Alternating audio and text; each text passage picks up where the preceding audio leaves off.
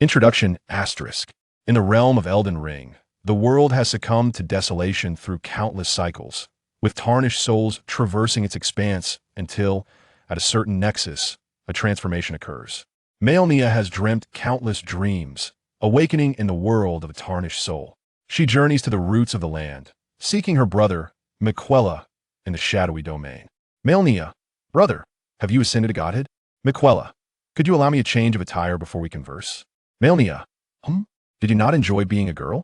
Miquella, that was a necessity. Please cease. Malenia, what a lovely collar you wear. Malenia, Runny, do not look back. I am Godwin. Runny, impossible. I could never harbor feelings for you. Malenia, extend your hand. Allow me to adorn you with a ring. Runny, I do not like you. Malenia, with so many hands, which one should I use? Runny, you fool. This one. Chapter 1, Awakening. At the foot of Miquella's sacred tree, the ground is strewn with shattered petals, tainted with the corruption of crimson blood. There is no breeze, nor any living creature, only the occasional light filtering through the hollow branches above. The figure resting upon the throne finally opens her eyes. She struggles to move her body, her vision obscured by darkness, her gaze clouded with an indelible sanguine hue. With great effort, she raises her relatively intact left hand, the twinge of pain from her skin intensifying as she brushes her fingers against her face, once smooth but now ravaged by decay. The uneven contours of her neck feel as though cloaked in a layer of crimson moss, a testament to her deteriorating condition. I am Malenia, yet my body can no longer endure. I wish to live alongside you, brother. Miquella. In her dreams, in that nearly impossible world, her brother reveled in exploration, perhaps seeking to traverse every uncharted path. He delighted in observing the joyous lives of those in that peaceful realm, as if partaking in their happiness himself. Meanwhile, I, burdened with frail health, remained confined to one place, awaiting the photographs he would send, his exaggerated smiles and boastful tones bringing laughter to my otherwise dreary existence. Eventually, I came to embrace the orphan children sent from various hospitals, tending to them as one would guard a lighthouse. Just as wayward souls find solace at a harbor, those who journey through the world would always return to occupy a place among the children.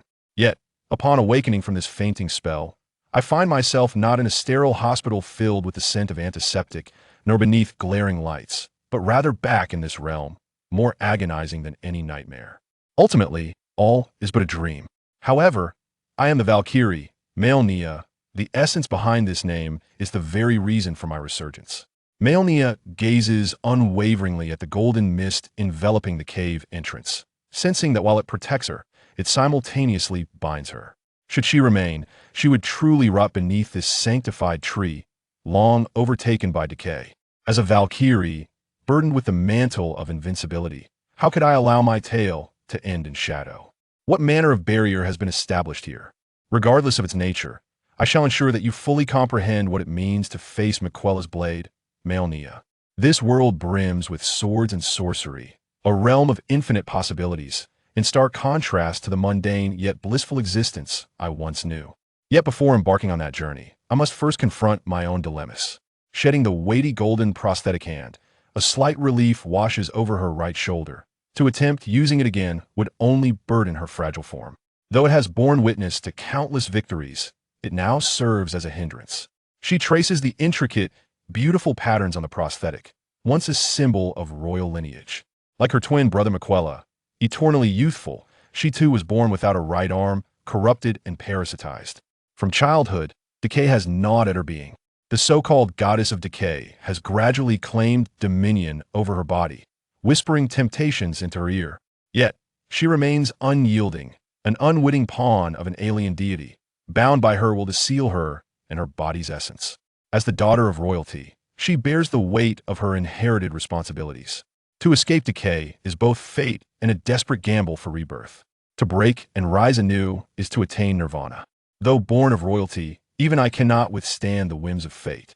Yet, having witnessed numerous destinies, I, the Valkyrie Malenia, shall carry the mantle of invincibility and vanquish you. So-called fate. Setting the golden prosthetic aside, she removes the winged golden helm that symbolizes freedom, feeling the long-lost sensation of liberation. Raising her head, the light filtering above seems to penetrate her darkened vision, illuminating her eyes. Though only a glimmer, she perceives a world imbued with brilliance. Once more, thoughts of her brother, Miquella, flood her mind, his ever-present smile, akin to a beacon of light. Malenia, I have brought you a talisman for health from the temple. If it proves effective, you must accompany me to the temple to offer thanks next time. Malenia, your smile is truly radiant. This book, Introduction to Chi Cultivation, has proven somewhat useful, though not as that old man claimed it would improve your health. But seeing you smile, don't tug at me. That was a mistake. Are you a pair of tongs, Malenia? Malenia, look what I have found for you. Malenia, Malenia. The once tranquil forces of decay within her begin to stir, seeking to reclaim her will. Are they to deny her even the slightest reminiscence of happiness? Goddess of decay, do you yearn to seize this wretched body for yourself? She senses the corruption has infiltrated her entirely, her once smooth skin now cloaked in decay. Yet, this force can only wreak havoc on the surface for now. The golden light within her blood entwines with the crimson decay, restraining its rampant advance. Deep within her being, her fervent heart pulses, transformed into a battleground. Golden light coalesces into a golden needle, piercing deep into the roots of the crimson decay, stifling its advance and preventing it from fully infiltrating her being. This needle is a gift from her brother Miquella, a pure embodiment of the golden law, requiring regular maintenance through its power. Yet, her brother is nowhere to be found. I see the profound fracture upon the golden needle. This spear is nearing its breaking point. My battle with Radahn, that confrontation, that battle may have left no victor. The shattered war, a struggle for fragments of the Elden Ring, bore no champion. The fracturing of the Elden Ring and the disappearance of the king unfolded under Miquella's will. The blade of the golden prosthetic pointed towards the roots of the golden tree, as the allied forces clashed with the ominous monarch Malenia defending the royal city. The sacred tree was assailed, an unforeseen calamity, as someone dared to invade the sanctum of the Valkyrie and abduct the divine Miquella. Unbelievable. Who is it? Who is it? Who is it? In her frenzy, Malenia disregards the so-called expedition, swiftly retreating to the sacred tree. The remaining royal forces, deprived of their sharpest weapon, hastily concluded their siege on the royal city after dividing the fragments of the Elden Ring.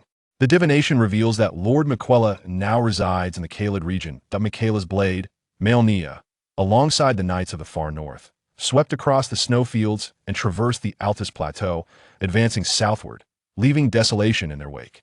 In the easternmost dunes of Caelid, the undefeated Valkyrie, Miquella's blade Malenia, and the mightiest demigod, Starbreaker Radahn, orchestrated the most frenzied finale of the Shattering War. The entire lands between trembled as life surged, yet the vibrant Caelid fell into a haunting silence due to their clash. As for the outcome, a life-risking strike sealed the Crimson Goddess, whose resurgence was triggered by the breaking of the pure golden needle. What she ultimately did in that battle remains a mystery, even to me. Brother, Miquella, where could you possibly be? Radahn, I shall ensure that you, this insignificant wretch, are turned to dust. Breathing in the tainted scent of the earth, Malenia had long grown accustomed to it, slowly attuning herself to the remnants of power within her. A vaguely familiar flow of strength coursed through her. Where had she encountered it before? Introduction to Chi Cultivation. Was that not a dream? This incomprehensible power. Has a new outer god arrived in the lands between? Have they set their sights on me, a wretched soul at the end of my tether? Regardless, I am now, in some measure, a beneficiary. As a warrior, Malenia felt the essence of her being more acutely. She resembled a diligent farmer, painstakingly cultivating the untainted soil of her meridians, sowing her power in an attempt to gather the strength needed to fill the voids within her. Malenia closed her eyes once more. Passivity had never been her choice. She would seek out Miquella, or perhaps another force capable of staving off the corruption. Lost in the endeavor of unearthing her inner strength, it felt as though she had returned to a dreamlike realm. She scrolled through a chat group, observing the fervent debates unfolding on her screen. Who knows the background of this new game? I saw on Baidu that the ruler of the Rune of Death was slain, and the lands between lost the concept of death. The queen collapsed upon the death of her child. Then, the two strongest representatives fought for the throne. Both sides were left wounded, and we, the Tarnished, make our grand entrance. Wow, where did this old historian of the Elden Ring come from? Are you the one with the mad tongue? Your history is rather far-fetched. Far-fetched? The Valkyrie was clearly betrayed by her brother, who sought out talent in Khalid and clashed with the Starbreaker. Who is the Valkyrie? The Valkyrie is a petty figure. Unable to defeat General Starbreaker, she unleashed the Crimson Corruption. You're talking nonsense. It was during the clash between the Valkyrie and Starbreaker that the Crimson Corruption reaped its benefits. Did you see the CG? The Valkyrie had her prosthetic sword severed and was stabbed by Starbreaker. Clearly, she couldn't bear the loss. Have you even played? You're just here shouting. Mindless Tarnished Knight. The Valkyrie was so beaten that she fled back to the sacred tree. The outcome is evident. Do you Red Lion Knights have any sense? Do you think the Valkyrie shares your sordid thoughts? Let's not forget that the backdrop here clearly adheres to the principles of benevolence, righteousness, propriety, wisdom, and faith. After the Valkyrie fought the Omen and was ambushed at the sacred tree, she went straight to find Miquella and faced the intact Red Lion Legion. How many could possibly survive? The Valkyrie fought against a bunch of cowards hiding at home during the Shattering War. Who possesses such audacity? Does Starbreaker? You Tarnished Knight.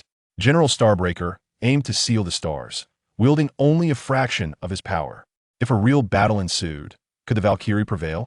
Indeed, Starbreaker is the strongest demigod. This is a widely accepted truth in the lands between. The Valkyrie and her brother are both maimed. How formidable can they truly be? Pure dear folk. The Valkyrie was grievously injured, and Radahn was driven mad by corruption. When it comes to sheer strength, the victor is obvious. Where did this pure deer folk come from? Get lost, you worthless being. Simple-minded insults, a peak enjoyment. Then, she drifted into a haze once more. She should have engaged more with that game world. Her mind returned to chaos, as if the connection to that world had been severed. Chapter 2. Not the Valkyrie. A torrent of information flooded her mind. The game titled Elden Ring resonated with everything surrounding her. She deliberately overlooked certain incredulous elements, for the truth must be verified firsthand. Yet, in the eyes of countless outer gods, was the lands between merely a newly launched game? How lofty the divine beings were, to grasp the sensation of divinity, truly rare.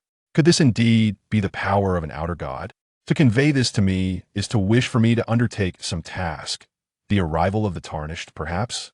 My existence may merely serve to enhance the experience for the Tarnished, making the game more enthralling. After all, even I enjoy witnessing the struggles of ants. Alas, I'm the ant now. Then let me, Malenia, witness your power. I know not how long I have slumbered, Tarnished One, or perhaps, Outer God.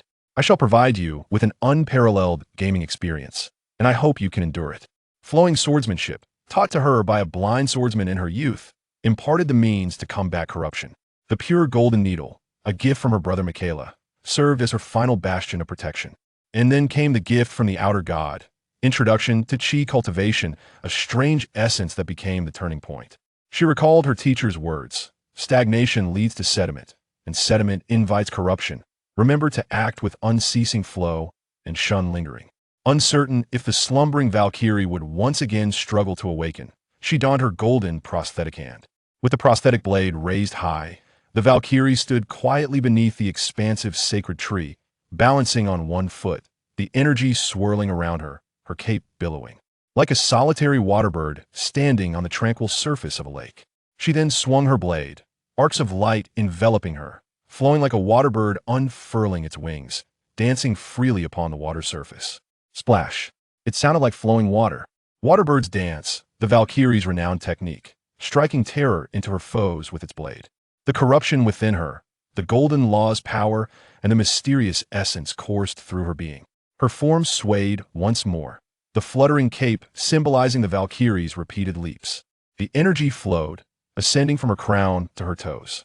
With each graceful movement, sweat trickled down her temple, and the joyous dance of her sword reignited the blocked springs within her, clearing the congested pathways, allowing the corruption to flow away with the water. The mysterious essence propelled the flow of power, swift and fierce. The warrior's body appeared on the verge of collapse, yet it resiliently sustained everything. At last, the wings of the waterbird fell, crashing into the muddy ground. But a smile graced her lips, a long-lost freedom. After resting for a considerable time, the Valkyrie rose from her throne. As a woman, she ought to tend to her own affairs. With the prosthetic blade in hand and the winged helmet upon her head, Malenia approached the golden mist gate. A surge of mysterious power obstructed her path. The energy clung to the blade, effortlessly shattering this trivial barrier. How peculiar. I expected it wouldn't be so simple. Strolling forth with an air of casual confidence, she endeavored to mask her slight unease, but upon ascending the lift, her gaze was drawn upward, igniting within her a flare of anger. Corrupted abomination. Those creatures, adorned with countless appendages and wielding scythe-like staves, possess pale exoskeletons and exhibit primitive intellect. They eternally revere their corrupt deities' vile minions. Repugnant insects, mere ants. Have they not already been banished by their own kind? How absurd. The grand city of Abreful has stooped to allowing these wretched abominations to guard my gates. Finlay. There was no response, causing a pang of unease to grip my heart. Finlay, the personal guard of Malenia, is the most formidable among my loyal knights. Surely, she could not have been vanquished by these loathsome vermin. Taking a few more steps forward, the acrid stench of insects halted me. The ground was littered with their excretions and remnants of their feasts. The once sacred church of the Haligtree is now sullied by such filth. Do they infest the heavens as well? Anger surged within me, cursed wretches. With renewed resolve, I raised my golden prosthetic blade once more. The blade shimmered with a radiant white aura. My crimson-haired figure glided like a specter through the church, striking down all the grotesque and filthy minions of corruption in an instant. The polished golden blade remained untainted, as I, the Valkyrie, stood poised at the center of the church. I cast a glance at the familiar statue within, before exiting the sacred edifice. Malenia walked in silence, pondering the gatekeeper. In the nearby graveyard, a knight stood vacantly before a tombstone, accompanied by several older guards who merely wandered nearby.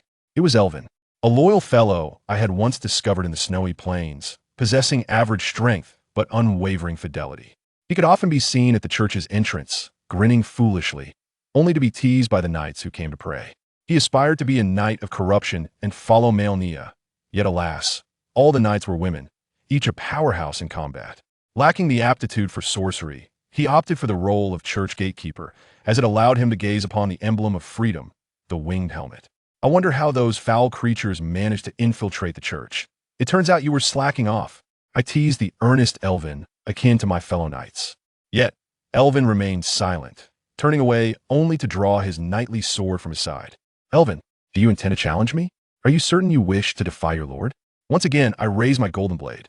Without hesitation, as the sword swung, I struck, severing it in a single blow. Victory in battle is not merely a title. You should know this. Regrettably, even with his sword broken, he mindlessly charged at me, akin to a marionette. I gracefully retreated, surrounded by gravestones. Are you all that remains? I laid aside my murderous intent, gazing closely at the names etched upon the tombstones. Sophia, Staller, Eldrin. I remembered each name. They were all children, younger than I, whom I had collected one by one from the holy snowfield. They foolishly wished to follow me. Were they truly destined to lie here forever? Countless familiar names were inscribed here, knights of corruption and sorcerers alike, all resting in this place. The crooked script was intimately known to me. The sister who was so foolish as to hone her martial skills to remain by my side could only write her own name, in a scrawl so illegible it was unrecognizable. Wouldn't any of the other knights write better than you? None of my remaining knights could write as poorly as you. And what of the sorcerers? Fool! Finlay! Cursed wretch! When I find you, I shall surely punish you. Ignoring the swords wielded by my surrounding knights, I leapt to the rooftop of the church. Gravestones that could not even stand in the graveyard, densely packed, numbering over 100. My knights from the southern campaign barely totaled 100. How could there be so many? I dared not look again. If I did, the pride of the Valkyrie within me would be shattered by the tears concealed beneath my helmet. Finlay, Sister Finlay, you're still alive, right? In Abreful, I had long since grown accustomed to this place. Yet those beings who had never dared to step foot within my walls now rampaged through my sacred city. It is well known that when the Valkyrie raises her golden blade, the wisest course of action is to kneel and beg for mercy. Yet these incommunicable monsters would not. Thus, within the entire holy city, only the royal specters, yet to solidify into corporeal forms, could withstand the wrath of the Valkyrie's blade. The royal specters, amalgams of resentment from those noble sorcerers who perished under torment, bore a repulsive appearance reminiscent of centipedes, with human hands replacing the insect's legs, exuding a nauseating, viscous substance. The blade of the Valkyrie would not suffer such abominations. Even the prisons of the Holy City would not harbor such creatures, as they were usually purified immediately. Traversing through the entire Holy City, I encountered only a few remaining knights of corruption. Some stood guard in the prayer chamber, others at the gates of the Holy City, while a few rotated in the resting area. After defeating them one by one, I removed their helmets, revealing familiar yet vacant faces that caused my once proud heart to grow cold. In this city, everyone is but a puppet. At this moment, I believe the unbelievable words of those outer gods. The blade of Miquella, Malenia, had fled back to the Haligtree after battling Starbreaker Radahn. My pride as a Valkyrie lay utterly shattered. Standing at the highest point of the Holy City, I removed my golden-winged helmet, my damp, crimson hair bearing the briny taste of sweat or perhaps tears. At this moment, within my own city, beneath my own holy tree, in my own home, I found not a single kin to share my sorrow. Once, I could easily find a knight to engage in joyful conversation for an entire day. Now, countless thoughts plagued me, urging me to return to the cavern beneath the holy tree and never emerge again, to await my brother's return. He is the wisest being in all the land between realms. Surely, he can find his way home, right? The one who took my brother. Mong, one of the harbingers of doom. Cursed wretch, you shall die. I will sever your head and hang it beneath the holy tree, to honor my fallen knights. Yes, revenge. In Radahn, Monget, and the god of corruption, the supreme will, I shall use this blade to behead you all one by one. In this moment, the resolve that compels the Valkyrie to rise is not merely her undefeated pride, but the consuming hatred of a beast that chooses its prey, bearing her fangs at the realm between worlds. Chapter 3. Sister Mary, the dusky sky shall never dim. Much like the resplendent golden tree that obscures half of it, yet continues to radiate brilliance. Malenia had encountered Loretta, stationed at the grand stage of the sacred tree, and as expected, she found herself utterly unable to communicate, just like the remaining corrupted knights. The last flicker of hope within her was ultimately extinguished. Had all beings truly transformed into mindless monstrosities? The Valkyrie could not bring herself to raise her blade against a former friend. Instead, she summoned her strength, weaving through the branches of the sacred tree, in search of the portal leading to the sanctified snowfields. With no desire to engage the bothersome hybrids, Malenia passed through the portal, traversed the town of rites, and departed from the sacred tree, finally liberating her heavy heart. Cloaked in her mantle, the Valkyrie walked through the snowy mist, her cold demeanor more piercing than the biting wind. Beneath her cloak, her golden blade was drenched in blood. Fated Malenia gasped in disgust. Was it yet another hybrid of some sort of spider? Emerging from the city of Stonevale, why had she left the snowfields? Are you the Harbinger King? Not merely a mere manifestation. When did you appear behind me? How trivial. I have lost count of how many corrupted minions or hybrids I have slain, ever since stepping into the realm of Gaelid. The ubiquitous scarlet corruption attests to the god's ominous proclamations. An unseen will compel Valkyrie Malenia to linger here. A woman with crimson hair leaned against a decaying branch, her eyes covered with white cloth, coughing incessantly and looking in great distress. Yet, in times past, Malenia would not have paused for other travelers. Much like those who lay sprawled on tables, the haggard old woman, the serpentine figure hidden in the pavilion, the faded little Red Riding Hood nestled in a dilapidated house, or the warrior trapped in stone, crying out in vain. There seems to be something about you that draws me in. The red-haired woman struggled to sit up. I am Mary, she coughed. Hello? Hello, I am Malenia. Mary's lips curled into a smile. You are the corrupted goddess Malenia? How splendid. I never expected to encounter my destiny so soon. I thought my body would not endure until that moment. I do not cherish that title. What is your destiny? Is that so? You do not cherish it? I have long sensed your presence, corrupted goddess Malenia. Mary's tone suddenly surged with fervor as she grasped the scythe of the corrupted knight, concealed in the earth, and in a heartbeat, it swung towards Malenia's head. I am not foolish enough to let down my guard before a stranger. Malenia bent low, executing an astonishing arc to evade the lethal strike, gracefully retreating. I shall slay you, corrupted goddess. The Valkyrie was not merely a title. Discarding her cumbersome cloak, she raised her golden blade high, gleaming with the same radiant light as her winged helmet. The scythe of the corrupted knight? Do you know how to wield it? Do not underestimate me. Once a frail beauty beset by illness, Mary now wielded the radiant scythe with a fluidity surpassing that of her adversaries. Each movement she executed bore the unmistakable mark of diligent practice. The clash of her prosthetic blade against the scythe attracted the attention of nearby creatures. Yet both combatants were seemingly unfazed. While her strength was commendable, her technique faltered. Lacking systematic training, she struggled to master the intricacies of the scythe. The prosthetic blade consistently intercepted the scythe's strikes, demonstrating that even a long-handled weapon like the Radiant Scythe could not gain the upper hand against the elongated prosthetic. As Mary attempted to refine her techniques, the seasoned warrior Malenia, akin to an adult sparring with a child, effortlessly countered Mary's moves while incessantly pointing out her flaws. "You underestimate me, goddess of decay," Mary retorted, creating distance between them. Malenia, however, did not pursue. Instead, she regarded Mary as one would a mischievous child. "I must confess, I find joy in discovering that there are intelligent beings in this borderland. I had presumed it was populated solely by mindless creatures. You seem quite confident. Let us see if you can defeat me first." Two golden halos surged toward Malenia as Mary charged with her scythe, intent on initiating the next round. Suddenly, an incongruous sound of galloping hooves echoed nearby, as a cloaked cavalryman charged unannounced toward the unsuspecting Mary. In a swift motion, the Valkyrie's prosthetic blade was gripped in reverse, her aura erupting as she vanished from sight. The cavalryman, barreling toward Mary, was abruptly struck down by the golden appendage, sending the Dark Knight tumbling from his steed.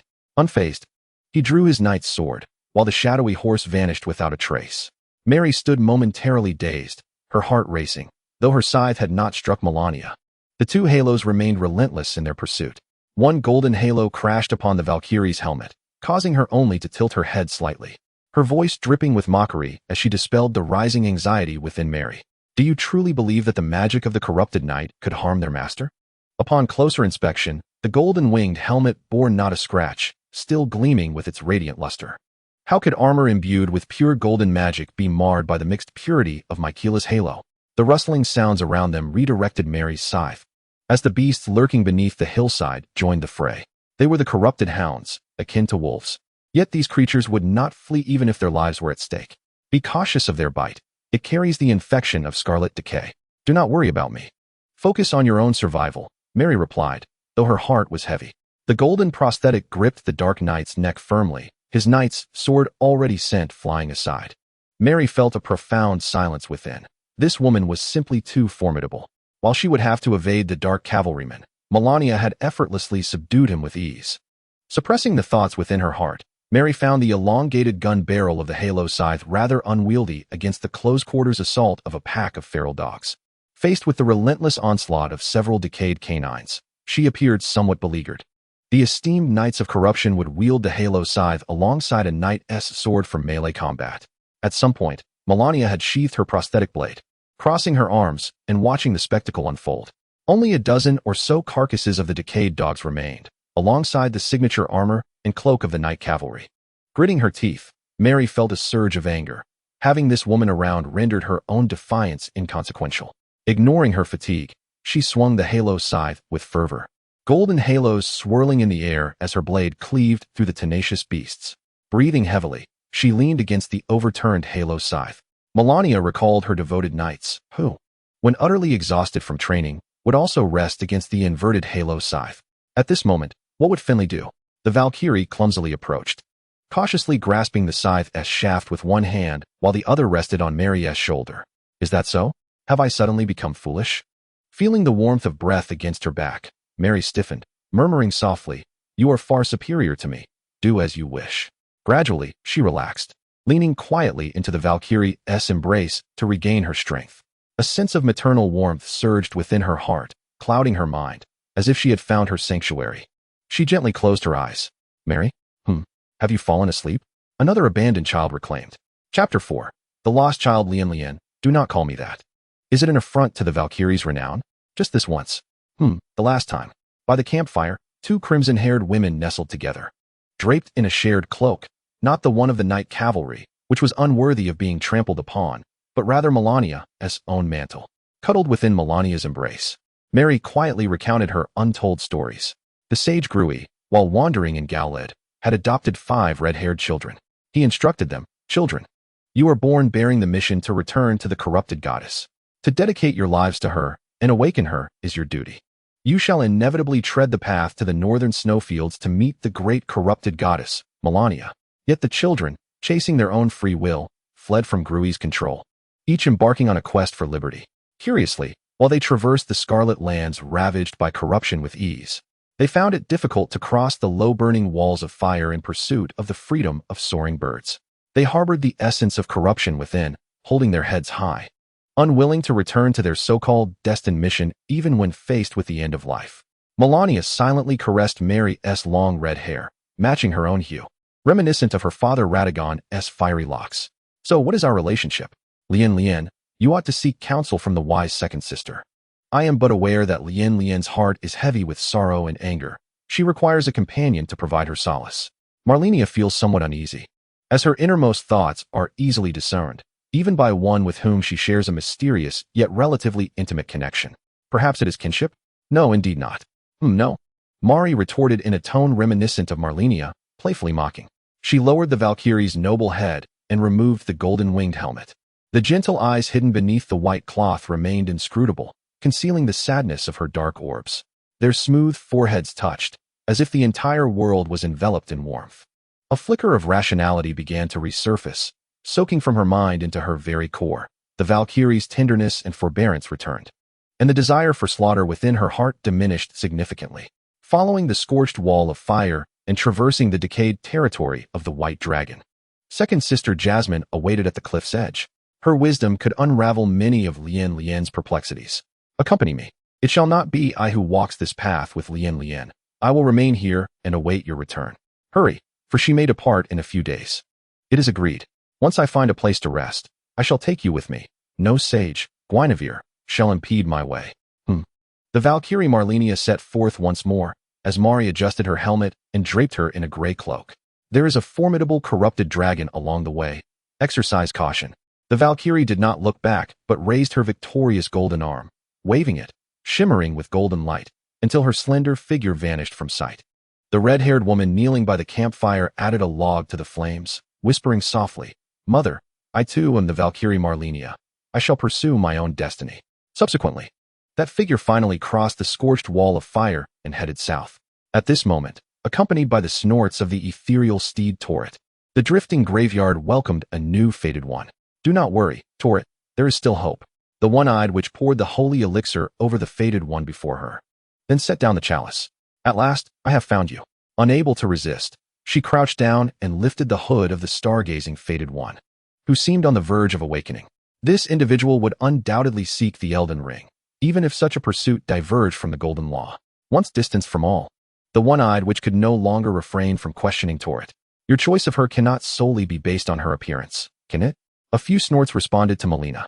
"Of course, I have always believed in Torret. Indeed, but I remain skeptical that such a young girl can ascend to kingship. She appears younger than any beast in the lands between. She cannot be a newly fated one. Heavens, caring for children is not my forte." The protagonist of the lands between made their entrance amidst Malenia's ramblings. On the other side, our story's protagonist, Malenia, finally encountered the colossal dragon. The tales passed down through generations spoke of the dragon's formidable power. It was said that the firstborn, Golden Godwin, once engaged in a fierce battle with the ancient dragon, Fortisax, before the royal city of Lendl, resulting in a stalemate that fostered a mutual respect and a pact with the ancient dragon. However, that was a story from long ago, a time when Malenia had yet to be born. The immense white dragon lay coiled beside the road, its body ravaged by decay, even its wings sprouting grayish-red branches of rot. Sensing the presence of an intruder, the decayed dragon, Aegis, lifted its head. The Valkyrie raised her golden prosthetic blade, a surge of energy coursing through her. The overwhelming aura caused the air around her to tremble, and Malenia, who had been moving forward intermittently, felt that her energy had reached the final page of her tome. In the Borderlands, this energy seemed to manifest more prominently. It appeared as though Malenia had once wielded this essence, perhaps only able to relinquish her control of weaponry. A dubious practice. The energy flowed within her, and with narrowed eyes, Malenia fixed her gaze upon the hunched, decayed dragon before her. "I am curious to test whether this so-called dragon truly possesses such strength." Aegis, the decayed dragon, crawled a few uneasy steps, its instincts as a beast warning it that the entity before it was not one that it could challenge. Tainted as it was by decay, it exhaled a massive plume of crimson spores and flapped its wings to retreat from the scene. Fleeing already? The scarlet energy consumed the red spores within her, igniting a spark of exhilaration. Yet, The pure internal energy swiftly dispelled the gathering crimson decay, preventing it from stagnating. If the crimson decay were to cease its stagnation, perhaps it could be a source of energy. Who knows if it could devour magic? The Valkyrie sheathed her blade, brushing off the dust from her attire, and continued onward along the burnt fire wall. Such matters could be addressed later. The charred wall seemed only partially effective in halting the spread of crimson decay, but, admittedly, it did provide some utility. The dim sky darkened once more, signifying that another day had passed in the borderlands, yet time held little meaning for the creatures dwelling therein. Malenia gazed at the towering cliffs across from her, which were bisected by a profound chasm, the bare rock faces only revealing a few roots extending outward. Surveying her surroundings, it appeared that no path from the past existed. But this posed no issue for the Valkyrie. With a surge of energy in her legs, she leapt onto the protruding roots among the cliffs, ascending the precipice. Concealed behind a rock, a one-eyed girl observed the cloaked figure on the cliff before her, watching as she effortlessly jumped onto the exposed roots and then vaulted up to the towering cliffside. This was impossible. No human could achieve such a feat. She must be a monster. The wild rabbit she had just hunted lost its allure. Was that creature truly human? How could one leap so high merely with physical prowess? Regardless, it was best to leave quickly. The opportune moment was now. The one-eyed red-haired maiden gripped the spear of the great tree with one hand and held her prey with the other. Only after the monstrous figure had vanished from sight did she crouch down and prepare to flee. Yet, she soon discovered that the very person she had clearly seen on the opposite mountain was now standing right behind her. Smart child, she thought, to navigate around a powerful creature.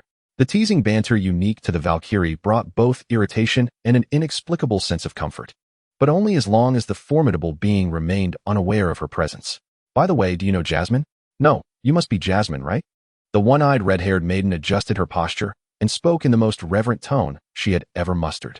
After all, even with the weakest perception, Jasmine would surely recognize who stood before her at such close proximity. My dearest mother, I send you my most sincere greetings and only ask that when you do choose to end my life, you do so swiftly. Mother? Kill you? That brief statement caused Malenia to question her life choices twice. Chapter 5. Little Red Riding Hood Roderica, why the propensity for murder? Is the name of Valkyrie Malenia forged through slaughter? It is merely that those worthless beings could not possibly defeat me. Moreover, she had saved numerous lives from the snowfields. How had she gained such a reputation for bloodlust? Surely, it was the corrupt goddess who had orchestrated this during the Ionian War. Damned corrupt goddess. A silent protest echoed along the road from the snowfields to Galat, littered with the corpses of aberrant creatures and beasts. Furthermore, throughout her life, Malenia had never held hands with anyone but her brother, and even among women, there were only a handful. Her face, obscured beneath a golden-winged helmet, flushed crimson, while her left hand, hidden beneath her cloak, anxiously fiddled with the golden ring at her waist, attempting to calm her restless heart. Although I am somewhat pleased, she murmured softly, who could it be, Valkyrie? Brother? Fenray? Loretta? Mother, how could it possibly be you? It must be the corrupt goddess's doing. Ugh. But what should I do now that Mother Lian is a woman? Does becoming an adult allow me to engage in those activities depicted in books, or wear attire as alluring as mother's? You are so wicked, Malenia. Cursed corrupt goddess, you are responsible for my misdeeds. And I am left wondering whom I have preserved my virginity for all these years. You must perish. Yet, she only appears when flowers bloom, and, most importantly, the corrupt goddess is none other than myself. Cursed corrupt goddess. Damn it, damn it. The one-eyed red-haired girl, Jasmine, gazed at the corrupt goddess before her, remaining silent for an extended period. Could she be angry? Logically, she should have many questions, providing her with a chance to maneuver. Jasmine, Jasmine, activate your clever mind and think of a way to preserve your life before the corrupt goddess. Calm down, calm down. How could the corrupt goddess have found her here? And how did she know she was hiding in this very spot? Jasmine could not fathom that a single phrase had sunk the Valkyrie's ship. At that moment, the Valkyrie was still ensnared in the turmoil of her own coming-of-age dilemma. Mother, have you come here in search of something? Are we still seeking vengeance against the shattered star, Radahn? Ah, yes, revenge. Radahn, you say? I do not harbor such desires for vengeance against him. My sole aim is to exact retribution upon the corrupted goddess. Indeed, and Morgoth too. I yearn to vanquish them. Malenia, still unaware that her soft, melodious voice belied the fierce essence of a Valkyrie, found her mother's teachings lingering in her mind. Gulp. Jasmine swallowed hard, choosing to ignore Malenia's peculiar tone. Might it please her to refer to her as mother? Seeking revenge against the corrupted goddess? Is it not you, the corrupted goddess Malenia? This thought stirred something within Malenia's subconscious, causing the strange knowledge of procreation to dissipate, her mind clearing in an instant. The blissful dreams of the outer gods and an insatiable yearning for happiness constantly reminded her, I am Malenia, the blade of Miquella, a proud Valkyrie. Not that self-degrading corrupted goddess. Remember that, little one. Her chilling words doused Jasmine, who had been basking in pride, with icy water from head to toe. It was as if each word Malenia uttered was a sentence of death for herself. Fortunately, she is a Valkyrie. Forgive me, mother, I was wrong. Wise is the one who recognizes the time and circumstance. Jasmine lowered her head and bowed to express her contrition. To make amends, how about inviting mother to my home for a visit? Upon hearing the timid call of mother, Malenia's inherent maternal instincts surged forth, especially after having recently reclaimed her gentleness and intellect from Marika. Very well, lead the way. With Malenia's tone softening, Jasmine let out a sigh of relief. Indeed, those two words can be life-saving. Amidst the stormy hills, a dilapidated house stood precariously, yet resilient, refusing to succumb to the tempest. The newly arrived Starseer sat before the golden blessing. Noticing the NPC beside her, she rose and curiously engaged in conversation with the girl adorned in a red scarf. After the customary exchanges became repetitive, the Fated One acquired the ashes of the jellyfish and intelligence regarding the final boss, Greek, in Stormvale Castle. Is her name Kulala? Such an endearing name. Wouldn't you agree, Little Red Riding Hood Roderick? Unable to resist, the Starseer lifted the recently obtained jellyfish ashes, ringing the soul bell in her hand, and a white jellyfish appeared in response. I forgot this is a game, you will not respond to me. Yet this game disc can connect to VR, feeling remarkably real, even to the point of conversing. The Starseer seemed to revel in the joy of speaking within the game. It appeared that others could not connect to VR. Where did that old fellow procure this game disc? Roderick raised her head, summoning her courage. For the blessings surrounding this Fated One far surpassed her own, she mustered the strength to utter a few more words. Fated One, I have a suggestion. In recent days, for reasons unbeknownst to her, the sentinel ahead and the interlocutor from the city of Stormvale have vanished into obscurity. Should you advance now, you may very well evade their presence. Nevertheless, we shall eventually metamorphose into a chrysalis. This thought seemed to sap all courage from Roderick, who slumped back down, overwhelmed. The white jellyfish wept softly, its sorrow palpable. The Stargazer girl gazed at Roderick in astonishment, realizing there was a concealed dialogue. Could it be true that venturing forth now would spare her from encountering the boss? Perhaps, for just days prior, she had witnessed a traveler exiting the checkpoint unscathed. Curiosity had led her to steal a glance, and indeed, the checkpoint sentinel was absent. The gatekeeper of Stormvale had mentioned that even the grafted Grek was nowhere to be found, and the soldiers stationed along the path had also disappeared. Yet, she felt an overwhelming sense of cowardice, lacking even the courage to enter the city. Is that so? Then I shall venture ahead to scout the way. You have bestowed blessings upon me, she exclaimed. I shall return shortly. The Stargazer girl rode forth on her spectral steed towards the checkpoint before Stormvale. Roderick lifted her gaze, and as if a realization dawned upon her, she gasped and covered her mouth in astonishment. What had she just done? How bold to engage a stranger in conversation. Just days ago, she had been too frightened to move when a cloaked figure passed her by. It must be the charm of the Stargazer girl. She was undeniably enchanting. The maiden tightened her crimson hood against the biting wind, now finding herself devoid of anyone to converse with. Previously, there had been Kalara, but as she glanced at the dilapidated house, she thought it prudent to seek a new location. However, her companions remained within the city. She resolved to wait a while longer before reuniting with them. Soon, the figure of a Fated One materialized beside the blessing. I can't believe it. The Stargazer girl gasped, startled, transforming into a quivering hedgehog. A Fated One? Oh, it's Little Red Riding Hood. My apologies. I galloped through the checkpoint, and the gates of Stormvale were wide open. Yet, who could have anticipated the barrage of siege crossbows lying in wait on either side? They struck me down instantly. Can you resurrect? She inquired, astonished. The blessings upon you are astonishing. Oh, indeed. This time, I shall not collect any items. I am certain I can dash through. Before long, the tempestuous wind subsided. The Stargazer girl reappeared beside the blessing. Wow, the sentinel at the checkpoint is but a minor boss. The boss has returned, and he dares to mock me. The accursed omen, Malekith, how vile. The winds of Storm Hill raged ceaselessly, as if the god of storms had taken permanent residence there. The gales roared once more. Alas, I forgot to sit at the blessing. It seems I could summon the sorcerer Roger there. The Stargazer girl's voice rang out again, melodious yet tinged with indignation. Roderica cupped her face, a smile gracing her lips, for she realized she had not felt this joyful in quite some time. A flurry of mottled leaves danced upon the breeze, colliding with the towering walls, spiraling downwards until they settled in the palm of the golden-haired maiden. Leaning against the wall, Roderica squinted, the cold foreign object in her hand jolting her back to reality. She curled up, her hands clasped tightly around a handful of withered, unsightly leaves. Squinting at the sky. Has the day already darkened? I wonder if that child has managed to enter the city of Stormvale. The figure in a white hat rode a spectral steed, returning to the dilapidated house on Stormhill. She sat despondently before the grace, lamenting, "Oh dear, the boss here is exceedingly difficult to defeat. I simply do not wish to play anymore. Little Red Riding Hood, I have perished a dozen times without clearing this stage. That foe is simply unbeatable." Roderica was at a loss for words. She had initially ventured forth with several companions, yet the ominous specter, recognizing its disadvantage, had retreated. Did Otto not summon Kalara to assist you in battle? However, Kalara's strength is rather limited. If you possess other ashes, Otto, you could summon them as well. Oh right. I forgot to call my dogs. I have 3 adorable little pups. Just a moment. I shall attempt once more. This will be my final attempt. Otto mounted her spectral steed, Tourette, and advanced towards the next challenge. And one-eyed which had somehow taken her place at the grace in the dilapidated house. Greetings. I am Malenia. Ah, hello, I am Roderica. I am that fool's witch. She has always been quite foolish, Malenia sighed in exasperation. Producing a pile of firewood from seemingly nowhere, arranging it in a circle. Little Red Riding Hood covered her mouth, unable to stifle her laughter, and squatted down to join Malenia in surrounding the firewood. How adorable, Otto's puffed-up expression.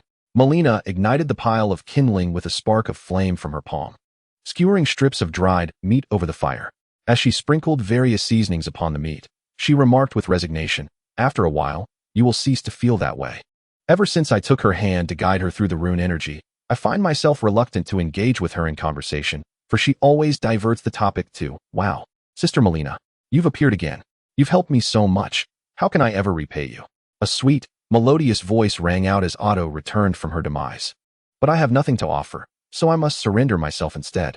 Ha! Malenia, her expression stiffened, withdrew her arm from Otto's embrace and handed the roasted meat to Roderica. "Sister Malenia, why do you ignore me? Shouldn't the first piece of roasted meat be offered to your most beloved darling?" Malenia sighed resignedly. By the warm glow of the campfire, Little Red Riding Hood's face shimmered with the golden light, not only reflecting the delight of savoring the delectable roasted meat, but also adorned with an unceasing smile. Amidst the wild winds of Stormhill, the sweet sound of a young girl's voice rang out, "Why am I not included?" Chapter 6. A Peaceful Sleep in a Hidden Cave. The aroma of stewed meat wafted through the air. Had it not been concealed within the craggy cliffs, it would have surely attracted the attention of wild beasts. "Your culinary skills are quite commendable, Jasmine. They're rather ordinary, not as good as my sister's. She is usually the one responsible for our meals. However, as a divine being, it has been quite some time since I have partaken in food like an ordinary person." Jasmine pushed the small pot slightly towards Malenia, suggesting, "Mother, if you do not consume anything for too long, your body will deteriorate. Furthermore, how pitiable it is to miss out on the exquisite delights of the world." Sitting cross-legged on the grass mat, Malenia couldn't help but recall the delectable dishes she had savored in her dreams, and how she once yearned to create them herself. However, after a disastrous incident in the kitchen, her little brother preferred to cook atop a stool rather than allow Malenia near the kitchen. "Your point is valid, yet not entirely so," she replied. "What do you mean by not entirely so?" Malenia, savoring the food, chose not to respond. She had merely grown accustomed to offering such retorts when her brother expounded on matters. Once satiated, Malenia gazed at the dimming sky outside.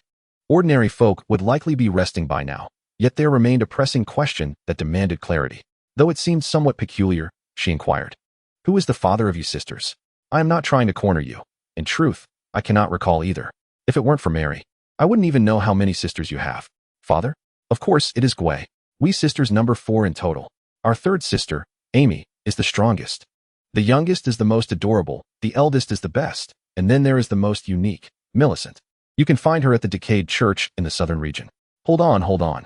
I am now more intrigued to know who Gwei is and where he currently resides." "Huh, why does Mother wish to know about that man?" "He is merely our adoptive father, a rather mysterious old fellow, who carries an unpleasant odor of decay." As she spoke, Jasmine seemed to catch a whiff of that foul scent, pinching her nose. "Oh, then who is your biological father? Is it not Mother?" "Huh, what? What are you talking about? I cannot comprehend a single word. Did the eldest sister not inform you, mother? Inform me of what? Jasmine pressed her forehead and closed her eyes, lamenting, "It is my fault. I forgot that explaining things to others requires clarity." What do you mean by others? Others refer to those outside our sisterhood. Furthermore, Gwei is our adoptive father and appears to reside in a dilapidated house behind the gate of Celia town. As for the question regarding our biological father, allow me to elucidate further. We were born from the shattered fragments of the Valkyrie's persona after the Ionian War. As a divine being, and fundamentally a rare entity embodying both male and female, self-reproduction is not an insurmountable feat. Our ultimate destiny lies in returning to the Valkyrie or the goddess of decay. I suspect Gwei harbors ulterior motives for gathering us. Until recently, I was unaware. But since I discovered we have been unable to escape the pyre wall, it seems we are both fragments of the Valkyrie and avatars of the goddess of decay. When the decay within us accumulates to a certain extent, we will, like the Valkyrie, transform into manifestations of the goddess of decay. Through regression, the Valkyrie is completely transformed into a goddess of corruption. Of course, the above is merely my conjecture. The specifics elude me. If only I could apprehend Grui. But my other sisters oppose me. How frustrating. This is undoubtedly the most convenient method to validate my theory. Why not pursue it? Thus, when you learned of my identity as a Valkyrie, you let down your guard. Certainly. Mother, you are the object of our long-standing admiration. If we could revert to being Valkyries, we would finally experience true, albeit fleeting, freedom.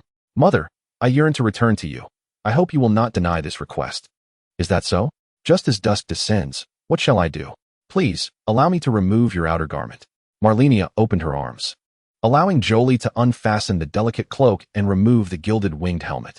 Upon seeing the visage marred by corruption, through those obsidian eyes, the call to return reached its zenith in an instant. Jolie longed to restore Malenia's essence immediately.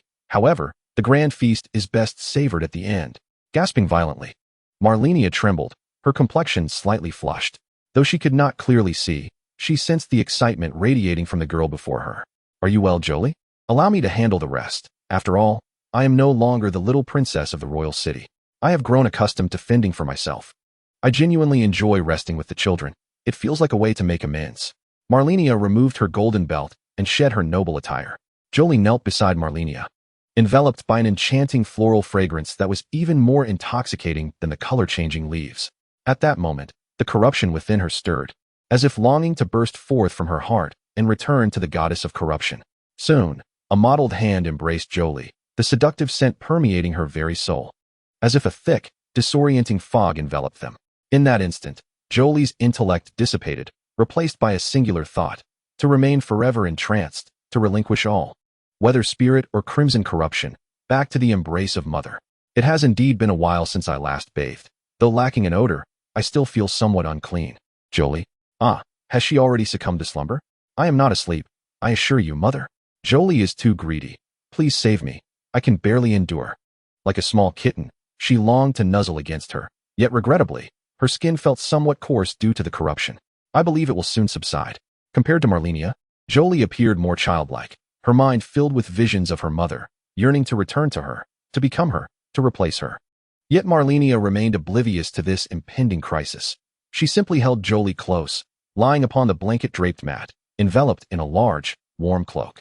Through a mere layer of delicate silk undergarments, Jasmine sensed a faint awareness. Yet she could still perceive the softness and the astonishing resilience of the muscular form beneath her supple skin. The slender waist, easily encircled by a single hand, elicited awe at the perfection of her physique. This could not continue. Her mind was on the verge of flight. Mother, let me go? Malenia closed her eyes, her anger swirling within the confines of the small cavern. I can't bear it any longer. It's all about you. I can't endure this. The cool air stirred the miasma of decay, and the pervasive rot in the atmosphere began to flow. Malenia sensed the crimson corruption coursing through Jasmine's being. Furrowing her brow, the energy was still sufficient. Perhaps she could assist her child in restoring her health. This was a gift. With this thought, the energy infiltrated the chaotic girl. The entire night passed in this manner. A heightened awareness informed Malenia that the child in her arms had awakened. However, the replenishment of her soul made her reluctant to rouse from slumber. Without sensing any danger, Jasmine appeared disinclined to awaken. Once her soul had rested sufficiently, Malenia keenly discerned that the fog clouding her mind had dissipated. Many of her previous questions found resolution in that moment. only to be replaced by a new wave of inquiries and contemplations. Swiftly, Malenia set aside these concerns and surveyed her surroundings. Jasmine was nowhere to be found. A letter lay to one side. Equipping her golden prosthetic hand and donning a light cloak, she picked up the thin parchment. Concerned that the spread of decay might burden her mother further, fearing she could be the proverbial last straw that breaks the camel's back, even when employing subtle language. Malenia perceived the underlying worries and fears. Yet, to a child, losing a textbook felt akin to the sky collapsing, while to an adult, it was merely a trivial matter. One could simply purchase another. After furrowing her brow, she shook her head in resignation. A multitude of thoughts transformed into a sigh. Alas, this child. No, these children. Malenia burned the letter, donned her garments, adjusted her cloak, and continued onward along the path marked by the smoldering fire. The particularly special Millicent? Perhaps it is time to pay her a visit, especially since Jasmine specifically mentioned her location. Oh, is it not common knowledge that there are 4 sisters and 5 individuals? Chapter 7. The Nameless Fader. Beneath the cliff, it appeared to be the town of Cerelia. This place was home to a large assembly of magicians. Upon her initial arrival, she had only garnered a superficial understanding of it. Should she venture there now? Malenia paused, standing atop the lofty precipice, gazing down upon the town. Then, with a surge of breath, she leapt, akin to a bird in flight, spreading her wings. She descended gracefully, alighting upon the city wall, where 2 Nox swordsmen stood, gazing vacantly at the hem of Malenia's skirt. What an unfortunate sight. Resolute, Malenia lifted her prosthetic blade and launched an assault from above. Her agile form resembled that of a hunting eagle. A cluster of white light sliced through the air, grazing the head of a Noxian swordsman atop the city wall. Though his body recoiled in retreat, his head remained stationary. In the next moment, blood gushed forth, staining the crimson earth beneath, painting it with the color it so rightly deserved. A swordsman fell, utterly defenseless, while another Noxian warrior wielding a long-handled warhammer soon followed, leaving a trail of red in his wake. With a heavy heart, Malenia glanced at the 2 lifeless bodies, lamenting, I am truly not a bloodthirsty killer. My blade has never tasted blood. At that instant, the golden mist at the city gate began to swirl, as if something were emerging from the other side. Must I once again resort to my prosthetic blade?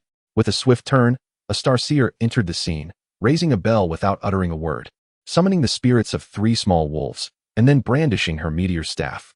Let us test my newly acquired spells and staff on this minor boss. Behold my stone spheres. The 3 small wolves charged towards Malenia, 2 leading, 1 trailing, displaying a remarkable intelligence in their coordinated assault. With a deft movement, Malenia evaded their encirclement. The 3 stone spheres crashed into empty space. The sound of shattering stone momentarily disoriented the 2 wolves, leaving them bewildered in search of Malenia's whereabouts. Upon closer inspection, she had ascended to the steps at the back, clutching one of the small wolves by its neck. Wow, does this boss possess such a low desire for combat? The health bar doesn't even appear, and my canine companion has been captured. Malenia grasped the small wolf. Its form present, yet insubstantial, chilling to the touch, resembling an ice pack. Hey, return my dog to me. Realizing her meteor spell had missed its mark, Otto shifted to using the luminous stone shards, which were bound to track the target. Malenia carelessly tossed the small wolf onto the face of the Starseer, leaping several times to scale the city wall. Having just declared her aversion to bloodshed, she found it somewhat contradictory to engage once more. The Starseer, Otto, pushed the small wolf off her face and sat up, only to see the cloaked figure atop the wall, vanishing into the nearby mountains after a couple of leaps. How did that person ascend? Can he fly? Wait, why is my health bar empty? Quick, take a potion. What on earth? Otto hesitated momentarily, searching for information on the boss in this realm. 2 Noxian swordsmen? That fellow doesn't he appear to fit the description. When she logged back in, the golden mist had already dissipated, and the Noxian fluid sword had automatically been placed in her inventory. Venturing further, she opened a silver chest to find the lusterite staff, though its intelligence requirement was exceedingly high, rendering it unusable for the time being. Otto scoured the area for any clues, spending considerable time, yet uncovering nothing particularly special about this red land. How peculiar. It seems my Elden Ring differs from others. No, it must have always been unique. After all, I am engaged in an advanced VR game. In a moment of perplexity, Achui chose to relinquish his thoughts. He mounted his ethereal steed and approached the steps outside. Suddenly, a resounding explosion echoed from the nearby mountains, as a colossal metallic sphere hurtled downwards, landing directly before him. Even the spirit horse, Torrit, was momentarily taken aback. Achui, with his hair standing on end, hesitated to advance a single step. Eventually, the metallic orb disintegrated into ashes, leaving behind a profound crater. Tentatively, Achui stepped forward, treading into the pit. The crater left by the explosion seemed the safest haven. Yet, a familiar roar resonated, followed by a fierce whoosh. Achui lifted his gaze, only to be engulfed in darkness. Surely, it was improbable for the same spot to be struck twice. On the cliff, Malenia flicked her golden prosthetic hand, gazing down at the town of Syria. Surely, no one would be foolish enough to remain in a place that had just been bombarded? Halfway up the incline, a massive iron sphere appeared, barreling towards her as though intent on crushing the Valkyrie beneath it. In times past, it was I who exerted dominance. There was no precedent for being overpowered. In a fit of rage, Malenia used her golden hand to shatter the sphere, sending it soaring down the mountain like a golf ball. Surprisingly, there were 2 of them along this path. Oh, quite impressive. One stroke into the hole. The Valkyrie, undoubtedly, felt her spirits lift upon encountering such delightful encounters. As she raised her gaze once more, a dilapidated church caught her attention. Was that the Church of the Corrupted? Approaching the edifice, she heard the sound of a faint cough, accompanied by several corrupted minions lurking outside. After dispatching them with ease, Malenia entered the church. Cough, cough. Have you come to take my life, goddess of decay? You must be Millicent, she remarked, recalling the accurate information provided by Morris. Alas, I have yet to fall. I am still a Valkyrie. With a tone akin to that of a caregiver addressing a child, Malenia knelt before the frail, yet defiant figure leaning against the church wall. The child, with her red hair tied in a ponytail, had 2 strands of hair limply draping over her forehead. Her golden eyes bore an unwavering determination, and her pale lips lacked color, as though she had not eaten for days. Clad in tattered gray garments stained with crimson, she clutched her empty right shoulder and coughed incessantly, exuding the aura of one on the brink of death. Despite her frailty, she remained tense, prepared to lash out like a cornered lion, willing to bite the enemy even in her final moments. Malenia maintained a respectful distance, carefully removing her hood to reveal her golden-winged helmet. You are deceiving yourself. Even in death, I would never willingly return to you. Oh, the stubborn little one. She sighed. I must first devise a way to get you on your feet. That fellow, Gui, is likely in that dilapidated house below. He may possess some valuable information. With that said, Malenia donned her hood once more and exited the church. Millicent, curled up, murmured, You are the Valkyrie, but who am I? I am the Valkyrie, Malenia. Outside the church, the shrimp, remarkably, had risen again and scathed. Malenia furrowed her brow and severed it once more, finding it peculiar. Yet, before she could descend the slope, those decayed followers instantaneously resurrected, brandishing their bug sticks and scuttling about. I shall see how many times you can rise again. Damned insects. Malenia lay in wait at the revival point, oblivious to the increasingly vibrant crimson decay within her.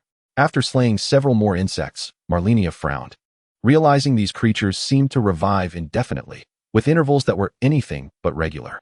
It was exceedingly strange. No, there must be something I have overlooked. The Star Watcher, Fated One. Yes, it is her. Has she truly arrived? Has the stage crafted for her by the gods already commenced? Upon this realization, an unsettling sensation enveloped Malenia. I must find an opportunity to make contact with her. It could yield significant discoveries. It must be the 3rd sister. Her movements are remarkably agile. Malenia spotted a red-haired figure ascending the hill, wielding dual curved swords, her expression suggesting an imminent clash. Surely she does not intend to challenge me? I should conceal myself until she is unaware of my presence. With that thought, Malenia gracefully descended the cliffside. Chapter 8. The Sage Gui Alti. Of course, the protagonist of the Elden Ring is a delightful and virtuous young maiden. The Star Watcher Fated One skillfully commanded her spectral steed, toward it, performing double jumps to ascend. She evaded the imposing, red-eyed, undead hound. The dilapidated house beyond the level should be the place noted in the strategy guide. I wonder if Sage Gui might have hidden dialogue. Perhaps it is best to leave it be. I have no interest in insects. Guiding her spectral steed, she charged directly into the small, decrepit house. Within, there sat a peculiar figure clad in red, a hood obscuring all but his pallid face, lounging in an armchair, exuding an air of ennui. The steed halted just short of colliding with him, vanishing at Alti's command. I am Gui, in days of yore. I was known as the Sage. I have a request for you, and I implore you to comply. This matter can only be entrusted to a fated one who remains vigorous after traversing the Ionia Marsh. Rest assured, I shall not ask for your assistance without recompense. If you consent to my request, I shall reveal to you the secrets concealed within the town of Celia. Goodness, what an odd aroma emanates from you. Nevertheless, considering your earnest appeal, I, Alti, shall graciously acquiesce to your request. Yet, Gwei appeared still and listless, resembling a weary laborer. Oh, you are willing to assist?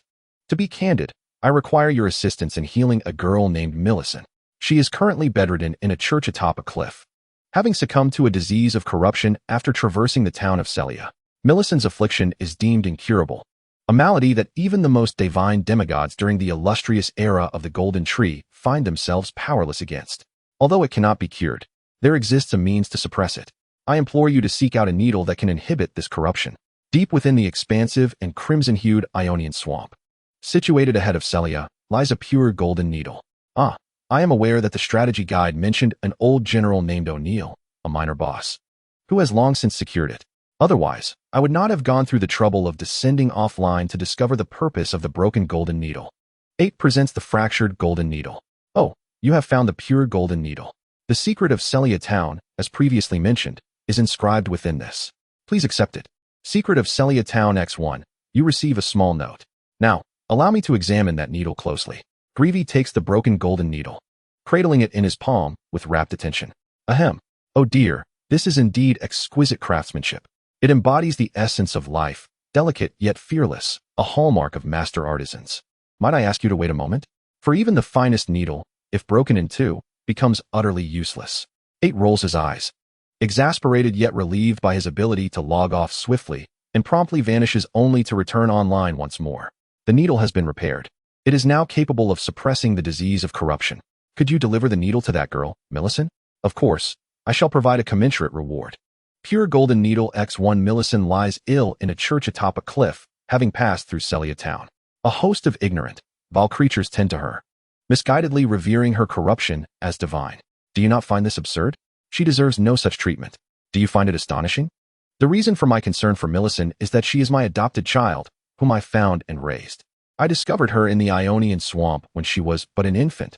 She is one of my beloved daughters. Alas, the corruption has likely ravaged her memory, and she no longer recalls me. Indeed, as one ages, they naturally become more involved in the affairs of others. Upon uttering these words, Greavy appeared to be on the verge of collapse, struggling to keep his head up while finding amusement in his own plight. It seems there are no other hidden dialogues. Perhaps there are concealed conditions at play. Let us gather treasures. Oh, a treasure indeed. With that, 8 clutches the small note he has just received in one hand while unfurling the map with the other, transforming into a beam of light and teleporting to Celia Town, vanishing from sight. In the next moment, a chilling voice echoes. I had thought Greavy to be someone of significance, yet it turns out he is merely a repulsive insect. I can smell the stench of your corrupted kin even through the walls. The speaker is none other than Malenia. Greavy instantly rises, prostrating himself on the ground. Oh great goddess of corruption, I never anticipated that you would venture from the sacred tree to this distant land. Before Greavy could finish his sentence, Malenia's golden prosthetic blade interrupted him. I am Valkyrie Malenia, not the goddess of corruption. Remember this. The cold, metallic edge emanated a chilling aura as it rested against Greavy's throat. He never doubted that this blade could pierce through his armor in an instant. Regardless of your identity, I hold you in deep reverence. However, you must not be here. Please return to the sacred tree and accept the divine fate that awaits you. Nonsense. The golden blade sliced through the thin veil of illusion, revealing the pale form of the worm, its sharp edge digging into the seemingly resilient shell. My life is but a trifling matter. Yet, I implore you, do not approach the girl in the church atop that cliff. Terrible events will ensue, and your fate will be irrevocably altered. The celestial realm of the gods will offer you no sanctuary. Is that so? What concern are the matters of the gods to me? I desire only to live the life I choose. I have no interest in deities. The white worm lay still, motionless, no longer making a sound. How dull. I expected a more formidable opponent. Malenia sheathed her golden blade, the broken golden needle, a casualty of battle, now rendered unnecessary. Millicent must still be reminiscing with her sisters. Perhaps it would be inappropriate to interrupt them now? At these words, the white worm grew agitated. My God, have you already met Millicent? Greavy seemed to cling to the hope that the two had not yet crossed paths. Oh my deity, the signs of corruption have become obscured, and all things are descending into chaos. The celestial order is on the brink of turmoil, and everything will collapse. I am the last sage of corruption. The era of decay shall ultimately not come to pass. witness this new world. Malenia chose to disregard the ramblings of the deranged worm, deciding to spare it for the sake of its earnest dedication as a father. Ahead, had the battlefield of Ionia truly transformed into a swamp? Should she revisit the familiar grounds? Yet, much had been shrouded by the crimson corruption. Perhaps it was best to refrain. Thus, it followed that Ionia was likely devoid of life, and Radahn was now lost to her knowledge. Perhaps she could inquire of this worm? However, knights were typically proud, and even more so, Valkyries. Without a second thought, Malenia dismissed this notion. Her foremost objective was to uncover clues about Mong. Yet she did not even know what he looked like. All she knew was that he was a grotesque being, cloaked in ominous portents, long imprisoned beneath the royal city. Back to square one, she would need to seek Radahn. Perhaps Meliasen and her sisters would know of his whereabouts. Yet, even Radahn would likely dismiss her with a curt, "I do not know," just as he had in the past. Not to mention, he was presumably as mad as the outer gods proclaimed. It was infuriating. Why could the outer gods not provide a morsel more of information? Calm down. There must be a way to uncover the truth. After all these years of waiting, there is no need to rush. In the present boundary, although the laws have shattered, there must be a method to locate an individual. The fated one. Malenia stood atop the high cliff, observing the distant Sorceria magic town, where small black dots were bouncing on the tree roots, particularly conspicuous in her perception. Yes, it is indeed the fated one. Following her footsteps, one could undoubtedly find Munger, and even unveil the myriad secrets hidden within the boundary. Retrieving my brother and journeying to the realm of dreams, to live a life that is serene and free, is my ultimate aspiration.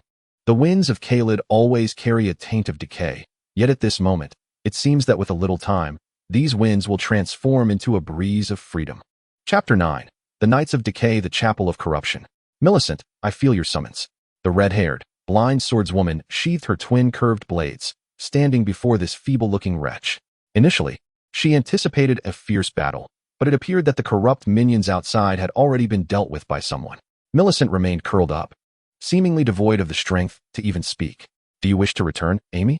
In doing so, you would forfeit your prolonged existence. Amy leaned against Millicent, propping her up. Wasn't this matter already settled?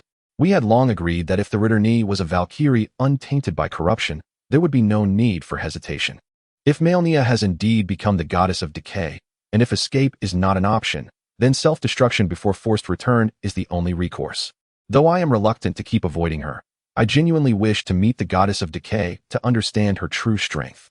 Moreover, even if we lose our divinity, as mere mortals, we still possess several decades of life, do we not? If the one returning is you, then undoubtedly, you are a Valkyrie. Furthermore, after the return, I would be able to step beyond this crimson land in search of a confrontation with the goddess of decay. I wonder where she is. The desire to battle her seems a daunting aspiration. Millicent closed her eyes, no longer gazing at the sister who once vehemently opposed the return. You will soon see her. Since you have made the decision, let us commence. Amy smiled faintly. Thank you for your blessing. Even if I lose a portion of my power, I shall recover swiftly. As their foreheads touched, a question arose. Will the return be painful? No, it will instead be quite comfortable. Do not speak. I can sense it. I'm feeling increasingly at ease. As though a festering wound has been excised, a tingling sensation of relief enveloping me. The soul flows, and a sense of satisfaction ripples around the two. How much longer will you take? An untimely voice echoed from the dilapidated roof of the chapel, disturbing the resting sisters. Ignoring the astonished duo, Malenia approached with intent. That fated one is quite slow. Does anyone know where Radahn is? Millicent warily regarded Malenia. Why are you still here? I seek Latine purely to confront him. To prove my might and dispel the rumors of my defeat as the Valkyrie in the borderlands. Upon hearing this, Amy turned her slightly flushed face toward me. Her excitement palpable. You are the Valkyrie, Malenia. Malenia removed her cloak, revealing a golden-winged helmet. Indeed, I am the Valkyrie Malenia. Amy gazed at Malenia in bewilderment, then instinctively reached out to touch her chin, only to retract her hand abruptly. Oh, I apologize. I thought I was dreaming. Fear not. I cherish spirited children like you. You must be the third sister, yet you have yet to share your name. I am Amy. Have you met my elder sister? Yes. Mari is a mature and endearing child, and then there's Jolie. She is quite astute. Ah, yes, my elder sister has always been that way. For years, she has taken on the role of my mother. As for Jolie, well, let us not dwell on her. Can we engage in a duel now? It has long been my dream. Nothing excites me more than challenging a formidable opponent. Hold on a moment, Amy. Your requests are rather numerous. Allow the other child some time to speak. Amy paused, then glanced at Millicent, who appeared hesitant. My apologies. We shall have our duel later. Certainly. The opportunity will arise.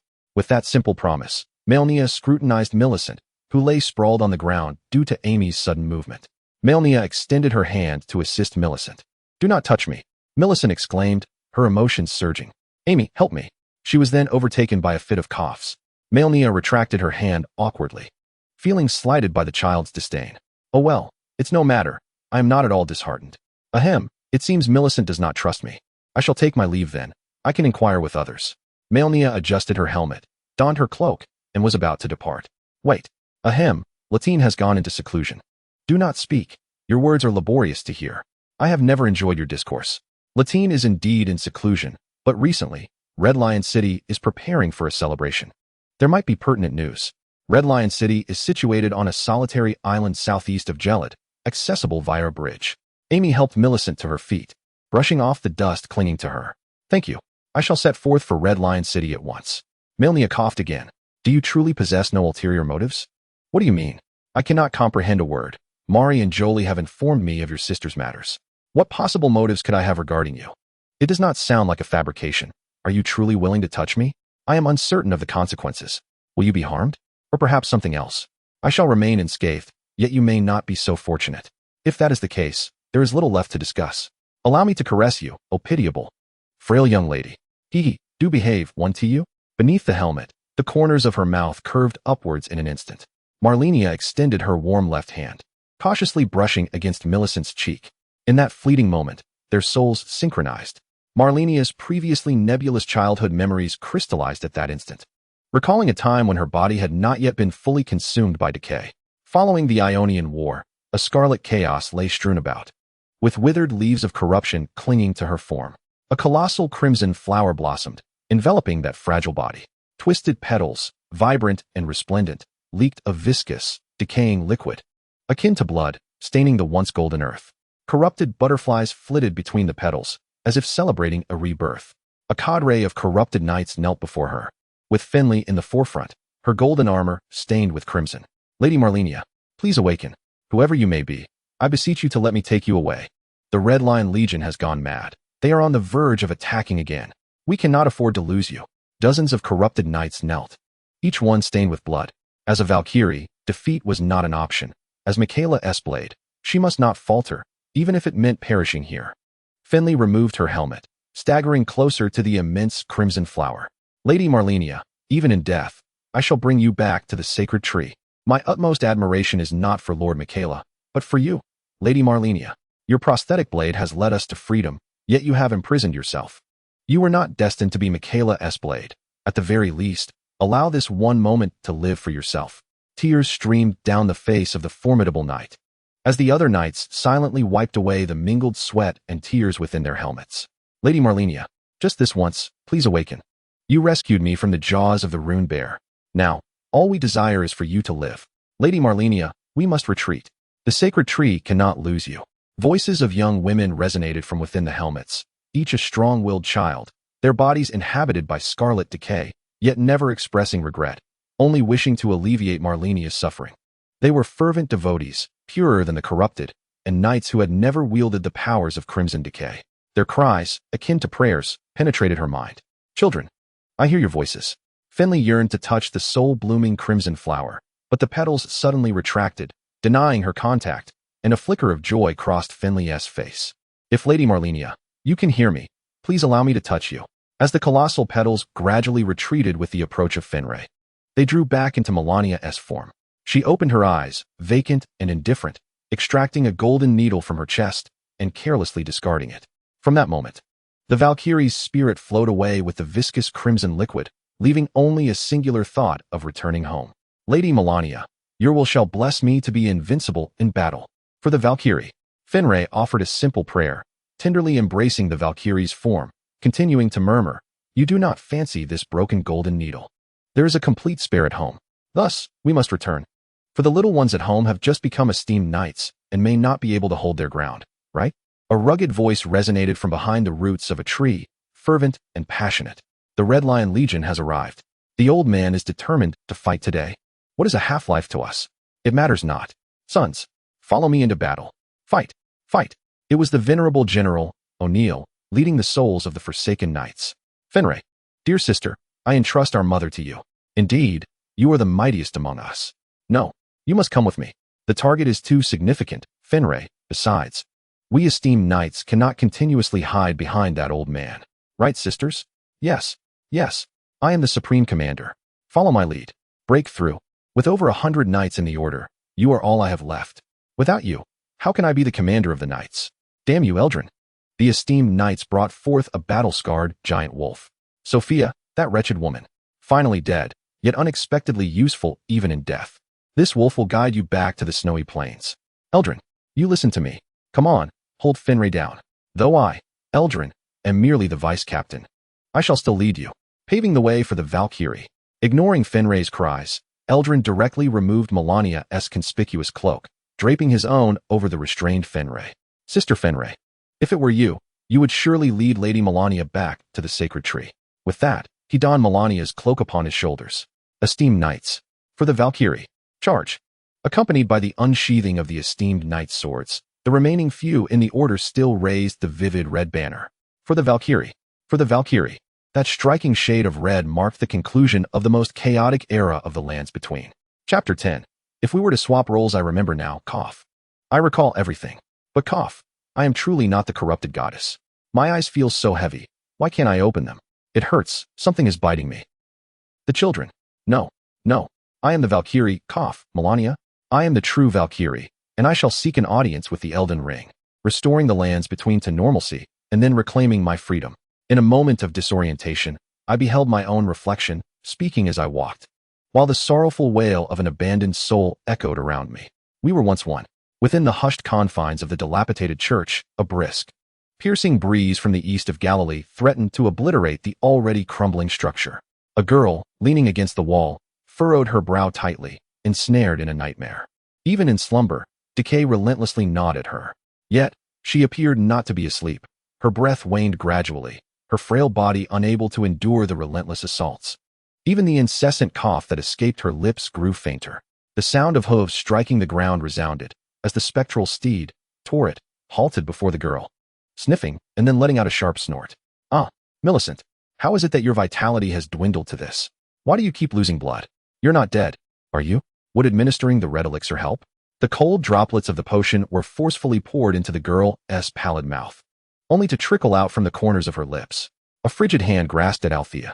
Althea, stop administering it. You'll drown her. May, you've finally appeared.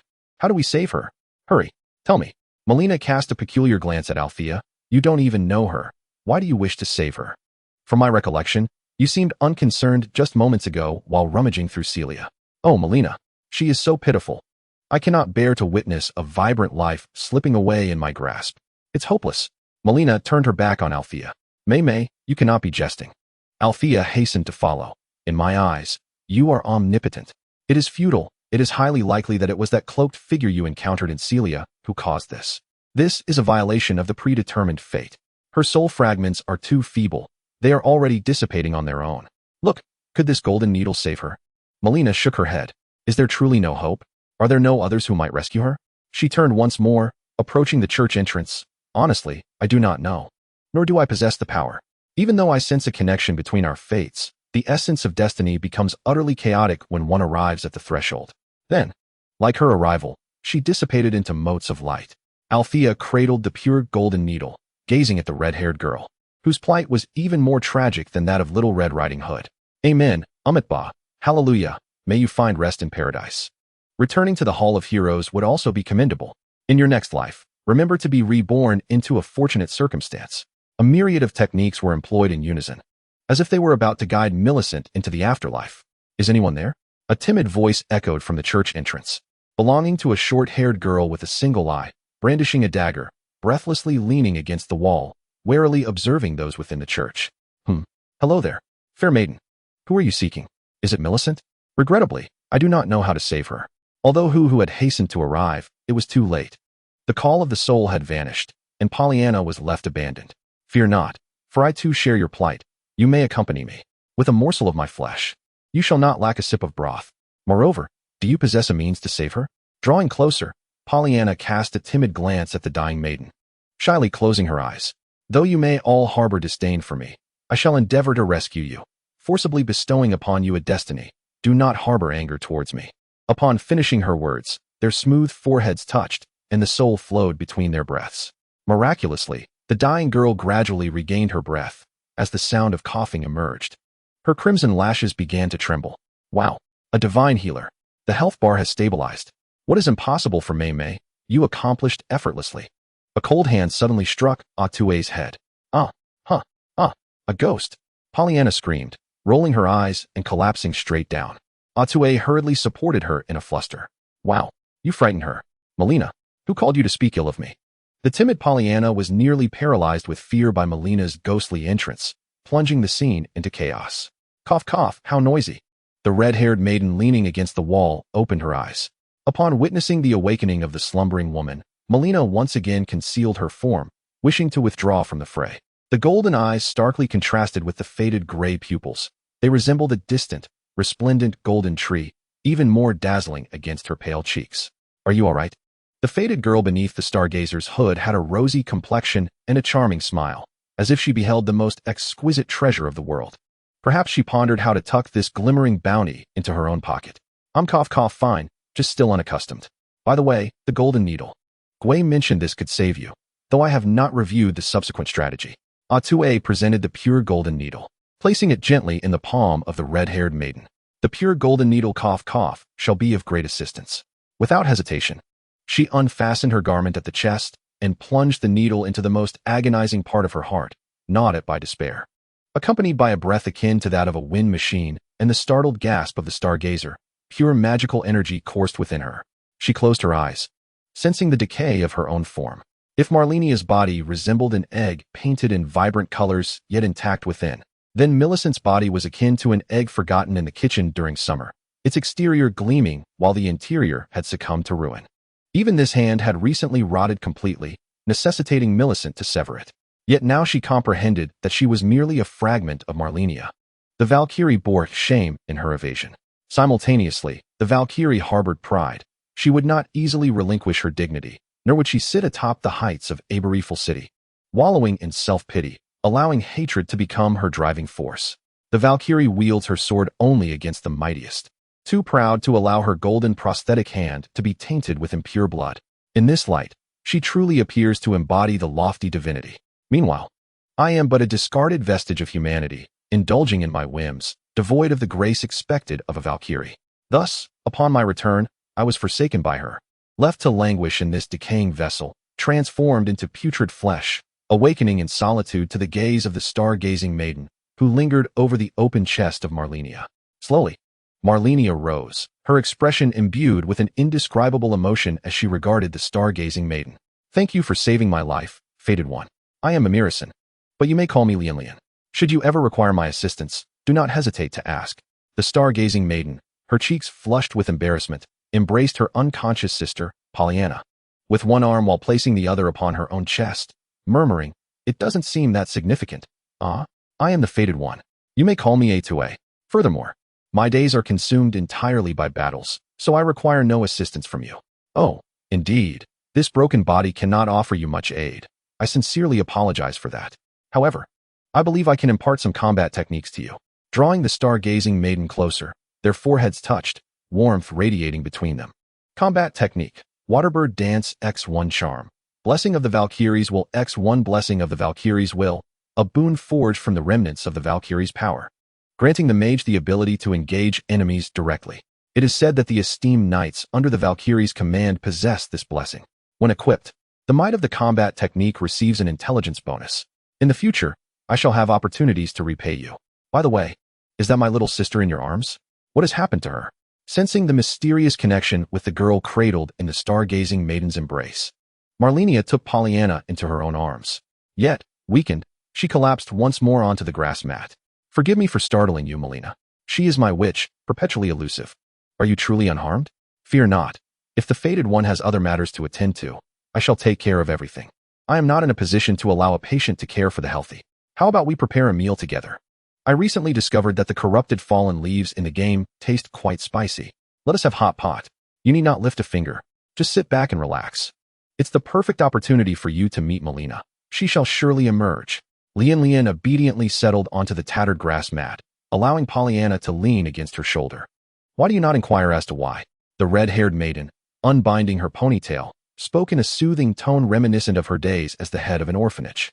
Ah, how peculiar. What could the reason be? Hee. It is simply because Malenia has a voracious appetite. Ata retrieved pots and bowls from the bundle upon Torret's back. But as she set them on the ground, a chilling hand struck her on the head.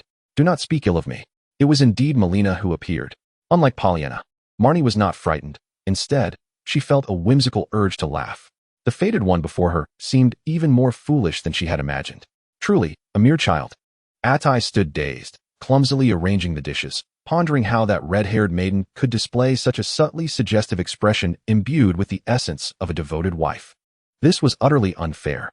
What should I do? My heart is on the verge of betraying Malenia. How could you act this way? Sinful fated one. How can your heart love one and then another? There should always be a singular principle. At the very least. Hey, what are you dawdling for? Hurry and cook. Don't rush me. Hot pot is quite simple. Perhaps we lack enough bowls? Atai, do you need my assistance? However, I can only help with preparations. Do not utter such forgiving words that allow you to err. Cursed and sinful fated one. You can only adhere to one principle. That is to eternally adore new beautiful maidens. Lian, I shall love you forever. I cannot live without you. TCH, you're acting crazy again. Atai was once more met with Malenia's disdain. You're awake? Little sister? Millicent? Right, there's a ghost. A ghost? Oh, is it me? Ooh. The ghost is going to eat you. Ha ha ha, Millicent. Do not use that handsome face for such antics. Next time you come this close, remember to tie your hair back. You made my face flush. Atai tilted her head slightly. Her sister-in-law was quite the formidable opponent. Chapter 11. The god of fading divinity Imi felt an exhilarating rush within her mind, a sensation of traversing the boundary, utterly captivating. This reckless feeling was truly delightful. Yet, it seemed she had forgotten something. Forgotten what? Oh, Millicent, your manner of speaking now is quite unfamiliar to me. You used to speak with such breathlessness. That decrepit body ought to have dissipated. Yet, the will of the corrupted goddess is tenacious. I managed to separate her will and instill it into that ruined form. It could be considered a form of resourcefulness, but it should have perished by now. With a body in such a state and that faint trace of soul, I am uncertain how it could possibly survive. That is right. The little sister. We left her behind. We must hurry back to retrieve her. Pollyanna. If she assists, there is a chance she may survive. No matter. If she lives, then it is her fate, or perhaps mine, and I shall not interfere. You are truly kind. I am certainly kind to myself. However, this wondrous aura is a first for me. Could this be the power of the divine? How intriguing. Let us proceed to the royal city. Meanwhile, I shall offer some pointers on your rather rudimentary swordsmanship, which is inferior even to my 7-year-old skills. This is indeed a situation that defies exasperation. My flowing sword technique was cultivated in your likeness, after all. I learned from you. Want to learn? I can teach you. The scene shifted back to the Chapel of Corruption. The sky was now brightly illuminated. Accustomed to the existence of a divine being, unburdened by the need for sustenance or slumber, I found myself momentarily disoriented. It bore a resemblance to the realms of the outer gods. I pondered whether such a lifestyle could be feasible. In retrospect, the borderland truly seemed a relic of a bygone era, remarkable only for its myriad of enchanting powers. In other respects, order and convenience, it was utterly incomparable. Reclining upon a thick, plush blanket, cradling my peacefully slumbering sister in my arms, I gazed contentedly at the dimly lit sky. The heavens were not particularly pristine, with the stars appearing as ephemeral shadows, elusive and indistinct. My sister, Pollyanna, harbored fragments of fate within her, which explained her abandonment. Who would cherish destiny? After all, was it possible that Pollyanna had always been looked down upon by our other sisters? I had no time for such musings. A flicker of white light coalesced beside the campfire, and the figure of the star map recessive gradually materialized. Good morning, noon, and evening, Lian. Good afternoon, Achui. I am about to proceed to the frontier checkpoint of Eastonvale to continue my path to ascendancy. I can teleport there. Where do you plan to venture next? Well, I suppose I should acquire some self-defense skills. I must be able to venture out, as I do not wish to remain confined within this small church. Oh, are you learning magic? The group claims that the mage's journey begins simply, just a matter of enjoying the process. Yet, I find myself stuck at Eastonvale. I need to master the basics before I can progress. It will be a piece of cake afterward. Is it Comet Yasler? Your chosen names are increasingly peculiar. It is said that only the sorceress queen within the depths of Lake Lienia possesses such spells. Are you seeking her tutelage? Ah, no. I mean Teacher Celian. Though I am unsure if she knows it, I have seen guides indicating that I can undertake quests with her assistance. By the way, if you wish to learn luminary magic, you can find her in the basement of the Waystation ruins. I have already dealt with the Pumpkinhead soldiers inside. Thank you, Achui. You are truly delightful. But won't disclosing her whereabouts lead to any disapproval? Not at all. If I can assist you, that would be splendid. I shall take my leave now, brimming with confidence. Yes, best of luck. Achui, I am certain you will succeed. Lian called me Achui. She holds affection for me. And she praises my charm. The murmuring Achui transformed into a speck of light once more, vanishing from sight. I composed myself and endeavored to continue my practice. The crimson decay within me was but temporarily subdued. To engage in battle, mere suppression would not suffice. I needed to fight as I did in my former body. Both the golden prosthetic hand and the essence of chi were indispensable.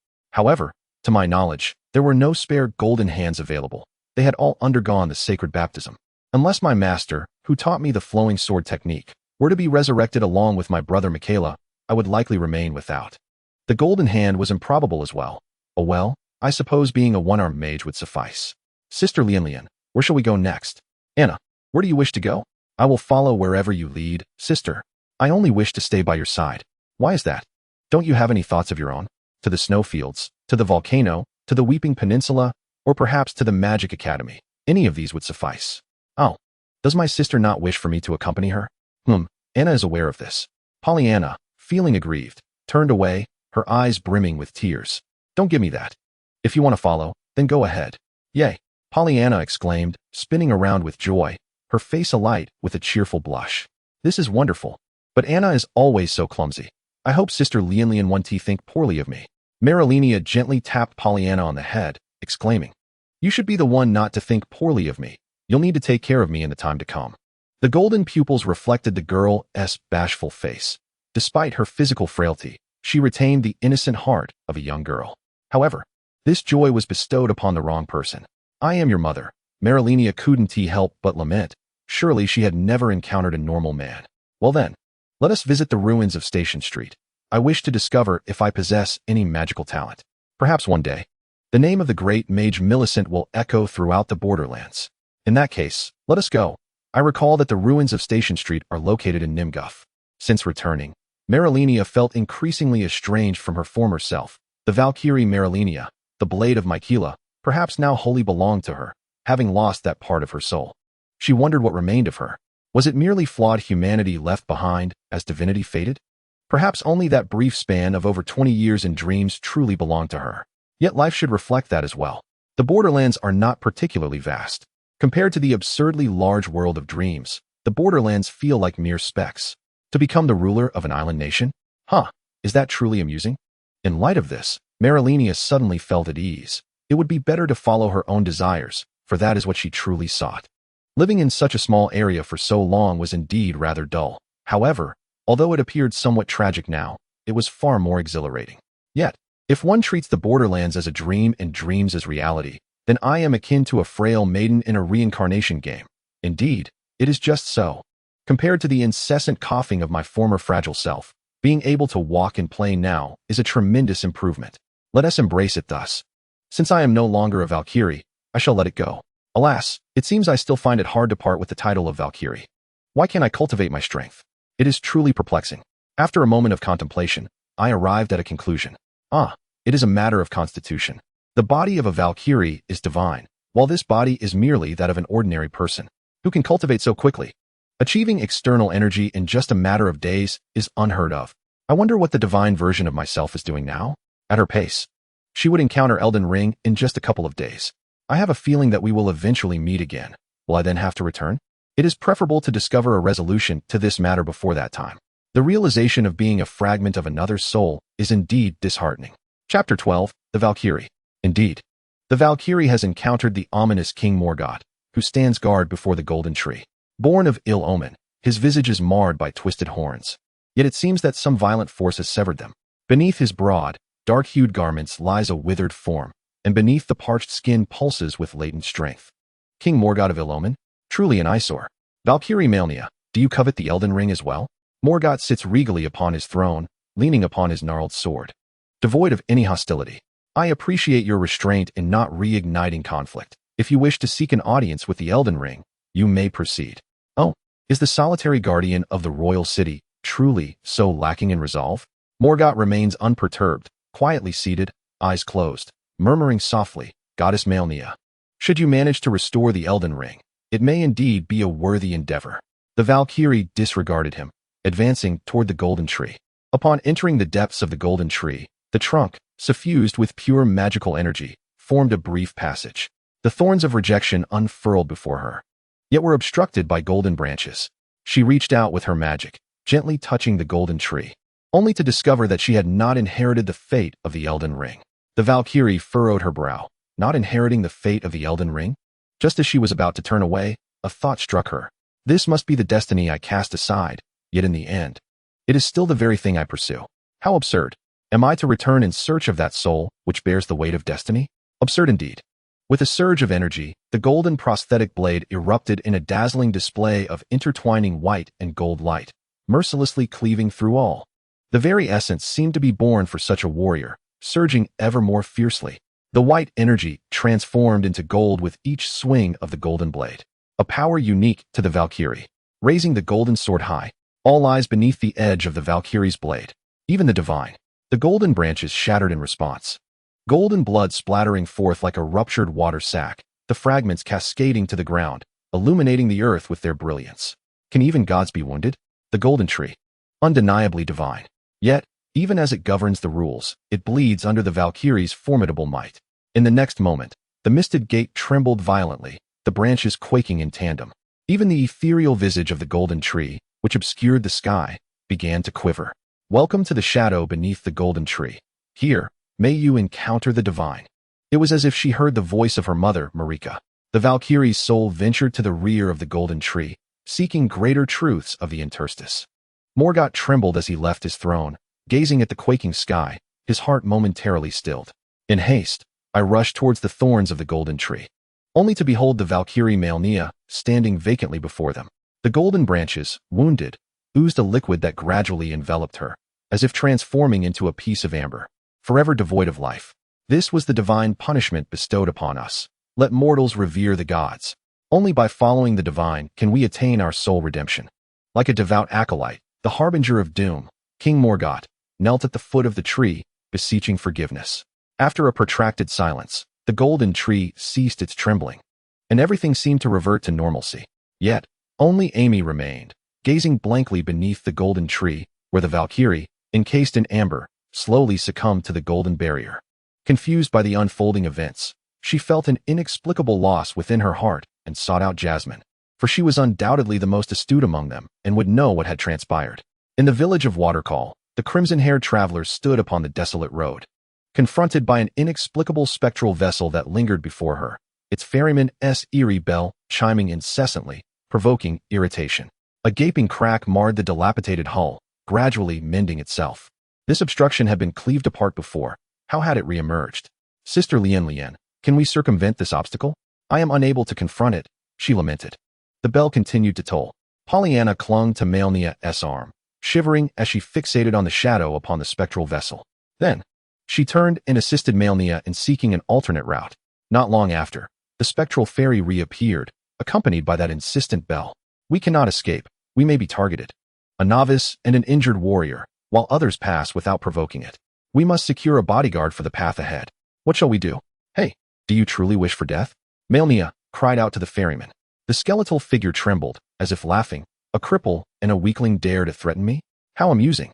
Where have the others gone? Have they fled? Infuriating. Seizing the moment while the ferryman chuckled, Malenia and Pollyanna hastened away. If my memory serves me correctly, there should be a warrior's vessel nearby. Sister Lien, your wounds are not yet healed. Is it wise to run so swiftly? If we do not flee, will you not use that little dagger of yours to draw a turtle on the ferryman's vessel? I shall carry you, Sister Lien. I fear I may crush your waist. Oh, you are so light. I could lift you with one hand. Alas, I have forgotten my prosthetic. I am without it now. The sound of bells echoed, and their footsteps came to an abrupt halt. The ferryman, concealed beneath tattered cloth, swayed precariously in his small, rickety boat. Was he secretly propelling himself forward within or laboriously rowing? Observing his panting form, having appeared without properly mooring his vessel, it seemed likely. Would that not exhaust him? The ferryman was not far away, certainly within earshot of their open conspiracy, angrily waving his wooden staff, the clattering of his skeletal body echoing with each collision. Oh, my apologies, I forgot you are already deceased. Did you perish from rowing too much? Cackling, Lien remarked, Sister, it seems he is about to fly into a rage. Perhaps we should say less? Foolishness, it is not that he will fly. Rather, he is suppressing the warrior vessel we are searching for. Sister Lien is bullying me again. Knocking on the head will only make one foolish. Suddenly, a massive warrior vessel sprang from the pit, toppling the ghostly ship above him, shouting, Which scoundrel is weighing me down? I am already exhausted. You all better watch out. I am coming out. Damn it. I shall see which rascal is treading on my head. The warrior vessel turned towards Malenia and her companion. Pollyanna hastily waved her hand, pointing at the ferryman, who lay in a muddied heap. The ghostly little boat pressed upon the ferryman's body, struggling to rise, revealing only its mottled white bones. Cackling. It seemed that if this thing could speak, it would surely be cursing. Ah, it is you, you wretched thing, weighing me down. Prepare to receive my descending vessel technique. One must admit, a warrior vessel several meters high leaping into the air was quite a spectacle, in a physical sense. Ding ding ding. The urgent sound of bells rang out once more. The ferryman appeared somewhat anxious, as anyone would be. If they were to collide, it would surely shatter into pieces. Accompanied by the thud of the warrior vessel's leap, a more violent tremor emerged from beneath the ground. A strong sense of danger compelled Malenia to pull her younger sister down to the earth. In the next moment, a colossal skeletal arm burst forth from the ground, striking the warrior vessel. The skeletal hand was comparable in size to the warrior vessel, yet crushing it proved to be a challenge. The warrior vessel tumbled and cursed. Ah, bastard. What the hell is this? Oh, it's you types again. I will dismantle you. In the next instant, the warrior vessel rolled back onto its feet, grappling fiercely with the gigantic skeletal arm. Sister Lien, what should we do next? Should we continue to flee? As inheritors of the Valkyrie legacy, isn't this a bit disgraceful?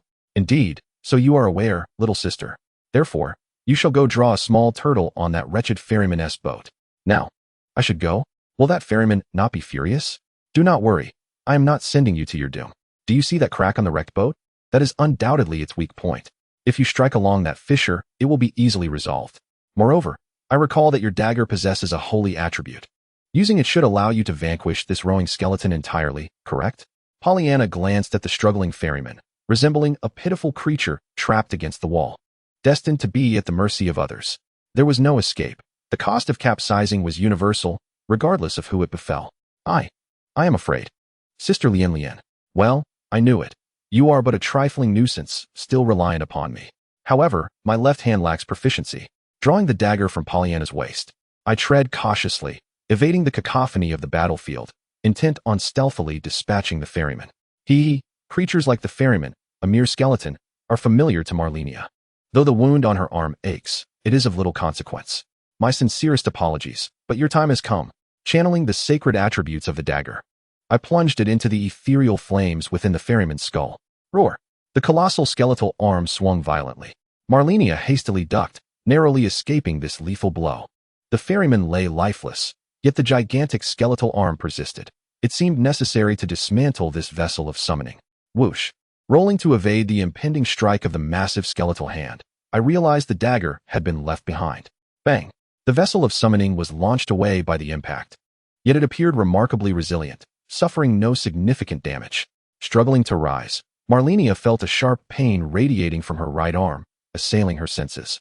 Clearly, her recent tumble had aggravated the already precarious injury on her arm, draining her strength considerably. Hey, woman, are you still alive? The warrior jar rushed over, grasping Malenia's waist, rolling away from the oncoming skeletal arm. This wretched thing, it fought with some semblance of order before, but now it has gone utterly berserk. We must flee. It will vanish on its own after a time. Cough, cough, be gentle. You're about to crush my waist. The human body is quite fragile. Ah, my apologies. I shall place you upon my head instead. As Malenia gazed at the retreating skeletal arm, her eyes widened, yet she failed to notice Pollyanna following. Return.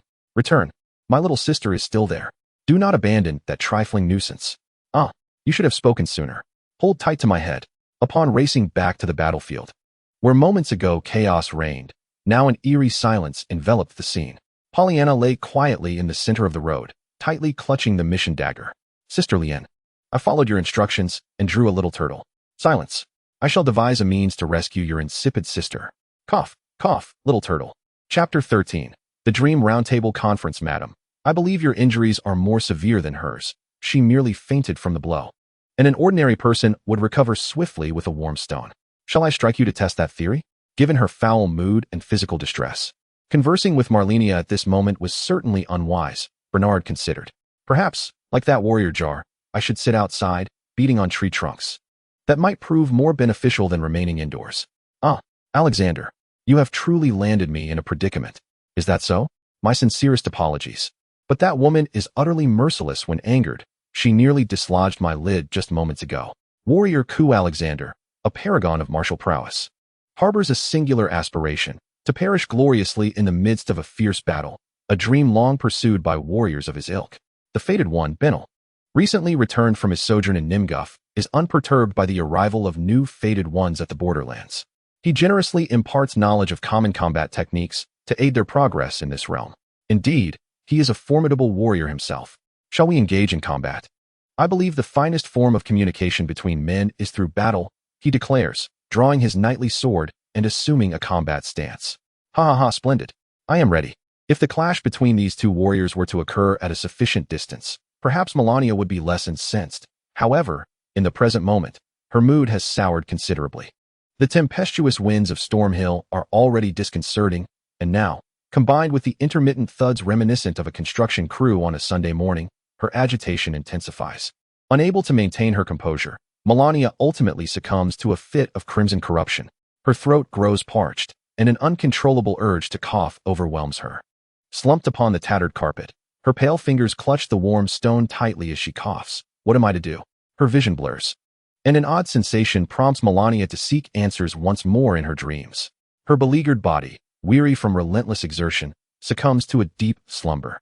In the endless abyss of darkness, she hears the voice of another self. It is the departed Valkyrie Malenia, whose unique soul resonance is felt with a single utterance, proud and reserved. Whether a goddess of decay or something else, she finds solace in the knowledge that she has located her brother, Miquella. Yet, there is ominous news. She cannot awaken at this moment. Do you recall Tarina? Tarina, the half-entity of her brother Miquella, belongs to the rare kinfolk, each harboring peculiar bodily secrets, though she seldom makes an appearance. I understand, but I am on the brink of death. The energy you have cultivated is formidable. Given your past training, resuming it should not pose a challenge, correct? Indeed. Yet my aptitude is lacking, rendering me unable to manifest it. Now, tell me about Tarina. I have grown accustomed to the notion of life and death. Very well. I encountered Tarina. At first glance in the Shadowlands, I found her. She exists only as a half-entity, bound to a colossal purple solitary flower. Nearby, a mass of black mud sought to assail her, and only after vanquishing it could I converse with her in peace. Her situation is dire. She revealed that after Miquella was abducted by Mong, his soul escaped to the Shadowlands, where he sustained grievous injuries at the hands of the formidable warriors here, subsequently abandoning her. Miquella now wanders the Shadowlands, but she remains tight-lipped about his intentions, insisting that I must discern them for myself. However, my communion with her spirit has ensnared me in a state of deep slumber, making awakening arduous. Fortunately, my soul retains resilience, and I shall not dissipate in the short term. I require the assistance of another to awaken me, so that I may take action. What methods exist to reach that place? Despite being merely my brother's half, I must protect Tarina. My passage to the shadowy realm is through the touch of the golden tree. You might consider trying it as well, should you discover an alternative means. I earnestly hope you can bring our bodies along. However, I am currently preoccupied. If possible, I shall enlist the aid of a fade. I somewhat regret not having brought you with me, my other half. Yet, lamentation now is futile, for I am an independent entity. Even if you exert your strength, I shall not yield. A distant, ethereal voice conveyed, Sister, Malenia has hindered Miquella. With a violent tremor, a peculiar bronze round table inexplicably materialized within this strange space. Accompanied by several chairs, a deity has arrived. Subsequently, the heavens parted, and a chaotic shadow enveloped the sky, while resplendent stars cascaded beneath. A purple-haired maiden lay atop the table, her cascading lavender locks barely grazing the ground, her fragile form resembling a cracked purple goblet. lost in a slumber that seemed untouched by reality. Upon glancing across, an identical Malenia scrutinized her own reflection. With her head held high, she appeared to critique the sparse decor of this realm. That is the Valkyrie Malenia. Sister Malenia, is your other half female? The Valkyrie remained proud, for she was, after all, the most stable among the trio. The others were merely struggling for survival. I cannot currently control my crimson decay. Tarina, can you assist me? You should possess at least half of my brother's wisdom. Your essence is divine. You must embrace and master it, much like Miquella and her allure. I shall be overwhelmed. My form cannot withstand such a surge of energy for long. The Mother of Dreams will aid you in harvesting the great rune of the Elden Ring. Is that not a blessing from the golden tree? That is the spark. Your divine flame shall be ignited. That sounds perilous. Extremely dangerous. You must remain vigilant. I shall, striving to maintain my best state. The Valkyrie gazed intently at the goddess of decay, seemingly unable to fathom how this near-death visage could represent a deity. Divinity, it appeared, was not so grand, as even mere fragments of one's soul could attain godhood, truly befitting of my essence. Yet, on the surface, she remained a proud Valkyrie. So, you are indeed the goddess of decay. However, it is Malenia who leads. How intriguing, Tarina. What of me? Can you perceive my essence? The Valkyrie, born in the realm of transition and awakened through conflict, stated, you shall face the trials of the divine. How fascinating. I am a demigod. And my other half is directly a deity. But what did you mean when you said my other half is female? That is something you must explore for yourself. Tarina emitted a soft, uninterested sound, seemingly disinclined to engage further with the two fragmented Malenias. The goddess of corruption, Malenia, gazed at Tarina, whose body gently rose and fell with each breath, her violet-tinted hair swaying softly. A peculiar sensation stirred within Malenia's heart, an urge to embrace her and savor her essence. Was this the allure of temptation? Tarina, do you possess such enchanting power? I find myself inexplicably drawn to you. Goddess of corruption, are you jesting? I feel nothing at all. I simply wish to awaken swiftly. Whoever it may be, let them challenge me. The Valkyrie, exuding a blend of frustration and disdain, retorted, you truly are a fool, your mind utterly consumed by brawn. No wonder you clashed with Radahn. Not only did you engage in battle, but you also faced defeat. With a swift motion, the Valkyrie kicked her chair aside, resting a foot on the round table. Casting a scornful glance at the goddess of corruption, your provocations suggest you seek a confrontation. Perhaps a duel between us would delight that divine being. Malenia, in a state of despondency, slumped over the cold table. Was this the sensation Tarina experienced? So frigid, could one truly find rest here? The Valkyrie, feeling utterly disregarded, simmered with indignation yet refrained from striking. After all, overturning the table might very well cross the threshold of that deity who governs dreams. Yet, the silence lingered. Had they not yet reached that boundary? Meanwhile, Malenia pondered the intentions of the Mother of Dreams, who must be observing this very place. What could she desire? Why gather our souls together? Surely, she must have a purpose. Rather than provoking the limits as the Valkyrie did, I shall seek to understand what this divine entity truly wants. Valkyrie, you are correct. Instead of slumbering, we should occupy ourselves with some endeavor. However, I have no inclination to engage in a contest of martial prowess. Ahem, what do you wish to compete in? I assure you, in any contest, I shall not be bested. A contest, or perhaps a wager, would surely pique the interest of all. Moreover, with the divine summoning of Tarina, her involvement in this match is essential. Tarina appears to be a devotee of that deity. Thus the competition must hold the suspense of victory and defeat. Otherwise, it would lack any excitement. Let us compete, the objective being to awaken Tarina. Your suggestion invokes a strange sensation. Malenia sensed the source of this feeling, lowering her gaze as a colossal spider's shadow loomed beneath her. A soft lavender glow flickered in the space around, reminiscent of a jar filled with violet fireflies, dancing aimlessly. Undoubtedly, that divine being had begun to take an interest. Thus, whatever decision Malenia made, the premise of this contest had been established. To awaken Tarina, as a follower of the Mother of Dreams, would serve as a test of her faith. Tarina's struggles would provide a captivating spectacle for the deity's amusement. Though it may seem a bit unfair to Tarina, did that truly matter? Just look at Tarina's delicate features. The desire to utterly ravage her is overwhelming. I am certain the deity would find this intriguing as well. The Valkyrie sat back in her chair, legs propped up on the round table. Though Tarina would bear the brunt of this contest, she appeared to harbor no objections. The challenge lies in how to breach her defenses and awaken her. The goddess of corruption must seek out the item at the border that can rouse Tarina. Both approaches are exceedingly arduous, yet equally exhilarating, wouldn't you agree? Moreover, the appearance of the Mother of Dreams signifies that my own awakening is imminent. However, I am indifferent to your suggestion. You may act freely, but I cannot. This seems rather unjust to me. At the very least, let me awaken before we commence this contest. Additionally, you have yet to mention the rewards of this competition. Hence, I cannot acquiesce. Oh, Valkyrie, why not speak plainly? Must you resort to such wild insinuations? Perhaps the deities would appreciate that tone. As expected, in the next moment, a small vial containing a purple liquid materialized in Tarina's embrace, emanating an enchanting aroma. It appears that is the prize. The Valkyrie squinted, fixated on the vial in Tarina's arms, unaware of the shadows entwining around her feet. What is this? Hey, let go of me. The Valkyrie found herself suspended upside down, hastily covering her long skirt, yet her legs remained exposed to the air, their fair skin on display. The goddess of corruption felt a twinge of peculiarity. I usually wear leg armor, and it should have been corroded by the crimson beneath. Looking down, she lifted her skirt, revealing equally fair and healthy legs. Well, perhaps the Mother of Dreams has some intentions here. Hey, corruption, you must not look. You must not look. Look at myself. I have no interest.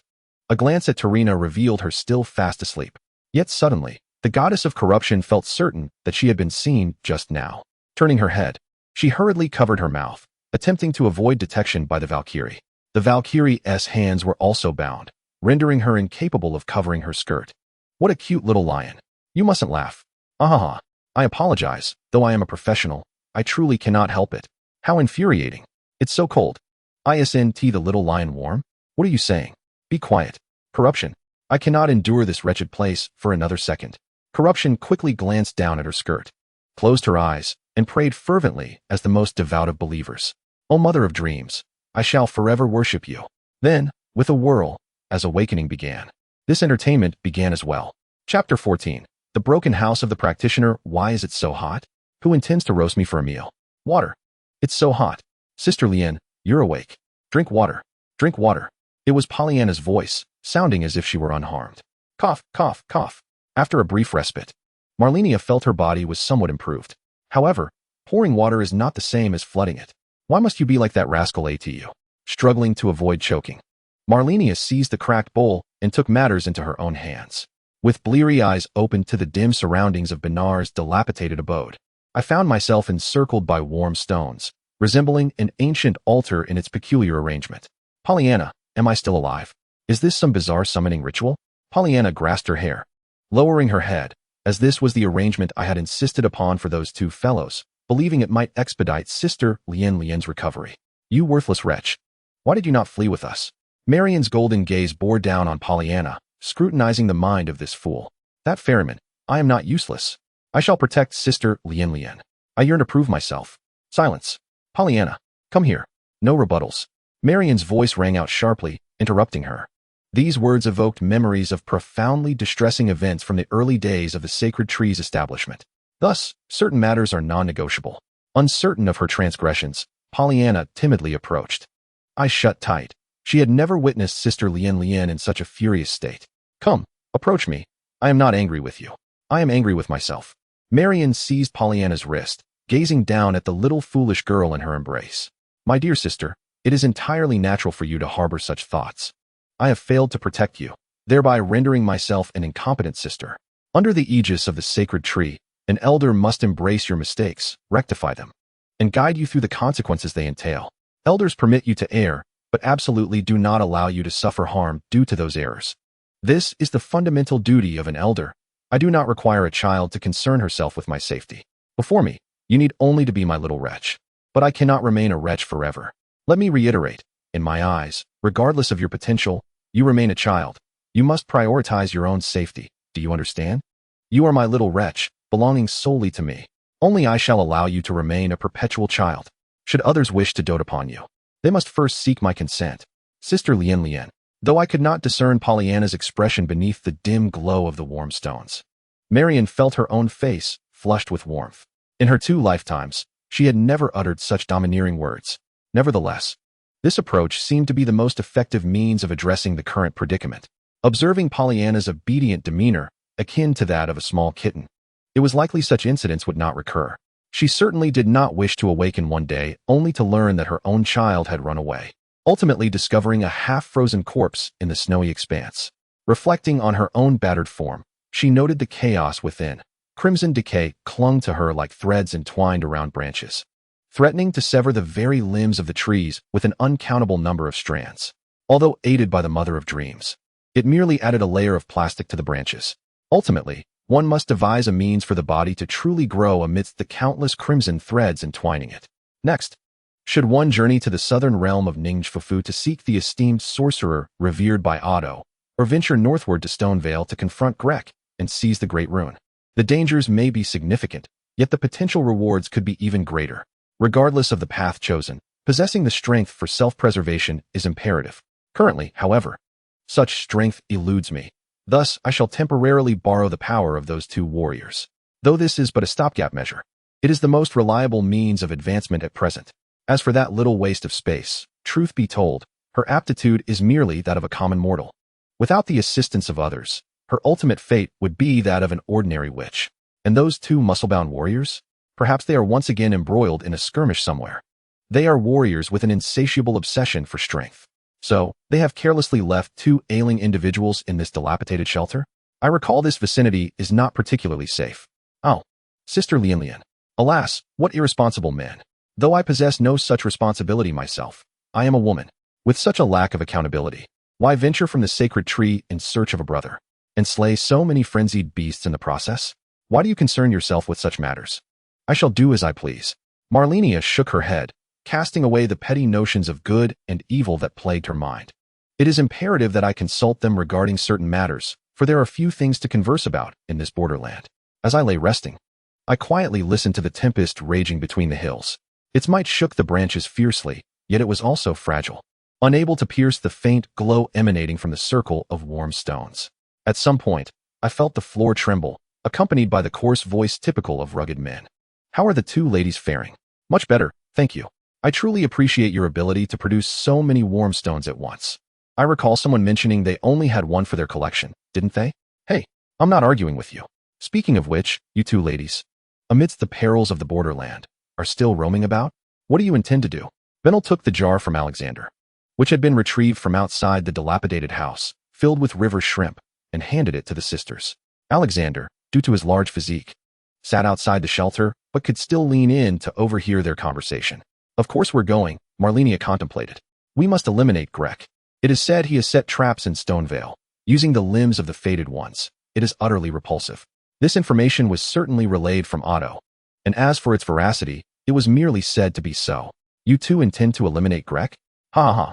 I cannot contain myself. Even Alexander, sitting outside, found it hard to suppress his laughter.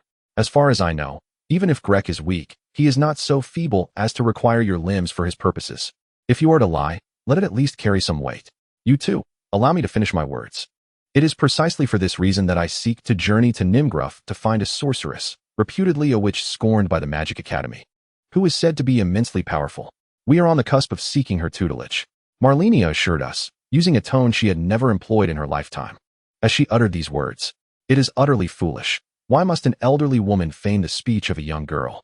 The little wastrel should be the one to speak. Have you finished? If so, do enlighten me about your intentions. Bernal, in deep contemplation, remarked, as you can see, I am a fated one. However, I linger here merely because my witch has temporarily departed, and I wish to observe whether the current fated ones still possess the glory and brilliance of yore. Once my witch returns, I shall continue my journey to the base of the golden tree to seek an audience with the Elden Ring. As for Alexander, he initially intended to venture north in search of strength, but upon hearing that the long-lost Radahn would make an appearance at the festivities in Red Lion City, he decided to attend and behold the mightiest demigod. The colossal warrior outside nodded. Had it not been for a mishap on the road, I might have already arrived at Red Lion City. What kind of mishap occurred? Alexander, why did you not inform me? Bernal inquired. Ahem. The mishap was merely our fortuitous encounter with you, Malenia casually replied. Indeed. Yes, it was indeed meeting you, along with the great skeleton I mentioned. Oh, I see. So, you are now heading to Nimgruf? Just head southeast. If you require directions, I recall there is a fated one hiding in a dilapidated house to the east, appearing quite pitiable. However, when I visited her recently, she seemed happier than before. What is her name? Roderica. She wears a striking red hood and is a rather unfortunate young girl. I see. Malenia glanced at the sky. listening while finishing the river shrimp that Bernal had just handed her. "We are grateful for your hospitality, but we must continue on our way. I wonder if there are any dangers along the route." "Dangers? I believe not. Oh, there is a small checkpoint to the south guarded by a mountain troll, but it can be circumvented without much difficulty. The primary concern is the patrolling outriders. One must exercise caution around them." Upon hearing this, Malenia understood that the journey might prove more perilous than Gallade. While Gallade is rife with beasts, it is the humans in the borderlands that are far more dreadful. Should she encounter the night cavalry now, she would not see the sun rise again.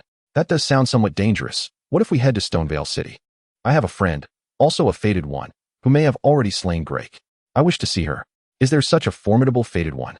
I have not seen one capable of infiltrating Stonevale City and dispatching him amidst heavy guards in just a few days. Are you interested? We could go together, after all. Stonevale City is not far away. I am indeed intrigued. Even I wish to see what manner of fated one she is. What do you think, Alexander? Shall we go and perhaps engage her in a duel? The journey is not far, and we have ample time. Ah, very well. But I recall that formidable opponent in that realm. I have battled him several times with no clear victor. Just in time, my hands are itching for a fight. Let us depart immediately. I have rested sufficiently. As the ground trembled, the warrior Kettle rose, inviting 3 humans to accompany him to Stonevale City. Alas, this fellow is truly brimming with vitality. One moment, let me leave a message, in case my witch suddenly appears. Bernard stepped aside, retrieving a peculiar object and muttering incantations at the wall. Little sister Pollyanna smacked her lips, gazing at Bernard's silhouette. His shrimp dishes are exquisite. He must hold a deep affection for his witch. What does that imply? A good cook signifies a person capable of love. Malenia, noticing the object Bernard had just produced, instinctively responded to her sister. Is that so? Next time, I shall prepare a delectable meal for you. No sooner had she spoken than she was reminded of her own culinary prowess, which was nothing short of explosive. Hee, I adore you, Sister Lianlian. I hope you will say the same next time. Chapter 15. The Purple Finger. The trio and the kettle had not journeyed far when Malenia inquired about Bernard. What was that object you just took out to leave a message? It seemed to possess an unusual power. Oh, you mean this? Bernard produced a pale finger. This is a digit. Different fingers serve various purposes. The one I just used is for leaving messages, while others include the blood finger for invasion or the hook finger to summon other fated beings. Summon? From where? Of course, from their own worlds. Some individuals, with nothing better to do, utilize fingers to traverse to other fated realms. As for me, I came here merely for amusement and unexpectedly encountered numerous friends. So, there are countless worlds like this one. Indeed. By the way, I pondered why Malenia could sweep through the borderlands with a fractured Valkyrie's body and head straight for the golden tree. It turns out this is merely a fragment of countless pieces. The fated beings of the borderlands seem to regard the existence of parallel worlds as common knowledge. But what does it mean for us, the inhabitants of this realm? We are merely one among countless identical beings across myriad worlds, not the so-called unique entity. Our positions can be easily replaced, a thought that is chilling upon reflection. No, dwelling on such matters now is futile. I must grow stronger. If one day I confront a version of myself, that would seem entirely normal, wouldn't it? Speaking of which, there must be many secrets concealed within Ate. I must delve deeply into her mysteries. Before the sky darkens once more, we arrived at the dilapidated dwelling of Roderica, as Bernard had indicated. Yet she appears to be absent. The group exchanged glances at the empty, crumbling abode, casting doubtful looks at Bernard. Are you certain this is the place? Ah, absolutely. Look, there are traces of habitation here, right? She must have ventured out in search of food. She will return shortly. It is fortuitous that we can take a moment to rest here, right? Benel pointed towards the distant city walls. Behold, the city of Stonevale is now within our sight. It would be unwise to visit tonight. Let us postpone until tomorrow and inquire with Roderica about the city's intelligence, shall we? The group nodded in agreement. However, given the late hour, the fated one has yet to make an appearance. It seems unlikely we shall see him again. Benel suggested that the 2 ladies remain in the carpeted room while he retreated to another dilapidated shelter. Alexander tidied up outside and then lay down on the floor of the decrepit building. Rest easy, Pollyanna. Malenia nestled close to her younger sister, surrounded by a few still warm stones. Suddenly, a feeling of unease washed over her. She instinctively reached out and encountered a chilling metallic sensation. What is this, sister? Oh, this is the bell from the ferryman. It is my trophy, but after I seized it, it ceased to ring, so I have kept it as a mere ornament. Pollyanna unfastened the bell from her waist and shook it in her hand, but it remained silent. Was her perception flawed? No, no, her senses had always been sharp. How could she be mistaken?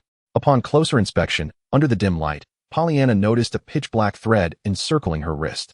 Malenia seized her sister's wrist and rolled up her sleeve. Indeed, the dark thread had already spread beyond her elbow. Did you have this on your hand before? I did not. What is it, sister? This is the root of death, a fragment of the destined demise.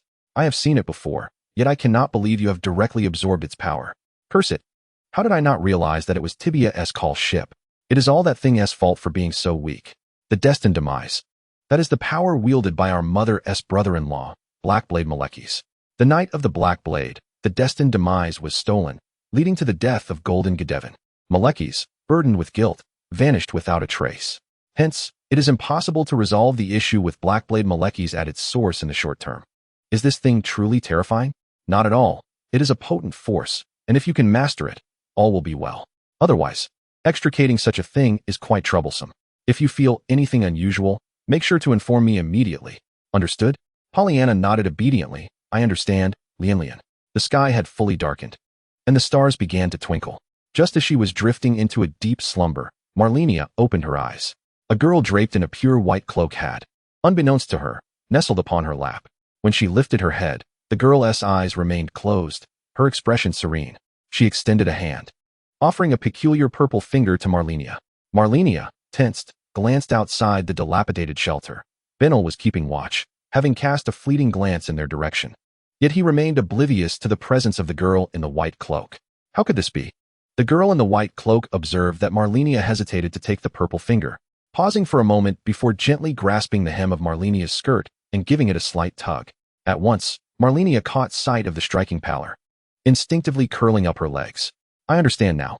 The one from the Mother of Dreams, right? Quickly, she accepted the purple finger, fearing that the pure white maiden might attempt something further. Yet, as soon as Malenia grasped the finger, the white girl began to dissipate like a fading specter. Could this be the assistance bestowed by the Mother of Dreams? Truly, a powerful yet tender deity. How could she so readily reject the little lion? Curiosity piqued. Malenia lifted her skirt for a brief glance, only to flush with embarrassment and cover herself. The licorice flower, whose bulbs contain various alkaloids, is toxic yet medicinal, possessing emetic properties alongside detoxification, expectorant, diuretic, and insecticidal effects, albeit with mild toxicity. It treats conditions such as sore throats, boils, lymphadenitis, renal edema, and snakebites. Licorine exhibits certain anti-cancer activities and possesses anti-inflammatory, antipyretic, sedative, and emetic capabilities. Reciting snippets of information once encountered on Baidu, Malenia attempted to hypnotize herself, urging her mind to refrain from wandering and to sleep promptly. Little flower? No, that is too feeble. It lacks the majesty of the little lion. Malenia, what are you thinking? Sleep. Yet, the purple finger in her grasp seemed to emanate a chilling sensation. Haha, I am the legendary Dark Moon Witch, Lani, and I command you, being of the stars, to reveal your true form. Upon hearing this, Malenia envisioned a little girl brandishing a wand, imperiously directing the purple finger. And considering this individual as Lani, if she were merely Lani, Malenia might have dismissed it as a coincidence of names. However, if it is indeed the Dark Moon Witch, there could be no mistake. I still recall her haughty demeanor at that divine banquet. Her two brothers, Radahn and Rakad, sat beside her, exuding an air of cold pride, as if the stars themselves were bowing to the moon. No wonder she could maintain her seat among the divine. After stifling her laughter for what felt like an eternity, Malenia finally emitted a chuckle, sending it across the void. Who are you? Could it be? You are another bearer of the purple finger. Oh, who are you? Did you hear me? Who are you? Where are you? Cough. Haha. I am Gedwin. You're talking nonsense. Gedwin is a man. Moreover, that fellow has already been slain by my black blade. No. That was merely a feigned death. My half has returned. It's not unusual for me to be a woman. Impossible. Gedwin is dead. But, Your Highness Lani, I recall you being rather aloof at that divine banquet. Miquella attempted to engage you in conversation, and you even turned your back on her. I remember, Mong and your brother Rakad were all fixated on that enchanting divine being. Why you? Who are you really? Malenia? Impossible. Malenia, that fool, could never be jesting. You are Miquella, are you not? I am indeed Gedwin, Princess Runni, if proof is required. Your father Radahn forged a legendary weapon for your mother, the great sword of the Golden Law. Alas, This magnificent weapon was lost during a covert operation. This event transpired prior to Miquella's birth, correct? Could it be that you are truly unaware of this? Such a matter even eludes my mother's knowledge. Indeed, whether that weapon is merely a rumor remains uncertain. In truth, that great sword lies hidden somewhere within the snowy expanse. While I may lack familiarity with the southern lands, I am well versed in the events that transpired in the snowfields. Radahn traversed the snowy realm and lost the great sword of the Golden Law during that conflict. After all, to subdue giants akin to ancient fossils, one must possess an understanding of them. Princess Runni, I am certain that sword was forged by Radahn for your mother. It reflects the essence of your mother, Rennala. How infuriating it truly is, Gedwen. After a moment of silence, a voice finally emerged from the darkness. Prince Gedwen, your previous display was indeed a source of amusement. I am curious as to the purpose of your return. As the firstborn of gold, Gedwen's age and status surpass those of Runni. I merely wish for the lands between to return to tranquility. However, the throne of the Elden King is now occupied. Does Princess Runni hold any interest in this? I am only intrigued by the world beyond the false stars. Is that so? Then allow me to inform you that beyond those false stars lies a realm untouched even by the supreme will. Regrettably, my feeble soul, apart from memories, cannot bring anything back. Should you ever venture to the world beyond the stars, I would be honored to serve as your humble guide. You have indeed seen the world beyond the stars. Runni's tone was one of profound astonishment, bordering on loss of composure. Could you recount the nature of that world to me? Yet I am burdened with numerous dilemmas that demand my attention. I cannot spare time to regale Princess Runni with bedtime tales. Cursed Gedwen, since you are already aware, next time, I shall personally drive a black blade into your soul and witness your annihilation. I shall not forgive you for bringing shame upon the great moon witch, Runni. Speak. What do you desire of me? Malenia stifled the urge to whistle and tease Runni, taking care not to truly provoke her. Runni's tendrils permeate the lands between and can even command those black blades, wielded by the most formidable assassination unit under Queen Marika, destined for death. Perhaps, the plight of my younger sister may hold a solution known to Runni. Mother of Dreams, I shall forever remain your most devout follower. Chapter 16, Stonevale City. Thus, it appears that your companion has fallen victim to the Deathroot. This dilemma is quite easily resolved. Your companion has already met the prerequisites to become a Blackblade assassin, having been tainted by the death rune, yet remaining alive. With the guidance of a Blackblade assassin, mastering this power would be a mere trifle. However, all the Blackblade assassins I know reside in the town of Rites.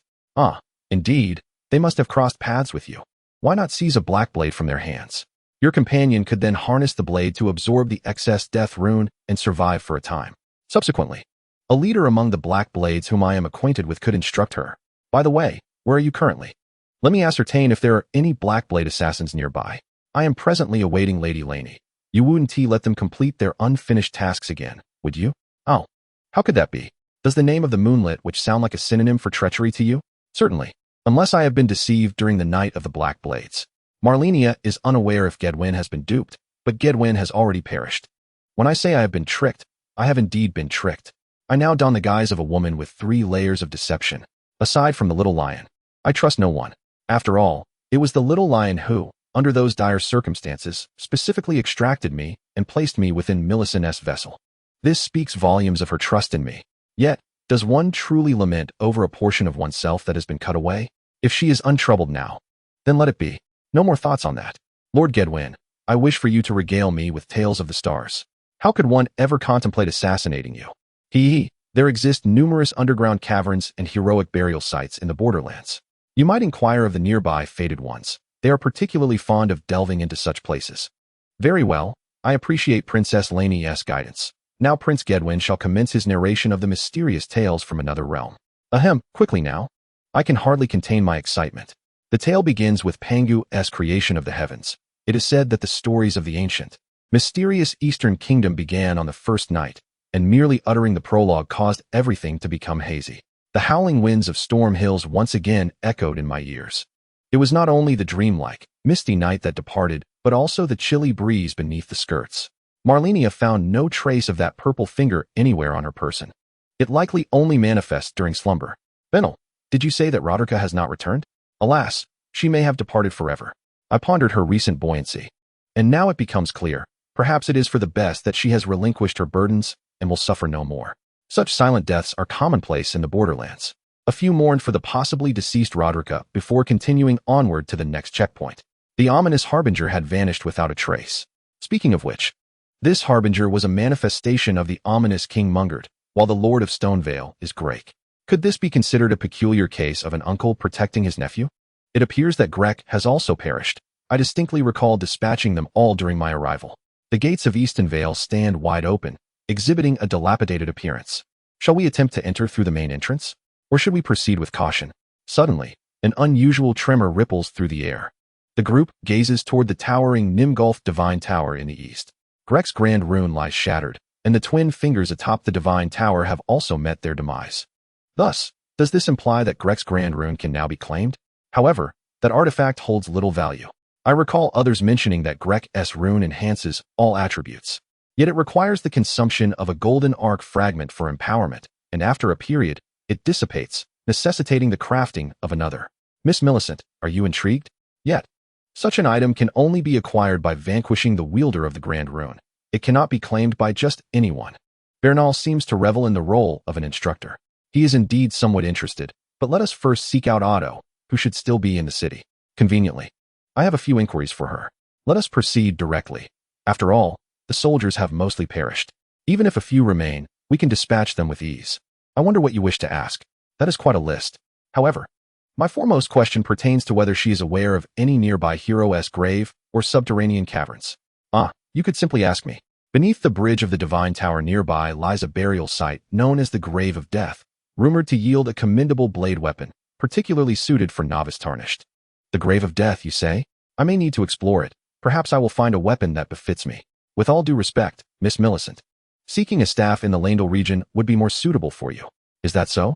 However, my swordsmanship can utterly overshadow yours. Bernal glanced at Malenia's severed arm. Perhaps. He mused. He hopes your sword skills are half as formidable as your ability to vex others. He then shrugged, dismissing Malenia, appearing rather skeptical of her claims. Alexander, on the other hand, is eagerly itching for a brawl. Upon entering the city, the group heeds Bernal's suggestion and first peers from the guardroom on the left side of the city wall. The blessing has been activated. This tarnished one has indeed passed through here, and the soldiers manning the siege crossbows on either side have been eliminated. Truly, this tarnished individual is formidable. Malenia observes the scattered arrows within the room, falling silent for a moment. Otto must have entered here, burdened with arrows, to illuminate the respawning blessing point. With infinite revivals and such carefree demeanor, there is a certain strength in that. The group advances along the central path. The once impregnable Eastonvale is now in disarray, with barricades strewn about. Ahead lies the bridge leading to the Nimgulf Divine Tower. It appears that there is a lion sentinel over there. Alexander, filled with impatience, rushed forward and collided with the lion guardian that lay crouched by the entrance. The iron chains clinked noisily on the lion hybrid, and the large blade bound to its forepaws gleamed ominously. Yet, in the face of a warrior like Alexander, whose size and strength utterly overwhelmed, the lion's clawing movements seemed almost comical, akin to mere scratching. Malenia did not approach the beastly skirmish. She merely cast a glance at the path she had once traversed. No trace was left behind, not even of Greg, who should have perished long ago. He had only just truly met his end. Were her efforts all in vain? Every creature slain by her golden-handed sword along her descent from the sacred tree seemed to resurrect without a trace. Why then? Did the actions of Atuar prevent these beings from returning? Was it truly due to the formidable nature of Atuar's blessing? The perplexing circumstances rendered Malenia uneasy. Within the golden tree, there must lie a maddening truth. Yet before that, she must possess the strength to choose her own path. The crossbowmen above seemed yet to be dispatched, their eyes fixed upon us. Millicent, where do you see them? I cannot spot them. The soldiers on the cliffs no longer concealed themselves, unhesitatingly aiming their siege crossbows at the few of us. Bang! A colossal bolt struck the stones not far from Malenia, exploding upon impact and showering the area with debris. It was evident, however, that their range was limited. After releasing a single shot, they ceased their assault. Their ammunition was finite. Should they wish to pass this way, they would undoubtedly face a deluge of arrows. Yet, they lacked the ability to ascend the high cliffs and eliminate the threat. Fortunately, soon they would have no need to worry about this matter, for their intended target was swiftly approaching from behind. Hey, Lian, what are you doing here? Were you not supposed to head to Nimgruff? Atuar, riding atop turret, had caught up from the sentinel's elevated blessing point. Dismounting, he approached Malenia and entwined his arm with hers. Of course, I have some matters to discuss with you. What do you intend to do? Ah, Mei mentioned that Grek's great rune is located within the nearby divine tower. I wish to retrieve it and see what powerful effects it may possess. So this is what the chosen fated ones of this world look like? Oh my, what a delightful young girl. Bernal marveled at the stargazer maiden hidden beneath her hood. Her round face, illuminated by a smile, resembled unripe fruit hanging from a tree, poised on the cusp of its prime. Before that moment arrives, one must refrain from meddling with the immature fruit. Otherwise, it may lead to irrevocable consequences. Having dealt with the lion sentinel, Alexander joined the conversation. What? You are the fated one who vanquished Grek? How utterly absurd. I believe it is time for me to head to Gelit. How can you be certain, having yet to engage?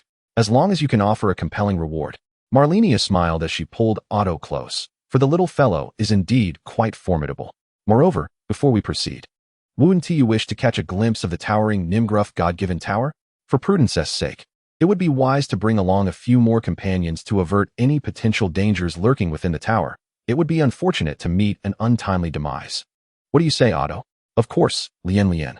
As long as you are willing to, embrace me for just a moment, that would suffice. When did Otto become so reserved? This is unlike you. This is simply because Mei advised that all endeavors must be approached gradually. Malenia smiled, casting a somewhat puzzled glance at her younger sister, Pollyanna, who appeared quite fatigued, unlike her earlier confrontational demeanor with Otto and Galit. Perhaps it is the influence of the death rune, which is indeed concerning. However, Malenia would not conduct any examinations here, for this matter is not one to be openly discussed. Let us depart now, crossing over the God-given Tower Bridge. Chapter 17. The Nimgruff God-given Tower. Upon the Nimgruff God-given Tower Bridge, 3 magical golems stood guard. These cumbersome behemoths, resembling mechanical beings, executed commands with mechanical precision. Nevertheless, their colossal forms loomed like titans. Even a mere brush against them would inflict a pain that a common person would remember for a lifetime. For the fated ones, it is wise to bypass these formidable magical sentinels rather than engage them in direct confrontation. However, with their ambitious objectives, how to traverse quickly became a pressing issue. Why don't I ride and carry you all across? Though Tourette can only bear one at a time. Otto summoned Tourette. What a hassle. Can living beings truly be so incapacitated? With 3 of us, we have just enough for the 3 golems. The one at the farthest end, wielding a massive bow, will be your responsibility, little fated one. What do you think? Bernal once again proposed a sound suggestion, albeit one tinged with a degree of risk. I concur. If there is a battle to be fought, I am in. Truly, they are 2 warriors at heart. The fierce gazes of these battle enthusiasts turned towards Otto. I have no objections, but can you both ensure the safety of the Millicent sisters? Little one, you underestimate us. Very well, I shall take the lead. Once you are finished, make haste to follow. As the ground trembled violently, the battle commenced. If the combat style of the warrior, Alexander, could be described as brutish, then the fighting of the fated Bernal was undeniably aristocratic. In contrast to the raw aggression, his elegant dodges and dazzling techniques exuded an air of grace. Bernal could even critique Alexander's fighting while deftly evading the golem's attacks. Malenia, too, favored Bernal's approach, yet in terms of strength, the golden prosthetic would surely reveal what Miquella's razor could accomplish. Taking advantage of their moment alone, Malenia examined the dark line on her little sister's arm, her pupils momentarily dilating in shock. The dark line had inexplicably extended to her shoulder within just half a day. Once it reached her head, it would undoubtedly result in a consequence that Malenia could never bear to witness. However, she resolved to absorb the great rune of Greykark first, and upon her return, the very first task would be to address this dire situation for her sister. Before long, the Starseer girl emerged from the city. Adept? How did you come from the city? I perished alongside that golem guardian, so I came over from the blessing. Oh, when did you arrive, little one? My power must surely surpass yours. The enormous figure of the warrior, the vessel, stood before the trio, resembling a gathering of onlookers before an excavator. You're a bit too tall, Alexander. I can hardly see your face. My apologies, I didn't notice I was standing on a stone. I see you're doing this on purpose. The little one must have defeated the golem, and, concerned for her friend, returned via the blessing. Venel mocked as he dismantled their pretense, paving the way forward. After all, Adept had just mentioned waiting for them over there. Let us go together. It's a perfect opportunity to admire that lofty ancient structure. They proceeded along the path, traversing the teleportation portal and a massive lift. The 2 fated ones exchanged glances. An Adept stepped forward to activate the blessing. Everyone eagerly gazed at the route ascending to the tower's pinnacle. At long last, they reached the top. The lifeless two-fingered hand stood at the center, appearing desiccated beyond recognition in such a short span of time. It resembled the hand of a deceased elder, 3 fingers severed, leaving only the index and middle fingers pointing toward the radiant golden great rune below, or perhaps a fragment of the Elden Ring. They shared a glance. Sister Lien, you seem quite eager to be here. What is it you wish to accomplish? The faded girl inquired, her eyes towards Adept revealing little suspicion, but rather trust. I'm truly sorry, Adept, for not informing you about this matter, but can you both really trust me so easily? Haha, I've never feared anyone, including you. What nonsense are you spouting? We are partners. Benel mimicked a so-called graceful smile, his comical and peculiar demeanor causing Malenia to chuckle uncontrollably. Haha, partners. That is splendid. Since you've asked so sincerely, I shall benevolently reveal the answer. Indeed, this is the demeanor you ought to embody. Yet, before she could finish, her sister Pollyanna suddenly collapsed to the ground. What is happening? Malenia rushed over, only to find a pitch-black bloodline had already reached her neck. Sister Lien, it seems that Pollyanna has been consumed by death. I had intended to address this matter promptly after it transpired, yet now, Malenia kneels upon the ground. Her solitary intact left arm embracing Pollyanna, her gaze reluctantly scanning the gathered onlookers. For a moment, the atmosphere hangs in a heavy silence. Alexander, scratching his head, finds himself bewildered by this palpable tension. At this juncture, it is imperative to venture to the subterranean sepulchre beneath the divine bridge of the tower, to procure the Black Blade, allowing my sister to harness this power, thus safeguarding her life. Malenia feels a pang of frustration, lamenting her current state of helplessness as she witnesses events unfold beyond her control. Once, she had been filled with pride, but now she finds herself repeatedly relying on others. A reflection of her inherent frailty, an original sin of sorts. Benel, of course, understands the reason behind Malenia's demeanor. It is merely a matter of pride. However, it is only natural for the weak to seek the assistance of the strong. Though he has known Malenia for but a few days, Benel senses her independence. Haha, Miss Millicent, I had my doubts before, but now I can confidently assert that you are not a fated one. The clients I have encountered always present a series of tasks, one after another, perpetually moving from one obligation to the next. Yet now, you must provide us with appropriate compensation for this undertaking. Benel, I will indeed compensate you, she replied. Haha, exactly. Henceforth, the fated one has accepted your commission and will assist you in accomplishing this task, correct, little A? By the way, have you been there? I nodded in agreement, seemingly grasping the situation, yet uncertain of what words to offer. The priority remained to rescue Pollyanna. Let us utilize the blessing to teleport there directly. Then, summon me with this finger to aid you in battle. Benel produced a slender white finger and handed it to A. Then, Sister Lien, please wait for us here. We shall return swiftly. Indeed. Alexander, scratching his head, reclined against the side, staring blankly as the 2 faded ones gradually faded from sight. Yet, he found no words to express. Malenia leaned back to rest, closing her eyes, attempting to connect with Lonnie in her dreams, inquiring how the Black Blade might heal Pollyanna. However, upon falling asleep, Malenia found herself at the round table. In this circumstance, one must make peace with their surroundings. Malenia was unaware of how to exit this place independently, so perhaps it was best to relax. At least here, she would not be burdened by her broken form. By the round table, 2 young maidens lay sleeping. The additional one was the pure white girl encountered the previous night. A cloak of pristine white draped over her head, with a small peak at the back of the hood. Beneath the cloak, only her pale arms were visible, concealing her face. The little lion was absent. Approaching the pure white girl, Malenia cautiously inquired, "What is your name?" "Who, White Hulu." And then, she fell silent. "Tarina, how can I safely absorb Greg's great rune?" "A mere touch will suffice." The voice, feeble yet alluring, evokes a desire both to tease and to love. "Tarina, do you share some connection with Lonnie?" "Oh, you're so cold, ignoring me. Huh, little flower?" Malenia recoiled like a cat whose tail has been stepped on, swiftly distancing herself from the pure white maiden. "Little flower? Who is that? Is it you, Tarina?" "White." Just then, the Valkyrie made her entrance. No, you must have misheard.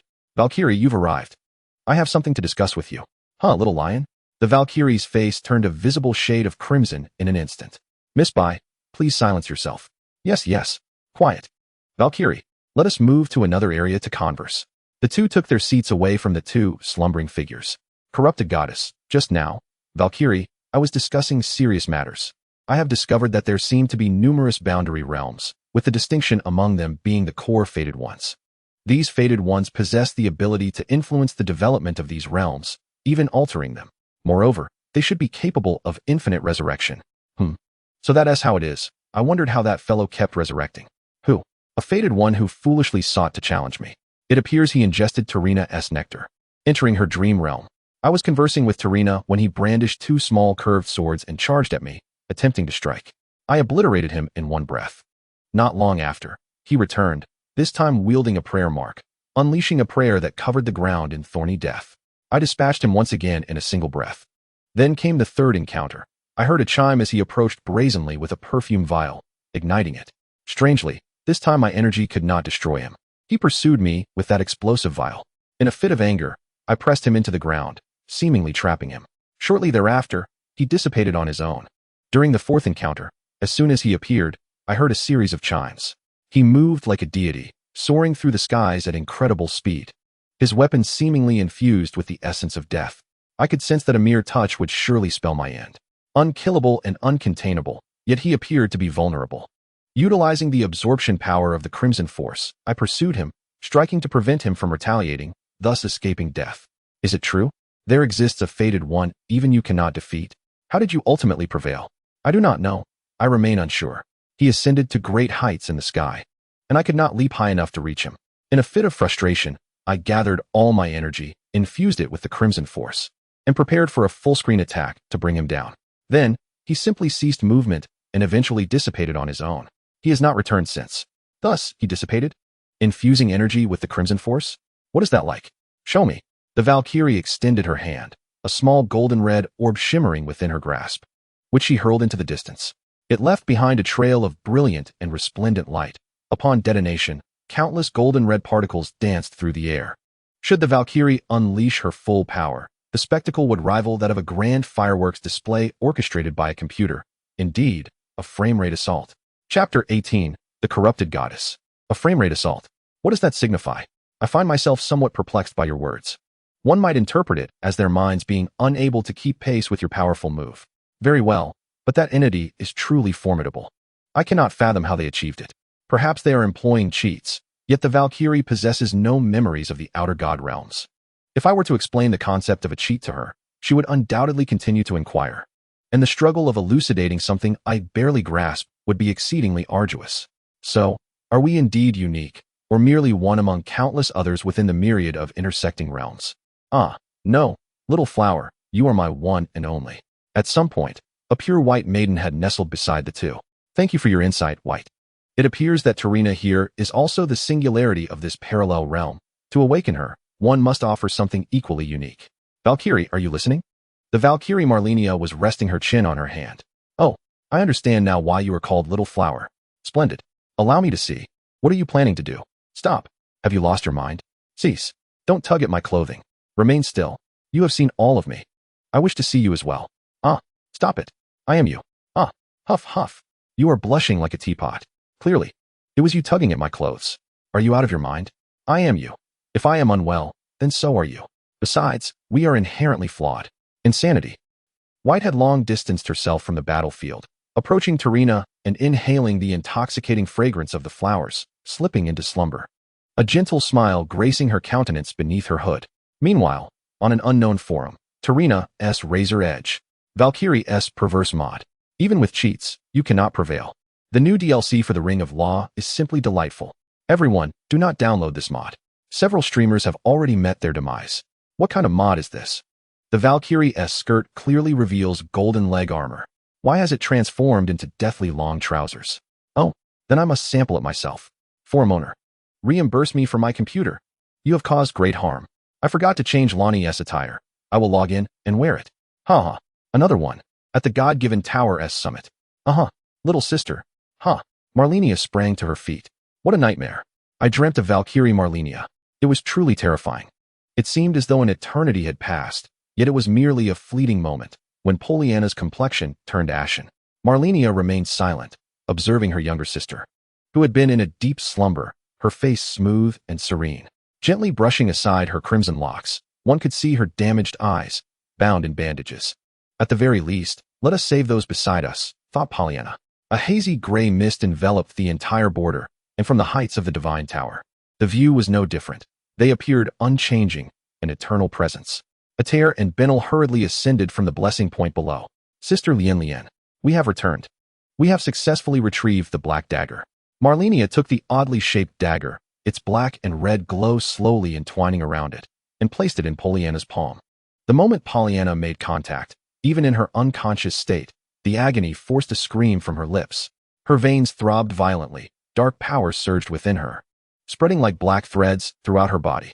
All eyes were fixed on the transformation of Pollyanna. Suddenly, a black flame ignited in her hand, tinged with a crimson hue. As the tidal wave of pain receded, Pollyanna opened one eye, gasping for breath, cold sweat trickling down her temples. I can control it. Sister Lien. Cough, cough. That is good, Malenia replied, but it has begun again.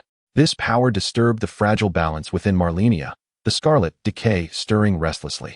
Rising to her feet, she coughed. I do not know what will happen next. You all best descend. The group exchanged glances, nodded, and one by one departed from the tower's summit. Once everyone had left, Malenia prepared for what was to come. Come, let me witness the so-called spark that can ignite me. To what extent? Without hesitation, she reached into the halo suspended in midair, and the great rune of Grake burst forth in brilliance. The power of the golden tree surged into her being. Mingled with the energy of the golden law, something peculiar intertwined within it, like fireflies, yet strikingly conspicuous in the night. Upon contact, it acted like a detonator, meeting the malleable explosive that was Malenia. The accumulated scarlet decay erupted like boiling magma, spewing forth in an instant. Boom. The onlookers at the blessing point sat in a circle. Above them, something began to descend. The air was filled with specks of scarlet decay, visibly falling from the sky. They multiplied. Everyone, retreat into the tower. It was as if a rain of scarlet decay had begun to fall from above. Yet, those standing outside the tower would notice the scarlet decay rising from the ground, converging in the air. Blood-red thorns slowly extended from the heavens, entwining and piercing through the blood-colored cocoon, suspended in the eternally dim sky. Something opened its eyes, exploring this world, only to find shattered death and the accumulation of decay. The cycle of life and death, an eternal resurgence. Death has been severed. The decay responsible for decomposition is rendered motionless, leaving behind this solidified land. The golden tree lies in silence, and all things have lost their place of belonging. The scarlet cocoon of death oozes crimson essence, coalescing into a humanoid form. I am the blade of Malenia, blade of Miquella. A tall figure descends slowly from the heavens, enveloped in a crimson mist that embraces their goddess, the goddess of decay. Malenia. Thorns cling to her, dutifully fulfilling their role, concealing a touch of purity. Gradually, they coalesce into the familiar noble attire of Malenia, layered with a reddish-brown coat and cloak. A scarlet thorn crown rests upon her intricately braided crimson hair, a blood-red diamond gem embedded within. The scarlet crown is both beautiful and perilous, much like its mistress. Her vermilion lips complement her gentle visage, golden-red eyes gazing down upon the borderlands. Her expression soft yet tinged with seriousness. She furrows her brow, lifting her delicate arms, feeling the well-preserved strength of her legs. Indeed, I have always been a perfectionist. Standing on the cold stone slab, her fair toes curl in discomfort. Ah, how chilly. Scarlet thorns emerge from the void, shaping into a pair of black high-heeled shoes with red soles. Oh, I've longed to try these on. The moment she slips them on, Malenia truly comprehends why she has never encountered anyone wearing such things before. These are hardly suitable for walking. I cannot fathom how anyone could perform acrobatics in these. The shoes transform into a pair of low-heeled sandals. She gives her skirt a little kick, concealing her delicate toes. Will I frighten them? The Valkyrie Malenia is coming? Hee. Just as she prepares to descend, Malenia feels she cannot simply go down like this. How can the mysterious Valkyrie approach as casually as a common cabbage? Even if not a Valkyrie, one need not be so haughty and aloof. At the very least, there should be a semblance of divine modesty. The crown morphs into a golden-red winged helmet, obscuring the upper half of her face, leaving only a hint of scarlet to evoke imagination. The cloak expands, concealing her figure. The scarlet mist seeps into the cloak, restoring clarity to her vision. She descends the stairs. No one is in sight. She walks towards the tower, where a campfire flickers in the corner, still warm to the touch. Huh, I knew that little waste wouldn't be so heartless. The loud noise of the elevator echoes. Sister Lien. Her little sister, Pollyanna, drops what she was holding and rushes over like a little puppy. Then she is embraced by Malenia. Sister Lian, I've missed you so much. I feel the same, little waste. I have missed you too. For a whole 7 days. Sister Pollyanna gazes up at that hint of scarlet, staring blankly in silence. 7 days? 7 days. Why does it feel like it has only just passed? No wonder they are all absent. Chapter 19. The compulsory capture of Malenia. 7 days have elapsed, yet the borderland appears unchanged. Benar has returned to his realm, accompanied by his witch, embarking on the path to kingship. The warrior, Alexander, hastens towards the city of the Red Lion, preparing to partake in the combat festivities. Atrus finds himself ensnared once more, this time before the moonlit queen, Reyna. That wretched place, exclaims Pollyanna, hands on her hips, her cheeks puffed out. I can barely get past that Kalyanite. I've encountered that queen in the Grand Library only twice. She nearly frightened me to death. Such fervent complaints paint a vivid picture of Atrus galloping about, cursing under his breath. Outside the blessing point, an ethereal glow begins to materialize. Atrus. Oh, Lian. You've finally awakened. You seem a tad taller. Your arms? Your arms have returned. Atrus still dons the Stargazer-S ensemble, having removed her hood. She embraces her newly restored, fair arms, her charming visage brushing against her smooth skin, eager to spark a bit of magic. Hee. Dear sister, I adore you. Pollyanna, wishing to alleviate the tension, unexpectedly mirrors Atrus, her face nuzzling against her other arm, reveling in the sensation of her skin. Oh wow, indeed. You too, little rascals. Don't follow Atrus down the wrong path. With the two youngsters clinging to her, an air of discomfort envelopes her. Did she sense something? A flicker of brilliance dances in her eyes, and through the golden red winged helmet, a silhouette appears near the blessing point, helplessly gazing at Atrus. It is none other than Malenia. Quick, save me. I am ensnared by 2 wicked graveyard sprites. Malenia, where are you? I think you've lost your wits, Lian. Malenia hasn't sought me for ages. Ah, sister, you smell delightful. Oh, Malenia, I'm striving to aid Atrus in ascending to kingship. Don't just stand there. In the next moment, Malenia indeed materializes. Can you see me? She queries, her voice laced with skepticism. Wow, May, you truly came. I've missed you so much. Boo-hoo. Atrus releases her toy, extending her arms to embrace Malenia. I believe I can see you, albeit somewhat hazy. Is that so? Try to see if you can perceive the blessing. I can. Is it red? Red? Why not touch it? As her hand approaches the crimson glow, the prior's spirit begins to swirl again, the rune that had clung to her quickly dissipating, and the ethereal light intensifies. It seems to have evolved into something sentient. I sense it. The runes flow through the earth. I see numerous blessings, but I must activate them myself. I know. Atrus raises her hand. I activate blessings every day. Wherever I tread, I have illuminated them. Is that so? There are several unlit, even in Stonevale City. Impossible. Absolutely impossible. I have even traversed the city walls. I do not believe there are any hidden blessings left. If that is the case, let us proceed to Stonevale City. Let us go. Upon arriving at the Divine Gift Tower, gazing upon the distant Divine Gift Bridge, it indeed feels rather far. Were it possible to avoid walking, many would undoubtedly choose not to walk. However, Otto did not summon his spirit steed, seemingly opting for companionship instead. With a clap of her hands, Malenia conjured a broad crimson leaf from the void, lifting her form with ease. It merely consumed a modicum of crimson energy. Come, little sister, join me. Sure. Malenia, would you care to try? Malenia glanced at Otto and then at Malenia. I could teleport directly. Come on, Mimi. Sit beside me. Surely you are not afraid, are you? Malenia? I merely wish to limit my interactions with others. Malenia replied expressionlessly, turning away. I shall await you in the city. Could it be that Malenia is of such a disposition? Raising my hand, vines entwined upward, ensnaring Malenia, who wished to flee, ignoring her feeble struggles. I dragged her to my side. Humph. No one dares to refuse me. Release me. Is this not akin to public humiliation? With me at your side, what have you to fear? Simply behave like a good little trinket. And no, please. I do not wish to. Malenia trembled, shrinking back, nearly dissolving into nothingness. Striving to become ethereal, yet still ensnared by the vines. Chocolate-covered ice cream, commonly known as severe social anxiety. Today, I shall expose the one lurking in the shadows, thrusting them into the bright sunlight for all to see. Riding on the spirit steed Torith, Otto, upon witnessing the cowering Malenia, expressed concern. So it turns out Malenia suffers from social anxiety. Such a condition is untenable. One must venture forth to meet others. No, I simply wish to stay indoors. Otto tilted her head playfully, cheerfully giving a thumbs up. As expected of you, Sister Lian. To Malenia, This felt akin to the smile of a demon.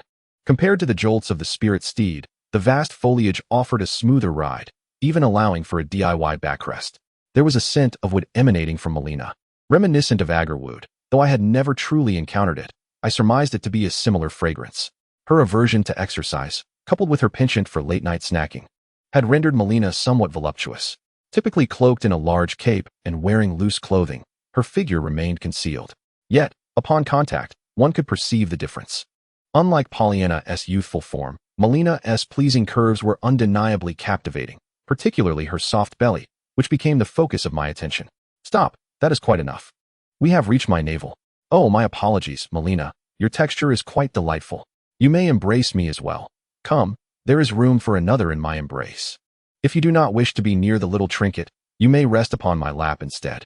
She always harbors greater tolerance for beautiful maidens. Rather than rejecting social anxiety, Malenia chooses to inquire, viewing her questions as mere inquiries rather than requests. With a decisive motion, she pins Malenia down across her thighs. I did not ask you, she states. Malenia raises her gaze to see Pollyanna, her eyes closed in serene repose, seemingly relishing something, yet she helplessly shuts her own eyes. Never had she anticipated that someone could ensnare the ethereal essence of her being. The sweet, fragrant aroma of blossoms envelopes her, intoxicating her senses.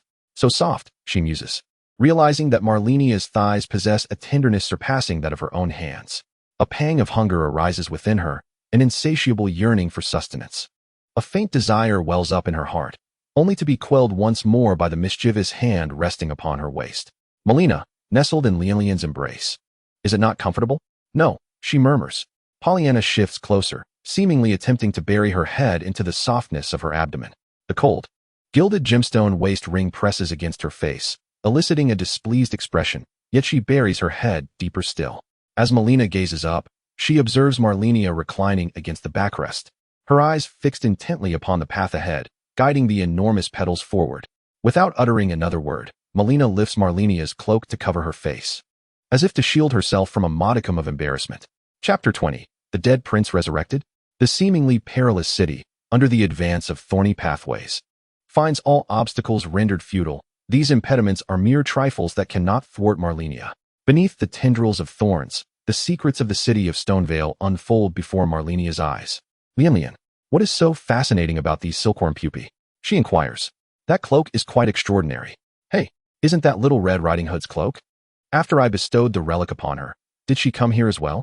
Malenia refrains from elaborating, merely feeling compelled to visit this place. Speaking of which, perhaps that Little Red Riding Hood has not perished? This Little Red Riding Hood, is it Roderica? I have heard from Benar about her whereabouts. In the Grand Blessing. You say? Grand Blessing? Where is that? Ah, I must not let Lilian know about my connection with FIA. I am uncertain of the exact location. I was transported there through the Blessing. Oh, a new location to explore. Sister, are you certain we can descend here? You may float, but Toric cannot. At the castle wall tower, Achui casts a dubious glance at Malenia. All right, then I shall descend first. Good. I, the color-changing person, fear no one.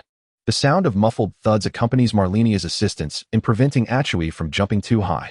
As they proceed cautiously, a heavily armored knight turns slowly in the shadows beneath the cliff. The Furnace Knight. Lilian, save me. With a thought, the surroundings become ensconced in scarlet thorns. Even the armored knight's body is ensnared by the crimson brambles. Phew, you nearly terrified me. The corner of the furnace's 100 faces? The enormous branches sway about, seemingly devoid of anything remarkable. I had hoped there would be blessings here. Ah, Achui, do not linger there. The main event is about to unfold. Oh, this skill is quite impressive. However, I typically rely on magic. The treasures hidden within the city of Stonevale exceed my expectations. I never anticipated that the body of Godwyn would manifest here. The deceased Prince Godwyn? Achui, you are aware? Where did you learn that? In my recollection, he was the Golden Godwyn. Achui tilted her head and chuckled softly. She would not divulge what she had done in the Great Blessing. Let us proceed and uncover more secrets of this place. With scarlet thorns guiding the way, Achui had never found this game so effortless. All she needed to do was traverse the map continuously. Roger's Golden Council. The items we seek, it seems, lie below. Continuing to descend, Malenia followed closely behind, immersed in the streamer's explorations. Pollyanna, do you remember when you first entered Stonevale? The power of death surged rapidly, transforming you into what you are now. How does it feel? Do not collapse silently again. I am fine. No need to worry about me. Do not disturb me. You little nuisance. Shaking her head in exasperation, she continued to embrace the chaos around her. How unfortunate to be surrounded by beautiful maidens. Pushing further down. It was merely a collection of disarrayed debris. So, I am searching for treasures amidst the refuse. Pray, vengeful spirits. It seems ahead is a newfound clarity. Just a mere insect. Stopping at the junction, Malenia waved her hand, and a colossal thorny hand emerged from the void, seizing a decayed tree spirit from the earth. The withered, dark body struggled incessantly, its countless branches thrashing wildly. Its massive form, before the thorny hand, appeared no more than an insect. The thorny hand struck down. The entire city trembled. The decayed tree spirit disintegrated into ethereal ash, vanishing into the air. Wow. Sister Lien, you are my deity. Please assist me in clearing out those repugnant creatures from the Magic Academy. Yes. Next time for sure. I knew it. Sister Lien is the best. Yet, why does this sound familiar? Next time, indeed, must it be a certainty? Absolutely. Hee. Continuing forward, it seemed as though a gigantic octopus lay there. Is that a formidable boss? It must be you. Sister Lien. Oh dear. Knocking one's head can lead to foolishness. That is indeed the body of Godwin. The silent Malenia struggled to rise from her gentle refuge, leaping from her leafy couch to approach the immense, bizarre octopus. That was the shed skin of the deceased prince. It remains a mystery who brought it here. There are traces of blood, amidst the sanguine shadows. A male figure clad as a sorcerer appeared to have been seized and trembled as he fell. That is the sorcerer Roger. I have seen him in the city. Yet now he is nowhere to be found. It seems his fate is grim. The foul sore of the dead prince? How repugnant. Dispose of it at once. Do not touch me, you fated one. Keep your distance. Malenia recoiled in disgust from the garbage collector, the fated one, compared to someone who rummages through refuse daily. Even Malenia seems villainous. Drawing forth a dark blade from Pollyanna's waist, Malenia deftly plunged it into the grotesque mass. The chilling skin of the dead prince disintegrated into ethereal ashes beneath the blade. Such abominations are best purified, raising an eyebrow in tacit agreement. Concealed beneath the crimson-winged helmet, it seemed no one witnessed the act. In the void, a purple finger extended, radiating light. Apologies, I must take this call. Malenia grasped the finger, closing her eyes. The fated one muttered, how peculiar. It feels somewhat surreal. I may need to take a break from the game for a couple of days. I can hardly distinguish reality anymore. Just moments ago, Sister Lien actually mentioned a phone call. Surely, I must have misheard. Hello? Who is there? Gedwin. At long last you respond. Did we not agree you would share tales beyond the stars? What have you been doing these past 7 days? Lonnie, I am here, aren't I? I cannot be at your side every single day. Such typical rogue behavior. But, even if you are busy, at least acknowledge me. Did you think? What? Did you think I had perished? Lonnie, you truly harbor ill intentions. Let this phone call conclude for today. Gedwin, call me brother. Who do you think you are? I wouldn't even call a chicken brother. Should I find you? If you choose not to respond, so be it. I had quite the fondness for you. Now, I fancy you even more. It seems like witnessing Lonnie both disdainful and playfully thumping her chest. Lonnie, have you heard the saying, the great tides of the world? When divided must unite, and when united must divide. Gedwin, what are you rambling about? In the twilight of the Eastern Han dynasty, heroes vied for supremacy. In a dream, it felt as though only a brief moment had passed, yet an entire night had elapsed. Perhaps I dreamt for an eternity, but merely 20 minutes slipped by. Continue your tale. Gedwin, with the strategist Dongfu, and with Guan and Zhang, Liu Bei shall rise to power. Am I not correct? No, Princess Lonnie. While I hold feelings for you, it does not grant you the right to make such impudent demands of me. I am not your servant. I shall take my rest now. No, you must at least finish. Last time, you barely recounted a handful of mythological tales.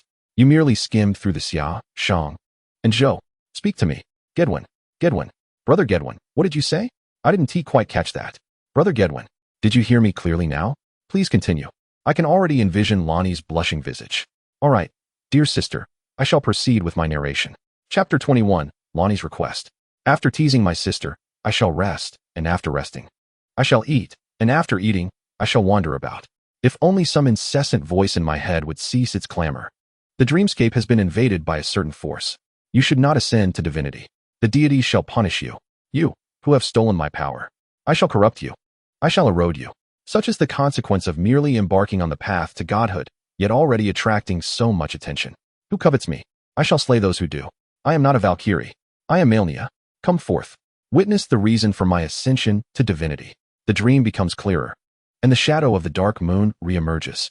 Oh, Godwin, what troubles you? Speak swiftly. Continue the music. Continue the dance. Lady Runny, what should I call you? Godwin. Brother. No. Sister Godwin. Ha. Sister Godwin.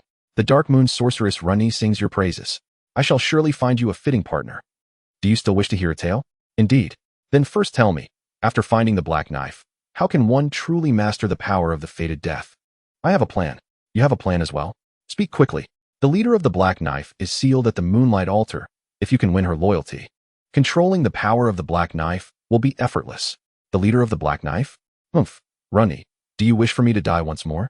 It was she who drove the black knife into my body back then. Am I wrong? She will pledge loyalty to me? Treacherous Runny. Her heart is deserving of punishment. I have not. The leader of the black knife, Electo, indeed pierced you, but now she is alone, imprisoned in a sealed dungeon. If your strength is sufficient, you might seize a powerful black knife assassin's ashes from her. I see. Does that ash have a name? The Black Knife Dusk is the daughter of the leader of the Black Knife. How vile. Runny, you truly harbor ill intentions. If I were to take the ashes of her daughter, she would surely want to plunge the knife into me even more. Oh, could it be so? Runny knows not. Runny is but a pitiable puppet. A puppet? One of those dolls that can be manipulated at will? Ha. Lady Runny here. I must apologize in advance for my rudeness. Hey, what is so amusing about that? Were it not for my divine status, I would wish to escape the scrutiny of the Supreme Will. But merely dying physically is not enough. What is your strength? The scrutiny of the Supreme Will? What kind of scrutiny? Speaking of strength, I still possess some confidence. I could likely still contend with ancient dragons without falling behind. How can one still be so strong? Ahem. In that case, if you assist me with a task, I shall pardon your rudeness and answer your question. Speak on. Unravel the fate of the stars and slay Radahn. Runny's request is rather peculiar. Is Radahn not her brother? After the Ionian War, Radahn was infected by the Scarlet Rot and has already transformed into something beyond human. He is no longer my brother. He is merely a monster that lingers in the borderland. The witch hunter Jarian is preparing a celebration for Radahn in the city of Red Lion. Only after vanquishing Radahn will the stars descend, and my destiny will begin to flow. To defeat Radahn? At your behest, I shall do so. It is only fitting. Initially, I sought the aid of the Fated One, but if it is you, I shall accommodate your request. Will you visit the Mage Tower in the northern part of Lionia? I shall answer all your questions. Lonnie's voice was low, hinting at a sorrowful memory. If time permits, I shall make the journey. You are truly kind, Gedwin. My subordinate. The werewolf Blake will also attend the Lion Festival to assist you. Feel free to consult him should any issues arise. Princess Lonnie. Oh, forgive me, I am merely fatigued. Gedwin, let us converse again next time. I must take my rest now. Very well. Good night, Lady Lonnie. Humph. Malenia opened her eyes once more, finding several individuals gathered around a flickering campfire. Otto had vanished without a trace. Meanwhile, Malenia was cooking something over the fire. An overwhelming earthy scent mingling with a meager hint of food. Malenia, what are you cooking? Cooking the Fated One. Malenia, does your menu even include Otto? Would you like a taste? Just a moment. It will be ready shortly. What about the remaining Fated One? Surely that small pot cannot hold it all. Humph. Who knows where it has gone? Perhaps it has returned to the world beyond the mists, certainly not lingering in the borderlands. It seems to have logged off. The earthy odor of these wild river shrimp is rather strong, likely due to insufficient washing. It remains uncertain whether there is clean water in the borderlands. Such coarse fare is truly hard to swallow for Malenia. Even the most ordinary steamed bun previously sold by vendors would be more palatable than this. Yet, observing Malenia and her younger sister Pollyanna enjoying their meal brings her a peculiar sense of discomfort. Malenia merely gazed upwards. The subterranean darkness obscured any glimpse of starlight. To set the stars in motion? Having gleaned much information from Lonnie, is this the advantage of having subordinates? Should I not gather some myself? The Order of the Corrupt Knights? The very thought of them extinguished Malenia's interest in acquiring followers. Her brow furrowed tightly, and even the corners of her mouth, which had been raised, fell involuntarily. A delicate hand offered a peeled shrimp to Malenia's lips. Sister Lien, do try it. Malenia's cooking is rather delightful. I shan't eat it. It remains unwashed. And how clean are you? Decades without a bath, a single garment worn for a year? Malenia was evidently displeased, retorting sharply at Malenia. The shrimp was meant for her younger sister Pollyanna. How vexing. Malenia wished to counter, yet she found herself momentarily speechless. Was she not indeed like that? I cannot bear it. Not even a little. Malenia pushed her sister aside and rose to her feet. Am I unclean? I merely wish to tend to your emotions. With those words, Malenia removed her helmet, allowing her vibrant red hair to cascade freely. She carelessly discarded her heavy brown cloak, unraveling the layers that enveloped her, revealing only a delicate white noble nightgown beneath, adorned with thorns and accented with her favored red gemstones. Intertwined with golden threads, she fashioned an elegant, form-fitting gown in a striking red and white combination. Draping a sheer red cape over her shoulders, she relished the long-lost sense of ease, releasing herself from the myriad constraints with a deep sigh of relief. Malenia gazed at Malenia in astonishment. The attire was undeniably exquisite, though it hardly resembled the style of the Borderlands. Furthermore, her face, though slightly gaunt, left Malenia questioning her perception. Was this truly the divine Malenia? Her gaze wandered over Malenia's figure, taking in the pale wrists and ankles exposed to the air, devoid of any signs of the crimson decay. What captured Malenia's attention next was Malenia's statuesque form, her gaze lingering on the golden hoop that rested casually on her waist. It seemed impossible to look away, for the red gemstones upon the hoop reflected light in a manner that was almost hypnotic. How could her figure be so flawless? Malenia instinctively touched her own waist, feeling the remnants of her own softness. It was inconceivable. Taking a deep breath, she found the excess had dissipated, yet she remained curvaceous. I've had enough. I shall wear what I desire. I shall do as I please. Indeed, Sister Lien, you are so beautiful, with a figure so enviable. It is impossible for anyone not to adore you. Excellent. I appreciate your support, dear sister. Now, allow me to experiment a bit. Clad in her noble nightgown, Malenia seized her sister, and the blood-red thorns entwined around her form. A charming little JK sister emerged. Pollyanna clasped the hem of her short skirt and hugged her chest, casting a shy glance at Malenia. Oh, little sister has become quite lovely too. Really? Pollyanna murmured softly. Malenia briefly glanced at Pollyanna before redirecting her focus to the golden hoop gracing Malenia's waist. Hey, Malenia, is my belt not lovely? Why do you keep staring?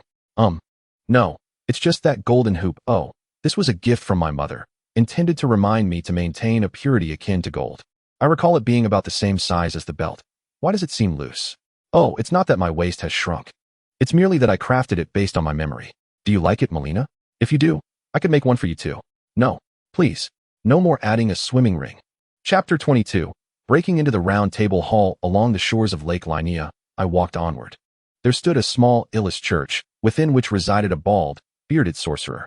He introduces himself as Topus, an ordinary wizard clad in the robes of a magical academy. He seeks a way to enter the Lilicaria Magic Academy. Otto had once bestowed upon him a luminous key, yet he resolutely declined the gift, for it was the first key that Otto had discovered. Do you also wield magic?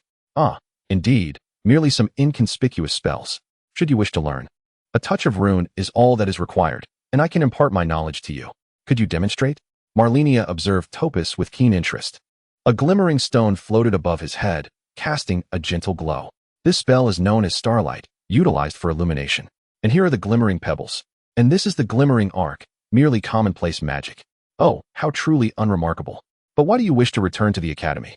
All my life's work resides within that institution, yet the gates stand resolutely shut, preventing my re-entry. A lifetime's work? What could a wizard like you possibly research? It is a formidable defensive spell, though I have yet to perfect it. Furthermore, I lack numerous runes necessary for experimentation. I have no interest in your so-called powerful magic. Do you know Syrian? Of course. She is an exceptionally gifted sorceress, yet she became overly absorbed in the pursuit of magic's origins, leading to the demise of many, inciting widespread ire, and ultimately being cast out by the academy. Though her methods are brutal, she is indeed a formidable wizard. Perhaps I should pay a visit to that witch. What? You claim to know her whereabouts? Indeed. Might I, despite my excitement, request that you guide me to her? I have countless inquiries regarding magic that I wish to pose. Oh, aren't you afraid she might slay you? However, this could hasten the emergence of my magic. Please. Very well, then wait here. I shall call for you upon my return. Topus waved his hand, bidding farewell to the two peculiar women as they departed upon a massive branch. Malenia gazed at the map she had acquired from Malenia and continued to drift along the lakeshore. Sister Lien, is there a dilapidated house at the foot of the cliff? It seems so. Shall we investigate? Manipulating the branches to descend, Pollyanna leaped down. Hello? Is anyone there? Sister, what troubles you? Pollyanna fixated on the woman before her, who sat sideways on the ground, leaning against a colossal wolf, clad in a silver gown and a short black cloak. The wolf appeared to be on the brink of death, as did the woman, who bowed her head, curled up within the embrace of the immense snowy wolf. Another fated one? What brings you here? I have already informed Bearman. I possess no sigils. Is it not enough that you have taken my companions? The woman slightly lifted her head, glaring fiercely at Pollyanna. However, she suddenly widened her eyes. Although I was oblivious to the circumstances, it was undeniably distressing. Why are you crying? Big sister, please, do not weep. Pollyanna rushed forward in a fluster. Yet, another figure was swifter. Malenia enveloped the woman before her in a tight embrace, her eyes glistening with tears. Malenia, oh, how wonderful it is to see you alive. I am truly Malenia. Lena sobbed uncontrollably, as if attempting to release all her grievances through tears. Who has wronged you, Lena? Pray tell, which fated one? I do not know. It was a fated one clad in a bizarre skeletal attire. Where is he? He should be within the great blessing of the fated ones. Lena, the platinum child, once the mightiest archer in the town of Ceremony, had her mobility significantly enhanced by her bond with the white wolf due to her innate leg atrophy. Malenia provided them shelter, serving as an invaluable asset in combat. Spotting the nearby golden blessing, Malenia activated it. Ah, who dares to bully my kin?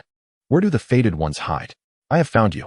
With branches lifting Lena and her companion, the snow wolf robber, and dragging along the bewildered younger sister, they initiated a teleportation. In the dimly lit hall, the fire crackled in the hearth, and the massive blessing flickered faintly. A rare visitor. I am Sir Wisdom. It is my honor to welcome you, Lady Malenia. A man donned in a helmet stood at the center of the hall, flanked by numerous fated ones, among whom was the skeletal-clad figure. Upon closer inspection, the man's helmet was adorned with countless ears. Sir Wisdom tilted his head, seemingly hearing something, and raised his staff. Oh, my apologies, I mistook you for Miss Millicent. You bear an uncanny resemblance to Lady Malenia. Forgive this old man. I have only seen the pitiable young Malenia, never her offspring. The true Lady Malenia should still be within the golden tree. What a grand show of force this is. Even Lena regarded me with skepticism. Wisdom, your minions have harmed my subordinates. Sir Wisdom merely chuckled. Is there any need for anger? It was merely an inconsequential oversight. Enough. I do not wish to hear any more of your justifications.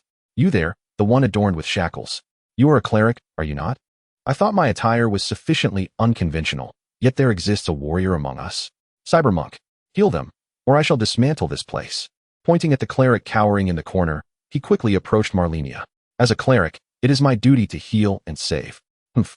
This one is certainly more agreeable than you, Malenia scoffed, deriding Sir Wisdom.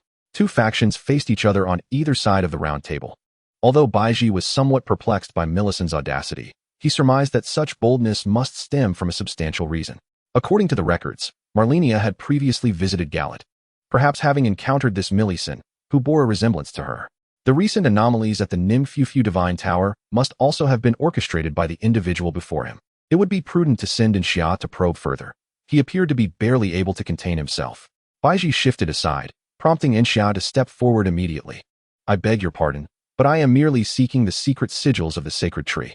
If this lady would be so kind as to divulge the whereabouts of these sigils, perhaps this unfortunate circumstance could be avoided. The secret sigils of the sacred tree? So, you are one who covets its power, ha ha ha. Crimson liquid flowed from his fingertips, revealing the radiant golden blade of his prosthetic arm to the world. Allow me to demonstrate what Miquella's blade truly embodies. The golden winged helmet descended, its brilliance illuminating the air, while the red cloak billowed majestically. A tall, slender figure raised the prosthetic blade, poised gracefully in midair.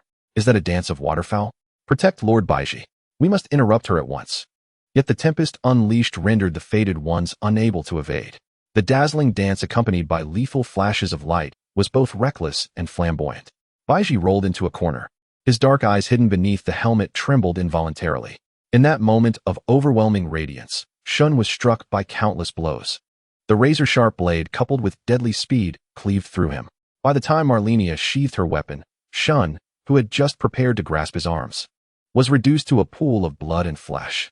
Malenia's thunderous methods and formidable prowess left no room for doubt among the others. Are there still petty fools who dare to challenge the dragon's scales? The elevated golden-winged helmet and the gleaming golden blade bore down upon the fated ones, rendering them breathless. Latina fixed her gaze upon the silhouette draped in red. That invincible existence was the very king to whom they had vowed allegiance. Pollyanna, equally transfixed, marveled. So powerful, so radiant. I too wish to pursue strength. Chapter 23. Directly to the moonlight altar. The Valkyrie, seemingly raising her prosthetic blade for yet another assault, appeared uncertain of her target. In truth, she cried, "Someone, please give me an escape route. Otherwise, I shall commence to cleave. Who shall I strike? Where is the astute Benar when I need him?" While contemplating whom to slay next, she awaited anyone who might provide a reprieve. Baiji stood before the assembly, drenched in sweat, filled with regret for being present in this moment. Which brave warrior shall come to my aid? A sudden creaking broke the silence of the round hall as a door slightly opened. A rough finger emerged through the gap, revealing a semblance of the true form. It was a pair of fingers, large and calloused, trembling slightly, as if conveying some unspoken message.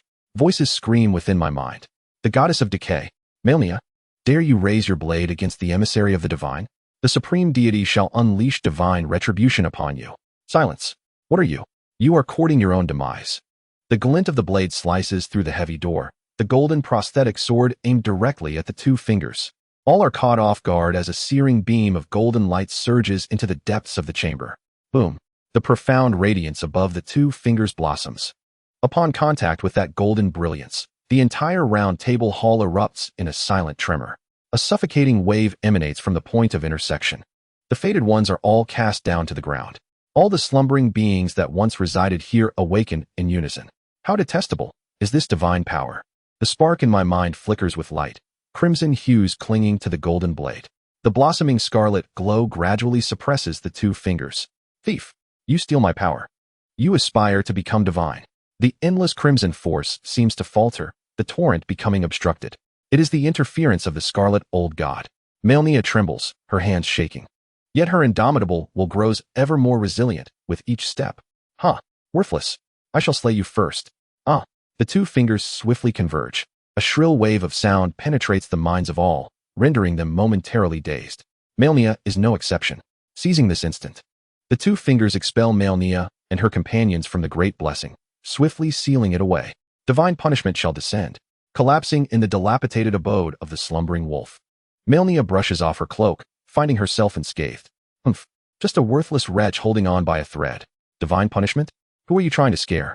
A glance over her shoulder reveals a figure. The cyber monk? What brings you to be exiled as well?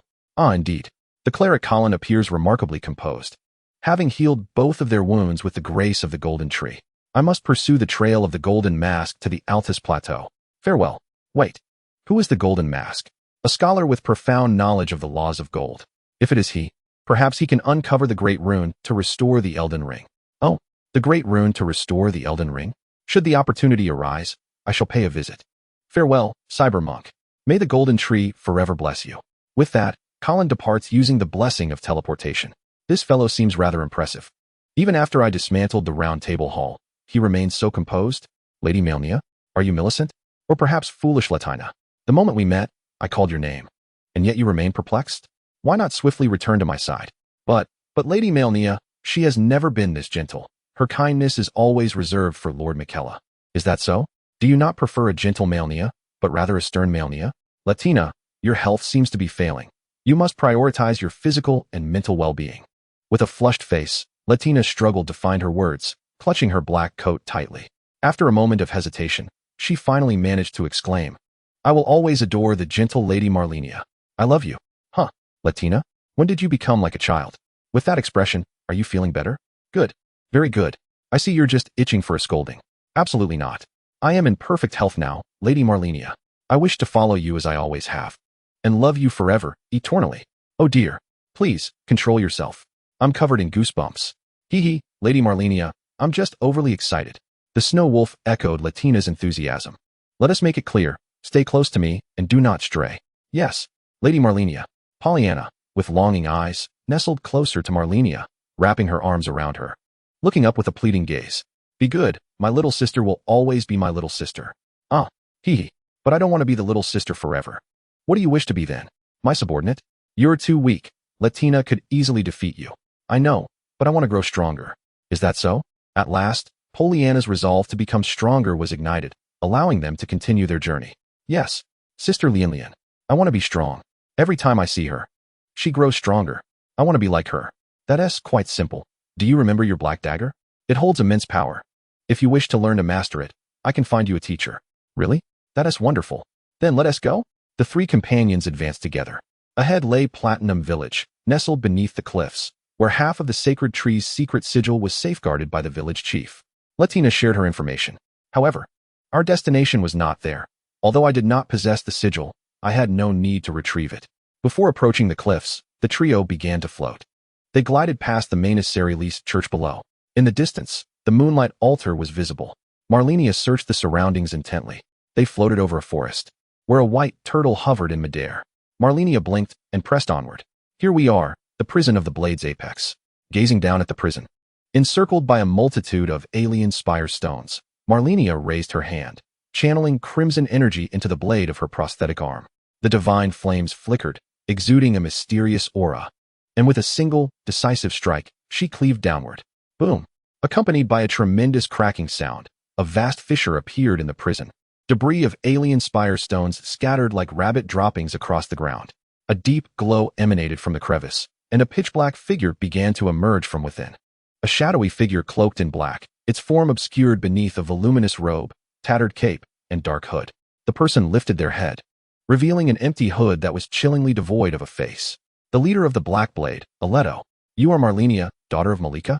Indeed. You have freed me, and I should follow you. But you must leave quickly. The fingers are approaching. Please take my daughter's ashes with you. I do not wish to wield my blade against you. We are but pitiful souls unable to control our own fates. Before the words could fully escape, Aleto became entranced, then raised the dagger in her hand, aiming it at the several figures hovering in the air.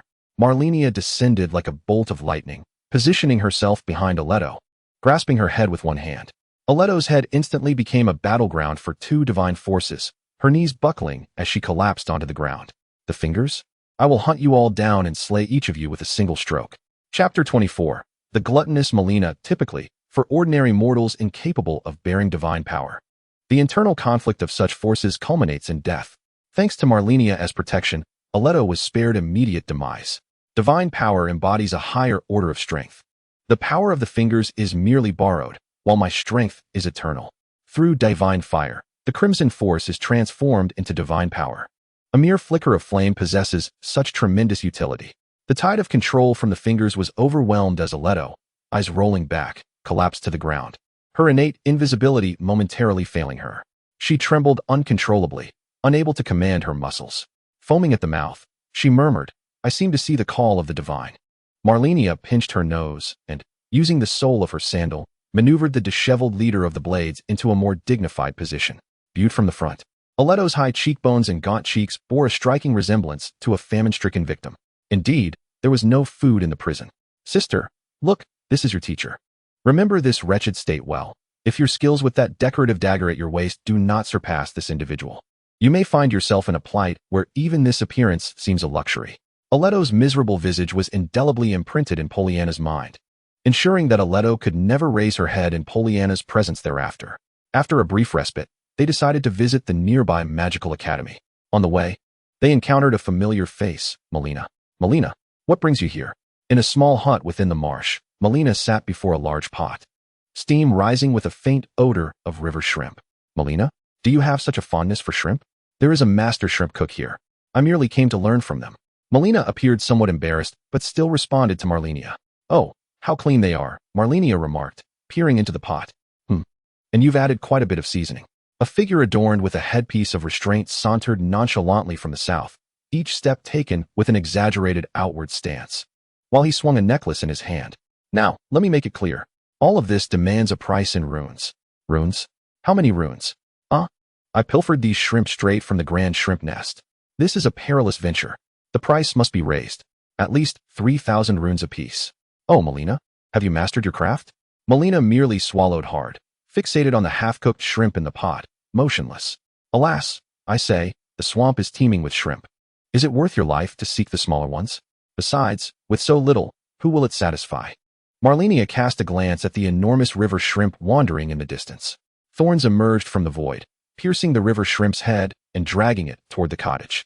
The black mud of the swamp surged forth, exuding an oppressive aura, as the colossal river shrimp loomed before the shrimp boiling rogue. The shrimp boiling rogue collapsed in terror, the hard shell of the shrimp resembling a spear hovering before him. Boil this large shrimp.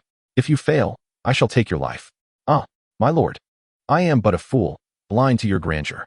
The shrimp-boiling rogue hastily knelt, fervently bowing his head, slapping his own face in desperation while begging for mercy.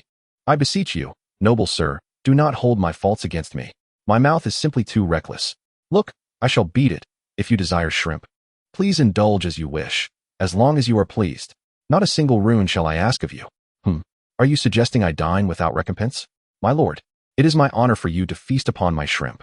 How could I dare ask for payment? I implore you to spare me. Such a large shrimp. I lack a pot to accommodate it. The once arrogant shrimp-boiling rogue now found himself utterly disheveled. The necklace you possess, did you not snatch it from the maiden? They are already upon us. Not far off, a hunchbacked girl hastily concealed her head behind a tree. From this distance, she could detect me. Malenia, savoring the shrimp, picked up the necklace that had fallen to the ground. Ah, is this not Leia's necklace? Eight purchased it from you and returned it. How have you come to seize it again? Have you pilfered from her twice? The shrimp-boiling rogue trembled on the ground. I merely observed someone purchasing such trinkets. Perhaps others would be inclined to buy as well. Malenia found herself laughing in exasperation. Is it customary to seize a sheep in such a manner? There, young girl. Come forth. This necklace is returned to you. Upon hearing this, the hunchbacked girl swiftly dashed from behind the tree and took the necklace from Malenia's hands, fearing that Malenia might change her mind. Ah, how intriguing. Old imp. I can discern at a glance that you are no ordinary being. Reveal your origins at once. Malenia dramatically flung her cloak over her shoulders, feeling akin to a monk. Ah, I am Leia. Leia, terrified, was ready to join the shrimp-boiling rogue on the ground, pleading for mercy. She is but a child. Do not frighten her. Malenia rolled her eyes at Malenia, retrieved a shrimp from the pot, and gently supported Raya, softly soothing her. With newfound courage, Raya declared, I am Raya, the recruiter of heroes for the Volcano Manor. By the order of my lord, I travel forth to invite the strong to join the ranks of the Volcano Manor. The Volcano Manor must belong to Rykard, Raya's brother, who is said to still be engaged in battle with the royal army of the ominous King Morgoth. So, will you invite me? She asked. Why yes. If you would be so kind. Raya produced a letter of introduction from her bosom. Wait, do you know who I am to simply hand me an introduction? Oh, may I ask who you are? How fares Rykard? Where does the royal army stand now? My lord, Rykard has not shown himself for a long time. The battle with the royal army has reached a stalemate. Are you acquainted with Lord Rykard? Listen well, before you stands one of the three elders, the invincible Valkyrie, the son of Malenia, the blade of Miquella, the demigod Malenia. Crossing her arms, Malenia believed she struck a rather impressive pose. Wow, you are the Valkyrie Malenia? Raya gazed in awe, her fists clenched against her chest, staring blankly at Malenia, reminiscent of an anime character encountering a hero for the first time. Ignoring Malenia's disdainful gaze and Ledna's concealed face. Lady Malenia, a true Valkyrie would not behave in such a manner. Latina interjected from the side. Humph, she may not. But I shall. I intend to tarnish her reputation, Malenia declared, clenching her fist before her mouth. Ahem, Raya. If the opportunity arises, I shall visit the Volcano Manor. For now, I do not have much time to spare. Lady Malenia, is it true? You must come to the Volcano Manor. I have always admired you. A powerful woman like you. Malenia nodded, feeling quite flattered. Yes. However, I must first attend the Magic Academy. I am quite busy at the moment. Next time. For sure. You are going to the Magic Academy? Would you like me to escort you? Atwa is suffering there at the moment. Malenia picked up the last boiled shrimp, which still seemed edible. All right, Pollyanna, Latina, and Aleto, you stay here. I may not be able to protect you at the Magic Academy. Besides, our chef is here to prepare meals for you. A crimson thorn protruded from the void, hovering before the boiled shrimp rogue behind the house. Right, chef? Our dishes have yet to be served. The chef cannot leave. The boiled shrimp rogue lay there, on the verge of tears, pleading, Please, spare me, my lord. Chapter 25. Refusal of the mother-in-law right here. Atwa should return shortly. After waiting with Malenia for a while, a figure slowly materialized. It was Atwa. Finally reached the second phase. Hey, Malenia, I missed you so much. I recall that I am engaged in a single-player game. Where did you acquire that attire? I desire it as well. Oh dear, what an adorable little sister you are. I am Malenia, sent to assist you, the Tarnished One. You may refer to me as Lady Malenia. May? Malenia rolled her eyes, refraining from exposing Malenia's pretense, and promptly teleported away. Has May developed a habit of rolling her eyes? Malenia, I am merely accustomed to being speechless. Tarnished, let us proceed. This time, I shall undoubtedly assist you in overcoming the boss. With a flourish of her voluminous, curly red hair, the golden prosthetic blade appeared in her grasp. Tarnished instinctively wrapped his arms around Malenia's waist. Oh my! Sister's waist is not merely a waist. It is the lethal curvature of a scimitar. The mischievous Tarnished grasped Malenia's slender waist, realizing it was not only delicate, but also remarkably strong. In the ensuing battle, one must remain vigilant. Upon exiting, an Iron Maiden was wandering nearby, accompanied by an array of peculiar magical creatures scattered across the ground. The golden blade glided smoothly along the terrain, crimson energy surging like a tide, vanquishing the diminutive magical beings below. Malenia floated gracefully like a fallen leaf, encircling the Iron Maiden. The two massive sides before the Iron Maiden whirled madly, unable to locate their foe. One hand seized the Iron Maiden's head while the other plunged the elongated blade into her eye, her long, pale legs firmly planted atop the Iron Maiden.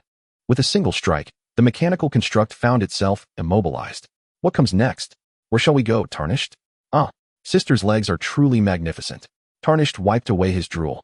I typically leap over there, where a large iron ball awaits. Just a swift dodge, and soon we shall encounter the Full Moon Queen. Why the rush? Come, let us venture in another direction. I wish to spend more time with the delightful Tarnished one. Ah, Sister, you are truly skilled in flirtation. If only this were the real world. Malenia's golden blade sliced through the air like a tempest, rendering the stone-hooded sorcerers utterly incapable of touching her. It felt dreamlike. All I needed was for my brother to lead the way, while I simply collected the spoils. Her graceful dance and magnificent swordsmanship left Tarnished entranced, longing to embrace the enchanting red-clad dancer fervently. He even forgot to evade the arrows whizzing past his ears. Fortunately, Malenia swooped in with a strike, knocking them down. Oh, Tarnished, do not merely gaze at me. You must also ensure your own safety. Gulp, I truly wish to linger here forever. Time flies when in the company of beauty. What an adorable little creature. By the way, as we charged forward, did we take a wrong turn? This place is all rooftops. What is this? It is the magic stone sword key. Thank you, Sister Malenia. Oh, but we may still need to search for a path. It seems we can leap down here. Hey, won't we fall to our demise? Before the words were fully spoken, that crimson shadow had already descended upon the ground. Upon closer inspection of the map, it appeared to be near the Cuckoo Church. Alf had also teleported down. In a mere moment, the monsters within the church were ruthlessly crushed by Malenia. Lifting her gaze, it seemed there was a corpse hanging from the chandelier on the ceiling. How grotesque. How could someone die upon a chandelier? It was purely repulsive. Sister Malenia, it seems there is something of significance on that corpse. Malenia deftly cast her mechanical blade, bringing the chandelier crashing down. Alv eagerly retrieved an item, the Academy's glintstone key. To think there was another here. This could be handed over to Topus. Oh, so you intend to abandon me and seek out that Topus? Malenia adjusted her crimson hair, casting a lingering glance at Alv filled with melancholy. Alv felt as though his heart had been struck by an unseen force. Instinctively, he touched his nose, relieved to find no blood. Ah, how could this be? I merely thought of it. Malenia nearly burst into laughter at Alv's flustered demeanor. Yet she restrained herself. Oh, may I ask, am I beautiful? Of course, Alv affirmed. In a horror film, he would undoubtedly be among the first to meet his demise. Let me ask again, as I graciously display my beauty to the world, would it be deemed scandalous, seen as the behavior of a wanton woman? Certainly not. Alv reassured her once more. In truth, I believe that if beauty is not meant to be shared with others, it holds no purpose. Then let us press onward. My dear, traversing the familiar path, they chose not to leap to the rooftop, but rather proceeded methodically down the corridor. After dispatching several sorcerers, they arrived before a lift. There was a knight ahead. After much effort, I lured him beneath the elevator and let him fall to his demise. Heh, Alf, you are quite impressive. Arriving at the Grand Library's entrance, Malenia held her head high and pushed open the massive doors. Eerie, bizarre melodies echoed forth, as small, flame-bearing creatures crouched on the ground, evoking a sense of trepidation. At last, they beheld the Full Moon Queen, Renala, clad in a wizard's robe and adorned with a horned hat. The queen cradled a golden egg, floating gracefully in midair, enveloped within a translucent golden bubble. To awaken a slumbering woman? Yet, in terms of lineage, Renala was the former wife of her father, Radahn. Should she then be addressed as mother? Hey, Full Moon Queen, Renala, can you hear me? Renala slightly opened her eyes, and with a single glance, it was as if time stood still. My king, have you finally returned? Sensing the familiar process of dream induction, Malenia did not refuse and closed her eyes. Upon opening them again, it felt as though she had entered a serene lake. A magnificent full moon floated upon the surface of the water, rising gently with the waves, quietly suspended in the air. The dark-haired woman embraced Malenia from behind. "My king, have you finally chosen to return to me?" Rhaenyra, slightly taller than Malenia, easily enveloped her in a tender embrace. Malenia grasped the hand encircling her waist. "Rhaenyra, Radahn is my father. I am his daughter, Malenia. No, you are he. Allow me one more embrace. The distinction is clear. He is a man, and I am a woman," she declared, placing the hand from her waist upon her bosom. "Touch me. I am indeed a woman. I merely came to greet you. Yet I shall soon deliver a resounding defeat." "Ouch, that hurts. I have long been aware of your dual nature. Beneath the full moon, no secrets remain. Even in this guise, your allure remains undiminished, just as mine does." From behind, the sound of fabric falling echoed, causing Malenia to erupt in alarm. "Ah, mother, my dear mother, you truly mean to do this? What is your intention?" Malenia dared not move, fearing that a misstep might lead to the demise of her dear mother. "I have waited far too long. Regardless of your identity, you are him now. I am a woman. I am a woman. I cannot bring you joy." Malenia had never felt more grateful for her femininity than at that moment. "I do not mind. My goodness, I do mind. I do mind. Do you not have a daughter, Lonnie? I am in love with her.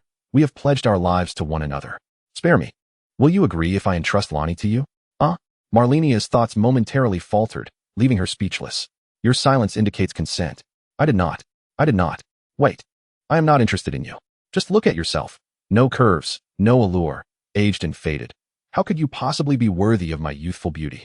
Surely, such humiliation would not leave her unscathed, would it? Even better, I adore the youthful version of you. Oh my, this queen appears to be quite desperate. Must I resort to force to subdue her? What a predicament. If I cannot awaken this ravenous queen, how shall I ever rouse Tarina?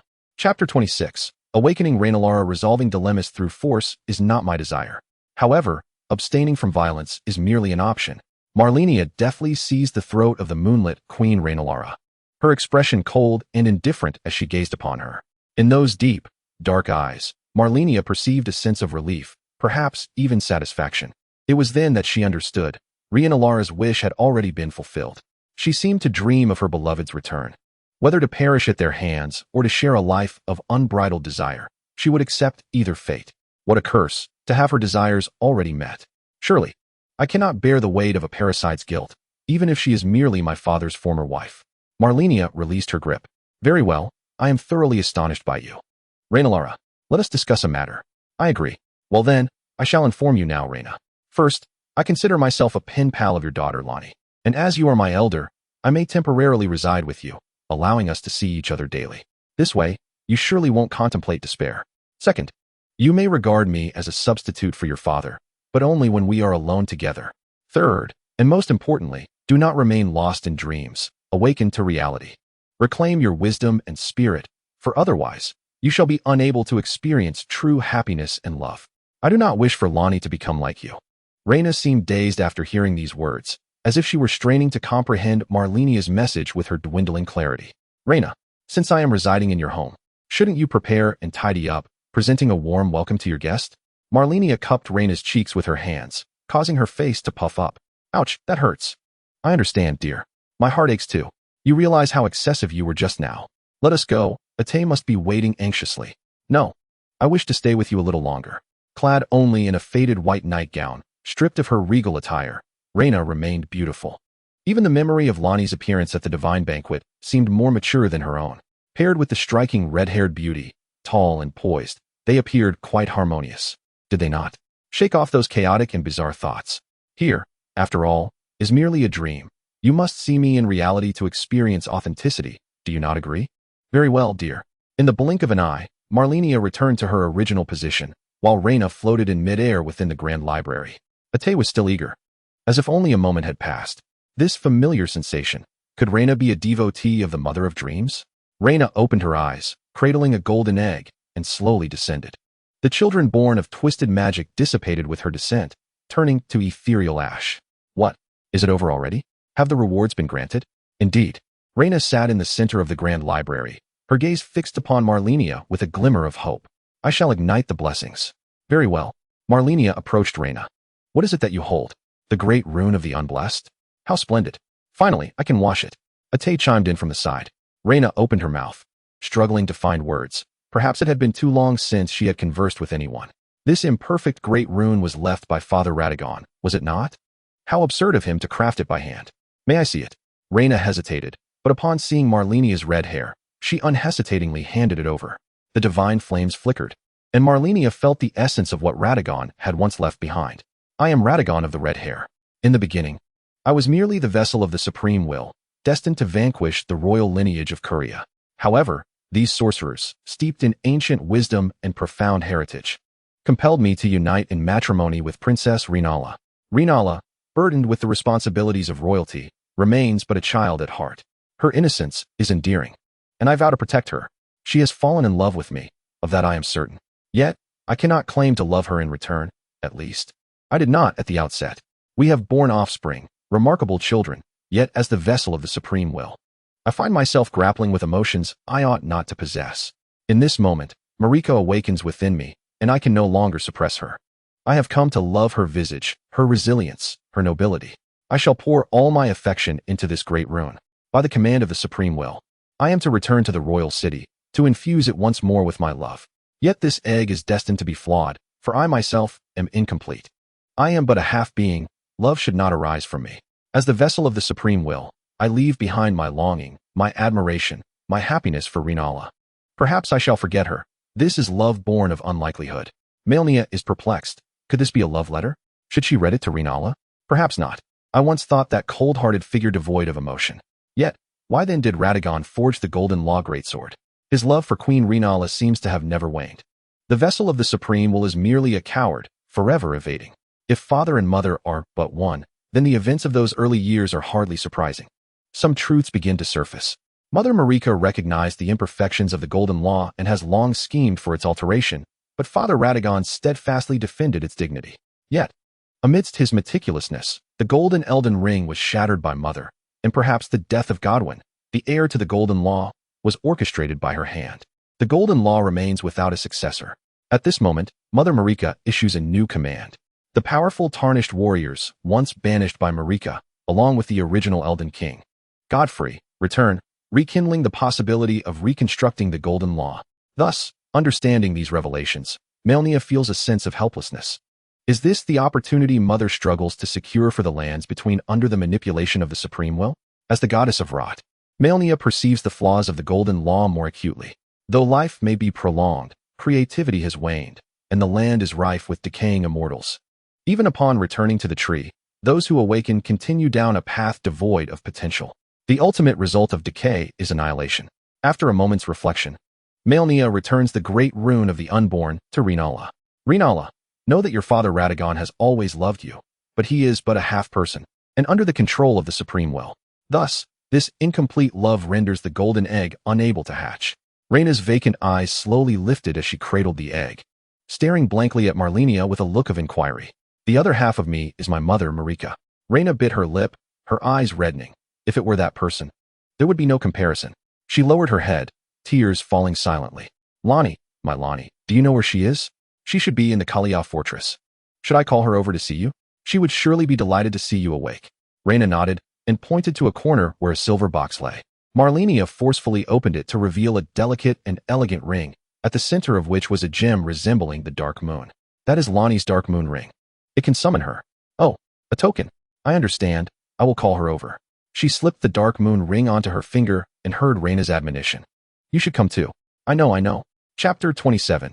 Returning to the main plot, is Malenia also going to find Lonnie? Yes. Otto, are you going too? Hee. Blue wife. Wait. I think I need to take a break for a while. I'm logging off now. Make sure to wait for me to go together. Then I will search for Lonnie in the dream as well. It's the same. Finding a corner piled high with books, she closed her eyes, her purple fingers slowly materializing. Hello, is this Lonnie? Indeed, it is the dark moon witch, Princess Lonnie. The full moon queen, Reyna, seems to have awakened. Do you want to come see the Grand Library of the Magic Academy? No, the outside world is too dangerous. You can't just stay cooped up like this, Your Highness. No. Gedwin, do you have any idea how many people outside want to kill me right now? What do you want? I can at most send a clone. It's nothing much. It just seems your mother misses you a little. Is that true? That is impossible. Are you threatening me? I left a trace of my will there. If your mother is in danger, it will activate. Let me tell you, Gedwin, if you dare to be forceful, you will regret it. Ah, all right. What if I personally escort you? Would you be willing to come? Well, I'll think about it. Got it. I will tell your mother right away. Wait, aren't you going to tell me a story? My lady, next time for sure. Malenia quickly hung up the call. Next, should I go to the royal city to find the Valkyrie's body? No. First to Galat. The Ionian War must come to a conclusion. Considering the time, the festivities there are about to begin. Reyna. Reyna shook her bell, summoning a multitude of transparent white souls, seemingly magical servants, who were tidying up scattered books. Lonnie cannot come for now. She said the outside is very dangerous. As the fated ones returned, I accompanied her to escort Lonnie. Reyna felt a twinge of disappointment, then glanced around and waved at Malenia. Ah, is there something else? Malenia approached Reyna and noticed the milky white soul-calling bell. Is this only capable of summoning magical servants? Mua. Malenia swiftly dodged, her cheeks still tinged from the kiss, her fair complexion turning a shade of crimson, akin to a cooked shrimp. Ah, I have something to attend to. I must take my leave. Malenia abruptly teleported away from the Grand Library. Reyna pressed the golden egg to her chest, calming her wildly beating heart, yet the rhythm brought back a long-lost sense of youth. I should find someone to share this with. Encased in a bubble, she floated out of the Grand Library. Meanwhile, Malenia fled to the dilapidated shrimp house, where curious gazes awaited her. Uncertain of how to respond, she glanced at the pot bubbling with vibrant red shrimp, hastily picking one up. Ouch, hot. My dear. The seasoning isn't added yet. I know. Malenia muttered to herself as she peeled the shrimp, stuffing it into her mouth. While eating, Malenia mumbled, the Lion Festival is about to commence. I must seek out Radahn for a duel, which is also a boss battle. You all wait for me here in the meantime. The Magic Academy may take some time to lift the seal, and we can go together then. Malenia felt a pang of irritation. How could she be more gluttonous than I? Yet, she responded, indeed, we cannot intervene in the wars of the strong. But I can assist you in teleporting to the Galad region, the nearest node to Red Lion City. Malenia produced a map from her small pouch. The southern shore of the Ionia Marsh. Malenia, would you care to witness the finale of the Shattered War? No. Oh, come on. Besides, in your soul state, they cannot harm you. Last time you caught me. If I catch you, will you go? No. With that, Malenia hastily transformed into ash and vanished. Ah, very well. Since it's a festival, there should be plenty of witnesses, right? I should change out of this rebellious appearance. Valkyries do not expose themselves in battle. A surge of scarlet power swept over her, the winged helmet obscuring her visage once more, layers of deep brown garments draping over her, rendering even her thighs nearly concealed beneath the cascading fabric. What a pity, such a splendid opportunity to tarnish the Valkyrie's reputation. What a waste. Defeating Radahn is, after all, my own desire. She stepped forward slowly, a veil of mist enveloping her, the daylight dimming in an instant. She encountered a familiar figure. Greetings, myself. Do not feign innocence. You are corrupt, a cunning and sarcastic being who deceives others but cannot fool me. Alas, little lion, I am now endeavoring to restore your tarnished reputation. And yet you speak of me in such a manner, it deeply saddens me. Corruption. Do not dare to call me by that name. Do you wish to relive the outcome of our previous encounter? Hee. At this moment, you may not even stand a chance against me. I fear you are not fully aware of your own strength. It is essential for you to comprehend the gains I have acquired under the command of those immortal fading ones. The boundless battlefield expands rapidly, as the Valkyrie has deliberately left ample space for the goddess of corruption to perform. Behind the goddess of corruption, the crimson power surges like an unrelenting tide. Wave after wave, an endless sea of scarlet threatening to engulf the Valkyrie. Humph, Valkyrie, today you shall either perish or shed your skin. This time, I intend to strike your rear in revenge for our last encounter. The tides surge, overwhelming and all-encompassing, as the crimson waves descend with an unstoppable force. From a distance, the goddess of corruption can see a brilliant golden light. That resplendent golden prosthetic blade seems on the verge of evolving into a weapon of profound significance. The phantom of the long blade pierces the heavens, descending as if to cleave the very fabric of existence. The scarlet sea unfurls like a torn curtain, revealing the frailty before the audience. How can this be possible? How can it not be? You are me, and I am you. You are strong, and I am stronger. The Valkyrie's crimson cloak flutters in the air as she strikes her iconic pose once more. Prepare to face retribution. Gosh, how terrifying. Am I destined to lose? Hee. Just kidding. In an instant, the scarlet sea sprouts thorns, countless thorns twisting and spiraling, resembling dark thorny dragons that lunge towards the Valkyrie at the center. The outcome remains unchanged. Brilliant and dazzling light bursts forth, akin to a grand fireworks display. Golden sparks ignite with each clash between blade and thorn, glimmering like a wildfire. Igniting once more. I see that you have merely scratched the surface of the scarlet power. Countless death thorn dragons unleash radiant red light, their bodies absorbing golden brilliance, devouring not only the Valkyrie's dazzling strength, but also their kin. Fragments of thorns mixed with golden gleams cascade like a heavy snowfall. Yet no creature dares linger in that perilous domain. Yet, the Valkyrie's strikes seem endless, echoing like ripples across a tranquil lake, resonating again and again. The death thorn dragons dissolve and reconstitute within the waves. Is this all you have? Corruption, your trifles cannot withstand even a single blow from me. Was that truly one strike? I nearly failed to recognize it. However, that was merely a single technique. Roar. All fragments of thorns, mingled with crimson, coalesce into a colossal dragon, coiling above the battlefield, obscuring the twinkling stars. The second round commences.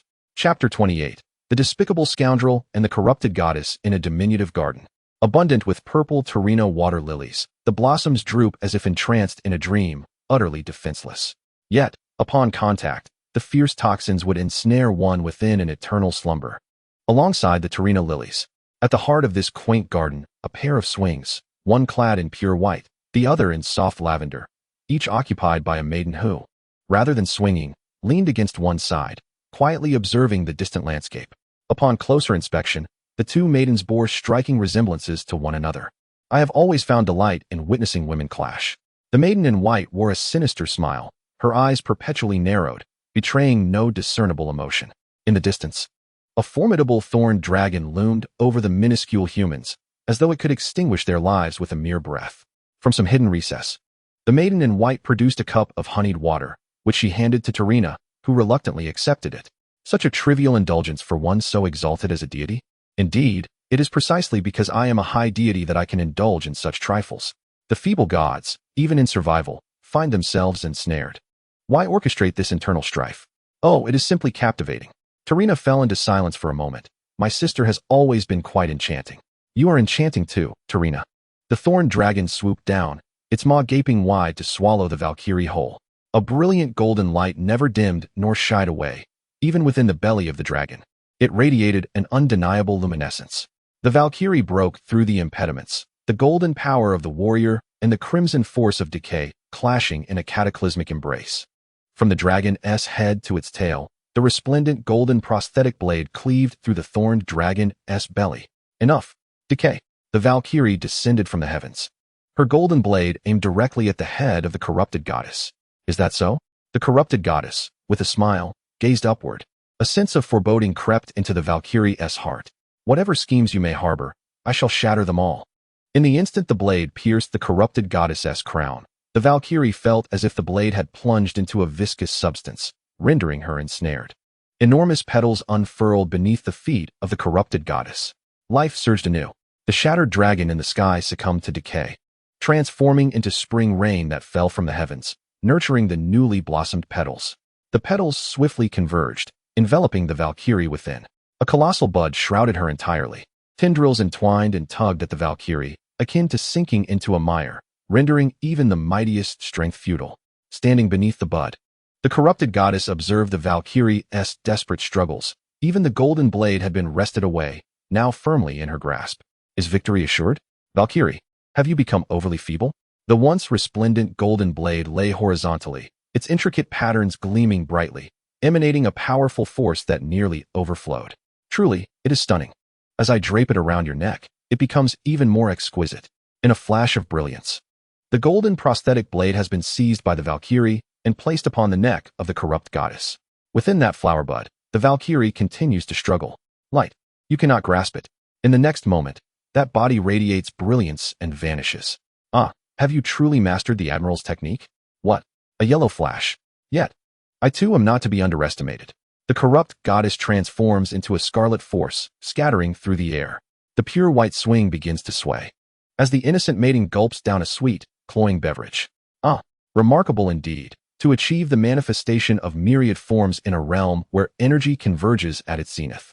If this path can be traversed indefinitely, perhaps one could even usurp the supreme position. The Valkyrie is impressive as well, having transcended the limitations of humanity. While humans can only envision themselves at home, the Valkyrie has already arrived there in her thoughts. Such power, if not anchored by a sufficiently robust spirit, may lead one to a disconcerting blur between reality and illusion. At such a time, a striking beauty may find herself on the street exclaiming, "I cannot distinguish. I truly cannot tell." And thus, she would be confined to a psychiatric hospital, subjected to the harsh realities of her plight. My dear, please do not entertain such thoughts. Should matters descend into that chaos, what was once intriguing would lose its allure. While the outcome is significant, the true essence lies within the journey. Tarina has never been one to panic at such a moment, hastily soothing the pure white maiden. Tarina, are you flustered? In the past, you awaited death with unwavering resolve. Conversing with Malenia has indeed proven meaningful. I admire your nonchalant demeanor, embodying a state of indifference towards life and death. Yet now, your transformation has only heightened my excitement. Delight me thoroughly. Hee hee ha ha. Tarina leans against the swing's ropes, silently observing the battles of her sisters. As life evolves to such a level, conventional means of attack can no longer conclude the conflict. Only the clash of advanced energy holds any sway. Battles are no longer measured in mere instants. The unadorned, high-energy collision resembles the primal exchanges between martial masters, returning to the essence of a single punch or kick. Countless transformations are second nature, and straying from the path only invites trouble. The crimson and gold collide, each determined to withstand the onslaught. Come forth, corrupt goddess. Let a single strike determine victory. Let us see whose power reigns supreme. The corrupt goddess smiles softly. Indeed, that is my intention.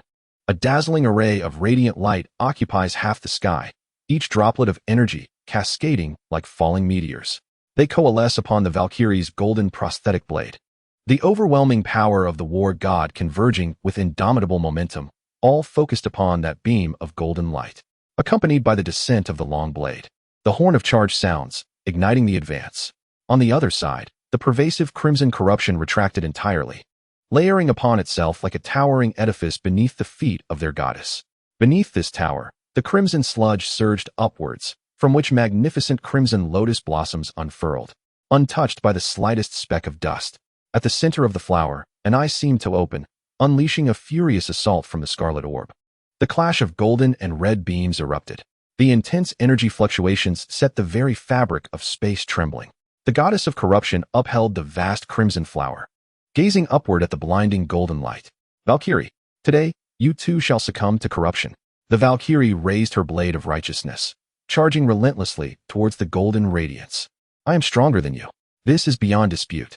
As the brilliance faded, the Valkyrie found herself standing before the now ethereal giant crimson blossom. Leaning on her somewhat dimmed blade, she walked forward step by step, ultimately settling atop the exhausted goddess of corruption. Are you spent? The goddess reclined upon the immense petal, a smile gracing her face. So, have you won? The Valkyrie pinned the goddess to the ground, the edge of her golden blade piercing into the petal beside the goddess's head. What are you still smiling about? Two golden-winged helmets tumbled aside, entangled together.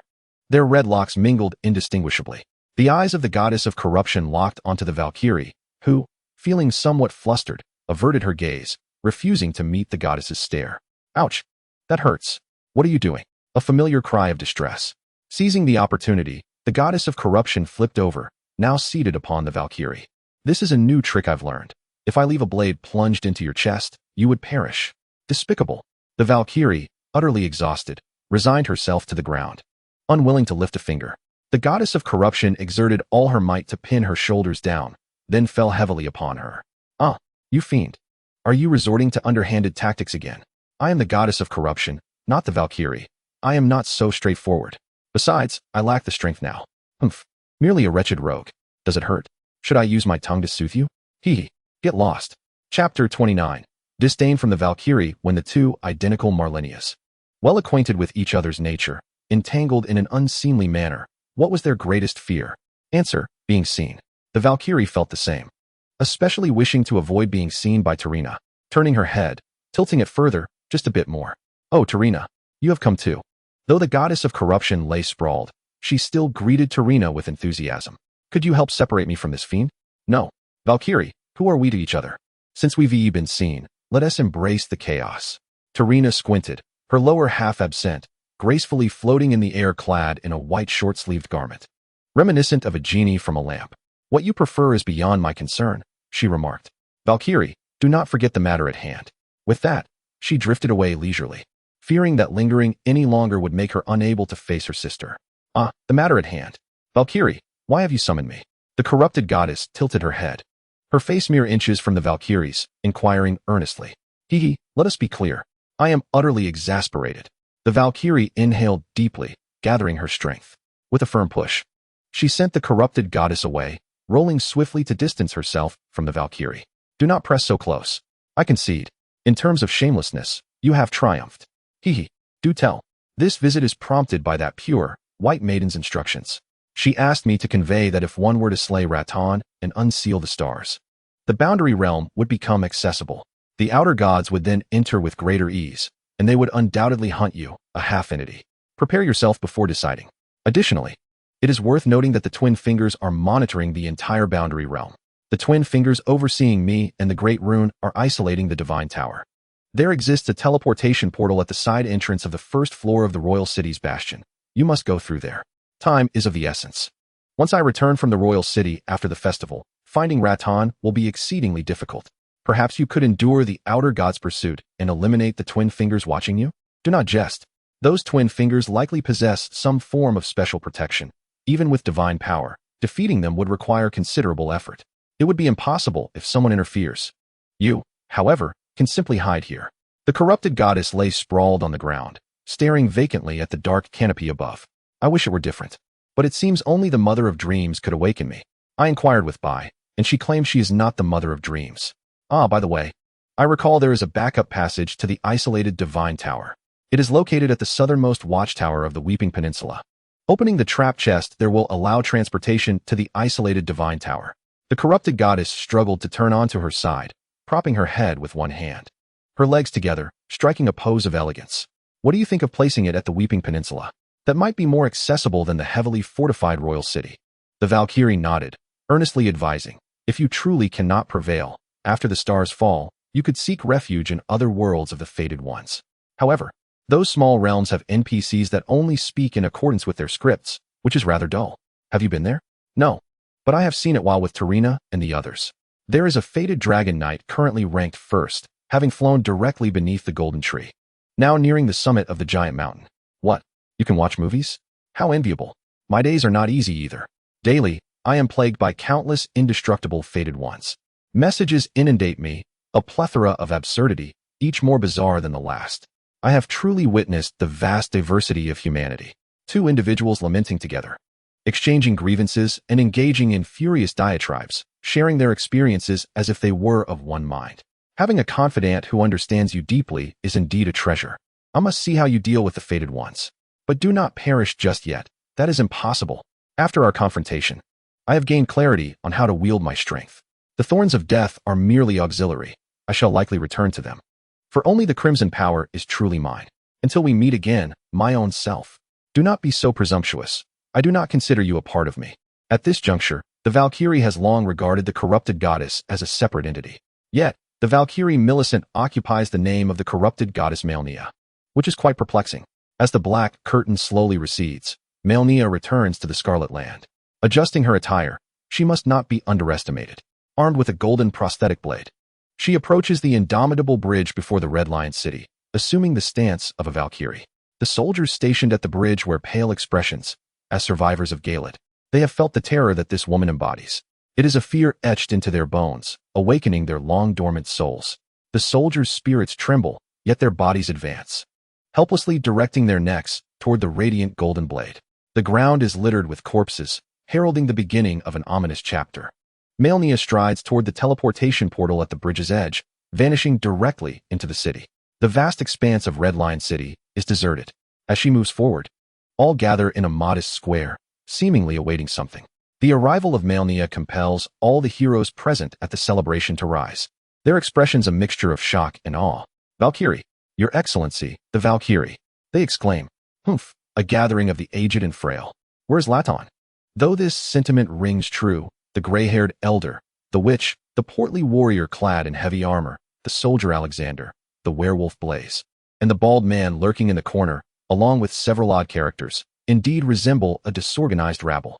Some among them express discontent, while others are oblivious to the Valkyrie's reputation, such as the bald man Pesci in the corner. You, woman, are truly insufferable. Just a mere woman. Daring to be so arrogant? I cannot defeat others, but you? Pesci, despicable and lecherous, pulls out poison powder from his pocket, swiftly approaching Malenia. Before Pesci can close the distance, Malenia swiftly sweeps him aside with her blade. He tumbles like a circus clown, crashing against the wall, head down and feet up, his tilted head eliciting laughter from the onlookers. The individuals atop the castle were stirred by the cacophony, rising in unison. Has a hero of substantial merit finally arrived? Behold, the Valkyrie Malenia. The onlookers gazed in disbelief at the crimson figure, hastily descending from the parapets. I am the sublord Jaren. Pray tell, are you truly the Valkyrie? Would you care to wield the golden prosthetic blade of the Valkyrie? Where is Radahn? I shall grant him a dignified conclusion. Jaren gulped nervously, weighing his words with trepidation, fearing that a misstep might provoke this formidable being, reducing him to mere dust beneath her feet. Yet, he did not wish to tarnish Radahn's honor. Thus, he subtly articulated the reason behind this grand festival. If it were you, surely you could bestow upon Radahn a noble end. After the Battle of Ionia, Radahn succumbed to the insidious Crimson Rot, and after enduring endless torment, he lost all semblance of control, leaving himself trapped within the Weeping Dunes. As a friend of Radahn, I could not bear to witness his grotesque state, hence the convening of this celebration. Your presence transforms this battle into a true festival worthy of witnessing by all realms. Jaren stepped back, bowing deeply before raising both hands. All eyes upon me. I have an announcement. The battle festival commences. The Radahn festival begins. I invite you all to follow me to the Weeping Dunes. Engage in combat with the mightiest demigod amidst the shattered war, the general of the stars, Radahn. Roar. At last, it has arrived. The chance to battle that legendary general. The crowd erupted in excitement. Chapter 30. Will Radahn triumph in the resurrection contest? Through the portal, gazing upon Radahn's towering, rugged silhouette, Malenia felt acutely diminutive in stature. She lacked any semblance of imposing presence. On the distant dunes, that colossal form towered even above the banners standing nearby. Radahn roared skyward, seizing his massive bow and aiming it in Malenia's direction. The crowd scrambled away from her in a frenzy. Lady Malenia, be cautious. A kind-hearted finger sorceress cautioned her before hastily joining the throng, clutching a remaining shield for cover. Then, Alexander tossed a shield her way. I have no use for it anyway. Roar. Let us charge together. I, the fearless Laniel, shall join in. Greathorn tell Argus. Malenia deftly deflected the shield with her prosthetic blade, scoffing lightly. Ah, how considerate. This is my battle. Merely an arrow. Yet even the unhinged Radahn dismissed Malenia, shifting his aim towards the largest of the warriors. The rushing gravity arrow, akin to a violet meteor, proved overwhelming. Even the immensely robust warrior could not withstand the force of a gravity arrow from the shattered star, Radahn. Thud. Alexander was sent flying, yet the valiant knight Leoniel, clad in heavy armor, surged forward once more. The others followed suit, charging towards Radahn, determined to break free from the relentless suppression and avoid a grim fate.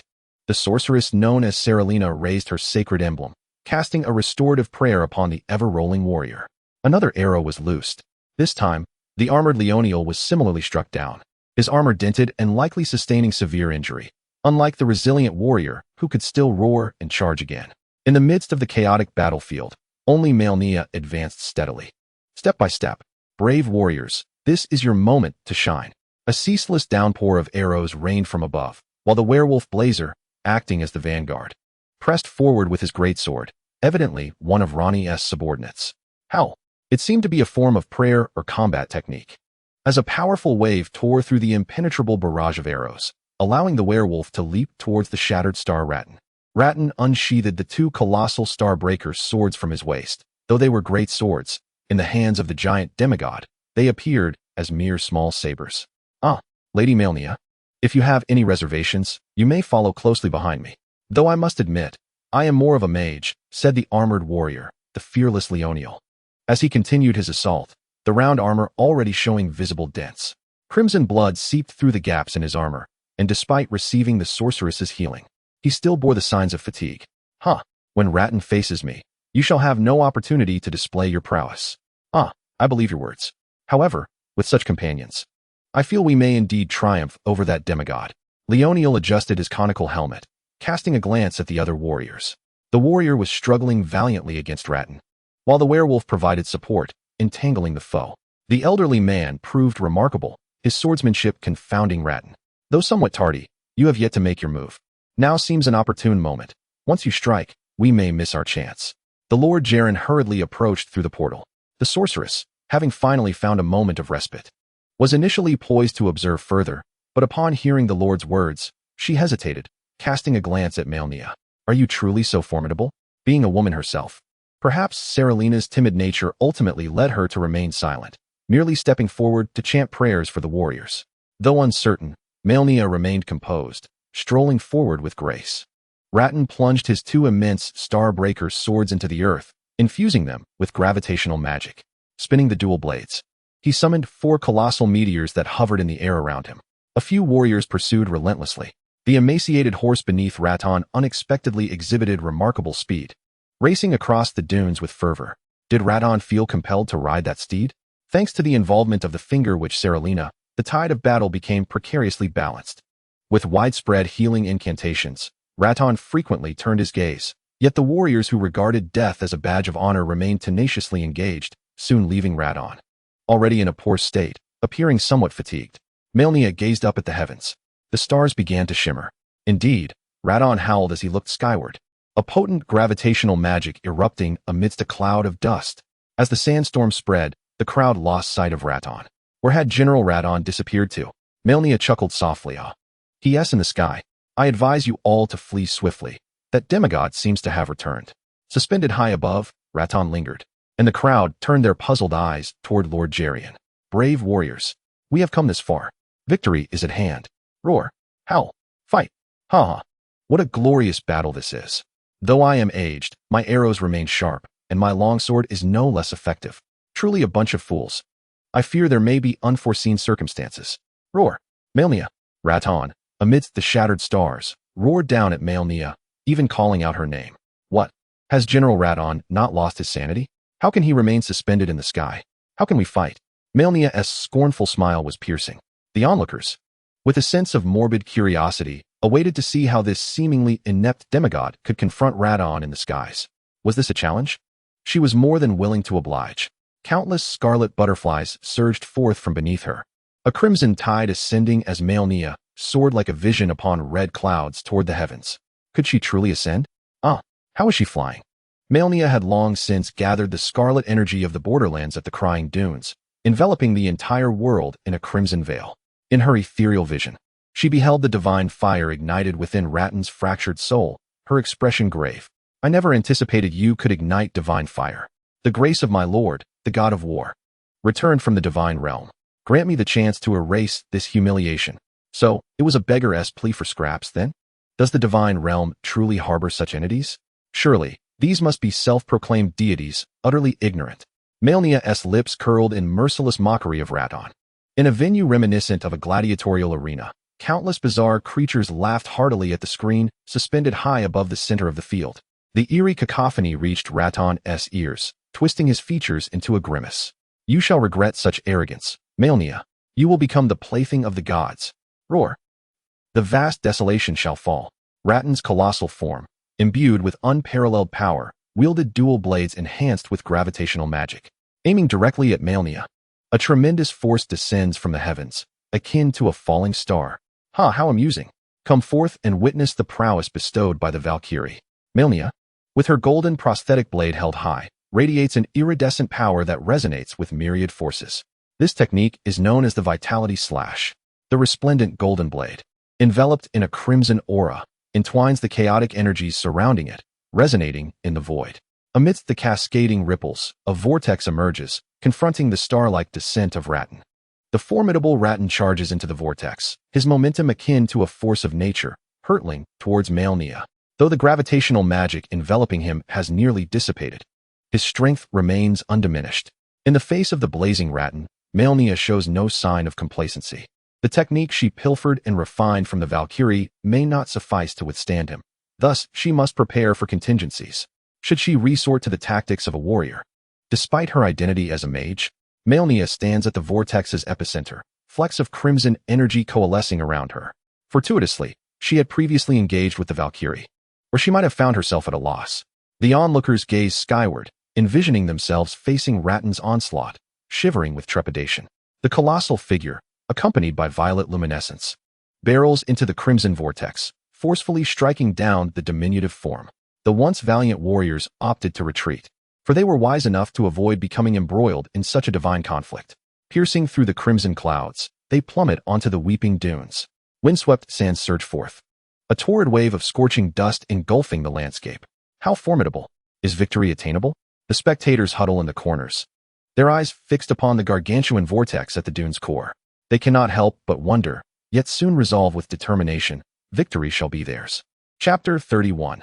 Defeating Radahn. The sky over Gelid seems to manifest a funnel, gathering all gray mist, decay, and omnipresent magic into one. At the pinnacle of the weeping dunes, ravaged by a whirlwind, the terrain has transformed, and within a massive crater, two beings clash, infusing her entire crimson essence into her being. Malenia feels her strength barely keeping pace with that of the Valkyrie. Yet, she now resembles a gas canister. With a single misstep under such overwhelming power, she would be reduced to mere bones. Her hands brace against the golden blade, parrying two colossal Starbreaker swords that dwarf her stature. Malenia, you have become wholly a part of the decay. It seems you still wish to play the role of the Starbreaker General Radahn. Feeling like a mere hound in the divine realm, does it not? Only capable of empty bravado. Meet your end. It appears to have struck a nerve in some small creature. The clash of the golden blade against the Starbreaker swords reverberates across the entire dune. Your skills have shown no advancement. Malenia felt that her prosthetic blade could scarcely endure the few exchanges of combat. After all, it was merely an evolution of the Scarlet power. She would certainly need to acquire a proper weapon afterward. You have indeed learned many skills from your master. The echoes of derisive laughter filled the arena once again, and Radahn understood that it was the scornful jeers of countless divine beings within the Colosseum. Malenia, you deserve to perish. How can one like you even be called a Valkyrie?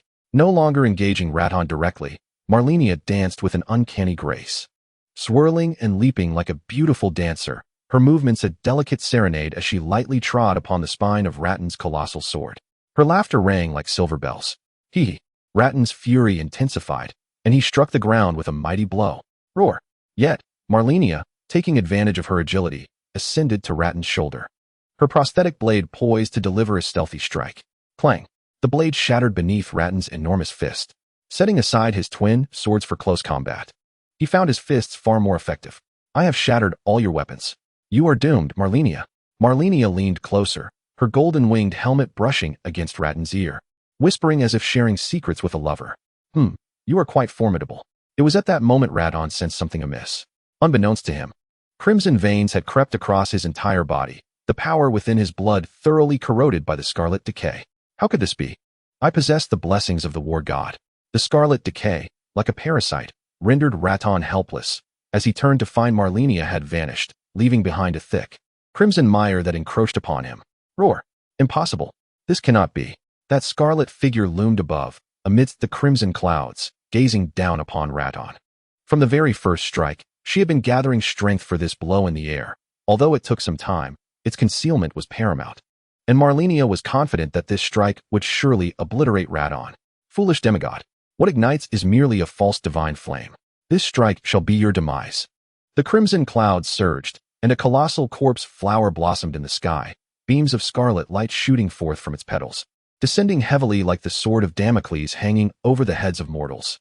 Radahn attempted to raise his twin swords, but the scarlet decay had nearly consumed him entirely. The mocking laughter from the Colosseum echoed in his ears once more, accompanied by the fury of a deity. Fool, that is the body you left behind. I grant you blessings once more. Should you falter again, return to the arena. A brilliant red light descended from the shifting cosmos, arriving ahead of time to envelop Radahn. Roar! Empowered by the blessings, Radahn radiated an ominous deep red aura, the scarlet power surging uncontrollably within him. Just as Malenia's corpse flower was about to strike, Radahn merely brandished two shattered star swords, relying solely on his physical form to withstand the onslaught from Malenia. As the crimson flower surged forward, Radhahn's legs sank deep into the sea of sand, his eyes glaring fiercely at the scarlet beam before him. The veins in his arms began to rupture, blood flowing forth, radiating a luminous glow. He hunched over, his eyes bloodshot, as he roared and swung his dual blades. With a thunderous explosion, the entire dune trembled. transforming from a prominent mound into a vast sea of sand, countless grains swirling like a tempest, imbued with piercing force. Radahn, still hunched, gradually straightened his form, raising his great swords high above his head, gazing up at Malenia in the sky. Roar! Malenia, you have fallen into decay. You are unworthy of the title Valkyrie. Radahn resembled a frenzied beast, empowered by the blessing of the war god, despite his grievous wounds. He remained an imposing threat. The crimson energy surrounding Radahn was beyond Malenia's control. Now it's your turn to lament. This is the boundary realm.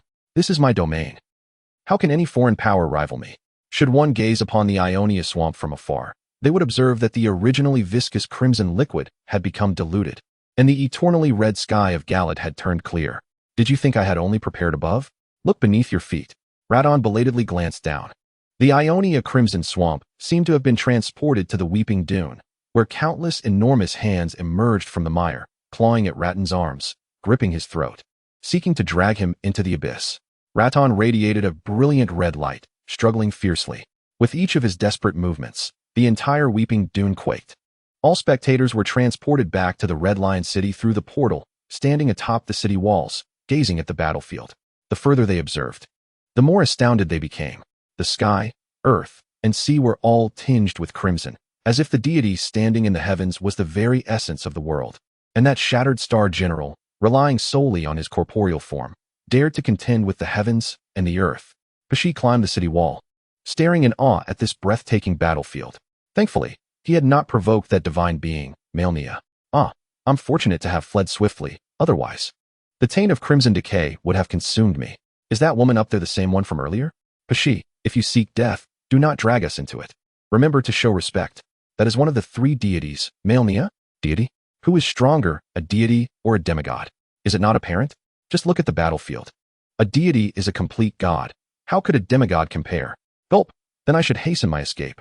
Hands emerging from the depths resembled those of a colossal earthbound spirit, one after another clinging to Radhahn's body, his legs sinking into the crimson depths, enveloping his chest, head, and even the raised hand that was ultimately submerged by the crimson mire. Malenia gazed upon the Weeping Dune, which could now be rightfully termed the Crimson Swamp, a smile gracing her lips. However, the scene at this moment exuded a palpable sense of villainy, with the protagonist defeated and the antagonist cackling nearby, only to be subsequently vanquished in a spectacular turn of events. No, it cannot be allowed. A complete incineration is imperative. Malenia hastened the erosion of the scarlet binding god upon Radahn, and even as Radahn radiated a ceaseless crimson light, he succumbed to Malenia's relentless onslaught of blood and mire, falling silent. Whoosh! A slender beam of red light pierced through Malenia's forehead. The astonished gazes of the crowd were fixated upon the heavens. A divine being, suspended in the upper echelons of the sky, plummeted from the heights. A crimson column erupted from the starry expanse, penetrating the scarlet binding god and extracting Radahn's soul from its skeletal remains, transporting it back to the divine realm. Worthless. The voice emanated from beyond the heavens.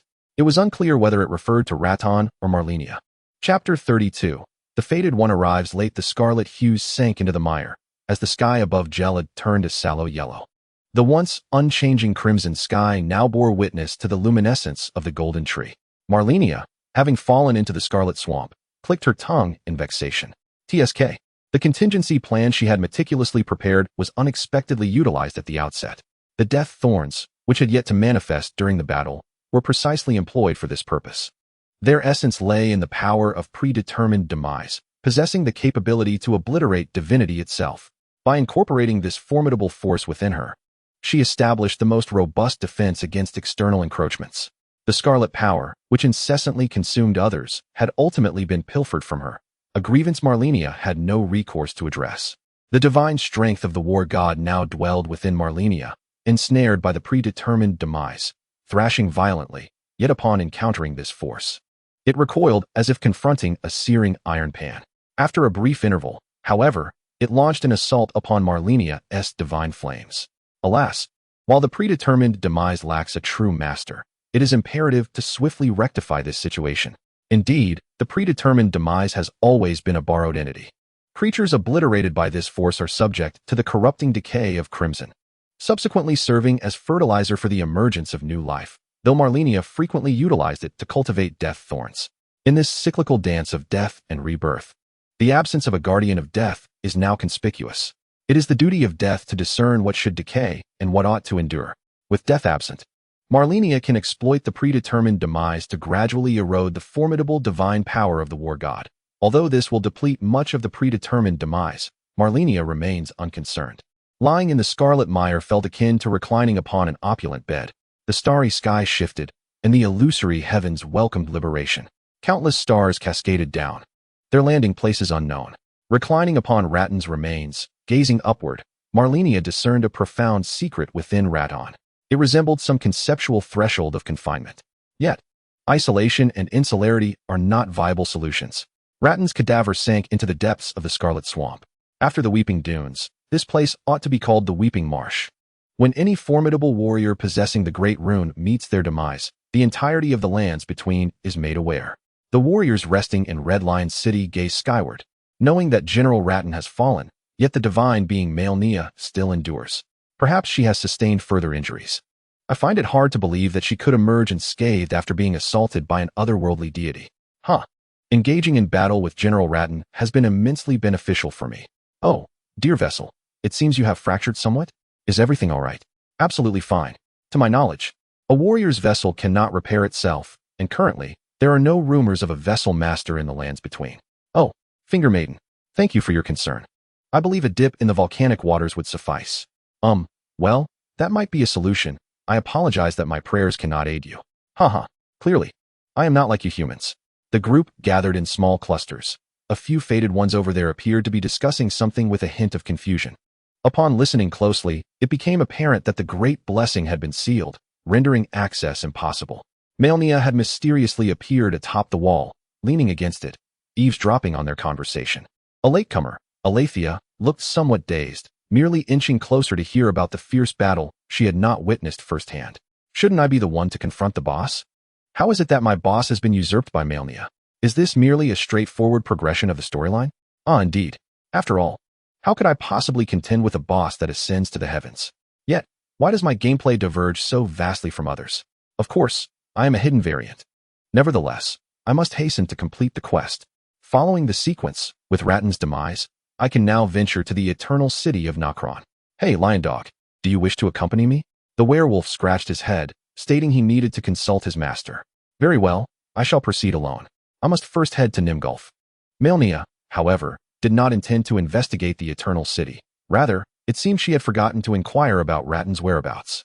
Alas, it is all Malenia's fault for being enthralled by beauty. One must renounce such distractions.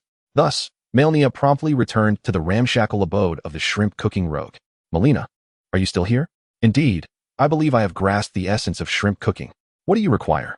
Malenia sat on a small stool before the large pot, carefully managing the heat. Oh, I must sever ties with you. Malenia rolled her eyes, replying that we had never truly been connected.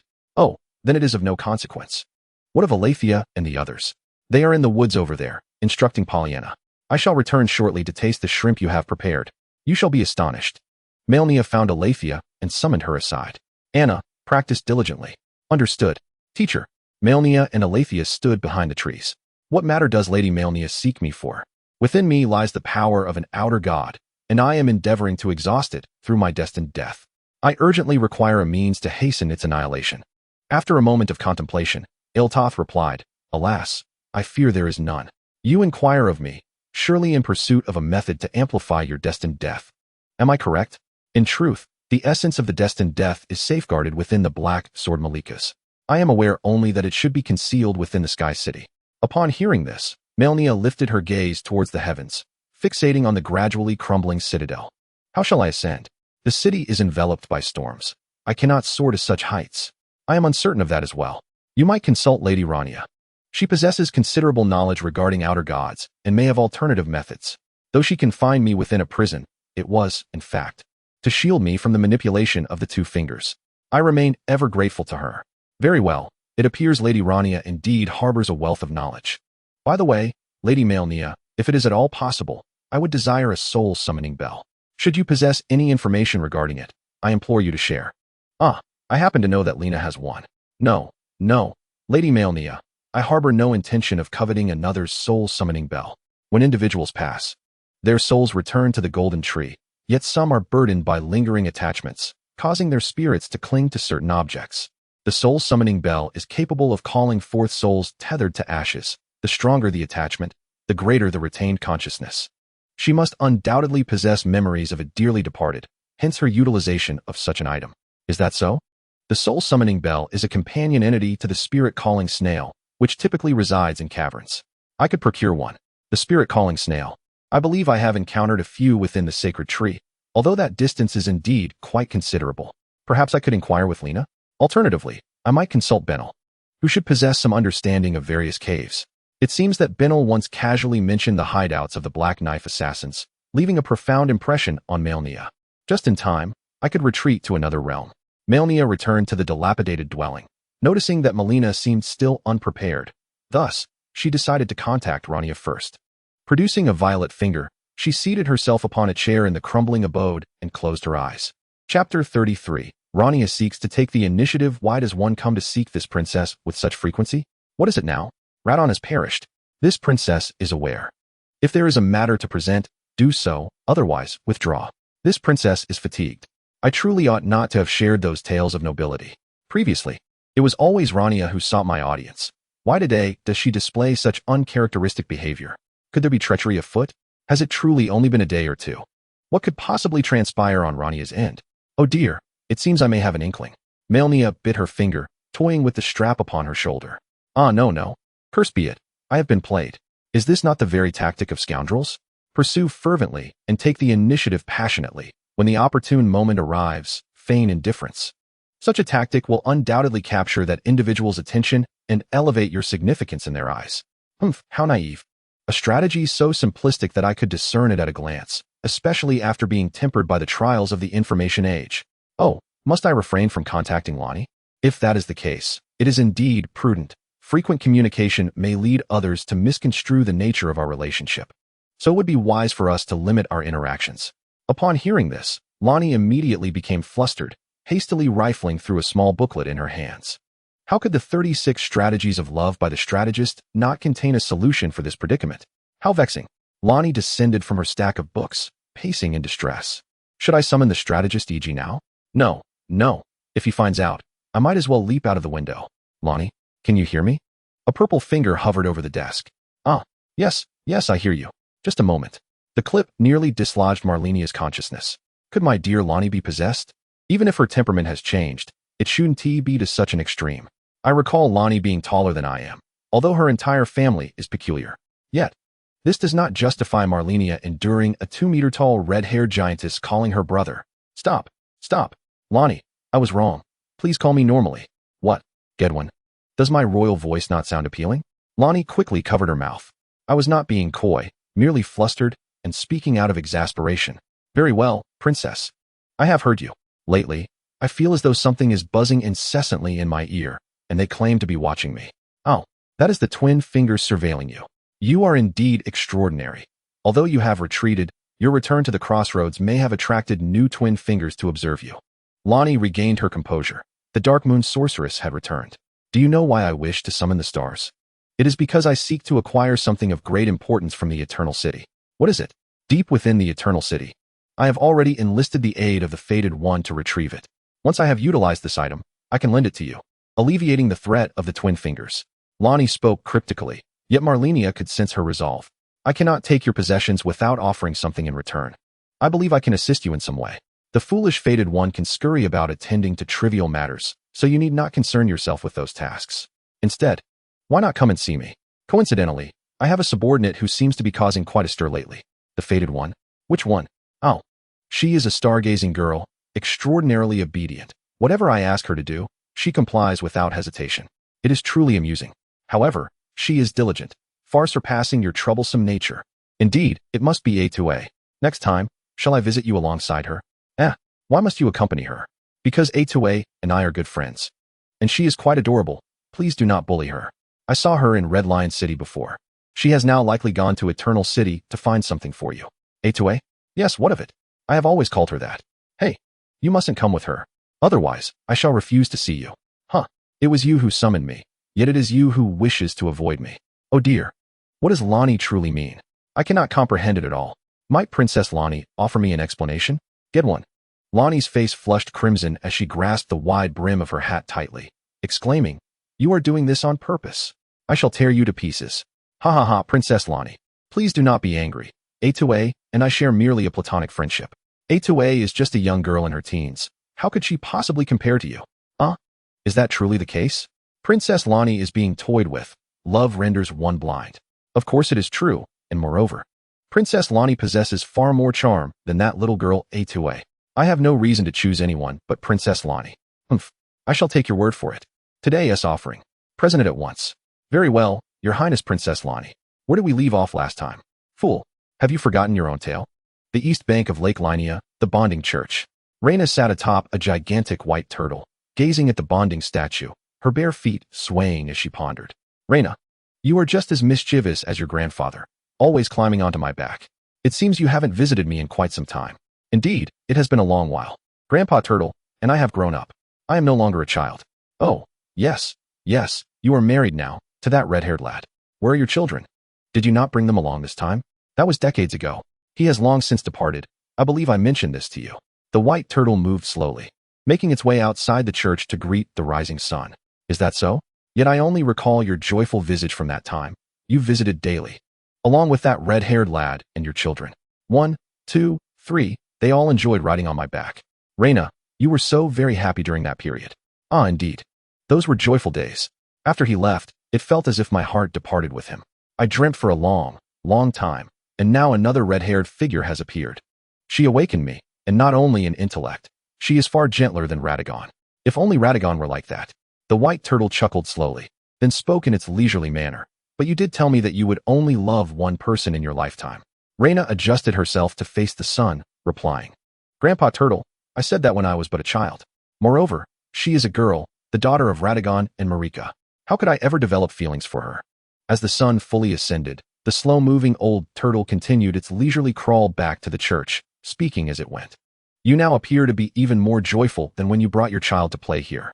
Reyna touched her face, and indeed, after witnessing the sunrise, she found herself smiling unconsciously. I did not. It was merely that the child shared a certain connection with Lonnie. I can only hope that Lonnie does not turn out like me. She resembles me the most, yet I wish for her to diverge from my path. Lonnie has expressed the same sentiment, claiming she most resembles you. Grandpa Turtle, you must be deceiving me. Lonnie would never come here. Those two little rascals delight in playing here, and they would only tease Lonnie. Haha, Princess Lonnie has grown up. She is lovely, as beautiful as you, and of the same stature, yet she possesses a mane of crimson hair and a heart both resilient and wise. Reyna smacked her forehead, recalling that indeed. Those 3 children have matured. They have all visited, and I have met them. They are exceptional children, having shared many secrets with me, but I shall not divulge them. Just as I have kept your grandfather's secrets from you. Grandpa Turtle must be aging, his memory faltering, forgotten entirely. Haha, little Reyna. You employed this trick long before you were as tall as the podium. How I long to return to those days, the old turtle mused, while the girl listened intently. Chapter 34. The Room of the Fated Ones. The inhabitants of the Boundary Land are never in haste. They possess an enduring lifespan. In contrast, Achui, raised in a world governed by rapid societal rhythms, embodies an efficiency incomparable to that of the Boundary's denizens. Is this what Lonnie desires? The finger knife for hunting? I am not yet able to use it. Well, no matter, I should hasten back to complete my task. By the way, I wonder if Malenia is still with Reyna. Achui teleported to the Grand Library, yet Reyna, who should have been seated at the center of the library, was nowhere to be found. Even the dimly lit Grand Room had been enhanced with numerous lights, and many areas had been renovated and expanded. Observing a throng of magical servants in a spectral state, Achui felt somewhat overwhelmed. What is all this? Is this still the Grand Library? Ascending to the 2nd floor, the largest central room was adorned the most opulently, with layers of bookshelves dividing the space into several sections. The most conspicuous feature was undoubtedly the large red bed. Goodness, who is this bed intended for?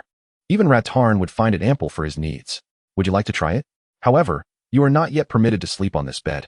The full moon Queen Reyna approached from behind, clad in a delicate silk nightgown and slippers, her damp hair cascading over her chest, suggesting she had just emerged from a bath. Her exquisite face wrinkled in a frown as she tucked the icy strands behind her ear. With practiced ease, she gathered her hair into a bun while sitting on the edge of the grand bed, crossing her legs. Alas, I lack mastery over fire magic, and my garments have become soaked. Come, sit beside me. Achui stared in astonishment, nearly drooling. How frustrating it is that all of this is visible yet intangible. He hurriedly seated himself beside the full moon queen. Rhaenyra removed the hat from Otto's head, holding a comb in her hand as she carefully brushed through Otto's lustrous black hair, skillfully tying it into a braided plait. I had always wished to braid Lonnie's hair, but alas, she has grown up now. What you are holding is a lethal object, is it not? Malenia could certainly make use of it. I sensed the tendrils of the outer gods reaching into the boundary, their fingers beginning to stir with restless anticipation. So, I can choose to hand it over to Malenia? Given her nature, acquiring such a thing would likely result in the annihilation of the boundary's fingers. The choice is yours to make. But, wait, what do you mean? I recall that Valkyrie Malenia does not appear as such, does she? In videos I've seen, Valkyrie Malenia is supposed to be crouched beneath the sacred tree, awaiting my challenge. Furthermore, she is consumed by decay, with one hand severed. How could she look as radiant as she does now, adorned in a splendid crimson dress? Rhaenyra was taken aback. Wasn't he Otto trusted by Malenia? How could she utter such words? Yet, Otto's reasoning holds merit. Could she not be Malenia? But she could resonate with that unfinished egg. She tapped her head in confusion. This little one is perplexing me. Everyone harbors secrets, and she undoubtedly has her own. From what I can observe, she embodies Malenia, a person worthy of trust. During this time, they took refuge in a dilapidated house in the midst of Lake Lienia, occasionally visiting the Magic Academy to check on the renovation progress. There is even a room here for you, though it remains unfinished and empty. I have one too. Indeed, you may consider this place your home, as Malenia has said. Rhaenyra patted the grand red bed, declaring it hers, even though she insisted it was too large. Others would require such space. I feel this is not something a child like me should hear. May I see my room?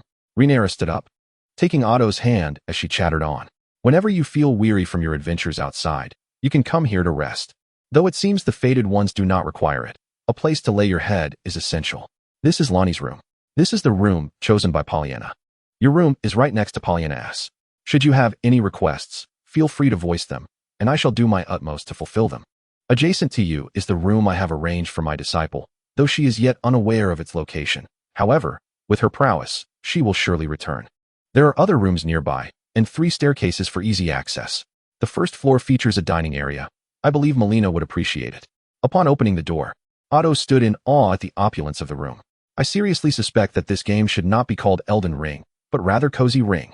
With its golden decorative chandelier, light golden wallpaper, and minimalist decor, it radiated an aura of warmth.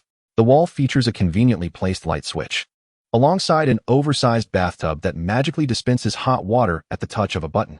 In the corner stands an expansive desk, utterly bare, awaiting adornment.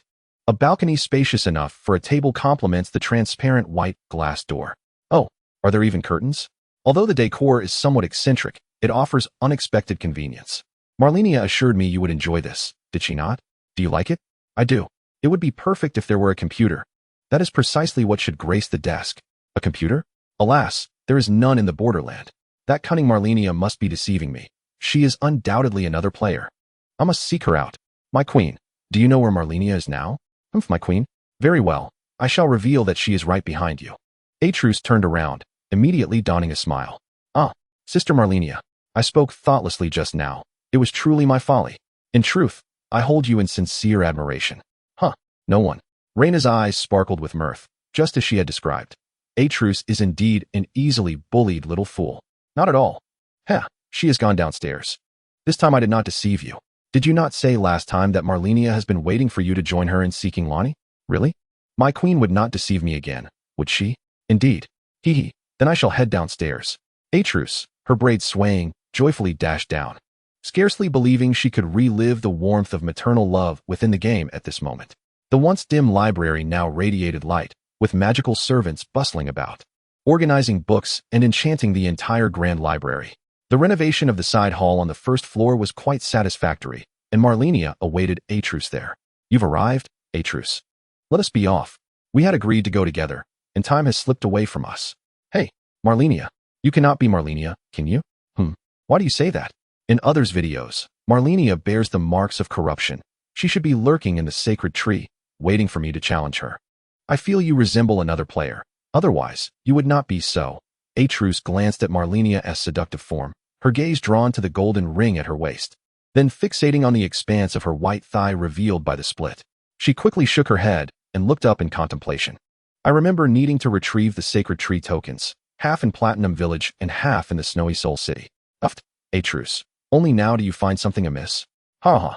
I am indeed the goddess of corruption, Malenia. I can transform into that form as well. But do I not look lovely as I am now? Behold my enchanting self. Ah, help. Just escaped from the queen's grasp, and now I have fallen into the hands of a goddess. My life is forfeit.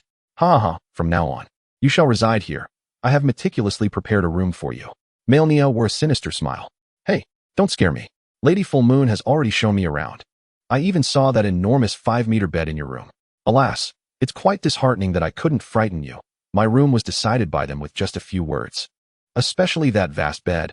I'm only 1 meter 80. How could I possibly sleep on a 5-meter bed? I still prefer your room. After all, I designed it myself. I put a lot of thought into it, just wanting to sleep comfortably in your little room.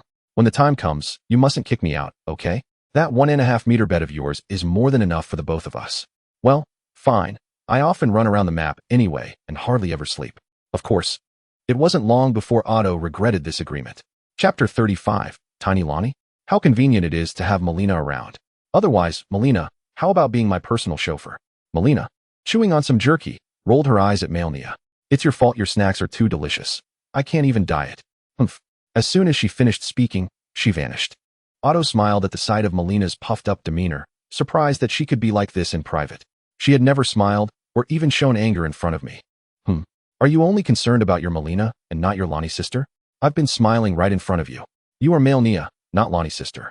Malenia seized Otto's head and began to ruffle her hair. Ah, stop. Queen Mother just style my hair. After finishing, Malenia nonchalantly made her way up to the upper levels of the wizard's tower. Is Lonnie really living here? In such a small and shabby tower? Climbing the spiral staircase outside the tower, they encountered a witch.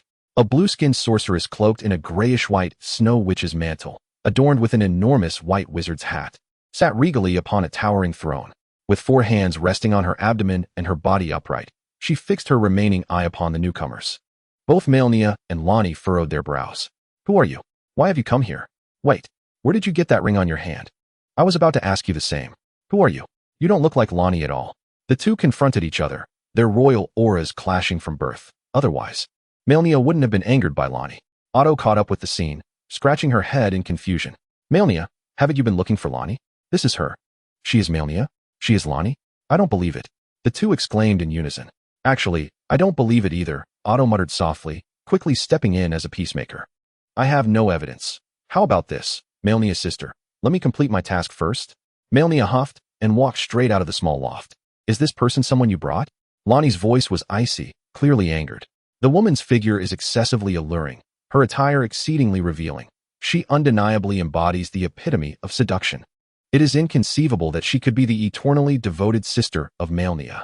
Furthermore, that woman is gravely injured, ravaged by decay, likely hidden within the sacred tree, barely clinging to life, lacking the strength to venture outside.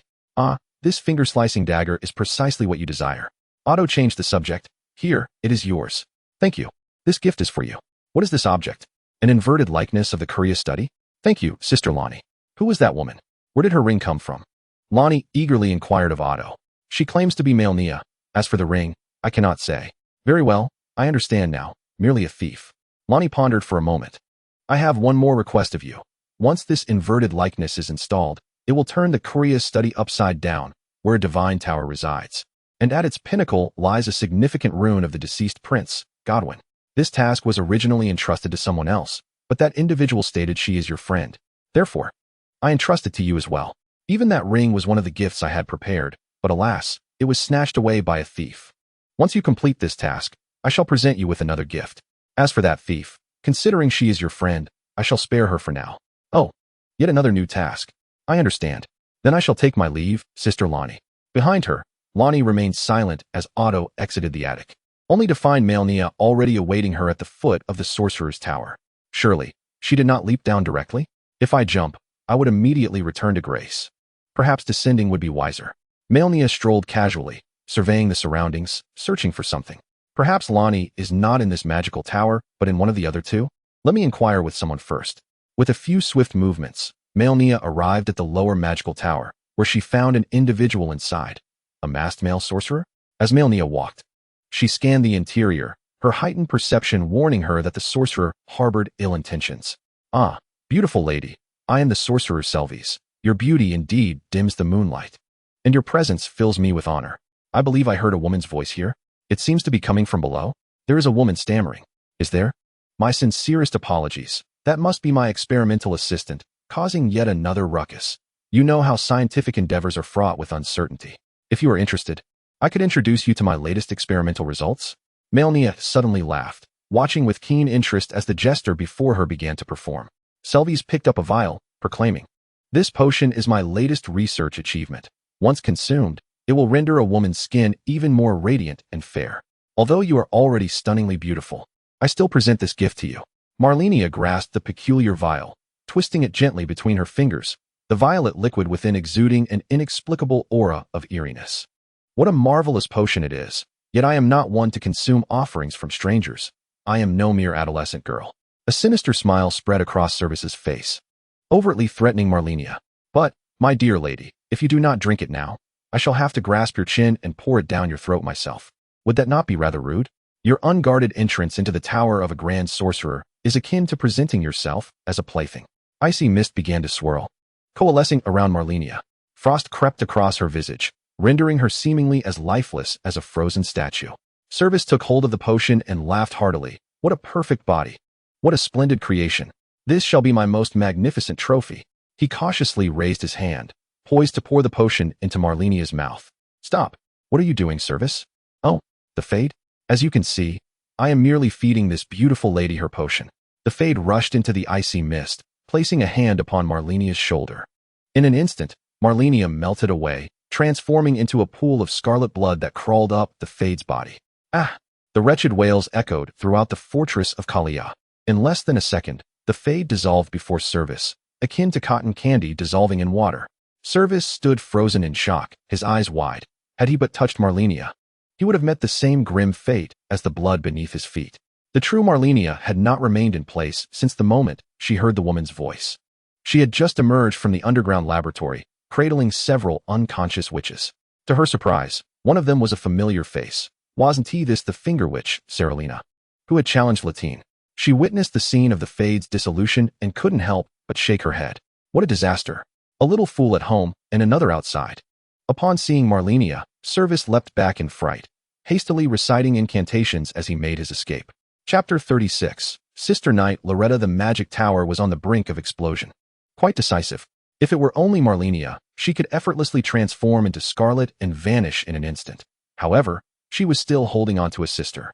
As a woman who always cherished her sister, Malenia waved her hand, enveloping both of them in a massive bloom of crimson amaranth, shielding them from the tumult outside while tranquility reigned within. As the finger witch, Seralina was meant to guide the Fade. How did she end up here? Whose witch was she? Suddenly, the finger witch Seralina opened her eyes wide, seemingly elated, fixating her gaze on Malenia, yet she uttered not a word. In but a fleeting moment, the seemingly youthful girl ceased to display any expression, standing there like a robot, devoid of control. With no other recourse, she resolved to emerge from the rubble beneath her. Utilizing the immense petals to lift the debris pressing down upon her, Malenia embraced the finger witch and casually stepped out, her feet cushioned by the petals. Nearby, the vibrations of magical clashes resonated. Standing atop the ruins of a once majestic magic tower, enveloped in a pale blue haze of arcane energy, Malenia's formidable perception allowed her to discern the battle unfolding not far away. The werewolf Blazer and the stargazer girl Achui were engaged in a fierce confrontation with the grand sorcerer Selvies. This grand magician, it seemed, was no mere charlatan, for he could contend with two formidable warriors simultaneously. Although Achui's strength flourished in the face of adversity and waned against the weak, she could fiercely contend even with the graveyard imp. Yet, the werewolf's prowess was such that he could match the likes of Radahn.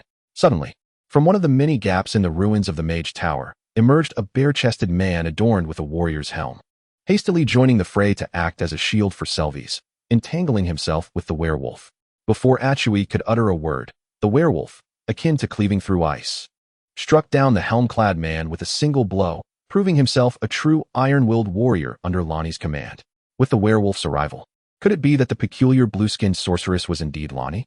Had the statuesque beauty of 2 meters transformed into a petite and delicate little witch? Was Lonnie truly capable of such size alterations? This notion was difficult to fathom. The finger witch Celerina abruptly sprang to her feet, raising the golden amulet aloft as she charged into the battlefield, shrouded in icy mist below. That foolish child would surely be cleaved in two. Just as Malenia contemplated intervening, she sensed a sharp gaze fixed upon her from across the towering spires of the Kalia citadel. Oh, another master? An ice-blue magical arrow whistled toward her, prompting Malenia to swiftly evade her original position. Humph, an archer, is it? A tremendous explosion reverberated behind her. Without casting a glance back, Malenia ensnared Celerina with tendrils of death, dragging her away from the battlefield. Subsequently, she leaped and scaled the vertical walls with agility. Like an arrow, Malenia seized the archer by the neck with one hand. Who was this archer donned in full heavy armor?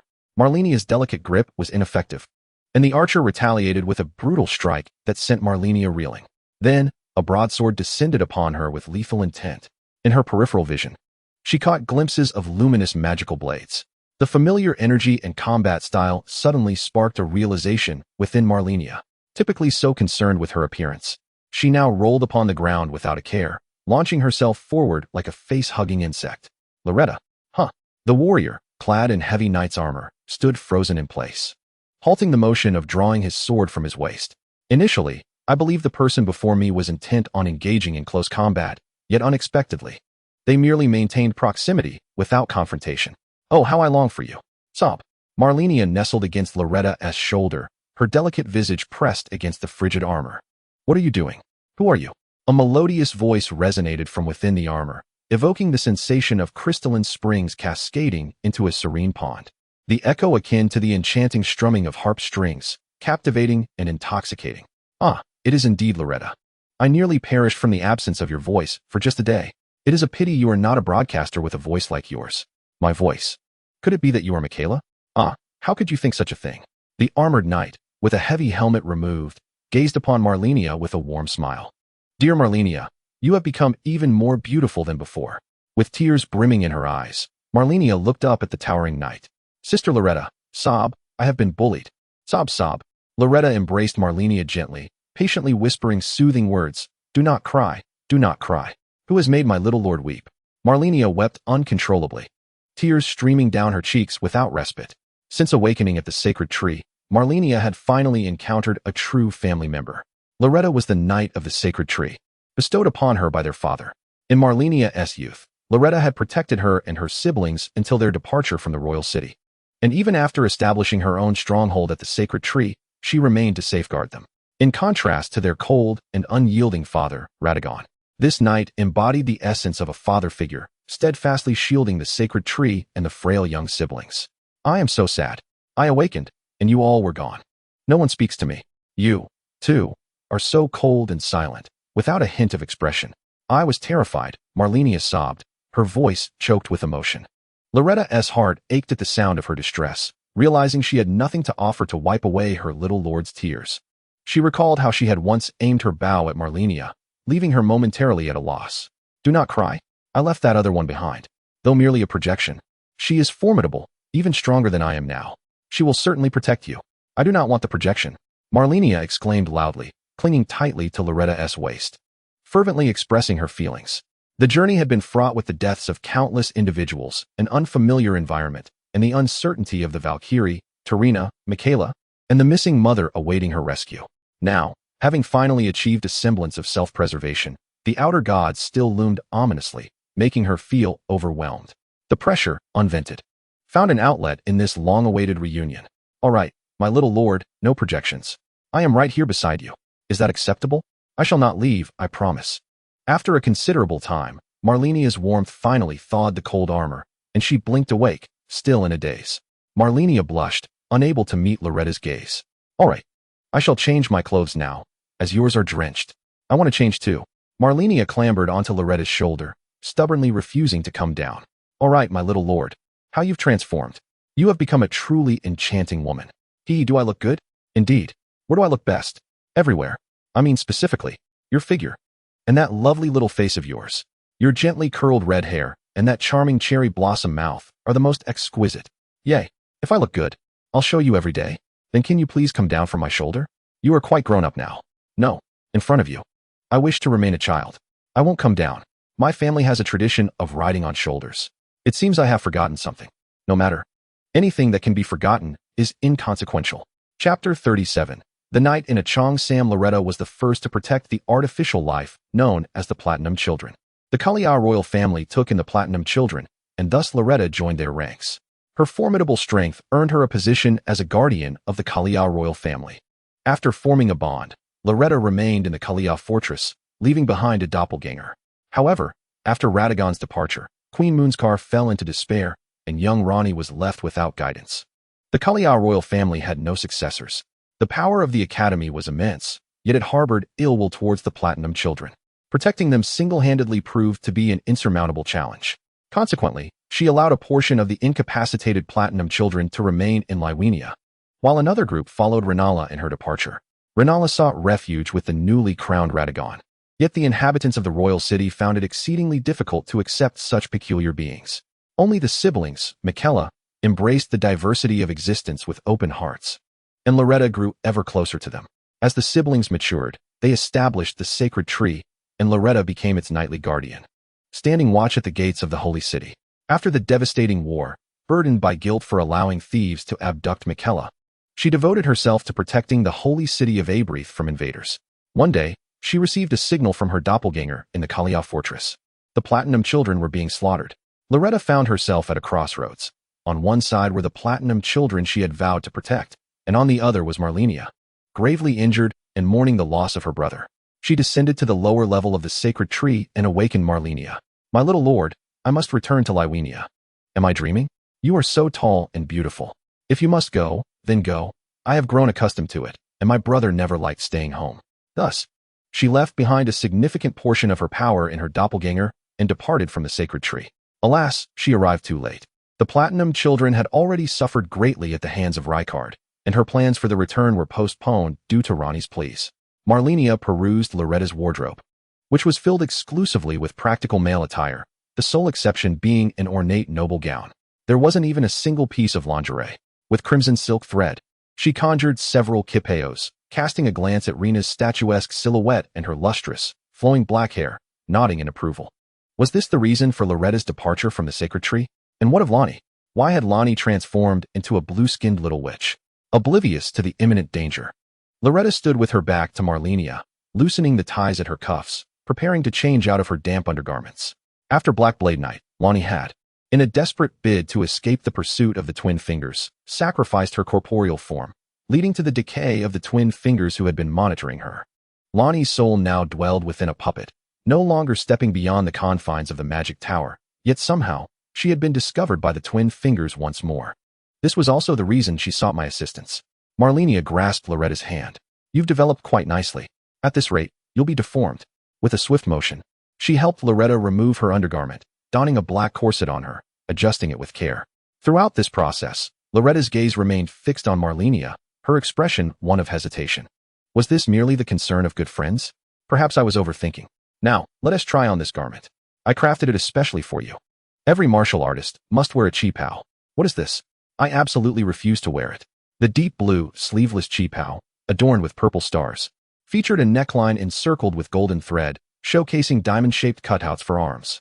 A large, deep purple orchid blossomed at the abdomen, with a slender black ribbon woven through the openings down to the waist. The silk-like crimson threads that composed the garment reflected the dim candlelight, a delicate mist enveloping the entire piece. This attire is woven with magic, capable of deflecting numerous attacks, and its mobility makes it quite practical for evading enemy strikes. No, I am a knight. Knights charge into battle. I will not wear such flimsy attire as my everyday outfit. Malenia scratched her head in frustration. Having infused the garment with a considerable amount of crimson power. I have an idea. She lifted the dress with thorns. Come now, Loretta. Shoot this garment with your magical arrows. I assure you, it will withstand the impact. Impossible. Absolutely not. I want to try it. Malenia hurriedly embraced Loretta's strong, graceful arm. Just give it a shot. It won't matter. If you pierce it, I shall grant you a wish. As if my armor may not even withstand it. Bare-shouldered, Loretta glanced at her armor and then at the delicate qipao. She recalled how long it took her to don and doff her armor daily. its weight a constant burden. Had it not been for the chilly air in the Kalia stronghold, she would have surely sweated profusely every day. Very well, I shall give it a try. The enchanted sword of brilliance shot forth, striking the Chi-Pao, akin to a fleeting firework that vanished in an instant. Loretta appeared somewhat incredulous. She cast a glance at Malenia, whose innocent, round eyes blinked in surprise. Amplifying her magical energy, Loretta conjured forth her grand bow, and with a swift whoosh. Following the explosion, the garment remained utterly unscathed. It was truly unbelievable. Turning her head, she noticed the young lord seated at the bedside, still with those innocent, blinking eyes. Loretta grasped a nearby knight's sword and thrust it forcefully. The entire outfit was pinned to the wall. Upon closer inspection, the wall bore a gaping wound. Yet the clothing remained intact. How absurd, such a minuscule piece of fabric, right? Quite impressive, isn't it? Malenia stood up, remarking that the formidable attacks she had witnessed were all manifested as energy shocks. There were kinetic impacts as well, though she had seldom encountered them. This attire exhibited remarkable efficacy in resisting energy, and it was also swift to don and doff. I just witnessed Loretta struggle for ages to remove her knight's armor. Come now, wear it, and protect me better. Ah, very well. Here, allow me to assist you. Malenia resembled a cunning girl delighting in the mischief of dressing her best friend, guiding Loretta into the Chi-Pao with meticulous care. Loretta gazed at her reflection in the tarnished mirror, observing her appearance. Her originally pinned-up hair was now styled into a low ponytail, softening her previously sharp demeanor. Her striking brows furrowed slightly, a subtle reaction to the chill at her waist, complemented by a blush adorning her cheeks. One hand rested upon her chest while the other gripped her waist, exuding an elegant shyness that was utterly captivating.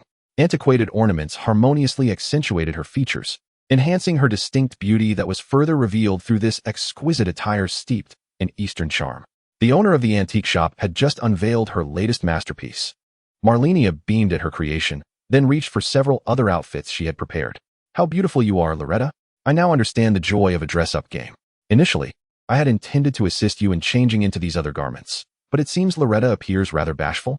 Loretta gazed dreamily at her reflection, as if transported back to many years past. No, I do not. I am genuinely happy.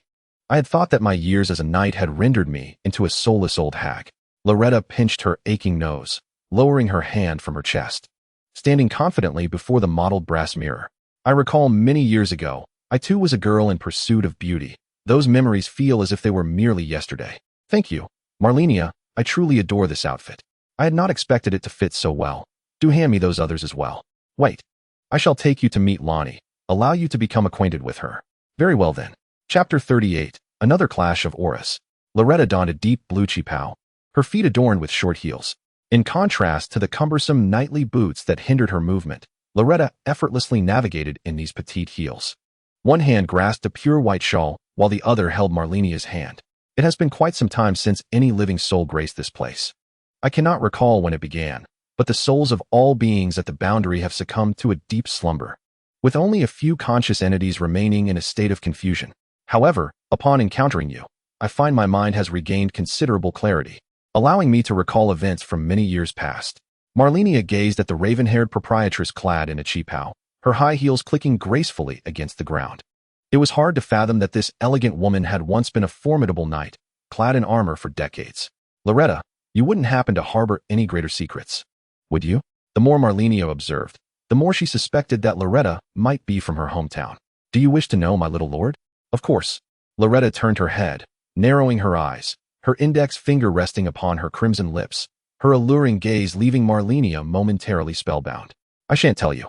Ugh, how infuriating. How dare you tempt me? If you possess such prowess, why not seduce another woman? What does it matter to me? We've been like an old married couple for years. They pressed onward through the ruins. The lifeless body of Selvies lay amidst the debris, while the werewolf Blazer perched on a tree, howling at the moon. Hey, werewolf, where's the fader? And the finger which Seralina? Blazer glanced down, nearly tumbling from his perch in fright. Howl. The scent on you. Sniff, sniff. Impossible, impossible. You cannot be Loretta. Why is that impossible? The familiar voice and scent left Blazer in disbelief. The once indomitable knight who had bested him was now revealed to be a delicate human woman. I need to collect my thoughts. And who might you be? You carry no scent, much like a ghost. Yet I recall another like this not long ago. Why did I not investigate further? Blazer pondered, stroking his fur-covered chin. Malenia gestured for Loretta to remain silent, blinking twice. What do you think? Do you remember? I do. Now tell me the whereabouts of the Finger Witch and the Fader. The Finger Witch. Yes. She too bears no scent. No, you are not her. You are a divine being. Malenia. Snap. You guessed correctly. Alas, there is no reward. In an instant, Blazer seemed to abstract, his intellect plummeting as he hung his mouth agape, his tongue lolling. I must be mad. This little girl has traversed the boundary and even bested the mightiest demigod before my very eyes. Am I the one who has lost my sanity? Or is the world itself mad? I believe you are the mad one, big dog. I could use a guardian for my home. Would you be interested? I am a servant of Princess Lonnie in life and her ghost in death. I could never forsake her. What if Lonnie no longer desires you? Impossible. Absolutely impossible. Very well, a classic line returns. Blazer asserted with conviction. I have followed Lonnie since childhood. Loyalty is my lifelong creed. If the princess despises me, I would rather seek a solitary corner to perish. Can this grand hound, adorned with an expression of profound wisdom, utter such solemn words? Is this reasonable? Who would believe it? Goodness, I find it quite amusing. Malenia displayed the ring upon her hand, exclaiming, Behold, this is the token given to me by Lonnie. My words are her words. You, Blazer, shall heed my command. Tell me, where have Otto and Saralina gone? Malenia was merely jesting, should she desire. She could easily assert control over Blazer.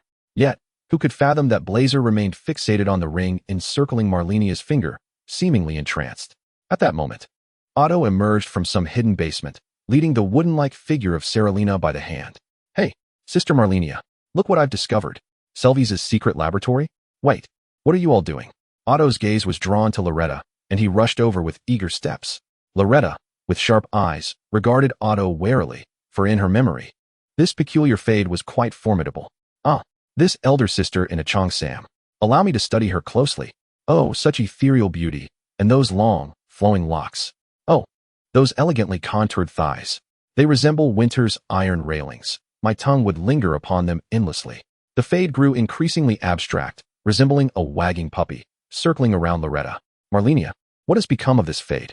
Ah, she is quite an adorable little creature, indicating her fondness for you.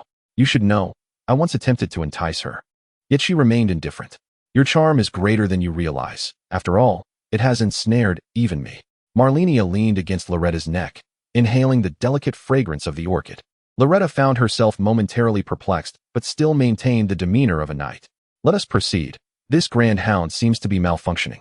We must attend to our affairs before meeting Lonnie, so we may savor this delightful feast.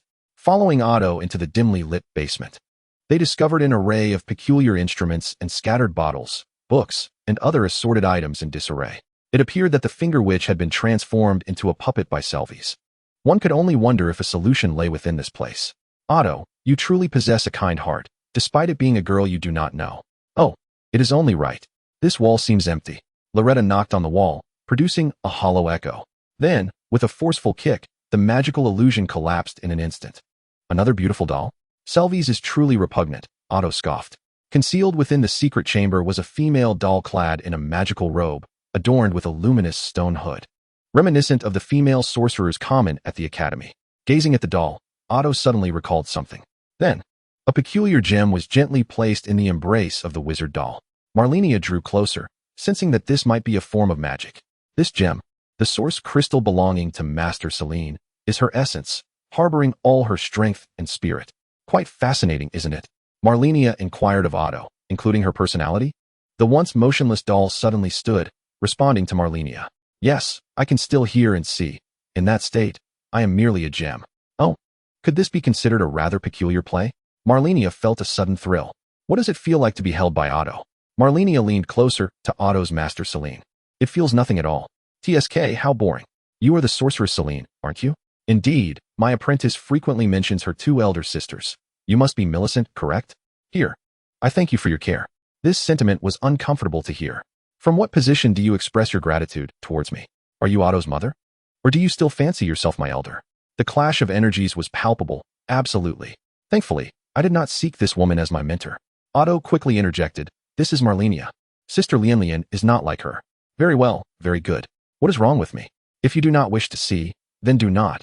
I find it delightful. Malenia did not dispute Otto. During her initial time as Millicent, her gentleness and humility stemmed from a lack of strength and a fear that the Valkyrie might retaliate. She even hesitated to reveal her own name. However, now, the entire borderland could be said to be Malenia's dominion. Without the Valkyrie, there was no need for restraint. She could do as she pleased. Alas, invincible in the realm, yet enemies descended from the heavens.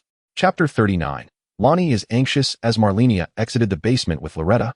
She felt a pang of anger, but upon reflection, perhaps it was better for a responsible teacher like Celine to care for Otto. How could she, constantly wandering and attracting numerous divine figures, adequately look after this foolish child? She soon found solace in this thought. Arriving at the top of the Lonnie Mage Tower, where Lonnie was supposed to be, she found it empty, save for a complete set of the Snow Sorceress's attire. What is this? Has Lonnie left? Why are her clothes still here? Just yesterday, Lonnie had ordered the elimination of Selvies. How could she be missing today? I cannot reach her either. She has not encountered some misfortune, has she? What shall we do now? Let us return to the Magic Academy and consult Queen Full Moon. Perhaps she has a solution? Wait, it seems the seal of the Lena Mage Tower has been lifted. Shall we investigate? Very well, help her retrieve her clothes. After descending, the werewolf that had been lurking in the ruins was gone, and Otto appeared to be whispering with Celine in the basement. Ascending the tower of the Sorceress Reina. At its pinnacle lies a purple portal that has long been alight. It appears that Lonnie has ventured into this portal, and as Lonnie's elder sister, I feel compelled to explore within. Loretta, would you care to join me? Malenia gracefully extended her hand to Loretta, her face adorned with a smile, reminiscent of an elegant soiree where one invites a beautiful partner to share a dance. This invitation was one I could not decline. As a dance partner, accepting such an offer is only natural. Upon that isolated tower of divine endowment, a peculiar arthropod, descending from the starry expanse, stood there, communicating with its twin fingers. The twin fingers could not momentarily discern Malenia's whereabouts. The arthropod shook its head and unexpectedly spread its wings, launching into the storm-laden skies above. The gods took notice of this place, heralding the arrival of more celestial visitors. In the realm of shadows, my younger sister, Jasmine, and my third sister, Emily, are here. This must indeed be the land of shadows spoken of by the decrepit old man, Gwei. Will the Valkyries be present here? The very air feels unsettling. Jasmine chuckled lightly. Is it not more pleasant than the stench of the corrupted lake? Indeed, it was surprising to discover that Gwei was a minion of corruption, yet, in the end, he proved somewhat useful. I wonder if our elder sister has managed to escape. Emily, concerned for our sister Marley's safety, surveyed the surroundings, the pitch-black sky and the eerie stones that loomed around them. Jasmine, bearing the wisdom of the Valkyries, felt it her duty to take care of her dim-witted sister, Emily. Thus, she offered words of comfort. Do not fret. Our sister is not like you, my foolish sibling, who only knows how to charge ahead. Rather than worry about her, we should focus on our own well-being. This desolate wilderness is devoid of life. Undoubtedly because a formidable lord reigns here, enough to deter other creatures from entering. But where exactly are we? There is no exit. Only the eternal silence of darkness accompanying them. Towering, finger-like monoliths punctuate the landscape, as if the earth had been plowed, revealing profound chasms that resemble the fingerprints of the world. They had arrived at the sealing ground of the Mother of Fingers. At the azure coastal volcano, Sister Marley fled, resembling an Amazonian warrior dashing through a thicket. Countless pale minions of corruption surged forth like a tide, emerging from fissures and caverns, enveloping the area in a dense swarm. The corrupted minions raised their hands, and threads of insects poured forth, blanketing the sky, aimed at the sole human amidst the coastline. Marley reached the edge of a cliff, brandishing a radiant crimson stone, declaring, "Insects, go forth and follow your deity." Ha!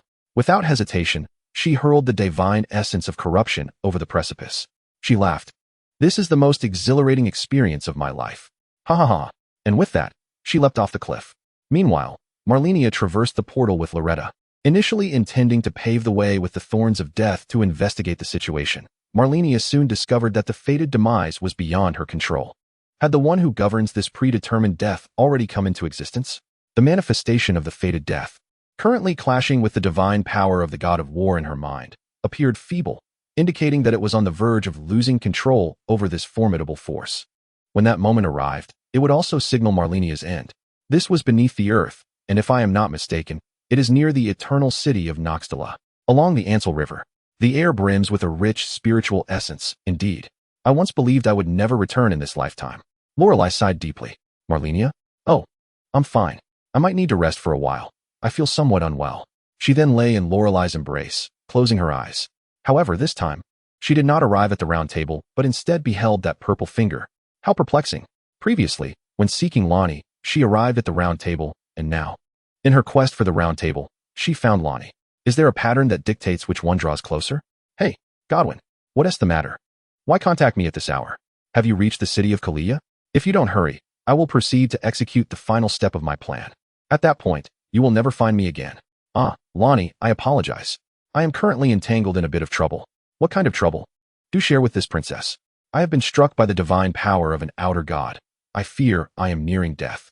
Malenia spoke gravely, urging Lonnie to refrain from disrupting her at the round table. What? Godwin, you absolutely must not die.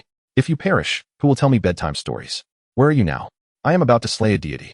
Once I force its divine essence into your body, you shall live. Lonnie sat upon a withered tree, the nearby blessing offering some warmth. Yet she quickly rose, tucking the purple finger into her pocket.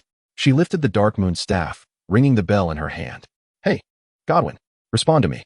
How are you? Where are you? Don't leave me in silence. Are you trying to frighten me? Lonnie summoned countless spectral mages, pushing forward with determination, stepping upon the dark moon as she delved deeper. Hey, Godwin. I am fine. What god are you attempting to slay? Deities are exceedingly perilous. Do not put yourself at risk. What nonsense are you spouting? You are on the brink of death. Have I endured countless hardships merely to venture beyond the stars? If you die, who will guide me? Who will stroll through the starlit sky with me? In a fit of exasperation, Lonnie drew the finger, almost intending to cast it away, but ultimately stored it away with care. She raised her gaze, and the surroundings were drenched in crimson. The shadow of calamity loomed quietly, seemingly having awaited Lonnie for quite some time. Upon closer inspection, the silhouette bore an uncanny resemblance to the werewolf Blazer. Blazer? No, stop me. With 4 hands gripping the dark moon staff, her solitary eye radiated brilliance. The magic of the dark moon surged within the confines of the narrow cave, its overwhelming power obliterating all obstacles in its path. Lonnie followed the flow of water downward, the crimson hue growing increasingly oppressive. By the shores of the corrupted lake lay the corpse of a tainted minion. Unlike its brethren, it was garbed in human attire, its scarlet robe reminiscent of a devout patriarch, a monkey wearing a crown. Lonnie employed words she had gleaned from tales to describe this corrupted creature. Without hesitation, she stepped onto the dark moon and glided into the lake, now filled with blood-red waters. Gedwin, Lonnie called out repeatedly. Again and again, Malenia heard her, yet did not respond, as she endeavored to connect with the realm of the Mother of Dreams. Chapter 40. Loretta is the offering. Hey, Gedwin, you must not perish. Hurry and await my rescue. Where are you exactly? I am beneath the eternal city. Soon I shall confront the divine. I am near you. I too am within the eternal city. Lonnie gazed at the empty, corrupted altar, expecting a fierce battle with the tainted minions, but at that moment, she had little regard for such matters. In the protracted, frigid world, only the stars offered hope. She perpetually yearned to escape this borderland, for this world deserved obliteration. On that day, a violet finger emerged abruptly, imbued with the essence of night. Thus, she formed a connection with that being, though the voice was distinctly feminine. Its manner of speech and actions mirrored those of a man. She even claimed to be Gedwin, who would believe such a thing. Yet, time and again, her companionship brought a flicker of warmth to the icy citadel of Kalia. Lonnie could indulge in playful affection before him, sharing all that she could not reveal to others. Day after day, this fleeting time was infinitely preferable to the treacherous intrigues of royal warfare that had preceded it. In Lonnie's heart, regardless of whether she was indeed Gedwin, she had already become her possession. How could you die? This divine essence was meant for me. You should be eternally grateful for this princess's generosity. The more Lonnie pondered, the more pained her heart became. With a voice laden with tears, she cried out, Gedwin, this is what you owe me. The great dark moon sorceress cares deeply for you, having cast aside her own wisdom. Therefore, you are not permitted to die just yet. No, I must hasten to find the forsaken outer god. The stone sarcophagus is too slow. Drifting on the dark moon will be swifter. Alone, Lonnie plunged into the profound darkness below. Malenia remained silent, sensing a disruption at the round table of the Mother of Dreams. Upon glancing back, she was astonished to see that Lonnie had left so many messages for herself. Oh no, if she discovers that I merely sought to frighten her, will she be angry? I am not to perish so soon. She wished to connect with Lonnie, yet something seemed to obstruct their communion. Lonnie had already entered the domain of the unknown deity. Malenia opened her eyes and swiftly rose to her feet. Renala, Lonnie has acted too quickly. She is about to confront the outer god. We must assist her at once. What? Is it the god of corruption? Malenia exclaimed, her eyes widening in astonishment. I am aware that a deity is sealed beneath the eternal city, and that deity is none other than the god of corruption. No wonder I felt as though something was amiss lately. It was that entity incessantly urging me to pilfer. With that, Malenia slapped her forehead. Oh dear, why seek far and wide when I could simply seize the essence of the god of corruption? Let us hasten. Thanks to Lonnie having cleared the path ahead, and Renala being familiar with the route, the two hastened to the shores of the corruption lake. Upon glancing at the lifeless body of a corrupted minion sprawled on the ground, Malenia's brow furrowed. Gwaith? Why is he dead here? And where is the god of corruption? Something must have transpired. Suddenly, Malenia recalled the 3 missing children. Those rascals. She groaned, cradling her head as a twinge of headache washed over her. It seems our journey now requires a search for them as well. Loretta, if you happen to see 3 sisters with red hair, do inform me. They are all like my children. Loretta, taken aback, inquired, are you referring to the children raised by the sacred tree? No. They are children created from fragments of my soul. Each one is remarkable. The youngest sister, Pollyanna, is right beside me, and I can care for her well. The others will be found in due course. Malenia then plunged her hand into the corruption lake. The crimson corruption was drawn into her being as if siphoned by a pump. Malenia, are you all right? Loretta rushed to inquire. I am perfectly fine. I neglected to mention that I am now the newly appointed goddess of corruption, Malenia.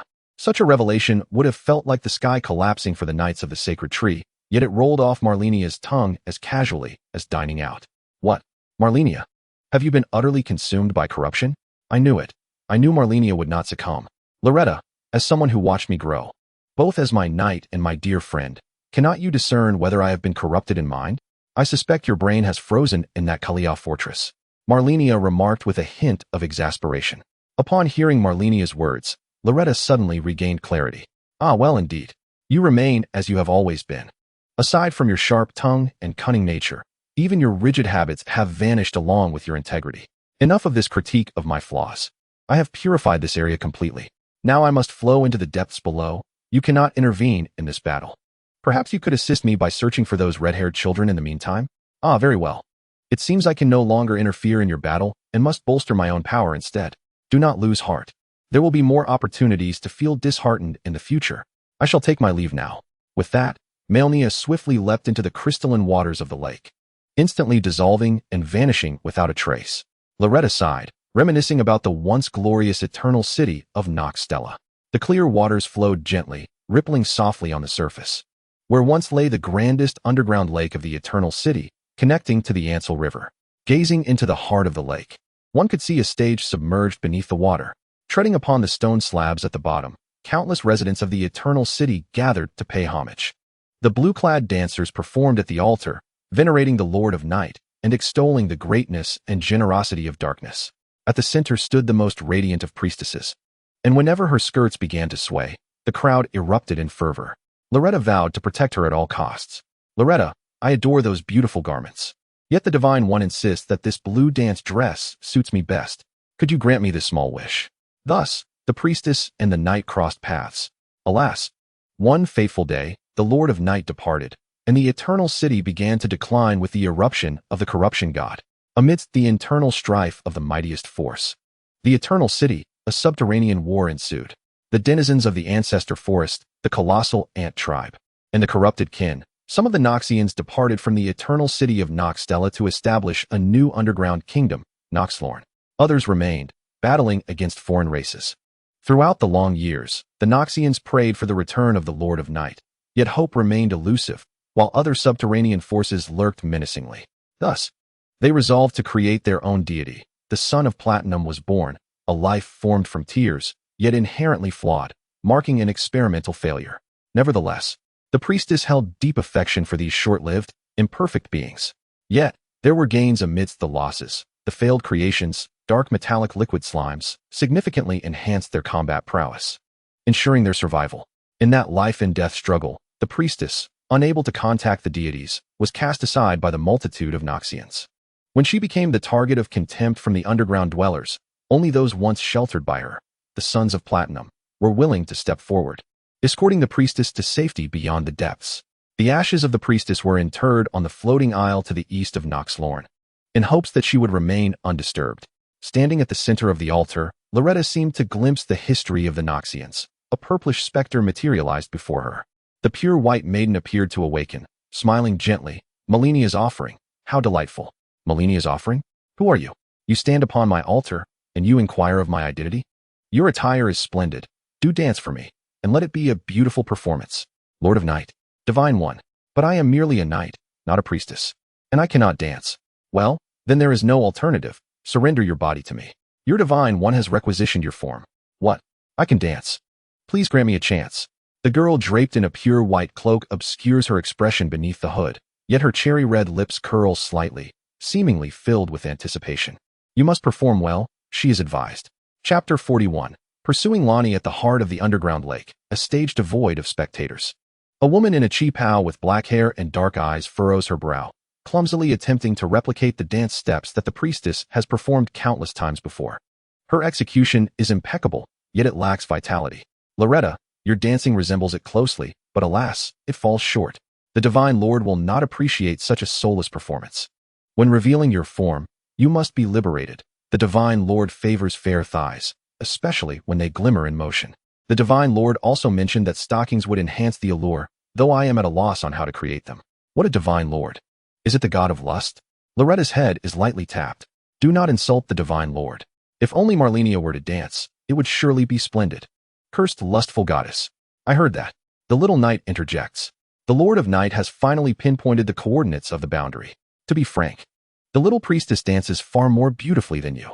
Therefore, I shall commandeer your body. Divine Lord, please do not be so sorrowful. We could negotiate. You could have me at night and return me by day. Divine Lord, please stop crying. I am Tarina. What shall I do if I frighten the offering to tears? Divine Lord, why did you not return sooner? Loretta helplessly slumps at the center of the pond, the water soaking her knees as she bitterly gazes skyward. The night sky is a deep void, reminiscent of yesterday when the priestess danced here. Was the view she beheld the same as what Loretta sees now? If tears threaten to fall, tilting her head back reveals the night, with the Divine Lord present. Sorrowful tears will find their way home. Yet, why do my tears not return on their own? Deceiver. The pure white girl withdraws her head beneath the cloak, resembling a timid turtle. She cradles a half-ethereal girl in lavender hues, as if embracing a doll. Loretta, what troubles you? As a knight, how can you be so feeble? You often lecture me. Why must I now instruct you? Loretta suddenly senses something amiss. Is this Malenia? She whirls around. The Valkyrie, adorned with a winged helmet, stands behind her, clad in her timeless attire. The scars on her exposed skin remain evident. Malenia, shall we engage in a duel? The finest form of communication between warriors. We used to spar often, did we not? Enough of this pretense. Malenia, I concede that your presence does ease my discomfort somewhat. I have no desire to fight. Your style of combat is rather off-putting. The Valkyrie unsheaths a golden prosthetic blade, her body poised with the grace of a hunting cheetah. Feeling the familiar pressure, Loretta rose silently, drawing forth her elongated sword. Come, let us engage in battle. Convey your grievances through this conflict. Surely, I must be dreaming. The tranquil surface of the lake suddenly rippled without cause. Accompanied by the flowing water, I sensed the malevolent aura loathed by darkness. Malenia realized she had entered the realm of the nameless outer god. At the edge of this domain, numerous corrupted minions lingered. Malenia pressed on, merging with the flowing water, becoming formless, and finally sensed an aura that felt somewhat familiar. The dark moon of Runni still unsettled me. It was as it should be. Malenia traversed the misty gate that shimmered with golden light, ultimately catching up to Runni. In midair, the dark moon and starlight intertwined. The sky was heavy and terrifying with countless stars, accompanied by the indistinct form of the outer god that waved its limbs, unleashing a barrage of gravity-laden meteors that soared from the pitch-black abyss, intent on obliterating the dark moon. The dim crescent moon, cold yet powerful, embraced all, absorbing the outer god's magic to fortify itself, advancing slowly yet resolutely. Nothing could hinder its progress. The moment it made contact with the strange limbs of the outer god, the radiant moonlight obstructed the chaotic stars. Malenia beheld the true visage of the tumultuous battlefield.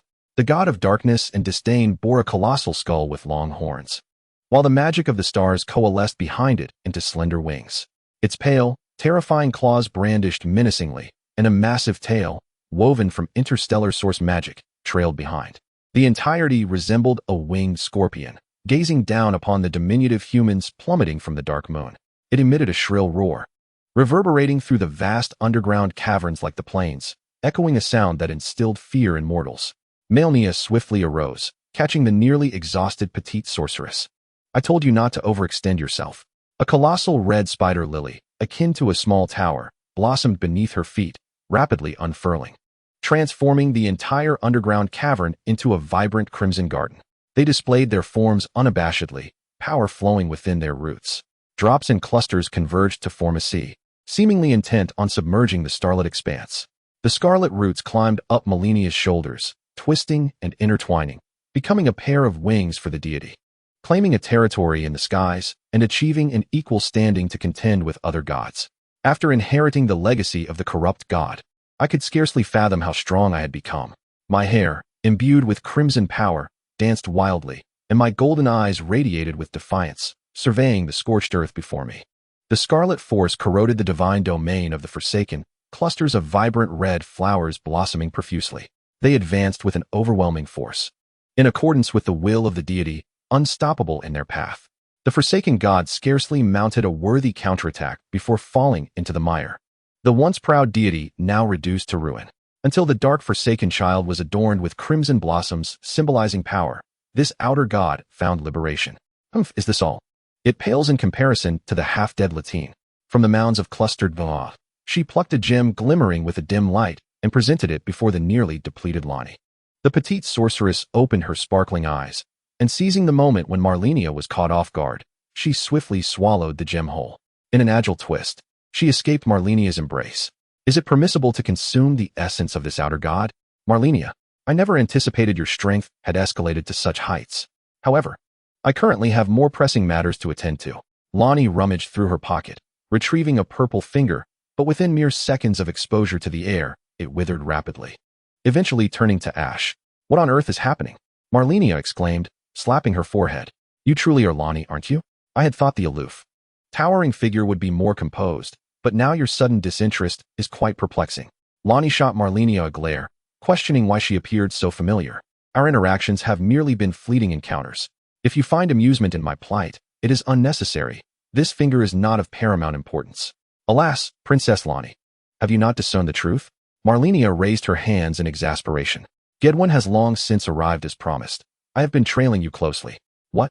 Lonnie's pupils dilated, disbelief etched across her face. I indeed felt the divine power strike me, yet it does not mean I am on the brink of death. I am merely searching for someone, which is why my responses to you have been disjointed. But it seems futile now, as my purple finger appears to have lost its potency. If you don't mind, I might even be more enchanting than you. I could regale you with bedtime stories in the future. Infuriated, Lonnie rushed forward and covered Malenia's mouth, silencing her. The great dark moon sorceress cannot tolerate your words. Looking down, Lonnie's eyes were already glistening with tears, yet not a single drop fell. Malenia, pained, embraced Lonnie's fragile form, clasping her cold hand. Come, let us not be alone anymore. I shall be with you. Lonnie dared not meet those golden red eyes, fixating instead on the vibrant crimson lips, as if seeking to unveil their secrets. Sensing the breath so near, mingled with an array of emotions, Lonnie was at a loss. As they drew closer, Lonnie could distinctly see the rosy ripples appearing on Malenia's face, yet she hesitated. What are you two up to? If you wish to kiss, then do so.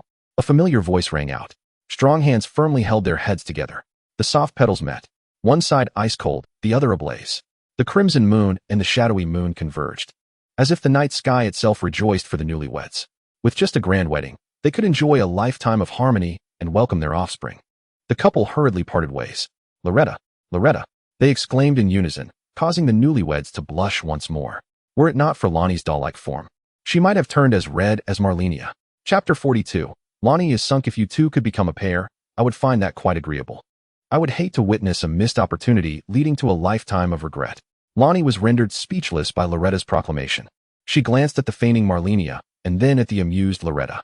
With a loud exclamation and a stamp of her foot, she transformed into a figurine of diminutive size. Do as you please. In any case, I will never be paired with her. Loretta scooped up the figurine and tucked it into Malenia's embrace. Lonnie has always been like this. I entrust her to you, the decadent goddess Malenia. Malenia cast a curious glance at the now motionless figurine, pondering whether she would feel anything if she touched Lonnie now. Malenia? Oh, what's the matter? Loretta, why have you come down? Were you not waiting above? I just had a dream, a vision of the deity I once revered. The Lord of Night informed me that I would serve as her divine messenger, traversing the boundary realm and fulfilling the tasks assigned to me. Divine messenger? Oh dear, Loretta, you must understand that the boundary realm is not a place of benevolent deities. What task did she assign you? Surely it is not to vanquish other gods. Though that particular deity is indeed quite frivolous, she would never wish me harm. She instructed me to first journey to the golden tree's shadow, and we shall discuss further matters then. Additionally, she asked me to convey a message to you. To me? Malenia pointed at herself in surprise. What does it have to do with me? She said. The Dream Realm's round table has closed. Henceforth, you may enjoy restful slumber. Huh? Is that it? Well, that's it. Indeed, that is it. It is over. Over. Over. Malenia began to slap her own cheek. I did not just imply you are a benevolent deity, my Lord of Night. I shall forever revere and admire you, for you are the one in my heart. Huh. Malenia, you are going to make me laugh to death. The sound of Lonnie's laughter rang in the air. Turning her head, Loretta noticed that Lonnie had climbed onto her shoulder, her tiny hands clutching her belly as she laughed heartily. A moving figurine. Now I understand why some people are enamored with such things. Seeing Malenia not only unperturbed, but rather enjoying the moment, Lonnie felt a surge of frustration and struck her shoulder playfully. Oh, that feels nice. Hit harder. I shall ignore you. The petite figurine nestled into the cascade of red hair, hiding away. So, how do we proceed to the golden tree shadow? Loretta shrugged her shoulders, expressing her uncertainty. However, the Valkyrie did reproach you for not assisting her in locating her body, which has resulted in her having to depend on others for her outings. Alas, Jeffrey's traditions leave much to be desired. One ought to seek Malenia's body at the golden tree. But how shall we return now? The sea of flowers has dissipated, and Malenia has reverted to her usual state, adorned in peculiar attire. She wore a pure white fitted gown, concealing her form from her chest to her thighs. With intricate patterns woven from golden red threads enveloping her décolletage, captivating and strange designs that inevitably draw one's gaze to the prominent fruits ahead. She casually draped a golden red coat over her shoulders, the soft satin cascading gently, revealing her pristine collarbone, while her back was audaciously exposed. A V-shaped slit extending down to her waist. Most striking were her fair legs, enveloped in tightly fitted black silk, reflecting a dim glow, perched in high-heeled sandals, teasingly showcasing her delicate toes beneath. Your attire is rather peculiar, yet inexplicably delightful, came Lonnie's voice, resonant and melodic. Indeed, today feels joyous. I'm wearing black stockings for your viewing pleasure. Not only are they visually appealing, but also delightful to the touch. The next moment, the strange sensation against her thigh caused Malenia to blush profusely. Why have you extended your hands before I've even finished speaking? Did you not say we could touch?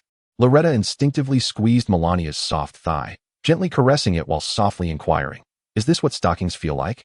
Lonnie, on the other hand, had embraced Malenia's other thigh, unable to resist the silky texture. Malenia, her face flushed, exclaimed loudly, I did not say you could touch. It's quite sensitive, you know. How do we return to the surface? We are directly beneath the moonlight altar. The cave over there leads to the Ansel River exit. Otherwise, I would not be aware of the presence of an outer god here. Let us slay the fingers, Malenia. They dwell beneath the Manus Cerealis Cathedral above, watching me closely. Once we reach the surface, they will certainly detect my presence. We must act swiftly. This finger-slaying dagger is a treasure of the Eternal City, capable of breaching the domain that protects the fingers, allowing us to vanquish them. Malenia grasped the small curved dagger that floated before her. Of course, my princess. If it proves effective, I would not hesitate to eradicate all the fingers. These omnipotent surveillance entities ought to be dismantled. Time rewinds slightly. Tarina, a fragment of Miquella, was discarded in this sunless abyss. Those who followed her remained here, too. Huri, in pursuit of Saint Tarina, succumbed to eternal slumber, listening intently to her voice. Today seemed different. He discovered a woman by the flowing water, with short crimson hair, her eyes concealed by bandages, her body marred by corrosive wounds. I am Huri, a poison master. Yet, as a perfumer, it is not surprising that I possess healing abilities. Mary rose, casting a glance at the peculiar perfumer. Thank you, I am Mary. I had thought I was destined for death, only to be unexpectedly rescued by a skilled alchemist. Though your wounds remain unhealed, I find myself in need of assistance. Come with me. Traversing through the marsh, we arrived at a garden adorned with purple blooms, where Huri led Mari to stand before a solitary, magnificent purple flower. Upon first glance, Mari beheld a delicate young girl, cloaked in pale lavender, resting against the colossal blossom, eyes shut and arms curled tightly. This is the one I have chosen to follow, the saintly Terina. She appears to be ensnared in an eternal slumber, yet I can distinctly hear her voice. Always just out of reach, perhaps due to my resistance to toxins. This time, I must succumb to a deep sleep. Mari, when the sky darkens once more, I implore you to administer this vial of awakening potion to me, so that I may avoid the fate of those creatures, slipping into everlasting repose. Understood, Huri. However, it would be prudent for you to awaken on your own. This place does not seem entirely secure. Fear not, it is relatively safe here. Even if I do not awaken, it matters not, for I shall eternally follow Saint Terina into the beyond. That has always been my intention. Mari cautiously accepted the potion handed to her by Huri, feeling a tinge of exasperation. I truly cannot comprehend this. It seems that only you old souls have grown weary of life. If you could feel Terina's gentleness, you would understand my sentiments. Huri collected the nectar seeping from the grand flower into a small vial, and, with exuberance, settled himself beside a withered tree, consuming it without hesitation. Oh, I can feel it the moment he expressed his delight. He slumped over, his head tilted. How peculiar this individual is. I wonder if those insects have pursued us. Tucking the potion into her cloak, Mari prepared to venture beyond the garden.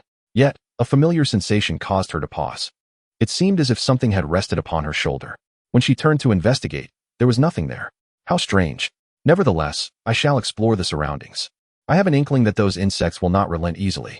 I had initially intended to retrieve that divine fragment to present to Malenia, but midway through, the god of decay awoke, and had it not been for Gregor, I would have been in dire straits. Thankfully, Amy and Jasmine managed to escape. Chapter 43. Matters to discuss between the Valkyries and the fading ones. Perched upon Mari's shoulder was the Valkyrie in a spectral state, who, sensing the familiar aura, roused herself. This Valkyrie, known for her invincibility, had become a figure of intrigue among the fading ones. It was only when a fading one inscribed counsel before the Valkyrie that everyone became aware of her presence. My goodness, this creator truly leads us astray. No wonder even with cheats one cannot prevail. It appears they are imbued with artificial intelligence. The voiceless fading ones inscribed tales of love and other peculiar statements, leaving the Valkyrie perplexed, unsure of their meaning. All she knew was that they bore no weapons and harbored no malice. In fact, they engaged in a curious display of movements, resembling a bizarre dance. Until one fateful day, countless faded ones, wielding a voice-calling mud skull, incessantly echoed the phrases "I love you" and "You are truly beautiful," which sent shivers down the spine of the Valkyrie. In fright, the Valkyrie fled. The pure white maiden spoke thus. The invincible Valkyrie, terrified by the declarations of the faded ones, retreated in haste, even imploring me to dissuade a close friend from approaching, so that her confidant might remain oblivious to the event. Thus, when the opportunity to awaken arose, the Valkyrie chose to escape without hesitation. The dream table could no longer contain her for even a day. Clinging to the back of Sister Mary, the Valkyrie hesitated to call out to her, perhaps feeling a sense of trepidation akin to approaching home after a long absence. From childhood, Mary, as the elder sister, had cared for her more than their mother, Marika. In the wilderness, the place where Greavy and Mary resided was home. What of Greavy? The Valkyrie could not help but exclaim. Millicent? Godfather Greavy has passed away. Indeed. It is you. I sensed a familiar presence. I had thought you might be taken home by that awkwardly corrupted goddess, Malenia. What a surprise to find you here. Struggling through the mud-laden riverbed, Mary pressed forward with great difficulty. Ah, Mary, forgive me for the embarrassment. It was I who mishandled the situation. You seem unwell. My soul's power requires a vessel. Will you accept me? Humph. Millicent, when did you become so courteous in our conversations? This anxious demeanor is not like you. Come, I have faced horrors far worse.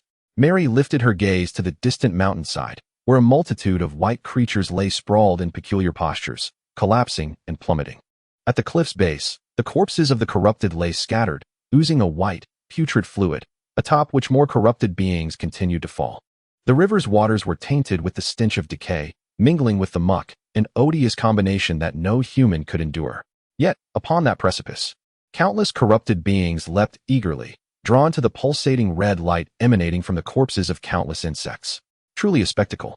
Indeed, were it not for Talina's power, this garden would have surely been ravaged by such entities long ago. What is that glimmering among the piles of insect carcasses?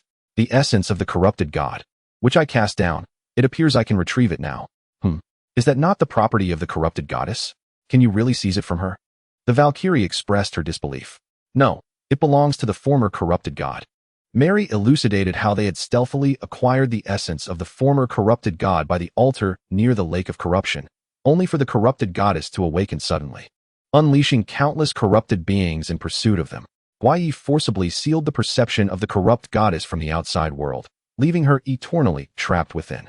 With the aid of her sister, Amy, the second sister, Molly, managed to escape, while Yi, in a state of panic, fled to this location with the divine essence in hand. As for the corrupt goddess Malenia, I have no knowledge of her whereabouts after parting ways. I have not seen her again.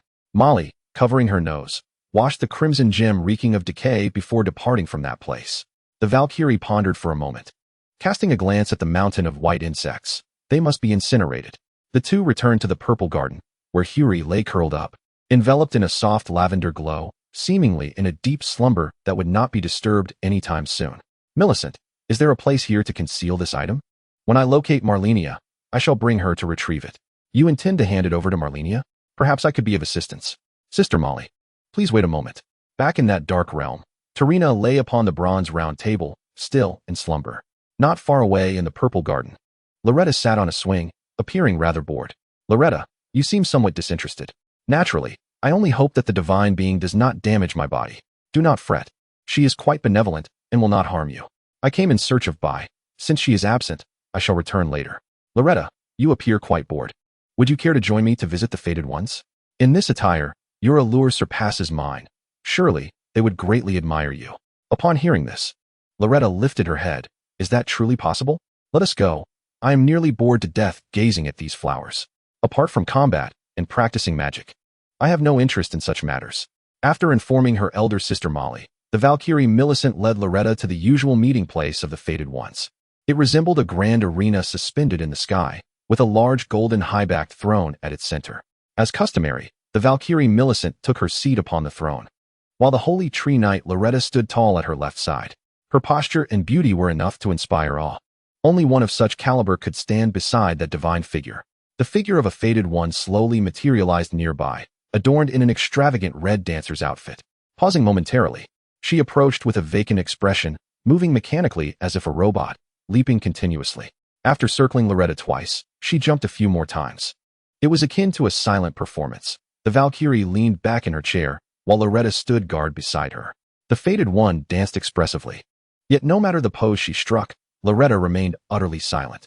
Meanwhile, those seated before their computers erupted in excitement. What new creation has the Supreme will conjured? There hasn't been an update. Who is this Chi-Pao maiden? Hasten to record this and share it in the group, inquiring who might be familiar with it. Given my connections as the Elden Lord, surely someone will recognize it.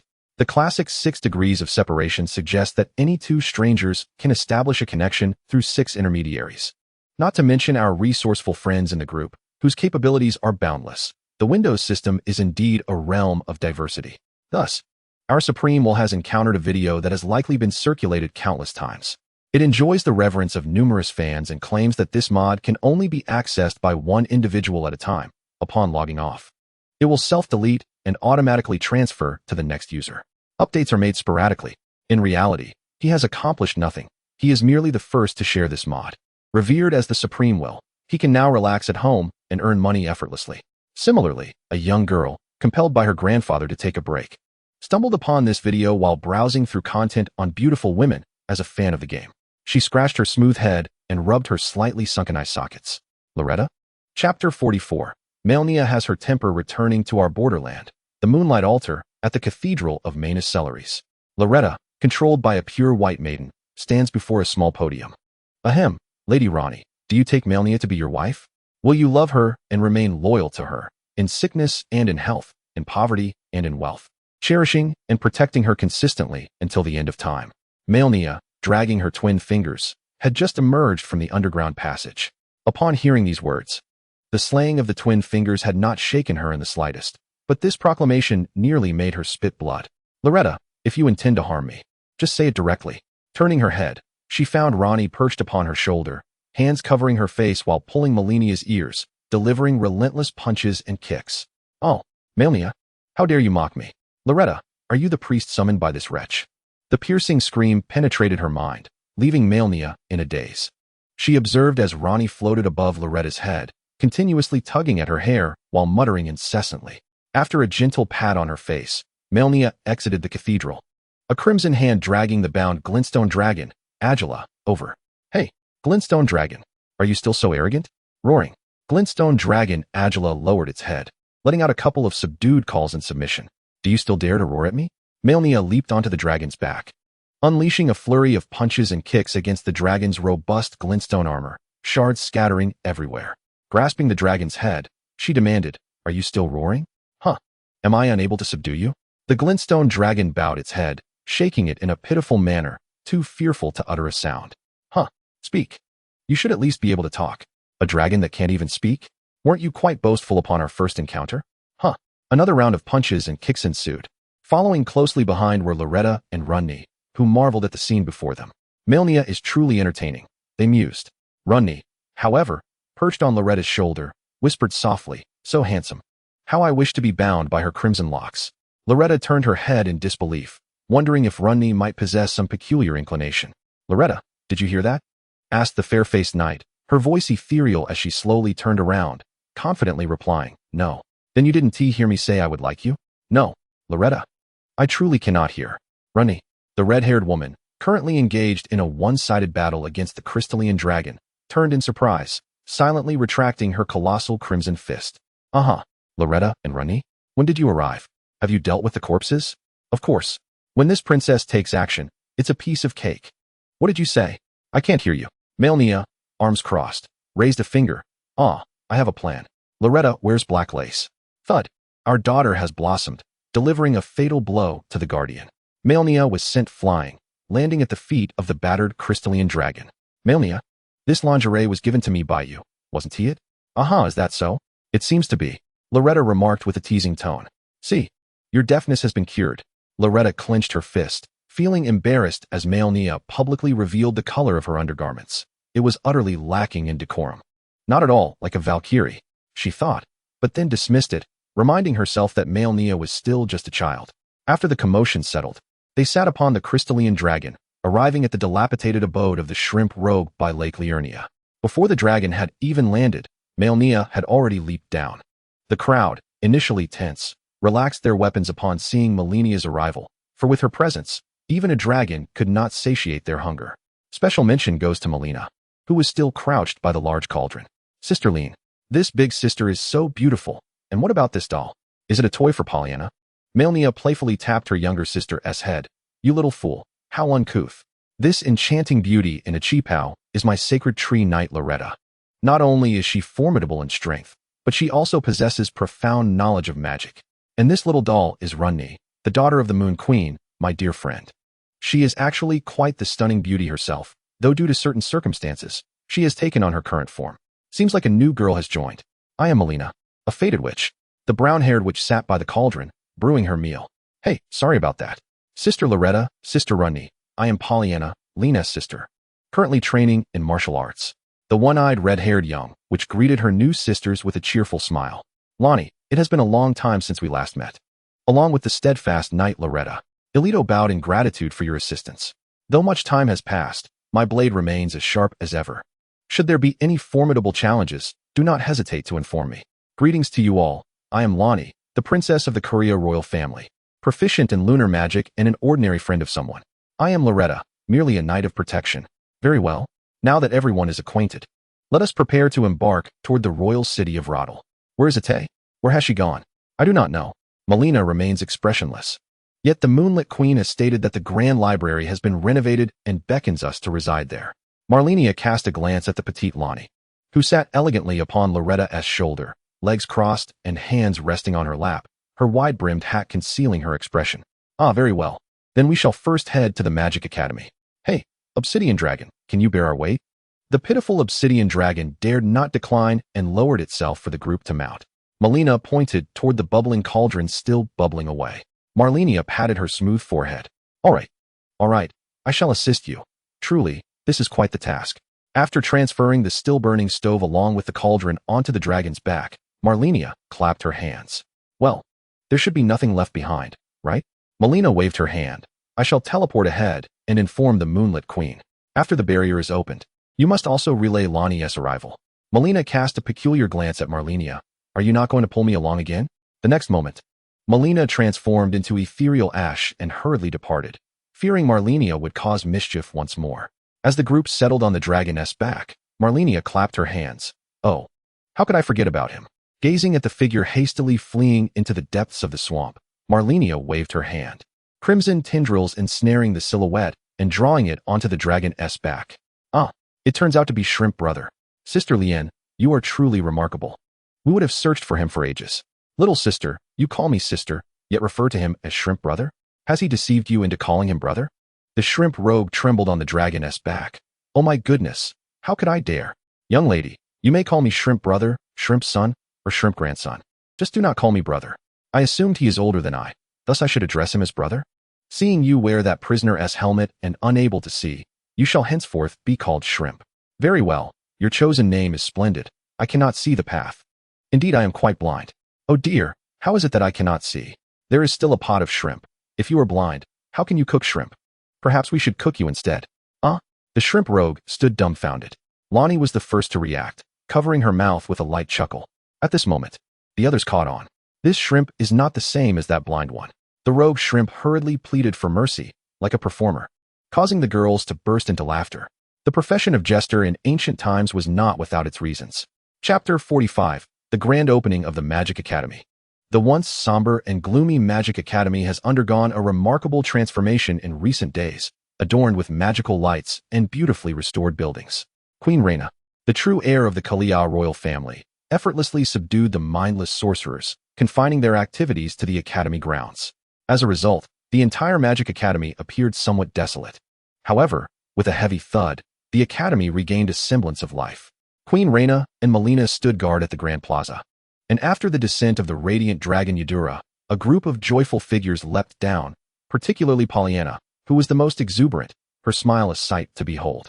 At this moment, Queen Reyna was not adorned in the traditional robes of Kalia's noble sorcerers, but rather dressed in simple attire, a doll-like visage paired with a mature, satin navy blue gown, creating a striking contrast. Her beautiful eyes were fixated on Malenia's flowing red hair, unable to look away. Yet, the pleasant atmosphere was short-lived as her delicate brows furrowed. My sincerest apologies, but due to the recent lifting of the Academy's seal, we have some unexpected guests and cannot entertain you at the moment. Allow my sorcerer attendants to assist you.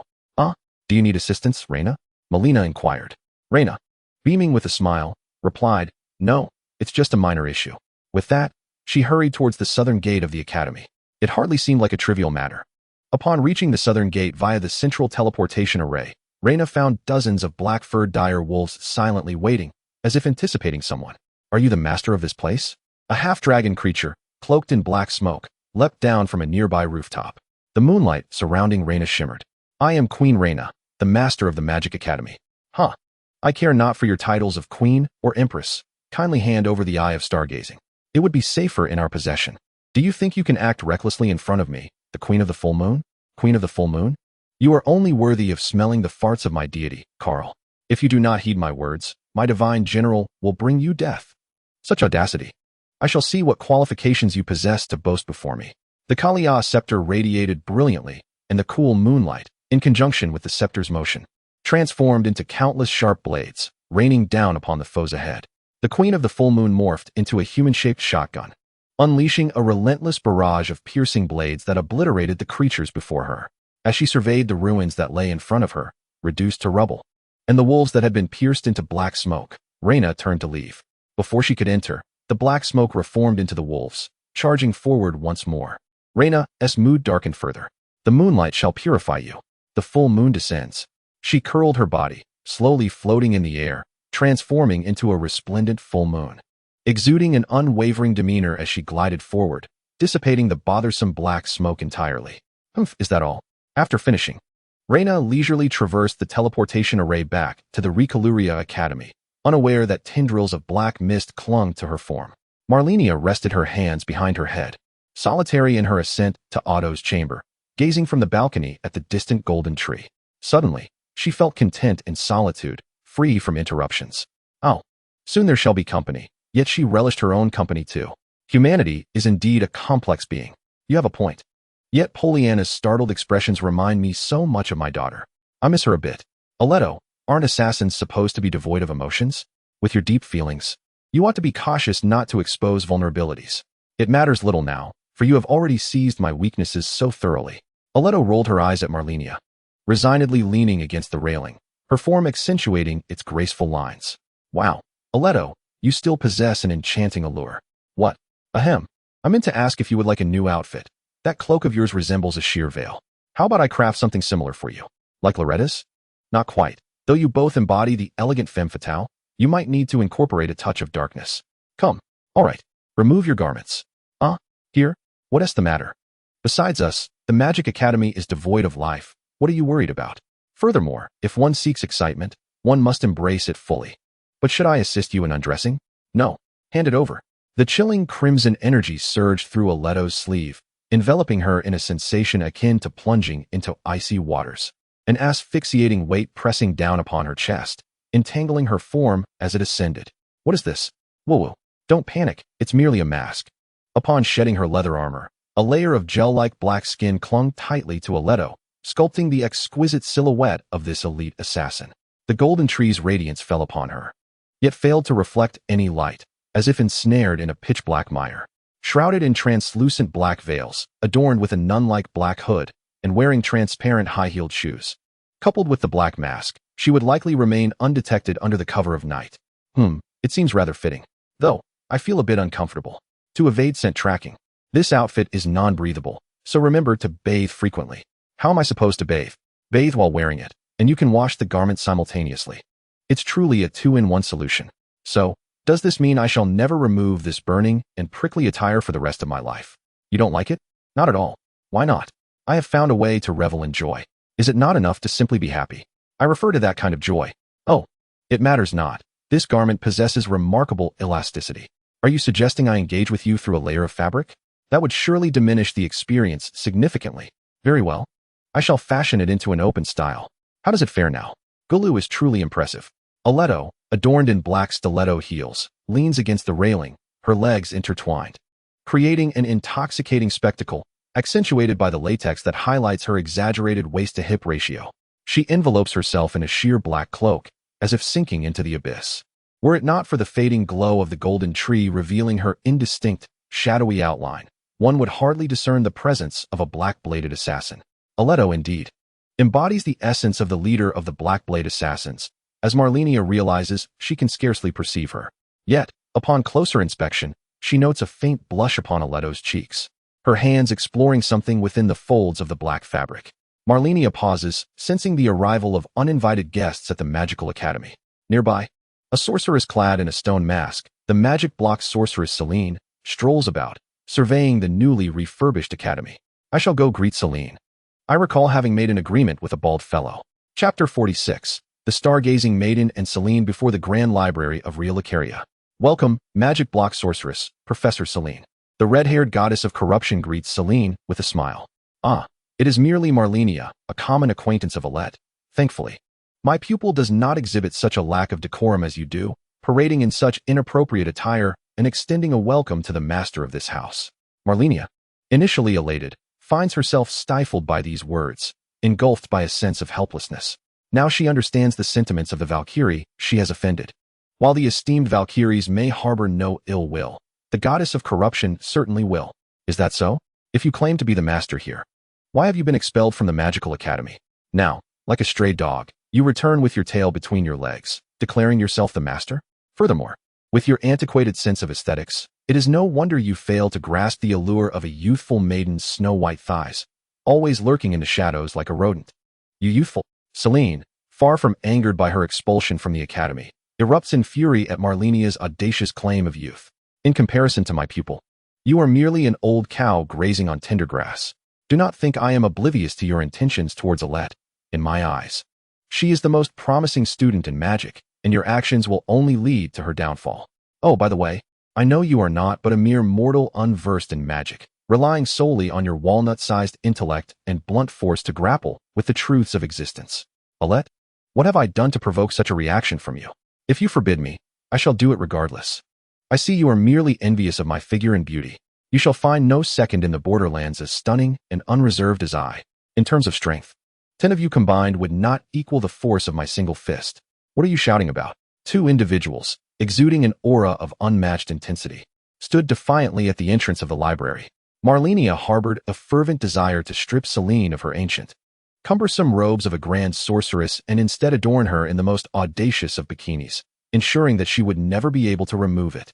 Selene had an equally fervent wish. She longed to envelop the girl in the white dress before her with a thick, dark cloak, so that Addis's gaze would no longer linger upon her, allowing her to pursue her magical endeavors unimpeded.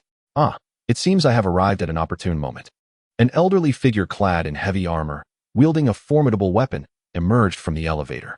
This captivating lady, adorned in red and white, introduced herself as the witch hunter Jillian, declaring her intent to hunt the witch of the mage block. If you seek to vanquish the witch before you, I am more than willing to assist in her demise. Jillian, you actually followed me here. To prevent you from intruding upon my mentor, it appears I must engage you in a life-or-death struggle. Malenia, somewhat puzzled, remarked. Aren't you the Lord of Red Lion City, presiding over the festival? What brings you to this place? Jillian, eyeing the witch warily, replied to Malenia. So you were also a witness to that festival? How delightful. If that is the case, then it is fortuitous indeed. Witch of the mage block, Selene. Your experimentation with luminous stone magic has resulted in countless slayings and chaos in the Lake Rhyenia region. Hereby, I declare your crimes. I join forces with this lady. May I inquire your name? Malenia.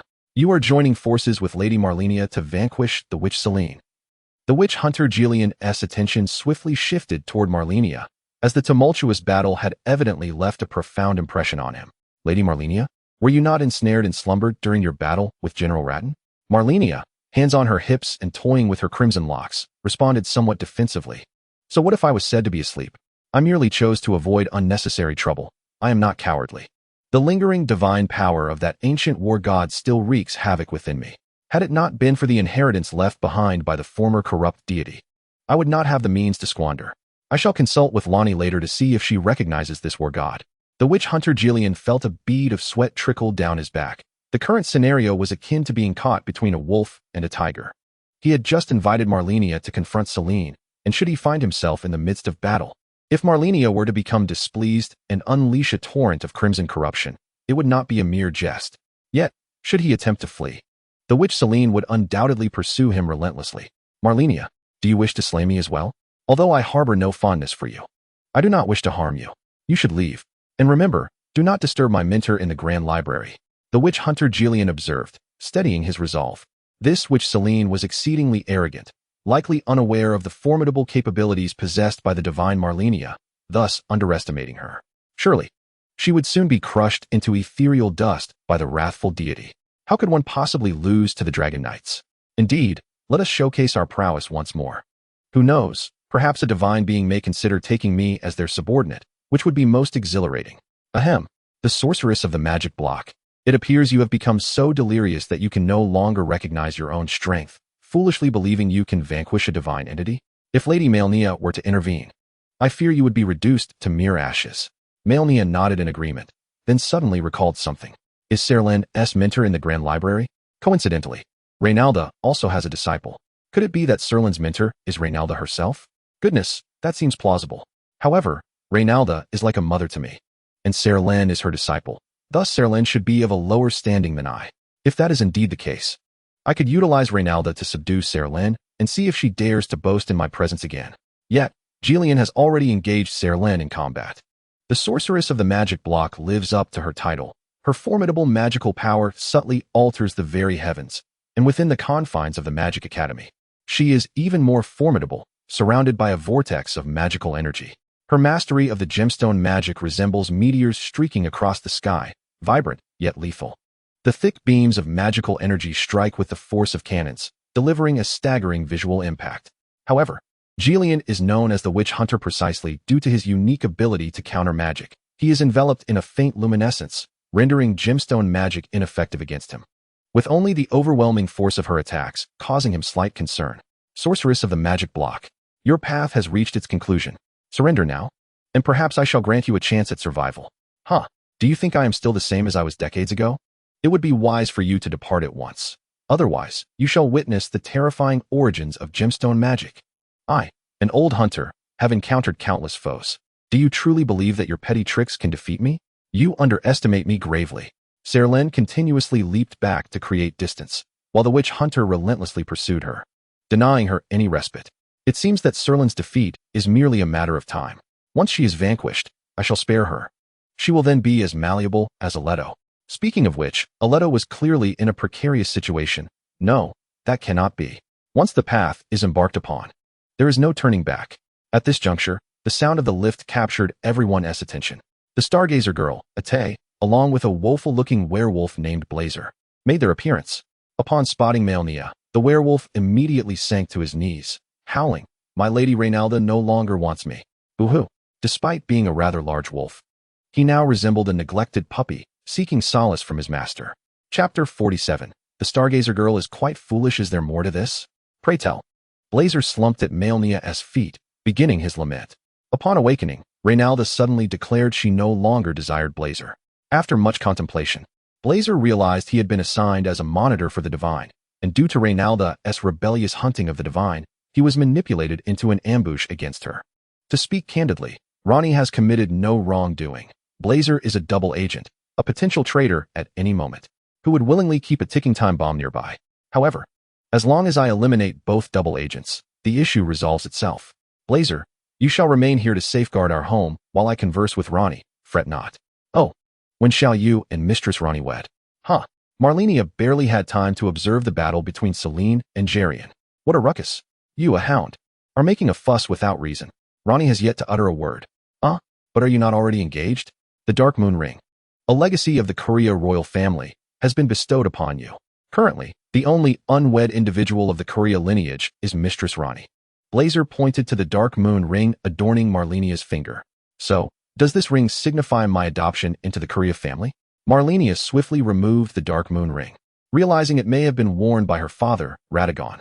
Thus, it symbolized a father's legacy. No, Malenia, you must not indulge in worldly desires. Heroes are often ensnared by the allure of beauty, yet one must remain free from earthly cravings. At the very least, let us speak of such matters once life is more favorable. What merit is there in having children now? Where would they receive their education? Who would they learn from?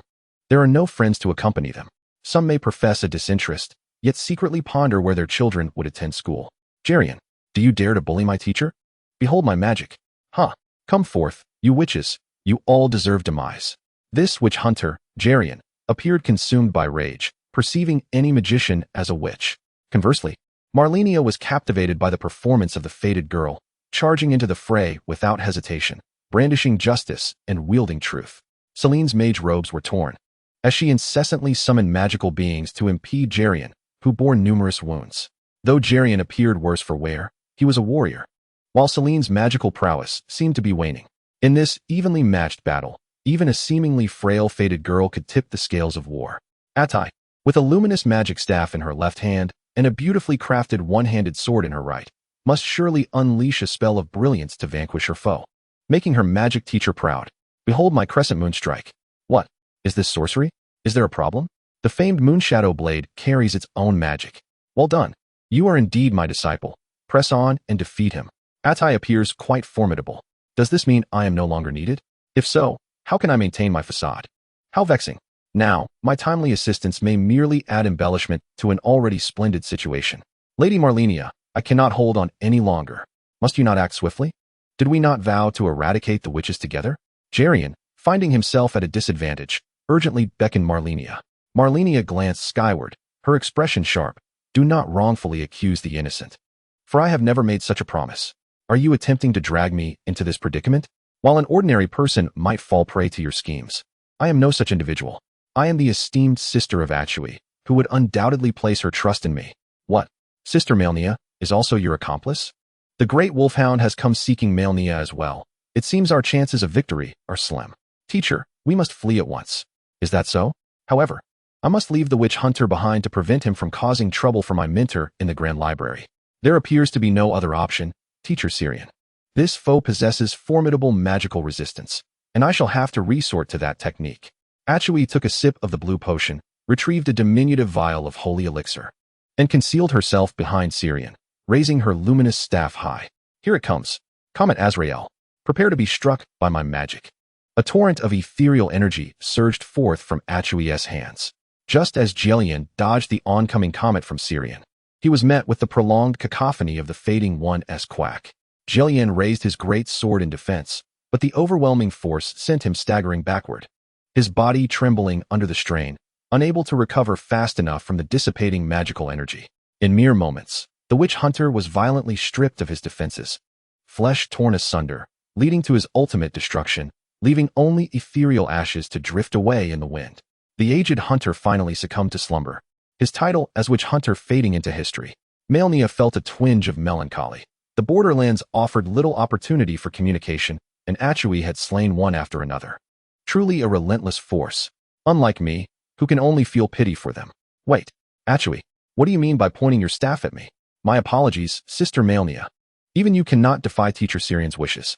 If forced to choose between you and Teacher Syrian, I must regrettably side with Syrian, despite your undeniable beauty, Malenia. Achui gritted her teeth, her expression a portrait of despair, resolute yet tinged with sorrow, coolness, and a hint of nonchalance. Do not present me with that facade of righteous betrayal. What connection do I have with those in the Grand Library? Surely, even the foolish witch knows this. The once stalwart, fading one now appeared utterly bewildered.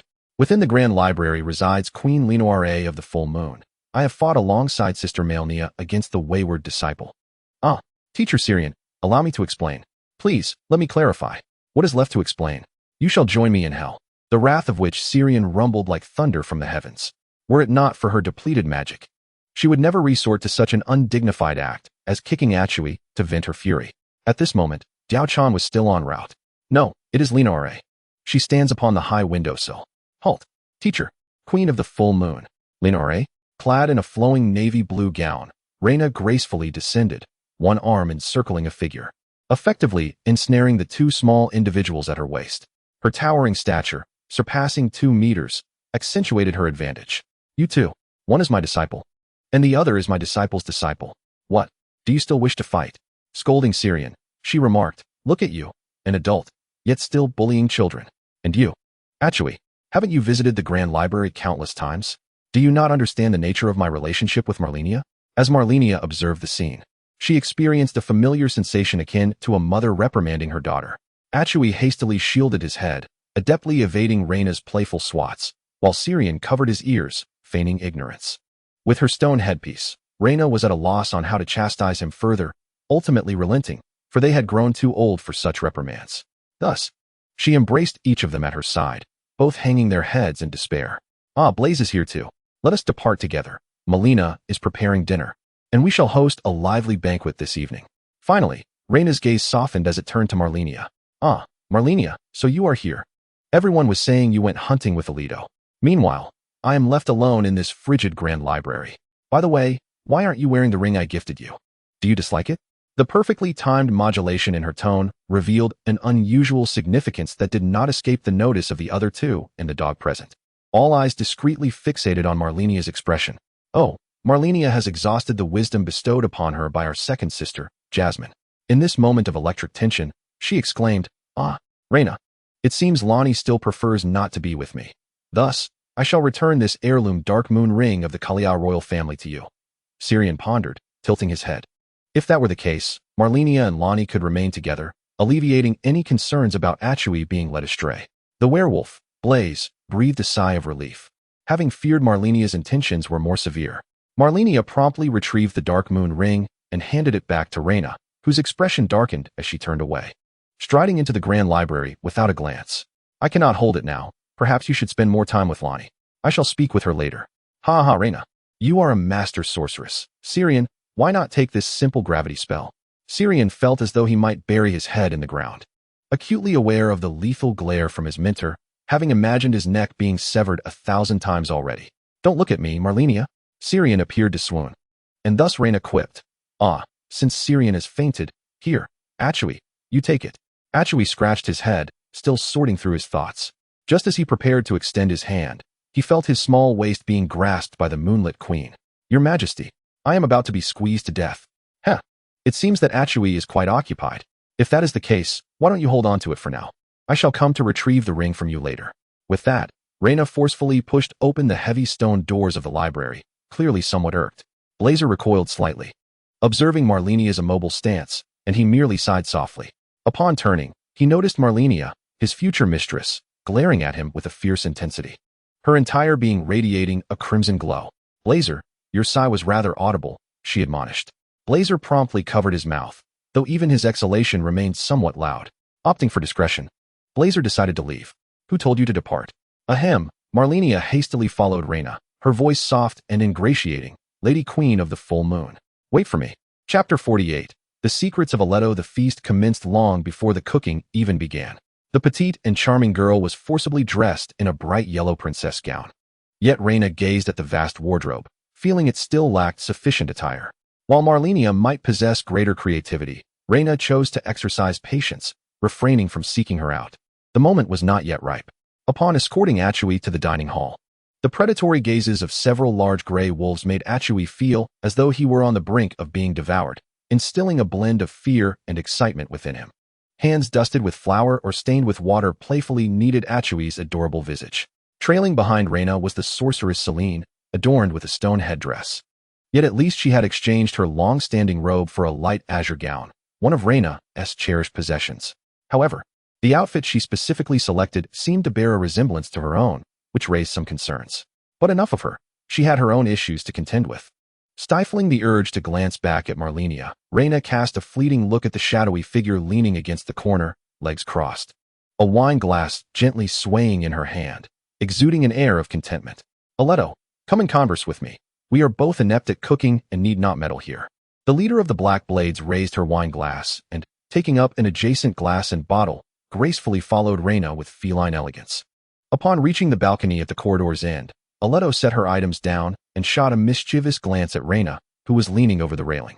Her bony fingers caressed the prominent curve with a light squeeze. "Ah!" A melodic cry escaped, delighting Aleto as though she had heard celestial music. "Aleto, how could you jest so? I was once, at the very least, half your master," Reyna exclaimed, incredulity lacing her tone. "Isn't this a bit excessive? Do not be upset. I have just bathed. My hands are quite clean. Come, share a drink. Do not bottle up your feelings. I know what you wish to inquire about. You are curious about Marlica. No, wait, Radahn, right? Do speak up. Why did that fellow suddenly vanish? And you, once Marlica's closest friend, Aleto, why did you betray her? Ah, where should I begin?" Rhaenyra has long since ceased to care about Radagon's departure. Her current curiosity is merely a fleeting sentiment. Aleto, leaning against the railing with a deliberately contemplative demeanor, has rendered Rhaenyra powerless in her desire for vengeance. With a glance at Aleto's slightly protruding abdomen, Rhaenyra's hand instinctively reached out. To her surprise, this fellow displayed no shyness, igniting a playful fire between them. In that moment, two mature adults regressed to their youthful days, playfully tickling one another. One poke here, a gentle squeeze there. Malenia entered the kitchen, her gaze landing on Lonnie. The petite doll-like Lonnie sat atop a vegetable rack, curiously nibbling on a cucumber. Upon discovering its lack of flavor, she promptly shoved the bitten cucumber back, carefully turning the gnawed side inward and burying it beneath the others to avoid detection. Malenia found herself at a loss for words. How could she explain the significance of the ring she had previously overlooked? Surely, she could not confess, "I didn't realize its importance before. But now I wish to return it to you." Such a thought would surely deafen her. Her ears, and perhaps even her legs, would suffer at Rhaenyra's hands. Should she ponder a solution? Lonnie's current form seemed rather impractical. If that oversized hatted wizard, Selvies, could craft one, why could she not? Yet, what sort of design would Lonnie favor? Perhaps it would be best to ask her directly. After all, such matters warrant the opinion of the individual involved. Meanwhile, Malenia and the shrimp-cooking fellow busied themselves at the stove, while Pollyanna skillfully prepared ingredients, including a massive catfish that Rhaenyra had just caught from the lake. Aeve and Selene directed a cadre of magical servants in the creation of small cakes, evoking the feeling of a whimsical game. Outside, the werewolf Blazer chopped wood in the courtyard. "Hey, Malenia, I want to hear a story." Lonnie, no larger than a figurine, perched on Melania's shoulder, tugging at her long red hair and swinging her legs as she shouted into Melania's ear. "Very well. But I brought you here to ask, are you comfortable in your current form? It resembles a mere doll made of straw. Do you think I look unappealing this way? Not at all. In fact, I believe the soft, delicate Lonnie suits you perfectly. You can even indulge in snacks and such." Carrying Lonnie to the grand bedroom, Malenia opened the vast wardrobe. However, finding suitable materials is quite the challenge. Few can contain such a powerful soul as mine. "What about teardrop essence? Rhaenyra gifted me several, and I could easily create more for you." This wardrobe is filled with garments that Rhaenyra requested I make for her. Which style do you prefer? Choose whatever you like. Honestly, I'm quite content with how I am now. Oh, understood. For hands must be quite convenient, no? Hey, this is merely a residual effect of an incompatible body. If you dislike it, I can revert to my former self. For hands are quite convenient for various tasks. Malenia selected a light blue backless gown and placed the teardrop larvae within its folds, infusing it with magical energy. Thus, a four-armed girl with blue skin, similar in stature to Malenia, was born. The blue-skinned girl, lying on the bed, opened her eyes and glanced at Malenia, her expression unreadable. As she hurriedly snatched the small figurine from Malenia's shoulder. Sitting upon the soft bed, Ranni curiously touched her right eye. It seems my vision has returned. Was this merely a trivial task? Do you like it? Malenia, I truly do. It feels warm upon my face. Is it very hot? This place is rather cool. After all, it used to be a grand library. Malenia chuckled. Hey, are you trying to drive this princess to madness? Wait, where's your dark moon ring? Oh right, I thought this ring was just an ordinary token, but it turns out to be so precious, a legacy of your royal family in Caelid. I should return it to you. Ranni did not accept it, yet Malenia placed the dark moon ring on Ranni's lap regardless. Ranni promptly grabbed a handful of soft flesh at Malenia's waist and twisted it fiercely. Malenia, ow! Outside the courtyard, the werewolf Blazer lifted his head, mistakenly believing there were others of his kind within the Magic Academy. Suddenly, a red figure flew through the air, seemingly kicked away. I'll go fetch a few friends. You all play for now. Then came the girl's angry shouts. If you have the ability, don't come back all day. Aletto, panting heavily, leaned against the railing. A heap of fatigue, allowing the naturally strong Rhaenyra to need him, but still unable to refrain from voicing his thoughts. Wow, this is what love looks like. Upon hearing this, Rhaenyra felt undeniably displeased. Observing Aletto's enjoyment only fueled her irritation further. Though I know you all are this way, I genuinely wish to give you a good thrashing. You mean Malika? Ah, she does indeed burn brighter than I, and she is more prolific than you. After a moment of contemplation, Rhaenyra grasped Aletto's waist with one hand. Speak properly, or your waist won't be spared. Ouch, dear sister, be gentle. I yield, is that acceptable? Chapter 49. The Elden Queen Malika of the Lands Between. Speaking of Malika, the Elden Queen of the Lands Between, all three demigods are of her bloodline. Yet, as per her own adage, demigods, my beloved children, you can become any existence, can become rulers, or even deities. However, should you fail to achieve any such existence, you will be cast aside and become a sacrifice. Thus, Godwyn the Golden did not ascend to divinity and became a sacrificial offering. Only 3 demigods remain. The other demigods of the lands between will ultimately become sacrifices for the Elden Lord. Yet, beyond this, Aletto knows that Malika possesses 2 more bloodlines. Meanwhile, Malenia busied herself in the kitchen, preparing a meal, hidden within the realm of shadows. Maizamo did not reveal to Rhaenyra that she possessed a means to traverse this enigmatic land. However, her powers were insufficient to secure a foothold there. Furthermore, the beloved perfect prince, born from the union with the initial King Godfrey, an esteemed hero of the Dragon War, embodied the golden law most harmoniously. Yet, on the fateful night of the Black Blade, his soul was pierced, leaving behind a vessel that could only grow infinitely, the deceased Prince Godwyn. Naturally deformed, he sprouted horns, symbols of the ancient era's furnace life, and was forsaken by the golden law, subsequently imprisoned within the sewers beneath the royal city, alongside the ill-fated twins, Morgott and Morg. From the union with the full moon Queen Rhaenyra emerged the revered general of the Red Lion Legion, Radahn, a figure who idolized the first Elden King. The judicial officer of the lands between, with his unique interpretation of the golden law, became the master of the Gimel Volcano estate, the desecrated King Radahn. A devout believer in the stars and moon, he resembled Rhaenyra closely and was chosen by the 2 fingers as a demigod. Independent and self-assured, knowing her freedom was fleeting, Princess Ranni fought valiantly against her fate. Ultimately, from the union with the red-haired Radahn, the demigod twins were born, forever retaining the appearance of children. Possessing an innate charm that endeared others to them, Miquella, the demigod. Once endowed with the most sacred great rune, he was corrupted, his form grotesque and incomplete. Yet he compensated with golden prosthetics and extraordinary swordsmanship, roaming the lands between as the Valkyrie, Malenia, the blade of Miquella. It can be said that the tumultuous beginnings of the lands between can be traced back to Marika, who could rightly be called the queen of this realm. The Night of the Black Blade was not a scheme devised by Ranni to eliminate Godwyn. The true mastermind was Radahn. During that period, Radagon's formidable strength and the support from the 2 fingers prevailed, directing the Black Blade assassins to slay Godwyn, which they succeeded in doing. Elto's daughter, Daihai, perished that night while attempting to protect her. Fortunately, her soul could reside within the ashes, carefully safeguarded by Elto. The reasons behind Radagon's desire to eliminate Godwyn remain a mystery to Elto. Upon hearing Elto's words, Rhaenyra felt that Mariko was indeed rather absurd. Do you wish to summon Daihai to see you now? I happen to possess a soul-summoning bell. Elto cast a sorrowful glance at Rhaenyra, ever enchanting. I would like to, but she is a child of intense possessiveness. If she awakens, I might find it impossible to leave my chamber during the day. With that, Elto staggered away, clutching an empty wine bottle, leaving Rhaenyra bewildered and speechless.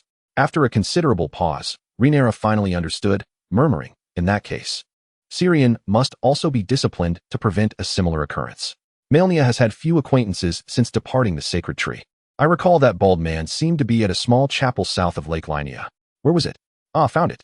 The bald man sitting in the chapel appeared rather restless and seemed to be in a state of inner turmoil.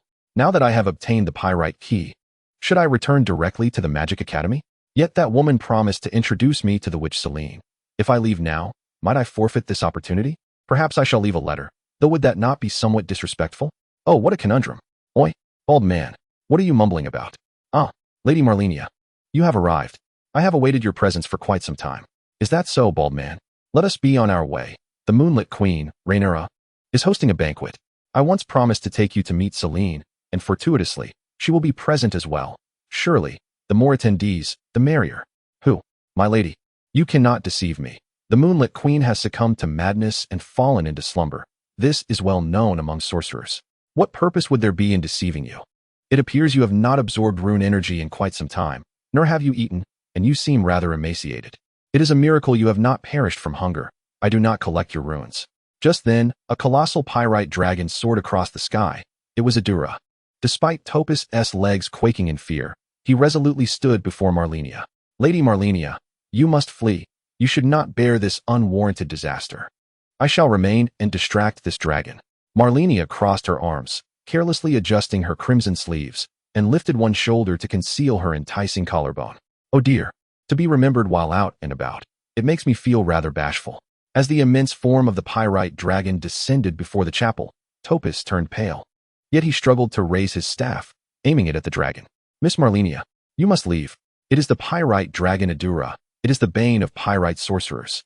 And I may not last more than a few minutes. Malenia pressed down on Topus's trembling legs, stepping over him toward the pyrite dragon Adura. Well now, you possess some spirit, bald man. What is your name? Topus gazed in a daze as Malenia caressed the dragon's head as one would a beloved pet. And the dragon offered no resistance, instead extending its head to invite her touch. I am the worthless Topus.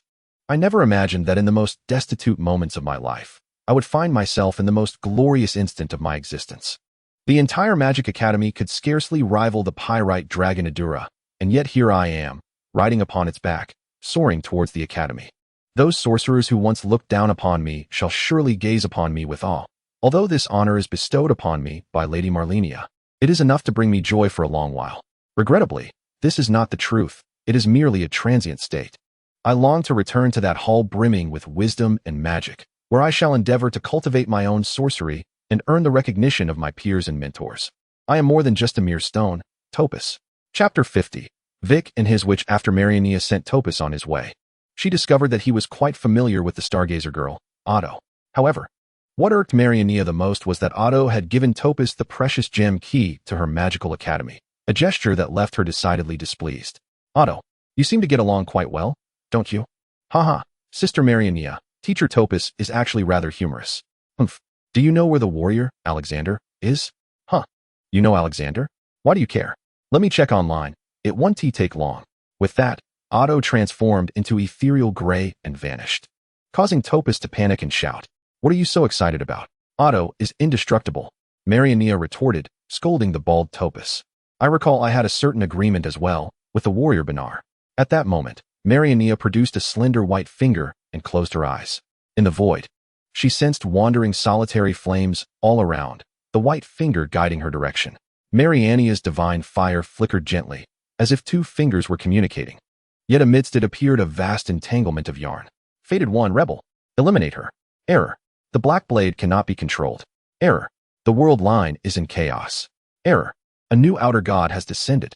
Error. Observation is impossible. The fated one has arrived in the realm of shadows. Eliminate her. Error. The spark has been lost. Error. It was as if a computer were repeatedly displaying error messages. Malenia centered herself, yet the solitary flames suddenly expanded, leaving her no choice but to plunge headlong into them. What met her gaze was an endless expanse of pale sky, a sight she had encountered countless times before. This was the snowy plain. Yet, an overwhelming heat surged beside her, and turning her head, she beheld the immense cauldron of flames atop the giant mountain. Malenia had been there and had conquered it. The fated one sat beside the cauldron, arguing with his witch. Vic, do you not understand? Only by igniting the golden tree can you become the Elden King. I shall become kindling to help you ignite the golden tree. This is my mission for accompanying you thus far. I refuse. I cannot bear to see you perish. The fated one grasped the witch's hand, his eyes filled with sorrow. I know you cannot bear to lose me either. I shall become the Elden King and will not let you be cast into the cauldron of flames. They seemed deeply engrossed in their exchange, entirely oblivious to Malenia's presence. Vic, if you do not permit me to be cast into the cauldron of flames, the witch appeared conflicted. Yet faith propelled her forward. My dear Vera, I cannot bear to part with you. Do you remember that old man at the ruins of Samir? He spoke of a solution to our predicament concealed within the madness fire seal beneath the royal city.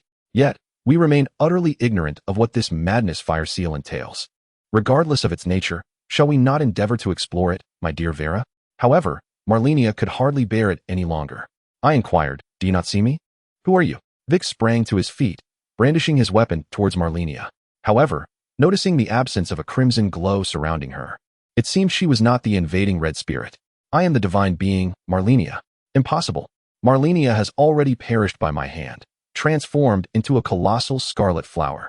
Fear not, for that was not I. Since our paths have crossed, it must be fate. Are you so eager to become one of the Elden Lords here? One among countless Elden Lords? Vic comprehended Malenia's words, yet remained somewhat perplexed. Not particularly in haste. And this witch of Vic, Miss Vera? Are you so keen to leap into the fiery cauldron? Before the witch could respond, Vic shouted, absolutely not. Then it is settled. Since fate has entwined our paths, I extend to you an invitation to my domain for a banquet. It would be a splendid opportunity to exchange insights with the fated ones from our side. What say you? Vic and his witch exchanged glances. After all, the fated ones do not truly perish. Should they die, they merely return here. What do you think? Do I appear to covet your lives? Vic scrutinized Malenia's attire, her beauty strikingly out of place in this world, exuding an enchanting allure that suggested she was not in pursuit of anything. You may return at any time.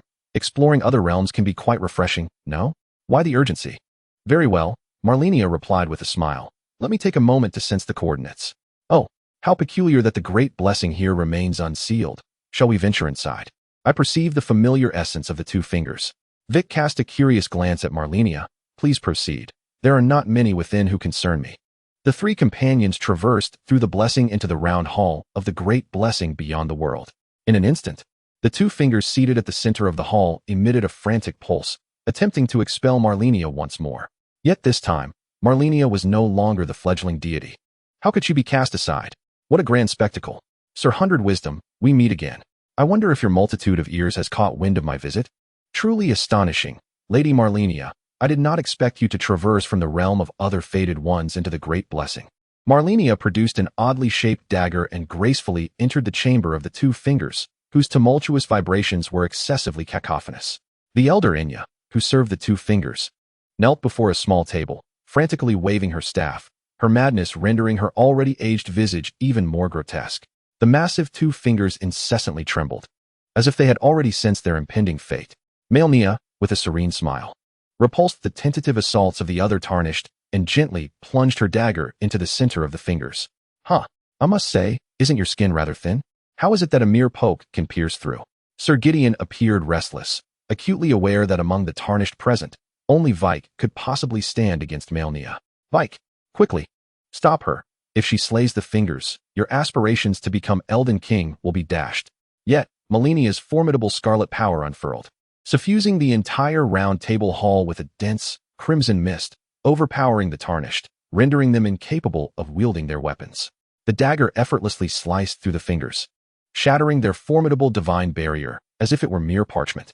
Scarlet blood gushed forth, and with the obliteration of the power residing within the fingers by the dagger, they withered entirely, devoid of any life force. At that moment, a deep, raucous laughter echoed from the depths of the round table hall. Gideon, all your schemes are trivial in the face of absolute strength. I am free. Gideon, I curse you. I curse the fingers. I curse all of you. Ha ha. Gideon was drenched in cold sweat, preoccupied with the uncertainty of his own survival rather than the dung-eater. Malenia seemed to sense something, her gaze fixating on the side of the round table where a wisp of spirit gray materialized. It was the stargazing girl, Otto. Oh, Otto, just in time, tell me, whom do you find displeasing here? I shall assist you in eliminating them. In that instant, the fate of all the tarnished in the round table hall rested precariously upon Otto's small lips. Huh, I wondered why the great blessing had suddenly been unsealed.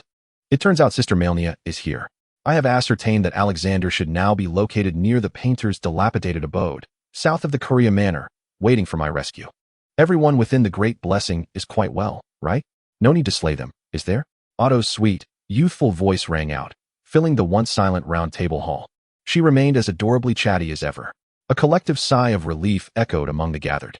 Malenia retracted the crimson mist, her laughter resonating. I see you are reluctant to part with the elder sister here. Now, tell me, what of the dark-clad elder sister lying in that room? Have you engaged in any peculiar activities with her? No. I absolutely did not do anything strange with Sister Fi. Very well. I have a task for you. Bring these two, the tarnished Vike and his witch Vera, back to our banquet. Your sister Fia may join as well. Malenia fixed Otto with a gaze imbued with menace. I understand. Otto attempted to raise her voice, masking the turmoil within her heart. Malenia, satisfied with Otto's response, withdrew a pale finger bestowed by Bernal and vanished from sight. Chapter 51. The Witches of Misfortune. The second traversal did not unfold with the same unforeseen incidents as the first, nor was there the tumult of dual fingers. In an instant, Malenia found herself at the border of Benar. Yet, could it be that the initial mishap had left her still beside the blessed point next to the great cauldron of flames? Benar was nowhere to be found. Was she still within the realm of Vic? Nevertheless, her formidable senses compelled Malenia to gaze into the depths of the flaming cauldron. To her astonishment, there appeared to be a figure amidst the ever-burning primordial fire. Could it be Benar? A twinge of concern troubled Malenia. If she were to descend and rescue him, would she not also be consumed by the flames? After a brief contemplation, she resolved to attempt a rescue, for it seemed he was still alive. Cautiously, she divided a portion of her scarlet power, transforming it into a colossal hand that reached towards the humanoid entity at the bottom of the cauldron. The moment the primordial fire made contact with the scarlet essence, it ignited into a terrifying conflagration of scarlet flames. Astonishingly, this crimson fire seemed capable of purifying the scarlet corruption entirely. Malenia swiftly severed her connection with the blood flames, allowing them to fall into the cauldron's depths. Suddenly, she recalled a time on the snowfields when she encountered warriors of flame, capable of repelling the scarlet corruption. Before the Valkyrie's unparalleled swordsmanship, those warriors were utterly ineffectual. However, should she confront it, she might find herself in dire straits. Of course, that was a reflection of her former self. As for why the Valkyrie did not pursue such prayers, it was simply because Malenia's flowing sword techniques could also suppress corruption. Abruptly abandoning the pursuit of flame martial arts would be ill-advised. Unintentionally, Malenia observed the humanoid figure at the bottom of the cauldron stirring, lunging towards the blood flames. Raising its hands. What? Is it still alive? Could this being possess some peculiar constitution? The primordial fire within the cauldron was instantaneously tainted crimson, rising in fury. Yet, in merely a fleeting moment, the primordial fire dwindled, returning to its former lackluster state. Although it was but a brief instant, Malenia sensed the gaze of a deity upon her. She shot a fierce glare towards the heavens, and that gaze vanished. Possessing the audacity to spy yet lacking the courage to confront me directly. After a scornful remark, Malenia turned her attention back to the bottom of the cauldron. Hey, are you Benar? Come up here. The humanoid figure, initially inclined to remain prone, responded to Malenia's call, slowly crawling up from the fissure. As Malenia beheld his charred form, she was at a loss for words. He was indeed a formidable one, enduring the flames. The primordial fire could not consume him. Was he some sort of monkey king? Gah cough. Benar? What? I didn't catch that. Is that voice feminine? How peculiar. You're not Benar. Then why have I descended beside you? I shall first seek someone to heal you, for your speech is barely discernible to me. Being a woman, Malenia seized her hand without hesitation. transporting her to the grace of abundance. In an instant, Malenia discerned that the cleric from earlier had seemingly not returned to the grace, and Otto had also departed. Well, it appears there is no one here capable of healing you. Malenia, accompanied by this resilient individual, made her way directly back to the blessing point of the Grand Library at the Magic Academy. Ah, Reina, are you the sole occupant of the hall? Do you know anyone proficient in basic restorative magic? As for this person, I am uncertain of their humanity. Reina, initially deep in thought, was startled upon seeing Malenia dragging a charred humanoid figure into view, casting a fierce glance at her. The cleric, Millie, was in the courtyard. Lonnie had summoned her.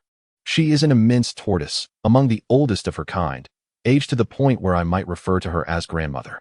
Reina rose, adjusted her skirt, and walked ahead of Malenia, stating, "Allow me to guide you.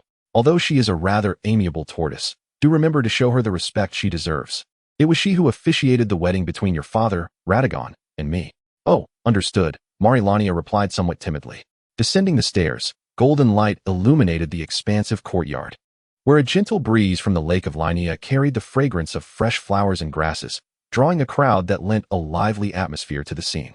The werewolf, Blazer, and the warrior, Alexander, were engaged in combat in a nearby clearing. Alexander must have been rescued by Otto, but how did he arrive at the Magic Academy so swiftly? That could be inquired later. The fated one, Vic, and his witch sat nearby, applauding enthusiastically. The enormous white tortoise lounged in the grass, basking lazily in the sun. "Grandfather Millie?" "Ah, little Reina." Reina pulled Malenia closer, resting her shoulder against her, smiling brightly before the great white tortoise. "Grandfather, this is Malenia." Reina paused, seemingly with significant intent. "She is the daughter of Radahn." "Grandfather Millie," Malenia called sweetly. "Oh, indeed, she bears a striking resemblance to him." "To whom?" "To Radahn, of course." Reina tapped Malenia's forehead playfully, then brought the somewhat cowering charred figure closer. "Grandfather, do you think this child can still be healed?" The white tortoise shifted slightly, inquiring, "Is this also a child of Radahn?" "Not quite. I found her in the Cauldron of Flames." Millie paused for a moment, seemingly contemplating the meaning of the Cauldron of Flames, before abruptly realizing something. "Ah, I see. This child must possess the primal bloodline of furnace life, albeit somewhat mixed. Through the refining process of the primal fire, she was not only spared from being burned, but rather had her bloodline purified. Therefore, you feel no pain at all now, do you, child?" The charred humanoid nodded in affirmation. To restore the original state, it is certainly not feasible to simply rely on the rebirth through tear droplets as you do. Life is composed of both water and fire. This child's water is nearly evaporated, necessitating hydration to maintain the balance between water and fire, thereby enabling restoration. The water between the stars and the moon is inadequate. It must be water that is closely associated with fire. But where can one find this fire-affiliated water? Grandfather Millie, you must have a solution, right? Ah, it is far yet near. Is not this fire-affiliated water embodied in you? Silly child. Malenia looked at the white turtle, Millie, in astonishment, her finger pointing at herself. Me? Can I endure this? With a mindset of cautious experimentation, Malenia gradually infused the crimson power into the black humanoid figure. However, just as the white turtle indicated, the crimson power did not erode or assimilate her body. Rather, it flowed into a vessel. Under the impetus of the crimson power, now tainted with divine essence, her flesh and blood surged with fervent growth, the mottled charred fragments splintering and falling away, while her skin and hair quickly rejuvenated under this force. Reina glanced around, noting the presence of men, and tore off a large piece of red and yellow fabric to envelop her form. As the last piece of charred skin fell away, the girl with pale pink hair gazed at Malenia with sparkling eyes. After another glance at the surrounding onlookers, she tightened her grip on the fabric and performed a deep bow. "I am Pena, the finger witch of the fading one, Benar. Thank you immensely for your assistance." However, Reina observed that the child's expression seemed to harbor unspoken concerns. "Ah, Pena is such a delightful girl. Come with me. I shall take you to bathe and change clothes. Just call me Annie from now on. I will look after you." Reina led Pena away from the courtyard. Malenia felt somewhat bewildered. Pena appeared rather unenthusiastic. The white turtle, Millie, chuckled. "You are such a clever child. The reason should not be difficult to deduce, right?" Malenia glanced at Vic and his witch, seemingly grasping the situation. "Benar aims to become the Elden King. The witches will be mere fuel, igniting the golden tree. Yet, Pena cannot assist Benar in igniting the golden tree, which is why she would resort to actions that welcome the blood fire. The root issue remains unresolved. However, if they cannot enter the golden tree, why set it ablaze? What is the difference between being unable to enter a door and demolishing the house? The guidance of the finger is utterly erroneous. Chapter 52. Achui can indeed solo the volcano. Just as Malenia was preparing to engage in a battle of men with the warrior Jug, she suddenly slapped her forehead, exclaiming, "Oh dear, how could I have forgotten about the original matter?" Binar. For the third time, she produced the white finger, reminiscent of Liu Bei's 3 visits to the thatched cottage. Now, it is I, Malenia, who earnestly requests Binar. Yet this time, the white fingers simply refused to cooperate, offering no guidance whatsoever. Frustrated, Malenia hurled it to the ground, exclaiming, "What a farce this is." Just then, Lonnie rode back on the magnificent draconic beast, Adura, accompanied by a towering being of the subhuman race. This imposing figure wore a shackled headpiece, draped in an immense cloak, with a complexion as dark as night and muscles that spoke of great strength. Could this be Lonnie's paramour? The mind of the tainted Malenia was in turmoil. The juxtaposition of a cerulean-skinned beauty and a robust black subhuman sparked a cascade of wild thoughts that she could not suppress. "Hey, what are you thinking about?" A delicate blue hand landed on Malenia's shoulder, wrapping around her arm. "Oh, it's nothing." Lonnie, with her remaining hand, playfully tugged at Malenia's ear, leaning in to whisper, "I have a delightful surprise for you tonight." "Ah, as long as it doesn't involve locking me in the basement," Malenia replied, half-jokingly. Lonnie shot her a reproachful glance. "Humph. As if you're going to be confined, it would be in a room." Lonnie gestured towards the subhuman sitting alone on a stone, engrossed in a book. "That's our strategist, e.g., he not only devises plans, but also forges weapons. Quite impressive, isn't he? Shall I introduce you?" "No thanks. I'm afraid I might end up as a meal. By the way, Lonnie, where's your brother, Rakad? If you don't mind, he can be quite the libertine. It's a rare occasion, why not invite him over? Although he is currently hiding, he is still at the volcanic estate." "The volcanic estate? Oh right. We should bring back little serpent girl, Leia too. I've never been to the volcanic estate, but Ate must have.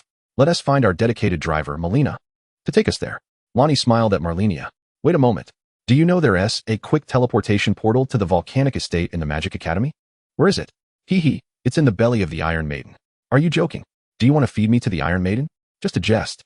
Here, take this gem. When you reach the volcanic estate, activate it, and a one-time teleportation portal will appear right in this courtyard." "All right, that makes returning easier. I'll take my leave now." "Oh, by the way, it seems that Radahn is still alive, but he appears to have ascended to godhood, likely in the domain of the War God." "War God? I've never heard of him." "Well, never mind. Do you know how to eliminate divine power?" "That is simple. Just use the Death of Destiny." "Is there no other method?" As far as I know, your brother Miquella's pure magical power is quite effective too." "Are you looking to eliminate the War God's divine power?" "Why?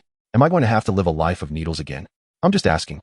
Better safe than sorry. After all, I had a skirmish with Radahn." "Heh." Malenia concealed the truth, not wishing to burden her friend. Just then, Ate approached with a cake. "Sister Malenia, Sister Lonnie, please try this cake I just made. Is it delicious?" As Otto glanced at Malenia's profile, her expression bore a striking resemblance to that of Sister Lianlian. Yet, how could that be? Sister Lianlian could never transform into such a person. It was simply inconceivable. My gentle and kind Sister Lianlian could not possibly become like this. "Oh, Pollyanna, could you not indulge me in a little deception? I am heartbroken. Sister Lianlian has fallen from the image of a gentle and virtuous wife to that of a polished socialite." Alas, Lonnie had just been smiling at Malenia when she turned her head, her countenance turning cold, as if to signal her desire to distance herself from Malenia. "Well, thank you, fated one," she said politely, expressing her gratitude to Otto. Malenia, however, remained indifferent, picking up a piece of cake. "Oh, this is passable, but it still lacks something," she remarked. "It truly needs cream. A bare cake base with mere fruit is rather lackluster." Otto's confusion deepened. Undoubtedly, Malenia was a local. So how could she know about cream, a delicacy from Blue Star? Could she truly be an artificial intelligence? It seemed necessary to summon my younger brother and have that self-proclaimed supreme will come to see me. After searching for so long without success, could it be that grandfather was behind this? Otto felt ensnared in a conundrum akin to that of the brain in a box. "All right, Otto is indeed remarkable. I shall invite the little snake lady Leia, along with Lonnie's brother, Lakad, to the volcanic mansion." Otto stood at attention. Lakad is Lonnie's brother? A snake? Lakad. Otto handed the cake to a nearby magical servant, dismissing them before leading the two into a small grove. In truth, when I went to find the origin magic duck, I had inadvertently cleared out the volcanic mansion. The mansion was in dire need of manpower after the battle with the King's army. So I took Leia's letter of recommendation and, following the strategy, found Lakad and dispatched him with a hunting spear meant for large serpents. As for Leia, she had gone missing. I also encountered Benel, who was fully clad in a helmet and proclaimed himself a rebel against the laws. I refrained from killing Tanis, the mistress of the volcanic mansion. She was still by the serpent's corpse. Sister Lonnie, if you wish to strike, then do so.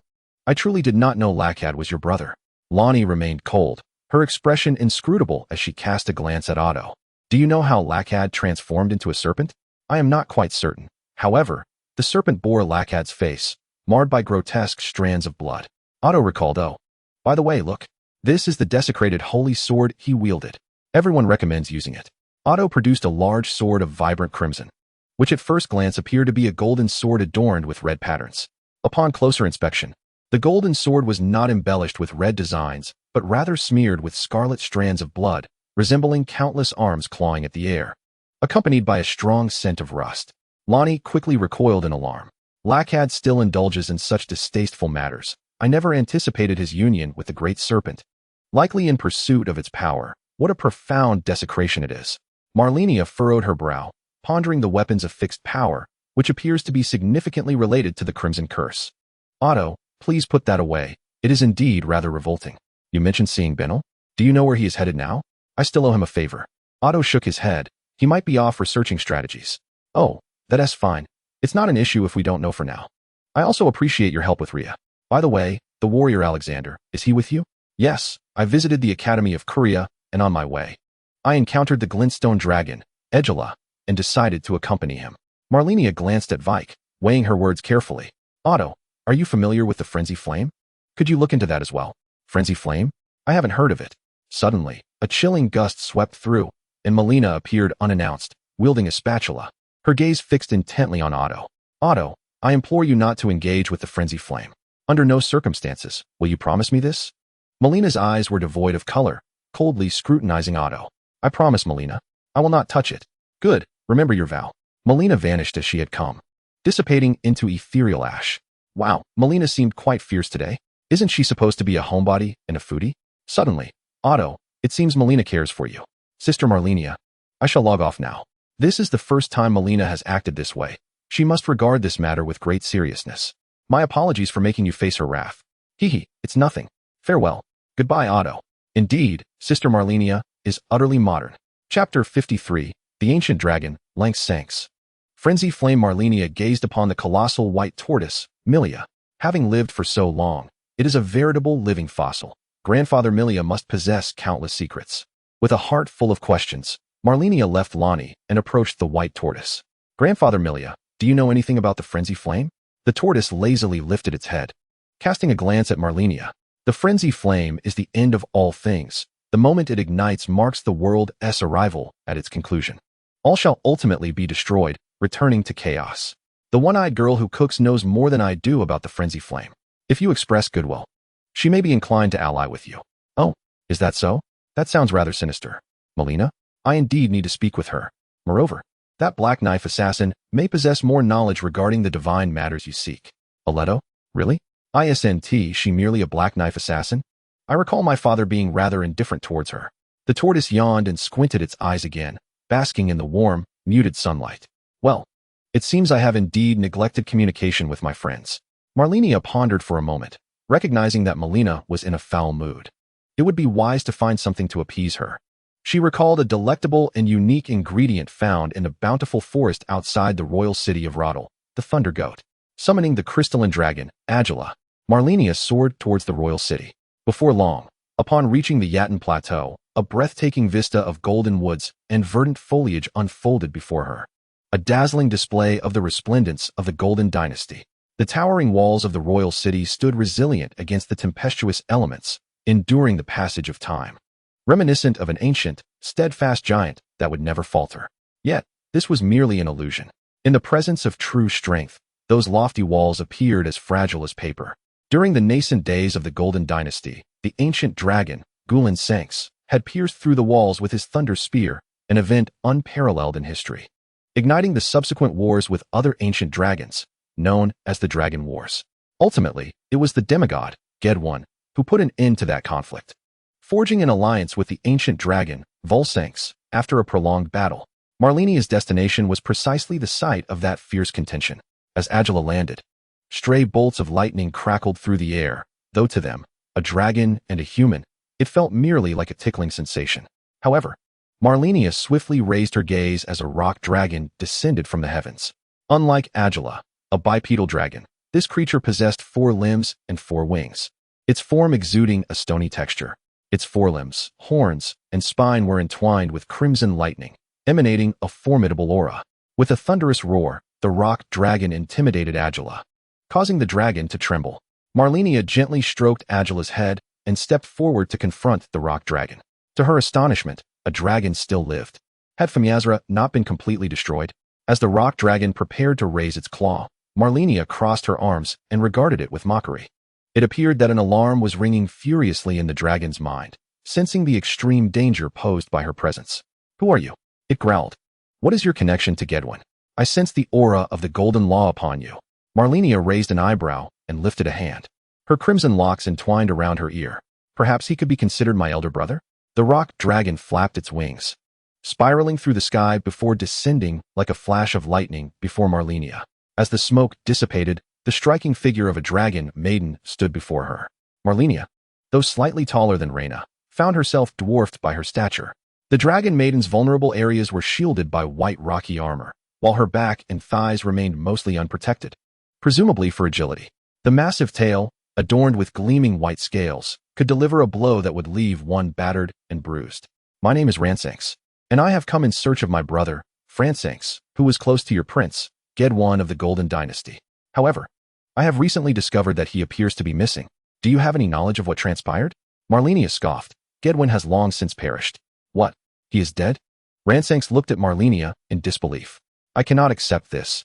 His might was evident, able to contend equally with the strongest of the ancient dragons, Fransanx. Moreover, with Fransanx's aid, even the most powerful demigods among humans could not bring him down. Not to mention, your Golden Dynasty cannot kill him. The Golden Tree grants rebirth to those who are loved. I do not care whether you believe or not. Furthermore, is this how you beseech others for assistance? Looking down upon them? My transformation into human form is already a mark of respect towards you. Unless you can best me, you are only worthy of conversing with me in this manner. Great Dragon Lady, I refrained from striking you solely because of your pleasing appearance. Do you truly think I am unable to defeat you? Humph, just you?" Malenia ceased her banter, raising her fist before Ransanx, and then launched a powerful punch. The Great Dragon Lady's slit pupils constricted as a tempestuous force of thunder coalesced before her. Boom. The thunderous energy could not withstand even a moment. An overwhelming power surged forth, landing a forceful blow upon Ransanx, who was sent hurtling backward. The white, rocky scales shattered, scattering debris in all directions. Fortunately, Malenia had held back. The Great Dragon Lady staggered to her feet, a vivid crimson imprint marked upon her smooth belly. "Well, Great Dragon Lady, do you yield?" Malenia declared with pride. "In this borderland, none can withstand my might. I spared your life solely because of your fair appearance." Coughing, the once proud tail of the Great Dragon Lady drooped. "You insufferable human. Speak, what are your conditions?" "Conditions? I have no conditions. I merely came to capture a few lightning goats."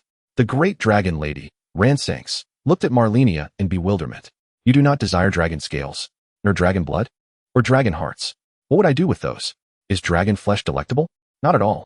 The Great Dragon Lady, Ransanx, bore an odd expression as she carried several lightning goats, trailing behind Malenia. "Is this sufficient?" "More or less. Gedwin is likely dead. His body should have returned to the tree. I recall there was a ceremony held at that time." "Returned to the tree? Where did this occur?" "How should I know? It must have been beneath the golden tree. This is too peculiar. I must investigate."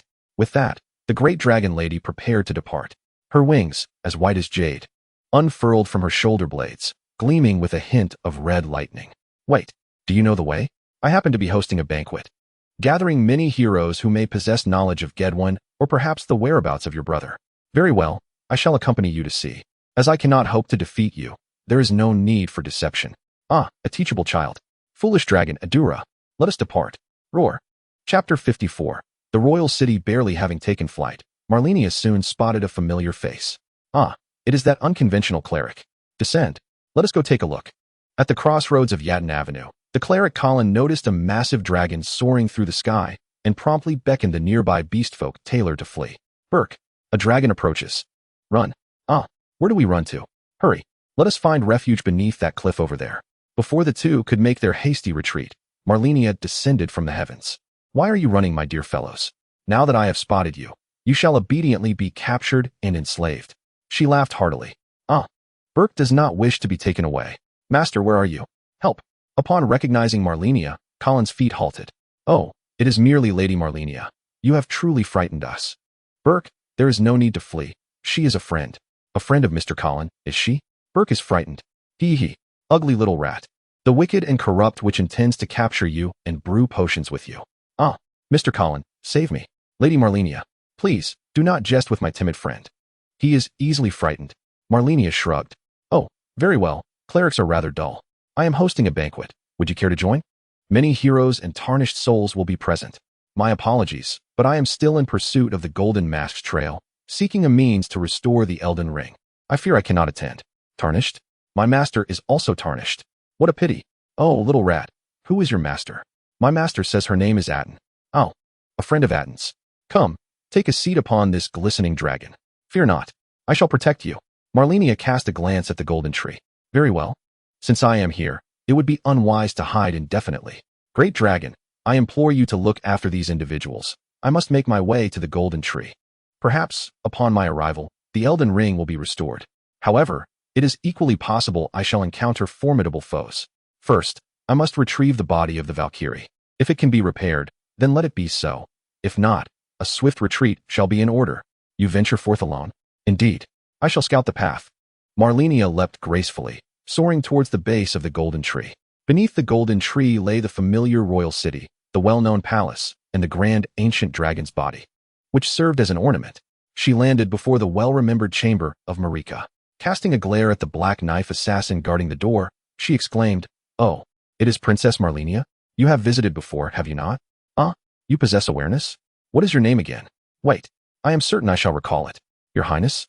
Are you an impostor? Oh, I remember. I have never spoken with you before. I have only regarded you with a cold expression, correct? The Valkyrie surely behaved thusly before. Did she not? Indeed. Very well, enough of this. Regardless, Mother is currently missing, and I have merely returned to take a look. Indeed. You should not linger here any longer. Come along with me, for Aletto will surely be delighted to see you. Malenia, lost in her own thoughts, entered the queen's chamber. The enormous crescent bed was surrounded by a plethora of books, imbued with the rich aroma of Malika, reminiscent of a bottle of aged red wine, its essence deepening with time, becoming ever more exquisite. Thus, it was plausible that her brother had inherited their mother's beguiling abilities, perhaps even surpassing her. The days of playfully lounging upon their mother-s bed, a distant memory from years gone by, lingered in her mind. The marks on the headboard, which recorded their heights, remained etched there, a testament to the passage of time. The marks representing Malenia's height grew taller with each passing year, while Miquella's mark remained fixed in place, akin to the timeless beauty of Malika. Standing once more before those inscriptions, the tallest mark barely reached her chest, and it was then that Malenia noticed two additional lines. Gazing straight ahead, one faint golden mark bore the fragrant essence of her mother. A slight tilt of her head revealed a red mark. Was it her father Radagon's height? Why did it emanate a sense of helplessness and sorrow? It was as if the entire family was etched within the cold confines of this chamber, their happiness frozen in time, unable to return to the past. The goddess of Rot, Malenia, embodied more humanity than the Valkyrie, a creature of sentiment, capable of both sorrow and joy. The Valkyrie, in contrast, resembled a divine being. With a torrent of thoughts, Malenia departed from that place, making her way to the plaza beneath the golden tree. Monget remained vigilant there. You are? The divine Malenia? Did you not face punishment? How dare you return here? Monget exclaimed. How laughable. You barely managed to hold the capital after scattering the shards of the Elden Ring. And now you presume to speak to me with such bravado? That was not my intention, Lady Malenia. Dare to impede my path, if you will. I have no time to mend the Elden Ring. You should be grateful for my presence. Lady Malenia, the golden tree rejects all. You must be aware of this. Malenia tossed her crimson hair with a flourish. I am not human. She strode directly toward the golden tree, the thorns parting to grant her passage. Open the door. Mother. I have arrived. You must be hiding inside. Yet, the golden light barrier obstructed her advance. Malika's voice gently flowed forth. Child, go forge your divine essence. The light ignites the divine fire, but it is not enough. Mother? Then return my body to me first. I shall return once I have forged my divine essence. An amber form slowly emerged from the golden tree, the body of the Valkyrie within. Thank you, Mother. I love you, Mother. And Father. Malenia loves you too. With that, Malenia embraced the amber and joyfully departed. As she descended the steps, her divine fire flickered gently. Suddenly, she turned sharply, as if a soul was shackled by chains within the golden tree. Yet, she could still clearly see her golden braid cascading down to her ankles, along with her proud stature. That is Mother Marika. Malenia turned around, sniffled slightly, and cheerfully called out to Monkert, Hey, Monkert, would you care to join the feast I'm hosting? I must remain here, awaiting the one who is worthy to inherit this position. So you shall guard this place. I will return in a few days. Carrying the amber and beckoning to the gatekeeper, Little Black Knife, she returned to the intersection of Yadin Avenue. Hey, great dragon lady. Agila, and the little mouse has left. Little Black Knife, you too shall ride upon the back of the shimmering dragon. Destination, the Magic Academy. Little Black Knife gazed at Malenia, who was burdened with Marika, puzzled yet respectful. Malenia tapped the amber, seemingly infused with the power of the golden tree, intertwined with her mother's spiritual essence. The Valkyrie was indeed tenacious. Striking down her mother was a remarkable act of filial piety. However, the golden tree was wounded by her blows. No wonder it bore so many thorns. Such resilience was commendable. Guided by Marika's power, Malenia adeptly absorbed the strength within the amber, assimilating it into her crimson power, and the eternal divine flame visibly intensified. Goodness, Mother, what a supreme cauldron you are. Absorbing even a small portion of your essence makes me feel immensely stronger. Truly, you are an esteemed deity. Though she spoke thus, Malenia realized she was far from strong enough to rescue her mother. After the excitement faded, a wave of trepidation washed over her. Should that entity capable of imprisoning her mother suddenly seize her, she would be utterly at their mercy. Malenia, you are exceedingly reckless. The depths of this matter run profound. How could you foolishly wade into it? How challenging it is. This sentiment is difficult to convey. Regarding the forging of divinity, it would be prudent to consult White and Terina. For now, I will seek out Reyna. Any chance to meet with them, or even the Lord of Night, would suffice. Chapter 55. The Valkyrie's plea for assistance is such a trivial matter, truly deemed difficult.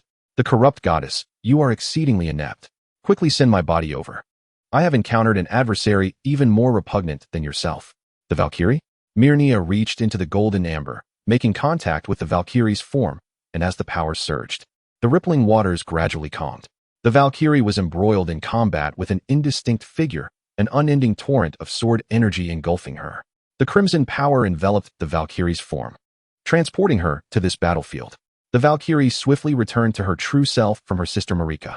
The golden light, previously submerged in the sea of verdant sword energy, burst forth instantaneously, parting the endless array of blades like Moses parting the sea. Wow, is this the opponent from the Shadow Realm? Marika, you all have traversed from the depths to the Shadow Realm. No wonder I couldn't find you. Malenia, you seem rather optimistic. Given the circumstances, hurry and assist Millicent. I have never faced such a formidable opponent. Even those deities might pale in comparison to this foe. Malenia, propelled by Marika, stood behind the Valkyrie. I gazed in astonishment at the distant figure of a celestial maiden clad in ancient attire, her garments of azure and white. What brings her here? Is this truly the borderland? How could a cultivator of such beauty appear in this realm? The Valkyrie raised her blade in vigilance, eyeing the Eastern woman warily. Wait, how did you two come to blows? Might I play the peacemaker? I'm hosting a gathering at the borderland. Why not join us? Upon their first encounter, she had drawn her sword in an attack. What madness possessed her? Was it due to my lack of allure? Mary grasped Marlenia's arm, giving it a gentle twist. My apologies. I wasn't referring to you, but to myself. The woman clutched a piece of paper, seemingly engaged in some arcane ritual. A goddess of corruption? Marlenia scrutinized it closely and realized it was a talisman. Goodness, could she be preparing to unleash something formidable? Marlenia rushed forward. Esteemed maiden, pray, cease your hostilities. We are both fellow cultivators. Why must we be at odds? Fellow cultivators? What do you mean by that? And what is this talisman? The Valkyrie inquired. Mary shook her head. I am equally in the dark. Hearing Marlenia's words, the woman paused her actions and withdrew the thunder talisman. Phew, let us approach cautiously. It is best to avoid conflict. Such a sect disciple daring to intrude upon another's realm surely possesses significant backing. Marlenia took the lead, striving to maintain a neutral expression, ensuring she did not appear as a malevolent practitioner. As we drew closer, I was struck by the enchanting beauty of the woman before us, resembling a celestial being.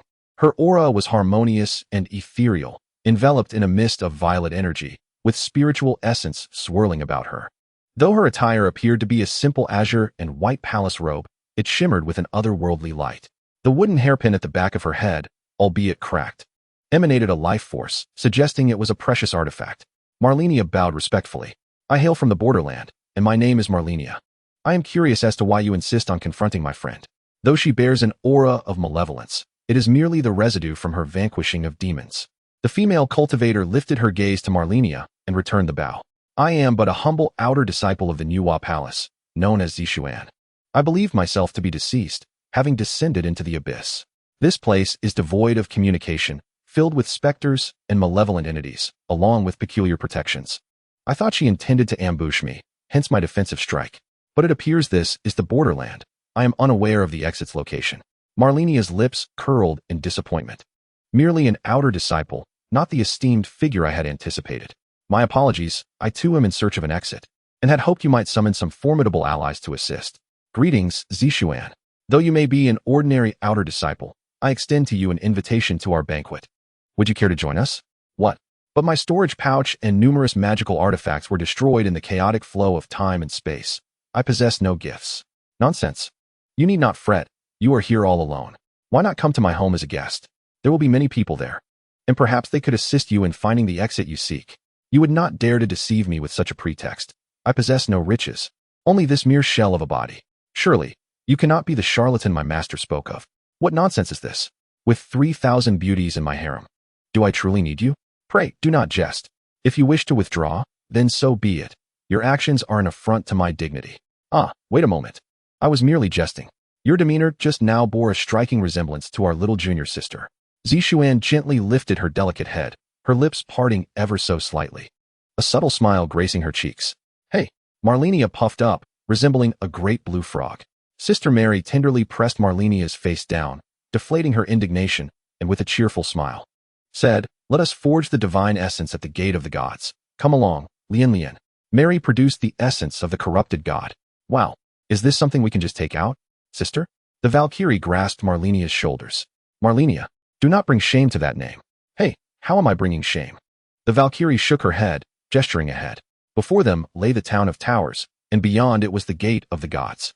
I mentioned that both of us must be present to forge the complete divine essence. I had thought you would not be here. Who knew Bai was so cunning? Wait a moment. Malenia, do you understand what the divine essence is? Perhaps it is an essential requirement for becoming a deity? Well, that is the principle. However, you must comprehend the distinction between divine essence and divine fire. Forging divine fire signifies that your spirit has entered the realm of the divine. But only by forging divine essence and refining your body to the divine realm can one truly attain divinity. Do you grasp this? I do not understand. Malenia appeared like a simpleton, as if her drool might spill forth at any moment. The Valkyrie friend clarified. It means that divine fire and divine essence complement each other in achieving divinity, correct? Otherwise, one remains merely a demigod. Precisely, Zishuan affirmed. Well said. Shall we go together then? Malenia eagerly chimed in, wrapping her arm around Zishuan's, a refreshing essence flowing from her nostrils to her very core, invigorating her from head to toe. Is this the aura of the celestial? Mary chuckled. It seems Malenia is one who does not heed admonitions, only judging the speaker by their beauty. Zishuan could not help but chuckle as well. Despite their brief acquaintance, they felt as familiar as old friends. What else could I do? I refused to listen to the words of that half-blind antiquity. The Valkyrie scoffed. Touching the mottled scar of decay at the corner of her eye, beneath her golden prosthetic lay traces of corrosion. These marks, the Valkyrie could remove at any moment. Though she had not ignited the divine fire, she had long since forged her divine essence, possessing divine power.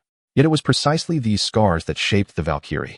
Just as the marks left during the forging of a weapon are necessary, if for the sake of aesthetics one were to erase them after the weapon's completion. Valkyrie Millicent had no intention of doing so. Furthermore, would erasing them not render her akin to that bothersome figure, the corrupted goddess Malenia? Regardless of the circumstances, it was stated that achieving divinity requires 2 demigods. I could slay you and use your essence as a sacrifice to attain godhood, so do tread carefully. Mary hastily clarified.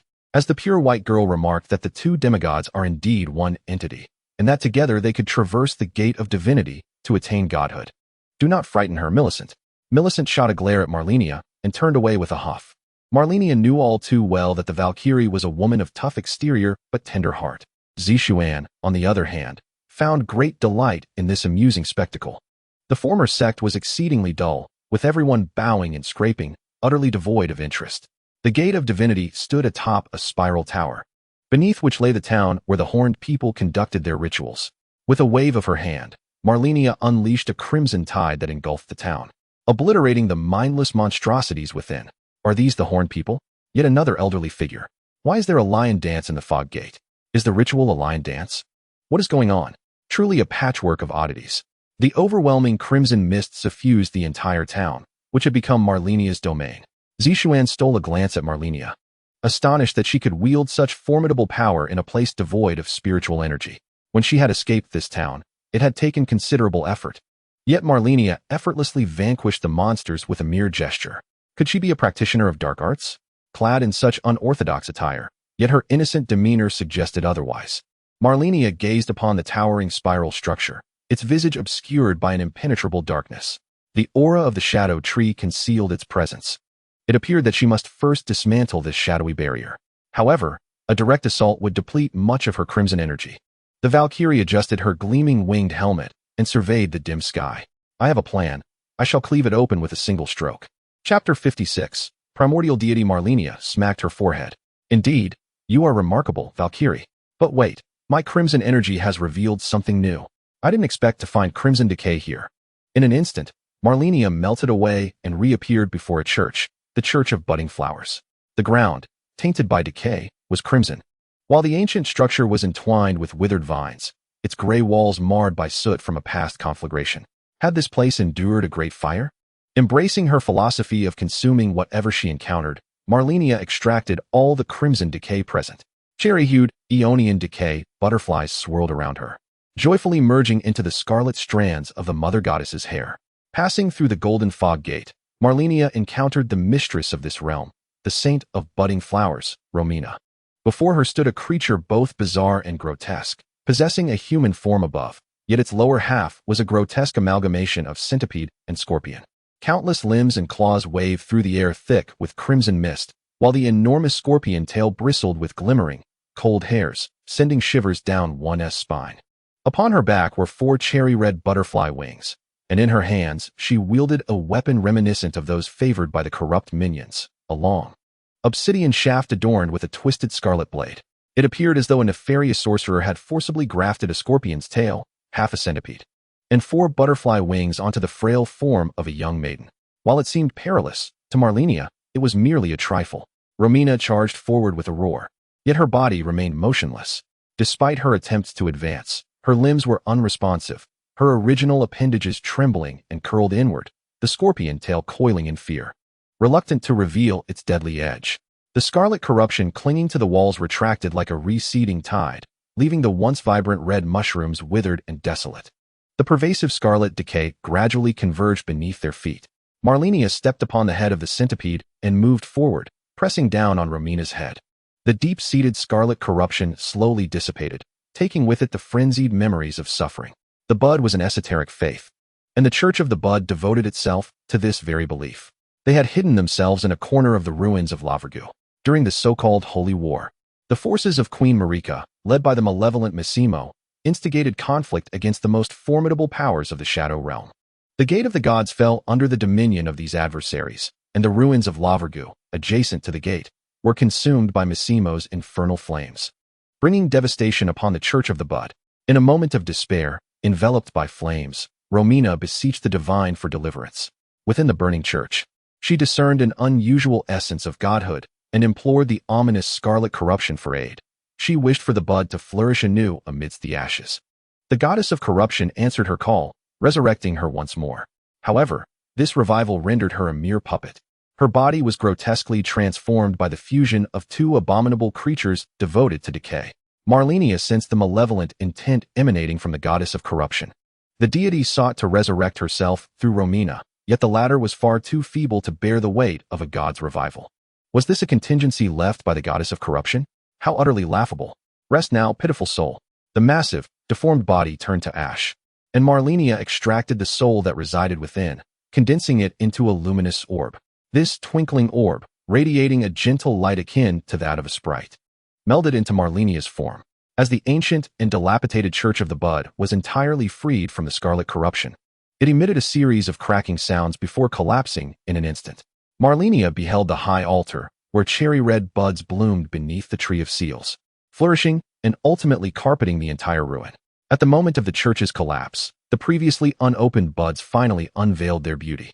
Following the path through the cherry blossom sea, Malenia approached the tree of seals, where she sensed a vaguely familiar power, her mother's strength.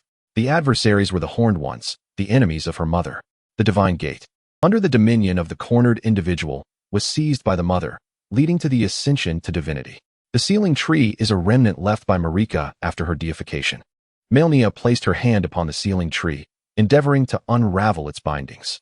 Suddenly, a resplendent golden light illuminated the skies above the Tower of Town, reminiscent of the descent of an Elden meteor, plummeting towards the lofty spiral tower.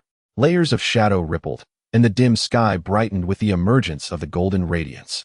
A barely perceptible sound of shattering echoed, causing the shadows atop the spiral tower to dissipate entirely, revealing the luminous and magnificent structure to the world. Malenia observed the sealing tree withering and fracturing rapidly, unable to suppress a bitter smile. Truly, you are remarkable, Valkyrie. A scarlet ocean of decay surged from the ground toward the heavens, reminiscent of Malenia's rebirth, as the heavens unleashed a rain of inversion. The power of the god of decay directly retaliated against the spiral tower. Malenia stood at the crest of the tide, soaring upward, plunging into the golden mist gate. Ha ha ha, is that all? There is no challenge whatsoever. Wait, why does this place exude a familiar scent? Malenia gazed into the divine gate, where a figure emerged. After the crimson tide receded, an old acquaintance appeared. Radahn, the red-haired man clad in golden armor, harnessed gravitational magic, brandishing dual blades, leaping into the air with overwhelming and domineering force. Goodness, he is no weaker than the Valkyrie. However, he still falls short. The Scarlet Sea erupted from the ground, sharp weapons projecting forth from its depths. Malenia was aware of Radahn's formidable strength. These were merely the appetizers. The main course was yet to come. A colossal scarlet sword, infused with the full might of decay, hovered above Radahn's head, descending from the stormy clouds, laden with Malenia's divine power. Even when pitted against Radahn at his peak, Malenia's concentrated strike, imbued with the entirety of the crimson decay from the borderlands, would be more than sufficient to bring him to his knees. Radahn, leaning on the great sword, knelt upon the ground, gasping heavily. Behind the brilliant and resplendent divine gate, a dazzling golden light shone radiantly. A figure, even more familiar to Malenia, emerged. The well-known golden hair, the familiar white noble gown, the recognizable voice, the familiar visage. With her eyes closed, she softly spoke. Brother, you have finally returned, O fated one, ancient king of laws. If you are aware of sin and troubled by the world, then please make way. That path shall be traversed by me, Miquella, and the king I have pledged to, Radahn. Malenia gazed in disbelief at the scene before her, her eyes quivering. Miquella, her brother, was indeed present, designating Radahn as king, as the two became one, entering the divine gate. To attain divinity requires offerings of those who are demigods. Thus, the fated one, destined to become the Elden King, naturally fulfills this condition. I, Malenia, equally embody this condition. As if awakening from a deep slumber, the flames of wrath ignited everything around me, compelling me to raise my blade and annihilate all that lies before me. So this is how it is, so this is how it is, so this is how it is. Miquella, you aspire to become a deity and save the world, yet you have turned your gaze upon Radahn, leaving me to rot alone beneath the desolate sacred tree. Am I unworthy? Am I unworthy? You do not love me? Was it merely a deception? Is everything a lie? Beyond the gates of divinity, the Valkyrie strikes at what appears to be a fragile golden mist gate. Suddenly, the Valkyrie, unable to breach the golden barrier, is engulfed by a fervent will that springs from the depths of her being. What did Malenia encounter within? Cursed fate. Misery begets misery. As the god of corruption's essence trembles in her grasp, what is happening? Does this essence possess a will of its own? The essence of the god of corruption quivers and ascends, rushing into the golden mist gate. Destruction. Obliterate everything. Chapter 57. The former goddess of corruption. The essence bursts forth from the mist gate, merging with the frenzied Malenia. In that instant, as the essence of the god of corruption integrates with her body, Malenia becomes acutely aware of everything. The initial dream, the 20 years spent in Blue Star, and the inevitable conclusion that followed. Her brother vanished in a wild mountain village. After their parents' demise, their inheritance became the object of envy from distant relatives. The siblings had relied on this fortune, sufficient to cover medical expenses, travel, and even support an orphanage. But that fateful night shattered everything. Vile thugs invaded Malenia's sanctuary, and in the face of their brutality, she found herself utterly forsaken. Even the security hired at great expense by the orphanage turned a blind eye. By coincidence, or perhaps by fortune, Malenia, cowering in the kitchen, found herself wielding her culinary skills once more. The grand gas explosion ignited like flames from the depths of hell, a colossal crimson flower blossoming amidst the darkness. This marked the third bloom. Malenia gasped heavily, pressing against her burdened chest, as countless malevolent thoughts surged from within. Destruction. Obliterate everything. The immense crimson flower blossomed, spewing forth a torrent of tainted scarlet corruption. Unlike the previously pure scarlet power, this was corrupted, birthing filthy blossoms. Atop the spiral tower, the scarlet hue tainted the surroundings. Miquella, can you discern who I am? Your sister Malenia? No, I am the goddess of corruption. I am the goddess of corruption, cursed by the golden tree. Supreme will, I have returned. The body of the crimson flower erupted like a volcano, spewing forth the malice of the goddess of corruption, staining the once pure divine gate with scarlet. The ground lay veiled in a crimson mire, amidst the scarlet mist. White corrupted mushrooms clung to the divine gate. Miquella, I loathe you. Marika, I curse you. Come, Miquella, come, let us engage in battle. You shall undoubtedly serve as the sacrificial offering for my return to divinity. No, my beloved sister, this is not as we had agreed. He explicitly stated that defeating the challengers, the fated ones, would suffice. I must return to confront him. The corrupt goddess chuckled wickedly, seizing Miquella's soul and restraining Latine. The siblings gazed deeply into each other's eyes. Miquella, you foolishly dream of escape. No, sister, it is not as you perceive. How exquisite you are, brother. Now more beautiful than Terina. Is it to placate this false king? Latine? The corrupt goddess tore Miquella from Latine, grasping her beautiful, lustrous golden hair, dragging her towards the gate of divinity. With a leap, the sky turned pitch black, engulfing everything in darkness. The omnipresent golden hue seemed to fade away. Dots of light emerged in the sky as a brilliant full moon rose from the abyss of darkness. A beam of moonlight illuminated the gate of divinity, causing the golden mist to dissipate. The Valkyrie Millicent, the priestess Sichuan from the palace of the goddess, and elder sister Mary gazed up at that pure moonlight. A figure with flowing lavender hair emerged from the shadows, grasping the Valkyrie's arm. What are you waiting for? Enter the gate of divinity. With that, they both dashed into the gate. In an instant, it seemed as if everything reverted to normal. The spiral tower remained pure and beautiful, with golden mist swirling around. The scarlet and darkness vanished. Latine, who lay sprawled on the ground, transformed into a pool of blood and dissipated, leaving only Sichuan and Mary in a state of bewilderment. What has transpired here? A silhouette appeared atop the platform before the gate of divinity. It was the third sister, Emmy. Elder sister Mary rushed forward. Emmy, how did you come to be here? But with a single glance, Mary realized that the figure before her was not her sister, but an unknown entity. In her eyes, Mary perceived the supreme will. Lady Mary. Violet-hued iridescence entwined around Mary's waist as priestess Sichuan soared into the air, hastily fleeing the spiral tower. Emmy's eyes were vacant. As she turned respectfully, Father, shall we retrieve him? A long silence ensued, as if the entire realm of the boundary had fallen silent. Ancient city walls stood in intricate array, water meandered between the ravines, flames soared beneath the night sky, and human civilization ignited here, embodying the will of the world. Only civilization endures, everlasting amidst the tumultuous transformations of the abyss of deities. Upon the elevated altar, mortals prostrate themselves, while deities kneel in reverence. On either side of the altar, silent statues narrate without words the rise and fall of countless heroes. In the river of time, deities salvage their own dominion. They sit in meditation, hands outstretched, as countless threads emerge from their embrace. Where? They witness countless lives falling, death followed by decay. As the seeds of life burgeon in the crimson soil, and all things begin to awaken, the first to be touched is the corrupt power, which has already returned. Followed by the shadowy authority of extradition, accompanied by countless flickering lights, both large and small.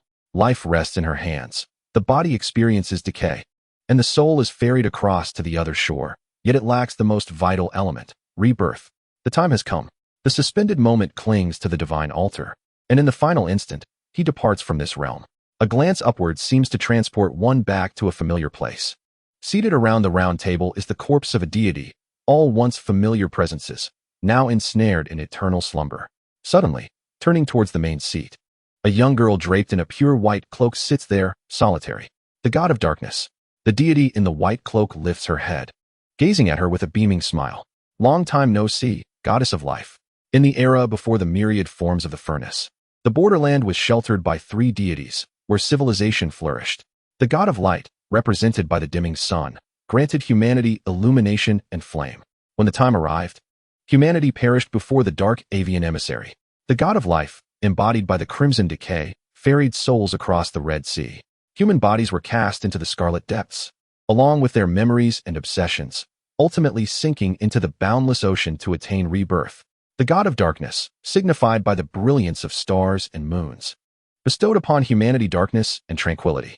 In the flowing waters, humanity was born, intertwined with the souls drifting upon the crimson sea, receiving the grace to walk the earth once more.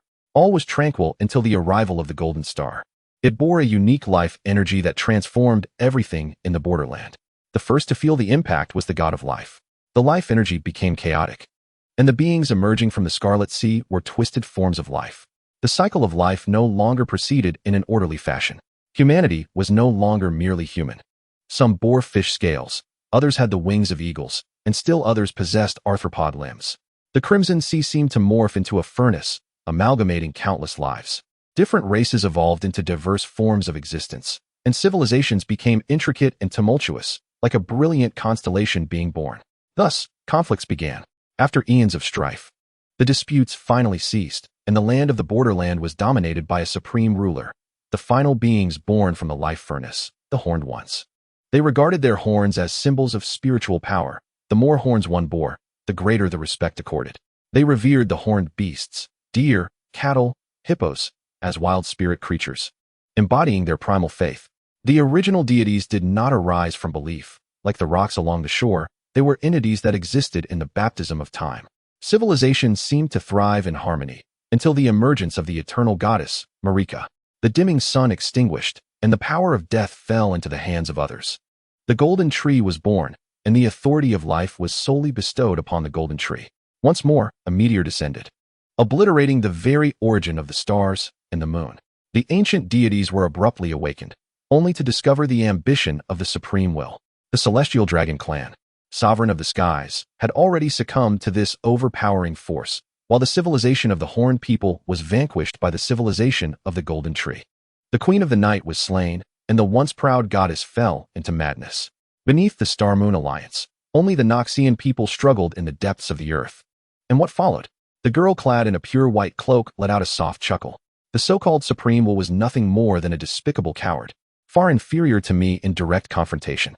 Thus, she banished the realm of boundaries, severing my divine kingdom's connection to the borderlands. The once mighty gods of the stars and moon, now stripped of their origins, were reduced to mere remnants, leaving only me. White rested her head upon the table, her eyes filled with desolation and solitude. This is the essence of barbarism and primal warfare. Chapter 58. The deities of the borderlands. Undoubtedly, the god of life was once a gentle and tolerant being. He permitted the evolution of life and encouraged the flourishing of civilizations. Yet, the golden tree shattered the cycle of life. The rite of rebirth allowed the deceased to be revived in new bodies. This undoubtedly undermined the very foundations of the god of life. Driven to madness, he let a crimson sea engulf all, as clear waters turned to blood, submerging the entire realm of shadows and decay. However, the golden tree wielded the power of fire, and the deranged god of life was ultimately slain, allowing the crimson tide to recede. Yet, from this conflict, the golden tree emerged as the legitimate sovereign of the borderlands, its radiance illuminating the realm. Beneath this brilliance, the god of life made numerous attempts at revival, all ending in failure. At long last, the cursed twins, born of his wrath, came into existence. He perceived hope in Malenia, as warmth and kindness resided within her, while malevolent thoughts were sealed deep beneath the eternal city. Until today, under the influence of the dark god who governs dreams, the goddess of life was able to revive. So now, am I truly Malenia?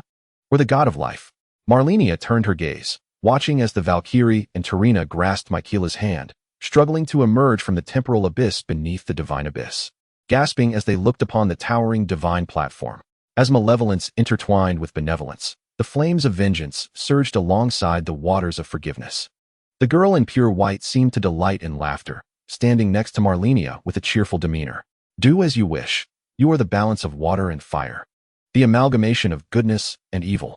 Though your authority over life has been usurped, you remain the very essence of life itself. It is through collision that the sparks of civilization are ignited. The Valkyrie surveyed the stairway lined with statues, then turned back, searching for that familiar figure but finding only emptiness, sighing in disappointment. Meanwhile, Tarina had already stepped forward, leaning upon Miquella. Malenia gazed upon Miquella's youthful visage, her expression resolute and mature, as a flicker of wicked desire swirled within her heart. I long to bind her with chains. Ah, the valiant Valkyrie Millicent. Such a righteous and resilient child. I cannot help but wonder if she will retain her strength when faced with the essence of procreation. Truly, it is exhilarating.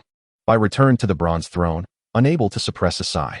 I find myself more enamored with the pure essence of Tarina. What amusement lies in tormenting those individuals? I merely wish to test the waters, yet it seems you find endless delight in it. As the Valkyrie Millicent was about to take her first step toward the divine platform, a pair of hands enveloped her. Malenia, please descend and walk on your own. I lack the ability. You must bear me aloft. Malenia nestled against Millicent's back, whispering, let us become one. TSK. Millicent, though still dismissive of Malenia, nonetheless wrapped her arms around Malenia's voluptuous thighs, the enchanting sensation prompting her to squeeze once more. The sweet scent of Malenia lingered in her ear. Oh, I adore you. Such words rendered the Valkyrie Millicent flushed, veins bulging on her forehead. Without hesitation, she ascended the steps of the divine platform. A formidable pressure suddenly descended, and Millicent felt as though her soul bore 1,000 pounds. A slender thread emerged from her back, alleviating her burden. Turning her head, she found Malenia had closed her eyes, devoid of any breath. Millicent ascended steadily, gradually catching up to Miquella. She could distinctly perceive the souls of Tarina and Miquella seemingly merging. Millicent's steps remained resolute as she carried Malenia, progressing step by step. It was only when the pressure abruptly dissipated that Millicent realized she had reached the summit of the divine platform. With your soul, retrieve your rightful power, echoed Malenia's voice in her ear. Millicent nodded, golden threads emerging from her fingertips, reaching toward the river of time beneath the abyss. It touched a crimson gold authority, yet it appeared tethered to another line, slowly being drawn toward an unknown destination. Malenia opened her eyes and followed this thread. The dormant power began to stir. Humph. The god of war? Not a deity of the borderlands, yet it seeks to usurp the divine essence of the borderlands? Damn it. My life's authority was likely stolen in a similar manner. This war authority was fiercely contested by two deities, thus commencing the divine conflict until one side emerged as the true god. Millicent did not waver, nor would Malenia permit her to do so. The war authority was being drawn toward Millicent, and upon the divine platform, its might far surpassed that of the foreign god of war seated in the divine realm. A tug of war ensued, linking several more authorities, martial prowess and justice, the sense of urgency gradually closing in. Millicent rose, turning to observe as the fissures of time began to creep closer. Miquella seemed to be stalled at the final step, unable to advance. Malenia guided Millicent's hand, pulling Miquella onto the high platform. Subsequently, accompanied by Millicent, they swiftly fled. Upon returning to the realm of shadows, Millicent collapsed onto a bronze chair, panting heavily. Malenia, you are far too reckless. Without risk, Miquella too shall become a statue. Malenia's voice resonated within her heart. Millicent lifted her gaze in confusion, taking in the familiar bronze round table and the well-known figure clad in pure white seated at the head. The only difference was that the invisible divine corpses that once occupied that seat were now fully revealed before Millicent's eyes. Malenia, have these always been here? Shouldn't you be asking white? The girl in pure white languidly stared at Miquella's silhouette. Indeed, they have always been present. A shiver coursed through Millicent. Malenia, will you not emerge? You and I have merged into one. The duality of deities, a rather familiar concept, is it not? Familiar? You have usurped my body. Then sacrifice your body to me. I shall resurrect you afterward. Rise, my beloved. Leave me be. Malenia ceased her teasing of Millicent, turning her attention towards Miquella upon the divine altar. The girl in the pure white cloak waved her hand, and violet orbs of light began to connect with Miquella. This signified that the god of darkness was sharing a portion of her authority. Should Miquella accept, she would become her subordinate deity. However, this was a matter of necessity. Miquella was destined to be the subordinate deity of life, yet now that authority had been stolen, Malenia's other lesser divine powers could not sustain a subordinate deity. Fear not, for Tarina has become the god of dreams. In due time, you may reclaim Miquella as your new deity of life. Thank you, White. You are welcome, Malenia. Humph. Millicent felt the divine power surging within her, along with the vibrant divine flame, and her lips curled into a smile. At last, peace could be ushered into the borderlands. Valkyrie, you must first defeat the god of war to wield your authority over warfare. Only then shall the conflict cease. Mere brute force cannot bring true peace to the borderlands. Malenia reminded Millicent, casually pressing her chest against the back of Millicent's neck, playfully teasing the innocent Valkyrie. I don't know. Get off me. I am aware of your impressive development. The girl in pure white guided Miquella to the round table. Quickly distancing the divine realm from the altar, Malenia and Millicent separated, gazing down at the disobedient brother before them. Now, it is time for some reminiscing. Chapter 59, Malenia. Bad. Although Malenia was angry, she retained her composure, refraining from binding Miquella and locking him away in the basement, yet a good scolding was inevitable. Come now, brother. Wear this collar, and you shall no longer be at risk of being taken away by others. Do you not like it? Malenia smiled with a flushed face, her eyes gleaming and her crimson lips pursed. Malenia, at the very least, I am still your brother, am I not? The diminutive, lowly brother clutched his fingers, attempting to feign bravado. Laughter echoed as Malenia's delicate fingers covered her mouth, her golden red irises shimmering with a rosy glow, a flirtatious blush gracing her cheeks as she swallowed repeatedly. Miquella found herself enveloped in Malenia's embrace, her petite frame brushing against Malenia's soft abdomen, a flush of crimson blooming on her face. The embarrassed visage was pressed down, struggling shyly. Oh, brother, look at your bashful demeanor. Little lowly Miquella, having relinquished your manhood, do you still wish to resist in my grasp? Brother, I shall devour you entirely. Malenia cradled Miquella's head, her hands buried in the bright golden curls, fastening the striking red collar tightly. At that moment, the divine power within Miquella felt ensnared like a red python, rendering her motionless. Devoid of strength, Miquella, having forsaken her body, was reduced to a delicate and ordinary little girl. I am now utterly anticipating that banquet. What banquet? A soft, glutinous voice emanated from her stomach, carrying an unusual sensation. You will find out. Wow. The Valkyrie's hand rested on Malenia's neck. It's so hot. Malenia, why are you so excited? Hee, are you not pleased? Brother has returned. I am well enough. Brother is simply more adorable than in his youth. The Valkyrie, undeterred by Malenia's displeasure, rescued Miquella from her clutches. At least let me have a glimpse of brother, Malenia. TSK, brother transformed into a girl is simply too cute, the Valkyrie exclaimed, half squatting with joy as she gazed at Miquella. I will still protect you, brother. Miquella rubbed her rosy eyes in confusion, while the Valkyrie, her face marked with mottled scars, smiled radiantly, shattering Miquella's defenses. The once abandoned emotions surged forth anew with the return of Talina. Sister. Miquella laughed, embracing the Valkyrie tightly, their hearts beating in unison. Such profound sisterly affection. The pure white girl, Talina, was pulled from behind Miquella. White embraced the slumbering Talina, returning to her place. The two little girls nestled together, drifting into a profound dreamscape. The Valkyrie and Miquella separated, hand in hand.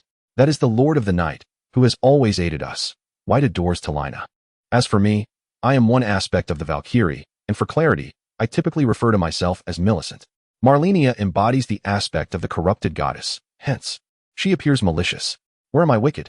Everywhere is wicked. Everywhere is wicked.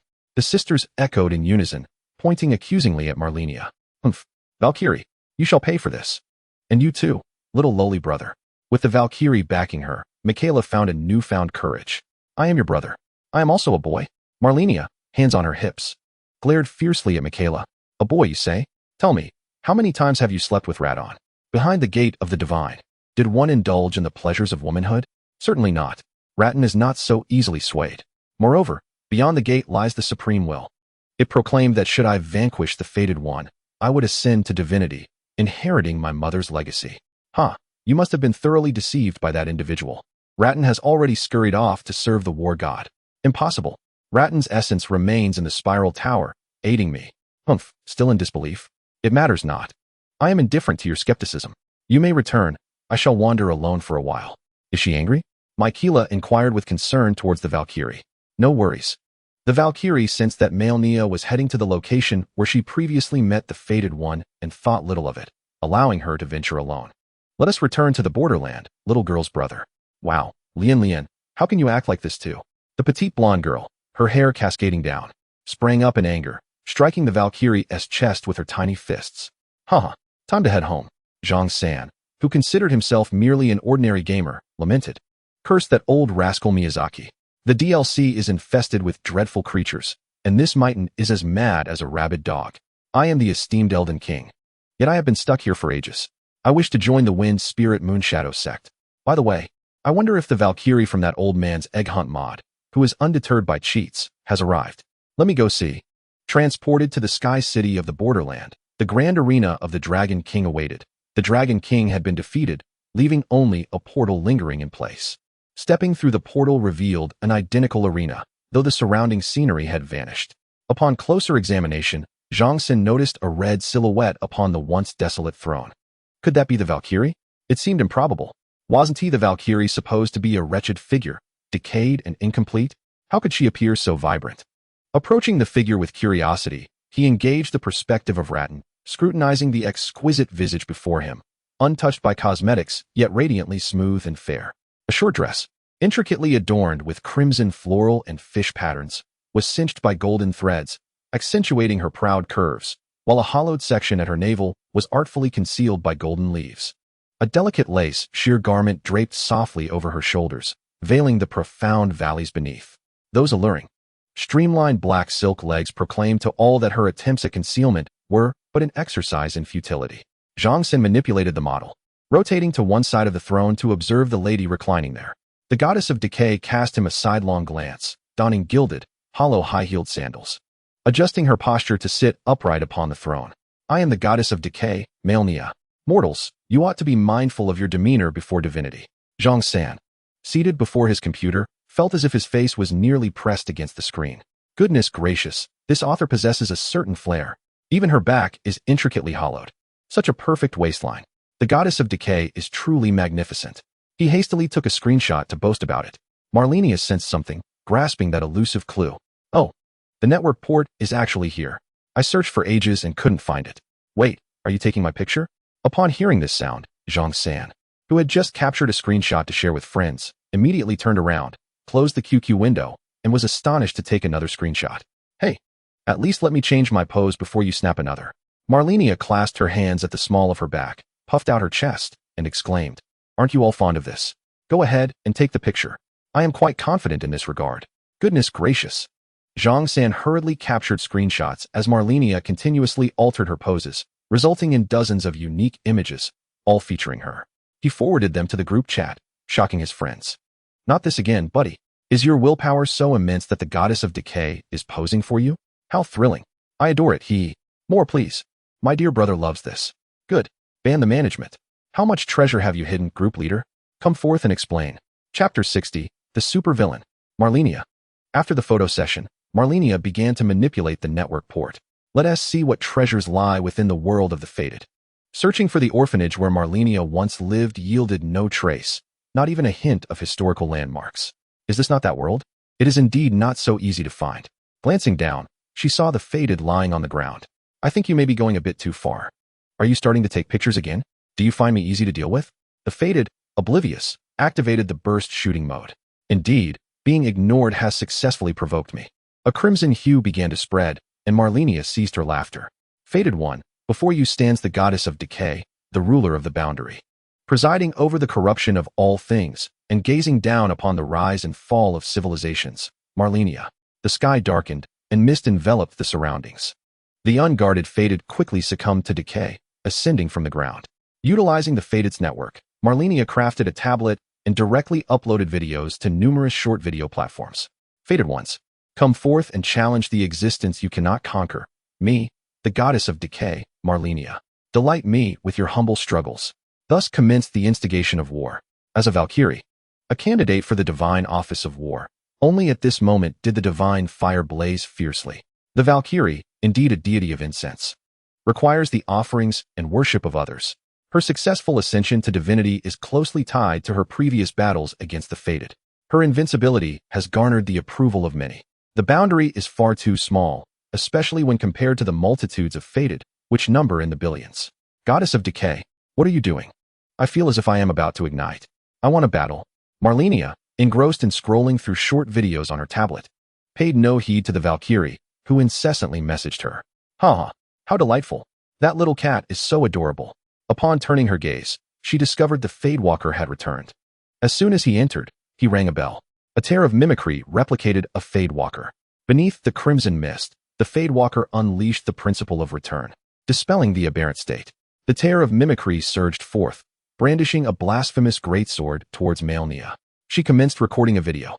Come, witness the impotence of you Fadewalkers.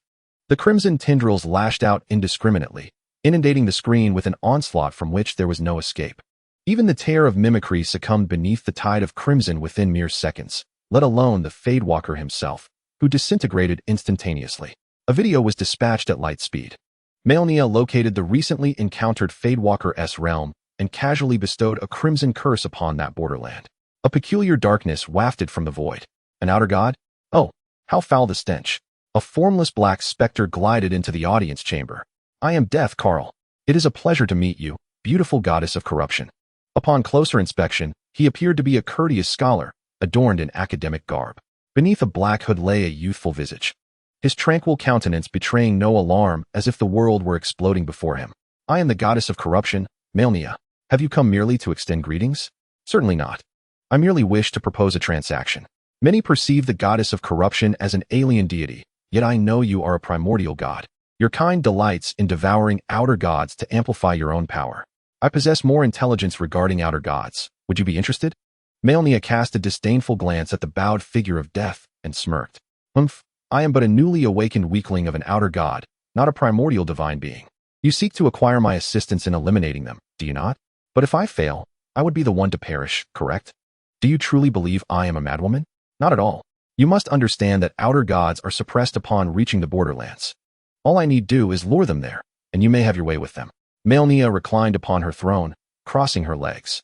And what is it that you desire? Merely your friendship. Your intentions are dubious. Malenia turned her face away, departing from the scene. Within countless borderlands, she returned to her own domain, alighting atop the spiral tower. Upon encountering death, Malenia recognized that this outer god was indeed here to usurp the dominion over death. She had previously forged a connection with the Twilight of Fate, who presided over the destined demise, and it was likely that this entity had also wrested that power away. Now, back in the borderlands, death would certainly not reveal himself easily. In this place, he was but a mere snack to be devoured. Upon opening her tablet, Malenia discovered that her divine power was only sufficient to sustain a single network connection, simultaneously suppressing the divine essence lingering within her from the god of war. At the very least, her life was no longer in peril. After searching for videos about the Elden Ring, Malenia learned that all wars in the lands between were instigated by Queen Marika. Following the burning of the Golden Tree, the Tarnished would ascend to the Sky City, using their fated death to ultimately slay the Golden Tree and seize the title of Elden Lord. Furthermore, the DLC for the Shadowlands was merely a hook to sell Miquella. A multitude followed Miquella, but once his allure waned, they began to rebel, including the Tarnished. Only the loyal Miquella knight, Rhea, remained steadfast by his side. Malenia was quite curious to see Rhea's expression when Miquella was adorned with a collar. It would surely be amusing. The final boss, Miquella, had been mockingly dubbed Mad Dog Mitten by the Tarnished. With the internet at her disposal, Malenia could uncover more secrets of the lands between. However, tracing back to the origin, she found that the game's publisher was merely an obscure figure who referred to himself as the Supreme Will, but whose true name was Hidetaka Miyazaki. Yet, Malenia clearly recalled that this publisher had released more than just this title. The network here, however, yielded no further discoveries. Perhaps many secrets lay hidden within. Rather than delve into those, Malenia sought amusement. Among the gods, her prowess was not particularly formidable. She could contend with lesser beings like the Dark Children and Radahn, but facing the Supreme Will, the ultimate boss, would require her to train diligently and strive to convert more crimson power. The unsealing of the Golden Tree would still take time. Moreover, Malenia was, astonishingly, also a child of Marika, and that Misi more, she needed to investigate. In a rush, Malenia departed from the pinnacle of the spiral tower. Whistling as a red cloud appeared beneath her, propelling her eastward. Just as she left, the Valkyrie arrived. Run if you can. You must clarify this with me. Miquella weakly gazed at the Valkyrie, closing his eyes to sense the surroundings. Indeed, Radahn had long vanished, leaving behind the lingering essence of the Mother of Fingers. With the Supreme Will returning, the Mother of Fingers was regaining her normal sister. They needed to hurry to the nameless divine tower to eliminate the two fingers. The Valkyrie felt the blade heating beneath her grip, consumed by the urge to fight. Let us go, as long as there's combat. All right, sister. Chapter 61. A forceful invitation in the moon-viewing grounds of Insectoids City. The mirror-like waters welcomed a second wave of visitors this evening. Ha! Reynalda, what are you doing here? Malenia descended from the heavens, shattering the reflection of the full moon in the pond, transforming the serene moon-viewing grounds into a cacophony. I am not Reynalda. I am Rolana, Reynalda's sister. You may refer to me as the Twin Moon Knight. Given that your intrusion was unintentional, I shall not hold it against you for disturbing my moonlit vigil. Malenia stood with her hands on her hips, casting a glance at the lightly armored knight seated before her, raising an eyebrow. I am well aware that you are not Rhaenyra, but that is precisely my intention. I, the goddess of corruption, Malenia, extend to you an invitation to the soiree at the Magic Academy. What say you? Are you intrigued? Not in the slightest. You are as foolish as my sister. I prefer solitude. Ah, very well. I shall extend my invitation again upon my return journey. Twin Moon Knight, Leilana. Malenia, clutching her phone, ambled away while beckoning. I already stated my refusal. Huh. Do remember your current words. Malenia chuckled eerily, stepping onto a crimson cloud and heading northeast. Humph, what a peculiar individual.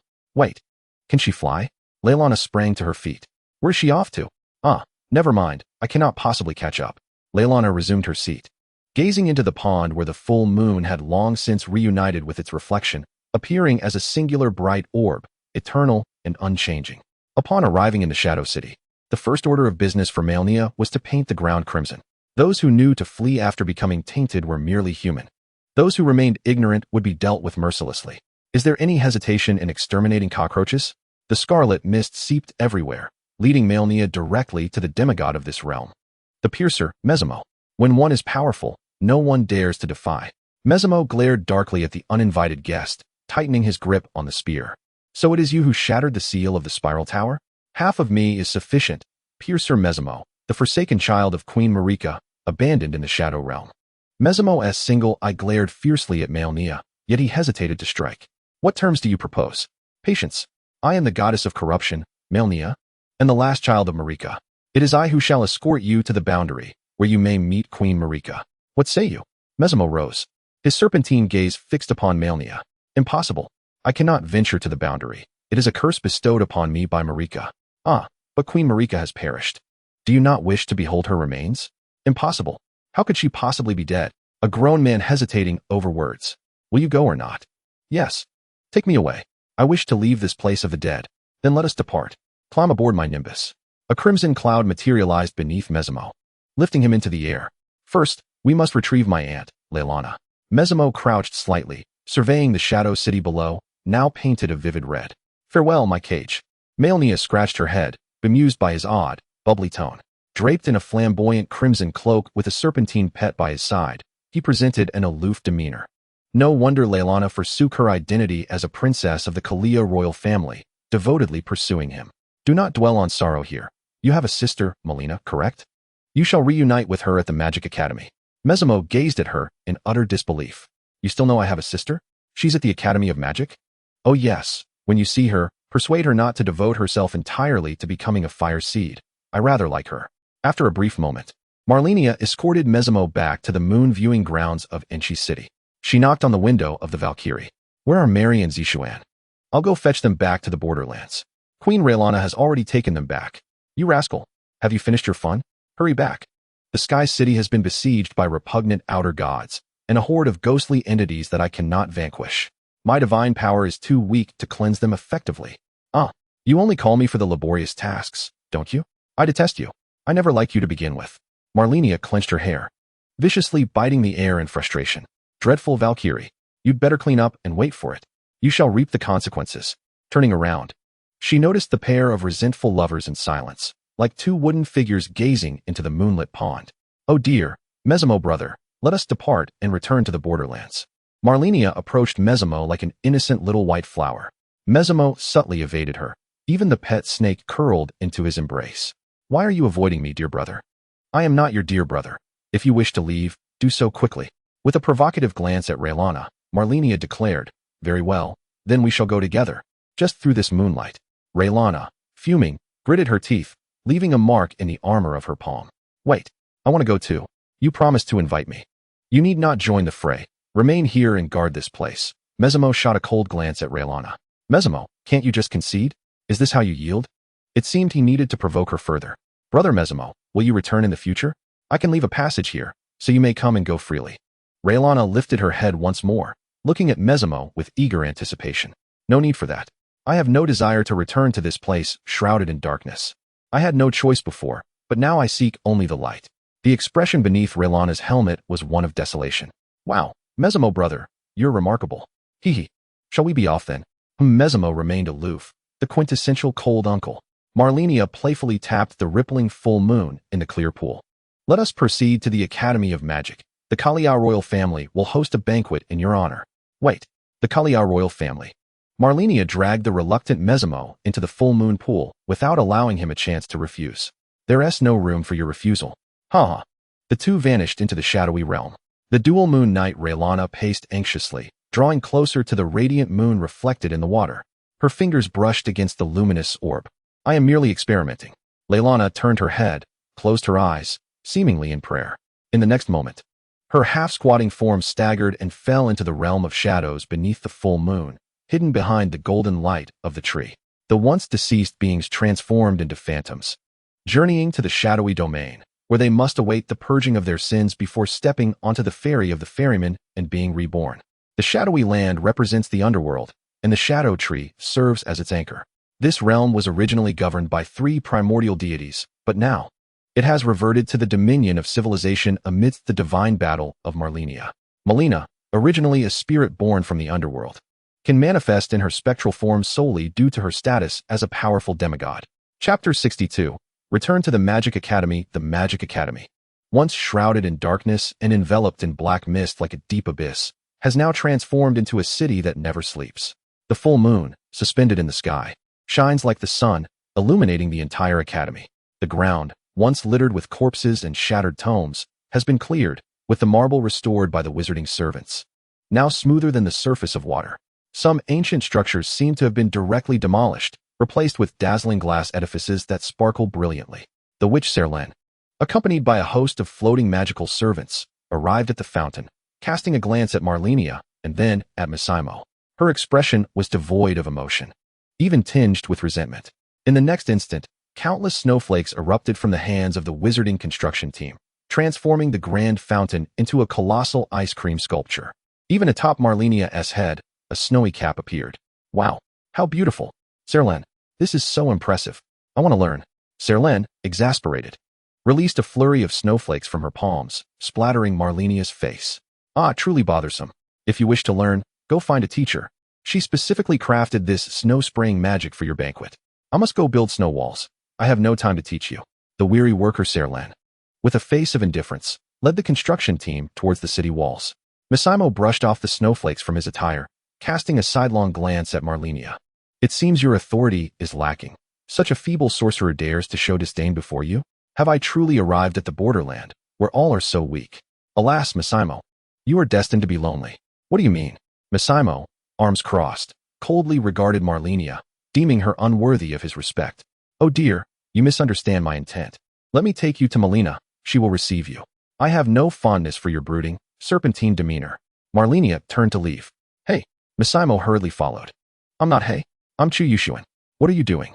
With a few swift movements, Malenia arrived at the entrance of the Magic Academy, where Malenia appeared to be confronting someone. Found you, Malenia. What are you doing? I am welcoming this uninvited guest. Malenia gazed at Malenia with an impassive expression. While most would remain oblivious, both Melisemo and Malenia could instantly discern that Malenia was agitated. Melisemo regarded Malenia with a hint of eagerness, yet her expression remained unchanged, sowing seeds of self-doubt within him. Had he truly altered in appearance? He pondered, for the change was minimal. Why, then, did Malenia exhibit such disdain towards him? Greetings, esteemed guest. I am Malenia, the initiator of the Magical Academy's banquet. Hello, Lady Malenia. I am Haida, a fingertip witch. Many heroes have gathered here, and I seek to find my own hero at the banquet. The golden-haired maiden, who had proclaimed herself a fingertip witch, was draped in a brown burlap cloak secured with a straw-woven button, beneath which lay a modest traveler's attire. Her hands were clad in black gloves, and a rag shrouded her eyes, while a short golden ponytail was tied at the back of her head. Her fair complexion bore the marks of dust, and she possessed not a single valuable item. Ah, Lady Haida, I have no objection to your attendance at the banquet. However, should you seek a hero, his consent is paramount. Thank you, Lady Malenia, that is only natural. Yet, it appears that Lady Malenia is quite perturbed by my presence. Malenia, holding her phone, smiled at Malenia. Malenia, do you harbor any grievances regarding my arrangements? Malenia glared at Malenia, exclaiming, No, I have no grievances whatsoever. With that, she stomped her foot and turned away. Malenia hurriedly grasped the ethereal Malenia. Wait, Malenia, have you not been in search of your past? The secrets that reside within you may hold the answers. Melissimo was pushed forward, their expressions mirroring each other's cold demeanor, both regarding one another with a singular eye. He is Melissimo, your brother. Feel free to inquire as you wish. As their gazes locked, the spectral flames of recognition flickered between the siblings. TSK, Malenia, thank you, Malenia remarked, turning to Malenia before the siblings departed. Malenia, smiling, turned her attention back to the inquisitive Haida, understanding that Malenia's disdain stemmed from the fact that Haida was a three-fingered witch, a harbinger of the crazed fire, which Malenia had once suffered under. Thus she harbored a profound loathing for it. The ideological clash between the two was unmistakable. Yet, Haida was also a tragic figure. Once the daughter of the Lord of Moan, Elena, she had been slain by mountain bandits and resurrected by the Three Fingers. Malenia knew that if she could see Haida, she could not simply turn a blind eye. Lady Haida, please accompany me. We can delve deeper into the nature of the crazed fire. Haida bowed graciously, her eagerness palpable. Far away, at the isolated divine gift tower, the Valkyrie, accompanied by Miquella, glanced at the now dull great rune and surveyed the thick, encroaching black mist. Where is the corrupted goddess? I must find a way to combat these endless abominations. Shall we break through, sister? Just a moment. She has called for me. The Valkyrie's eyes fluttered open, her golden-red irises radiating brilliance. Here it comes. The crimson sea surged forth from beneath the tower, cascading into the dense black mist. The fierce golden light emanating from the Valkyrie's golden prosthetic blade pierced through the shroud of darkness, as the crimson power spread, suppressing the billowing black fog. The bizarre creatures concealed within the mist hastily retreated. Humph. The Valkyrie glanced skyward at Famiazra, the aerial city of the dragon race. Seal it. Feeling an abundance of divine power, the crimson mist advanced relentlessly, slowly enveloping the entire sky city. Anything that dared to show its face was swiftly dispatched by the Valkyrie's blade. The Grim Reaper, Karl, sat atop the fallen Dragon King's head, wearing a wry smile as he observed the encroaching crimson canopy.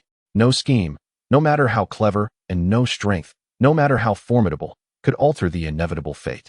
Call for reinforcements. Yes, I, the divine Karl. Should anything escape the Sky City, the weak would be unable to break free, while the strong would face the Valkyrie's relentless pursuit, leading to certain demise in either case. Miquella looked on in disbelief at the Valkyrie. Can divine power be wielded in such a manner? The roaming crimson mist began to coalesce autonomously. Even so, the consumption was immense. The Valkyrie had not anticipated the vast reserves of crimson power controlled by Malenia, which even surpassed her own divine energy by 100-fold. Such is the strength of an ancient deity. No wonder she always appeared so unfazed. In truth, Malenia gazed skyward, feeling a sense of exasperation. One truly does not grasp the value of resources until they are in charge. Accumulating so much crimson power is no easy feat. And is this truly how my divine energy is utilized? Perhaps I should take matters into my own hands. The luminous barrier formed by the crimson power was gradually eroding and contracting. Even the Grim Reaper, Karl, could no longer bear to watch. How infuriating. This is intolerable. I, the divine Karl, should I summon the starship to hasten its arrival? Have them accelerate. I have just received good news that they might still make it in time. Chapter 63, Madness Fire? Chaos Fire? Under the starry sky, all was silent. Unlike Blue Star, in the Lenian Lake, the stars and moon shone simultaneously.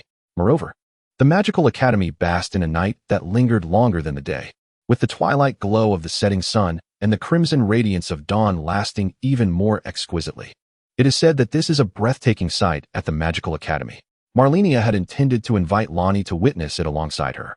She and the Witch of Madness Fire, Haida, stood atop a precipice by the Magical Academy, where a table and chairs awaited, adorned with a chess set. Shall we play a game? It is likely a gift from Ate. Malenia arranged the pieces while explaining the rules, not directly inquiring into the meaning of Haida's visit with the Witch of Madness Fire. Such a fascinating game. Upon hearing your explanation of the rules, I already find it quite delightful. However, there is no need for such formality. I am not here to disrupt your gathering. Haida sincerely apologized to Malenia. Miss Haida, do you know? Everyone fears the abyss merely because they do not understand it. Beneath the abyss, how profound can it truly be, and what myriad of monsters lurk within? No one can discern. Lady Malenia, my lord is not the abyss. It is merely an ignorant child.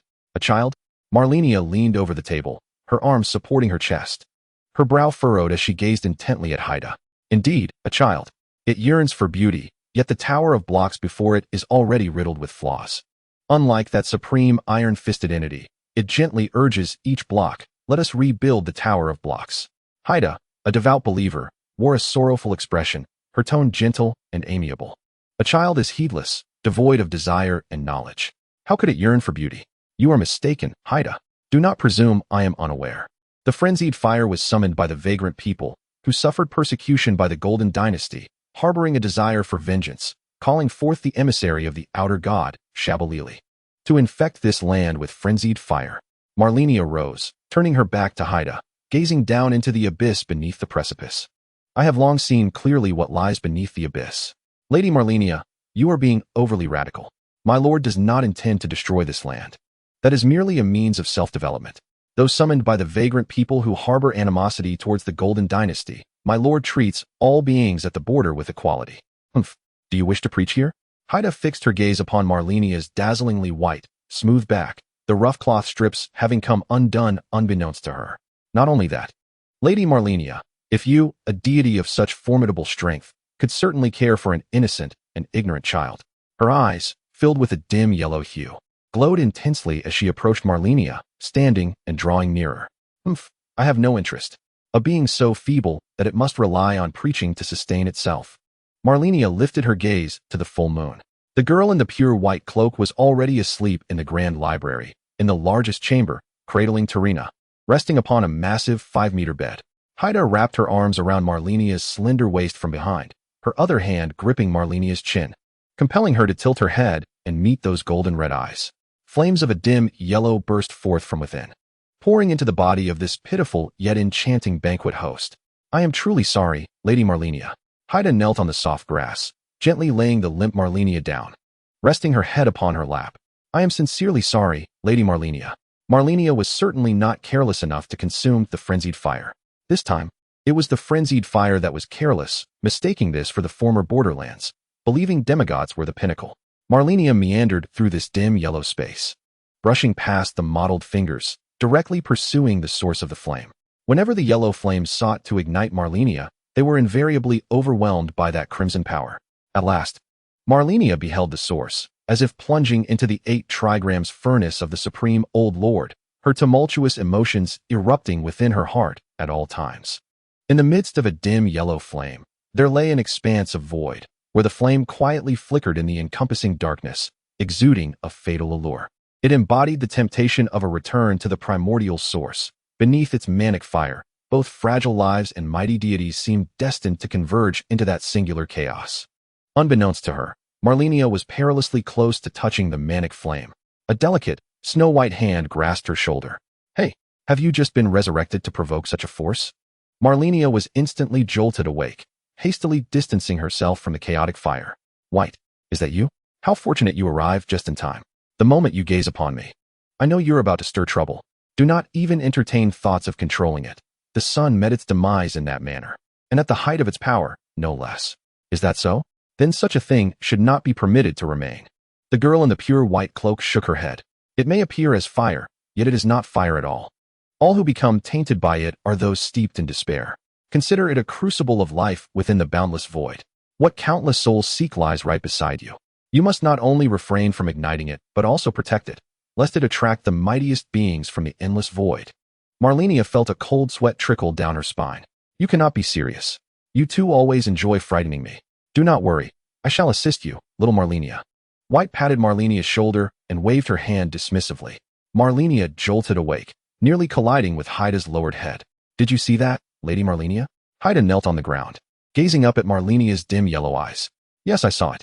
I witnessed the manic flame because I am in pursuit of it. However, I still look forward to the days ahead, hoping to avoid becoming sustenance for the manic flame. Lady Haida, I must reassess your danger level. There are many here who harbor despair, and those who seek the manic flame as well. You should not be here. Malenia grasped Haida's head, the yellow flame igniting and cascading onto Haida's tranquil visage. I am but one among thousands. Can I finally hear the will of my master? To melt all with the chaotic yellow flame, to melt everything and return to the vast oneness. The winds of the mountains blew through, sweeping away the ashes scattered across the ground. Malenia cupped the yellow liquid flowing from her eyes, retrieving a pure white orb of light. Romina, you now have a neighbor. Malenia blinked, the yellow fading away, revealing her golden red eyes, still as pure as water. I wonder what expression Achui would wear upon witnessing Elena resurrected. Heh, I must hurry to find Reina. One can only hope to alter the fate of that unfortunate child. Malenia perused her phone, browsing through the secrets of the manic flame. It was all mere speculation, lacking specific details. Manic flame? Chaotic fire? Chapter 64. The Witch of Night and the Night in the discussion room of the Magic Academy. The once dilapidated tower had been restored, and the discussion room now appeared rejuvenated. The radiant magical lamp dispels the shadows that once enveloped this place. The Valkyrie has transported Miquella back from the Blessing Point. Let us first pay a visit to the royal family of Kalia, hoping that Malenia will not betray us. The Valkyrie, holding Miquella's hand, strides towards the newly renovated pavilion. In the center of the magical hall stands a magnificent round table, adorned with a grand bouquet of vibrant flowers, deliberately positioned to prevent anyone from gazing directly across, which would be considered quite rude. However, at this moment, all individuals seated at the table have risen, locked in a standoff. On one side is the mistress of the Magical Academy, the full moon Queen Renera, and on the other, the ordinary outer disciple of the Wahuang Palace, Zishuan. They engage in a heated debate regarding the allegiance of the guardian knight, Loretta. With an air of elegance and a captivatingly delicate face, the towering Renera, clad in the traditional magical robe of the Kalia royal family, exudes a commanding presence. I vehemently disagree. Loretta is the royal guard of Kalia. How could she possibly be handed over to you simply because of a claim of fate? That is utterly absurd. Opposite her, the enchanting fairy Zishuan, adorned with a blue jade hairpin shaped like a phoenix and dressed in a shimmering fishtail gown, maintains a dignified demeanor. I am Zishuan, the foremost disciple of the Wahuang Palace. Loretta and I share not only a connection, but also a profound cause. She must be brought back to Wahuang Palace to resolve our entanglement before returning here. The onlookers revel in the spectacle, eager for the drama to unfold. Who would dare intervene as these two formidable beauties clash? How about a duel? One suggests. Nonsense. If such exquisite ladies were to fight, who would compensate for the damage? I propose a contest of elegance. Let us dance. The one who dances most beautifully shall emerge victorious. The assembled women cast fierce glares at the instigator of this ill-conceived notion, while Vic and Alexander find themselves in reluctant agreement. A tense silence envelopes the room, forcing the two to retreat to a corner. Were it not for the fact that Renera and Zishuan paid them no mind, the devoted fan of Renera, the witch Belina, might have charged forward to kick them both. As the debate continues, neither side yields. Zishuan, unfamiliar with this place and having no acquaintances aside from Loretta, finds herself at a disadvantage. The Valkyrie leads Miquella downstairs, aware that she too recognizes few in this raucous hall. Zishuan, so you are indeed here. Talina did not deceive me. A familiar voice silences the crowd, marked by its signature red hair and the golden arm wielding a blade that the interstice remembers well. It is the corrupted goddess, Malenia. Vic and his witch Vela, along with Benel's witch Belina, draw their weapons, eyeing the Valkyrie warily. Having faced countless demigods from the interstice, they are all too familiar with her infamous reputation. Her attire unmistakably embodies the image of Malenia, revered within the sacred tree. Yet, the reactions of the majority stand in stark contrast to theirs. Millicent, Sister Millicent, the warrior, Ku Alexander, and Otto, in unison, called out the name Millicent, their voices filled with surprise and intrigue. Rhaenyra turned, casting a glance at the red-haired swordswoman with a prosthetic arm. Malenia, why are you dressed like this? Is that Miquella? Her tone was one of incredulity. The full moon queen stared in astonishment at the frail girl adorned with a red collar around her neck. Your Majesty, you may be mistaken. I am Millicent, merely an ordinary swordswoman who has inherited the title of Valkyrie. Ah, I thought as much. However, you bear a striking resemblance to my esteemed guest. I welcome you to this banquet. This stargazing feast shall not disappoint. Is this truly the divine Miquella? Yet, I recall the divine Miquella being a male. Miquella, after all, was a prince. Though not as illustrious as the golden Prince Gedwin, he still possessed a modicum of pride in the presence of others. He cherished the life of the Shadowlands, and to save the wretched race deprived of the golden blessing, he left his corporeal form behind, leaving behind a glimmer of hope. Now, I reside within the borrowed body of a dear friend, merely existing in this world. Rhaenyra, realizing she had misspoken, elegantly performed a bow. Divine Miquella, your compassion is indeed as the legends portray. The sacred land of the Shadowlands, which you strive to save, fills us with a sense of guilt. The royal house of Kalia, Rhaenyra, offers you our respects. Welcome to the stargazing banquet. The attendees, though unaware of what the Shadowlands entailed, understood from the full moon queen's words that Miquella was a benevolent deity, eager to rescue those ensnared in darkness. They each offered their respects, forging a bond of goodwill. This also elevated Miquella to a higher status, though she was already accustomed to such reverence. Possessing an enchanting allure, despite her newfound divinity, her divine powers remained unrefined. Her enchanting aura faint, yet capable of evoking affection in others. Miquella bowed in return. Divine Miquella, the stargazing banquet requires some time for preparation. During this lengthy night, I hope you enjoy your time at the Magic Academy. Thank you, Queen Rhaenyra. Zishuan, icy and stern, cast a glance at Miquella, and then at the Valkyrie holding Miquella's hand. Perhaps there was a breakthrough to be found here? Miss Millicent, could you possibly? Don't even think about it. Before Zishuan could finish her sentence, Rhaenyra abruptly interrupted, disregarding the decorum. Loretta belongs to the Borderlands. She is not a mere product of your Wahuang palace. Though the Valkyrie did not comprehend Zishuan's desire for Loretta, she understood that Loretta's turmoil in the corner was not without reason. Why not listen to what Loretta has to say? The Valkyrie released Miquella and took hold of the visibly distressed Loretta. Loretta, how are you faring? Ah, Malenia, I. Rhaenyra and Zishuan both turned their gazes toward Loretta, who steeled herself. In truth, I yearn to accompany Zishuan, for our acquaintance stretches back several centuries. I apologize, Lena, for not disclosing this to you. The statuesque knight in a cheapao felt a twinge of guilt, yet she resolutely conveyed her choice to Loretta. How could you say such a thing? Why not mention it sooner? I feared you might be mistreated. Lena grasped Loretta's other hand. Should they ever bully you, do not hesitate to inform me. This place shall eternally be your sanctuary. Loretta cast a glance at the Valkyrie and then at Lena. She had once safeguarded the royal family of Kalia and protected the sacred tree of the twin souls, Miquella. In the span of merely a century, they had earned her heartfelt loyalty. Her eyes glistened with moisture. Please, do not weep. I am merely visiting an old friend. I shall return. Loretta's voice trembled, imbued with emotion yet tinged with a hint of mirth. Withdrawing her hand, Loretta approached Zishuan. It has been far too long, Night Witch Zishuan. Indeed it has. My Knight Loretta. Chapter 65. The convergence of factions such as the nature of humanity. When confronted with the novel and the unknown, curiosity mingles with trepidation. Are you truly departing now? Might you indulge me by remaining until the banquet concludes? A familiar voice echoed, accompanied by the well-known paraphernalia of the goddess of decay. It was Malenia, invoking a sense of nostalgia. She pushed her way through the crowd, clinging to Loretta with a pleading expression, her eyes darting between Loretta and Zishuan. Loretta seized Malenia by the head. Enough of that. You're about to drool. You have quite the audacity. Let us discuss this after the banquet. Shall we, Zishuan? Very well, replied the aloof and graceful Zishuan, her tone airy and unbothered. Yay, Loretta is the best. Stop pretending. Where have you been? The host of the banquet has yet to make an appearance. Lena complained as she pulled Malenia back. I've been busy. Busy? So busy you cannot return home? My apologies. I admit my fault. Malenia instantly capitulated, yet for a fleeting moment, a sense of déjà vu washed over her. Had she encountered this scene before? In a dream, perhaps? Fortunately, she snapped back to reality almost immediately. Malenia rose and ascended the table. Ahem. All eyes upon me. I am the initiator of this gathering. Malenia, and I trust you are all familiar with me. I extend my gratitude to all the gallant heroes for gracing this banquet at the Magic Academy. I sincerely apologize for the delay caused by my own lackadaisical demeanor. Truth be told, I invited anyone I encountered, without regard for their status or relation to me. I simply wish to assemble those who remain lucid in this borderland. As for the purpose of this banquet, before she could continue, Lena swiftly intervened, pulling Malenia down from the table. With a smile, she performed the courtly etiquette of the Kalia royal family with grace and poise.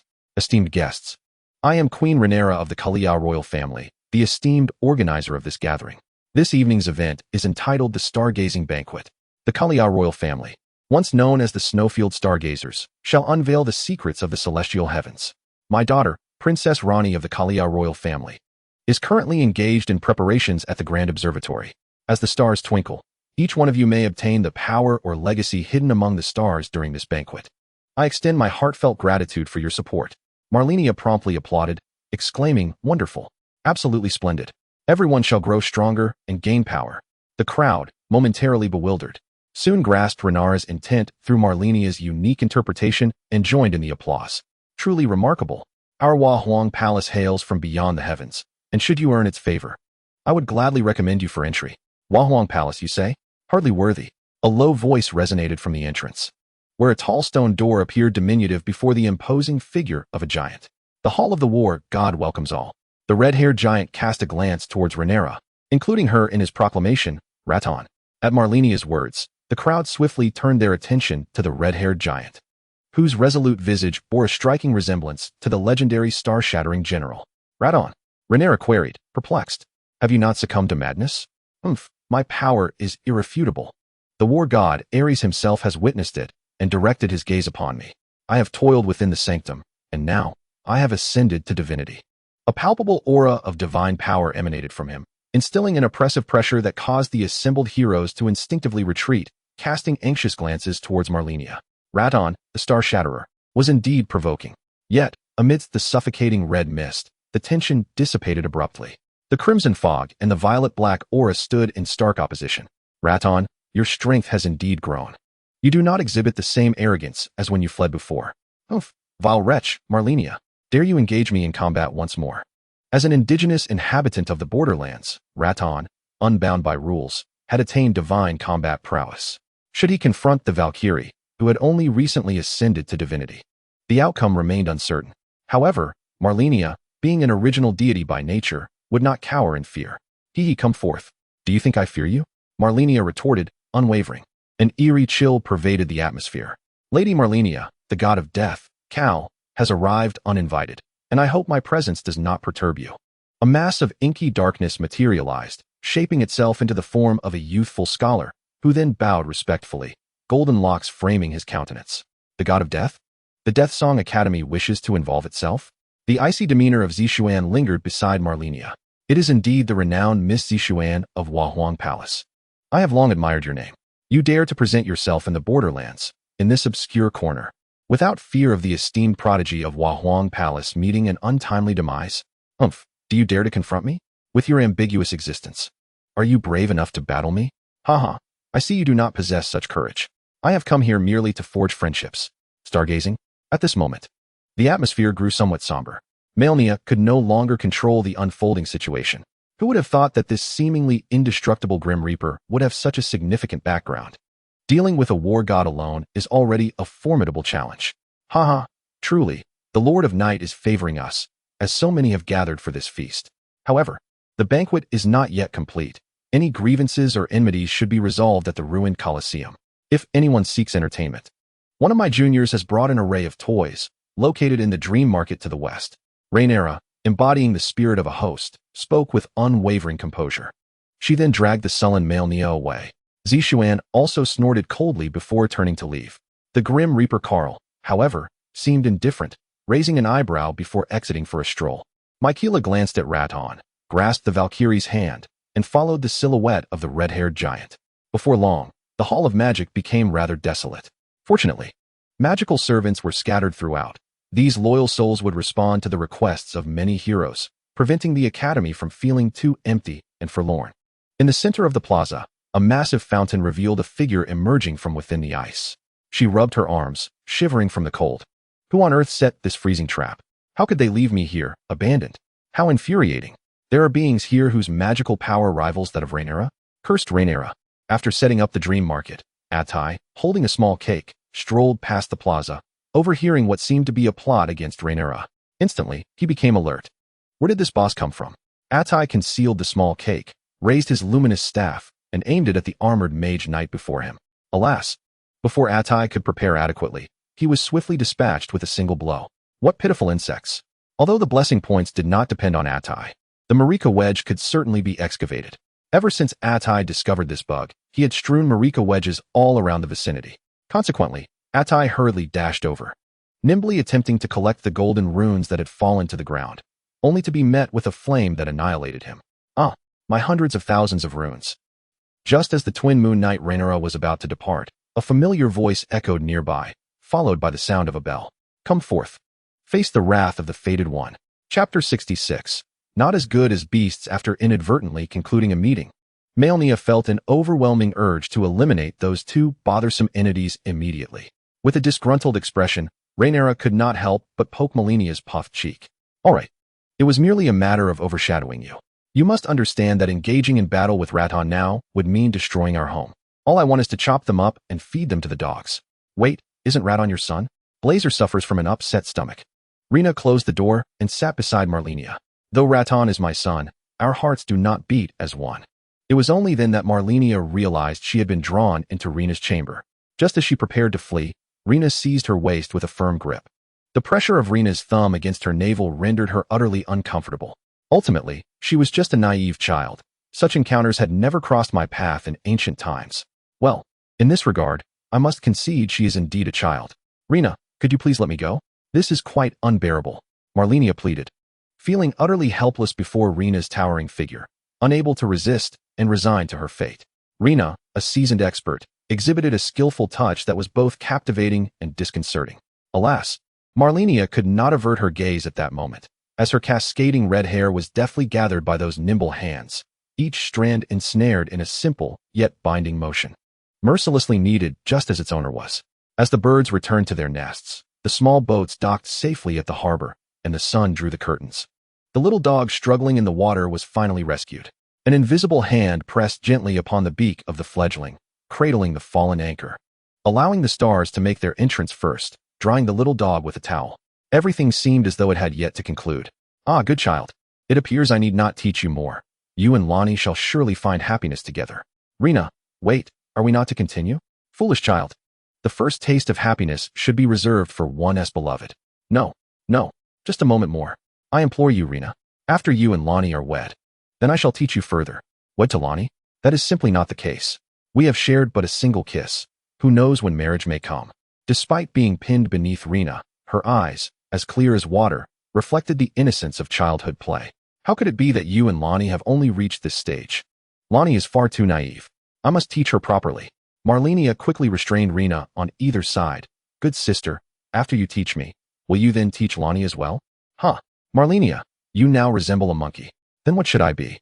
At least offer a peach to a monkey. How can you tease without letting one taste? Tonight, you shall wed Lonnie, and then I will allow you to savor the peach tomorrow. But this is not mine to decide. What do you mean? Do you think Lonnie summoned the officiating priest for no reason? Even her few trusted confidants, including E.G., are here, all in preparation for tonight's surprise. But I am not ready. Are you prepared now? Not yet. They exchanged silent glances, their lips almost touching. Now, not yet. All right, are you ready? Not yet. Well then, I am ready. Malenia sprang up, kneeling on the enormous, plush bed, her gaze fixed intensely upon Rhaenyra. Rhaenyra curled her elongated legs beneath her, propping herself up, pulling the hair from her mouth, smacking her lips before tidying her disheveled bangs. With a spring-like glare directed at Malenia, she tightened the belt around her waist, closed her garments across her chest, and gave herself a slight shake. Once the scene was in order, she leisurely turned her attention to the monkey-like Malenia. Moreover, you must take good care of Lonnie and fulfill your duties as a husband. Do not emulate your father in this regard, as it is of utmost importance. With that, Rhaenyra descended from the bed and made her way to the bathroom, suggesting Malenia prepare herself to attend to Lonnie. Malenia caressed her thigh, contemplating following Rhaenyra, but quickly came to her senses, giving her own cheek a light slap. No. Standing at the bathroom door, she heard Rhaenyra's soft bathing sounds and struggled to maintain composure, muttering, "Are you even human? With such thoughts, you are nothing short of a beast. You truly deserve to perish. Is there a problem?" Came Rhaenyra's voice from the bathroom. Indeed there is. Are there any teardrop embryos? In the box by the bed. They are all prepared. Just take one. Oh, I shall go to the observatory to find Lonnie then. Once Malenia retrieved her items and closed the door behind her, a soft sound emanated from the bathroom. You are a wretched creature. In a secluded grove at the edge of the Magic Academy, a vast clearing lay at its center, surrounded by uprooted dead trees haphazardly strewn about. However, these were not recent placements, as the moss and insect webs adorning the thick trunks attested. This resembled more of a diminutive training ground, with broken weapons buried in the earth. Beyond the stars and moon, many luminous entities adorned the space, with enchanting blue-glowing fireflies flitting about the shadows. Additionally, there was the radiant Miquella, who seemed to be born that way. Only by clasping the Valkyrie's hand could Miquella find a modicum of solace. Radahn. A colossal shadow sat silently upon the dead wood. Radahn, you have failed to uphold our agreement. Why? The immense shadow shifted slightly, the dead wood creaking under the burden. Why? There is no reason. A deep voice replied to the sorrowful little girl. I, the frail one, accepted the pact made with you, who was slightly stronger at that time, and I will surely forge agreements with those even more powerful. The chasm between us now clearly illustrates how correct my past decision was. Look at you, poor, feeble Miquella, even adorned with a pet collar. Miquella had no words, her face a canvas of sorrow, silently weeping. The Valkyrie stepped forward, as she had before, to protect her brother. And how do you fare? Miquella wears a collar yet possesses freedom, while you, devoid of one around your neck, merely bear the weight of your collar within your heart. You have lost the courage of your former self, reduced to crawling at the feet of deities, begging for their grace. Are you attempting to reason with me? Do you comprehend the depths of despair you have inflicted upon me? A colossal, beast-like shadow suddenly rose, as a firefly flitted onto its face, for but a fleeting moment. A fierce expression illuminated its visage before the insect was crushed. At that time, I was consumed by your crimson decay. What remains of my soul, now less than half, has been taken away by Miquella. I cannot even contend with a mere shadowy beast. I can only helplessly witness Miquella sacrifice her corporeal form and emotions time and again in pursuit of an unparalleled, well-less favor. What do you truly know? You understand nothing. The Valkyrie lowered her head. When she was still Millicent, Malenia had returned her soul. Now, as a remnant of her former self, Malenia, with the support of her sister Pollyanna, gradually perseveres, perhaps beginning to understand. However, I am not the goddess of decay. We shall meet upon the battlefield. Blades show no mercy. You are near death, and am I not as well? The once noble knights of decay, who fought alongside me, have been utterly depleted, leaving me with but half a life. All because of that wretch Mong. To this day, I have yet to uncover where that scoundrel is hiding. Mong. It was he who sent the Blood Knights to cleave the Holy Tree, abducting me and instigating the Ionian War. I have no idea where he is now. Miquella weakly remarked. The three deities seem to have found a common objective. Perhaps we should first deal with Mong? Yes, we can temporarily set aside our grievances. Chapter 67. A confession successful, yet still perilous. The astronomical observatory of the Magic Academy stands as the oldest edifice of the institution. A culmination of the most advanced techniques at the expense of the Kalia royal family. Rather than passively accepting fate, it is better to strike proactively. Malenia vowed to be the aggressor, not the victim. She ascended upon a massive lift, arriving in this vast expanse. Darkness enveloped her surroundings. No windows, no lights, nothing. Only at the dome's center, a single glimmer of starlight. Malenia, come, join me in watching the stars. As her cheek brushed against something cold, she abruptly turned, finding a pair of blue hands enveloping her. Guided by Lonnie, they soared upward. The dark moon ring was removed by Lonnie and placed in that solitary point of illumination. A trickle of starlight cascaded through the moon-like gem. Buzz. A brilliance illuminated her vision. Stars ignited beneath her feet. They multiplied, more and more, until a resplendent full moon hovered at the observatory's center. The vast, dark expanse was utterly illuminated. Everything became clear and bright. The starry sky seemed to lie beneath her. Within reach, the stars and moon danced in this expansive realm, a red gown entwined with a simple white garment. Wow, Lonnie, this is truly beautiful. Indeed, this timeless beauty is universally adored. Alas, it is but a fleeting illusion. Malenia appeared oblivious, her hand brushing against a delicate hue of blue starlight. It seemed within reach, yet was, in truth, utterly unattainable. However, this enchanting gift washed away all her worries. Lonnie, I am ready. Marry me. I wish to let you roam freely amidst this endless expanse of stars. Malenia, what are you saying? Why the sudden declaration? Malenia embraced Lonnie.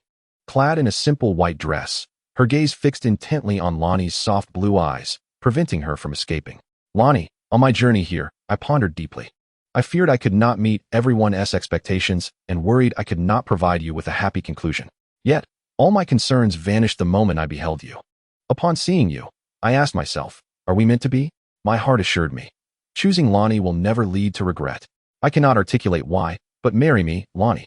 Lonnie's previously composed mind erupted like the grim Mel volcano, a torrent of fervent thoughts surging within her.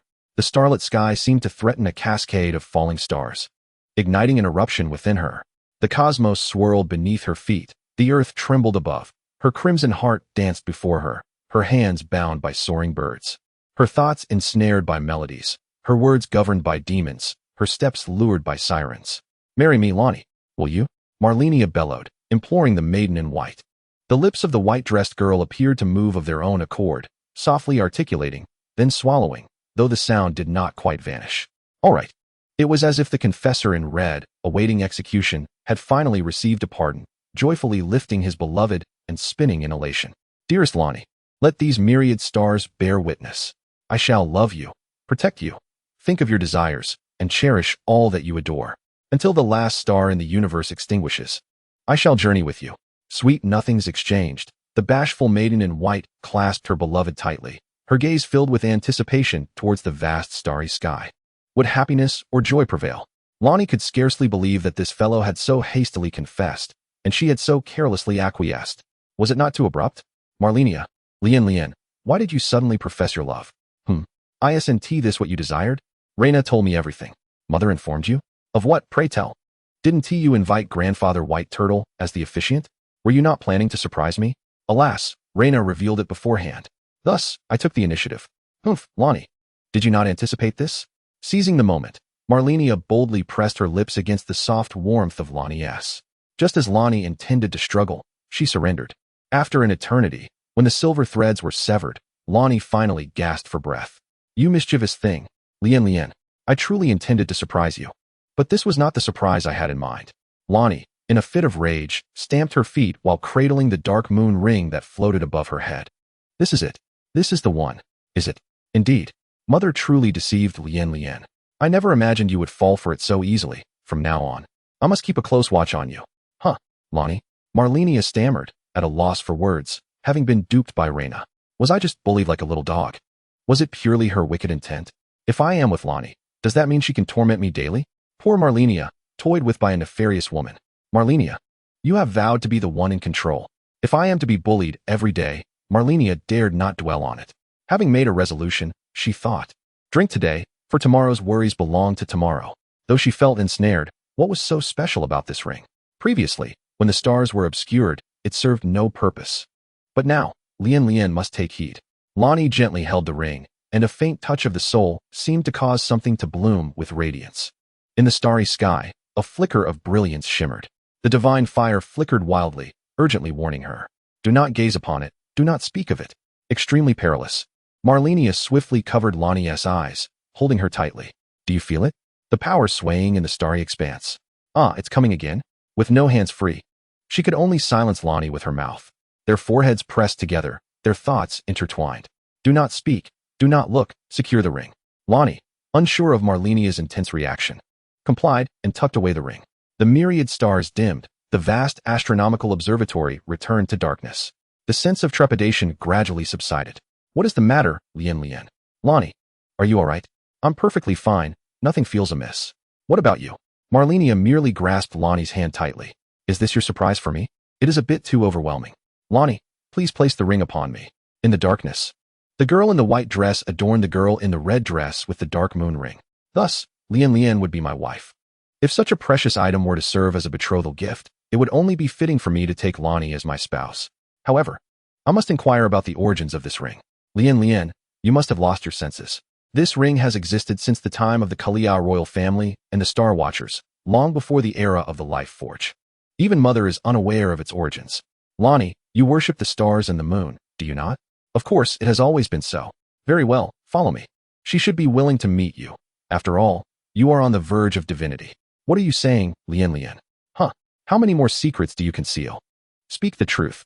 Despite Lonnie's continuous efforts to enliven the atmosphere, she could not alter the solemn mood of Malenia. Chapter 68, The Star Moon Alliance. Clutching this precious yet perilous item, Malenia led Lonnie to the largest chamber of the Grand Library.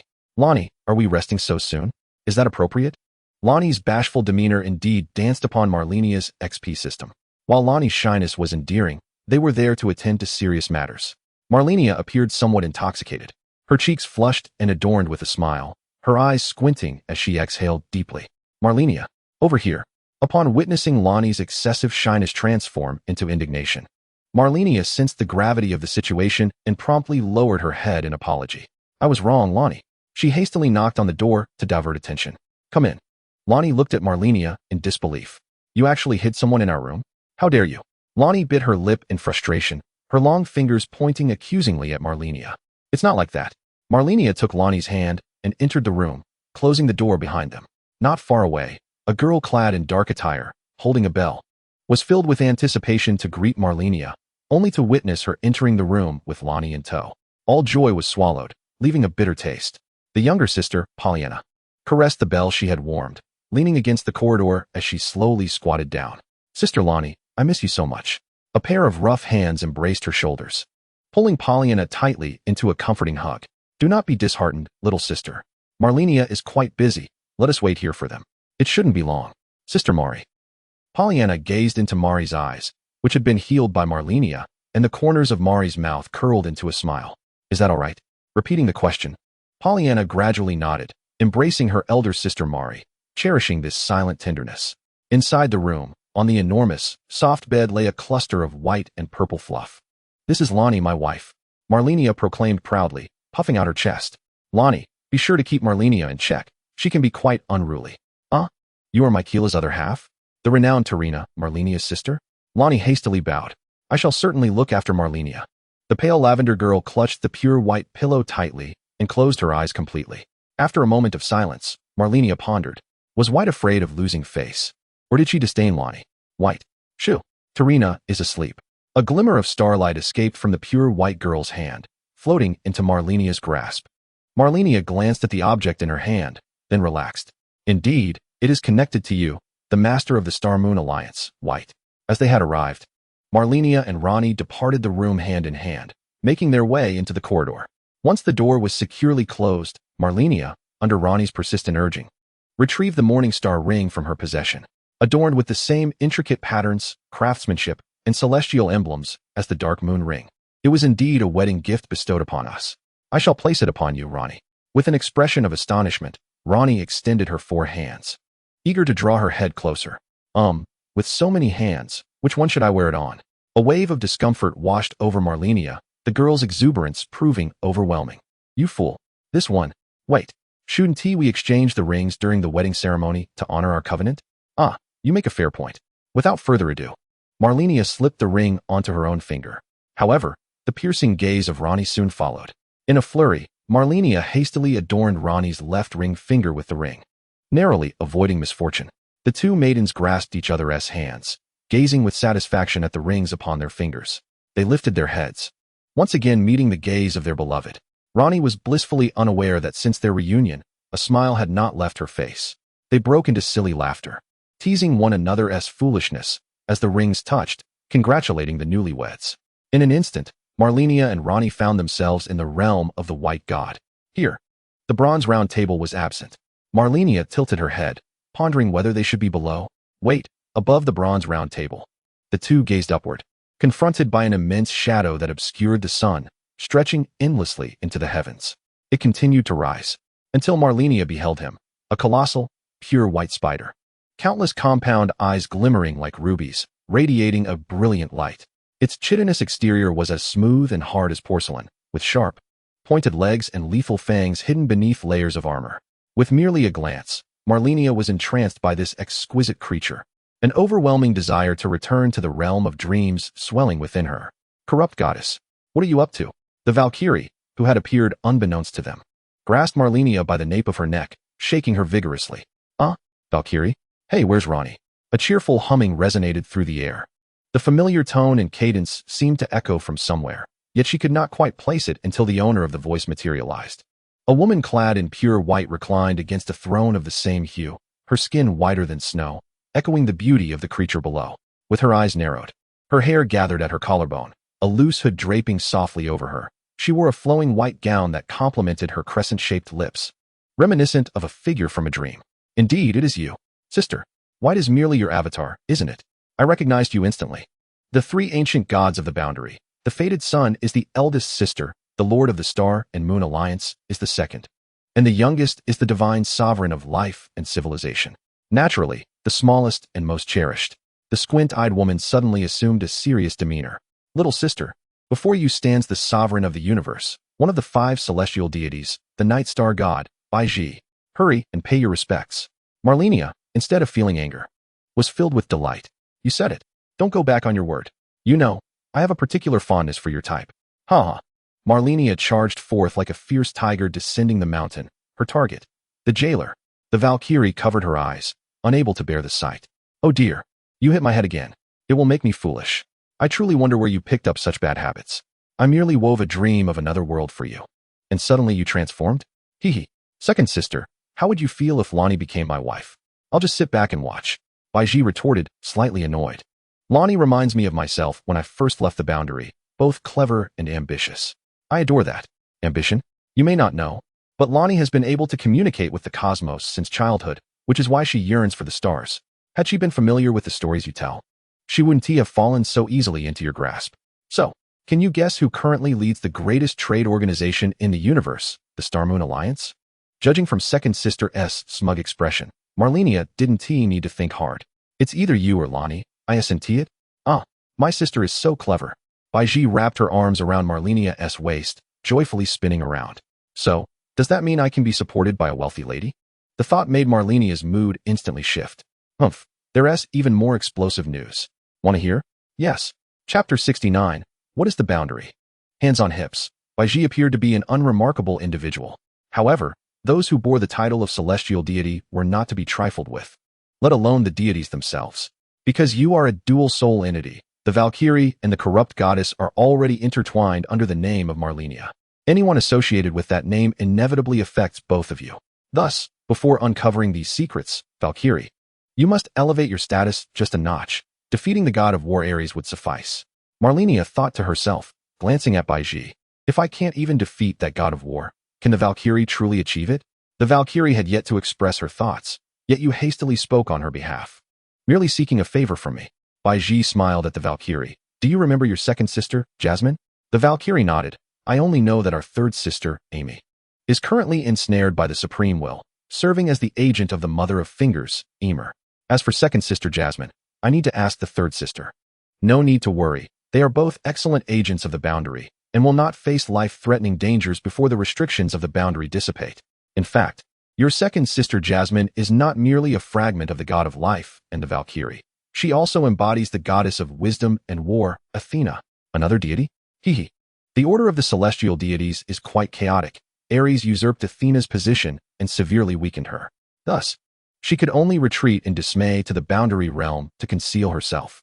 Now, she finds herself on the side of the Order Star deity, stirring up turmoil with the backing of Supreme Will, quite emboldened. If one were to seek her out, the issue concerning the war god would be effortlessly resolved. The Valkyrie, having clarified her direction, expressed her gratitude to Baiji with a bow. Prior to this, the Palace of Wa was conducting the Kunlun mirror trials, and I replaced your name with Zishuan's, subsequently inserting it into the Kunlun mirror. Hee, Zishuan, do not hold back when you arrive there. The disciple token of Zishuan somehow found its way into Baiji's hands, which she tossed to the Valkyrie. In the blink of an eye, the Valkyrie astonishingly transformed into Zishuan's likeness. I have long been an acquaintance of the Lost Star deity. With your prowess, you shall undoubtedly remain undetected, easily reaping substantial rewards. Off you go, Zishuan. The Valkyrie's transformation into Zishuan vanished in an instant, departing to an unknown destination. Even Malenia could not locate her. Only hearing the Valkyrie's voice within her mind, Miquella has been abandoned. Upon returning, ensure her protection at the sacred tree. She is no longer a child. She has ascended to divinity. My collar merely provides a positioning effect. What is there to fear? She is with Radahn. Ah, indeed. Valkyrie. How audacious to place my brother alongside Radahn. A flurry of chaotic thoughts swirled in Malenia's mind. One could only imagine how exhilarating the juxtaposition of Radahn and brother Miquella's physiques must be. Baiji gently ruffled Malenia's hair, reassuring her here. As long as I desire it, you will experience merely an instant upon returning after tens of thousands of years. Sigh, that brings me solace. Though I do find it somewhat regrettable, whatever that may be. The Valkyrie rolled her eyes across the vast expanse of time and space. Having arranged matters for the Valkyrie, I have plans for you as well. First, we must retrieve your lost dominion over life. I can reveal to you its whereabouts. Stop with the suspense, dear sister. Humph. It is in A2A's possession. What? I want it back immediately. Wait. I understand your urgency, but do not rush. What time is it, sister? Why are you still jesting? If the item is not in A2A's hands at the boundary realm, then it must reside with A2A in the real world. Exactly, as expected of you. Clever and astute. How would I know where she is? You've already connected to that world's network. Don't you know where she is? Malenia, nearly beside herself with anxiety, clung to Baiji's shoulders, shaking her incessantly. Dear sister, please, you know I am so weak and do not know how to proceed. Could you lend me your assistance? Well, one must wait a while. The Night Star deity is not omniscient. That world does not exist within this universe. Ultimately, you must rely on yourself. What? Is this universe a facade? How can it not exist within this universe?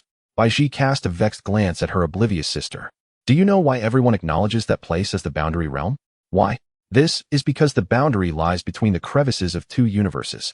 Yet the boundary itself is remarkably fragile compared to the vastness of these two great universes.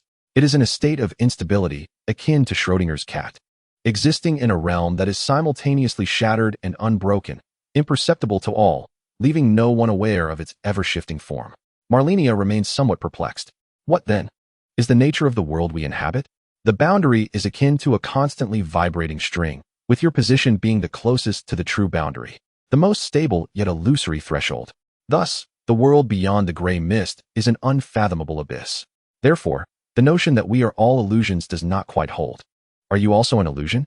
The true essence of me within the genuine boundary has become indistinguishable from existence itself.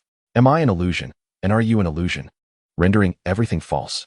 The more Malenia pondered, the more disoriented she became, ensnared in the trap of self-affirmation, unable to prove her own existence. Smack! The back of her head was sharply struck by Baiji. Ouch! Sister, you still remember I am your sister? You were nearly lost to madness. Worrying about things that may not even happen for ages is what is truly illusory. Living well in the present is what matters. But what? I shouldn't have shared so much with you. I thought your status was sufficient, yet it nearly faltered. Do you recall the chaotic source behind the chaotic flame? It is precisely because of that entity that the boundary has not been cleaved in two, still persisting in its bizarre state. In any case, the boundary conceals many treasures, the most precious of which are the three of us. Do you understand? If you can protect yourself, I shall find solace. Huh. Malenia scratched her head. But you are here. And what of it? Can I protect you for a lifetime? The Supreme Will, a celestial deity, self-proclaimed as the highest star god, is my sworn enemy and will always seek to exploit vulnerabilities. Do you know why the eldest sister is gone? That disappointing creature. Baiji rarely opened her eyes, filled with an unspeakable complexity of emotions. She remained human. Is there another reason behind the eldest sister's death? Baiji quickly covered her mouth, attempting to swallow back her words. Enough, enough. Do not ask so many questions. Return now.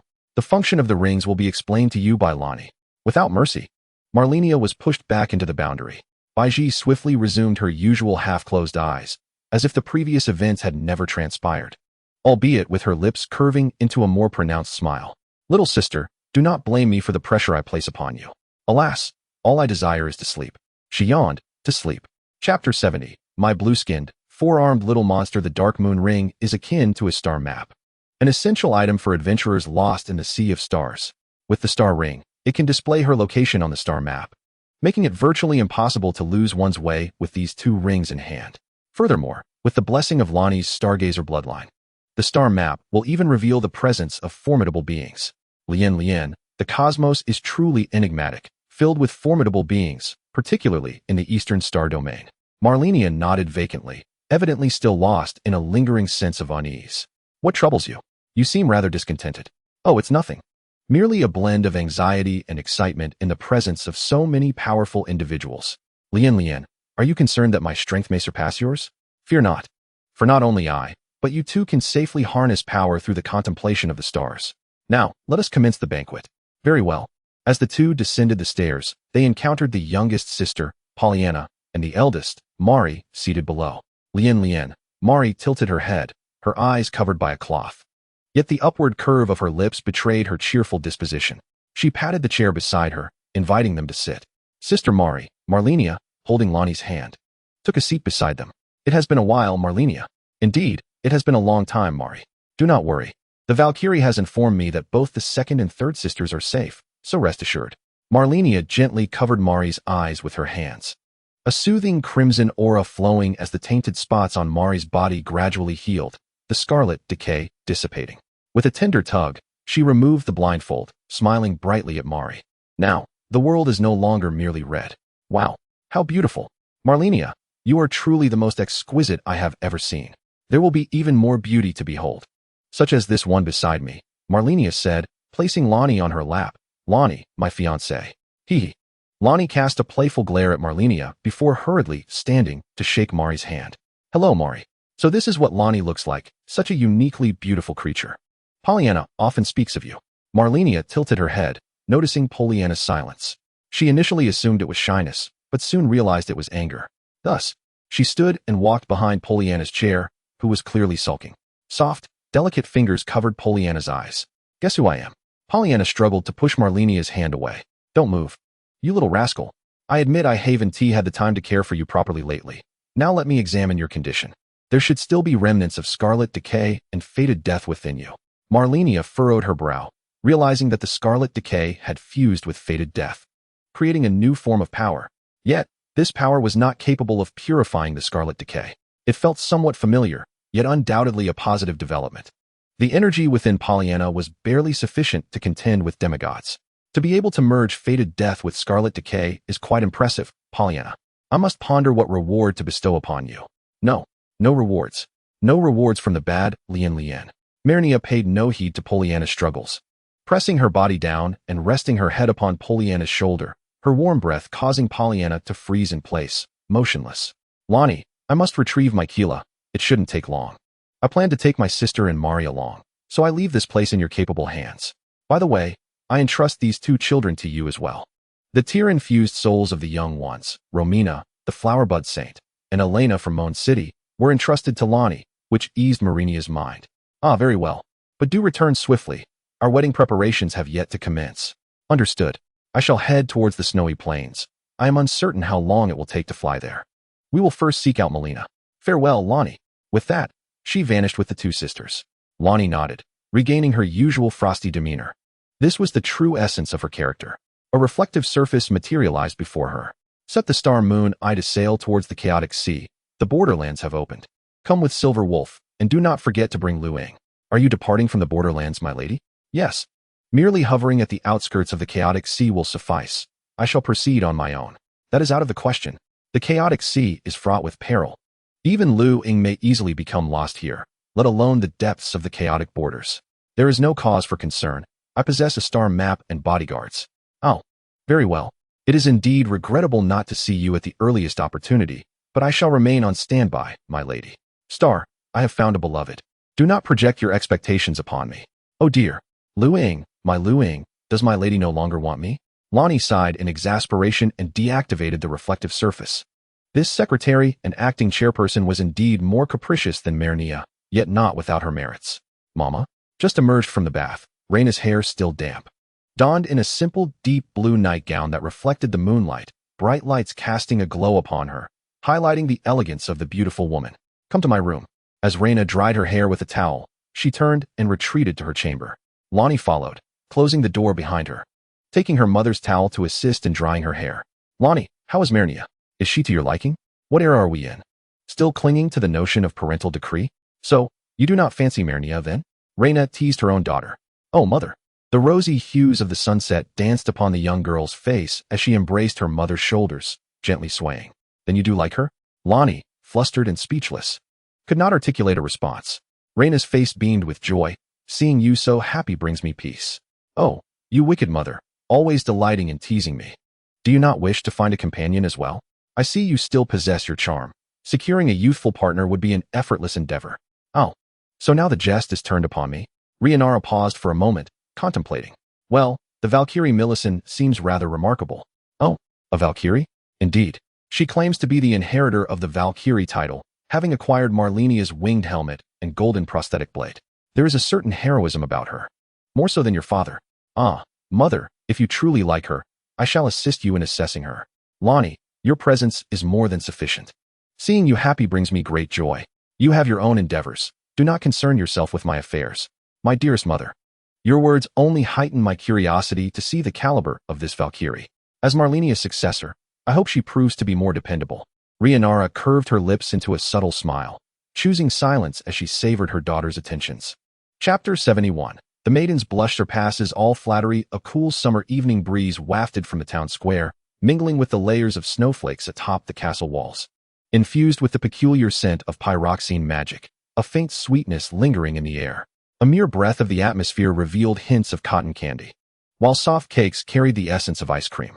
In the Academy Square, a colossal hot air balloon floated gracefully, its vibrant colors illuminating every corner of the magical academy as Serlin waved her wand.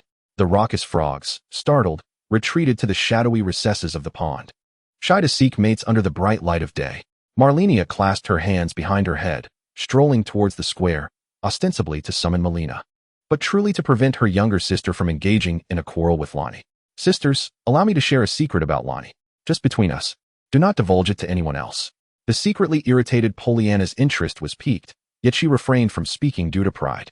Marley, glancing at Pollyanna, exclaimed loudly, Wow, is that true? Do tell us. Hush. Do not breathe a word to anyone. Lonnie is an incredibly wealthy heiress.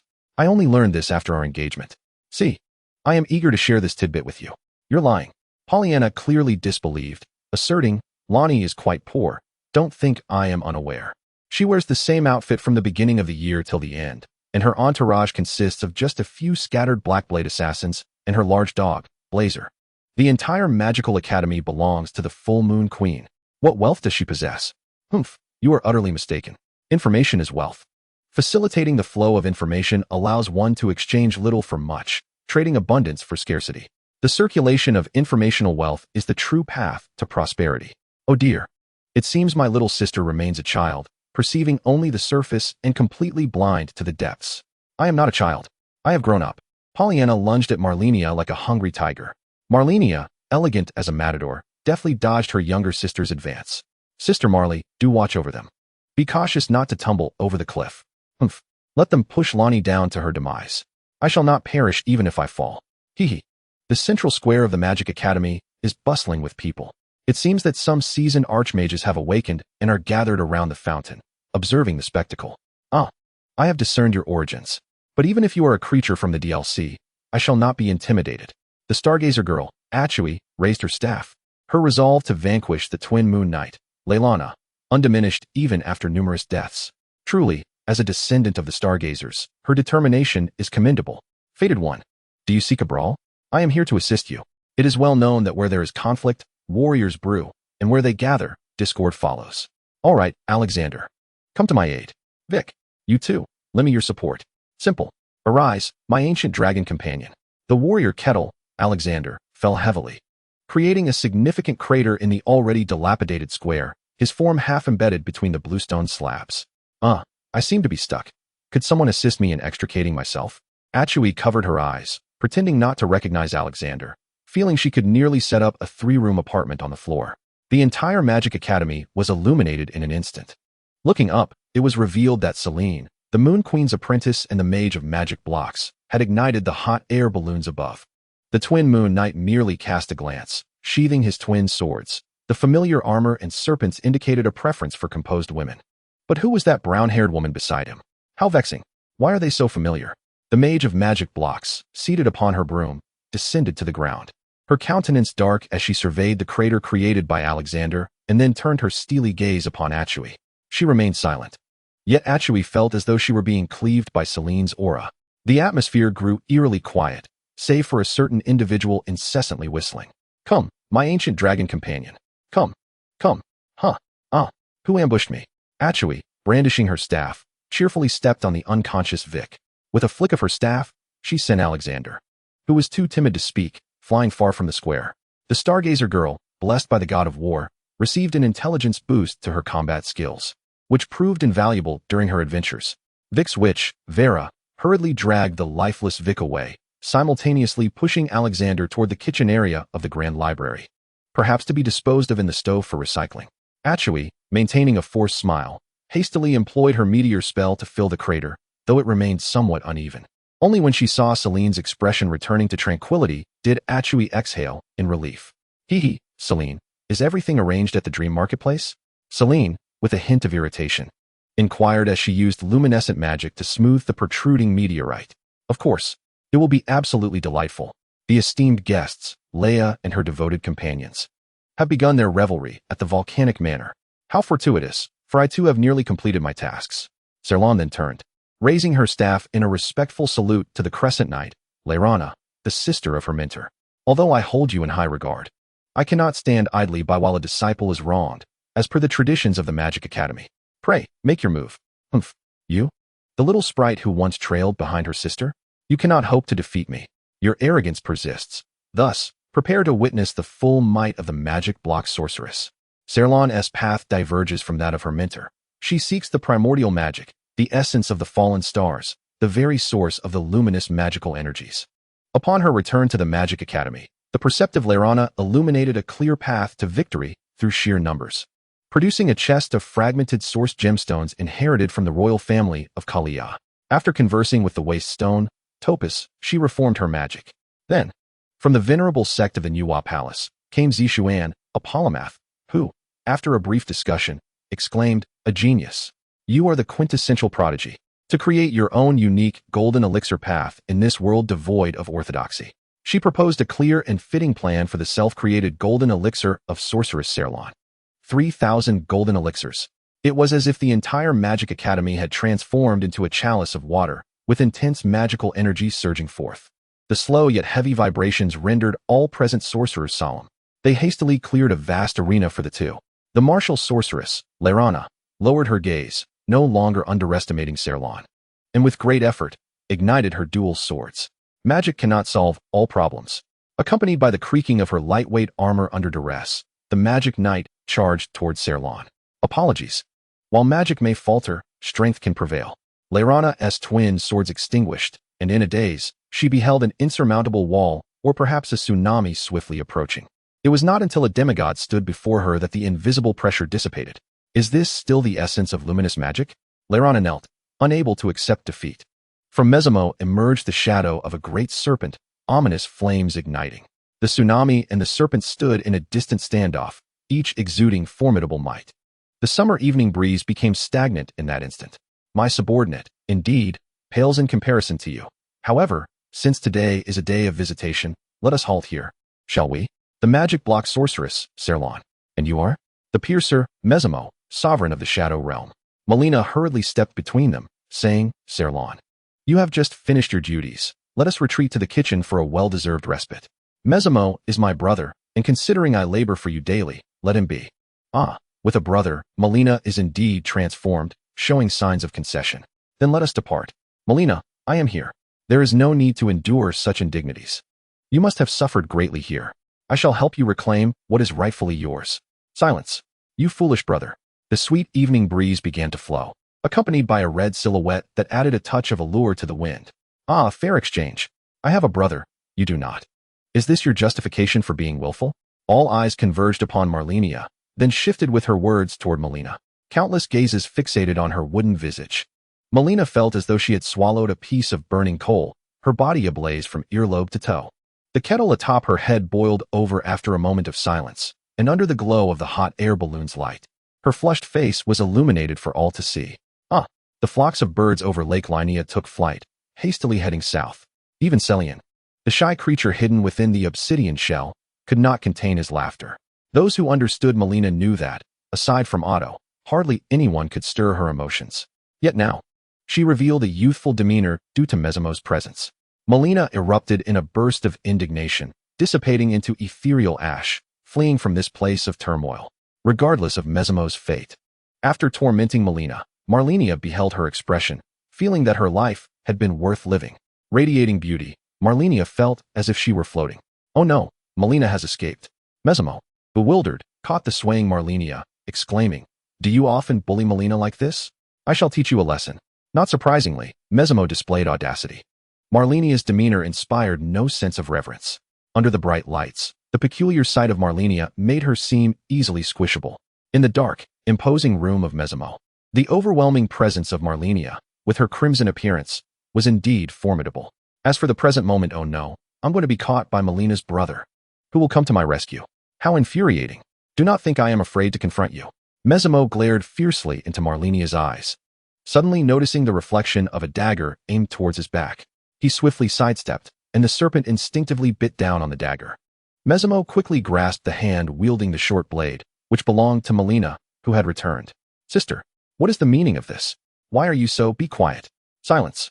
Malenia abruptly released the dagger, seizing Malenia and teleporting away, leaving a bewildered Mesemo and a crowd that had overindulged in the spectacle. At the borderland of the Aten Plateau, in the village of Frenzy Fire, Malenia, in a panic, transported them to this most familiar place. The surroundings were shrouded in a yellowish haze, the air thick with chaos and madness. "Oh, Malenia, are you planning to silence me by bringing me to such a place? Be silent." Malenia intended to relocate, but Malenia refused to budge. Upon this tower, the ground was strewn with the decaying corpses of villagers, each silenced by a dagger's swift thrust. Gazing into the distance, several towers loomed, distinguishable by the massive, yellowish fireballs coalescing at their summits. In the distance lies the royal city of Radahn, where even the massive corpse of an ancient dragon can be discerned. A glance reveals a scene of utter desolation. "Malenia, you must find solace in this place, for you often linger in such desolate realms." The hearth upon the ground appears to have been recently used. Leaning against the rocky wall, Malenia's once rosy complexion has faded, her visage now one of profound disillusionment. "Mock me if you will. After all, I am powerless to effect change. Altering this place seems nearly impossible. Dear Malenia, do you comprehend this? The world is but a half illusion. Journeying into the void, one can witness an infinite expanse of worlds, all akin to this liminal space, where the decayed and the immortal wander like mere shadows. I have glimpsed this truth, yet I remain unable to alter it. I cannot even change the village before my eyes. I emerged from the shadows, bereft of memory, and was taken in by an elderly couple in the village. Yet, a single fervent flame transformed everything. Every soul was consumed by a sickly chaos, while I alone observed their slow march toward demise. Countless times have I extinguished that flame, yet it inevitably reignites. This world has long since lost its future. If Otto could ascend to become the Elden Lord, perhaps there would still be a glimmer of hope." Malenia gazed at Malenia with a tinge of sorrow. "Would you even sacrifice your life?" In the eyes of the flame-wrought maiden, fire flickered defiantly. "Would you truly sacrifice your life? But for what purpose? Malenia, all of this is naught but a futile endeavor. Even if you were to change this world, could you transform the countless other equally tragic realms? Or do you assure me that there are myriad witches, akin to yourself, who would willingly surrender friendship, love, familial bonds, and all of their futures for a mere thread of hope? I do not know." Malenia's eyes flared with anger as she turned to Malenia, this woman who, though not kin, felt closer than family, dismissing the clarity she had fought so hard to attain through countless moments of confusion. "I cannot say if others would share my resolve. I only know that I am willing to give everything, whether it be my past self or my future self. And I shall not regret the choices made in this moment. As long as I can change everything before me, that is enough." Malenia closed her eyes and gazed skyward, attempting to hold back her tears, for undoubtedly, Malenia had struck a chord deep within her. Her ideals seemed insignificant. Malenia fell silent, embracing this girl who cloaked her social anxieties with aloofness, yet possessed an endearing gluttony. "I am sorry, Malenia. I have merely witnessed the rise and fall of civilization too many times to dismiss your aspirations." "Why do you say such things, Malenia? In terms of age, I am far older than you." Malenia found herself at a loss for words, taken aback by Malenia's retort. "What I mean is it not possible to consider the endeavors of others, even if one feels incapable? For instance, I too can change the world. Look, has not the Magic Academy been transformed? It now bustles with life, a stark contrast to its former self. The lunatic Moon Queen has discovered her pursuits and joys, while the solitary Rani has found her companions, and even Loretta has rekindled her friendship. Unbeknownst to many, numerous things have already transformed. Yet, it is you who has accomplished this. I have done nothing at all. Since there exist countless crossroads, there must likewise be countless millennias, correct? Nevertheless, I remain uncertain whether they would dare to engage in such rebellious acts as I have. Indeed, there are also myriad Malinas. I cannot ascertain whether those Malenias are as audacious, but Malenia will undoubtedly continue to offer everything for the Elden Lord, time and again. The flame girl, Malenia, reflects the flickering flames in her eyes, which, at this moment, shine brighter than the distant, dim embers. Hey, are you even listening to me? I am Malenia. It is not your place for you, Malenia, to offer everything. If it must be given, let it be to me. Malenia shot a glare at Malenia, exclaiming, I believe the other Malenias from different realms must be far more respectable than you. Just look at your attire and your tendency to embrace at every turn. I could easily slip my hand beneath your garments. Wow, I never expected you to be this kind of Malenia. You're not one to be coy like Selene. Are you? Malenia hastily released Malenia, though the softness of Malena's hand and the fragrance of ancient pine were indeed delightful. Yet she found it uncomfortable to have a cold hand wandering about her person. Is a warm hand acceptable then? Malenia pondered. Well, now that you mention it, Pollyanna often touches my back when she hugs me. Your back is hollow. How is one to embrace you without touching it? Hee, perhaps I shall don a different outfit? With a snap of her fingers, Malenia's garments transformed into a striking red off-shoulder dress, blooming like a rose. Wow, this one is quite lovely. By the way, what do you mean by Selene being coy? Malenia recalled the time when Reyna requested her to craft garments, specifically undergarments, as they seemed to vanish mysteriously. However, as the creator of the clothing, Malenia knew full well that Selene had been the one to pilfer them. Malenia paused in contemplation. The villagers wandering beneath the high tower gazed up at its pinnacle with curiosity, only to return to their aimless, drifting moments later. Very well. I shall confide in you about one person, but you must promise not to tell anyone else. Is that true? Selene, unexpectedly. Moreover, I will share something else that no one else knows. Wow, is that genuine? I'll quietly let you in on it. It's 8. Is there more? You don't seem the type. Chapter 73. The turn of events. Oh no. Oh no. I completely forgot about my brother. I hope he hasn't fallen victim to the wrath of Radahn. In an instant, Malenia transformed into a haze of crimson mist, dissipating into the ether. Malenia, her mind overwhelmed with a myriad of explosive thoughts, remained momentarily dazed and perplexed. Let us fast forward a bit, casting our gaze upon the vast expanse of the snowy plains. To the north of the sanctified snowfield lies the town of Altina, where the ceremony unfolds. The solemn Valkyrie was inspecting the area alongside Miquella and Radahn. The Platinum Sons rode their snow wolves, poised to heed her commands.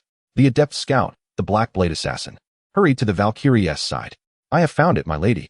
The group followed the assassin to a shadowy alcove beneath an arch bridge. There lay the lifeless body of a Black Blade Assassin, long since frozen in the howling winds and snow. A flicker of sorrow crossed the Valkyrie's eyes as she recalled this loyal guardian who had followed her from the royal capital, steadfastly protecting the gate of the sacred tree. Yet, she revealed no signs of compassion on her face, merely gesturing for the assassin to proceed. The Black Blade stepped forward to examine the corpse. It was a scythe that had claimed her life. A single strike had severed her existence. The enemy wielding the scythe possessed an insight surpassing that of an assassin, coupled with the strength of a knight. Beneath the cold winds, the wound remained unhealed. The Valkyrie stepped over the fallen assassin's body, gazing towards the south. Let her rest, she commanded. Every action leaves a trace. I shall settle this score personally. With that, she began to traverse the air towards the southwest, a trail of intent guiding her. Miquella and Radahn swiftly followed. Sister, I know this individual.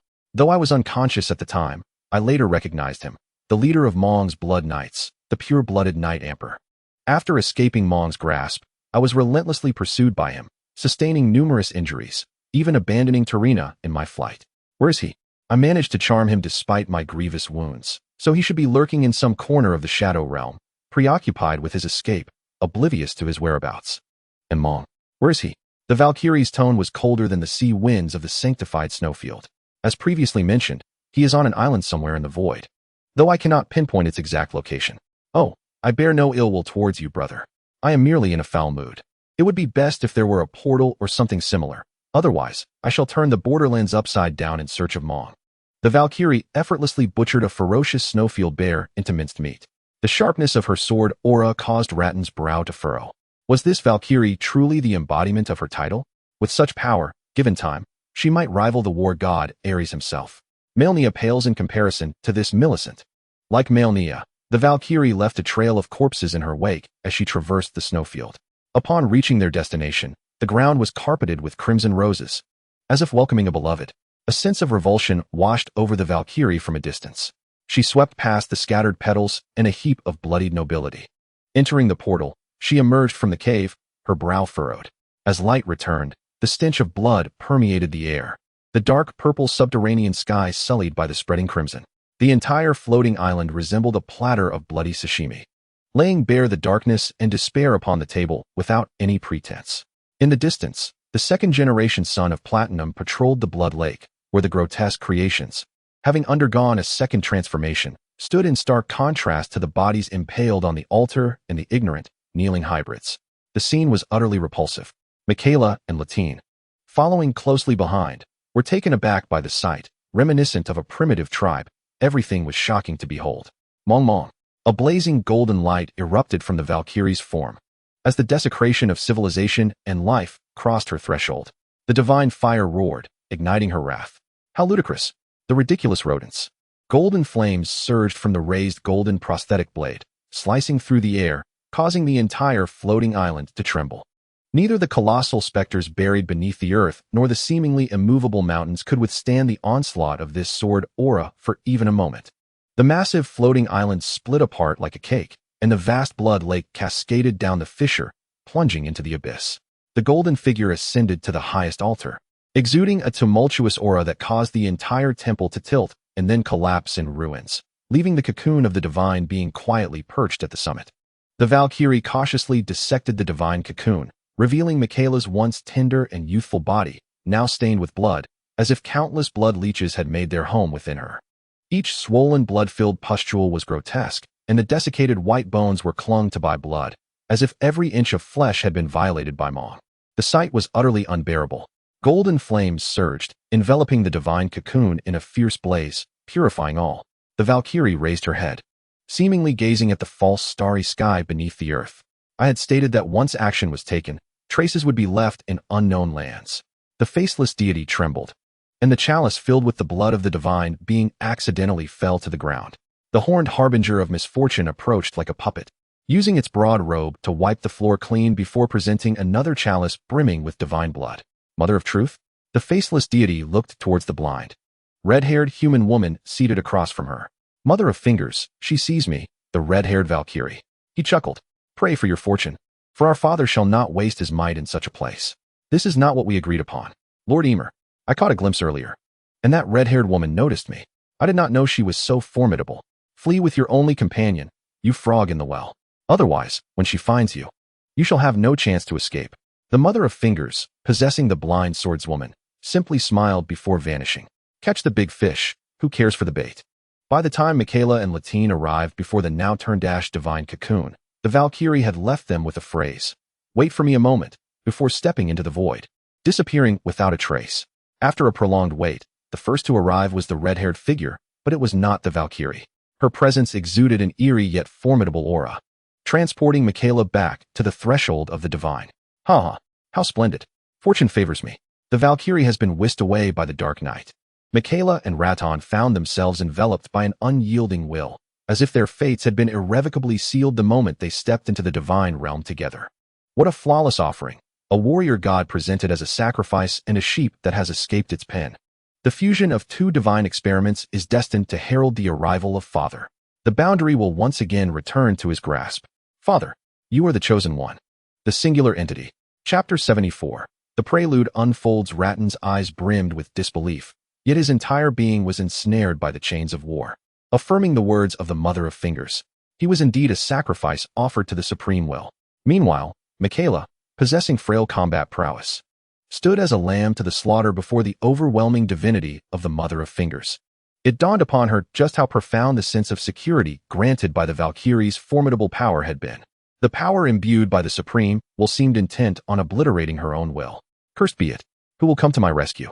I cannot bear to return to those sunless days. The alluring progeny, the Knight of Golden Needles, Rita, arrived in the shadowy realm, yet she possessed no means of salvation. The collar around her neck grew warm. A certain unreliable woman finally made her tardy entrance. Who is this? What a show they're putting on. A crimson cloud erupted from Miquella's collar, slowly coalescing into the form of Malenia. Under that unassailable will, Malenia stubbornly transformed into her true self. The Supreme will cast its gaze downward. Malenia gazed dreamily at the heavens, murky gold swirling within her eyes. This is perilous. I have collided head-on with the Supreme Will. This time I'm doomed. Just as Malenia's consciousness teetered on the brink of oblivion, a refreshing night breeze swept past, causing her to abruptly open her eyes. She found herself in an unknown location, confronted only by a blinding expanse of white. I have you now, Supreme Star Deity. The girl's tone shifted instantaneously from playful to chilling. The Dark Knight, Star Deity, Baiji, covered her eyes from behind, warning her not to gaze upon it, lest she suffer dire consequences. Then came an endless, uncontrollable descent. Come forth, Supreme Will. This time, you shall not escape. Just a fraction more, and it will be complete. I do not wish to contend with you. The Time-Space Star Deity and the Creation Star Deity are watching the boundary. This time, your words hold no sway. I have concealed myself for so long, and at last, I have grasped your tail. Even if the boundary falls into another's hands, it matters not.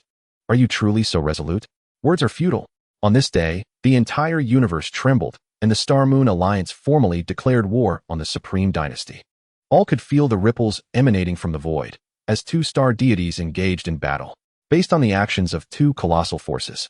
This is certainly not a mere game of cat and mouse played by the temporal star deity Kirin and the order star deity Zeus. Akin to a daily police chase after petty thieves. In the Interstellar Tavern, discussions regarding the most formidable supreme star deity, the Supreme Will, and the tumultuous love and hatred surrounding the mightiest new star, the Dark Knight Star Deity Baiji, are escalating rapidly. Returning to the borderland, Malenia is instantly jolted awake.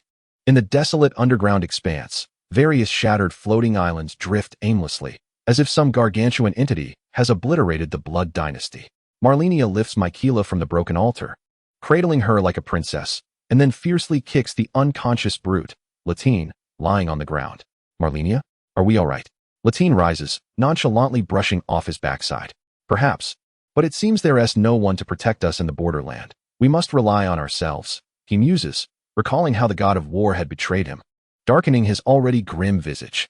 With the external deity's restrictions still in place in the borderland, Latine decides it's time to grow stronger.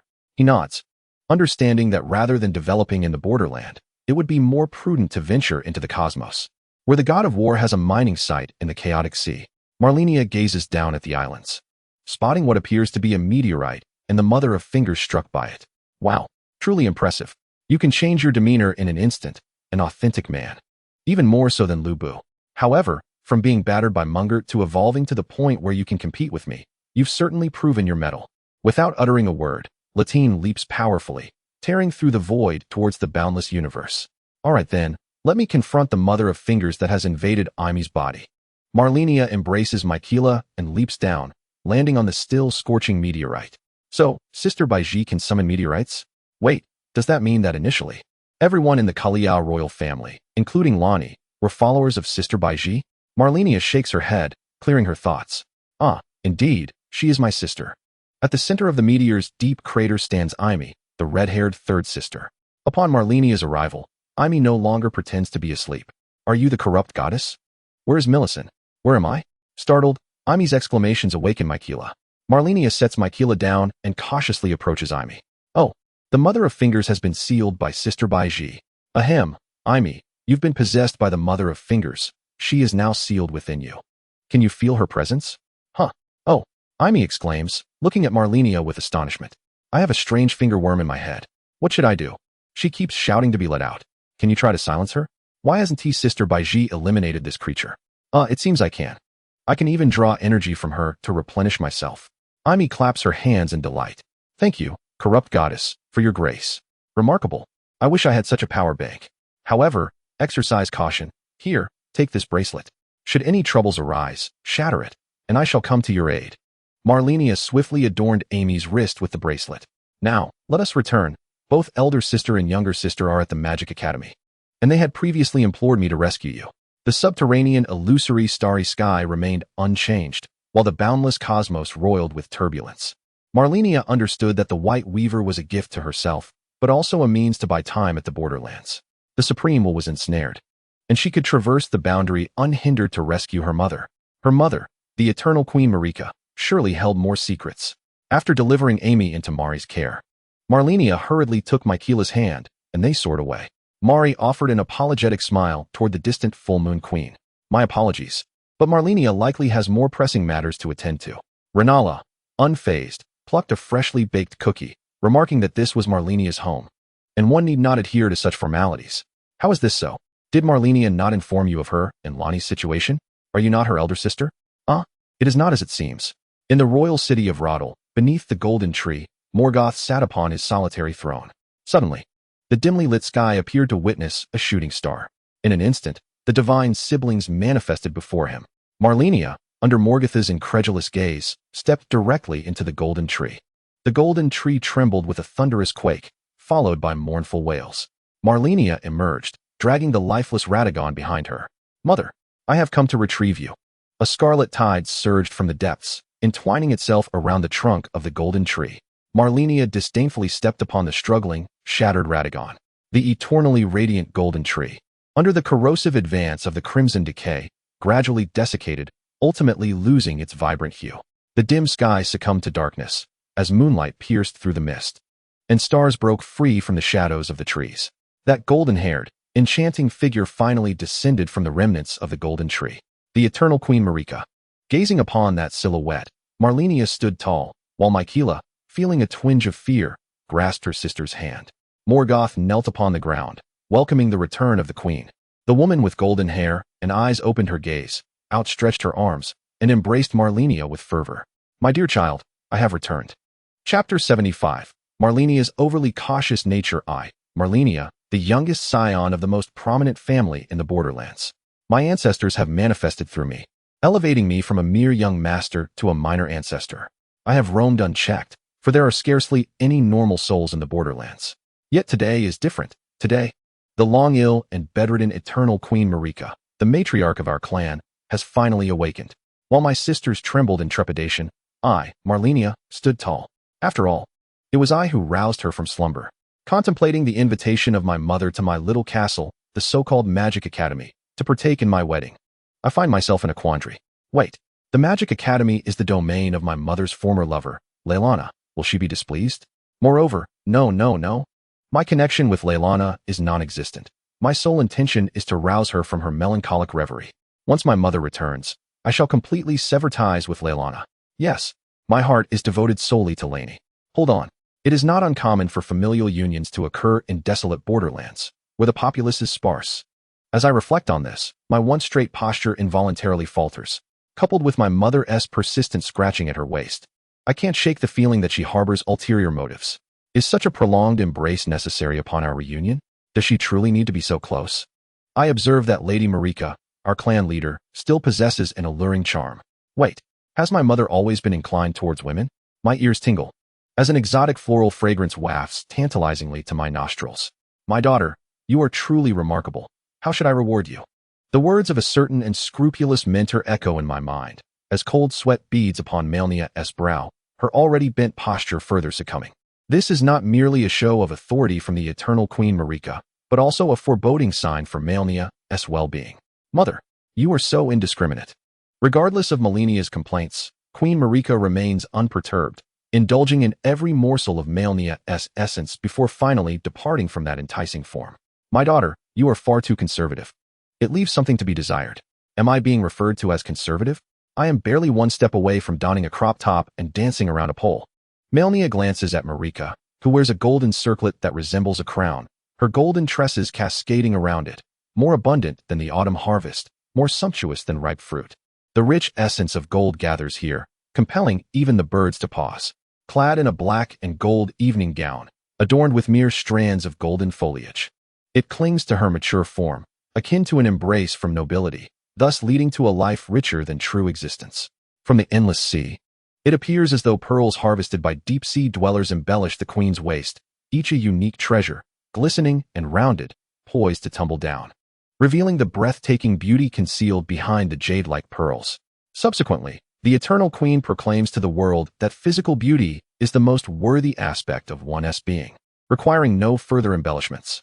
Her golden locks, cascading like a golden wedding gown, reflect her breathtaking beauty, even more stunning than that of a newlywed. Queen Marika extends her velvety tongue, gently entwining around her fingertips, beneath the curtain of golden hair, her golden eyes cast down upon the body of Radahn, trampled beneath Malenia's feet, as if delivering the final judgment. This body has long been assimilated by the beast of Elden, and alongside Radahn, has become a creature subordinate to the supreme will.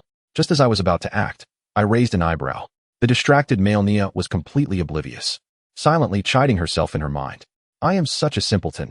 What is this one-shoulder dress, these black stockings, this notion of showcasing feminine allure? I am utterly pedestrian.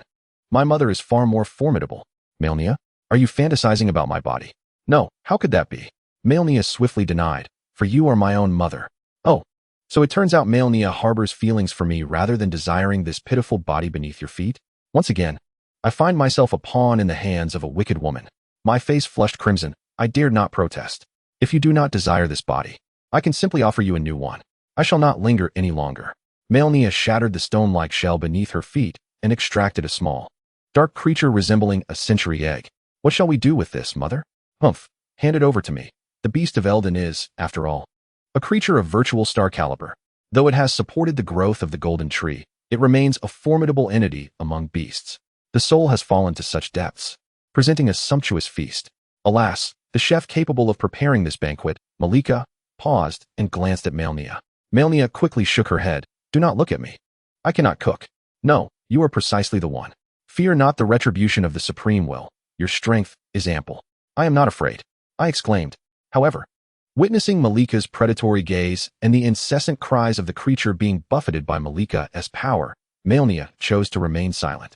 Mother, look, there are hardly any left of Radahn, and there isn't even a clean kitchen. How about we head to the Magic Academy? I have invited quite a few people to the banquet there, so it should be lively. Very well, then, Malenia, please lead the way. Given that Malika is also a soul entity, Malenia promptly transported Malika, Miquella, and the family to the kitchen of the Magic Academy. Wasn't Leilani there just now? Let us hope nothing goes awry. Leaving the ominous King Morgott in disarray, standing alone to enjoy the evening breeze. No, I must go to the Magic Academy as well. The Golden Tree? How could it be more important than the Queen? It turns out that what I have been guarding all along is the Queen. The Queen has awakened. But alas, Morgott is absent. Sigh, Morgott. What is your relationship with Morgott? The faceless deity appeared, followed by the puppet-like Blood King Morgott. Feeling the overwhelming force that left no room for resistance, my previously straightened knees buckled once more, reminiscent of the cursed horns severed from my head repeatedly. I am Morgott's twin brother, unknown deity. Please spare me. That was not my intention. Do you know the Valkyrie? She seems to have been here just now. Could you possibly introduce me? Monkert appeared to see the fly rubbing its hands, and the deity before him seemed somewhat reserved. Although he was uncertain of her purpose in seeking Malenia, he had no strength to resist. It was Malenia who would need to handle the situation. While she was considered his junior, their relationship was far from cordial. However, she was currently hosting a soiree at the Magic Academy. And perhaps he could escort you to meet her? Excellent. Thank you. Please, lead the way. A platform of blood lifted the three of them and soared southward. Chapter 76. The Full Moon Queen's Diminished Dignity. A Night at the Magic Academy. The entertainment was prepared, and the feast was set.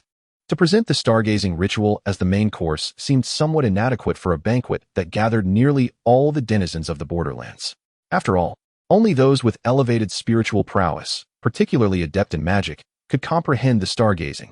Warriors like Alexander and Methmo found it utterly tasteless. Thus, efforts were made to ensure they were well fed. Queen Rhaenyra of the Full Moon regarded this matter with considerable gravity.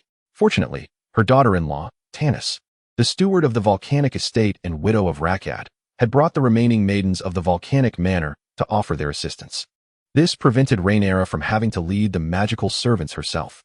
Naturally, the culinary skills of the shrimp chef, renowned as a unique delicacy, were highly esteemed by the serpent maidens Leia and Malenia, who remained diligently occupied in the kitchen. Within the kitchen, a side chamber housed a round table where freshly baked bread and stewed meat were occasionally claimed in advance by patrons such as the warrior Alexander and the fated one, Vic, along with his witch, Vera. It was perplexing how his ancient dragon companion could not be summoned. This rendered him less impressive. Surely, Vera would think less of him. A dragon knight without a dragon. The witch, stationed nearby, remained silent, merely picking up a biscuit from the table and feigning to nibble on a cookie.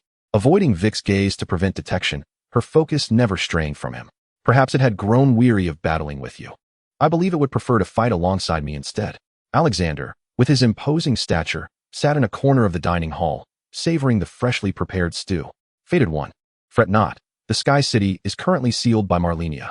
Your ancient dragon companion is merely unable to appear for the time being. Lady Rhaenyra, greetings. The witch Vera greeted Rhaenyra with a polite bow, then nudged Vic. Vic promptly rose, bowing deeply. Thank you for enlightening me, Your Majesty, the Full Moon Queen. Even Alexander, the warrior, stood, briefly lowered his head, and then resumed his hearty feast. After all, the food and provisions were all from the Kalia royal family. Alas, Bernal cannot indulge in such delectable stew any longer, the warrior grumbled. Big Jug, do you know Bernal? Where is he now? One of Rhaenyra's maids stepped forward, revealing herself as Bernal's witch, Belina. We have had our share of skirmishes. I just wish to know where he is now. He is likely in the Sky City. When Bernal disbanded at the volcanic estate, he informed me he had discovered the path to the Sky City. The serpent maid, Leia, as the summoner of heroes, possesses a keen awareness of the whereabouts of each hero. She bent her body, her freckled face adorned with the bashful hues of sunset, and when conversing with men, she often exuded a sense of nervousness and embarrassment. Benar resides in the Sky City? That is the domain of the ancient dragons. Alas, no, there is still hope.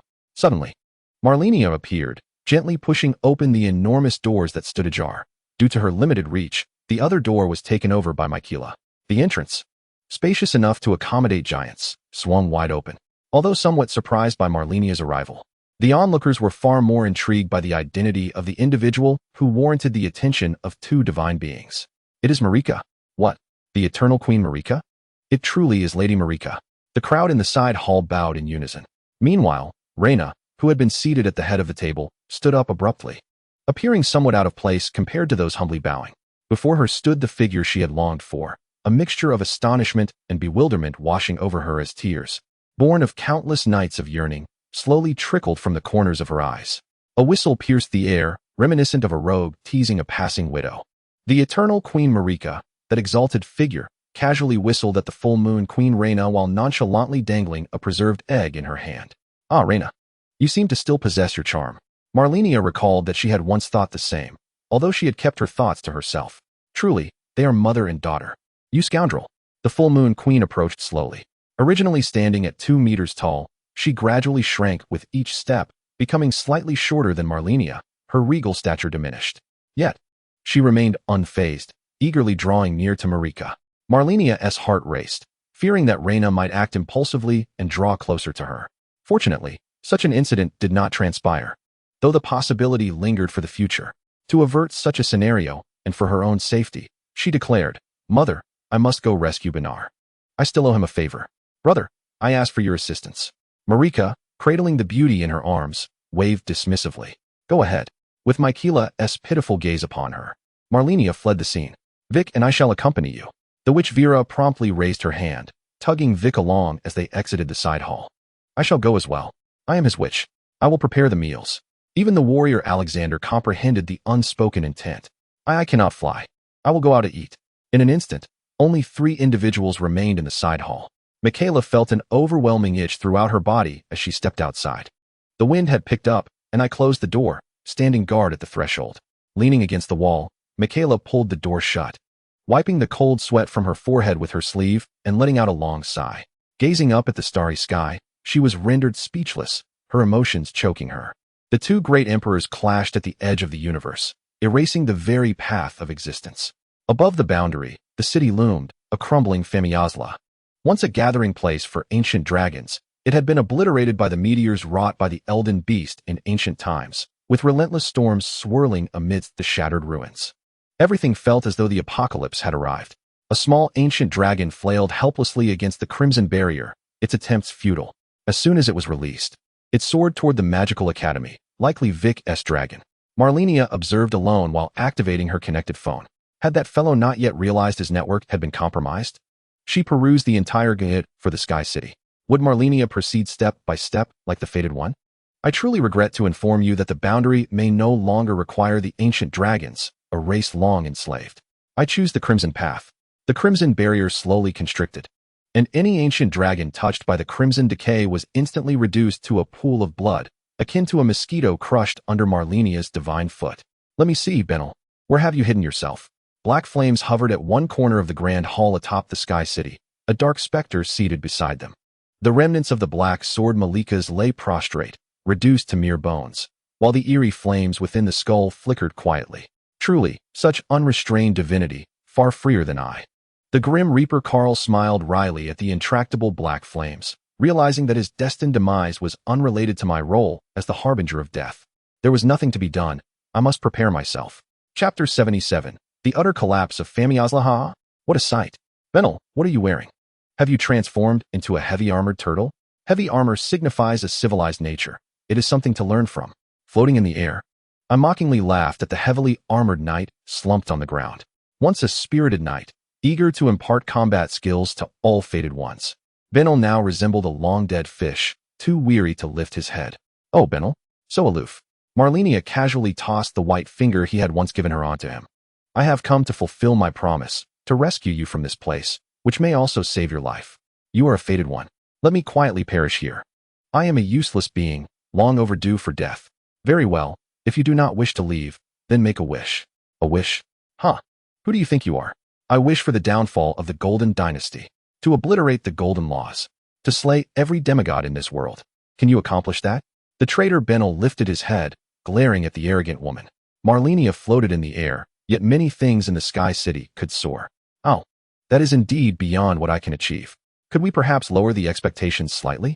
Huh, it's merely a jest. He gazed into the distance. Even if he were to encounter his destined demise, he could not escape this place on the brink of annihilation. You seek your destined death as well. Allow me a moment to ponder that. Before we entertain such notions, it seems prudent to first seize the moment of destiny. A radiant smile adorned Malenia's face, carefree and light-hearted, not out of joy at seeing Benar alive, but rather at the thought of how he would soon grovel before her upon encountering his witch. The reason for Benar's betrayal lay in his witch being guided to leap into the cauldron of the giant's flames, transforming into the Flame Maiden and leading to his utter collapse. Now, the more stoic Benar appeared, the more jubilant Malenia felt. The time to test patience had arrived. Holding her breath, Malenia pulled the uncooperative Benar to the highest point of the Sky City. The colossal skeletal wolf beast stared at her, its eyes silently ablaze with ghostly flames. Behind them, the pitch-black destined death exuded a chilling aura. Welcome, corrupted goddess Malenia, a scholaress spirit, formed from black smoke, drifted closer. I am the Grim Reaper, Carl. I believe we still have time to sit and converse. Malenia chuckled softly. I fear our time is rather limited. The Crimson Corruption Barrier is contracting with increasing speed. Furthermore, Grim Reaper Carl, aren't you supposed to be frolicking in the Magic Academy? Is that so? It seems my preparations are for naught. I am but one among countless incarnations. Not as formidable as you might presume. I am a scholar wishing to share my latest research, the second-generation Soul Engine, with you. It could assist in accelerating your assimilation process, which would be perfectly suited for you. No need for that. You may quietly perish. Much like those wandering, ghostly ancient dragons nearby, Carl slowly bowed, paying his respects to Malenia, as you wish, and then transformed into ethereal ash, vanishing from existence. The ghostly wolf, born of the black sword Maricas, also dissipated. Malenia scratched her head. Is he truly dead, just like that? By the way, he was researching the second generation? What of the first? Surely it isn't the skeletal hound? Just to be safe, let us burn it all. This big fellow is left with nothing but bones. Should I take a couple back for Blazer? No, better to incinerate it all to avoid contamination. Approaching the jet-black flames, the divine fire flickered, and the destined death seamlessly attached itself to Malenia's palm. What countless souls in the universe pursued, Grim Reaper Carl had refined for days without progress. Yet it was freely bestowed upon Malenia. Is this what is meant by destined death? I initially thought it was hidden deeper underground by my mother. Speaking of which, where is the brother of the great dragon Lady Lansanks? He must be underground. I shall look it up later. Malenia called for Benar, who lingered behind. This is destined death. And now, what do you intend to do with it? Is this truly destined death? Who on earth are you? Even the divine Malenia lacks the arbitrary ability to inherit the fateful demise, does she not? Moreover, why do you assist me? You have yet to recognize who I am? A sharp mind is a valuable asset, yet you seem to squander it. Bernal was left speechless, a sense of déjà vu washing over him. You are Miss Millicent. How is it that your true form appears thus? And how did you transform into the divine Malenia? It has not been long since our last encounter. Not long, you say? Then how did you come to embody this visage? Upon your return, you must elucidate, but for now, the corrupted goddess Malenia formally invites you to the stargazing banquet. But what do you mean by but? Such a feminine demeanor. Malenia seized Bernal's armor, propelling them towards the Magic Academy. Faced with the crimson barrier of corruption, he instinctively shielded his head. It was not until they had completely departed from Famyazra that he dared to raise his gaze. The entire ruined sky city seemed devoured by a colossal crimson slime, as mindless ancient dragons burst into a shower of blood. Was this your doing? Quite powerful. Just typical operations. Yet, a smile could not suppress the corners of her mouth. Amidst their banter, the crumbling sky city became but a memory. In the final moments, Malenia heard the gratitude from Dragon King Platon Sinks. Accompanied by a dragon's roar, she witnessed countless dragon souls following the king's wings, soaring towards an unknown destination, until they pierced the void and plunged into that crimson sea. It was then that she realized, that is my divine realm. She opened her palm, gazing at the dark flames that danced within. Is life about to commence its flow? So the fateful demise is indeed the key. The order of life shall return to the borderland. It appears my decayed divine realm will soon welcome many visitors. I must reclaim the authority over life post-haste. How curious. Where could it be? What is the Grim Reaper seeking? The assassin, cloaked in darkness, reflected the moonlight, emanating a lethal and enchanting sheen. As his words fell, the scholar composed of black smoke dissipated, and with a clatter, the dark blade at the scholar's back fell to the ground. Alas, my apologies, at my lord's behest. Eliminating you is my foremost task.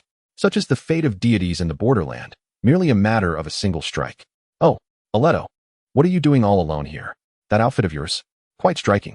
The stargazer maiden covered her nose, swallowing hard while gesturing a thumbs up. So it is Aleto. I am more curious as to why you two favor such shadowy corners. This place seems to be where we assassins prefer to linger. It is nothing, merely a thought. If you were nearing death, what would you do? That question has never crossed my mind. Perhaps I would engage in actions I have never taken before. To avoid leaving behind regrets? Aleto retreated into the shadows, though masked. His demeanor hinted at a stir of emotion. Care for a drink? In the borderlands, fine wine is a rare treasure, and Reynalda's stock is limited. A true connoisseur of exquisite wine always carries 2 glasses. The stargazer maiden, with her chalice in hand, approached the edge of the tower, casting a glance at the brightly lit magical academy before savoring a sip of crimson wine. The taste was a delightful balance of tart and sweet, with a low alcohol content, far surpassing the beverage my younger companion had offered me. Has Atrus ever indulged in alcohol? Certainly, back in my homeland, it is merely regarded as a drink. Might you bring some for me? With a high tolerance, I could consume an entire bottle without inebriation. Alas, it is impossible to transport items from that realm. Furthermore, I am not of drinking age yet. Oh, how unfortunate.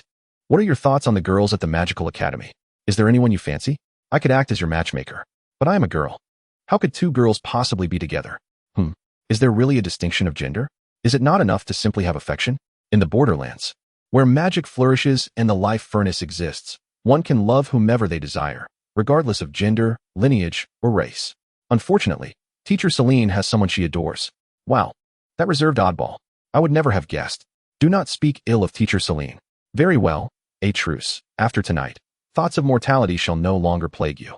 A gentle summer evening breeze swept through, and the chalice in Atrus's hand vanished. The shadows were now devoid of any trace. Children must not drink. The voice of the mature elder sister, the Black Blade assassin, lingered in the air, gently fading with the evening breeze. Chapter 78. The true power of the Elden Beast. My dear Ronnie, what are you engaged in? I am studying the star charts. Dear Malenia, I apologize, but I am quite occupied at the moment. It seems I have another group of friends arriving in the borderlands, though they certainly one team make it tonight. In that case, it is indeed a burden for you to prepare both the stargazing banquet and the wedding. Perhaps we should postpone our wedding and simply get engaged tonight. Silly Malenia. The wedding was never part of tonight's plans. The stargazing banquet has the assistance of everyone, and I have already completed my part. The more pressing matter is that the stars have begun to stir. Fortunately, there exists a more updated and comprehensive star chart. If that is the case, may I go play? Do not fault me for not inviting you. Go ahead, I must remain at the Grand Observatory. Hee. Wait a moment. What is it? I just received a message. Mother wishes for you to host a banquet, and everything is prepared, save for the large fish in the kitchen. Malenia raised an eyebrow. Oh, right, she truly is preoccupied. My dear, accompany me. I'm afraid I really cannot leave. The disturbances among the stars are quite severe. Celine will assist you. Very well then. Although my relationship with Celine has never been the best, I shall do my utmost. Malenia exited the observatory, dragging along the abandoned Bernal. All right. I've informed my beloved, and now we can enjoy ourselves without worries. Indeed, you should inform your wife. What wife? Let us proceed. Half reluctantly, Bernal, clutching his helmet, followed Malenia's strides toward the grand dining hall. In stark contrast to the modest kitchen side chamber, the grand dining hall, although adjacent to the kitchen, boasted an opulent decor that epitomized the splendor of the Korea royal family. The expansive courtyard was adorned with a profusion of blossoms, their fragrant aroma uplifting the spirits, while delectable fruits were casually arranged around the fountain. A small ancient dragon, having escaped from the Sky City, frolicked in the courtyard, trampling the flowers and releasing their juices, which intensified the delightful scent. Vic and his companions gathered beside the small dragon, all appearing quite cheerful, save for a certain melancholic little maid. Ah, friends. So, you have all gathered here. Has the banquet commenced? Malenia's arrival captured their attention. Yet, what drew even more intrigue was the knight accompanying Malenia, Bernal, Belina, the battle-scarred knight and the tenacious which embraced amidst the resplendent blooms at the pinnacle of the summer night's floral display. Former comrades blessed them from behind, uttering heartfelt wishes, as even the most stoic warrior began to grasp the essence of true camaraderie in times of adversity. They may not be the protagonists of our tale, yet in their lives, they are indeed the heroes. Amidst the cheers of their companions, Malenia silently applauded from the rear. The arrival of Serlin compelled Malenia to defer her jesting regarding Bernal. The moment of brightest moonlight was approaching, and the final preparations required her assistance. Come with me. Very well, Serlin. Upon entering the grand dining hall, maids and magical attendants bustled about. A fleeting glance revealed that each tablecloth was embroidered with golden threads and crescent moon symbols, while the rare golden candelabras were merely commonplace decorations here. They swiftly traversed the grand dining hall, hastening to the rear kitchen. The side chamber was entirely sealed, entered through the main door. Black eggs floated in midair, exuding a faint oppressive aura that instilled dread. Even in such dire circumstances, they still quarrel? Malenia grasped the black egg. A tide of inky darkness surged forth, unveiling the domain of the Elden Beast. The pitch-black beast obscured the sky, and under the soft golden starlight, it resembled a celestial entity. Within it resided the essence of the entire universe. Like ants, humans, with astonishing bravery, faced that staggering behemoth alone. A colossal golden meteor descended, a slender golden sword landing in the grasp of the Elden Beast. It was the divine body manifested as a sword, and the battle had begun. There was no turning back. Malenia tilted her head, catching only a glimpse of the Elden Beast's form. By my dear mother, is this the realm beyond the divine? The divine sword plummeted, seemingly slow yet rapid, akin to a meteor striking the earth, with nowhere to evade. In an instant, Malenia dissipated, transforming into a vast crimson sea of blood. Before the colossal star beast, she resembled merely a small puddle. With a single impact, water splashed everywhere, and Malenia was struck down, blood spilling from her lips, struggling to rise again. Alas, this is the first time I have suffered such a grievous injury. You have taken advantage of me. Is this creature truly so formidable? Mother, save me. Once again, a golden meteor descended upon her. Ebon flames ignited, and black-red vines sprouted rapidly from the Scarlet Sea, ensnaring the arm of the Elden Beast. Seizing this fleeting opportunity, Malenia hastily retreated. Yet, no matter how she fled, she could not escape this realm. Do not struggle, you feeble human of the borderlands. Foolishly aspiring to devour the essence of the star beast? Absurd. Merely feigning weakness. You have walked into a trap of your own making. Impossible. My mother would never betray me. She is but a puppet of my lord, unaware of his transcendent prowess, nor the chasm that lies between us. I am the foremost general beneath the supreme star deity. How could I be vanquished by you? In my domain, you shall find no place to be buried. Like a bucket of cold water poured over her, Malenia awakened to the realization of the importance of recognizing one's strength. Yet now, she must hasten to devise a plan. The Valkyrie has been dispatched. Distant aid cannot quench immediate thirst. My mother is unreliable, and Lonnie is even weaker than I. Baiji and the Supreme Will are engaged in battle. Who else can come to our rescue? The divine sword energy rampaged indiscriminately. A mere child's play against the Elden Beast, yet for Malenia, it was as if the apocalypse had arrived, with countless skyscrapers crashing down upon her, forcing her to dodge in desperation. Rather than seeking help from others, it would be better to examine what she possessed that could turn the tide. Let us test fate with the predetermined death. Grant me this. Create a miracle. The ebon flames, entwined with the scarlet decay, cascaded onto the Elden Beast, akin to the foolish man striking the mountain with a pickaxe. At last, a gap was created, Could this be hope? Given time, it could be entirely corroded. But ha ha ha, is this your feeble counterattack? You cannot even leave a scar upon my essence. How utterly dull. How utterly dull. Malenia's complexion turned pale. She had truly become careless this time. The immense palm of the Elden beast descended, despite Malenia exerting her utmost to become ethereal. She could not escape the fate of annihilation. That crimson sea was ravaged by golden sword energy, and after wave upon wave of pressure, it was all rendered null. To onlookers, Malenia in the kitchen, upon contact with the dark egg, burst into a cloud of blood mist, vanishing without a trace. The sudden turn of events left Celian aghast. Malenia, Queen Marika, who had been nearby, rushed out, disheveled yet still exuding an aura of authority. She approached the dark egg with trepidation, her expression shifting dramatically. Everyone, not a word of what transpires here shall leave this place. Those who defy this command shall be executed. With that, Marika swept her sleeve, enveloping the dark egg, and disappeared without a trace. The crowd exchanged glances as the Moon Queen, Reyna, appeared, gazing up at the full moon in the sky. Just as Marika had cautioned, she forbade them from disclosing any matters pertaining to this place, lest she be unable to protect them. Having spoken, Reyna hurried away towards the Grand Library. Chapter 79. The True and False Zishuan. In the east, there are mountains lush and abundant, where spiritual beasts soar. In the east, rivers meander and the moon descends, as fireworks ascend alongside the dawn. In the east, immortals reside. Occasionally a white rainbow arches by, as deities dwell beyond the heavens.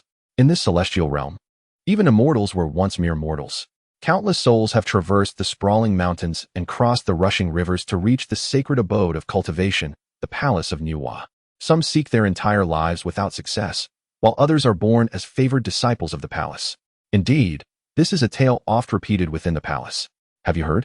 The chief disciple of the main lineage, Zishuan, has returned from a century of trials with her strength diminished, her path to enlightenment utterly destroyed. Is this true? Although senior sister Zishuan often carries an air of aloofness, is she not a rare prodigy of cultivation? How could this be? Moreover, I have heard that she is to be betrothed to a disciple from the medicine hall, and the second senior brother, Jingtian, spoke harshly, prompting the hall master to imprison him in the weak water gorge. It seems the second senior brother, Jingtian, harbors deep feelings for senior sister Zishuan as well. Ah, senior sister. Greetings, senior sister. Two young disciples, stationed at the entrance of the technique hall, quickly bowed their heads in reverence. Zishuan did not spare them a glance. Continuing on her way, yet they dared not lift their heads for a long while. Upon reaching the pinnacle, Zishuan perused the esteemed techniques passed down through the ages in the celestial realm. No, not this one. Which tome is it? The technique in my hand feels like mere refuse found in the Kunlun mirror. Ah, found it. The Great Divine Illumination Sutra warns that it is unsuitable for those not of innate primordial spirit. Practitioners must possess a divine spirit from the human race to cultivate it, lest they fall into madness. Such a high threshold?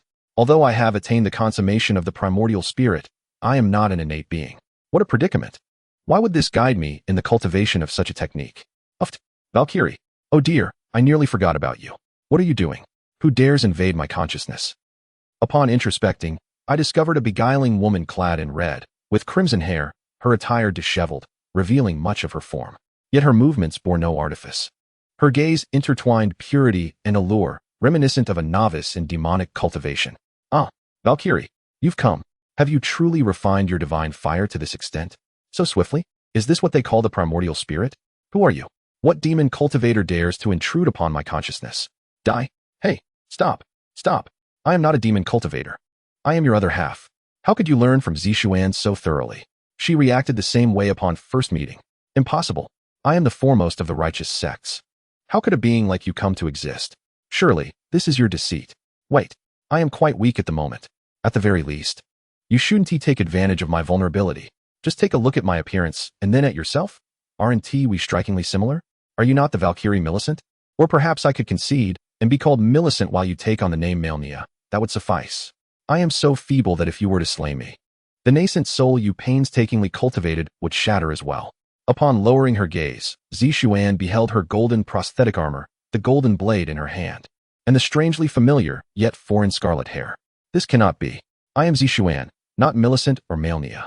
It must be your dark sorcery creating an illusion. No, indeed. Your essence is connected to my nascent soul. Could you be my inner demon? That makes sense. It explains why I have languished in the fullness of my nascent soul for decades without progress, giving rise to this inner demon. Once I vanquish you, I shall ascend to the celestial realm. Observing the Valkyrie's resolute demeanor, Malenia found herself at a loss for words. Oh no. She has completely embodied the essence of a cultivator. Despite Malenia's attempts to steer her back onto the righteous path, the Valkyrie remained unresponsive, exuding an even colder demeanor than the genuine aloofness of Zishuan. The Valkyrie returned to reality, treating Malenia as if she were mere air. Though this is indeed the most effective method to confront an inner demon, I, Malenia, am not mere air. Should I pursue this technique or continue with my previous practice? What is this? Why are you speaking to yourself while holding a blank scripture? This is a confidential method of my sect. How can you claim to understand me, yet be unaware of this?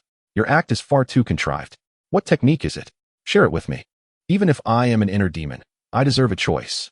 You do not have one. Zishuan noted the name of the technique, and upon exiting the Hall of Techniques, she found two junior sisters still with their heads bowed. Lift your heads, she commanded, her voice imbued with a serene, ethereal quality. Yet, by the time they looked up, she had already departed. How cold she is, Zishuan thought. Silence. My actions are not for you to judge. With a haughty tone, Malenia retorted, Humph, rise now. Zishuan remained silent, making her way to the main hall. Master, have you found a technique to your liking, or shall I continue practicing the supreme induction scripture? The venerable master, with hair as white as snow, possessed an air of transcendent wisdom. My disciple has encountered numerous tribulations within the Kunlun mirror. Though my strength has not advanced, my understanding has indeed deepened. Indeed, before my master, I no longer dare to act coy. Zishuan remained undeterred, expressing, I have felt a resonance with the great radiant scripture, yet I am constrained by the requirement that only those of innate divine nature may practice it. I truly do not know how to choose, and have come seeking your guidance. In an instant, the long-bearded elder stood before Zishuan, his extraordinary eyes widening. You have felt a connection to that scripture? Do you realize it is the foundational art of Lady Nuwa? Is there even a choice to be made? Just practice it. The supreme induction scripture pales in comparison to the art of Lady Nuwa. That scripture should be called the divine creation scripture. Wait here. I shall retrieve the original text of that scripture for you. Zishuan's expression remained inscrutable, yet her heart brimmed with emotion. It was only through the presence of close mentors and friends that she dismissed Malenia's words outright. In a fleeting moment, a tattered yet divinely infused tome of martial arts found its way into Zishuan's hands. The elderly man, his hair as white as snow, suddenly appeared invigorated, akin to a rejuvenated monarch. Humph, this is a treasure I procured from Tontian Peak. Dedicate yourself to it, and do not disappoint the esteemed Lady Hua Huang. Of course, should you struggle, you may continue with Mai Taishan gaining Pian, break through the celestial barrier swiftly. Lest Jing Tian and that scoundrel from the medicine hall remain preoccupied with thoughts of you. Yes, master. With that, Zishuan prepared to depart for the palace to cultivate further. Wait, Zishuan, have you truly forgotten the days I took you up the mountain? Zishuan shook her head in confusion. Master, I genuinely do not recall. At that moment, the once vibrant elder seemed to age instantaneously, his posture slightly hunched, his demeanor caught between speech and silence, causing Zishuan's heart to ache. Very well, you may go. I shall take this time to rest properly. I will not be secluding myself for cultivation. Should you need anything, do not hesitate to come and speak with me. Zishuan knelt deeply, bowing her head repeatedly before departing. After a considerable time, the old man mused, this little girl, how amusing it is that she takes my jests seriously. She is far less entertaining than before. Who would have thought Lady Hua Huang would be online? I shall go amuse myself with her.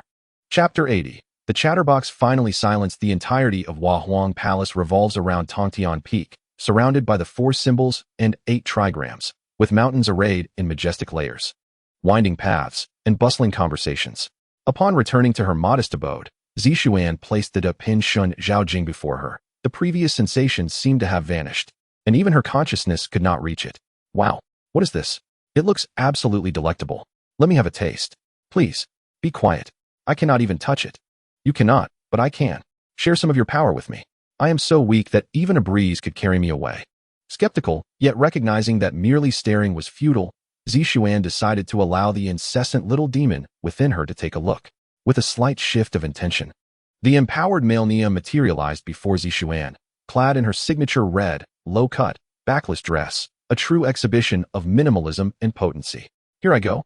Zishuan could hardly bear to watch, but nodded expressionlessly. As soon as Malenia made contact with the tattered martial arts text, a divine essence, accompanied by innate spiritual energy, surged into her body. Her form rapidly solidified, and in mere moments, she resembled any ordinary person. Just as the power pooling on the surface of the tome began to dissipate, it transformed into a fragment and fused into Malenia's being. At that instant, Zishuan shot a fierce glare at Malenia. I let you have some, and now you're taking more? I intended to help you break through. But now it has come to this. Come with me to see Master. Zishuan swiftly seized Malenia, guiding her with determination towards the main hall, the dazzling light of escape. Accompanied by a strikingly beautiful woman clad in a flowing red dress, rendered it nearly impossible for the disciples to avert their gazes. Had the eldest senior sister caught someone in the act? Could it be that this enchanting red-clad sister had a clandestine affair with the second senior brother, inciting her wrath? I had just seen Brother Chonglu heading to the main hall. Surely, it must be related to him. Impossible. I stand with Brother Jingtian. He is a man of integrity, always caring for us during our journeys. Sister Zishuan is indeed suited for Brother Chonglu. I am of the Chonglu faction. Do you forget where the elixirs you consume come from? Is this what a grand sect entails? What an eye-opener. Marlenia's eyes widened, fearful of missing even a moment of this unfolding spectacle, which eclipsed the wonders of the boundary realm by leaps and bounds. Not to mention the unobstructed view of the scenery from above. Though she was being escorted, Marlenia recalled that Baiji had mentioned her friendship with the Empress of Creation. Speaking of which, could it be that Sister Baiji's words were indeed law? The Valkyrie only remembered herself as Zishuan. Could this be the reason? Marlenia cast a suspicious glance at the disciple token hanging from Zishuan's waist. It seemed that this token was tossed to the Valkyrie by Sister Baiji, did it not? She hoped to save the Valkyrie, who had become engrossed in her performance. Upon reaching the entrance of the Grand Hall, they found others awaiting them. Zishuan, who have you captured? Marlenia jested, eyeing the rugged man with fiery red hair, whose robust physique and muscular build suggested he was a top-tier body cultivator. Brother from the pharmacy hall, please make way. The hall master is not present, and I too am waiting. Zishuan paid him no heed, merely discarding Marlenia and pushing the door open. After a moment, it was confirmed that no one was inside. Upon this realization, Zishuan grasped the languid Marlenia, contemplated for a fleeting second, and was about to depart. Zishuan, I love you. Become my partner, and I shall protect you for a lifetime. Chonglu's deep voice resonated as he stood before Zishuan. I do not harbor feelings for you, nor for Jingtian. I appreciate your affection, but I have no need of it. Is there excitement afoot? Marlenia's eyes sparkled, but then she pondered. The Valkyrie was my other half. If she were to marry, would that not mean I, too, would be wed? No. Zishuan, do not shout. Zishuan belongs to me. You should give up. You? Who are you? Before Marlenia could respond, Zishuan, gripping her hand, coldly proceeded towards Tontian Peak. Speak out of turn again, and I shall silence you. Really? Splendid. I would prefer to be silenced by the fairy's delicate foot. You are shameless. I am not only shameless, but also hairless. Infuriating. You lewd scoundrel. I shall toss you into the latrine. I recall indeed having no leg hair. How could that be lewd? I am you, and should you throw me into the latrine, do remember to charge a high fee. After all, earning money requires action. The ethereal visage of Zishuan was suffused with a rosy hue, transforming the formerly aloof and composed celestial maiden into a figure reminiscent of one caught unawares by a confession of love, her face flushed and helpless. Marlenia, with a grin that seemed to wag a metaphorical tail behind her, was utterly pleased with herself. Zishuan, closing her lips tightly, felt that conversing with this individual only served to vex her further. How infuriating to be rendered self-conscious in such a manner. May you exhibit such arrogance before the master as well. Little Zishuan, maintain your composure. As the light of escape shimmered upon reaching the base of Tontian Peak, Zishuan sensed an unsettling atmosphere enveloping her. A heavy ambience pervaded the surroundings. Skillfully, she navigated around the massive statue of the goddess Nuwa, proceeding along the small ravine that lay behind it. The mountain walls were exceedingly narrow. Gazing upward, the sky was scarcely visible, instilling a sense of dread that the looming cliffs might collapse, compressing them into mere flesh.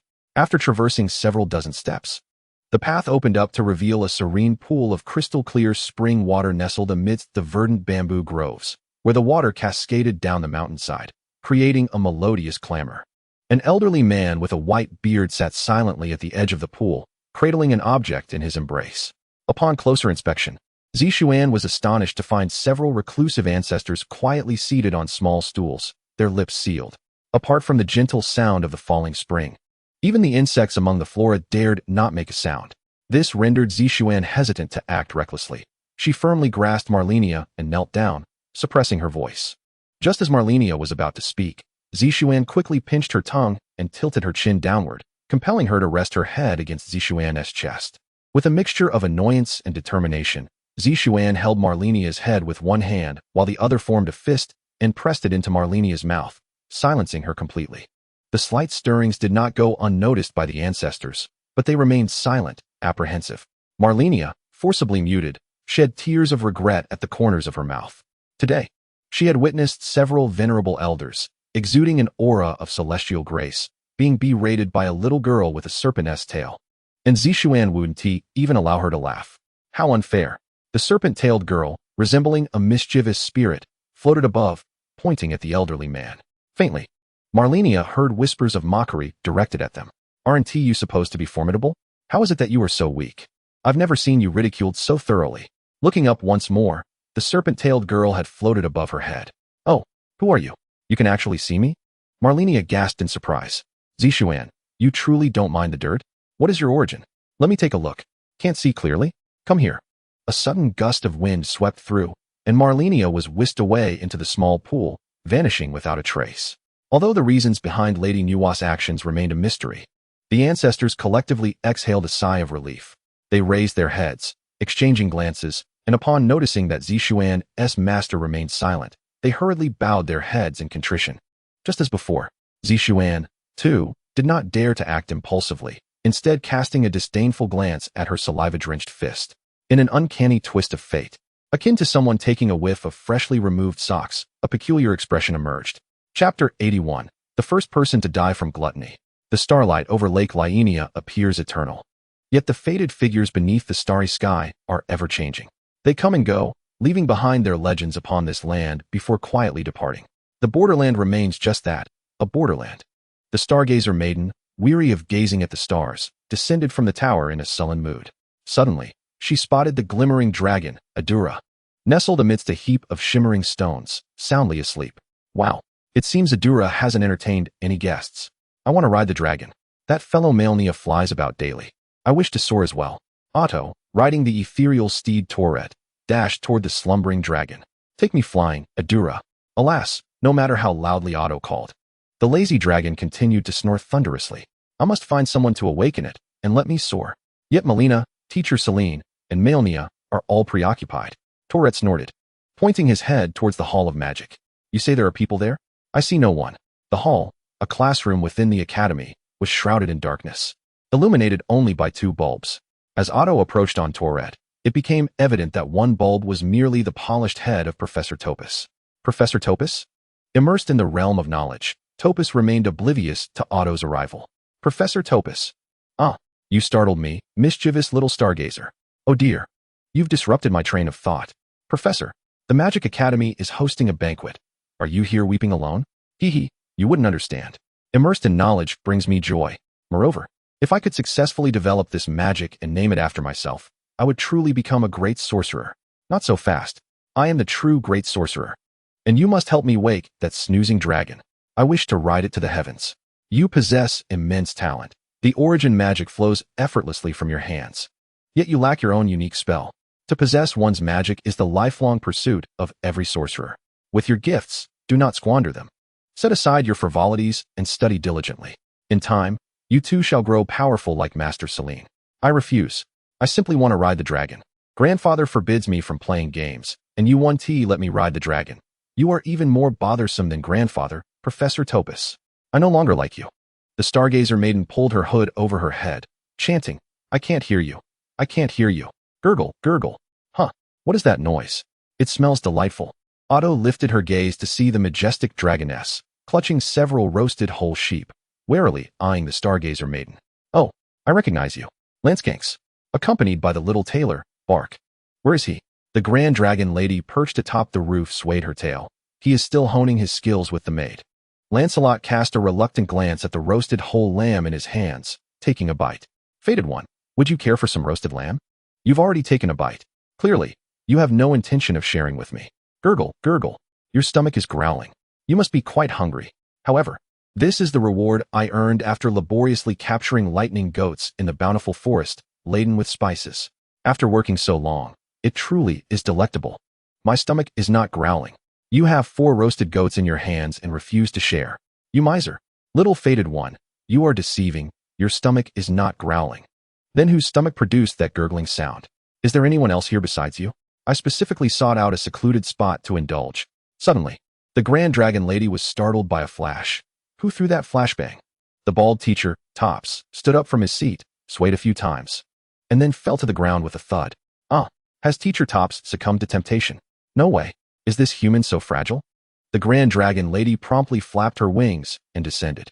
Upon approaching, A2A realized that he was still shorter than the legs of the Grand Dragon Lady, and 4 roasted goats, comparable to the star-gazing maidens, were skewered on a metal fork, held by Lancelot, as if they were skewered squid.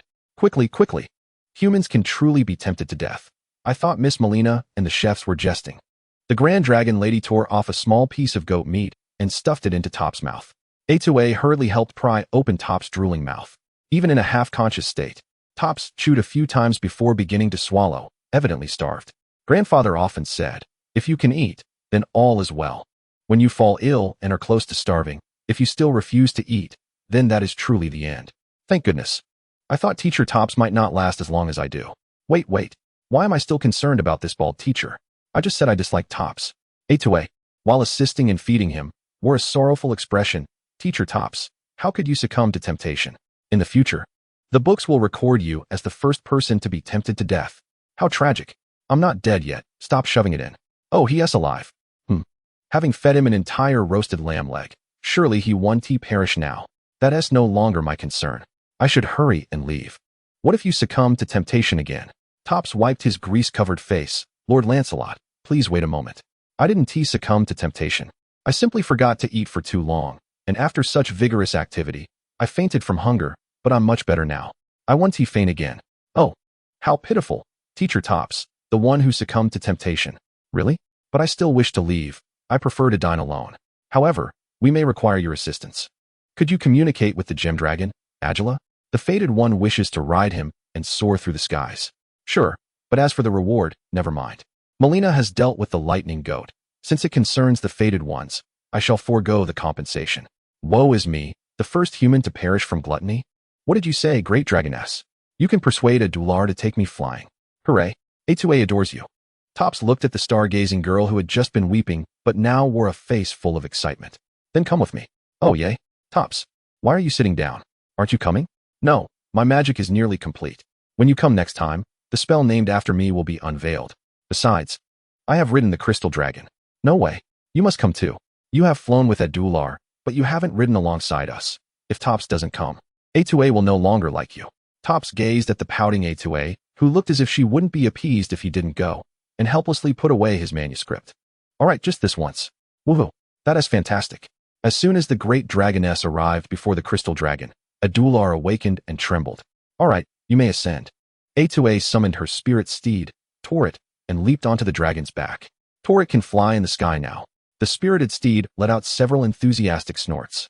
Once Tops joined them, A2A stood beside Torrit and called out to the great dragoness, Sister Lansanks, you should come too. I'm tired of it. I'm not going. That is not fair. The great dragoness must join. By the way, weren't you looking for someone? No, you were searching for a dragon, right? If you're willing to come along, I'll begrudgingly log off to help you find a guide. The great dragoness, who was savoring a delicious roasted lamb, raised an eyebrow. Really? Malenia did mention you possess such abilities. All right then. Fantastic. Is that all you can say? The great dragoness flapped her wings and stepped onto the trembling back of the crystal dragon. This is absolutely splendid. Chapter 82. Different Paths of the Boundaries. Ding ding ding. The bells atop the magical hall's tower chimed under the glow of the full moon. In just a few days, the Magic Academy had transformed from a mere handful of individuals to a gathering of nearly all the heroes of the boundaries. The scale of the banquet grew increasingly grand until the entire Magic Academy was refurbished. As the bells tolled, the stargazing feast commenced. The guest of honor, Malenia, was nowhere to be found. Alone in the grand observatory, the dark moon witch, Lonnie, anxiously scrutinized the intricate star maps. The streaks of light were part of the Star-Moon Alliance, engaged in a confrontation with the Supreme Will S dynasty. They fought for their future and the pathways of the boundaries. suddenly lifting her head. The brightest light flashed from the chaotic seas of the southern universe to the celestial realms of the east. How did that being wander so far? Slightly closing her eyes to sense the state of her mother, it seemed Malenia had departed. Mother was indeed sorrowful. Indeed, that man truly spreads his affections far and wide. However, I find myself bereft of time to accompany her. There is little that can be done. In the most secluded attic of the Hall of Magic, there lies forbidden knowledge. The moonlit Queen Renala retains her formidable demeanor, yet the arrival of Malenia leaves her somewhat flustered. She peruses the legacy left by the royal lineage of Curia. Where do the words of death, the god of death, ultimately lead? I refuse to believe that Malenia has simply perished. The shadow of the sun, shrouded in darkness, emanates from the Scarlet Sea's harbinger. Tibia calls forth vessels from the ritual of the death bird, from the lost realm of death. Renala finds herself ensnared by a curse, madness once more enveloping her. The study of death's taboos, touching upon the authority of the sun god, will bring about a curse. She too shall be condemned like Malenia, under the curse of the long-departed sun god. Yet, what weighs more heavily upon her is the black smoke that begins to emanate from her, reminiscent of the seemingly vanished Grim Reaper. The eternal queen of the boundaries, the sovereign of the interstice, has not graced this banquet with her presence. She descends alone to the deepest recesses of the royal city of Landel. Frenzy Flame, I have come for you. The molten door swings open for Malenia. The three fingers, marked by searing scars, move languidly. I have come to seek your collaboration. A stellar beast of the astral grade has unfurled its domain. Can you consume it? The dim flame fills the confined space, reaching out with fiery tongues toward the obsidian egg in Malenia's grasp. Very well, I shall wear down its resistance. If you are indeed as clever as you claim, let us work in harmony. The all-seeing will, far more fearsome than you, awaits. Rather than be overtaken by it, one might as well return to chaos. Queen Malenia removes her ornamental evening gown, clutching the dark egg as she steps into the frenzy flame. The fingertips of the three fingers press against the exquisite back of Queen Malenia, leaving the mark of frenzy flame. In the pitch-black realm, only the golden light remains. The unexpected arrival disrupts the slumber of the Elden Beast. Ah, it is Malenia. You managed to escape. Are you so weary of life that you seek amusement here? Or do you wish to meet the same fate as that oblivious woman, to be shattered before my eyes? Ha! Queen Malenia's golden tresses veil her form, concealing the mark of frenzy flame that retains its potency even here. Elden Beast, I have come to negotiate terms. Ha! Preposterous. What qualifications do you possess? A blinding golden meteor descends, plunging everything into silence. After a brief moment, that familiar silhouette reappears. Elden Beast, I have come to negotiate terms. You are still alive? Once was not sufficient. I shall slay you 1,000 times. A brilliant golden light flashes, and the world seems to still. Elden Beast, I have come to negotiate terms. In the interstice, there resides another deity, the gentle, pure, and beguiling god of Miquella, who knocks upon the grand door of the largest chamber within the great library. Come in, my other half. Terina squinted her eyes, tightly embracing the pure white maiden in her arms. Terina, I feel the presence of Malenia fading away. Miquella, Reyna has already come. I has fallen into a deep slumber, and there is little I can do. Just wait a little longer. Perhaps there will be a turn of events. My sister, who is also Bai's sister, is not so easily extinguished. Very well. The aimless Miquella absent-mindedly touched the collar around her neck, wandering without purpose until she inadvertently arrived at the verdant forest. In her youth, she and Malenia had traversed the entirety of the verdant forest, encountering everything from the grotesque worm-faced creatures to the collapsed bridge that cut through the woods. Who is that? A desiccated being, along with a peculiar priest. The sage of the boundary, adorned in a golden mask, and his disciple, the priest Colin. They commenced a dialogue with the gentle and pure deity, a conversation potent enough to alter the fate of the boundary. The dim golden laws appeared poised to shine once more. The interlocking three rings encapsulating the golden laws resembled a shackle. Just as the trio who sought to mend it, one bore the true shackle, another wore the shackle of perception, and the last donned the shackle of freedom. Mighty as the deities were, they could traverse vast distances in an instant, as if space held no dominion over them. Yet, the strongest within the boundary fretted over the distance. This formation may not be large enough. Knight Loretta stood beside the priestess Sichuan, expressing her helplessness. This is the widest space in the entire eternal city. Is it still insufficient?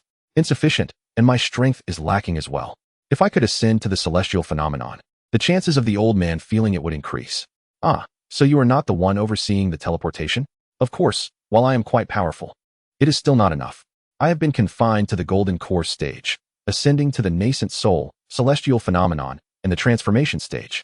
Where the ancestor Wahuang stands merely half a step from the Tao, is still far from my reach. Then how do you intend to ascend? Is it even possible to ascend in a place like the boundary? There may not even be tribulation clouds here. Wait, does that mean I wouldn't have to face the deadly thunder tribulation? If my nascent soul tribulation brings me the ninefold golden thunder tribulation, would the celestial phenomenon tribulation not strike me dead? Splendid. What I urgently need now is to find a place where I want to be suppressed to undergo the celestial phenomenon tribulation. This way, my words would carry more weight in the palace of Wahuang. I, the esteemed chief disciple of the palace of Wahuang, would easily be able to protect a mere boundary with just a word. Is there any sign of such a place? Previously, Miss Bai mentioned that the entire boundary lacks such a locale, and to leave the boundary, one must reach the realm of deities, which is the nascent soul stage. Hence, without the nascent soul, one cannot exit the boundary. But if you step outside the boundary, wouldn't that mean you have reached the nascent soul? Yet I must first exit. Exiting the boundary requires the nascent soul stage, you know. Could you allow me to step out first? Wait, it seems we are caught in a loop. Indeed, Loretta, is there truly no other place? Is it impossible to reach the nascent soul without being a local? How perplexing. This boundary realm is truly frustrating.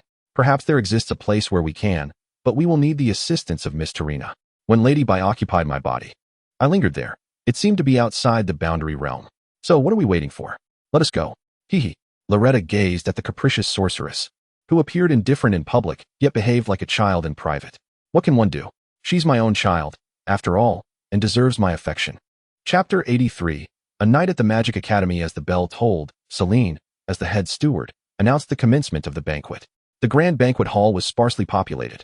Perhaps it was due to the absence of the main characters, or because they were still frolicking outside. 3 of the 4 sisters had arrived. Only one more was needed to unite and summon the divine dragon. The youngest sister, Pollyanna, sat beside her elder sister, Mari, looking somewhat glum. Sister, when will Lien take us to play at the sacred tree? She always seems so busy. Do you think she has forgotten us? Perhaps, Mari replied. Shall we go find her? Yes, chimed in the 3rd sister, Amy. Are you going to look for Malenia? Take me with you. Unfortunately, when the 3 sisters inquired of Celine, they received the answer that she too did not know where Malenia had gone. That deceitful Lien. Always playing tricks. Oh, where has Millicent gone? We can't find her either, and even little Miquella is missing. These deities are always elusive. Why don't we entertain ourselves at the sacred tree? Once Malenia learns of this, she will surely feel guilty and shower us with even more treats. Sister, you are so clever. But how shall we get there? Without the sigils, the elevator won't respond to us. Just then, a newcomer entered the banquet hall, a stranger indeed, clad entirely in white chains, with a pale visage. She sat atop a white wolf. It was none other than the long-absent platinum child, Latina. Time had flown by since their last encounter, seemingly unnoticed. Pollyanna, finally, I have found someone familiar. Latina, you're back? Indeed, I have retrieved the secret sigils. The journey was arduous, yet I was fortunate to have companions along the way. Latina gently patted the white wolf beneath her. I wonder where Lady Malenia is now? We are searching for her as well. She is always so elusive. Ever since she gained the ability to teleport, we have been unable to locate her. How about this? Latina, could you take us to the sacred tree? We wish to play there. It has been ages since I returned to the sacred tree. Of course, I can. We are far more familiar with the snowy plains than here, right, my companions? Latina affectionately stroked the ears of the white snow wolf. Very well. It is settled then. We shall depart tomorrow for Miquella's sacred tree. So much time has passed. I wonder how things are at the sacred tree. I hope nothing has gone awry. Perhaps it was destiny. The 4 sisters once again embarked upon the path of return. The sorceress Melancholy gazed enviously at the intimate group of her sisters. Concealed beneath their masks, their identities remained hidden. She lifted her gaze toward the window, resolute in her belief that she needed none of those trappings. The happiness of her mentor sufficed, and solitude was acceptable. If I were to delve into the mysteries of primal magic, I must acknowledge the inherent limitations of humanity. Might becoming a luminous gem grant me deeper insight into its true secrets? Perhaps this path is feasible. Though it would hinder my ability to serve my mentor faithfully, I still hope she does not hold it against me. Entering thereafter were the fated ones and their witches. The fated Bernard with his witch, Belina. The fated Vic with his witch, Vera. The warrior Alexander, along with Elena from Moan City and the Saint of Blossoms, Romina, all mingled amongst them. They chattered boisterously. united by differing beliefs and fervent faith. Various witches converged within the magical academy, only to part ways again, each following their own destiny. Will you persist in your convictions and continue forth as before? What alternative exists? For us witches, is there any path of significance beyond embracing our fate? Indeed, we are the guides, the most devoted followers of the divine. If even witches abandon their faith, what can be deemed trustworthy in this world? Yes, just as we warriors are born to battle. Without fighting, I scarcely know how to exist. After a moment, the piercer Mesamo and the twin moon knight Leilana arrived. They had just heard of Queen Marika's impending arrival. Mesamo had wrestled with the dilemma of how to approach his mother. Should he inquire first or express his resentment? Alas, Queen Marika appeared indifferent to him, and even Leilana did not encounter her sister, Rhaenyra. A tumult of emotions swirled within Mesamo, a profound discomfort he could not articulate. Perhaps I should never have departed from the Shadow Realm. It seems there was no place reserved for us here. Not once did our mother even mention us siblings. Mesamo, I shall continue to support you as always, he heard. Ah, my apologies, Leilana. I wonder what Malenia thinks. Malenia entered through the back door, casting a disapproving glance at her foolish brother. Regardless of his thoughts, she would never choose to follow him. He was even more exasperating than the simpleton fated ones. The serpent maid, Raya, squeezed through with a platter in hand. Senior Malenia, please do sample my culinary skills. The young maid's tail flicked nervously, her gaze evasive, and her cheeks flushed with anxiety. It's rather delightful, far superior to Shrimp Brother's efforts. The shrimp cooking rogue, like a laborer in the kitchen, toiled at the grimiest of tasks, enduring the teasing of a multitude of women, yet dutifully pushed the food cart. Malenia, Raya, you certainly did not express such sentiments when you feasted on shrimp before. Humph, what do you expect my sister Malenia to say? As the shrimp cooking rogue lifted his gaze, he found himself ensnared by the peculiar serpentine eyes of Mesamo, fixated upon him. Malenia, reluctant to call him brother, nonetheless addressed the apron-clad prisoner as such, igniting a surge of murderous intent within him. I previously thought the shrimp was delectable, but I have heard that the crabs by the castle moat are even more exquisite. I wish to go there to cook crabs. Malenia's culinary skills are unparalleled. Everyone refers to her as a senior, while I am merely an old man, unworthy of the title brother. Please, Lady Malenia, do not elevate me so. Under the pressure of the demigod's aura, the shrimp-cooking rogue stammered his defense. Mesamo, do not cause me trouble. Try this. The cake I made. Sample it. Humph, shrimp cook. I shall spare you this time. Mesamo took a bite of the small cake, his face lighting up with joy. Delicious. Truly worthy of Malenia's craftsmanship. But what is this filling? It has a certain bang. The pyroxene magic exploded in Mesamo's mouth, filling his mind with a buzzing swarm of bees. Ha ha ha, foolish brother. This cake was made by Achui and infused with love magic, a delightful explosion of flavor. How does it feel to be so perplexed? Tears of laughter streamed down Malenia's face as she suddenly realized she was in the presence of so many people. Quickly covering her mouth and retreating to a small room, her cheeks flushed with embarrassment. Mesamo covered his stiffened face, astonished that the foolish stargazer girl could bring such joy to Malenia. Not just Achui, but also you, foolish brother. Unbeknownst to them, Aleto, the head of the Black Blades, along with her daughter Dixie, had been awakened, now standing in the shadows by the window, smiling down upon them. The gatekeeper of the Black Blades had also arrived, accompanying Aleto and Dixie. It was not long before Lady Tanis of the Volcanic Estate, accompanied by her entourage of maids and the erudite scholars from the Magical Academy, entered the scene, causing the banquet to burst into lively festivities. Chapter 84. The Stargazer Girl's Secret Longing. Wow. Is this truly the boundary of the intersection? It appears so gray. Do not touch those gray mists. Ordinary folks will be dissolved. The great dragon lady, Lansankus, warned the Stargazer girl loudly. Oh, very well. Then let us return. Flying in the sky is truly delightful. The three, aboard the pyroxene dragon Agila, gazed up at the starry sky with hearts full of wonder. Achui, however, looked upon the vast white expanse of snow, exuberantly exclaiming, "That must be the sacred tree of Miquella. I have yet to explore it. How regrettable. I can see the giant flaming cauldron. It is indeed enormous. Fortunately, I have not yet arrived there." The Stargazer girl turned her gaze to the full moon. Gathering her courage, her hands cupped in a trumpet shape. "Sister Malenia, I adore you. I have no mother. It has been you who has always cared for me. I do not wish to see you reach your conclusion. I only want to be with you. And teacher Celian, I also cherish you. I wish to learn marvelous magic alongside you, to stroll together, to dine together, and to witness the most beautiful sights in the world. Lenlen's sister, I despise you. I loathe your current disheveled appearance. Just like father, you are insufferable. I cherish the moments when we first met, your gentle yet formidable presence. How I long for you to revert to that state, wishing to explore the enchanting cities and caverns of the borderlands with you, promising to safeguard you with unwavering resolve. The heart of a maiden, beneath the luminous full moon, dares to express its secrets, finding solace in the presence of a stranger. As if the very act of sharing lightens her spirit. Far away at the Magic Academy, Malenia leans against the wall, her already flushed cheeks deepening in hue. What is that rascal Achui babbling about? Do I truly appear so aged? Topus and Lansanx remain oblivious, dismissing it as mere childish whimsy, speculating that she may soon forget her desires. Moreover, I adore the borderlands. This place embodies freedom. The stargazer maiden cries out passionately, her voice ultimately strained, tears brimming at the corners of her eyes, yet her face adorned with a smile. Achui, can you now reveal the whereabouts of my brother? Certainly. However, I must first log off to inquire. The stargazer maiden waved her hand, dissipating into ethereal ash. Tourette, accustomed to such occurrences, merely observed, while the great dragon lady widened her eyes in astonishment. She truly logged off? Achui, where have you gone? Achui opened his eyes once more. The glaring light of the incandescent bulb somewhat jarring. The ceiling remained a pristine white, and upon turning his head, he noticed his complexion had grown even paler.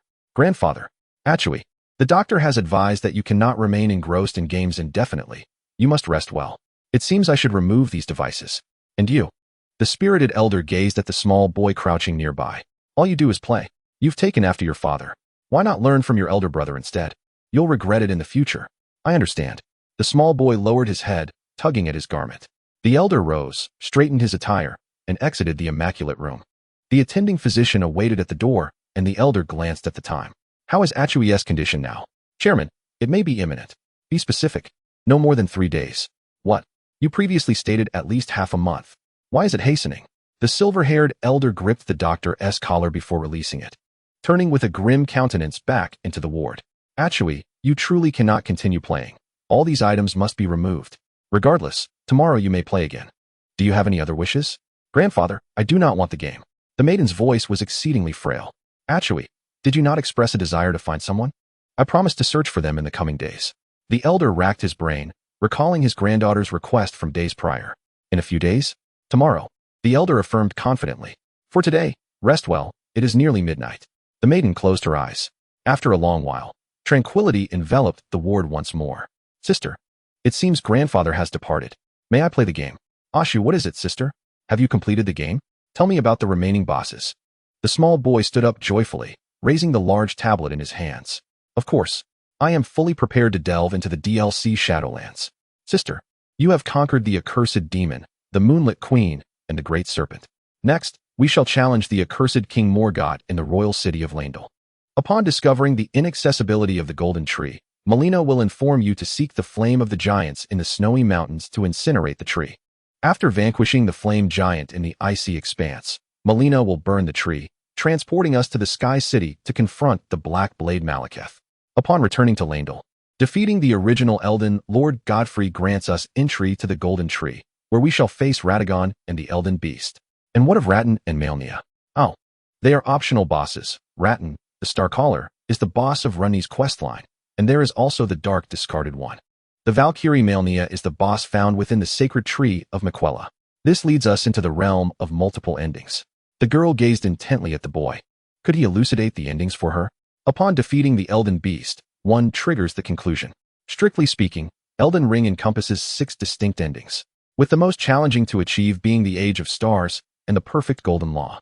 Ending 1, the Age of Decay, a standard conclusion with no prerequisites. Simply defeat the bosses in the normal sequence to restore the Elden Ring and trigger it. Ending 2, the Age of Concealment. Acquire the inverted hourglass from Runni's questline and place it in the Korea Manor. Explore to the tower's summit to obtain the Death's Mark. After witnessing FIA's departure from the Round Table Hold, venture into the Eternal City, culminating in the defeat of FIA's champion beneath the Royal City. Ending 3, the Age of Despair, triggered by restoring the Elden Ring with the Accursed Rune, which is obtained through completing the Dung Collector questline. Ending 4, the Age of Law, restore the Elden Ring with the Perfect Law Rune. Follow the questline of Corrin. Find the Golden Mask in the snowy mountains, incinerate the tree. and proceed to the Ashen Royal City to locate the perfect law rune beneath the original position of the golden mask. The law ending represents the best state of the golden tree, with not a single leaf falling. Ending 5. The Flame of Madness. Arrive at the terrace by the main road. Descend through a well into the royal underground waterway to locate the 3 fingers. And break through the wall behind the treasure in the boss chamber of the accursed child Morgoth. After finding the 3 fingers, the Flame of Madness ending will undoubtedly trigger. Initiated by assisting Millicent in slaying her 4 sisters within the Valkyrie's questline. Before her demise, Millicent will provide an item to exchange for a needle at the flower after the Valkyrie's death, suppressing the Flame of Madness and forcibly altering the conclusion. Ending 6. The Age of Stars. After defeating Starcaller Radahn, seek Runni, bypassing 2 prerequisite tasks. If Radahn has not been vanquished, one must first defeat the boss, the Sentinel Knight Loretta, located in the Curia Manor. Upon defeat, a small path leading downward reveals the 3 Sisters Tower, where a reachable tower will allow for a conversation with Runni. The boy opened his tablet and, after a thorough search for strategies, recited them to the girl word for word. The girl listened with utmost attention, feeling her spirits lift with each passing moment. I have discovered the curse of death and bestowed it upon Sister Fia as she seeks to mend the death rune. Yet, she turned down my invitation. How then? Does she intend to restore the Elden Ring?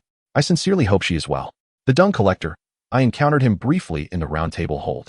I remain indifferent to what transpired thereafter. A golden mask? I have never heard of it. Are there still so many realms I have yet to explore? The Lord of Frenzied Flame? Could you elaborate? I only recall the frenzied flame bouncing about. I leapt for what felt like an eternity. The girl gazed longingly at the boy. Ah, I see. It seems one must descend through the sewers of the royal city, defeat the Omen twins, and then, through a hidden door, reach the subterranean depths. Upon receiving the frenzied flame, one can ignite trees independently, sparing Malenia from that fate. Should one then restore the Elden Ring, it would trigger the apocalyptic ending of the frenzied flame. Although Malenia need not be burned, she will persist in warning you against receiving the frenzied flame, lest she sever ties with you entirely. I have seen others achieve that ending. Indeed, Malenia would not acknowledge them, only to emerge at the very end. I could search for a video for you.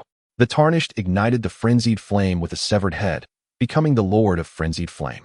In a land strewn with ashes, a solitary figure wandered amidst the embers. At last, she paused to pick up a golden ring, the summoning bell for Torrent, her spectral steed. The one-eyed girl, with her vacant expression, opened the eye that had forever remained shut, her gaze devoid of emotion. O Lord of Frenzied Flame, I shall undoubtedly stand by your side to deliver the destined demise. Chapter 85. There is no turning back. Pain, such excruciating pain. Malenia, how could it be so? Is death the only conclusion that remains? Foreknowledge of the outcome has rendered Ethel incapable of enjoying the journey. I hope it is not true. Accompanied by the girl's silence, the boy, sensing an indescribable weight in the air, too fell silent. She cast a glance through the gap in the curtains, where starlight filtered in. Each day mirrored the last, as if it had never changed. The stars have grown tiresome. She drifted into a hazy slumber. Upon awakening, daylight had arrived. Young lady, the chairman has informed me that the supreme will you sought has been brought. Ethel regarded the ordinary man before her as he adjusted the hospital bed to a comfortable angle. Is this video, this mod, your creation? The invincible Valkyrie mod was but a fleeting presence on the internet, quickly fading amidst the deluge of information. No, these are merely things I stumbled upon. I truly had no prior knowledge of them. I was simply the first to discover them. And this? Is it not the account of the Valkyrie Malenia, known for the few videos? Aside from the first, which seemed rather impressive, I too am the Valkyrie. The subsequent passages are filled with exclamations of disbelief regarding the towering altar and the surreal monsters from another realm, depicted in an abstract video where each adversary falls with a single strike. Due to infrequent updates and a lack of promotion, the content remains largely unseen, save for the discerning few. In this man's presence, the protagonist, A2A, finds no answers, merely uttering a vague uncertainty. A2A exhales in relief, grateful that the situation is not genuine. With the man dispatched and the gaming equipment returned to its designated place, A2A deftly connects the adapter, feeling a familiar sensation. Yet the customary blessings are absent, leaving only the stark whiteness of the ceiling above. How could this be? Is it broken? This is inconceivable. What on earth is happening? Chairman, please, remain calm. One of the medical team members implores. We have just assessed her condition. Although the young lady is unconscious and her health fluctuates, overall, it is progressing positively. Is that so? Then that is a relief. The elderly figure enters the hospital room, closing the door behind him. While the medical team exchanges anxious glances, their heads bowed in trepidation. A2A's ailment has been designated as Chantu syndrome, aptly named after her. This rare case stands in stark contrast to rampant cancerous growths. Within A2A, numerous areas fail to develop properly. There is no discernible pattern, no forewarning. The uneven growth throughout her body necessitates reliance on costly machinery for survival. With her head shaved and bodily functions impaired, she lies in bed year after year. Had she belonged to a typical family, she would have long been abandoned, yet her loving grandfather remains by her side. Still, she resembles a caged bird, devoid of wings. She often gazes longingly out the window at the pristine, soaring birds. Why do they fly? It seems the birds sense the envious gazes of humanity. They flap their wings. Traversing the lush villa district and soaring past towering skyscrapers, finally landing upon the shoulder of an eccentric human. This peculiar individual dons a paper bag on their head, carries a small satchel, clutches a handful of fries, and is clad in a mundane women's office suit, their unremarkable physique evoking no interest. As the last fry is offered to the seagull perched on their shoulder, they reach their destination. Jessen, with practiced ease, she opens the door. ATM, a half-human, half-serpent girl leaps into her embrace. What delightful treats have you brought me today? Hey, Jessen, do we have guests today? In the center of the living room stands a striking red-haired woman, her vibrant locks cascading around her in a low-cut red evening gown, exuding a captivating allure. Yet her expression is one of foolishness, as she leans despondently against the floor-to-ceiling mirror, her head resting against the glass, mumbling incoherently. Gurgle, gurgle, I want to go back. I haven't married yet. I'm still a virgin. I can't just leave you all like this. It's impossible to return. Everything is irrevocably lost. The girl with the serpent's body extends a finger, her voice powerful. Do not think you can go back. You will never return. If it were possible, I would have done so long ago. Do you think you deserve such a chance? Face reality, you foolish sister of Baiji. Damn that exhibitionist little wretch. I shall sever you, slice you, chop you into pieces. The crimson-haired maiden was poised to continue her actions, but upon glancing at the splattered snake blood, the marred walls, the overturned cabinets, and the shattered kitchenware, she cast a sheepish look at the OL woman. Medusa, she is truly terrifying. It frightens me. Thus, I must procure a new game. Is that so? I shall offer you some pocket money. Remember to interact kindly with others. The OL woman turned towards Malenia, admonishing her not to bully the adorable sandwich girl. Is this woman sane? Can she genuinely endure this brazen exhibitionism daily? The reason Malenia referred to the serpent girl as an exhibitionist was due to the white t-shirt she donned, which appeared to Malenia as a fluffy cloud. A mere puff of vapor. Were it not for the ostentatious golden locks obscuring her, Malenia even questioned whether she could pass inspection. Moreover, why does a primordial deity from the east have golden hair? When the OL woman removed the paper bag from her head, revealing a cascade of purple short hair, it seemed Malenia began to comprehend. So, both of you have dyed your hair. It turns out you, this wicked woman, have led the Empress of Creation astray.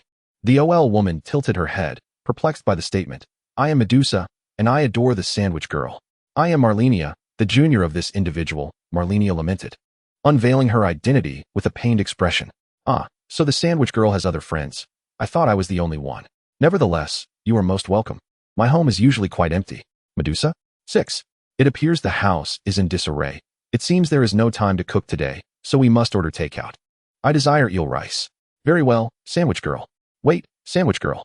Only 2 portions. She shall not partake. Very well, I shall indulge in snake meat eel rice today. Without hesitation, Malenia lunged forward, seizing the serpent girl's tail and biting down. That hurts. Medusa merely smiled, retrieving cleaning tools, and amidst the serpent girl's cries, began to tidy the chaotic abode. As night descended, the outside began to stir with commotion. It turned out that the street ahead was a food district. Malenia donned Medusa's casual attire, clad in her garments from head to toe. In stark contrast, Medusa sat in a corner, arms crossed, weeping quietly. Although she had lost her ability to command the winds and rains, her formidable passive abilities ensured she was not utterly powerless. She effortlessly lifted a box overflowing with trash. Let us venture outside. It has been a long day, and I have solely been compensating for the sandwich girl's imprisonment. After peering into the mirror, she tied her white shirt at the waist, revealing a black tank top underneath, applied blush to avoid any unsightly protrusions, and donned denim shorts and Medusa sneakers. Gathering her hair into a bun while allowing a few strands to fall gracefully over her forehead, she emerged as a vibrant young maiden. Shall I head out now? I shall take the trash with me. Medusa. I too wish to go out and buy a new game. Black Monkey. Black Monkey. No. I want to go out alone. Do you have any money? Call me daddy, and I shall grant you pocket money. Oh, the freshly grown snake meat is truly tender. Oh, dare to tug at my trousers? I shall sever you. Let us venture forth, my dear sandwich sauce, Malenia sauce. I have brought my bank card. Chapter 86. The ailing girl does not dream of a gentle big sister. It has been 3 full days since I last returned to the boundary. Achui felt increasingly restless, unable to see Malenia, unable to meet teacher Selen, and incapable of leading a normal life. Although family members visited her one after another, her heart still longed to return to the boundary. She must return to alter those fates. Malenia must not perish. Teacher Selen shall not transform into a gemstone orb. And you, wicked Malenia, must not meet your end. And as for the timid Pollyanna, you 4 sisters shall not approach the sacred tree. Lady Queen of the Full Moon, I adore your current mischievous, queenly demeanor. Teacher Tops, you must take care of your health. Do not forget to eat. And dear sister Fia, Benel, Alexander, Lady Long, the fiery black blade assassin Aleto, wait for my return. I have returned with strategies. This time, I assure you I have thoroughly reviewed them. I feel an inexhaustible strength within me. Surely, I can save you all. The Star Observer girl hid beneath her covers, casting a glance at the unchanging night sky. It seemed she heard something. A return of light? Are you mistaken? Yes, Chairman, the final moment has arrived. At most, tomorrow remains. Achui glanced at the time. It was nearly 11. Every day, her grandfather would visit her for a moment after finishing work before resting. As expected, the door creaked open, and the once radiant elderly man now appeared somewhat weary. Achui, I have come to see you. Is there anything you wish for tomorrow? I shall buy it for you. How long can I live? Do not think too much. Achui, you will live for many more decades. Grandfather has wealth. Money can work wonders. You need not worry. Deceiver. Oh dear. Achui, why do you speak thus of your grandfather? When have I ever deceived you? There is only 1 day left, right? The girl could not conceal her worries. Her words tumbled forth as she gasped for breath. A sudden clap of thunder shattered the oppressive atmosphere outside, and the summer rain arrived hastily, drumming against the window with fervor. The old man's expression froze, the air grew still, and he slowly closed the open window. Rest well. Achui, tomorrow, I shall take you out. The room was enveloped in darkness as the lights dimmed, and after a long while, the sound of the girl's sobs could be heard. I'm sorry, grandfather, it's truly dark in the cage. In my next life, I wish to be reborn as a carefree bird. During these days, Malenia led a normal life, residing in Medusa's home. She spent her days playing games with the sandwich sauce, ceasing her gaming no later than 8 each evening, abstaining from smoking and indulging only modestly in alcohol.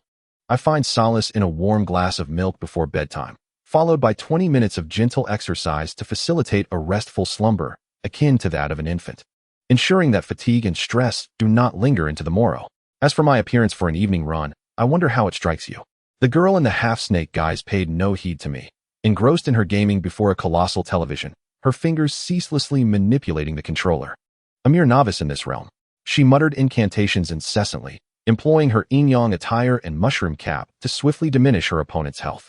Alcohol would trigger the toxic effects of a concealed weapon, and upon consuming it, she would resort to drugs, sacrificing her first life to invoke a boost in her resilience. Just before her demise, she would switch to her golden armor to conserve time. Rising, she would consume alcohol to activate the 5 Ghosts Gourd, quickly executing a decisive blow while enhancing her attack power. She would then exchange her gourd for a longer build artifact and enhance her strength further with the various magical gourds. In close proximity to lesser foes, she would prepare for a perfect strike, successfully achieving it and benefiting from a sudden increase in damage output. As she took her final sip of alcohol, she would activate the Chinkoan gourd while stealthily interrupting the aftermath of her drink, ensuring to position herself within range for her ultimate strike. Malenia shook her head, choosing to disregard this exceedingly eloquent individual. After checking her reflection and confirming that her sequin stockings were indeed eye-catching, she donned her high heels and swayed out the door. As for any potential nefarious characters, Malenia felt no concern. Her companion had already tested the area for any signs of the extraordinary.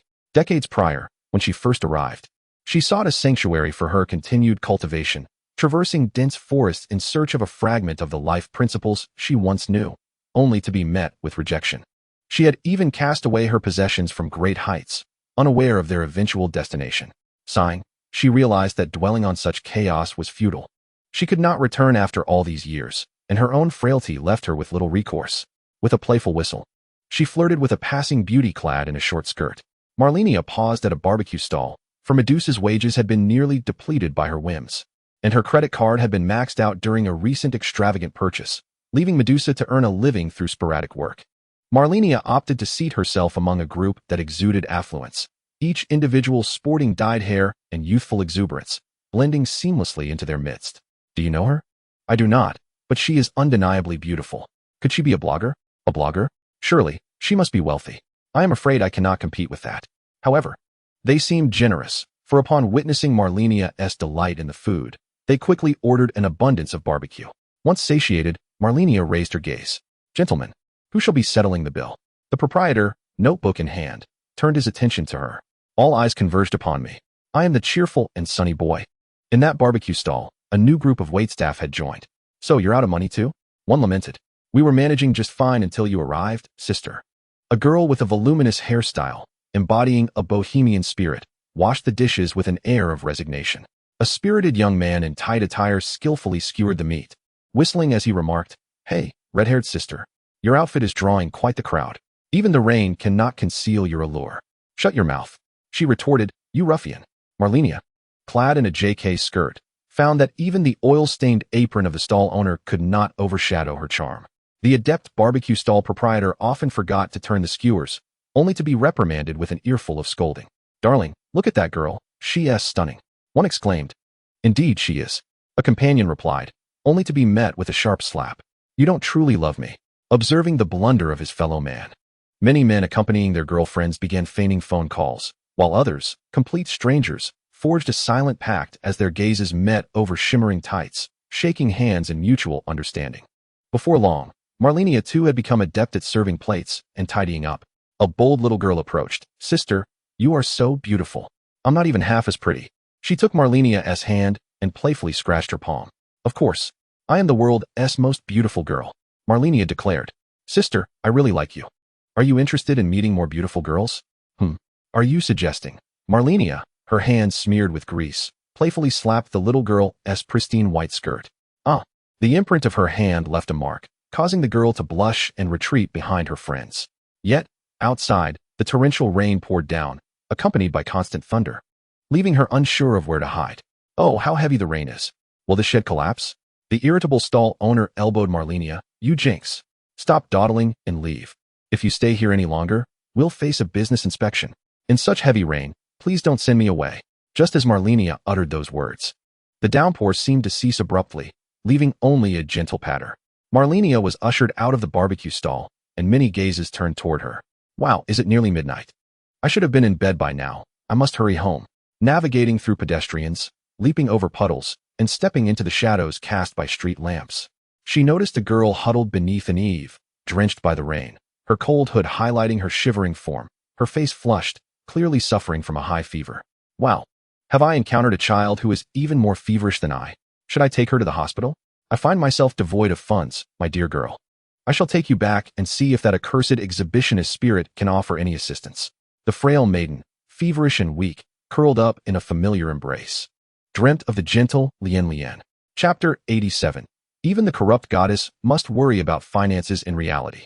The ailing girl, who seemed to have fallen into a deep slumber, opened her eyes to find not the white ceiling she expected. Instead, a clean and tidy little room greeted her, as if its inhabitant had not spent the night there. Sunlight pierced through the cheap curtains. The mingling traces of tears and rain, the aching sensation of exhaustion from a frantic run, and the labored breathing akin to a broken fan left her questioning her very existence. Knock, knock, I'm coming in. With crimson tassels lazily coiled atop her head, strands of hair cascaded over her alluring collarbone, glistening with a touch of moisture, as if a droplet lingered on her elegantly curled lashes. The tall beauty, returning from her bath, always exuded a certain charm. The familiar visage caused a moment of breathlessness for Atue. Surely, she must have perished and arrived at the borderland. Likely in her own room within the grand library. How splendid. Ah, so you are awake. I came to summon you for a meal. After eating, you should hurry home. Your family must be quite worried about you. The red-haired Malenia turned and departed. Atue, filled with curiosity, trembled as she descended from the bed. As if the enchanting Aeonia butterfly still danced in the air, the intoxicating scent of flowers lingering. She felt weaker than she did upon emerging from the drifting graveyard. her steps unsteady as she ventured outside her room, only to find the red-haired figure already in the living room. Come on, why the delay? Medusa's cooking is superb. Isn't this the borderland? Where am I? Did I truly see the real Lian? Oh dear, it seems not only is your mind feverish, but your body is in poor condition as well. Allow me to assist you. Hee. The red-haired goddess of decay, Malenia, approached the real world, gently taking the girl's hand and wrapping her arm around her shoulder. Take your time, little redhead. You've never been this tender towards me. The half-serpent girl flicked her tail, climbing onto the dining table, her mouth agape as she devoured all the food in sight, including Medusa, who was holding a plate of tomato and eggs in one swift motion. Is this how you eat? What else would you expect? The goddess of decay, gnashing her silver teeth, shot a fierce glare at the half-serpent girl, prompting Itué to clutch Malenia in terror. Oh, my apologies, I forgot. Then, with a dramatic flourish, the half-snake girl regurgitated what resembled a thoroughly washed plate. The original braised pork and white rice vanished, leaving behind only the drenched Medusa. Medusa, are you all right? The dazed Medusa, with her mosquito-curved eyes, raised her hand. I'm fine. Really, red-haired girl. You devoured all the food yourself? What shall we eat now? What? Are all these for me? The goddess of corruption's silvery teeth clinked as she comforted the frail girl, releasing her grip. It seems today's breakfast will consist of snake, meat sashimi. What are you planning to do, little red-haired one? Don't come over. It hurts. Ouch. I apologize. But perhaps today's breakfast will only be porridge, enriched with meat to nourish your body. Malenia? Are you calling me? Are you truly my sister Malenia? Yes. Are you not deceiving me? What would a little girl like you have that would warrant deception from your sister? Is it your bony little face or your rebellious spirit that has strayed from home? The red-haired goddess teased, the sun shining ever brighter, her figure becoming increasingly distinct. Come, eat something. Do you also play Elden Ring? If you don't wish to return home, you can accompany your sister in a game for a while. Little rebel. What is your name? Is it Shangwan? Shangwan Tue? What a marvelous name. You are like a little caterpillar, soon to transform into a crimson Ionia butterfly. Is it delicious? If so, eat more. This meat is truly nourishing. What do you mean by it feels like a dream? Even the invincible Valkyrie must bathe and eat here. What else could there be? Flowers blooming everywhere. Oh dear, you have so many questions. Time is still abundant. No need to rush. After finishing this bowl of meat porridge, I assure you it will grant you longevity. Why are you crying? If you ruin your pretty face, it won't look good. However, dear girl, it is indeed the age for tears. Let them flow freely, for when you grow up, you may no longer have the chance to weep openly. After a while, the half-snake girl's large television went dark repeatedly. Even the monkeys could have laid flooring by now. The frail girl finally settled down and was brought back to her room. I must say, you have a knack for soothing children. Just be patient. It's not any more difficult than playing games with you. What do you mean by that? Just look at you. Your monkey heads are almost overflowing in the Tiger Vanguard's pool. And so what? My magical prowess is formidable. This mere large cat is easily handled. If I keep trying, I will inevitably succeed. Then you should just play single-player games quietly and not disturb others. Malenia rummaged through a cabinet filled with game discs, opening the Elden Ring box only to find Spider-Man inside. Upon opening the Spider-Man box, she discovered The Witcher 3. After searching for a long time, she found nothing. With so many boxes, how far back must I search? Even if I found it. It seems the console has been commandeered by that fellow, preventing her from playing. She would surely begin bullying Medusa again. You could go to the nearby mall. They seem to be holding a comic convention there. With Malenia's beauty, you could easily get in for free. Chirpy and cheerful, let us set off. Malenia entered a small room and gazed into the mirror. I do not quite resemble a Valkyrie. I wonder if anyone would find that appealing. By chance, my gaze fell upon the old curtains stacked atop the cabinet. The tattered brown fabric was rather flimsy, its hue reminiscent of noble sleepwear. This shall do. Through a remarkable act of magic, the corrupt goddess Malenia transformed into a cold and haughty Valkyrie. However, I still require a golden-winged helmet. Alas, that contraption obstructs one's vision. The scarlet corruption surged upon the surface of my being, revealing layers of mottled scars and disheveled red locks, reminiscent of my time seated beneath the sacred tree of Miquella. Sister Lian? You are awake? My apologies for disturbing you, Itué. Let us go to the comic exhibition. Wait a moment. Malenia's mind whirled frantically. Itué?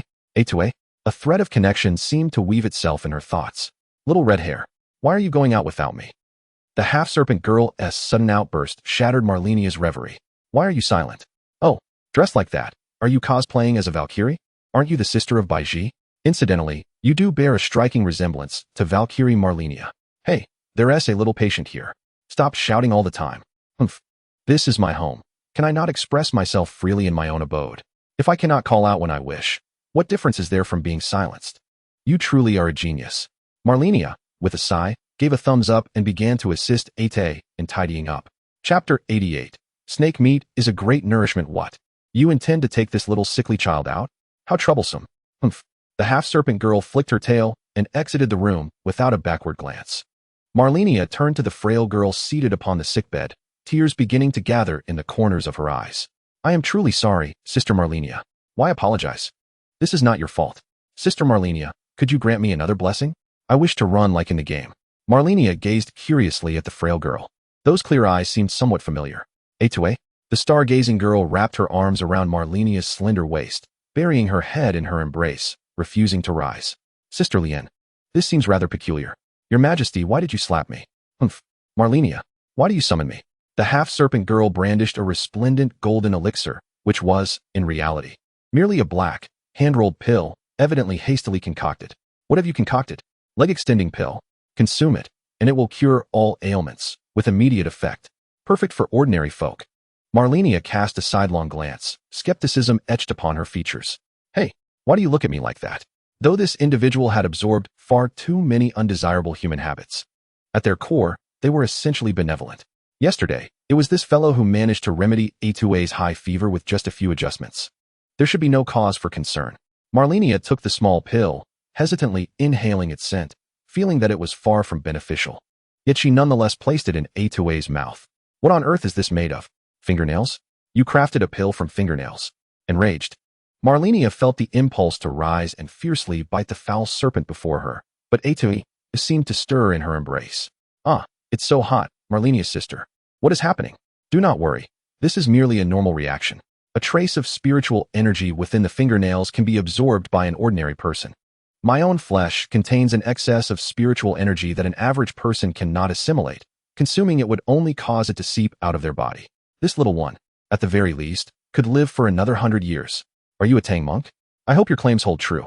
I am a person of destiny. Am I not? Once the fever subsided, Malenia glanced at Atue. How do you feel? I don't sense any change. Suddenly, the half-snake girl rushed over, grasping Atue's hand. Impossible. This dosage is more than sufficient for an ordinary person. Having lived this long and saved so many, how could I miscalculate? Wait, don't bite me yet. So that's how it is. A pale red orb of light began to coalesce in the half-snake girl's hand, radiating a familiar vitality. This appears to be mine. Huh, is it yours? This is the life force I mentioned that causes rejection. It turns out it belongs to you. How did you leave it here? No wonder I could pull you from over there. You had been here before. Malenia clasped the red orb, and the moment they made contact, it transformed into a streak of luminous energy, surging into Malenia's body as if a swallow had returned to its nest. The shadow of divine fire blazed within her, combining with the remnants of the half-snake girl's flesh she had consumed, exuding a rounded, flowing aura from within. It was as if the incomplete moon had finally reached the 15th day of the lunar month, and the crumbling wall had welcomed the falling paint chips. Malenia's dominion over life was restored, reclaiming her position as the ultimate deity. Oh, congratulations. You have finally reached the nascent soul stage. Nascent soul? Is this truly the nascent soul? Indeed, it is already quite formidable. Valkyries must break through to the celestial phenomenon. I have only just reached the nascent soul. I recall, according to your teachings in the Huang Palace, that above the celestial phenomenon is the transformation stage. By the way, what level are you at? I am at the half-step harmonization stage. It's rather dull, as there's no one to converse with. How infuriating. What are you boasting about? Furthermore, what does it mean that you discarded my power like refuse? You even endangered Atue. An ordinary person getting in contact with this would fall ill easily. I discarded that ages ago. I barely remember. Did my mother perish because of this?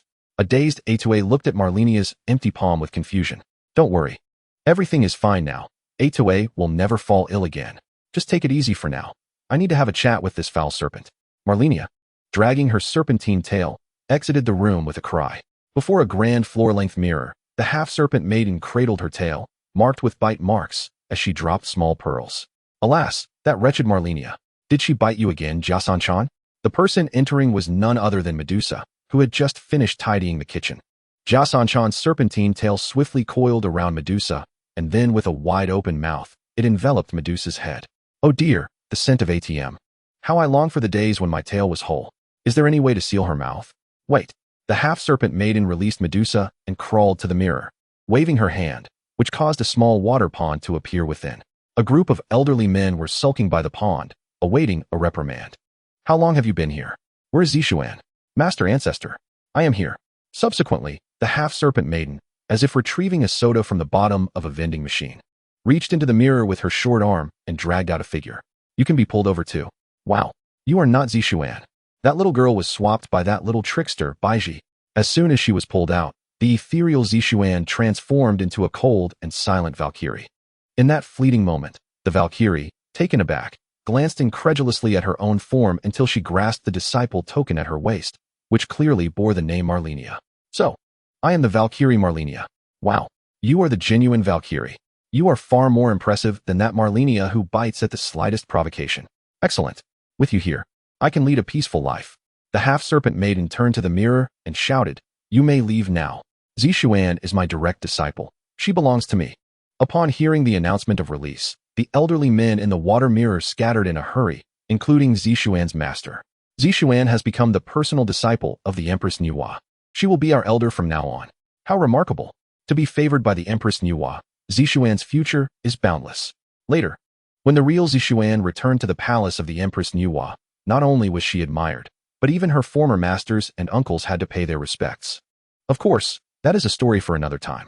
Returning to the Valkyrie, the half-serpent maiden pushed the somewhat bewildered Valkyrie to the entrance of Malenia's chamber, kicking the door open with a triumphant laugh. Huh, Malenia, I have brought someone who can heal you. Inside the room, two pairs of eyes, one large and one small, were red-rimmed, and the atmosphere felt rather tense. That damned foul snake. This is your doing. Help. Malenia, save me. I will bite you to death. Valkyrie, quickly punish her. The Valkyrie stood frozen, exhaling a puff of white breath. Oh, I remember now. It was Miss Baiji who sent me here. I have now reached the celestial realm in a fit of anger. It should correspond to the stellar level of the interstellar realm. Finally connecting to the network, the Valkyrie spotted Achui. Achui, are you Achui? Sister of Miquella? It is incorrect. It is Miquella's sister. Finally connecting with the online Valkyrie, she disregarded the half-serpent girl who was incessantly calling out for Malenia, engaging instead in a conversation with Achui. Chapter 89. Achui's family. The exchange between Achui and the Valkyrie was not particularly profound. Inquiries about the Valkyrie's presence here were met with uncertainty, even by the Valkyrie herself. The only true, intricate secret lay with the two playful individuals. Playful? Perhaps.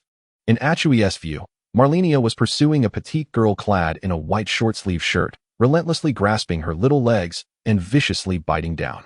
The girl retaliated by repeatedly striking Malenia's head into a mist of crimson. How ghastly. Such occurrences surrounding Malenia were hardly surprising. Knock, knock, knock. The sound of knocking interrupted. On this weekend when Medusa was not working, she set down her mop and approached the entrance. The skirmish between Malenia and the sandwich girl momentarily paused.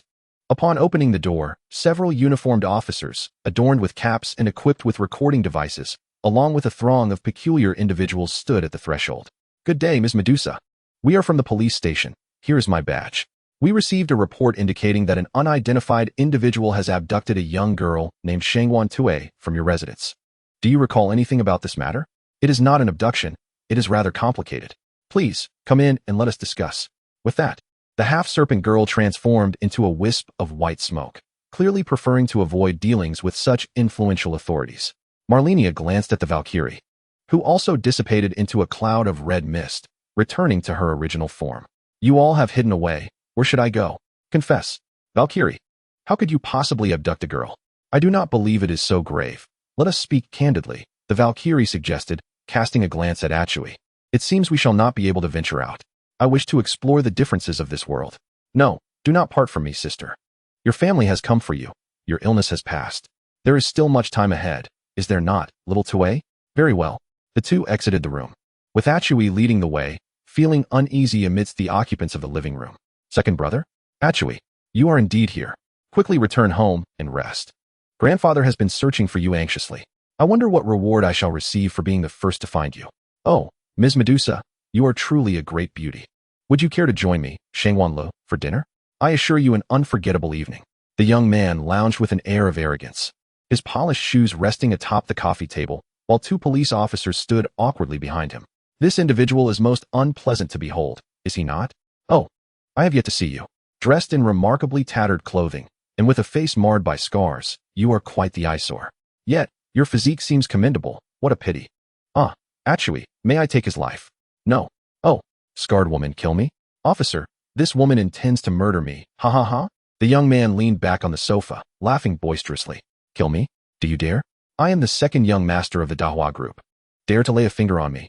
The golden blade of the Valkyrie, glinting beneath her cloak, swiftly positioned itself against his neck, its chilling edge sending shivers down his spine. What do you intend to do?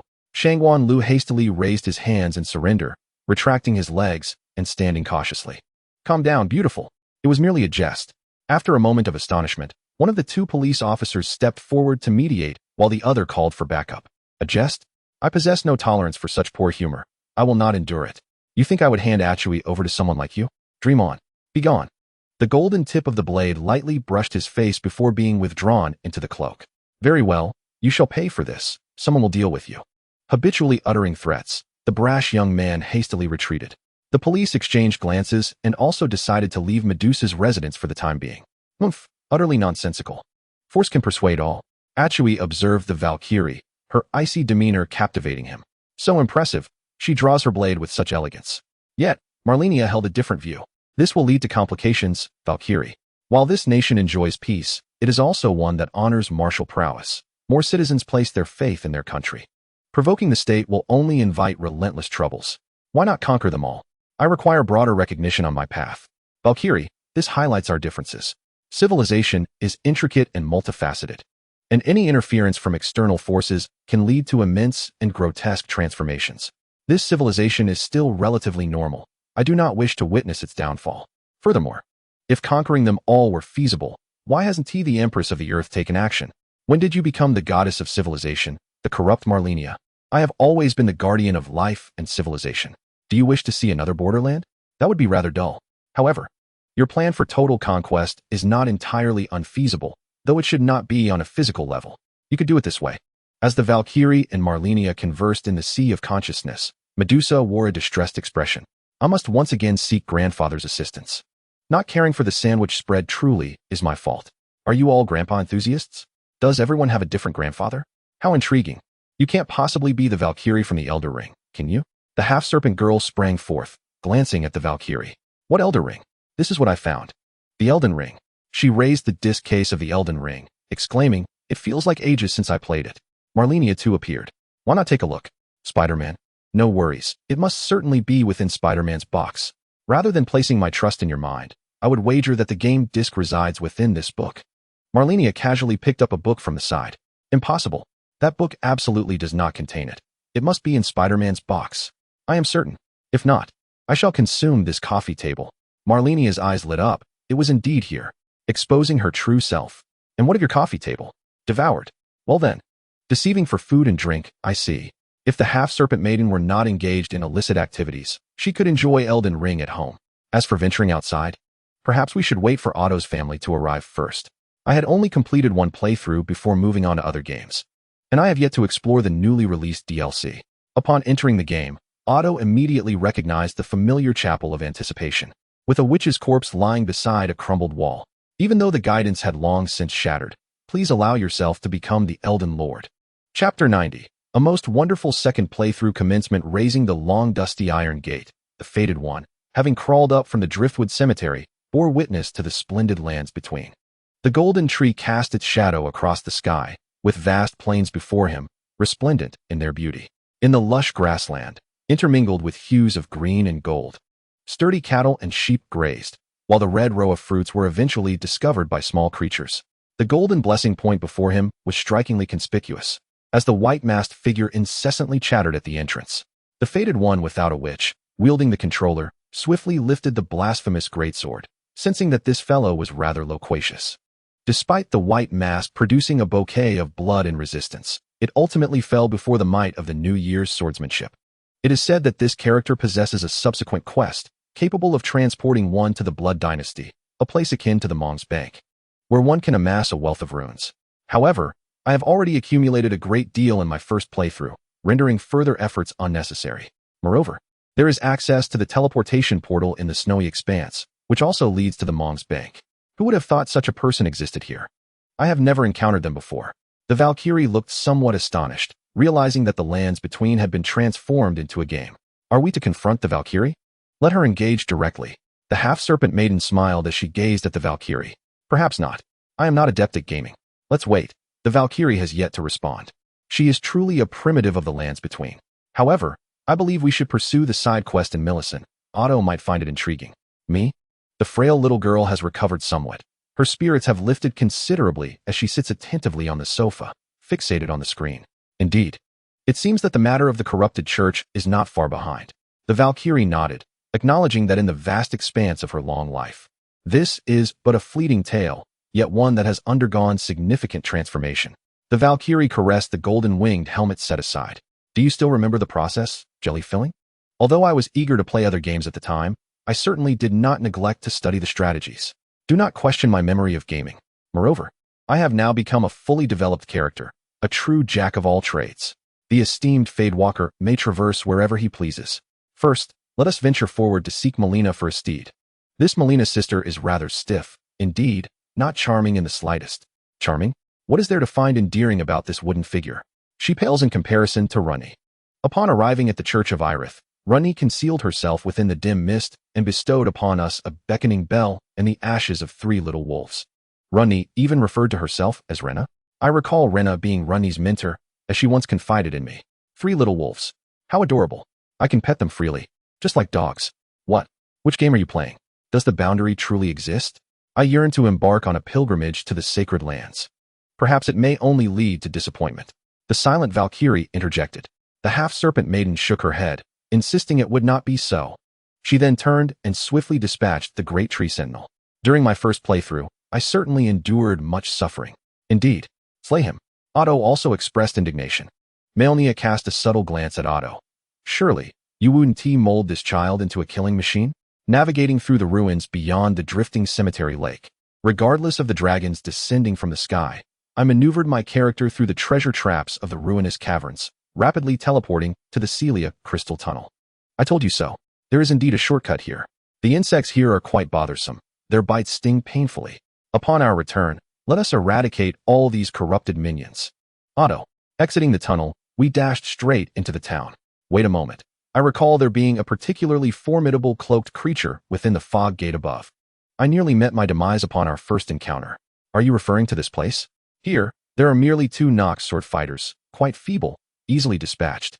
Upon entering the golden fog gate, only 2 daft swordsmen appeared. Surely even novices could defeat them without difficulty. How is that possible? I distinctly remember Otto gazing incredulously at the screen. Malenia nervously whistled. Furthermore, I recall there being traps here. Large iron balls fall from the sky. Not at all. That only occurs on the nearby mountain, while the town is merely populated by a throng of sorcerers. Beads of cold sweat trickled down Malenia's brow as she whistled. The Valkyrie instantly discerning her mischief. Malenia, that formidable cloaked creature could not possibly be you. Could it? How could that be? Valkyrie, do not slander me. Are you attempting to sow discord between Otto and myself? Then dare you look me in the eye? Malenia, feeling guilty, sat cross-legged on the sofa. Look at you? Why would I? You're not as appealing as I am. Sister Lienlian, is it true? Otto's sparkling eyes were fixed upon Malenia. No, there is absolutely nothing. Is that truly so? Truly, there is nothing. Then, could Sister Lienlian kindly turn her face away? The half-serpent maiden was only serious while playing the game. After defeating the veteran and handing the pure gold needle to Sage Gowry, she reconnected online. It was thus that I spared him later. Unaware of how he perished in the lake of corruption, the Valkyrie paused, her expression momentarily stunned. He must have shielded his sisters and, after seizing the divine essence of the former god of corruption, met his demise at the hands of the minions of corruption. As a sentient minion of corruption, he still held some value, I suppose. Malenia gently patted the Valkyrie's shoulder, lamenting the supreme will for distorting my spirit. Otherwise, these pests would not be so loathsome. They would gather various items to ferment into food, the taste of which I shall refrain from commenting on. The goddess of corruption? You still dare to hide? How do you know about the former god of corruption's possessions? Speak clearly, or I shall join forces with Otto to hunt you down. I had no intention of hiding. You never asked. The Church of Corruption. This is Millicent. The bickering between the Valkyrie and the goddess of corruption abruptly ceased. That familiar cough plunged the Valkyrie into contemplation once more. Malenia gave the Valkyrie a firm pat on the shoulder. What were you thinking? When I first laid eyes on you, it was the same. A solitary figure, pitifully crouched in a corner, coughing. Yet after you abandoned me, my plight was far worse. How so? Otto inquired, lifting her head. It's quite simple. I am the embodiment of both the goddess of corruption and the Valkyrie. We are Malenia. Upon our meeting, my soul merged with hers, but at that time, the Valkyrie's essence was far stronger, allowing her to take the lead. Subsequently, due to disdain, the Valkyrie cast this impurity back into Millicent's body. Thankfully, Pollyanna restored a fragment of my soul, along with the pure golden needles sent by Otto, preventing my demise. The Valkyrie lowered her head in shame. It was my fault, yet you are the goddess of corruption. I loathed you then. I too once denied my identity as the goddess of corruption. I believed I was merely the Valkyrie. However, I later discovered that I was not originally the god of corruption, but rather the god of life and civilization. It was the supreme will that seized the divine authority from the golden tree, leading to my madness. The invasion of your body was an unintended consequence of that time. Look at me now. I am quite benevolent, am I not? Malenia leaned closer to the Valkyrie, squeezing her shoulder, puckering her lips, proclaiming, right? The kind and adorable goddess of life. How benevolent it sounds. Do not come so close. The Valkyrie's large hand grasped Malenia's face. Have you reclaimed your authority? Almost. I shall return and deal with that wretched creature. That creature? The Elden Beast. After masquerading for so long, it devoured me in one bite.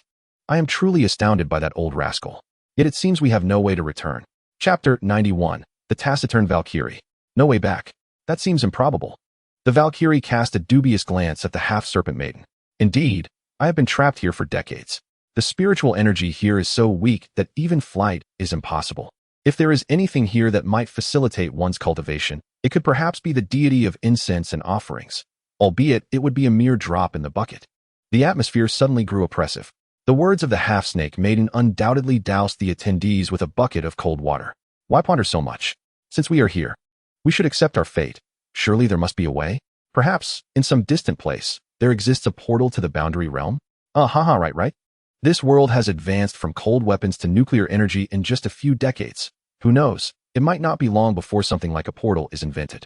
The interplay between Malenia and the half-snake maiden managed to calm the Valkyrie momentarily. Suddenly, she recalled something. The deity of incense and offerings? It seems someone had mentioned it before. Was it Miss Baiji or Malenia? Did she say I was practicing the path of the incense deity? Lady Nuwa. I wish to try the cultivation method of the incense deity. I have never been one to relinquish my fate into the hands of others. You must think this through. Cultivating the path of incense will bind you to those believers. If they perish, your power will swiftly dissipate. You are not like her, a primordial deity, who might have the chance to rise again. Perhaps, I was originally meant to practice the path of the incense deity. Is that true? Let me see. Indeed it is. The half-snake maiden passed the game controller and began to search through her mental library. Malenia took the controller, and a scream echoed from the screen as a fated one fell to its demise. Would one really perish from such a height? All right, Achui, you take over. Oh, me? How do I operate this? Oh, here is the lock-on, and here is the weapon switch. Impressive. Achui has adapted so quickly, dispatched that wretched crow. Wow, what a massive dragon, larger than the Dragon King. Here in the Fort of Pharos, there is half a sigil. Achui is truly remarkable. The half-snake maiden's tail wrapped around Malenia's waist, her expression one of disdain as she questioned, why haven't I ever praised her? You? Look at what Medusa is doing. Medusa just pushed the door open and heard Malenia mention her. Is there something you need, Malenia? I just brought back a plethora of snacks with filling. You should try some. Oh, 2 Malenias? This is Valkyrie Malenia, and I am the goddess of corruption, Malenia. And this is the guardian of the filling, Medusa. Greetings. Miss Medusa, I am the Valkyrie. You may call me Millicent. Very well, Millicent. Would you like some yogurt? It's quite delicious. Thank you, Miss Medusa. Is the filling here? Your large bucket of cola. A shadow darted past, and the half-snake maiden had already coiled around Medusa's waist, 2 hands gripping the cola bucket as she guzzled it down. I've got an idea. Let us become idols, Valkyrie. Become an idol? Aftaha. Malenia clutched her belly and lay back on the sofa. Her? Become an idol? She was commanded to take a life, and with a swift strike, she became an idol. Yet she would not even twist her waist. The cold gleam of the golden blade shimmered as the Valkyrie silently donned her golden-winged helmet, preparing for battle.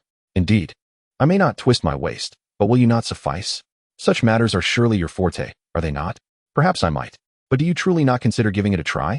Is the Valkyrie fearful? How could I possibly be afraid? Such trivialities are hardly worthy of concern.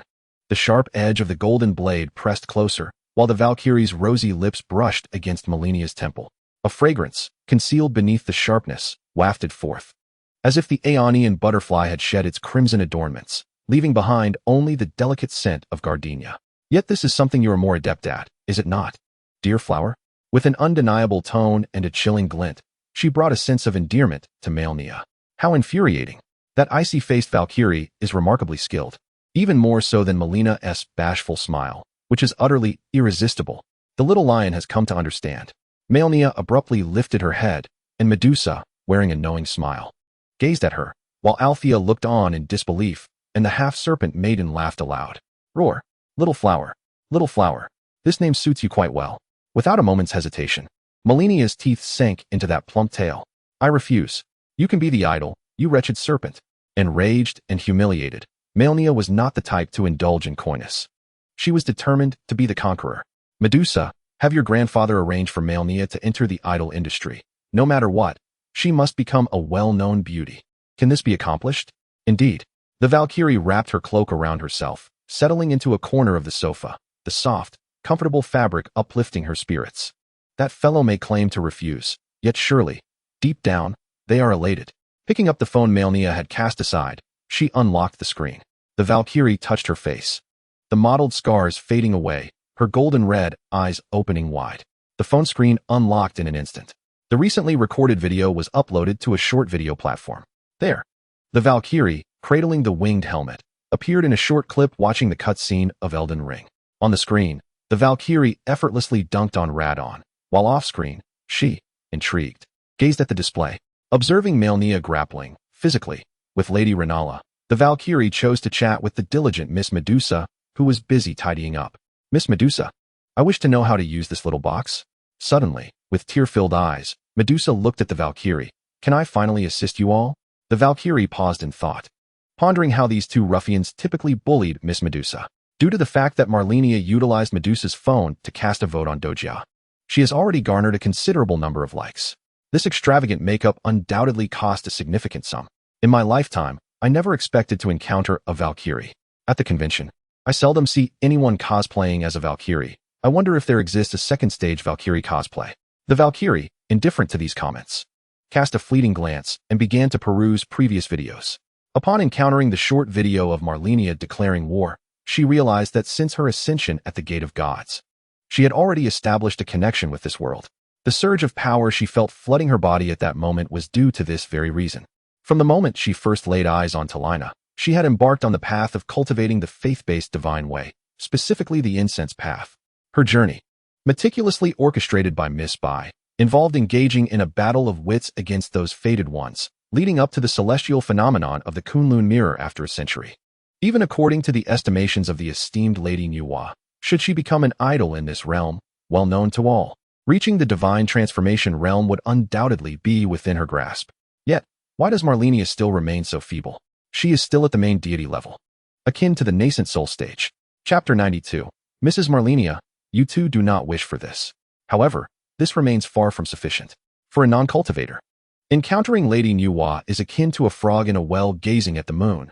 For a cultivator, it is like a mayfly yearning for the vast sky. After a brief moment of leisure, a silver-haired elder arrived, accompanied by his descendant, Shangwan Lu. Grandfather, Atue, are you well? Atue appeared to share a good rapport with her grandfather, rushing towards him as soon as they met. Grandfather, my illness has been cured. Sister Lianlian healed me.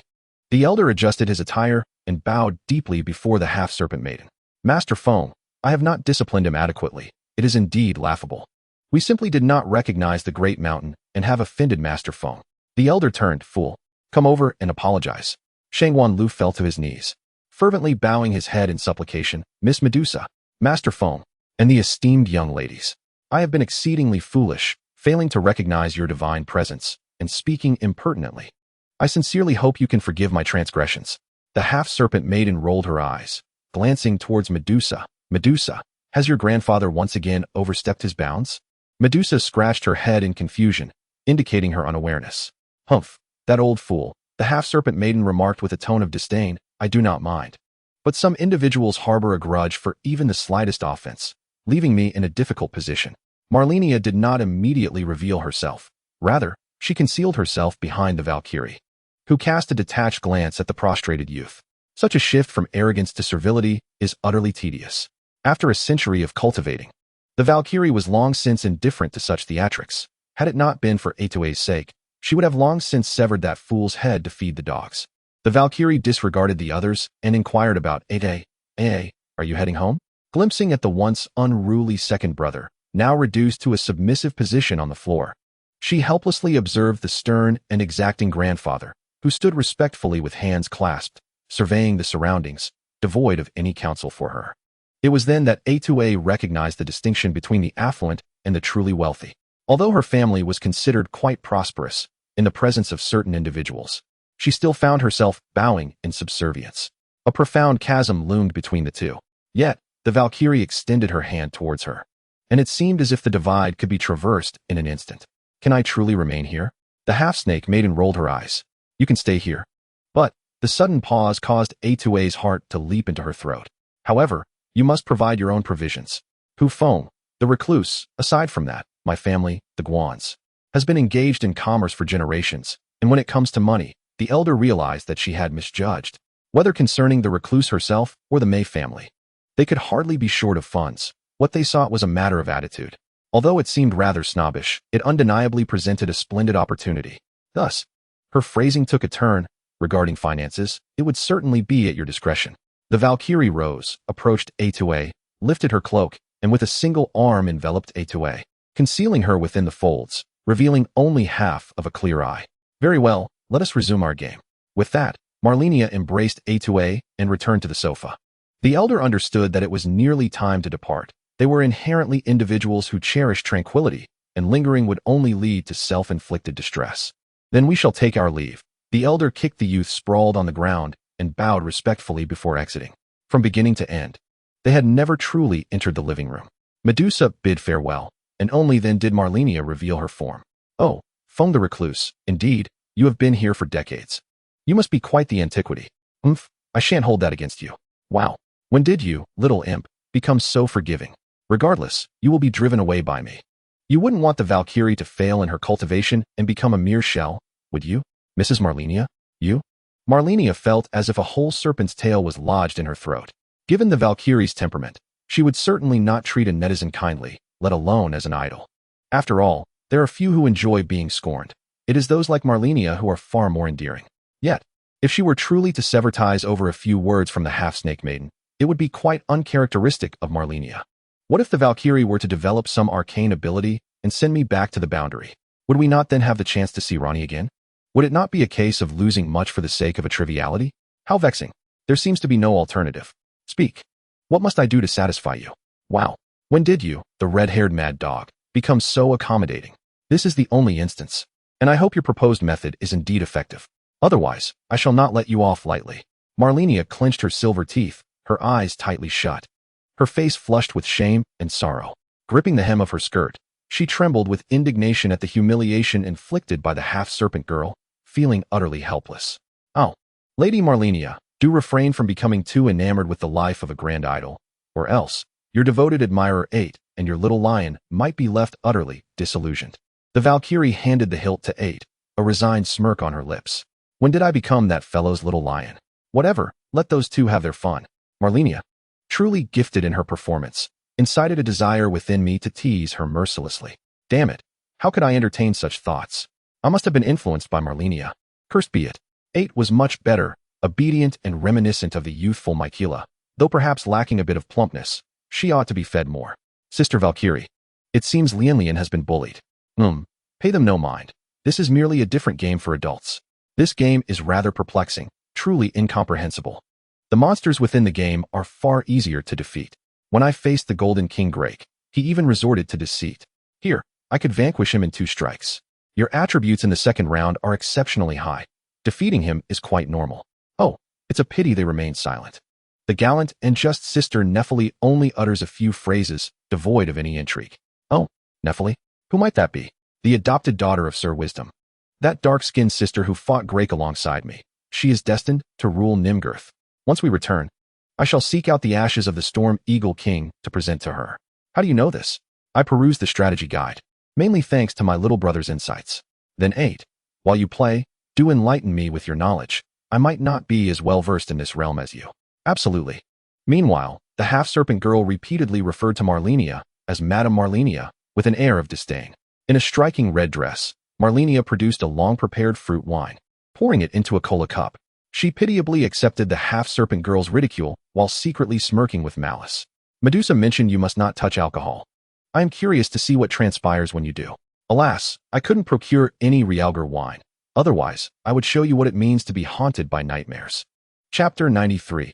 Idle trainee Malenia. It was proven that the serpent truly could not handle wine. Everyone spent an entire day within the belly of the half-serpent girl, their bodies coated in a sticky layer of saliva. Had Medusa not mentioned that they would be expelled after a day at most, Malenia would likely have concocted some mischief again. Moreover, it was not only the living that suffered. Even the television and the clock on the wall were not spared. Fortunately, her belly was sufficiently spacious, preventing any undue discomfort. Under the watchful eyes of the Valkyrie and 8, Malenia began to despondently clean every item in her home. After assisting the slumbering half-serpent girl with her bath, Medusa picked up a mop and joined in the cleaning efforts. Medusa, do not assist the troublesome Lian in her cleaning. Let her manage it alone. My daily task revolves around tidying the house, a chore I excel at. If I leave it to Malenia, I fear she may not finish even by day's end. Should I lend a hand? Achui bit her finger and inquired. Achui, come here quickly. How do we connect this television? Oh, I'm coming, Valkyrie sister. Malenia, cradling Medusa, planted a fervent kiss on her. Medusa, you are truly an angel. Medusa, blushing, shyly brushed her bangs, unable to meet Malenia's gaze. All was peaceful. The reticent Valkyrie exhibited a keen curiosity towards modern devices, while Malenia spent her days either bickering with the half-serpent maiden or engaging in playful banter. Medusa, occupied with her work during weekdays, found herself under Achui's care in their large household. Soon, Malenia departed for the idle training camp. Medusa continued to earn a salary, supporting the Sandwich Maiden. The Valkyrie's divine reflexes rendered gaming rather dull. Armed with high-performance equipment acquired through her financial prowess, even the hapless Sandwich Maiden could secure victories.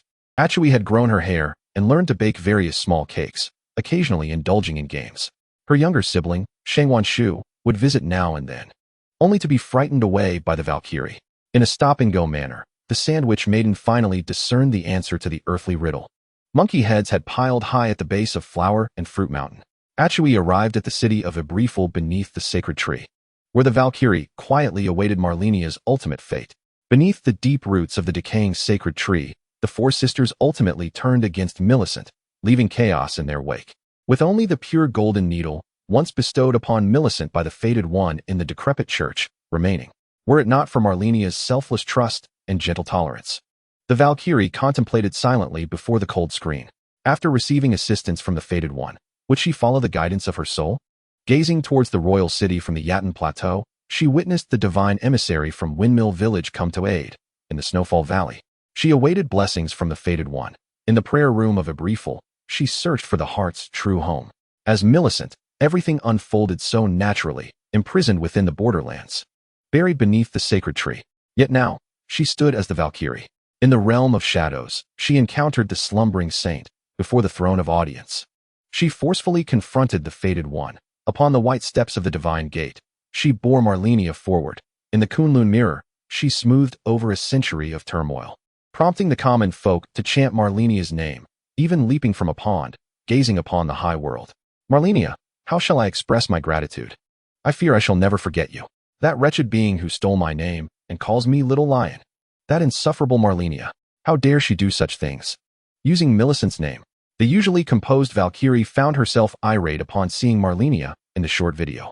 Malenia, who is well aware that even the darkest shades of red can be considered red, has recently gained notoriety by directly invoking the fame of renowned singers in the currently popular variety shows. Does this song showcase vocal prowess? I can effortlessly master it in a heartbeat. Under the watchful gaze of the public, Malenia embodies a spirit of determination. transforming a perfectly good love song into an infectious anthem. Performing good deeds without seeking recognition. I am Millicent. Many netizens commented, no mistakes here. Millicent is a fragment of Malenia, and rounded off, one could say Malenia is Millicent. An ordinary bystander, it is evident that Malenia possesses undeniable talent. What strength does an idle trainee possess? I perceive not a mere bystander, but rather someone profoundly impaired, without even discussing her singing and dancing abilities. Her metrics are astonishingly high. Through Malenia's reckless abandon, combined with her extraordinarily elevated capabilities, the attention of countless entertainment enthusiasts has been drawn to this program within just 2 episodes.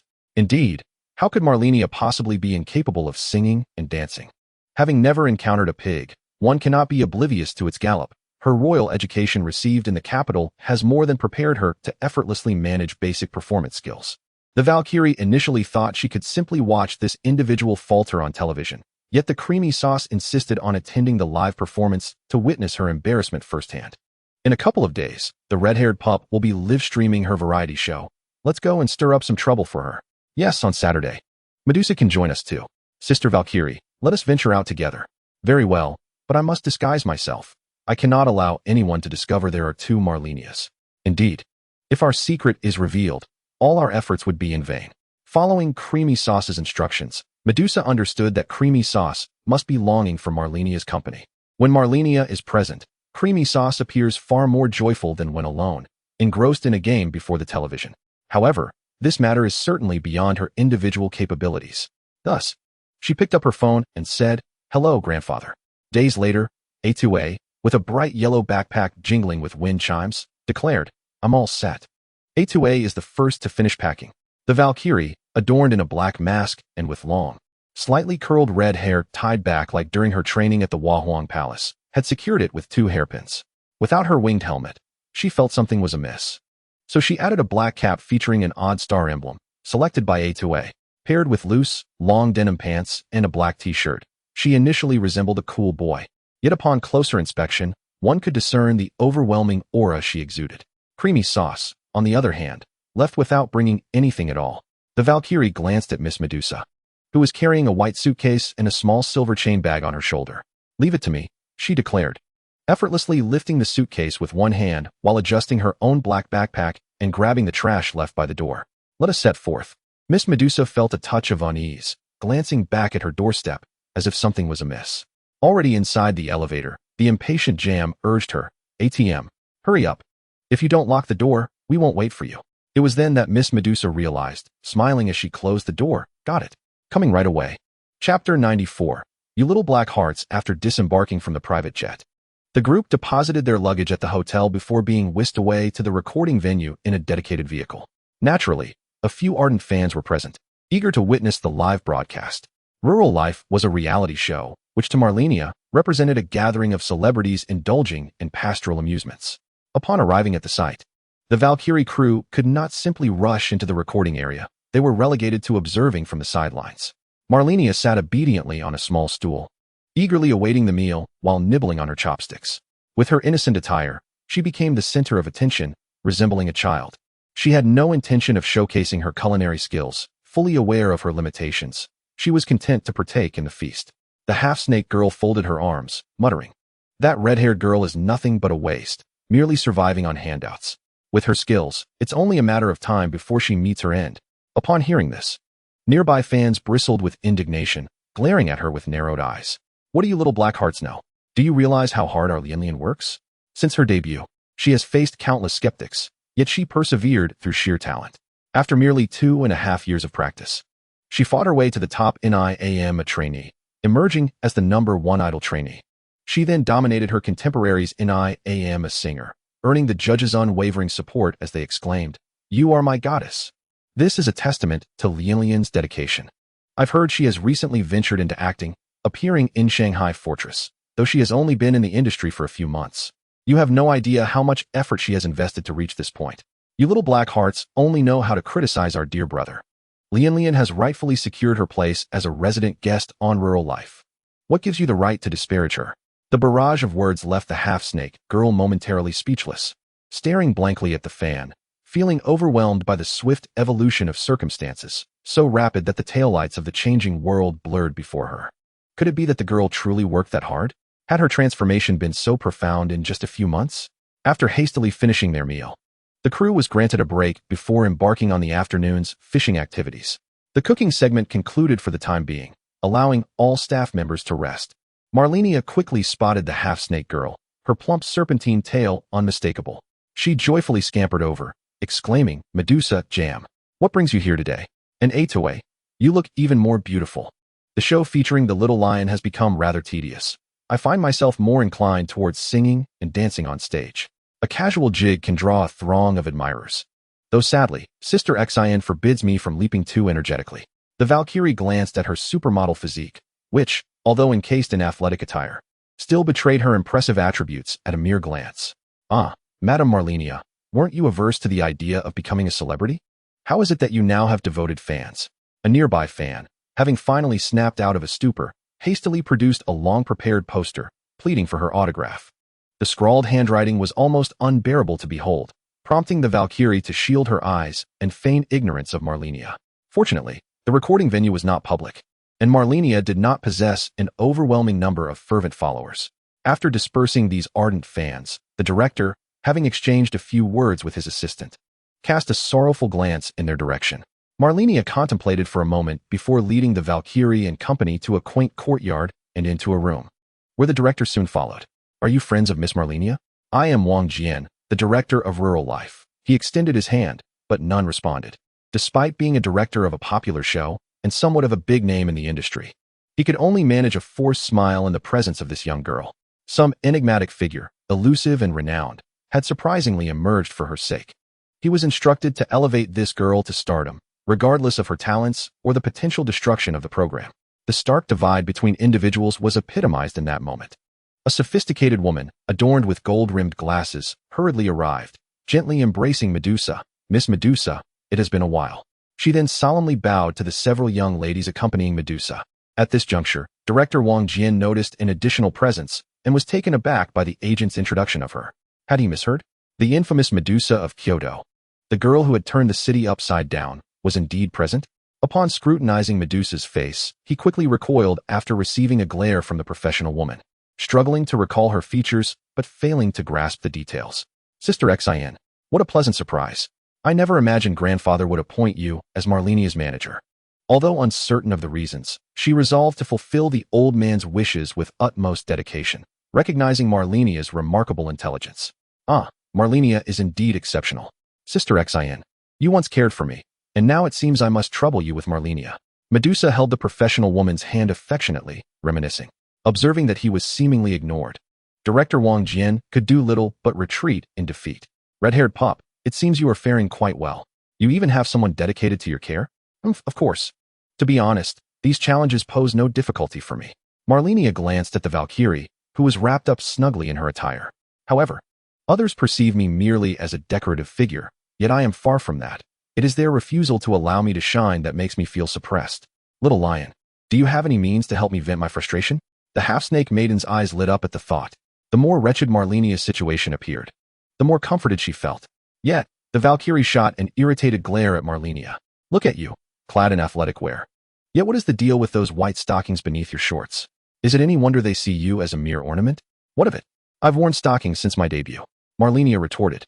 "Whenever I seek to showcase my talents, opportunities are denied me. After much struggle, I finally secured a chance to sing, only to have it all go awry." She lamented to the Valkyrie, though in truth, her circumstances were hardly dire. When she spoke, no one dared to contradict her. They all regarded her as a gilded princess, untouchable and free from labor. Moreover, it was only a matter of time before Malenia would rise to fame, while others would not. Every opportunity was one she had fought for. This was a live broadcast, and the director feared Malenia would once again falter and ruin his hard work, yet he dared not offend her and relegated her to the role of a mere ornament. The online sentiment surrounding Malenia echoed this notion. She appeared unfazed. With her innocent visage and alluring figure, she was the epitome of allure. It was astonishing that no scandal had emerged about her, and even more so that her popularity continued to rise, with countless individuals acknowledging the formidable strength behind this woman. The arrival of Medusa rendered Director Wang Jian mute with trepidation. as he resolved to expedite the departure of this esteemed lady. When would that fortress film finally commence production? Malenia cheerfully ruffled Achui's hair and added, "This is your career too. You must assist me in some capacity." Though the Valkyrie harbored some distrust toward Malenia, she nodded slightly. "What would you like me to do? I am not adept at fishing this afternoon. Could Little Lion substitute for me just for a moment? I truly lack the skill for such tasks." Malenia's round, pleading eyes brimmed with hope. Chapter 95. The princess's poise. Are you merely an idol, Little Lion? Are you afraid? The Valkyrie addressed her reflection in the mirror, her cascading red curls slightly straightened by Malenia into gentle waves. The soft makeup concealed the Valkyrie's sharpness. "If there is anything you do not understand, feel free to ask me. Lastly, you must wear these delicate lace white stockings." "No, aren't we going fishing?" "Oh, but you need not enter the water. Do you truly intend to step into that filthy black mud? What is wrong with that? It is unacceptable. A pristine vase is my persona. Aside from my appearance, I possess no other merits. Is your manual dexterity truly that lacking? This is the only time." "Ugh, Little Lion," Malenia said, gently shaking the Valkyrie's shoulders, half encouraging her to don the stockings. As she caressed the soft thighs, Malenia felt a genuine sense of satisfaction. Indeed, wearing them alone did not evoke the same sensation. The Valkyrie's face unexpectedly flushed with a hint of embarrassment as she grasped Malenia's hand, preventing any further contact. A gentle knock echoed from outside. "Malenia, have you rested well? It's time to begin recording." In an instant, Malenia transformed into a swirl of crimson mist, merging into the Valkyrie's being. "Let us proceed." The Valkyrie opened the door, and a familiar girl outside wrapped her arms around the Valkyries, peering inquisitively inside. Lien, where's that sister in black?" "She has gone shopping for me," Malenia reminded the Valkyrie within her mind. "This is Little Sweet, a delightful child with whom I share a close bond." "Oh, then let us hurry." The sweet-faced girl cast a glance at the Valkyrie's white sports shorts paired with stockings, her lips pouting slightly. It seemed Lien would once again team up with someone else. "If only I were as formidable as Sister Ruxiang. I could elevate Lien as well." Who is Ruxiang? A reliable and mature beauty. Though somewhat past her prime, she remains rather proud. After I gave her a taste of my dominance, she became exceedingly obedient to my words. "Dominance? How did you dominate her?" "Oh, it was nothing much. Just pinning her against the wall with one hand and delivering a firm smack." The production team seemed to have only these two worth noticing. The others were not particularly close to me. "Oh, except for my manager. She's just a workhorse, unworthy of concern." Upon returning to the courtyard, the cameras followed the two beauties closely. 5 men cast their usual glances at the Valkyrie's thighs, scrutinizing her choice of stockings. "All right, everyone is here. Now we shall head to the villager's fish pond to commence our fishing adventure. However, before we fish, we must draw lots to form pairs." As anticipated, the Valkyrie was paired with the formidable Lu Ruxiang. In previous episodes, Ruxiang's prowess was evident. She could accomplish their tasks single-handedly. It was said that her journey to becoming a singer had been fraught with difficulties. The second strongest, a towering fitness enthusiast, paired with Little Sweet, followed by a combination of veteran actors and newcomers, and finally, 2 charming jokesters formed their own team. Climbing aboard the production team's 3-wheeled vehicle, they were whisked away to the nearby village's fish pond. The director shouted through a loudspeaker, though the Valkyrie struggled to comprehend. She gazed at the pond, now drained, where large fish flopped energetically within such a confined space. Could there truly be so many fish? While there were some in Lake Lienia, it was not nearly as bountiful. Lu Ruxiang stood expressionless beside the Valkyrie. The production team stated that only one person from each team needed to descend into the water, while the other would assist in retrieving the fish. With that, she walked to the back to change into fishing attire. So these ordinary folks must catch the fish one by hand. Without magic, this is rather inconvenient. The loudspeaker blared once more. Has everyone changed into their fishing gear? Come gather round. One person will catch the fish while the other assists in collecting them. Once a fish is caught, place it in the large bucket behind for scoring. The team with the most catches will receive a reward at tonight's bonfire party. The least fortunate group shall face punishment. The Valkyrie nodded. The villagers gathered around the pond, their laughter echoing as they fanned themselves with palm leaves, casting smiles upon the youthful participants. Though the fish pond was modest in size, it teemed with fish. For groups stood at each cardinal point, casting nets and hauling their catches ashore. The program's crew had summoned the pond owner's assistants, positioned behind the groups to avert any mishaps. The Valkyrie effortlessly grasped the fishnet with a single hand, causing Lu Ruxiang to cast a surprised glance at her. I have yet to exert myself. Lifting this net requires at least 100 pounds of force. Looking back, She noticed several robust men grasping the fine ropes of the net to assist, which eased her initial surprise. She had thought this fellow had softened. Before long, a multitude of fish had been gathered. With the assistance of the fishing aids behind her, the Valkyrie hardly needed to lift a finger, nor did she intend to. She reiterated to herself that the absence of magic was indeed quite inconvenient. Lu Rushuang, undeterred, waded into the murky waters to catch fish. The stench rising to her waist as large fish thrashed about, splattering water onto the onlookers. The larger fish garnered extra points, and several men pursued the big catches, frolicking in the pond. However, the royal education ingrained in the Valkyrie from a young age rendered her unable to partake in such frivolities. She had once stood atop the towering walls of Radahn, surveying a bountiful populace reveling in their harvest. She had also raised her hands beneath the resplendent golden tree, beseeching good fortune for the year to come. Everyone was eager to appear before the cameras, yet the Valkyrie found such focus uncomfortable, realizing she was ill-suited for this game. No wonder Malenia felt out of place. After half an hour, everyone grew weary and began tallying their results, leaving the remaining fish to the pond owner's assistants for processing. The joys and sorrows of individuals do not resonate with one another. Lu Rushuang displayed commendable effort, yet the inherent disadvantages faced by women led their group to finish last. The Valkyrie's scrutinizing gaze made Lu Rushuang, drenched in sweat, feel somewhat uneasy. Are you tired? Indeed. I must hurry back to bathe. You can handle the rest, right? Yes. You seem never mind. The loudspeaker summoned everyone once again, and the Valkyrie learned that tonight would be the grand fish feast, with each group selecting a fish to take home for dinner. The four who had not entered the water carried buckets. The first, a lively old pond keeper, eagerly picked the largest white mullet, which leaped from the bucket, prompting a frantic chase after the fish. The second in turn seized a sizable grass carp, struggling to embrace it with both arms. When it was the Valkyrie's turn, the old pond keeper plucked a lively, medium-sized crucian carp and placed it into Malenia's bucket. She wondered if this crucian carp would cause the beautiful star to fumble as it attempted to escape the bucket. Your bucket is too small. That crucian carp is about to leap out. The Valkyrie's eyes widened, and an aura of menace rendered the little carp too frightened to thrash about. Thank you for your concern. The Valkyrie turned and walked away. How peculiar. It seems the dancing has ceased. Another charming beauty. Which one would you prefer? Little Sweet pointed. I want that enormous fish. Oh dear, young lady. I fear that fish may be too heavy for you. Take this one instead. The white base is quite delectable. Little Sweet clapped her hands, and the muscular fisherman, still clad in fishing pants, squeezed through like a mountain. Now, can I manage it? Oh, certainly. That big fish is yours to catch. Come, come. The burly fisherman hoisted a grass carp, nearly the height of Little Sweet, and danced exuberantly before the camera. The Valkyrie glanced at the cameraman beside her.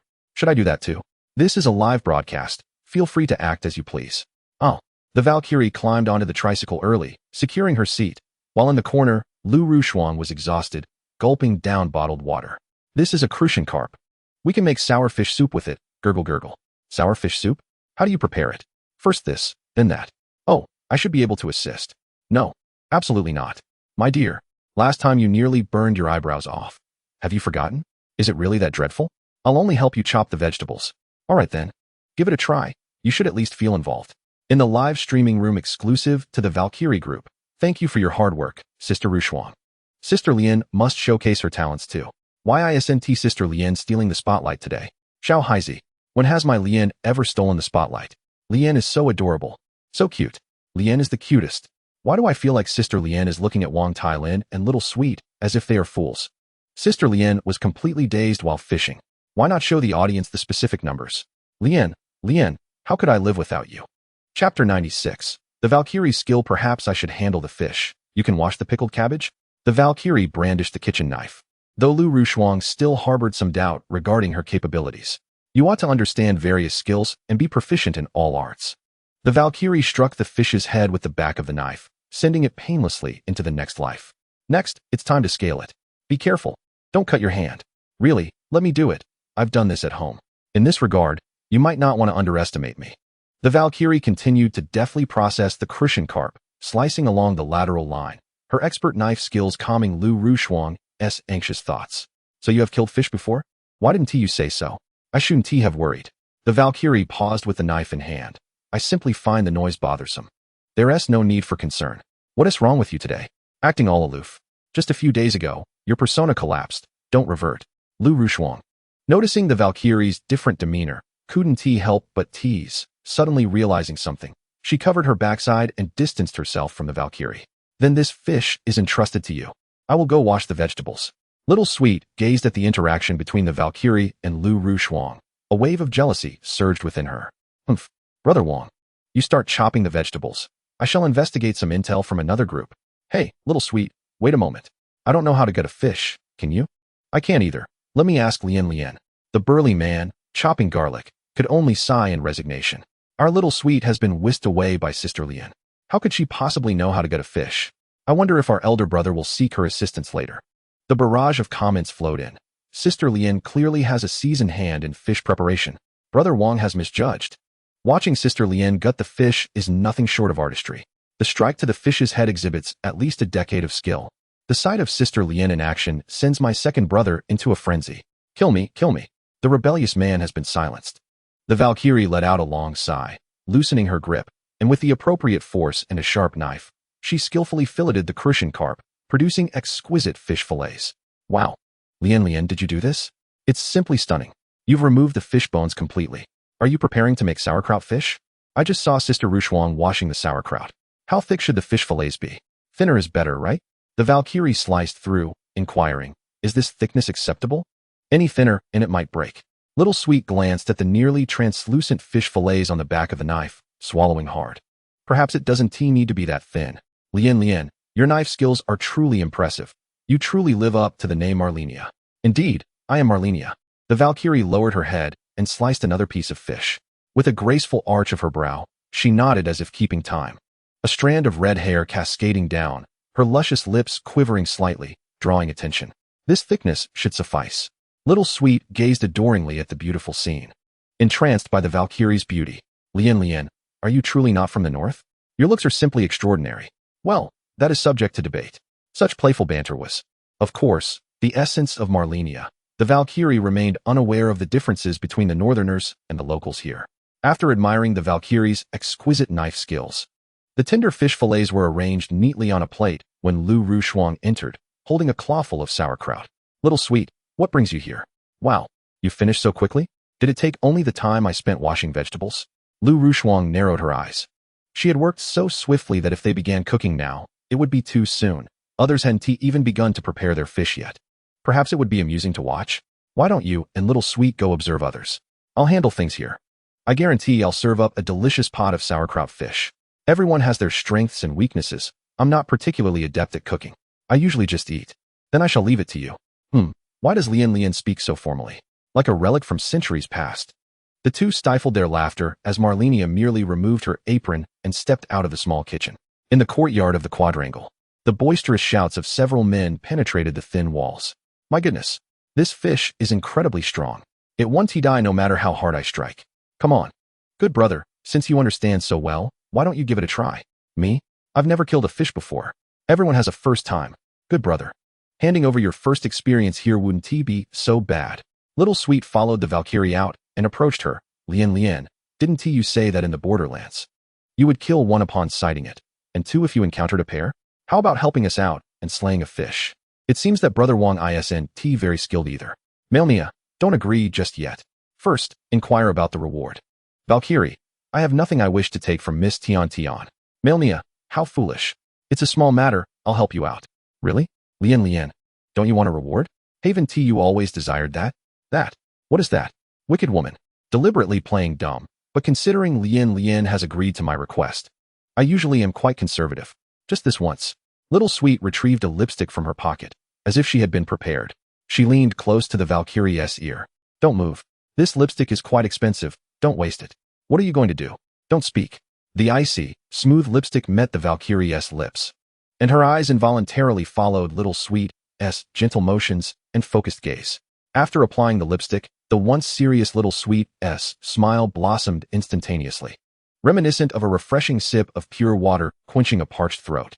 Little Sweet produced a small mirror she always carried and held it up before the Valkyrie, revealing her lips, once of vivid crimson, now seemingly enchanted into a flawless, transparent jelly, evoking an irresistible desire to take a bite. It looks beautiful. Little Sweet joyfully critiqued her masterpiece. This is my favorite mirror lipstick.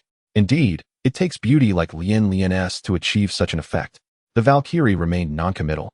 Yet little Sweet's pure and clear affection prompted a slight shift in her perspective. Malenia, you were right. The beauty of life is truly uplifting. Malenia, then today 1TB in vain. Since you've grasped my intention, you may also converse with Ru Shuang.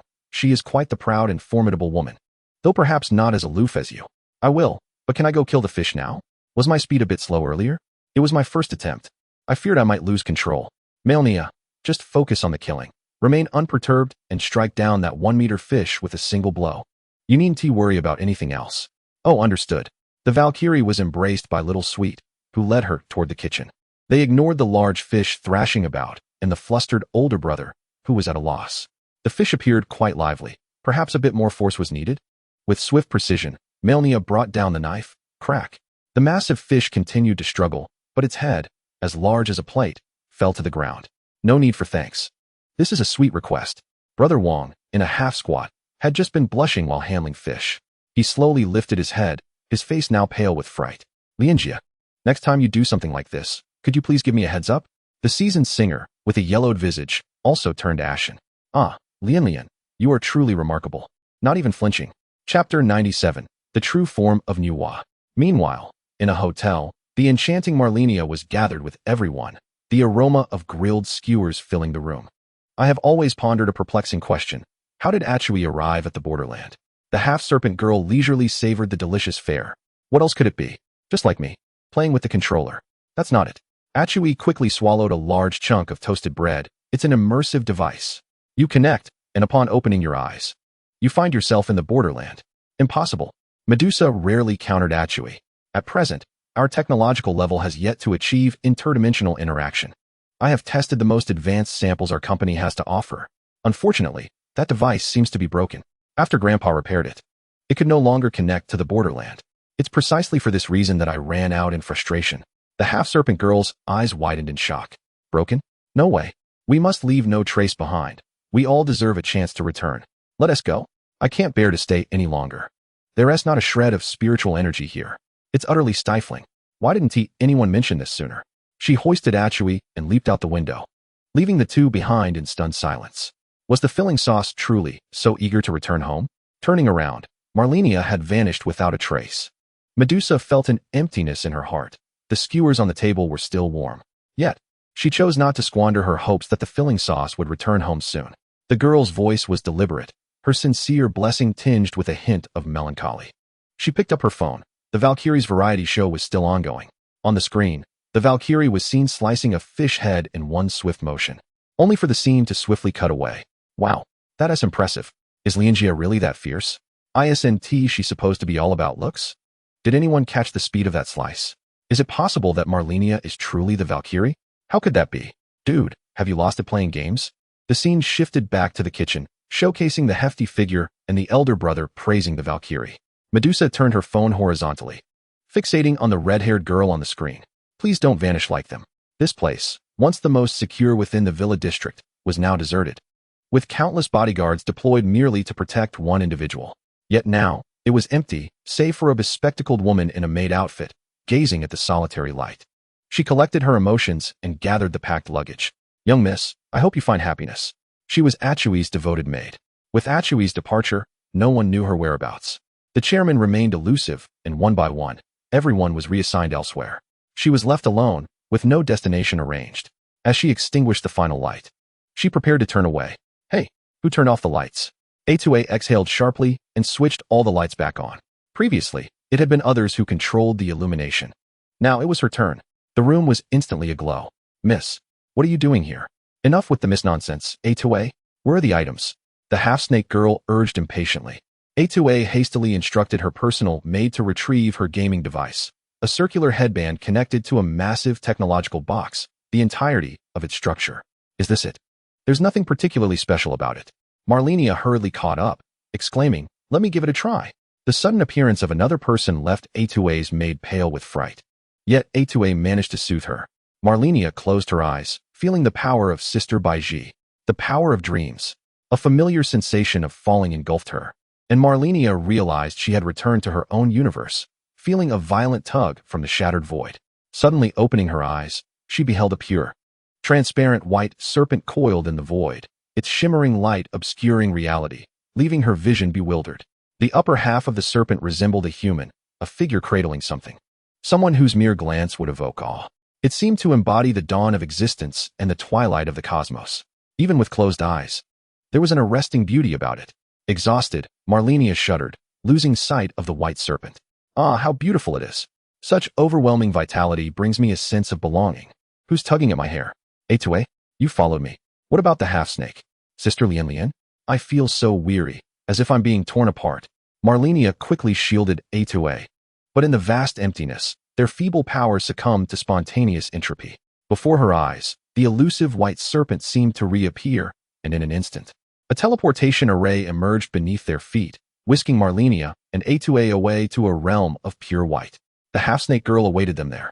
Eitue returned to her normal state, slowly stepping onto the ground. This ground feels soft. Of course, for the sake of your friendship, I permit you to tread upon the body of this queen. On your body? Malenia looked up, perceiving a world that was indistinct, as if viewing the heavens from the depths of a well, like a frog observing the celestial phenomena. Stop looking, you won't see it clearly. Even that little spider couldn't discern anything before taking what it wanted and leaving. You intend to reach the borderlands, correct?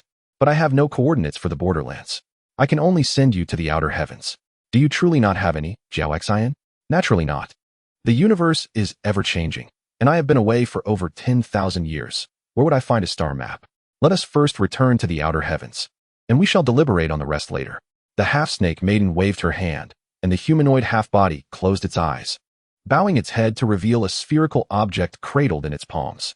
It was none other than the outer heaven, nurturing countless civilizations. A primordial world that even the most adept divine practitioners could scarcely behold in their lengthy lifetimes, now held delicately in the hands of a single individual. Malenia, in disbelief, widened her eyes. Behind those palms, she glimpsed something, a thumb-sized pure white spider being devoured by a palm-sized jet-black slime, like a sandwich filling. Could that be Sister Baiji? It seemed so, but how could one possibly perceive such a sight in the endless void? What do you mean seemed? Oh, great Lady Wa, can you save Sister Baiji? She has already perished. That cannot be true. Do not fret, the star god is not so easily extinguished. The half-snake maiden pointed, and the ravenous black slime fled in panic, as if retreating into a vast egg, much like a jelly being sucked back into its container. Is that the supreme will? Indeed, that being is quite slippery. From this perspective, it appeared as a mass of black mud, yet I dare not extend my hand into the cosmos, for I fear I might puncture another hole. Malenia's mind was in turmoil, filled with chaotic thoughts. Achui could not comprehend their conversation, clutching the half-snake maiden's massive tail as one would a plush teddy bear. The surroundings shimmered with light and shadow. As the deceased white spider was cradled in the hand of the Lady Wa, the half-snake maiden, accompanied by the two, stepped upon the white spider's form. It felt as if the heavens and the earth were colliding, the chilling pure white ground juxtaposed against the half-circle of pitch-black void, evoking a heavy sense of suffocation, with the profound darkness stretching endlessly into obscurity. Chapter 98. The flames of war touching the cold shell. Malenia felt no trace of familiarity.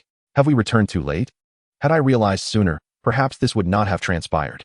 Kneeling, she supported herself with her hands, her dark hair cascading down as her voice fell to a whisper. It's all right, it's all right. You are overthinking it. You've been gone for merely a few months. That's quite brief. The little spider is likely hiding in some corner. Having merely lost her cultivation, she will soon recover. As the pure white girl hiding in the borderland sneezed and slowly opened her eyes, she kissed the forehead of the beautiful maiden in her arms, savoring the tranquility. The supreme will would soon arrive at the borderland. Fortunately, preparations had been made in advance. The subsequent events shall unfold as destined. A meteor streaked across the sky of the borderland. Then came 10, 100, and soon millions, until a colossal entity descended, shrouded in billowing black smoke, crashing down upon the withered golden treetop, flames blazing fiercely. Even the remnants of starships, in collision, were enough to incinerate the lifeless golden tree. Starlight blossomed over the Lake Lienia, at the pinnacle of the magical academy, the grand observatory, where a star shone brightly. I am Lonnie, the steward of the Star and Moon Alliance. Warriors from the cosmos, raise your weapons high. The full moon and starlight shall grant you their blessings. It was after the clash of two starships engaged in battle within the chaotic sea that the remnants were left behind. Among the debris lay two planet-sized chaos cores, their immense energy surpassing the confines of the boundary realm. Should they fall into the hands of those true deities, they would attain their complete forms, transcending the highest echelons of divine existence within the boundary, heralding catastrophe for the entire realm.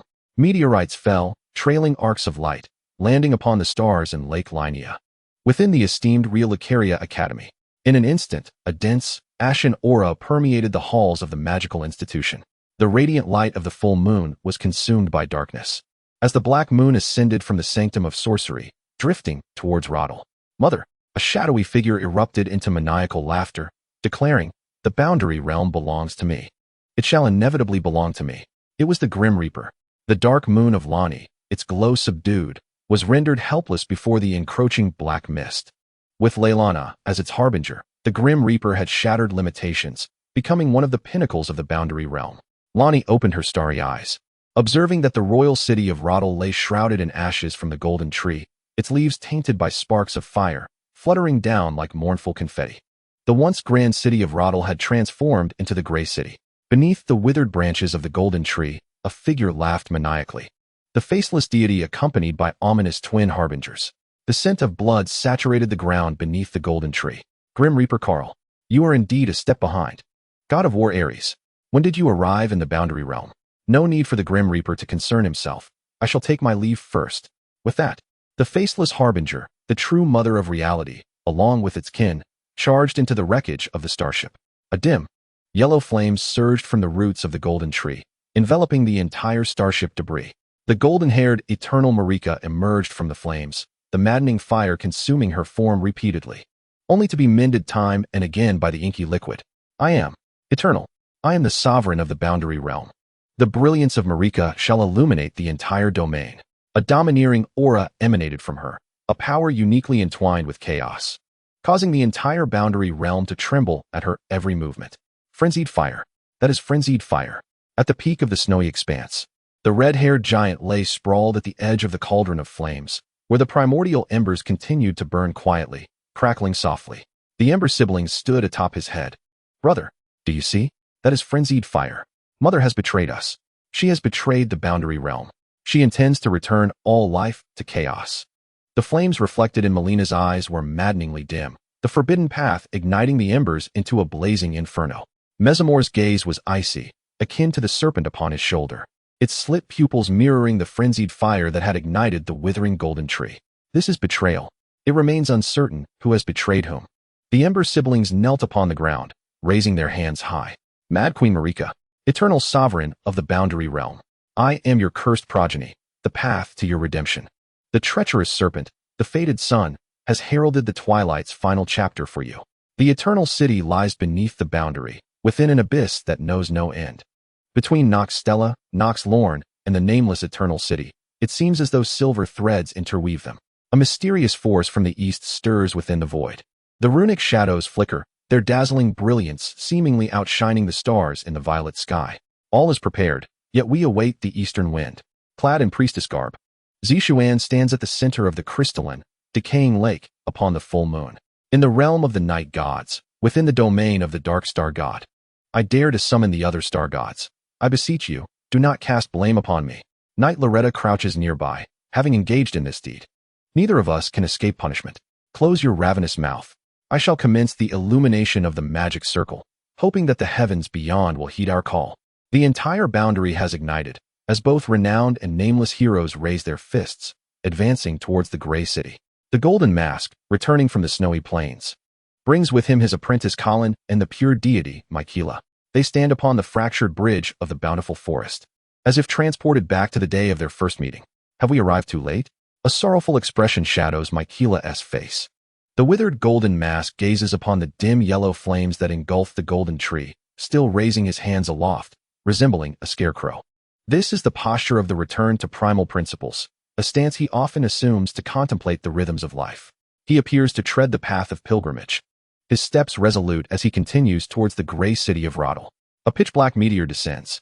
An armored orc emerges from the smoke and fire, confronting Miquella, finger poised on the trigger of his weapon. The weapon remains inert. This finely crafted armament, having traversed the dense gray mists of the boundary, has lost its efficacy. He unsheaths a blade from his waist, howling a woo. For my lord, bring death.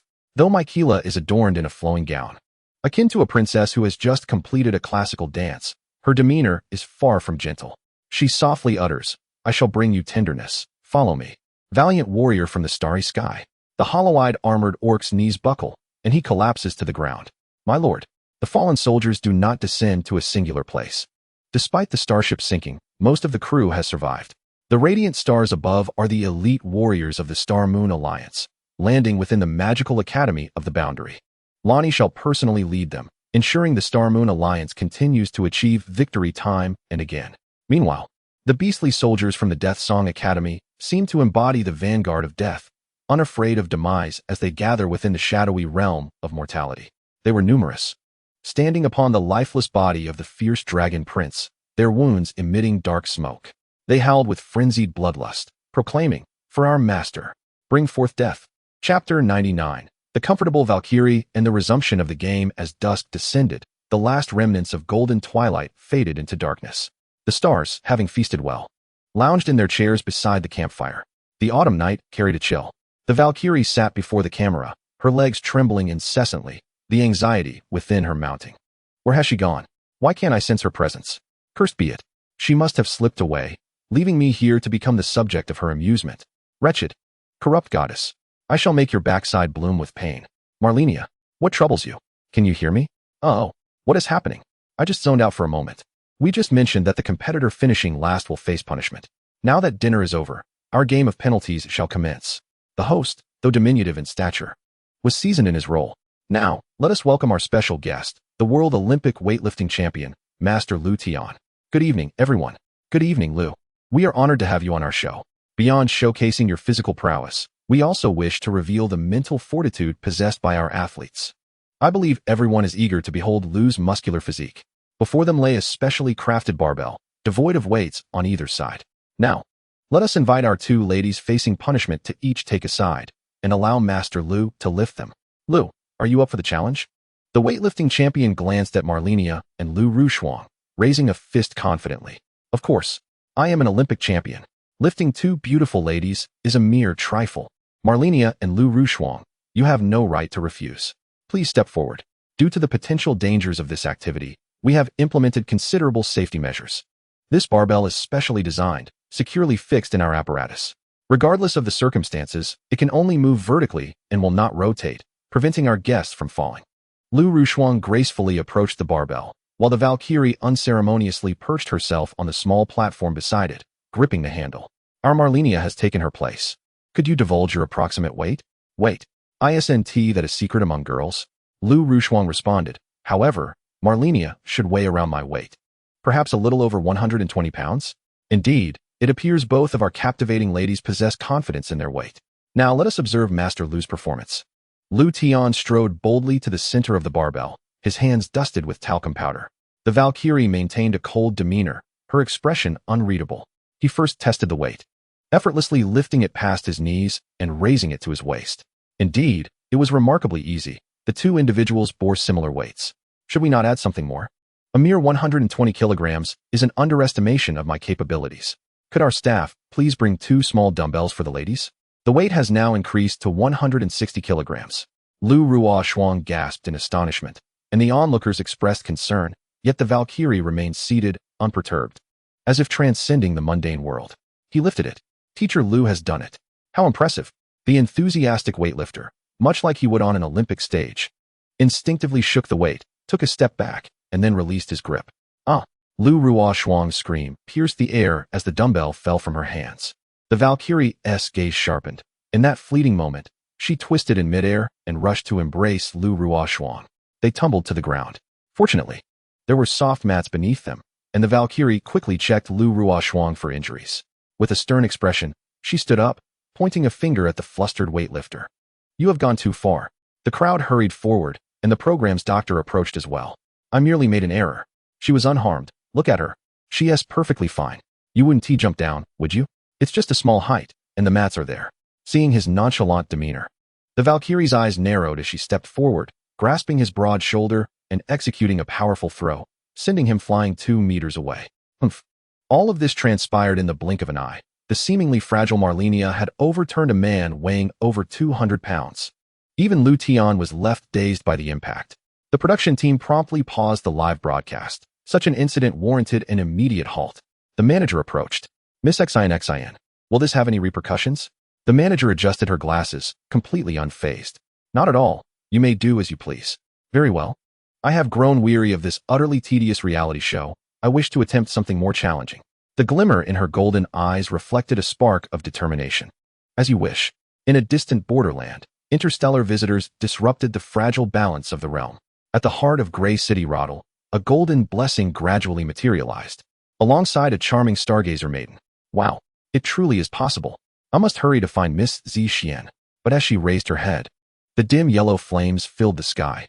The full moon queen, Reina La, looked down upon the fated one. Oh, what brings you, the fated one? What a lovely and enchanting maiden you are. Come and scout the way for me, your majesty. The dark mist enveloped her, lifting her and casting her into the dim yellow flames. The fated one tumbled into the yellow fire, landing between two dilapidated interstellar warships. The branches of the golden tree piercing the hulls of the ships, beneath which a golden blessing emerged. A new DLC? No. This is undeniably real. The tarnished one gracefully settled to receive the blessing. The silhouette of Marika materialized beside the boon. Brave tarnished, press forward with all your might, and seize the chaotic core. Such a thing, appearing in the lands between, can only herald disaster. The golden tree shall guide your path. With these words, Marika dissipated like Malenia. Was Marika also a sorceress? Beyond the dim, frenzied fire, the darkened figure of Renala sought to break free from the chaos that ensnared the remnants of the starship. But upon being tainted by its power, she fell to the ground with a cry. The tarnished one flinched momentarily, yet continued onward undeterred. The rugged starship behind him was cloaked in a layer of burning oil, compelling him to search the technologically advanced vessel before him.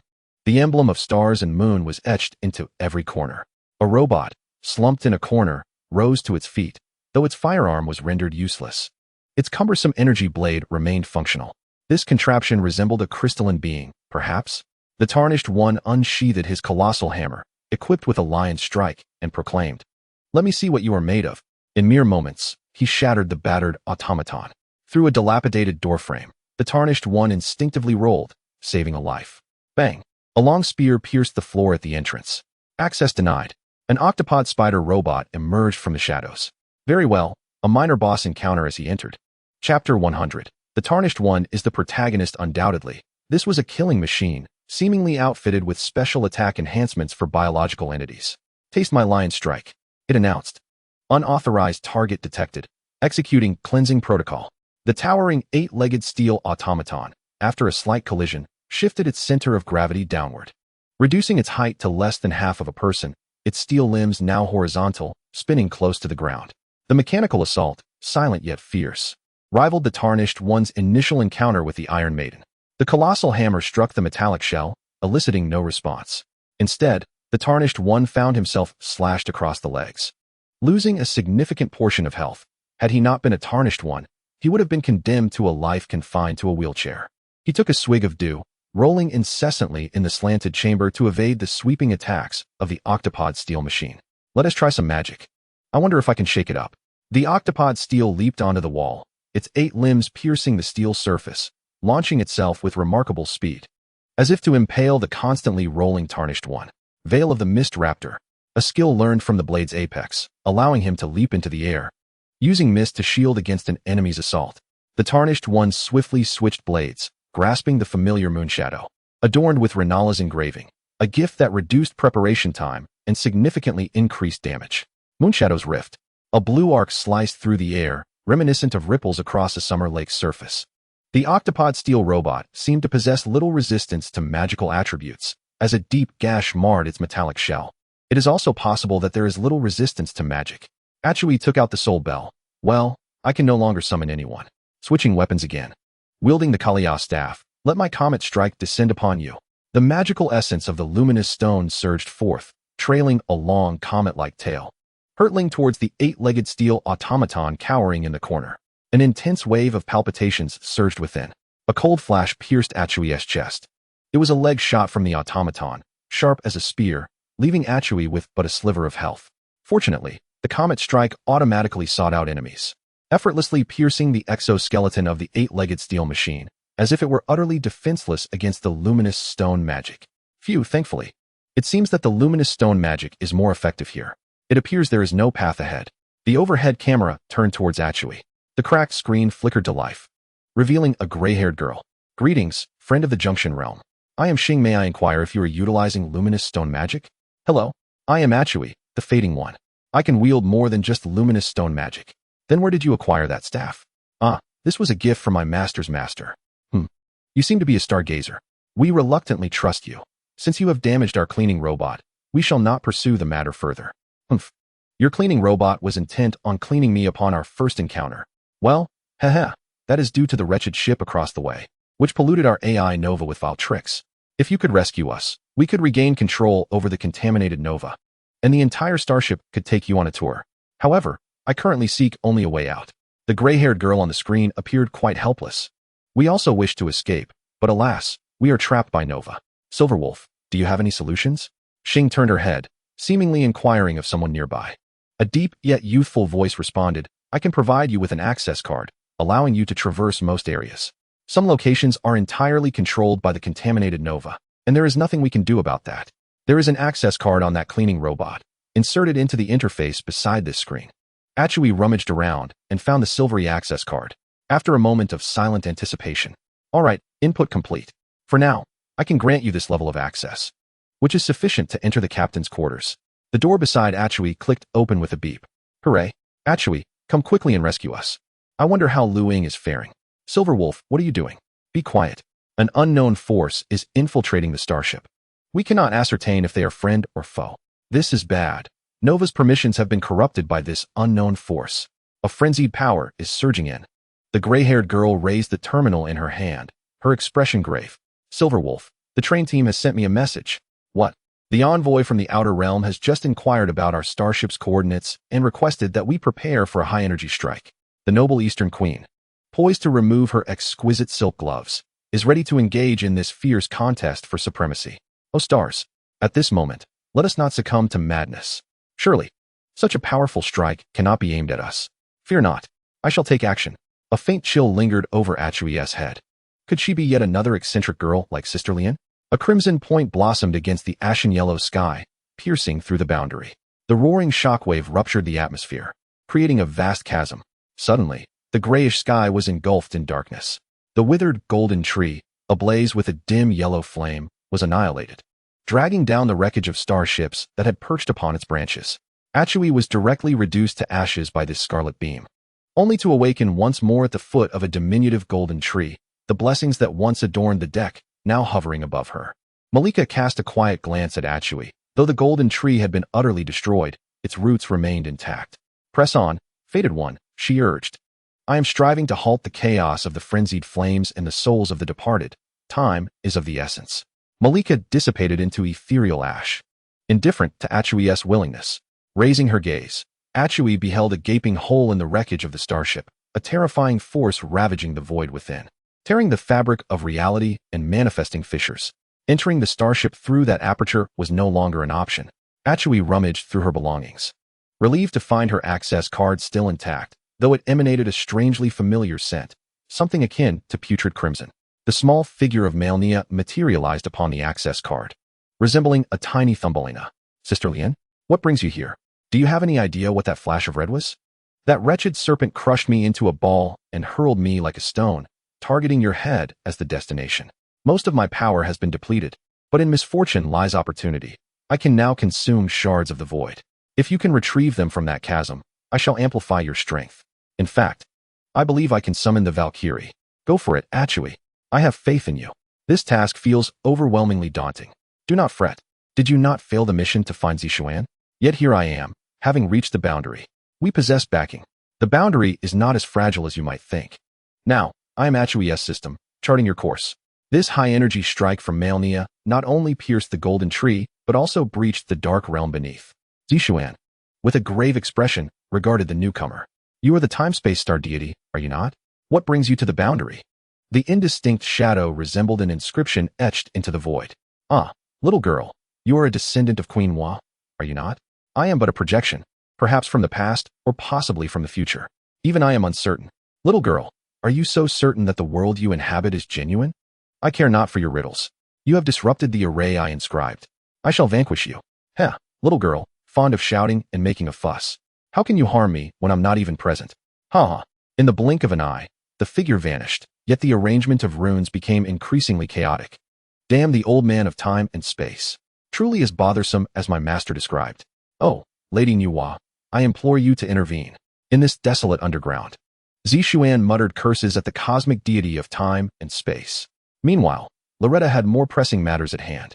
Deep within the shadows, a woman clad in a long, black velvet robe lay asleep beneath a stench-ridden corpse, refusing to budge.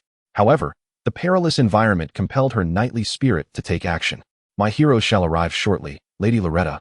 Please return. How could you have developed such an odd penchant? It is simply incredible. Is the body of this deceased prince so alluring to you? You wouldn't understand. Chapter 101. Heroes of the Borderlands. Some worship deities, while others revere corpses. It is both absurd and laughable. Knight Loretta expressed her lack of understanding, but offered her respect. The sleeping maiden, Faya, walked resolutely upon her chosen path like a priestess, viewing death as merely another beginning. Life is fleeting, yet death endures. Faya's heroes hastened from the surface, humbly kneeling before her. They were the fated ones from the Round Table, including the sorcerer Roger, whose legs had been shattered by the thorns of death, and the fearless Rainier, who had once challenged Ratine. Lying upon the king's bed, they birthed the child of death, journeying to the realm of the deceased, heralding the dawn of the era of death. Chanting in an incomprehensible tongue, Faya closed her eyes. In a daze, it seemed as though the sound of hooves striking the ground echoed like thunder through the air. Loretta raised her gaze, yet saw nothing but the gaping void that pierced the borderlands, instilling fear. At the heart of Lake Lienia, the Magical Academy still stood tall. Within the dimly lit Hall of Magic, members of the Star Moon Alliance congregated. Thus, after deliberation, Miss Lonnie assumed the position of acting commander to rescue the captain.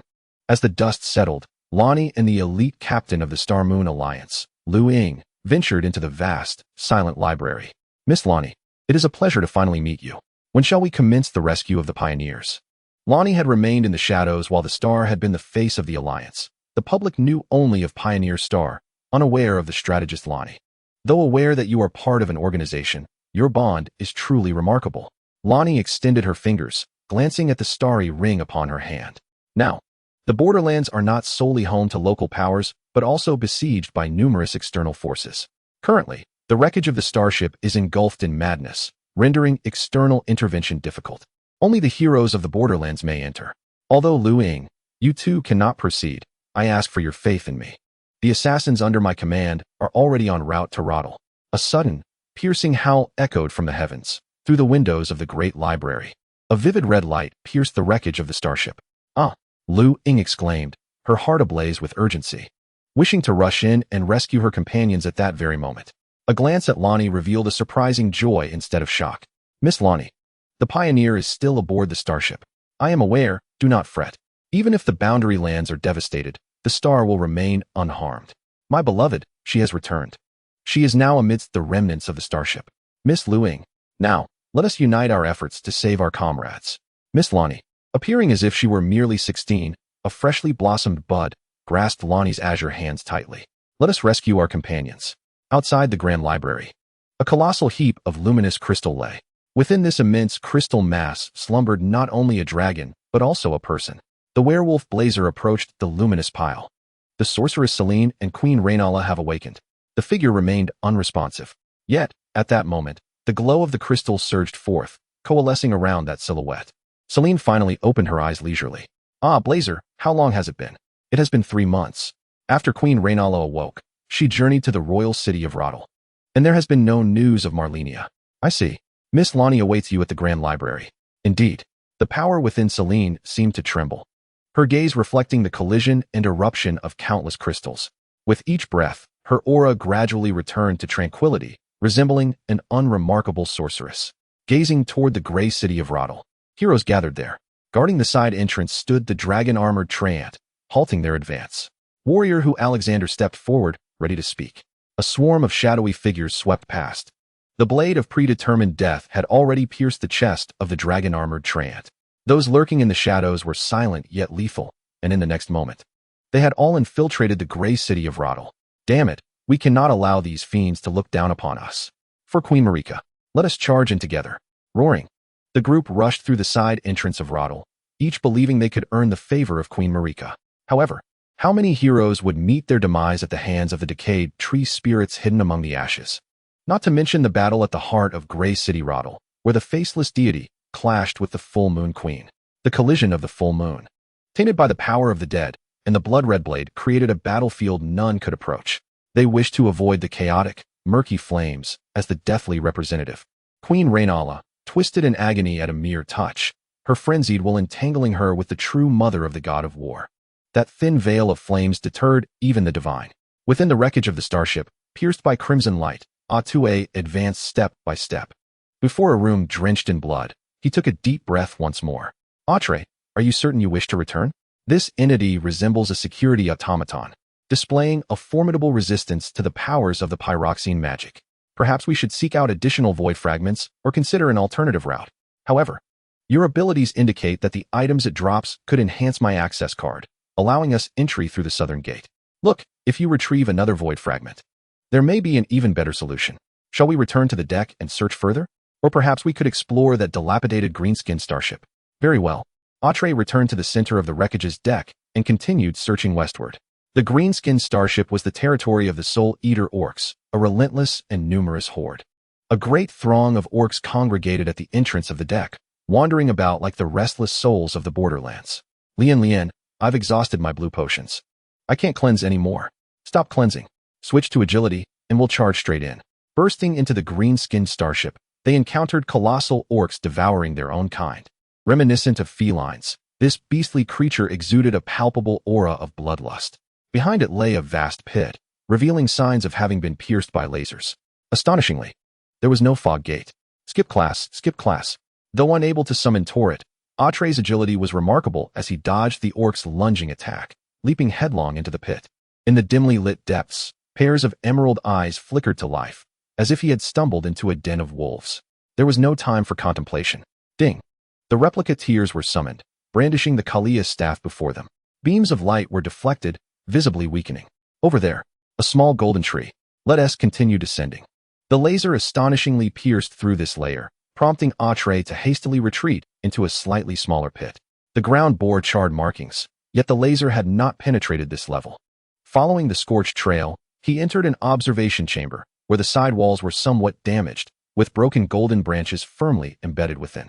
The small golden tree illuminated the room, allowing Atre to breathe a sigh of relief as he seated himself beneath it. Marika did not appear, and Malenia quickly alerted Atre. Look over there.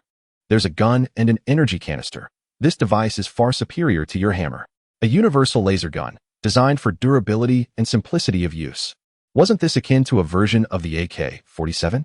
The energy canister must serve as a magazine. I sense a void fragment nearby. Atre, you should give it a try, all right. Although this device lacks the magical potency of others, its practicality is commendable. I find it comparable to a crossbow. Having it is indeed advantageous. Chapter 102. The art of skipping class. You wouldn't know how to use it. Aboard this starship, reeking of green-skinned industrial essence. Not only were there grotesque orcs, but also peculiar beings. For instance, in this chamber was a creature ensnared by chains. Who would have imagined that I, one of the infamous 8 pirates of the universe, would find myself in such a predicament? Without a mechanical engineer, one might as well be deemed worthless. Yet, these orcs still covet his knowledge. Gradually, he persevered through the trials until the unforeseen event transpired. The man leaned against the cold steel wall of his dim, prison-like cage, surrounded by the chaos of war and the terrifying crimson light that nearly grazed him. Everything was on the verge of shattering his sanity. However, I hold faith that my escape is imminent. For I am an engineer. The entire ship is my resource. Ha!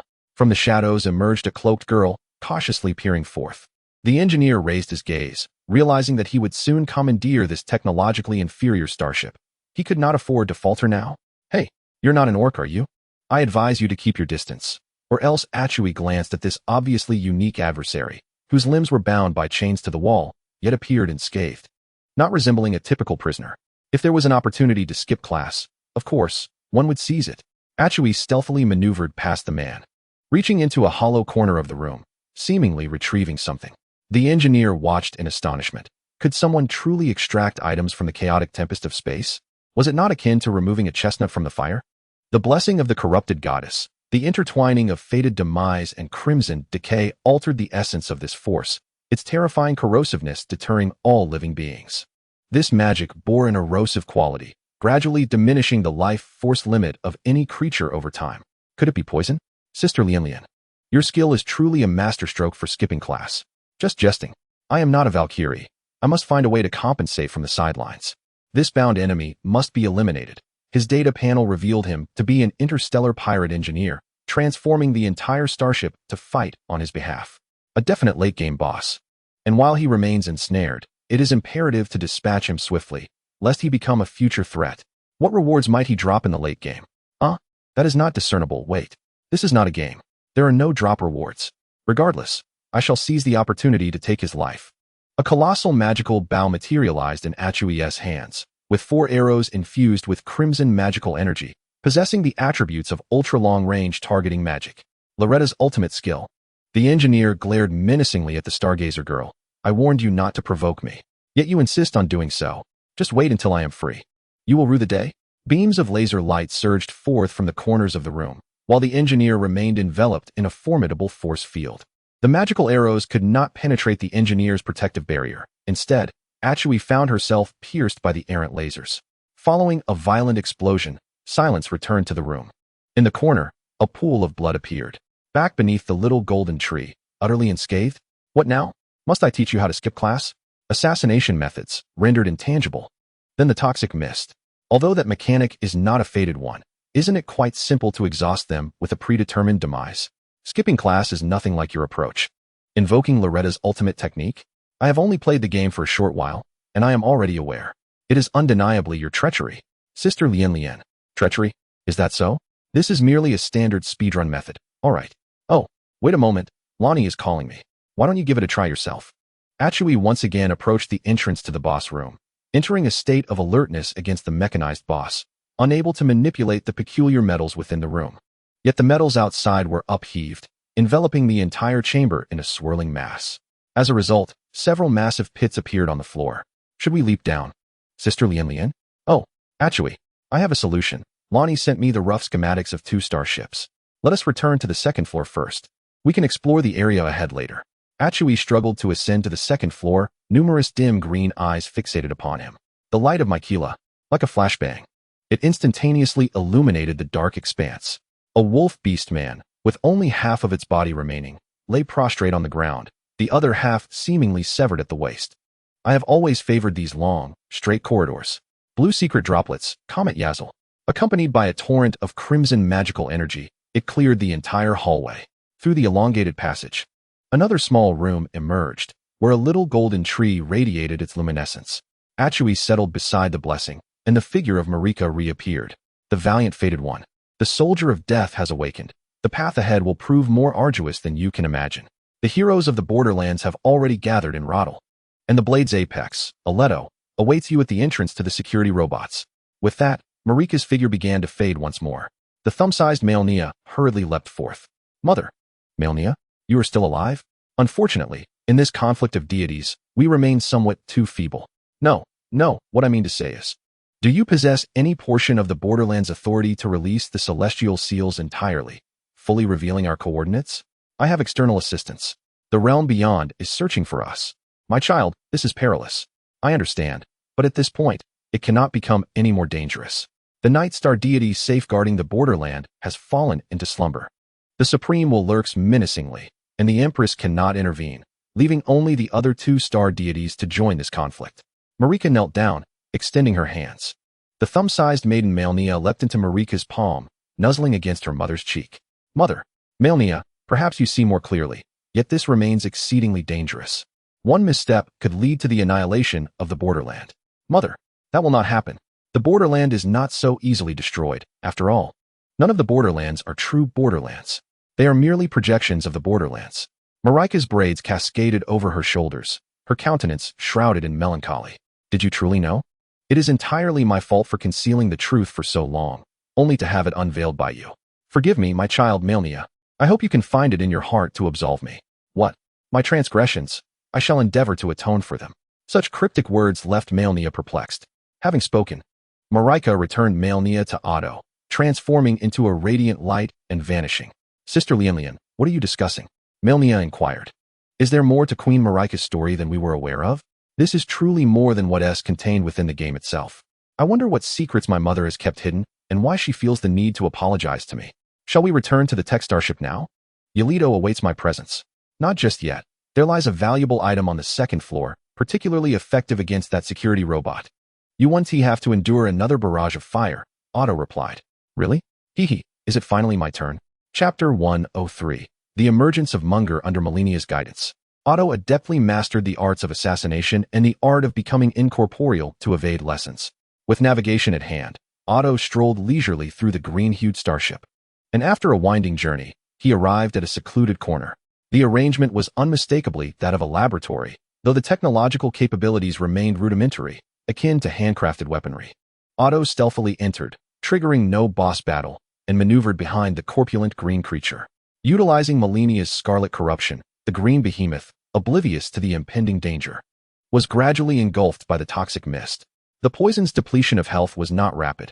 Moreover, the inevitable demise inflicted a direct reduction of 10%, followed by a gradual loss of vitality, benefiting from percentage-based damage.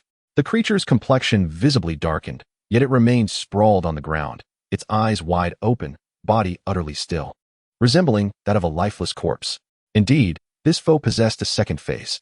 However, as long as it was not two lives, it could be managed. Poison and certain death could not stack, yet scarlet corruption could. Once the green behemoth turned black, its body erupted with brownish-red spots, which began to spread. Roar. The green behemoth, unable to locate its adversary, swung its massive axe in a classic whirlwind attack. Following Malenia's stern tutelage, Otto opted to remain hidden in a corner, biding his time until the behemoth's fury subsided. Soon, amidst the silence, the enraged green creature collapsed, its body adorned with scarlet flowers. In its dying moments, the green behemoth finally beheld its foe. Despicable foreigner. That is not called despicable, it is called strategy. Otto retorted, hands on hips, making a face to mock the green orc. Let the looting commence. Our objective is to leave no one behind. This is our goal, the Star Moon Alliance's specialized electromagnetic disruptor. No convoluted authentication required, just simple one-click operation. What is this? Ah, the S&D-06 potion. Commonly referred to as adrenaline, yet it is of no use to you, for it is intended for Orcish beings. That item you have is a universal key, albeit only usable once. What is that? Equipment. Can you wear such a size? Certainly. The attire I am currently adorned in is my initial garb. I have amassed a plethora of garments, though they were all pilfered from the deceased, which I find rather unappealing. Although Master Celian has gifted me numerous outfits, I still deem them quite unattractive, resembling the rigid attire of wizards. That object is an Orcish plate armor, resistant to beam weaponry. In comparison to this antiquated yet effective form of protection, I would recommend you venture into that technological starship and procure some personal protective shields. It would conserve much stamina. Malenia and Achui are rummaging through this laboratory in search of useful items. By the way, the experimental apparatus here is generally diminutive. Perhaps the researchers are some diminutive beings? Thanks to this, only a few overly tall items have been destroyed by the green-skinned brutes. After acquiring an assortment of items akin to grenades, Achui prepared to withdraw. A tremor resonated nearby. Is someone there? Achui hide. Concealing himself, Achui nestled in a corner. A colossal crow-winged figure emerged first, its twisted horns adorning its visage. Blood King Mongar. He surveyed the area before approaching the green-skinned brute, puzzled, wondering how this creature met its demise. Was it a virus? Regardless, he is merely an insignificant being. Bowing down, he severed the head of the green-skinned brute, grasping it with his massive hand before turning to depart. Just as Achui intended to emerge, Malenia shook her head. Indeed, a shadowy figure materialized. Alas, the pig's head has been taken by another. The bloodstains are still fresh. They may still be caught. It seems they belong to opposing factions.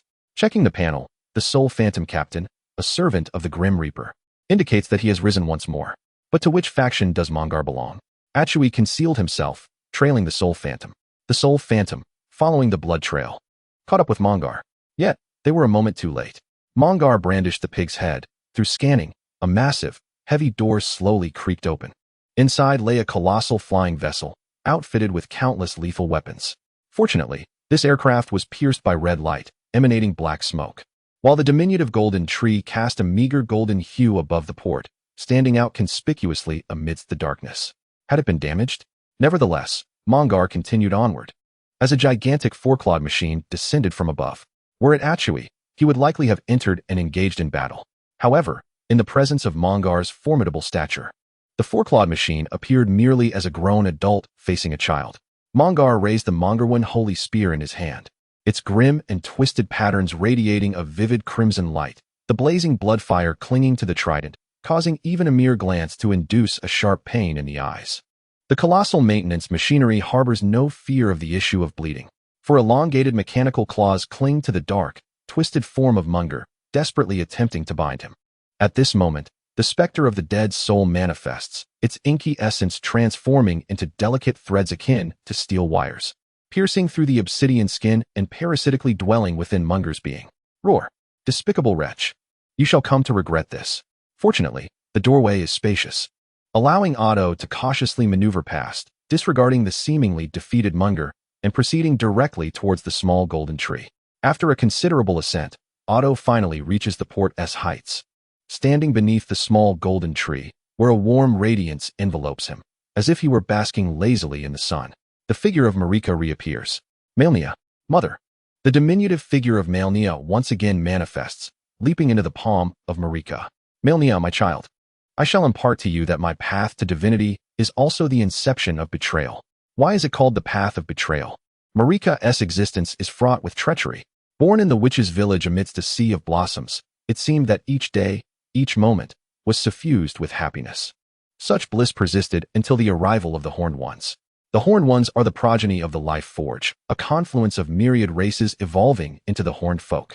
Throughout that protracted and twisted journey, the Horned Ones revered the warped facets of the Forge in the dread of torturous interrogation. Their veneration for the formidable divine power, however, could never truly manifest within their forms, for the myriad aspects of the Forge are not the life forms exalted by the supreme will of rune energy, nor can they serve as the genuine vessel for the Elden Ring. Thus, they turn their gaze towards outsiders, seeking to create a deity unique to the Horned Ones. The rare bloodline of the witches endowed them with a natural affinity for rune energy. Through repeated experiments, the once blooming sea of flowers in the witches' village gradually withered, and laughter ceased to grace the land. Until that fateful day, when all villagers were gathered by the Horned Ones. The elder of the Horned Ones selected Marika from among the survivors of the witch's village. Marika, you shall become the vessel of a god. Chapter 104. Those who cannot drive are bolder in their actions. But mother, are you not in opposition to the Horned Ones? The remainder of the tale shall be recounted another time. I cannot linger here for long. As Marika returns Malenia to the embrace of the Starseer Maiden, Queen Marika dissipates into radiant light. It seems that the battle below has concluded. The surging, burning blood fire ignites the port. The victor is already evident. How could a mere wisp of a ghost, paired with a machine, stand against a demigod? Soon, the metal here will be tainted with crimson traces and subsequently collapse. Though the most formidable and functional flying vessel has been shattered, several smaller crafts remain scattered about. Once the blood flames spread, not a single craft shall remain. The figure of Mong appeared aboard a small spacecraft, while most of the docks lay desolate, indicating that numerous orcs had ventured towards the borderlands. I, too, must act swiftly. Malenia observed this scene, perplexed by Mong's seizure of the spacecraft and the purpose behind it. There was no time to hinder him now. Securing the chaotic cores from 2 starships was paramount, and such treasures were undoubtedly located within the power chambers. It is well known that such vital areas are heavily guarded and concealed deep within the starships. Rather than pilfering from these orc vessels, rescuing allies seemed a more expedient course of action. Achui, can you drive? We need to commandeer a spacecraft. I can't. That's all right. The lack of experience makes it all the more daring. Soon, a wobbling spacecraft emerged from the crumbling starship docks. Achui, lower a bit. There's a shard of void debris below. Haha, how exhilarating. Lian, if I crash, it's on me. Not on my watch. This round is on me. Haha. Though the spacecraft was relatively intact, the windshield was shattered, and the howling wind whisked away the Stargazer Maiden's hood. Her shoulder-length hair cascaded down, while Achui's melodious laughter echoed amidst the chaos of the engulfing flames, as if everyone could hear it. The visage of the goddess of corruption was ever present, her crimson decay omnipresent, intangible, and elusive. When she chose to remain hidden, none could approach her. Immune to ordinary physical strikes, this ability was splendid. Lian, with this power, I shall reckon with those imps lurking behind the doors one by one. Do not let your pride overwhelm you. This only grants immunity to standard blows. Should you encounter a high-energy strike, you are still doomed. Let us return to our allied starship. As Achui exuberantly piloted the small spacecraft, Malenia perceived, deep within the snowfields of the north, a flame beginning to rise. What was that? A giant cauldron of flames? Could Malenia have leapt into the cauldron? That must not be the case. Malenia turned her gaze inward. 3 shards of void had already merged within the divine fire, surrounded by ancient characters that guarded it. They belonged to the great divine illuminating scripture. Although the peanut butter had not extensively guided Malenia in her training, the speed at which those runes digested serpent flesh was indeed remarkable. No wonder cultivation in ordinary realms could not suffice. A vague sensation of the Valkyrie's presence stirred within Malenia, prompting her to attempt a reverse summoning of the Valkyrie, even if only for a brief moment. Surely, the invincible Valkyrie could rescue Malenia. I implore you, another me. Far away on Blue Star, the Valkyrie, due to her haughty demeanor, seemed to have been entirely blacklisted following the recording of her latest episode. She was currently engrossed in watching television alongside Medusa. Do these Avengers truly exist? Most of them are merely special effects. So, it implies they can fight, correct? I must go and test this. Together with you, I find myself in an unsettling void. As if the beloved Jack Xiang and others have simply vanished. Even Aite has gone missing. Fear not, for Lady Huang, who is none other than Jack Xiang, is not so easily extinguished. Perhaps they shall return by dawn. The Valkyrie furrows her brow, sensing a familiar call. Who? The goddess of decay. Wait. But the Valkyrie has already vanished in an instant, leaving behind only the still warm Lani pillow, while the vast space is filled with the raucous sound of a movie playing on the television. No, please don't leave me alone. Medusa slowly reclines, burying her head into the pillow, trembling. Whether in tears or laughter, it is hard to discern. I never wished for this. As if traversing the surface of water, the Valkyrie descends upon the borderland. A palpable sense of power returns to her. Though slight, it is sufficient. What place is this? Within the giant's cauldron resides the malevolent flame capable of incinerating all, including the golden tree. Yet, even after Malika's victory over the giants, the flame remains unextinguished. Instead, she must seize the mind of this formidable red-haired giant, binding him eternally to guard this place, ensuring no one else may trespass. However, the Malenia siblings have already arrived at this final destination, pointed out by the 2 fingers. At the moment the frenzied fire ignites, the sparks rush towards the quietly burning, malevolent flame. The treachery of Malika shall ultimately lead to her own betrayal. The Valkyrie stands beside the cauldron, where the flame giant prostrates itself, seemingly in prayer. Its spiritual gaze opens. The malevolent flame shall heed the plea of the spark siblings, transforming into divine fire to obliterate the golden tree enveloped in frenzied fire, along with the ash-laden city of Radahn beneath it. All returns to silence. Ah, how maddening. This eternally burning flame may indeed be the very bane of the frenzied fire. The goddess of decay must surely desire my intervention to rescue them. That greedy woman yearning for a perfect conclusion. The Valkyrie dons her golden-winged helmet, the elongated blade in her grasp emanating a dazzling radiance, shattering the crimson sky as if it were a prison's barrier. With that, she leaps forward. Truly, you are a perplexity. The eternally burning malevolent flame is not as searing as one might envision. For the Valkyrie, the temperature is just right. As the Valkyrie S will descends, her domain unfurls. In a deeper realm, the fractured dark red sky resembles a torn tome, revealing the starry expanse beyond, while the emerald pillars of the horizon collapse. Amidst a sea of crimson flowers, the Valkyrie calls out to the 2 figures intent on wading into the sanguine depths. Hey, Malenia, Mesamo, what are you doing? You're nearly submerged. The 2 appear oblivious, trudging forward without a glance. The Valkyrie rushes forth, grasping hold of them. On the dark red sands, with all her might, she strives to turn them back, yet cannot awaken them from their trance. As she surveyed her surroundings, the Valkyrie discovered a few dilapidated boats lingering by the shore, from which she retrieved an oar. What if it capsized? A tattered cloth? A foul stench lingered, hinting at a previous occupant. A bell? It appeared somewhat familiar. Did it ring? Tinkle, tinkle. Hearing the chime, Malenia and her brother slowly emerged from the sea, following the sound. Alongside them, the skeletal remains of an ancient dragon gradually surfaced from the crimson waters, strands of crimson flesh still clinging to its ghastly white ribs. To an ordinary person, it would evoke sheer terror. Fortunately, the Valkyrie remained unperturbed as she gazed up at them. The four-headed dragon skeleton emerged from among hundreds of others. Its form still adorned with copious amounts of muscle, indicating it had not been entirely eroded. At last, a ferryman? I am King Platon Sanks of Dragons. Can you guide me deeper into the Crimson Sea? It is far too slow to cleanse my existence here. I am not a ferryman. I merely wish to take these two away. Ha ha. You jest, young girl. The laughter of the Dragon King rippled across the surface of the sea. This is the end of life. Your presence here signifies your demise, and you wish to take others with you?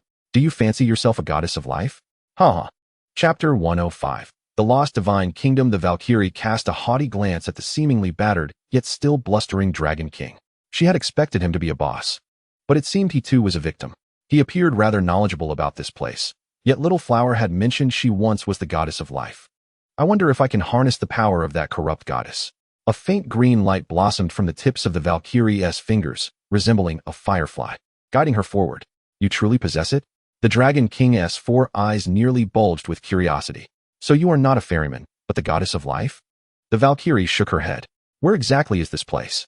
This is the realm of the goddess of life.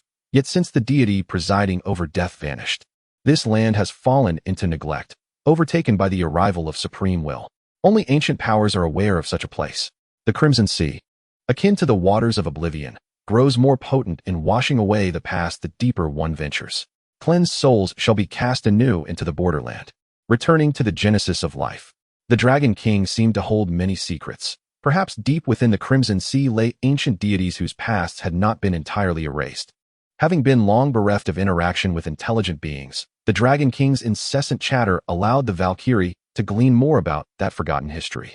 Yet, beneath the radiant glow of life, Malenia and her brother exhibited no signs of awakening. A sense of alertness enveloped the Valkyrie as she sensed something lurking in the shadows. Her gaze shifted to the boundless Crimson Sea, where the horizon melded with an abyssal gaze, reminiscent of the eyes of Mesmer. A torrent of inexplicable emotions surged within her. Since Malenia is no longer my equal, why should I not usurp her place instead of coexisting peacefully with her? After all, among the ancient deities, only the goddess of stars and moon, White Weave, remains. Moreover, even she is not immune to the supreme will. Suddenly, in the expanse where the sea meets the sky, a void black sun emerges. The Valkyrie shudders, cold sweat trickling through the crevices of her helmet. What madness is this? How could I contemplate betraying Malenia? I am a Valkyrie. Why would I seek to seize another's power and become someone else? Gazing at Malenia and her sibling, they sit obediently on the ferry, seemingly awaiting the Valkyrie to row. Very well, it appears I cannot rouse you for the time being. I shall summon that individual to awaken you, as this task does not fall within my purview. The Valkyrie lifts her gaze. Dragon King, I am currently unable to fulfill your request, but I shall bring forth someone who can. In that case, I shall linger here a while longer, akin to basking in a hot spring. Peering into the depths of the ocean, the horizon remains unchanged, devoid of any phantasms, yet the Dragon King seems oblivious. As for Malenia's divine realm, let her handle it herself. The Valkyrie seems to hear the chime of a bell, turning swiftly only to find nothing. The bell lies quietly in her palm. Oh, never mind. Easily emerging from the depths, the Valkyrie opens her eyes, finding herself at the base of a great cauldron. The flames of the malevolent deity are slowly absorbed by her body, and the once blinding fire dims rapidly after losing its fuel. She has consumed a significant portion. A faint flicker of flame trembles at the center of the cauldron. What is happening? Could it be that this malevolent fire originally belonged to the goddess of life? The Valkyrie picks up the ember from the ground, and, through it, glimpses a crimson sea. No wonder it cannot be extinguished. It utilizes the residual power of all lives that have reached their end as fuel, allowing energy to return to the borderland. Even energy must achieve balance and reincarnation? What about Malenia and the others? You should see for yourself. It is best that you handle your own affairs. I may not be of assistance. My strengths lie solely in battle. How can I return? I sense something is trying to pull me away. I apologize, the Empress of the Earth says. You may stay there for a while. At least your artistic journey should extend further. I only know how to fight, as you are aware. I regret to inform you, Valkyrie, that our powers may still be insufficient to intervene in this conflict. We require greater strength. Corrupt goddess, how can you expect me to be at ease? I yearn to battle. Countless formidable foes stand before me, yet I am engaged in mundane tasks in another realm. Do not be angry. Valkyrie, I will find a way. I am not yet capable. I apologize. Enough with the apologies. My corrupt goddess, you now resemble a wayward maid. Be a little more proud. Like a true goddess. Well then, I have lost so much. Now I am weaker than even a fated one. I may truly be a goddess who bears no resemblance to divinity at all. Foolish me. If only I could retrieve what I have lost. I shall always stand by your side. I must take my leave now, dear little flower. Vivid red and dazzling golden hues disappear at the bottom of the cauldron of flames, yet she seems to have always been there. How vexing. To be overshadowed by that brainless Valkyrie. To see Aletto again under such circumstances was unexpected. Aletto's small spacecraft precisely located her. But the unfortunate news was that they had made a hole in the wall. Could you lend a hand, beautiful assassin sister? It is truly delightful to see you again. Aletto, you have made my efforts in vain. Aletto dragged Aletto out from the shattered cockpit, and the unsteady small craft plummeted from the towering starship, crashing down to the ground. I hope it doesn't hit anyone. Thank you, Sister Aletto. No need to thank me. Do you remember what we said when we parted? That night, I confessed to Syrian on your behalf, only to be thoroughly beaten by her. When I couldn't find you, I had no way to defend myself. I even felt as if my daughter would mercilessly stab me in the chest with a black dagger. Huh, Sister Aletto, please do not jest with me. Sigh. Then consider this a jest, my little fated one.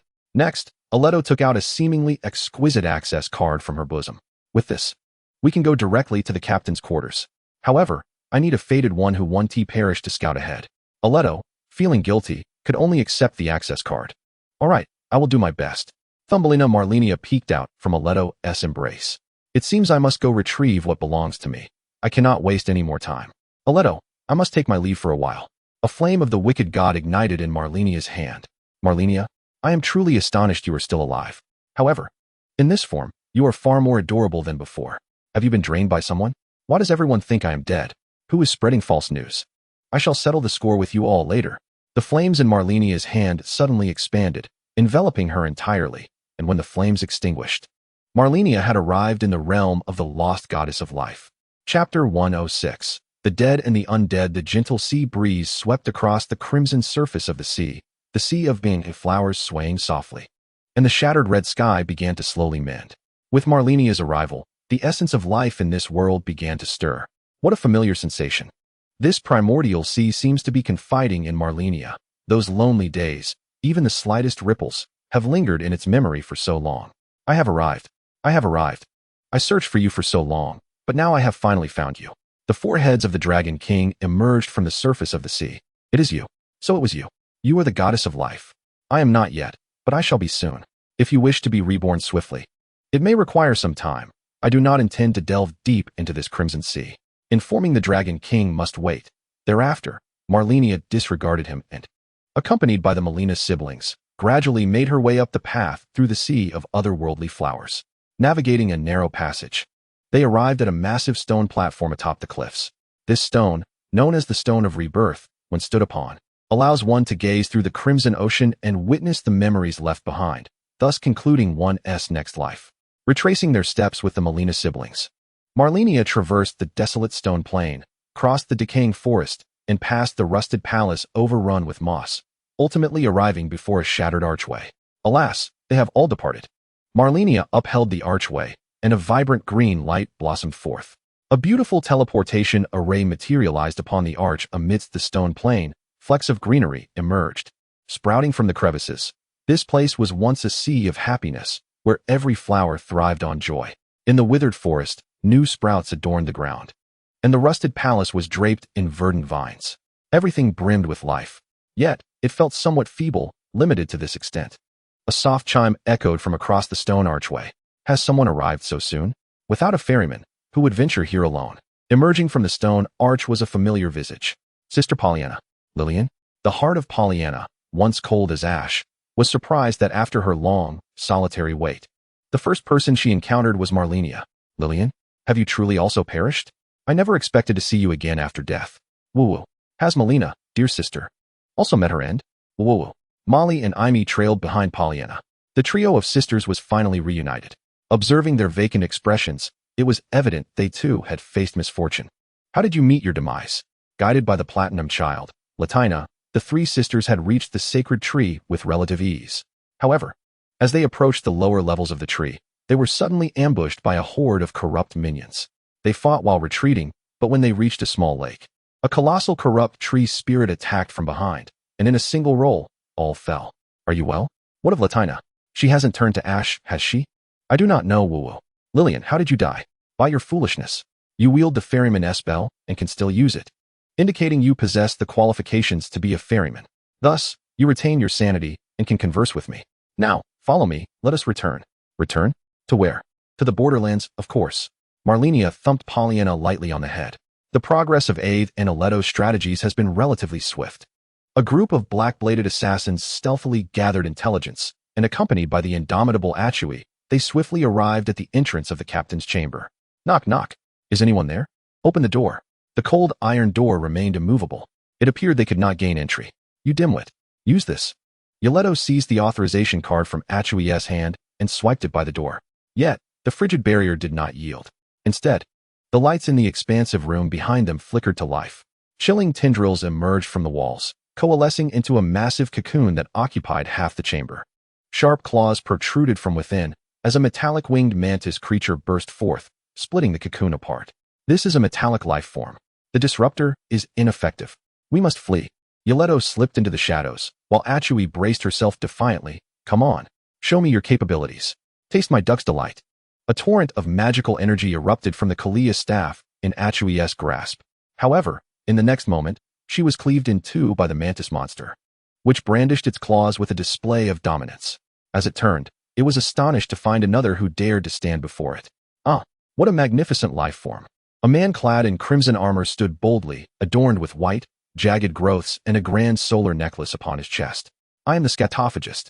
I shall defile you. Curse you. Ha ha. He brandished a shattered great rune, its halo teeming with the forbidden essence of the furnace. The sharp mantis blade pierced through his form.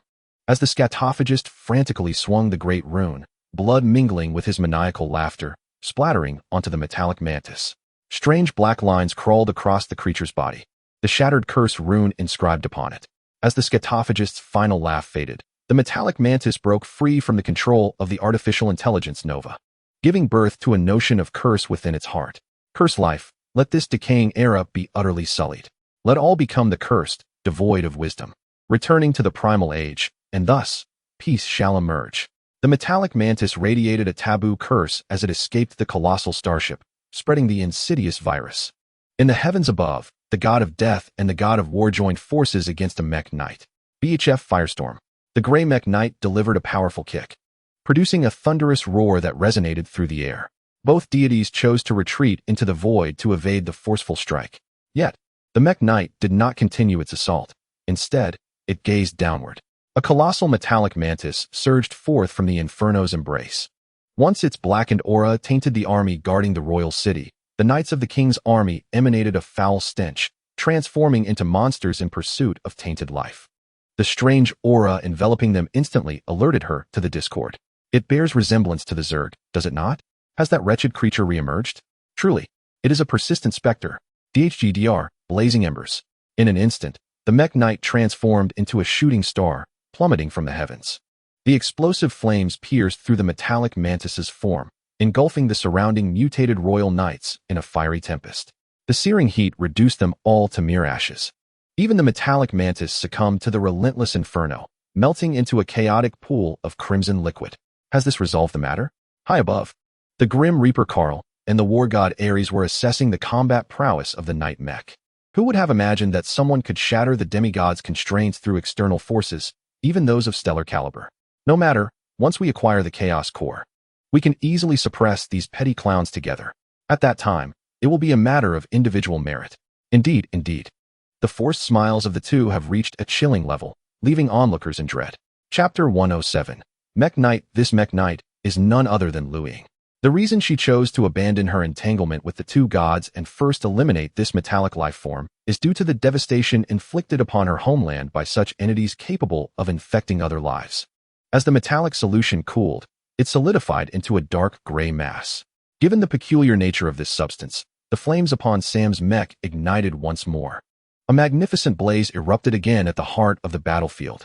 Again, until that mass of metal was utterly reduced to ashes.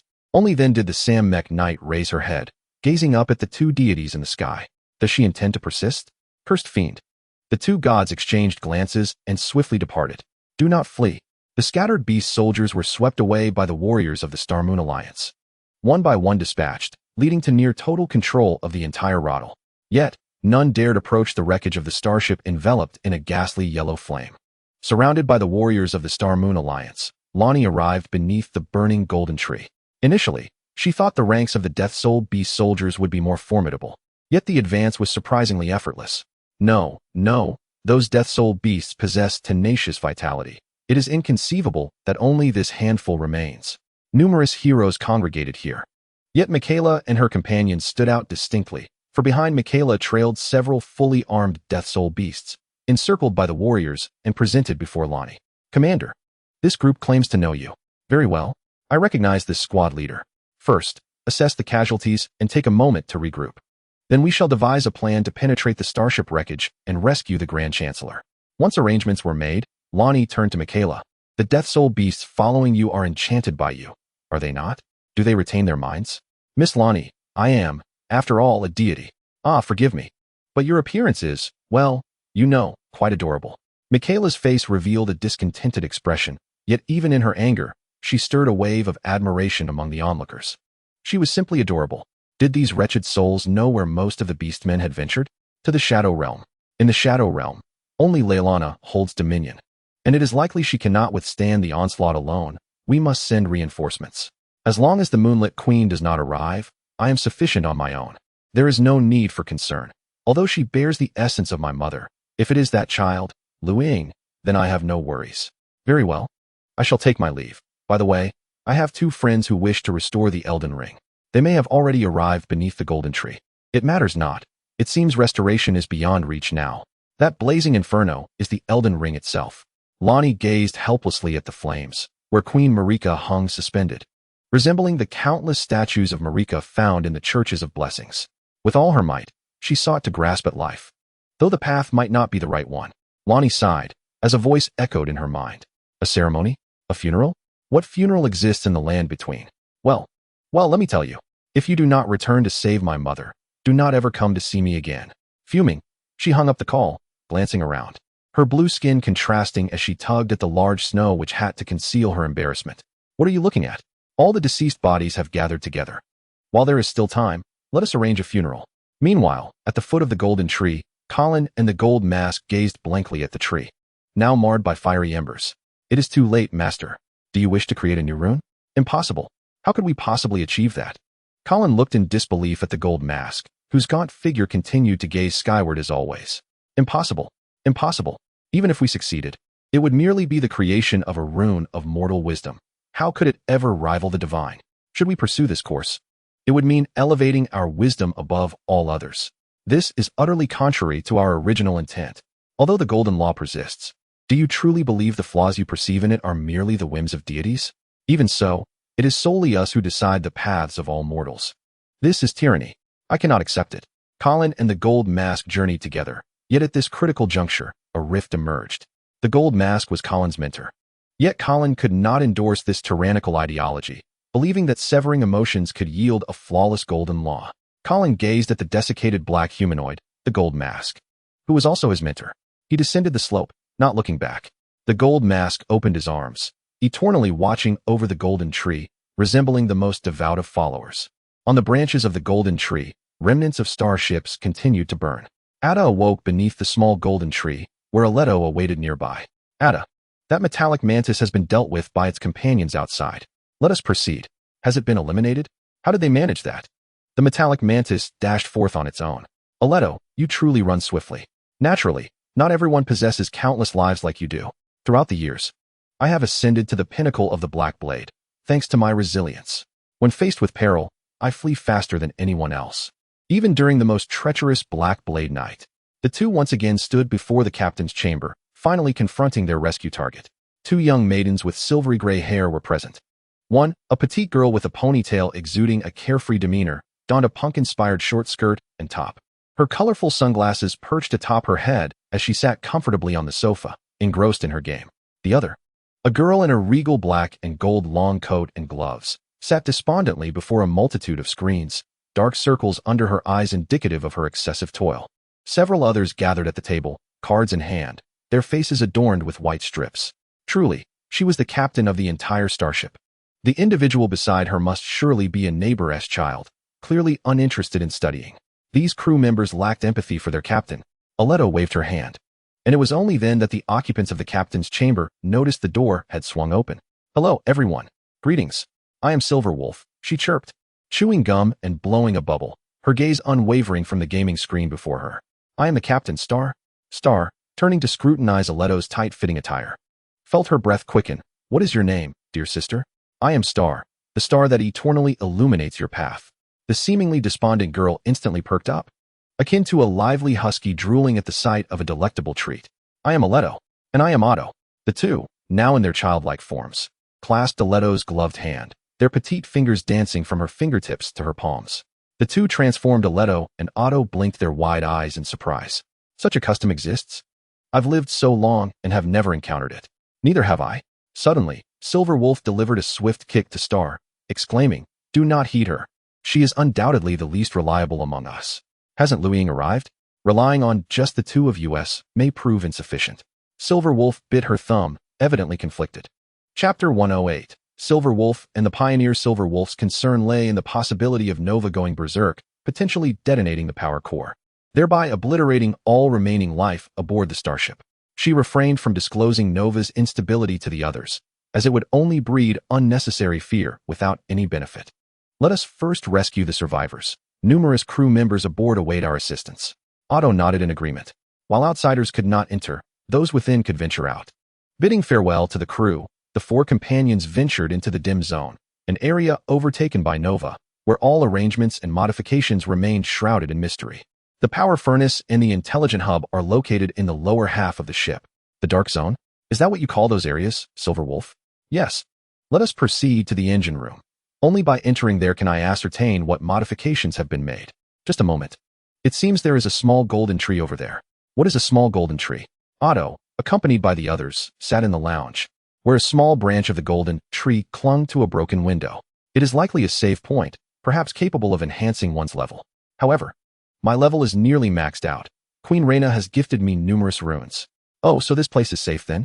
"Probably, though not absolutely. Sometimes when I dash through a crowd to activate a blessing point, I still meet my demise." Otto cheerfully presented an array of peculiar spoils he had collected along the way, not entirely sure of their uses. "Sister Lien is not here." "Oh, this is a soul elixir, capable of transforming humans into soul beings, a rather rare find. And this, a one-time disassembler, is exceptionally useful for opening mechanical doors." Silverwolf rummaged through Otto's inventory, offering guidance on assembling the items. In Otto's eyes, Silverwolf instantly transformed into a merchant of crafting notes, exchanging materials for methods to create items. "If you like it, take it. I have no use for it anyway. Just teach me a bit more about crafting." This is an energy canister, but with a fuse attached, it becomes a high-explosive grenade. For those undead orcs, you'll also need a cleansing agent. It works surprisingly well." While the two conversed, Xing was enjoying the embrace of Alarito. "Alarito, dear sister, please stop joking. Do you truly love me?" "Of course, little one. I adore precious souls like you." A chilling aura rose behind them as Blackblade Dixie perched on Alarito's back. "Mother, I have gathered vital intelligence." Alarito released her hold on Xing, saying, "My dear daughter, could you perhaps put away Blackblade? That toy is quite dangerous." "Mother, you might be more perilous than that toy." The blazing fire ignited the soul orcs. They have risen from the dead and are advancing from another starship. "Do you still have time here to dally with the other children? I suggest we switch. I shall accompany the Fated One in exploring the Chaos Core." "Very well. Dear Dixie, as an essence, you may indeed complement the Fated One splendidly." "Otto, I shall take my leave. I entrust Dixie to you." Alarito, travel safely. We will be cautious." Otto, you are indeed my favorite child." Alarito blew a kiss to Otto and, as she departed, playfully pinched Xing's delicate waist. "Just like that wicked woman, Kafka."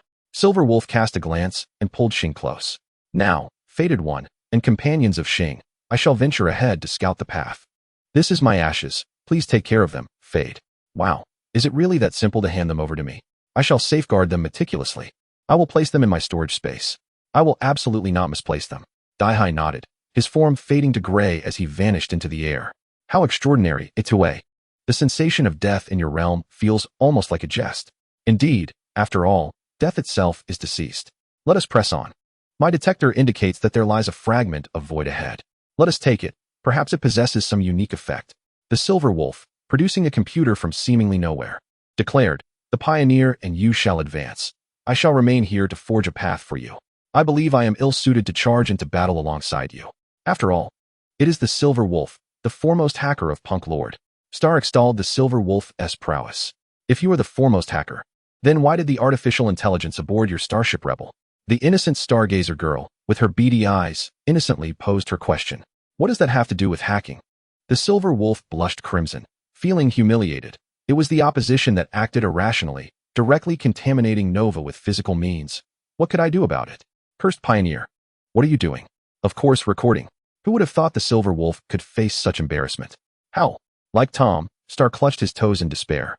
The terminal now in the Silver Wolf's grasp. What did you even film? Study materials? This is not a Firefly.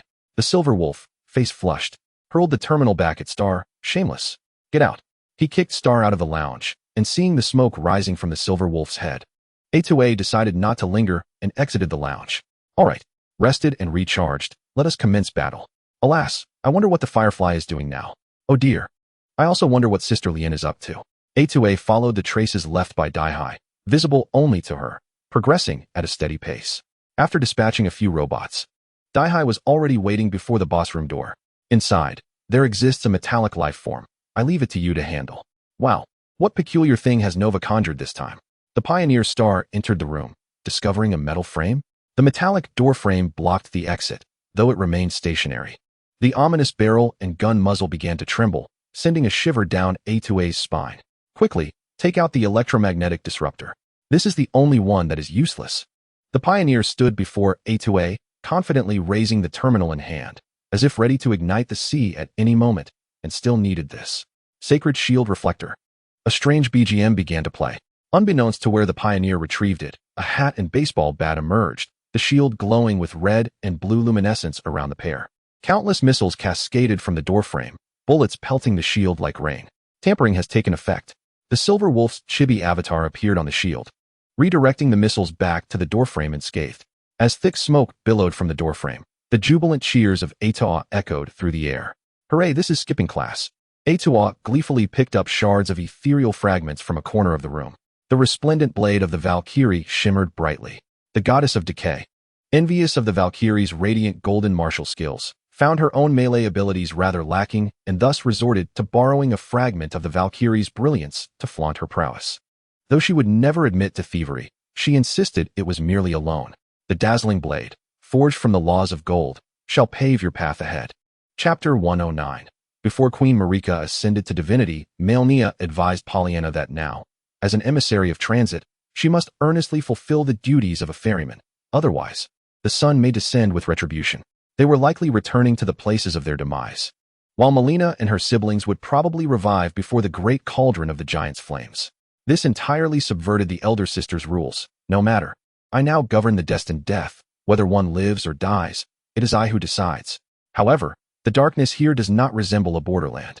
A glimmer of golden light emerged from somewhere, gradually blossoming into a small golden tree. My child, you have come here. Are you so eager to seek the truth?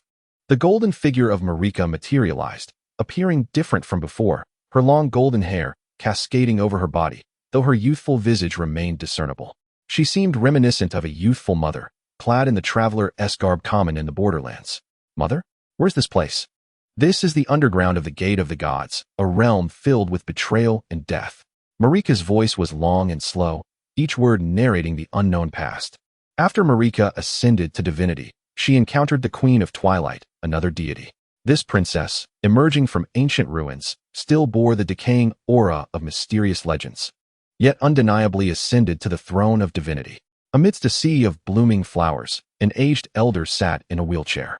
She was Marika's grandmother, the village chief of the witches. 3 girls sat at the foot of a hill, searching for their path ahead. The wise elder guided them, urging go to where the meteors fall, embark on the journey of life. Whether the Queen of Twilight was a princess or the eternal golden law was a village maiden, only the rare assassin, clutching a dagger, severed her cherished long hair that flowed to her waist, donning the leather armor left by her father. One hand clasped another girl's, and they stumbled into the ancient mountains, seldom tread by human feet, an omen of life's end. The deathbird knelt at the feet of the Queen of Twilight.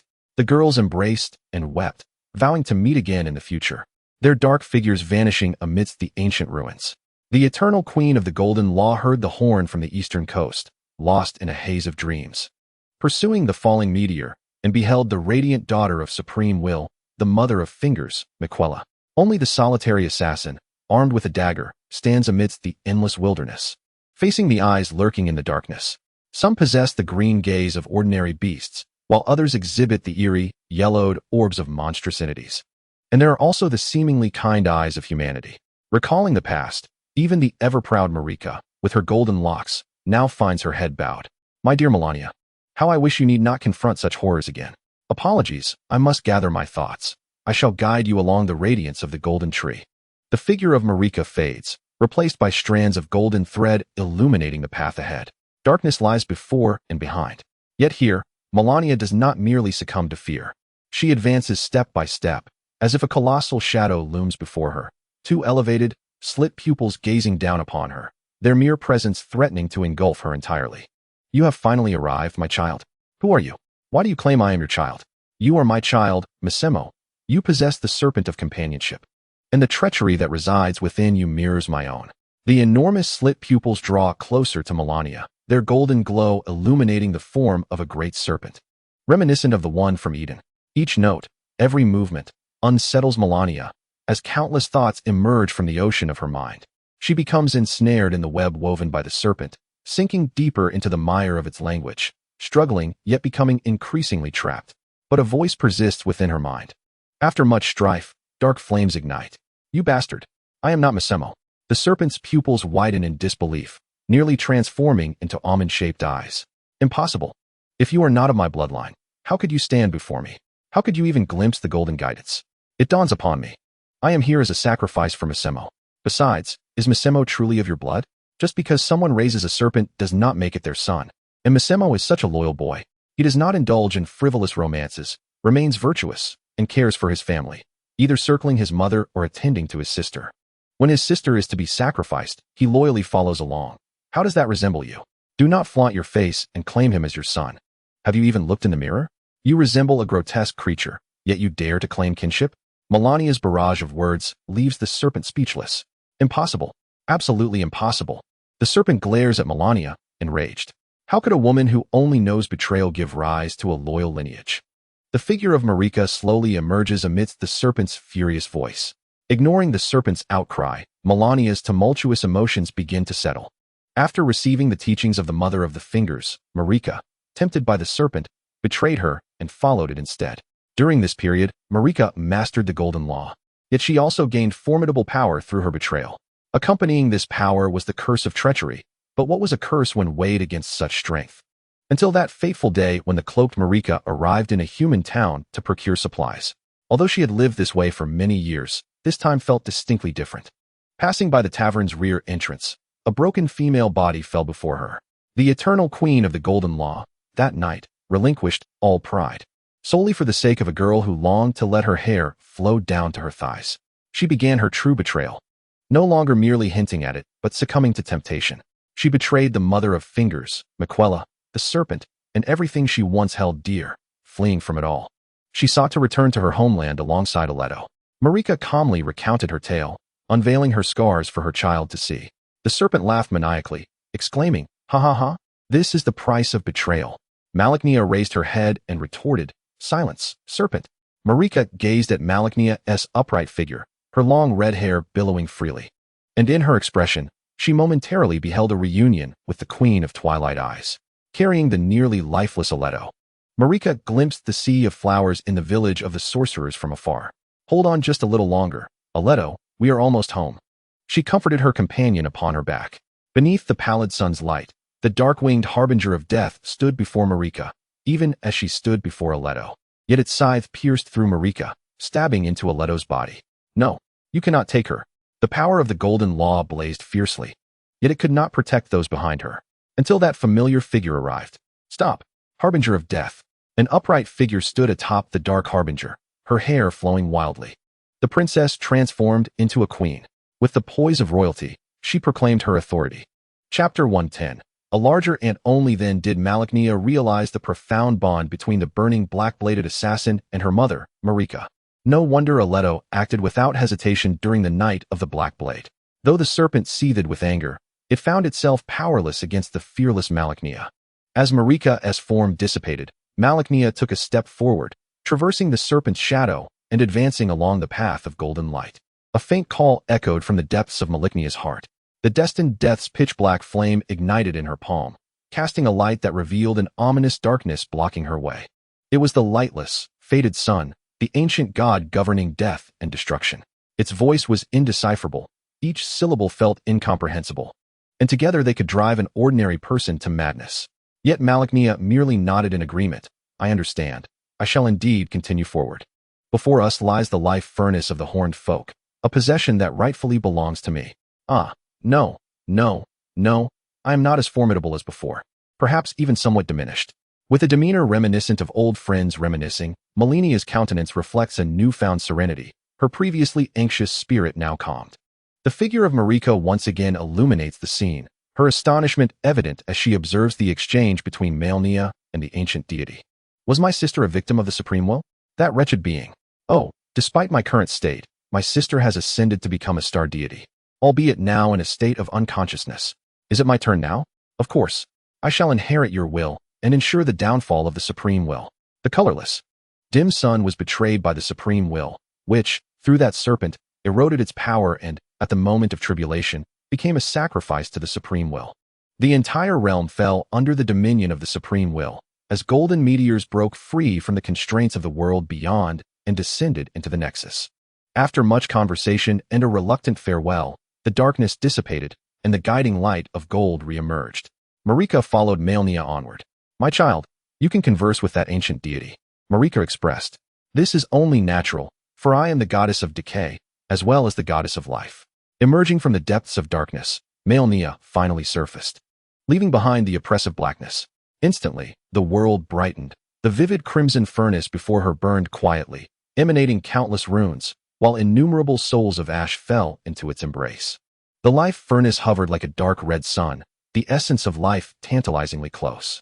Yet, Malenia remained unhurried. Mother, please share with me what lies ahead.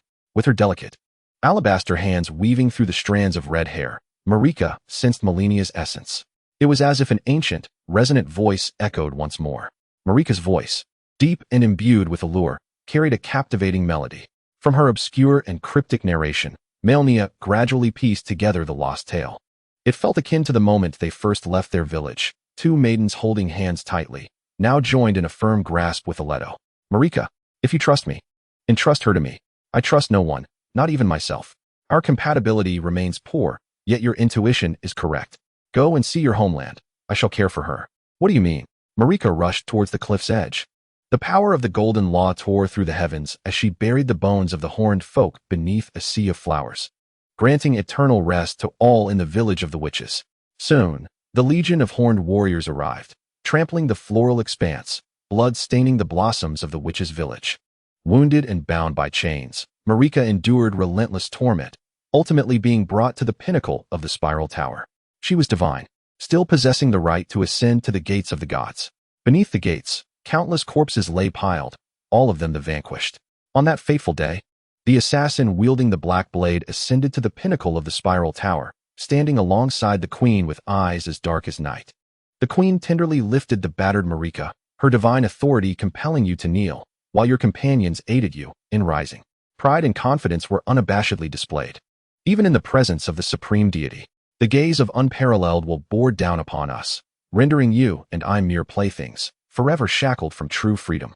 Yet, Marika, you shall not betray me. Surely, we are steadfast friends. The queen's obsidian gaze fixated intently on Marika, as if they had been inseparable since childhood. Confusion and uncertainty surfaced in Marika's eyes.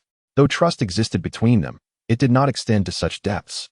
Suddenly, the black blade pierced through the queen's chest. Her mouth agape.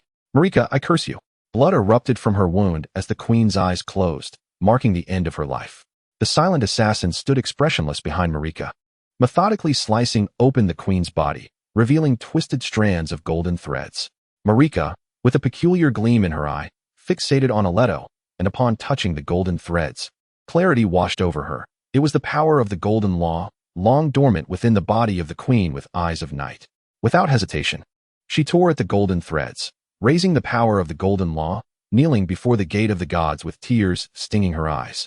Smiling as she prayed to the divine, this farcical play elicited applause from the gods behind the curtain. Empowered by the complete and formidable force of the golden law, Marika ascended to become the deity who governed all in the lands between, yet she remained but an ant, albeit a larger one. Standing atop the corpse of the queen with eyes as dark as night, the eternal queen, having shed her tears, ignited a blood-soaked war devoid of honor a decade later. A slaughter that blanketed the entire Shadowlands with graves. Ultimately, as the war subsided, the once mighty civilization of the Horned People began to decline, the furnace of life gradually extinguishing. Buried deep within the gate of the gods, where countless bones, eroded by time, became desiccated and stone-like, Marika departed from the mournful Shadowlands. Arriving before the bountiful forests of the Altus Plateau, where she established the Golden Dynasty and wed the mightiest warrior of the land, Holalu. An era of peace dawned, leading the lands between into the age of the Golden Tree. However, the path of betrayal that had woven through Marika's life was far from over.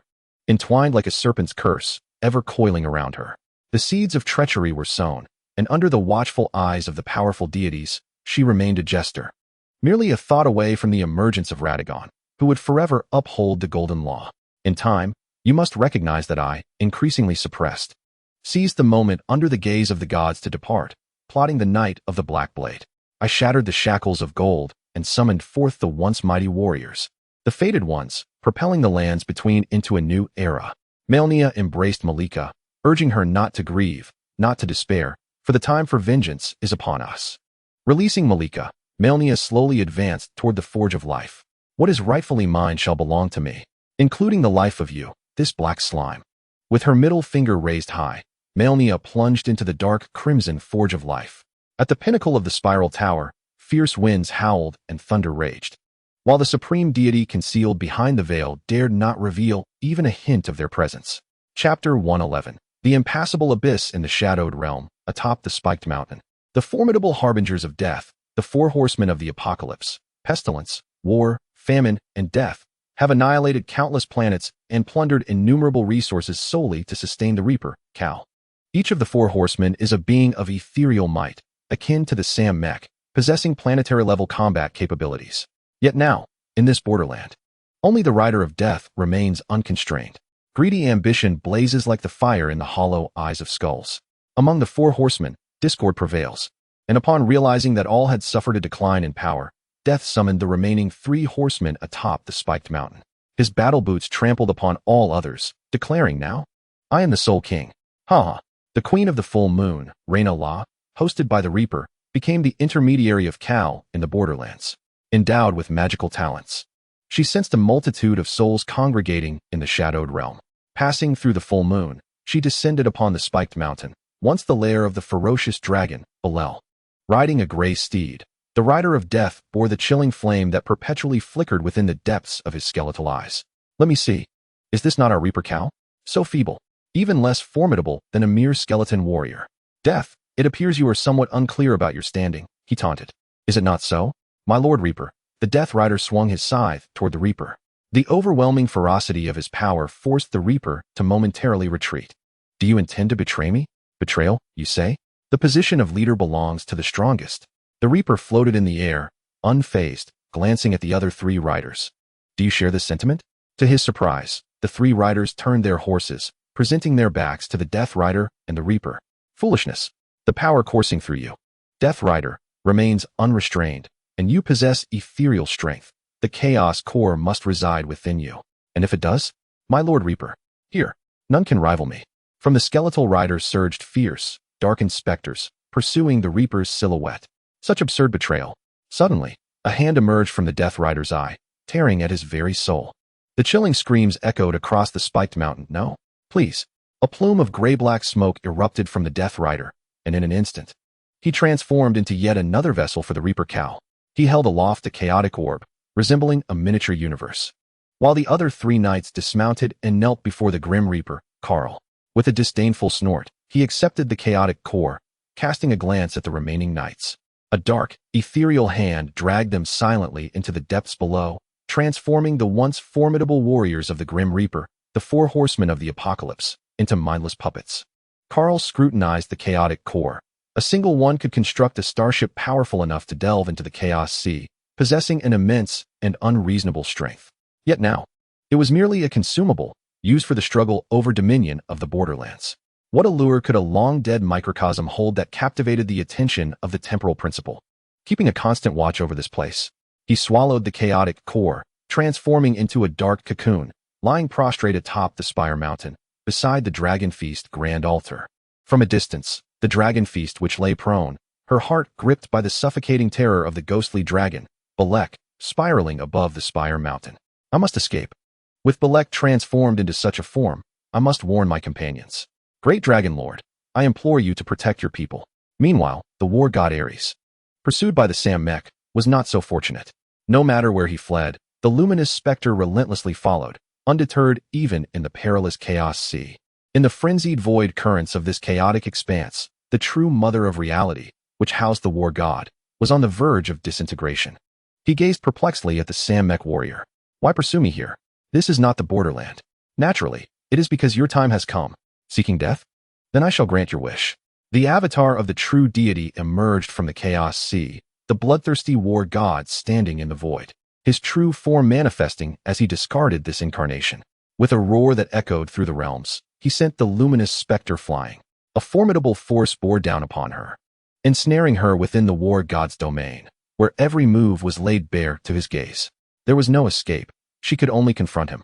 You will regret this. Yet, even in the face of divine power, the mech warrior did not falter. Flowing through her mind was a silent prayer for the reinforcements Kafka had mentioned to arrive swiftly. Despite her thoughts, her actions did not waver.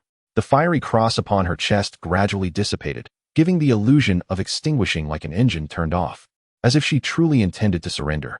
The half-naked war god smirked. What? Now you wish to give up? Is it too late? For your prior arrogance. You shall pay the price. Grasping a red giant axe inscribed with runes in both hands, the war god's spectral visage glared fiercely. The power of the true deity converging within his grasp. A terrifying strength was accumulating. Conversely, in stark contrast to the war god's proclamations, the Sam Mech did not cease its operations. Rather, its power surged, igniting all backup engines simultaneously.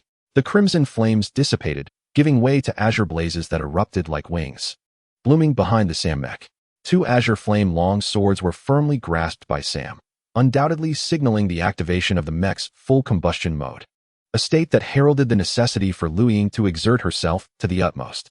Burdened by immense pressure, her brows furrowed into a V shape, several azure streaks manifesting upon her visage, indicative of her profound connection with the Sam Mech and the overload operation she was undertaking. It is said that the true deity's strength lies in its embodiment. Within its domain, it creates its own realm, akin to entering a microcosm governed by its unique laws. Should one strike with unparalleled swiftness to defeat the original entity, perhaps a glimmer of hope remains. Rather than remain passive, seizing the initiative is paramount. Firefly LV type, base fire slash. Excellent. Brave warrior. Face me. Savage meteor strike. The searing azure flames, like a shooting star, charged fearlessly into the crimson sea of power, endeavoring to stir her own waves. Pain etched across Liu Ying's face as the entire Sam Mech quaked from the extreme overload. The immense pressure of the true deity causing blood to seep from her ears. Mere true deity. Firefly LV type death, star overload. The azure flames coalesced around the Sam Mech.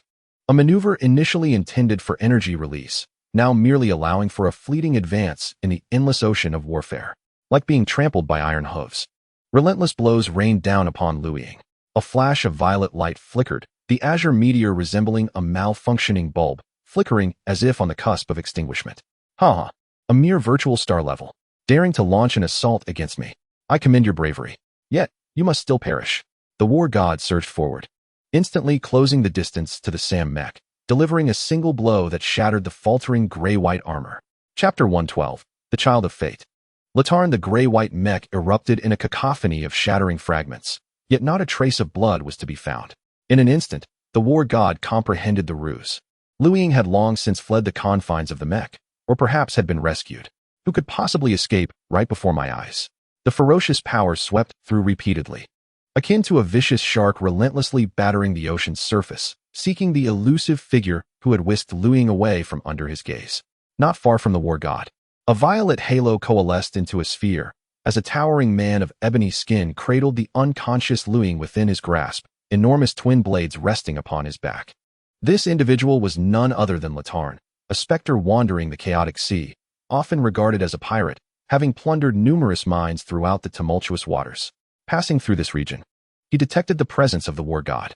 Fortunately, Radahn had once served under the god of war, making him quite familiar with his aura. Imitating it was not an insurmountable task. However, his power paled in comparison to that of a true deity, having only recently attained the rank of Void Star. And even then, he was weaker than the armored firefly. This predicament was troublesome. Unexpectedly, he could not resist the urge to save her. Now, attempting to leave this place would undoubtedly prove to be a significant challenge. On a brighter note, I could see the boundary land. If I could conceal myself within it before the god of war noticed, I would be safe. The only obstacle now was to hope that the god of war would not suddenly succumb to madness and begin indiscriminately slashing about. This inferior illusion would be easily pierced by anything that grazed it. Very well, continue your impotent fury, Ares. You resemble a jester more than ever. Once a formidable star-shatterer, Radahn now drifted through the chaotic sea of the void, constrained by the pressure of the god of war, moving with the clumsiness of a child just learning to walk. Cursed, where have you gone? I shall annihilate you all. Just as Ares roared in fury, a familiar meteor shower swept across the region. Akin to grits stirred by a tempest, causing turmoil within Ares' divine domain. Radhahn's heart raced, caught in the uncertainty of whether this sudden turn of events was fortuitous or disastrous. Should even a single stone strike him, he would likely be scattered in every direction. Yet, in his rage, Ares showed no fear. Brandishing his runic battle axe and obliterating the oncoming meteor storm one after another, showcasing the true might of a deity. Boom! As the meteors shattered, the resulting explosions sent ripples through the very fabric of space, with small stones flying everywhere. If it came to direct confrontation, I would be no match for Ares. Run faster. Don't let yourself be caught in the blast. If only I had learned a bit more about tunneling magic from that miserly, disheveled old man. Who knew such a powerful spell would bear such an unseemly name? Damn that old fool. As Radahn cursed, a small stone pierced the purple barrier, whizzing past him. His eyes widened in alarm. This is it. The god of war Ares revealed a sinister grin, chuckling. Found you, little mouse. Taste my axe.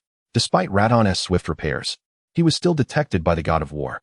The towering figure of Ares raised his divine axe, exuding an aura of destruction as he brought it down.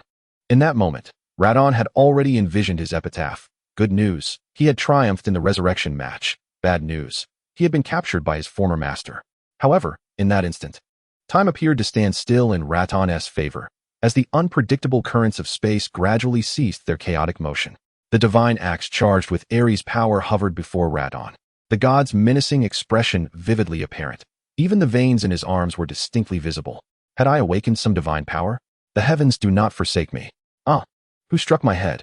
An unkempt old man appeared on Latin's shoulder, suddenly delivering a sharp rap to his head. Weren't you just cursing me, you filthy old man? You're still alive? After such a long silence, I thought you had turned to dust. Huh, even if you died 1,000 times, I would still be bouncing with life. Old man, what brings you here so suddenly? I refuse to believe you came to rescue me. Heh, my old adversary has arrived. Wherever he is, I shall be as well.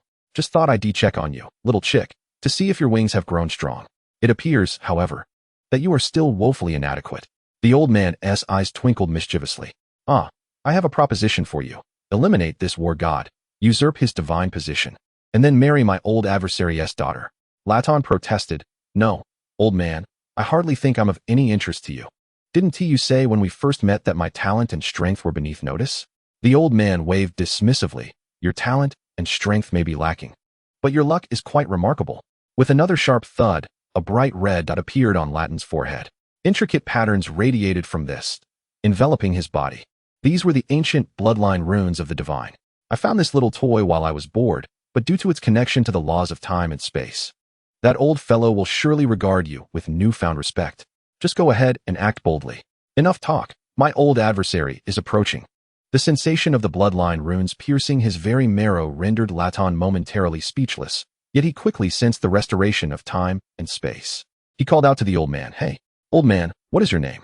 The old man chuckled. Didn't I tell you last time? Just call me Principal. In an instant, time and space returned to normal. The violent power of the bloodline erupted forth. and the previously uncontrollable chaotic currents of time and space seemed to have found their king, swiftly gathering before Radahn. Like a multitude of swords returning to their master, they pierced through the colossal axe of the war god, shattering the massive statue and causing golden energy to spill forth like blood. Undoubtedly, the statue's destruction would undermine the war god's foundation, inflicting permanent damage to his power, a sin unforgivable by Ares. A roar of intense pain surged through Ares' heart. Damn you, rat. I will kill you. The heavens shall shatter. The injured statue of the war god lifted the giant axe once more, furious power coalescing around the runic battle axe in Ares' hands. The bursting sphere of light resembled a blazing sun, and its radiance was so piercing that Radahn could scarcely open his eyes. The chaotic currents of time and space, previously exhausted, began to surge forth again, drawn from the shattered void by Ares' reckless exertion. Yet Radahn had only just awakened the divine bloodline and could not yet control time and space. Waves of pain from the bloodline runes continued to assault him. Damn that old man. Oh, the principal. How could I possibly have any luck? Wait a moment, principal? What principal? He is merely a filthy old man who is obsessed with money. Why am I thinking of him at this moment? Just as Radahn believed he was doomed, the sound of crisp hoofbeats resonated through the vastness of the cosmos. This realm, engulfed by the chaotic sea of void turbulence, seemed an unlikely place for horses to exist. Moreover, such ordinary sounds could hardly propagate through the universe. In a daze, a chariot materialized before Radahn. Ares bellowed, "Get lost. If you don't move aside, I shall cleave you in twain." A furious crimson light surged forth like a tsunami, yet in the next moment, the pitch-black cosmos appeared to awaken, transforming into purest white. At the heart of this alabaster world stood an elder upon a chariot drawn by 8 magnificent steeds, his eyes open wide as he gazed down upon creation. Only a singular voice echoed across the expanse. World. Chapter 113. The stitched abomination of the celestial deity. In the blink of an eye, the world regained its original hues. But the once indistinct starlit sky now shimmered with clarity. Upon closer inspection, it was revealed that within the chaotic sea, countless void turmoils had been soothed. Who is this elder, possessing such formidable powers? Is there truly such a being within the universe? I have yet to hear any mention of him at the tavern in the chaotic sea. In the tranquil void, the elder stood upon the chariot. Yet he was not alone. A familiar visage occupied the driver's seat. Acting as the charioteer, the recognizable red hair caused Latarn's PSD to flare up. Why is this individual everywhere I go? Ah, shattered star Latarn. It has been a while. The familiar tone and flippant demeanor could only belong to that rascal Malenia. To think that in such a short span, her aura had nearly ascended to the realm of true divinity. Despite my relentless efforts, I still cannot keep pace with her progress. How infuriating. Truly, she is my lifelong adversary. Though inwardly still resentful, Latarn was wise enough not to provoke this red-haired woman, especially with such a powerful ally at her side. It is you, Valkyrie. Long time no see. Ahem. The seemingly imposing elder now displayed a look of displeasure, clearly unimpressed by Latarn's presence. The red-haired goddess's eyes brightened with amusement as she wrapped her arm around the elder's. Father, I believe you are being overly concerned, after all. He is merely a dark-faced man who has yet to attain the realm of true divinity, hardly worthy of my regard. My daughter, while you are indeed clever, your wisdom is but an inheritance from me. Attempting to deceive me is still beyond your grasp. The venerable elder sighed. Since your time in the divine court, you have incessantly clamored to come here, and upon seeing this fellow, you urged me to save him post-haste. How could I not harbor suspicions? My astute daughter. He even mistook you for another. Observe, he is accompanied by a beauty. Why should you concern yourself with him? Every family has its own burdens to bear. Even the king of gods, Zeus, struggles to guide his grown daughter. She has matured, developed her own thoughts, and even slipped away, nearly failing to return. In this obscure corner of the universe, she encountered a certain golden-haired youth. How could Zeus possibly be in a good mood? A myriad of methods to eliminate this dark-faced wretch flitted through his mind. Observing Zeus's displeasure, the red-haired goddess stifled a laugh. She was neither Malenia nor a Valkyrie. She was Athena, the goddess of wisdom and war, and also the long-lost second sister, Emmy. Having regained her beauty, she bore a striking resemblance to Malenia. The fact that she could evoke jealousy in her exalted father filled Emmy with a sense of happiness, yet for the sake of this fool's life, she felt compelled to explain herself to Radahn. Radahn, I am not Malenia. You have mistaken me for someone else. My greeting to you is merely because the god of war is far more detestable. At this juncture, Emmy feigned surprise, exclaiming, "Oh dear, where has Father God The god of war gone? We mustn't let him escape. If he does, I shall not sleep a wink tonight. Rest assured, how could I possibly allow the traitor who bullied my daughter to flee? With the god of war diverting Zeus's ire, Radahn breathed a sigh of relief. Ares, the god of war, had once been an unnamed temple guard under Athena, who had betrayed her during her absence, feigning to be her savior and thus earning Zeus's favor to become the god of war. It is not to say that Zeus was oblivious. Rather, he had been preoccupied with pursuing an old adversary and had not received the news. By the time he returned to the divine court, much time had elapsed, and the dust had long settled. Consequently, upon Athena's return, Zeus, burdened by guilt, refrained from pursuing the time-traveling principle. Ares knelt beneath the eight-legged chariot, subdued by the god-king, unable to utter a sound, his escape merely a distant hope, his face ashen, wishing only for a swift end. Zeus stripped him of his divine power, compressing it into a sphere and returning it to Athena's body. What was originally hers now returned without rejection, even feeling more harmonious. Akin to a long-lost puppy from her grandmother's house, nuzzling against Athena's leg. Father, allow me to handle him. I haven't taken matters into my own hands for quite some time. The aura emanating from Athena surged, nearing the threshold of true divinity, desperately in need of combat to bridge the gap. Though Ares' strength had plummeted, falling below the realm of true divinity, he still possessed virtual, star-level combat capability. Serving as a suitable whetstone, Emmy leaped from the chariot, spear in hand, gazing down at the kneeling Ares. Come now, let us engage in battle. If you perform adequately, I might just consider sparing your life. Upon hearing her words, Ares, pallid and emaciated, instantly lifted his head. Given Zeus's apparent favor for his daughter, there was a glimmer of hope that Athena's words might indeed spare his life. Reluctantly, he grasped his rune-engraved battle axe, trembling as he faced Athena. I beg your pardon. I humbly beseech the goddess Athena to spare my life. It appears that the god of war, Ares, has relinquished his pursuits. However, Radahn harbors a different perspective. Having served under the god of war for many years, he possesses a considerable understanding of Ares' temperament. The god resembles a madman more than a deity. Any rational being would seek shelter from a meteor shower, yet this lunatic not only remains unperturbed, but also retaliates against the falling stones, wielding them as weapons. Such behavior can only be deemed either madness or folly. Ultimately, he inadvertently stumbled upon a fortunate opportunity, but the battle has commenced. Rather than fret over the striking woman, reminiscent of Malenia, who is under the protection of a powerful figure, it is far more prudent for him to contemplate how to align himself with this formidable ally and return to the borderlands. And what of this unfamiliar girl in his grasp? How should he proceed? His indecisive demeanor did not go unnoticed by the Lord of Order, the star deity Zeus, who discerned his thoughts, every word echoing in his mind. Radahn, is that your name? It seems this Malenia holds great significance in your eyes. Do you still remember her in my presence? How does he know my innermost thoughts? Can he truly hear my musings? Wait, could this divine being, who commands a chariot drawn by 8 horses, be the fabled star god Zeus? Of course, were Malenia present, she would undoubtedly refrain from such stilted flattery, instead remarking, Zeus? The entity that spares no species? Is not the charioteer of the 8-horse chariot Odin? A grotesque amalgamation, merging Greek and Norse mythology into a disfigured visage. Radahn, having ascended to the rank of general in the borderlands at a young age, and later navigating the trials under the god of war and the supreme will, certainly possesses a keen sense of perception. He hastily set aside the firefly in his hand and bowed before Zeus, acknowledging the king of order. Indeed, my name is Radahn. In my youth, I was a worthy rival to Malenia. Though we crossed paths on several occasions, I have yet to claim victory in our encounters. Seeing the wisdom of the goddess, I cannot help but be reminded of my old adversary. Zeus narrowed his eyes, his perceptive gaze seemingly penetrating Radahn's very being.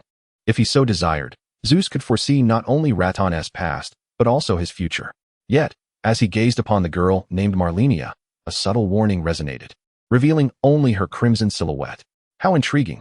Upon closer inspection, this dark-faced youth possesses an extraordinary lineage, bearing ancient bloodlines and temporal genes, likely the work of that ancient figure. Kiran. However, this young man lacks any recollection regarding these origins. Perhaps he might serve as a means to locate that individual. Young man, from whence does your temporal bloodline originate? This is merely a preliminary move. Capturing that old rogue would be ideal, yet should I fail, it matters not. As for conspiracies? If he dares to reveal himself, I shall pierce that old man with this infallible spear. Radahn, however, found himself perplexed. Temporal bloodline? Do I possess such a thing within me? Ah, young man, feigning ignorance before me. Those markings upon your body are none other than the bloodlines of time and space. Latine cast a glance at the crimson streaks that coursed through him, their intense fluctuations gradually subsiding, cooling to a silvery hue, deeply etched within him. I am at a loss as to their origin. They manifested during a life-and-death moment. If the Lord of the Star Gods were to elucidate their provenance, I would be most grateful as a humble and uninformed youth. Haha, it seems you are indeed the heir of the ancient bloodlines of time and space. Come, stay by my side and learn. I shall teach you how to master this ability. The Order Star God, Zeus, was generous and straightforward, effortlessly binding Latine to him, leaving the latter with no power to refuse. Meanwhile, the battle waged by Amy approached its conclusion. The goddess, wielding dominion over wisdom and war, ultimately returned to her divine station, her war spear cutting through the air with formidable force, each clash with her rune-engraved battle axe resonating in the void. Each flash of light carried a lethal aura, and their combat style was one of close-quarters melee, reminiscent of two primal beings fighting with poisoned blades. A mere touch from their divinely forged weapons would lead to a grim fate. Given such peril, why then did Amy choose this method of combat? Surely, a direct clash of divine powers would suffice. Yet, in doing so, one would not sense even a hint of danger, rendering any notion of learning and mastery moot. With each encounter, the god of war could perceive Amy's burgeoning strength, feeling himself on the verge of being overwhelmed. However, under the watchful gaze of the star god, he could not entertain any underhanded schemes, nor could he harbor such thoughts. The god of war, Ares, begrudgingly endured the blows, until a sudden inspiration struck him. He summoned the remnants of the war god's statue, imbuing his blade with its power. Beware, goddess Athena. This is my unique technique of power infusion. Ares glanced towards Zeus in the distance, still engaged in conversation with Latine. I have never infused such formidable power into my battle axe before, and I find myself unable to withstand your might, hence resorting to this desperate measure. Be cautious, goddess Athena. Come what may, I too wish to test my limits. The war spear erupted in a radiant blue light. A shadowy figure of a deity flickered behind Amy, indicating her imminent ascension to true divinity. Forgive my rudeness. Divine power-infused axe. Though the word seemed courteous, a sinister intent surged within, hastening the infusion of power, yet Zeus remained oblivious to it all. Clearly, Ares' meager machinations posed no threat to Amy. Then I shall not hold back. Ares raised his battle axe high, channeling the accumulated power of the war god's statue into the weapon, exuding an overwhelming force that instilled fear. Amy's expression darkened. She was indeed formidable. However, as an established deity, Ares had underestimated her prowess. War favors the bold. A chilling azure laser pierced through the void, casting its luminescence upon the war spear, which glimmered with a translucent blue hue, cold and sharp. It seemed poised to bridge the realms of heaven and earth. The war spear and the runic divine axe stood in stark opposition, as if on the verge of a cataclysmic clash, yet Ares grinned. How audacious! Before Zeus's voice could echo throughout the vast expanse, Ares, with reckless abandon, interposed his body to shield Amy from the penetrating strike, lunging protectively in front of her. Goddess Athena, once again, I have ambushed you. Ha ha ha. I shall take a fall for you. Amy's icy blue pupils contracted as Ares' sinister grin revealed a frenzied intent. He pressed the runic divine axe, imbued with the full might of his divine avatar, directly against his face, igniting it along with all his power. From the moment he discerned the identities of Zeus and Athena, Ares had already devised this strike. When Zeus's gaze was not upon him, he seemed like a mere dog, yet in a fleeting moment, he had transformed into the god of war. Mastering this formidable power, how could he be deemed inconsequential? Of course, this was contingent upon him channeling his strength towards noble pursuits. A cataclysmic explosion erupted before Zeus. Meanwhile, Latine's mind raced with fervor, a spark of brilliance igniting within him as the temporal runes upon him flickered wildly, urging him to lend his strength. Even if it bore no fruit, he would not be forsaken by the mighty deity before him. Everything around him slowed. The universe grew stagnant, and Latine exerted every ounce of his energy to surge toward the heart of the explosion. At last, just before the searing light enveloped him, Latine's hand grasped the red-haired Emmy, pulling her behind him. He cast a fleeting glance at Zeus, and a radiant white light erupted around him. Latine felt a wave of relief wash over him. Fortune favors the bold. Boom. Accompanied by a deafening roar, the previously tranquil cosmic expanse was once again rent asunder. But in the next moment, everything returned to serenity, as though nothing had transpired. Yet at the epicenter of the explosion, Emmy, left with but half of her form, cast a mournful glance at Zeus before succumbing to unconsciousness. Latine, having shielded Emmy, was left with only half a head, his very soul on the brink of being drawn into the cosmic maw. Ares, at the explosion's heart, had detonated even his own essence, scattered to the winds. Zeus hastily intervened, gathering their souls. How infuriating! Zeus, on the verge of an explosive fury, swiftly placed the two upon his chariot and hastened toward the northern divine court. In the void of the starry sky, tranquility returned as the Firefly lay with closed eyes upon a barren meteorite. A dilapidated, old-fashioned single-passenger aircraft glided by. The Blood King, adorned with horns, piloted the vessel, pondering the shocking notion that the Mother of Truth could perish here. It appeared so serene. Yet I am no longer under their control. This is a fortuitous turn of events. Finding a secluded place to endure until the end of time is indeed the ideal path for my cultivation. Wait a moment. There is actually a human here. A girl? Forget it. I lack interest. However, she appears somewhat ethereal, her aura mirroring my own. Perhaps I should take her along for further examination. There might be unforeseen treasures in store. After a moment's contemplation, Munga resolved to carry her away. His original mission was to guide the god of war's army to the boundary, but now, he would merely circumvent them, steering instead towards the secure routes within the Chaos Sea. Not long after Munga departed, the space once again descended into chaos. A portal opened, resembling a drowning frog, revealing a slender crack through which crimson threads emerged from the azure doorway. At last it has opened. I hope no complications arise. Alas, I have misplaced Luiying. After a brief silence, a soft, alluring voice emerged, and the crimson threads frantically searched. Yet regrettably, they found no target and returned dejectedly to the portal. Now I truly have lost her. I cannot even detect Luiying's signal. Please, don't vanish so easily. A Xing will go mad. Chapter 115. The return of life to the boundary immersed in reclaiming the dominion over life. Malenia, akin to Athena returning to her divine status, experienced a rapid resurgence in power. Benefiting from the numerous boons granted by the Empress of the West in Atui's world, Malenia's once deficient stature has now been solidly established. Akin to a skyscraper with the return of the construction team, manifesting a power that commands attention.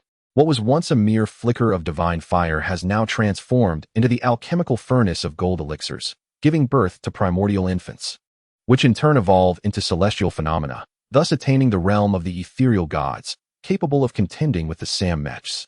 However, in the face of the supreme will, such prowess remains insufficient. Beyond the ethereal gods lies the true gods, and at the pinnacle of these true gods resides the stellar gods, the transformation of which leads to the divine realms beyond the heavens, the ultimate state of unity. According to Xinjiang, the stellar gods merely embody a semblance of this unity, while she is the genuine practitioner. That realm represents the apex of the cosmos, the answer to the universe itself. Though Xinjiang may be unreliable, her expertise in cultivation is undeniable. To transcend the stellar gods and reach her level, one must gain complete mastery over a universe, much like she wields the realms beyond the heavens. Thus, she becomes the unifying force of that universe.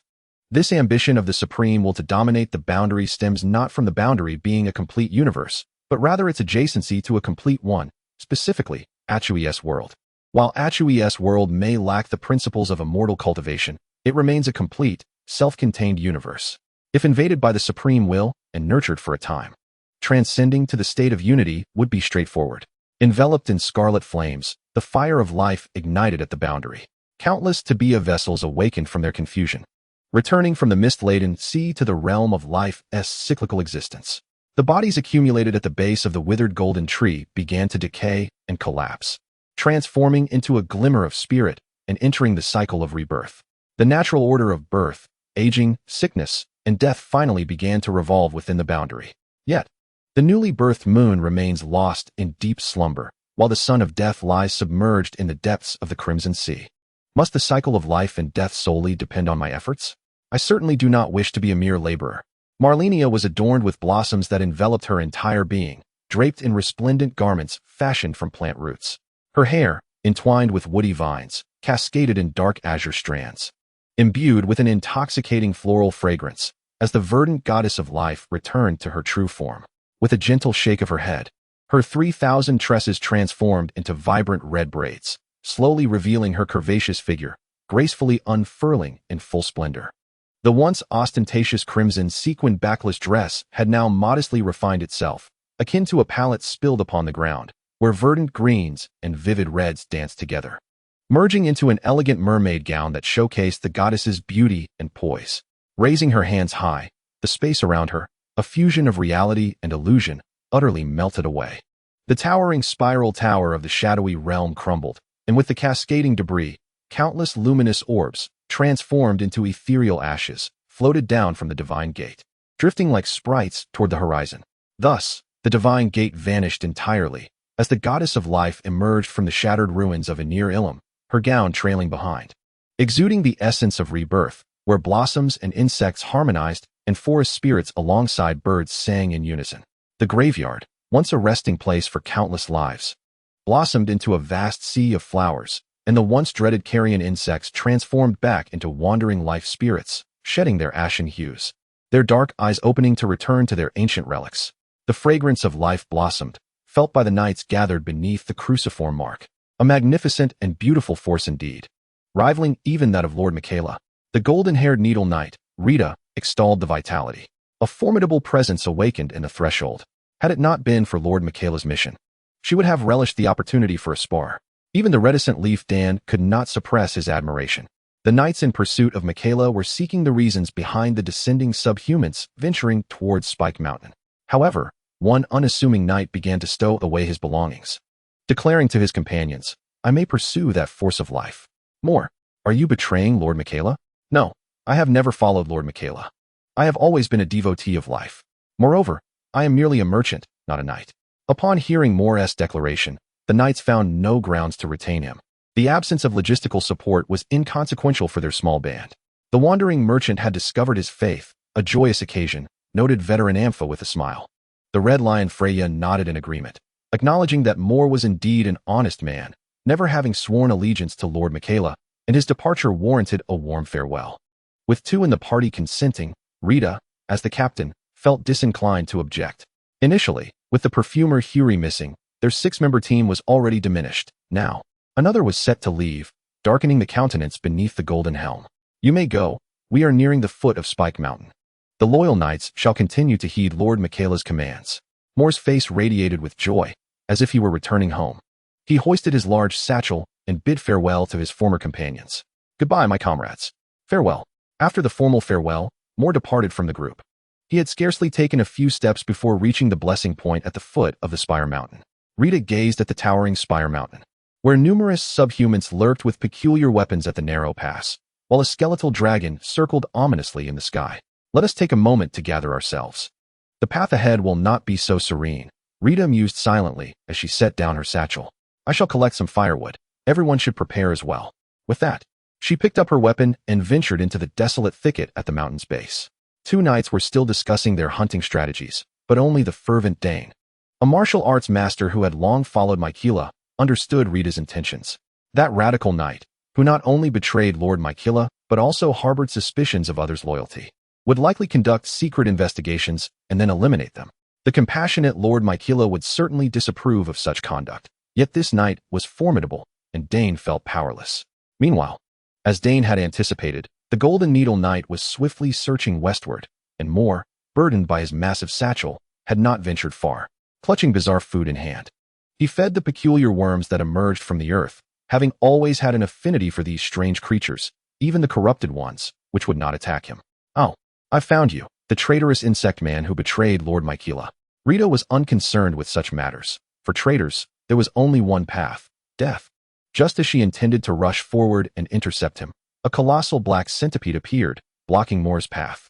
Mor hastily dropped his satchel and followed the black centipede as it scurried ahead. "You shan't escape." Yet, after discarding his burden, Mor surprisingly outpaced Rita, the female knight. The short man, usually encumbered by his satchel, astonished her with his speed, and Rita cursed inwardly. Damn that black centipede. She could only keep a distance as Mor's figure swiftly disappeared from sight, leading her to a dilapidated ruin. Following the black collecting insect, Mor advanced over a mound of fallen soul beasts, where he spotted a faintly breathing dragon maiden, the dragon feast witch, Furosanks. Chapter 116. The honest Mor had always been a simple and honest soul. When he encountered someone in peril, he instinctively moved to assist. In comparison to a single life, the surrounding heap of dead soul beasts seemed far less daunting. Fortunately, despite his exhaustion, the ancient dragon still possessed formidable strength. After a moment of reflection, Moore retrieved a small vial of pills from his pocket. 1, 2, perhaps 3, he mused. One pill sufficed for an ordinary night. But this was an ancient dragon. He placed the pills into the mouth of the dragon maiden, Furosanks. After a brief wait, the restorative pills dissolved.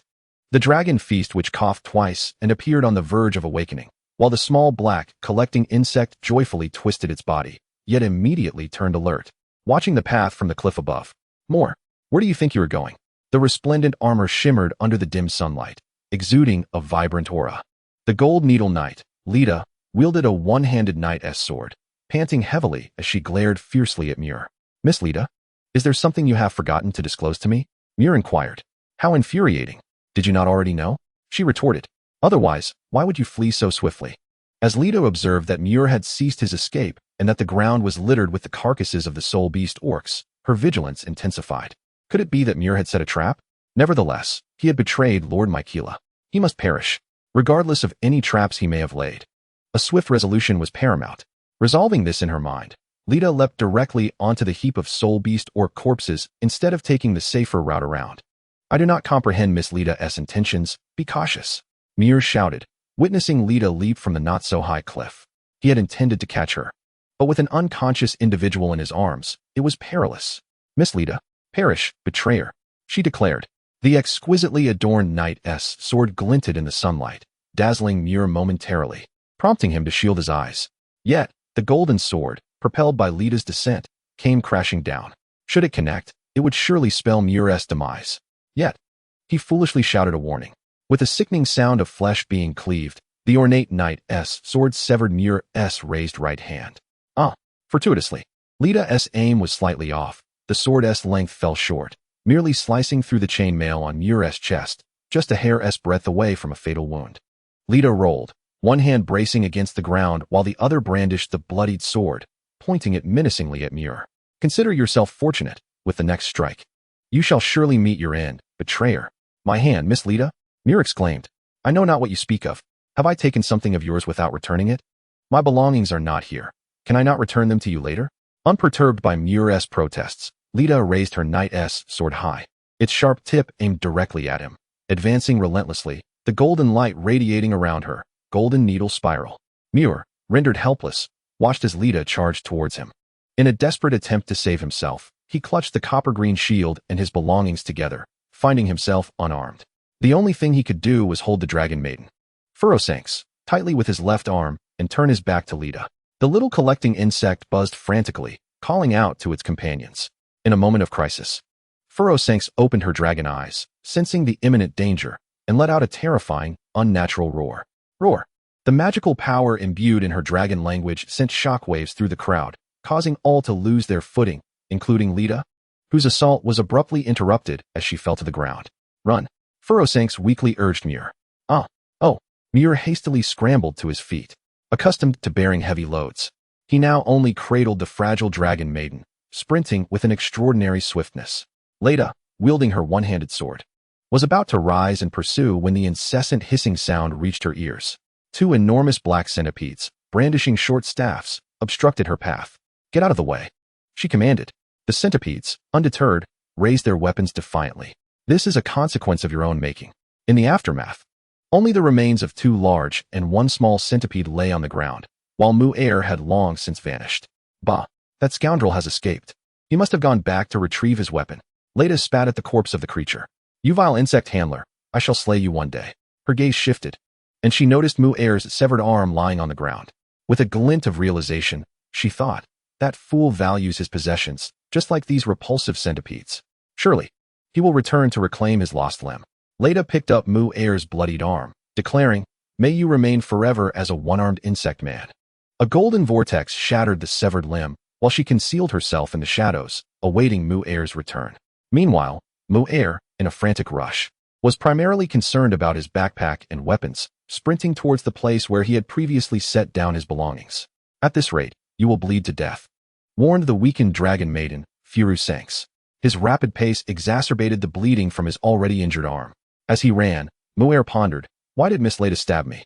What could possibly be her motive? Although he appeared to be no ordinary person, able to run swiftly despite the substantial blood loss. Furusanks tore a piece of fabric from her clothing to bind his profusely bleeding arm. My belongings. Muir exclaimed as he reached his luggage, rummaging through his backpack. Found it. This must be it. The amulet of the Golden Knight. It must be because I failed to return this talisman that Miss Leda is angry with me. Although she initially said it was a gift, I am certain she now regrets it. If I return this to her, she should no longer be upset.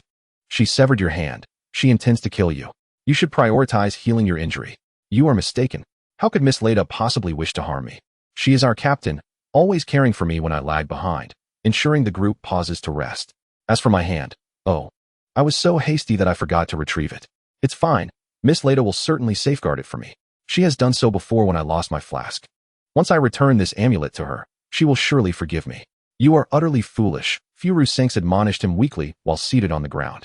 Yet, recalling that this fool had saved her life, she refrained from being too harsh. First, tend to your arm. If you bleed out, you will perish. Is that truly the case? I had no idea that bleeding out could lead to death. Muir hurriedly extracted a green ointment from his backpack, applying it in generous dollops to the wound. I'm all set now. By the way, I still do not know your name. Without waiting for the wound to heal, Moore shouldered his backpack and inquired about the name of the dragon witch. I am but a humble dragon witch, known as Furusanks. That knight is undoubtedly intent on your demise. The title of dragon witch is indeed one to be admired. Very well. Let us hasten back and return the amulet to Miss Rita. She must still be playing with my gathering insect friend, awaiting my return to offer my apologies. Furthermore, my arm has also been left behind and must be retrieved. Furusanks shook her head, realizing that for one so hopeless, even her intellect could not aid in salvation. Her intentions were futile. Having exhausted her words of encouragement, she decided to let him be. If you must go, then go. Might you spare some supplies for me? You are a merchant, after all. Would you consider trading this prayer rune? Ah, of course. Although it seems I might be taking advantage of you. Allow me to offer you some healing potions as well. As she watched Moore depart, Furusanks shook her head. He had indeed left.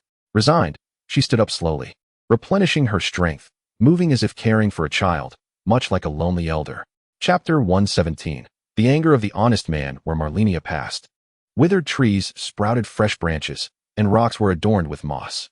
A series of lives distorted by the crucible of existence returned to their primordial forms. The senseless aberrations transformed into spirits of the earth and sky, or perhaps returned to the crimson sea. How dreadfully tedious. Such mechanical and monotonous tasks should be left to the Valkyrie. I shall continue to pursue my stardom. Although Malenia had returned to her divine status, she remained unchanged, with her relationship with the Valkyrie merely slightly altered. Previously, Malenia was but a small pond beside the Valkyrie, linked by a brook. Now, the waters of Malenia had risen sufficiently to engulf the Valkyrie's lake, creating a larger expanse. I wonder if she is behaving as a star now. I recall before I left, there were quite a few who were displeased with me.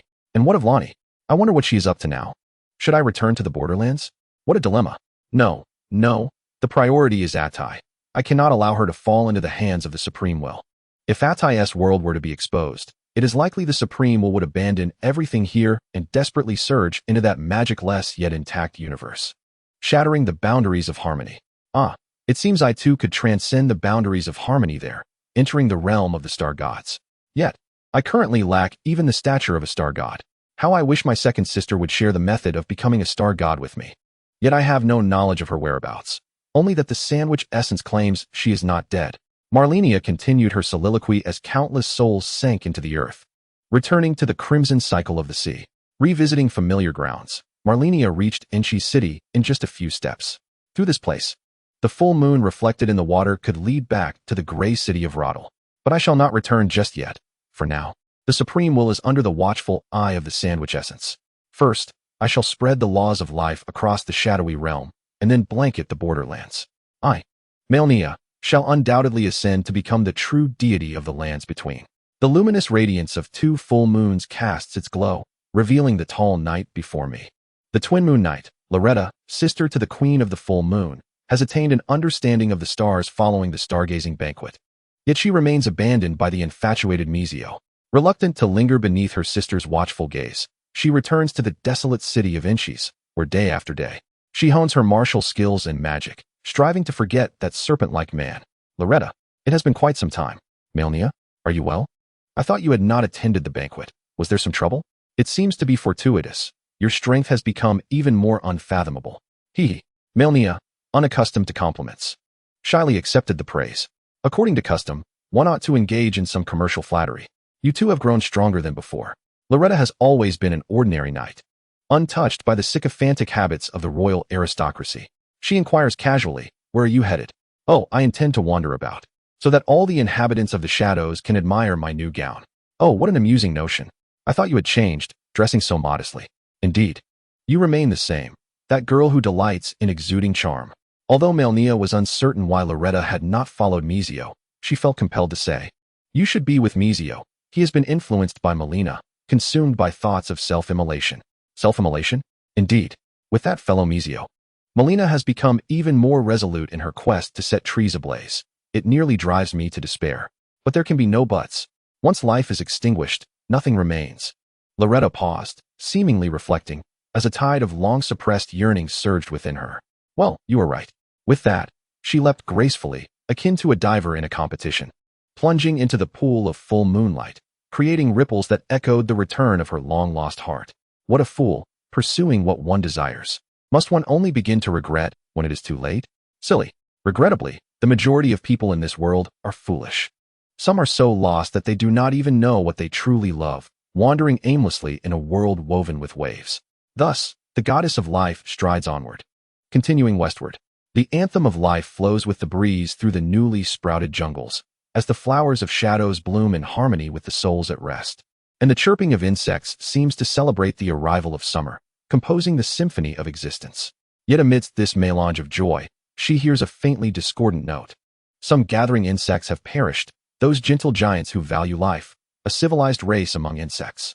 The goddess of life quickens her pace, but alas, she arrives too late. Their souls have long since found repose, their bodies reduced to ashes by the flames. Two humans stand in confrontation at the scene. Draped in noble-style adornments and clad in a full suit of armor, the female knight stood alongside a disheveled gentleman burdened with a large pack. Miss Rita, I have returned your belongings. Might you return my severed arm? I have searched extensively for it. Rita cast a glance at the ancient talisman that lay upon the ground. Her knightly sword still aimed at Moore, a gift bestowed upon him by Rita herself when he first joined the ranks. Unbeknownst to them, a hint of greenery began to emerge on the once barren stone plain. Moore, I truly cannot fathom whether your foolishness is genuine or feigned, returning so swiftly to court your demise. All who betray Lord Miquella must meet their end. Do you comprehend? But I have never followed Lord Miquella. Miquella? Is there truly a connection to my brother? Malenia remained hidden, deciding to observe the unfolding events. Then you are even more deserving of death. To lack genuine allegiance to Lord Miquella, I shall slay you and offer my apologies to Lord Miquella. The voice emanating from the knight's gilded helm was menacing, sending chills through the air. Her stubbornness suggested a cruel visage concealed beneath that helmet. The enraged Gold Needle Knight lifted her great sword, channeling her strength into the golden blade, radiant beams of light swirling around her as golden needles danced in the air. Piercing needles. The signature technique of Gold Needle Knight Rita, akin to the circular radiant sword formation, conjured several golden needles that could instantaneously pierce her foes. Despite the sword's pristine appearance, the scent of blood lingered ominously. Moore hastily hoisted his verdigris shield, undaunted in the face of the golden needles. This shield, crafted from a unique metal, prioritized defensive strength over mere damage reduction. Even if the bearer were to collapse in exhaustion, the shield would remain, as if still protecting others. The piercing golden needles seemed but a jest when confronted with the formidable defense of the shield. Miss Rita, though I fail to grasp the source of your ire, if you wish to take my life, I implore you to reconsider. Return my severed arm and allow me to depart peacefully. Moore, with only one arm, struggled to support the verdigris shield, attempting to appeal to the steadfast Gold Needle Knight captain. You pitiful creature cowering behind your shield. Even if I wish to return it, I cannot. Your severed limb has long since turned to ash. You wretched traitor shall forever wield your dismembered arm to play with those loathsome, corrupted minions. I had no idea Miss Rita harbored such prejudice against me and my companions. Perhaps I ought not to have joined your ranks. I shall take my leave now. Miss Rita, I beseech you, do not pursue me further. Upon witnessing the retreat of Muir, Lita hesitated to charge forward, acutely aware of his formidable shield charge technique. He must hold deep regard for those insects, she mused. chuckling at the thought that she had incinerated them. Those three abhorrent creatures had no place in this world. What? Muir stood frozen, incredulous at the revelation that she had slain his companions. Those were dear friends of his. The honest man's face flushed crimson, his breaths labored, muscles taut and bulging, as he single-handedly seized the verdant copper shield that ought to have required both hands. He set down his backpack, eyes bloodshot with fury. My friends. Chapter 118. The loyal Nidus, as the saying goes, even a cornered rabbit will bite. How much more so a man, particularly one of integrity. The moment he chooses to wield a blade, he embodies the wrath of a righteous soul. Muir, like a rampaging bull, wielded his verdant shield as though it were a horn, charging recklessly through the hollow beneath the cliff. Yet, the Golden Needle Knight, Lita, was a proud matador, skillfully evading Muir's assaults by dancing upon the protruding rocks of the cliffside. Malenia shook her head. If this continued, Muir would inevitably exhaust himself and face defeat, particularly as he appeared injured, his severed arm bleeding profusely. It seemed the time had come to intervene. Such an insufferable character as Lita deserved to be swiftly dispatched and displayed at the city gates. However, a curious turn of events unfolded. What was this frail, ailing dragon lady? Her presence was feeble and lacked the imposing aura of Ransanx, the voracious dragon. The arrival of the dragon feast which went unnoticed by the two combatants embroiled in their fierce struggle. She surveyed her surroundings, muttering to herself. The environment was conducive to the dragon roar prayer. Somehow, she must save him. She then squeezed out a few drops of blood, inscribing an unusual magical circle. Beware, both of you, she proclaimed, raising her hands high, as a spectral white dragon had materialized in the air. Timing her maneuver perfectly, she unleashed a thunderous roar. The amplified power of the dragon feast prayer reverberated through the hollow, the roar of Jamer, embodying the might of the ancient dragon, instilling terror in all souls. It diminished the attack and defense of the surrounding beings. The legendary prayer, released through the hands of Furosanx, unleashed a terrifying sonic force that sent both combatants tumbling to the ground. Fortunately, thanks to Furosanx's timely warning, Muir, facing the dragon's roar and wielding his verdant shield, only stumbled twice. The armored Golden Needle Knight, however, was not so fortunate. Even having witnessed the event, she was powerless to defend herself, barely managing to retrieve her small shield before being struck away. Collapsing to the ground, blood spewed from her mouth, her internal organs likely shattered. Without intervention, her days were numbered. Coughing, she conceded, "You have won. You treacherous scoundrel." Furosanx approached slowly, her mind haunted by the grim reminders of the corpses of the soul-dead beastmen surrounding her. The recently uttered prayer had undoubtedly drawn the attention of those malevolent entities, and it was imperative to vacate this place swiftly. Muir, eliminate her at once. We must leave this cursed spot. Muir had regained his composure, yet a twinge of fear mingled with his anger. He gazed intently at the kneeling Rita. If I were to slay you, how would I differ from you? Stop hesitating. Muir, if you lack the resolve, I shall take matters into my own hands. Furosanx exclaimed, exasperated, wondering how Rita had managed to compel Muir to wield his weapon. Yet, she reasoned, rather than prolonging the night with uncertainty, it would be far simpler to end it with a single stroke. No, we cannot harm Lady Rita.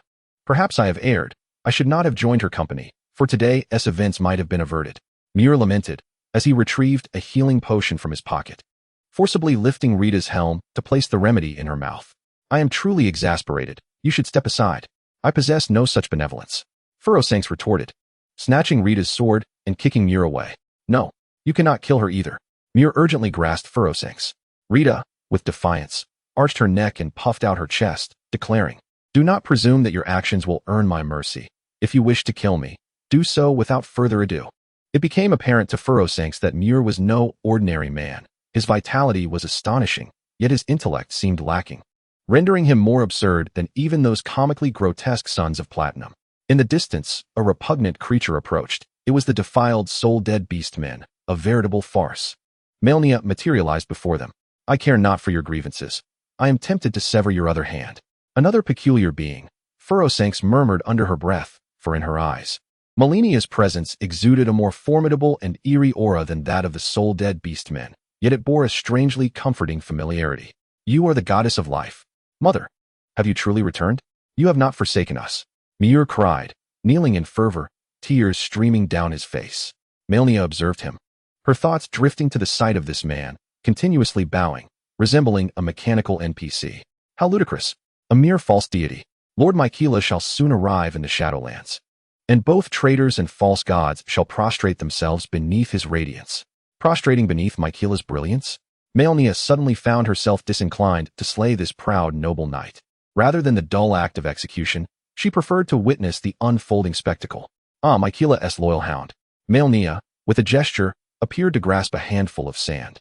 Opening her palm and exhaling softly, the ethereal gray mist dances in the air, while the invigorating essence of life bathes the earth, causing the dormant seeds to awaken anew. Even the previously barren valleys witness the resilient emergence of verdant grass through the crevices of stone. Such miracles manifest effortlessly before their eyes, simultaneously revealing the grotesque visages of the soul-eating beastmen. A regimented squad of these wretched beings, 10 strong, charges towards the precipice. Not merely one squad, but many more. Impervious to pain, utterly loyal, and even possessing a modicum of intelligence. With a resounding roar, the leader, a fur-clad soul eater, raises an energy cannon, aiming it at Malenia. Thunderous blasts follow as the remaining beastmen brandish their weapons. In an instant, the air is thick with the chaos of battle, and the fragile green shoots that had just begun to flourish are once again reduced to mere stone. The scene shifts abruptly from a medieval battlefield of knights to a modern onslaught of firepower.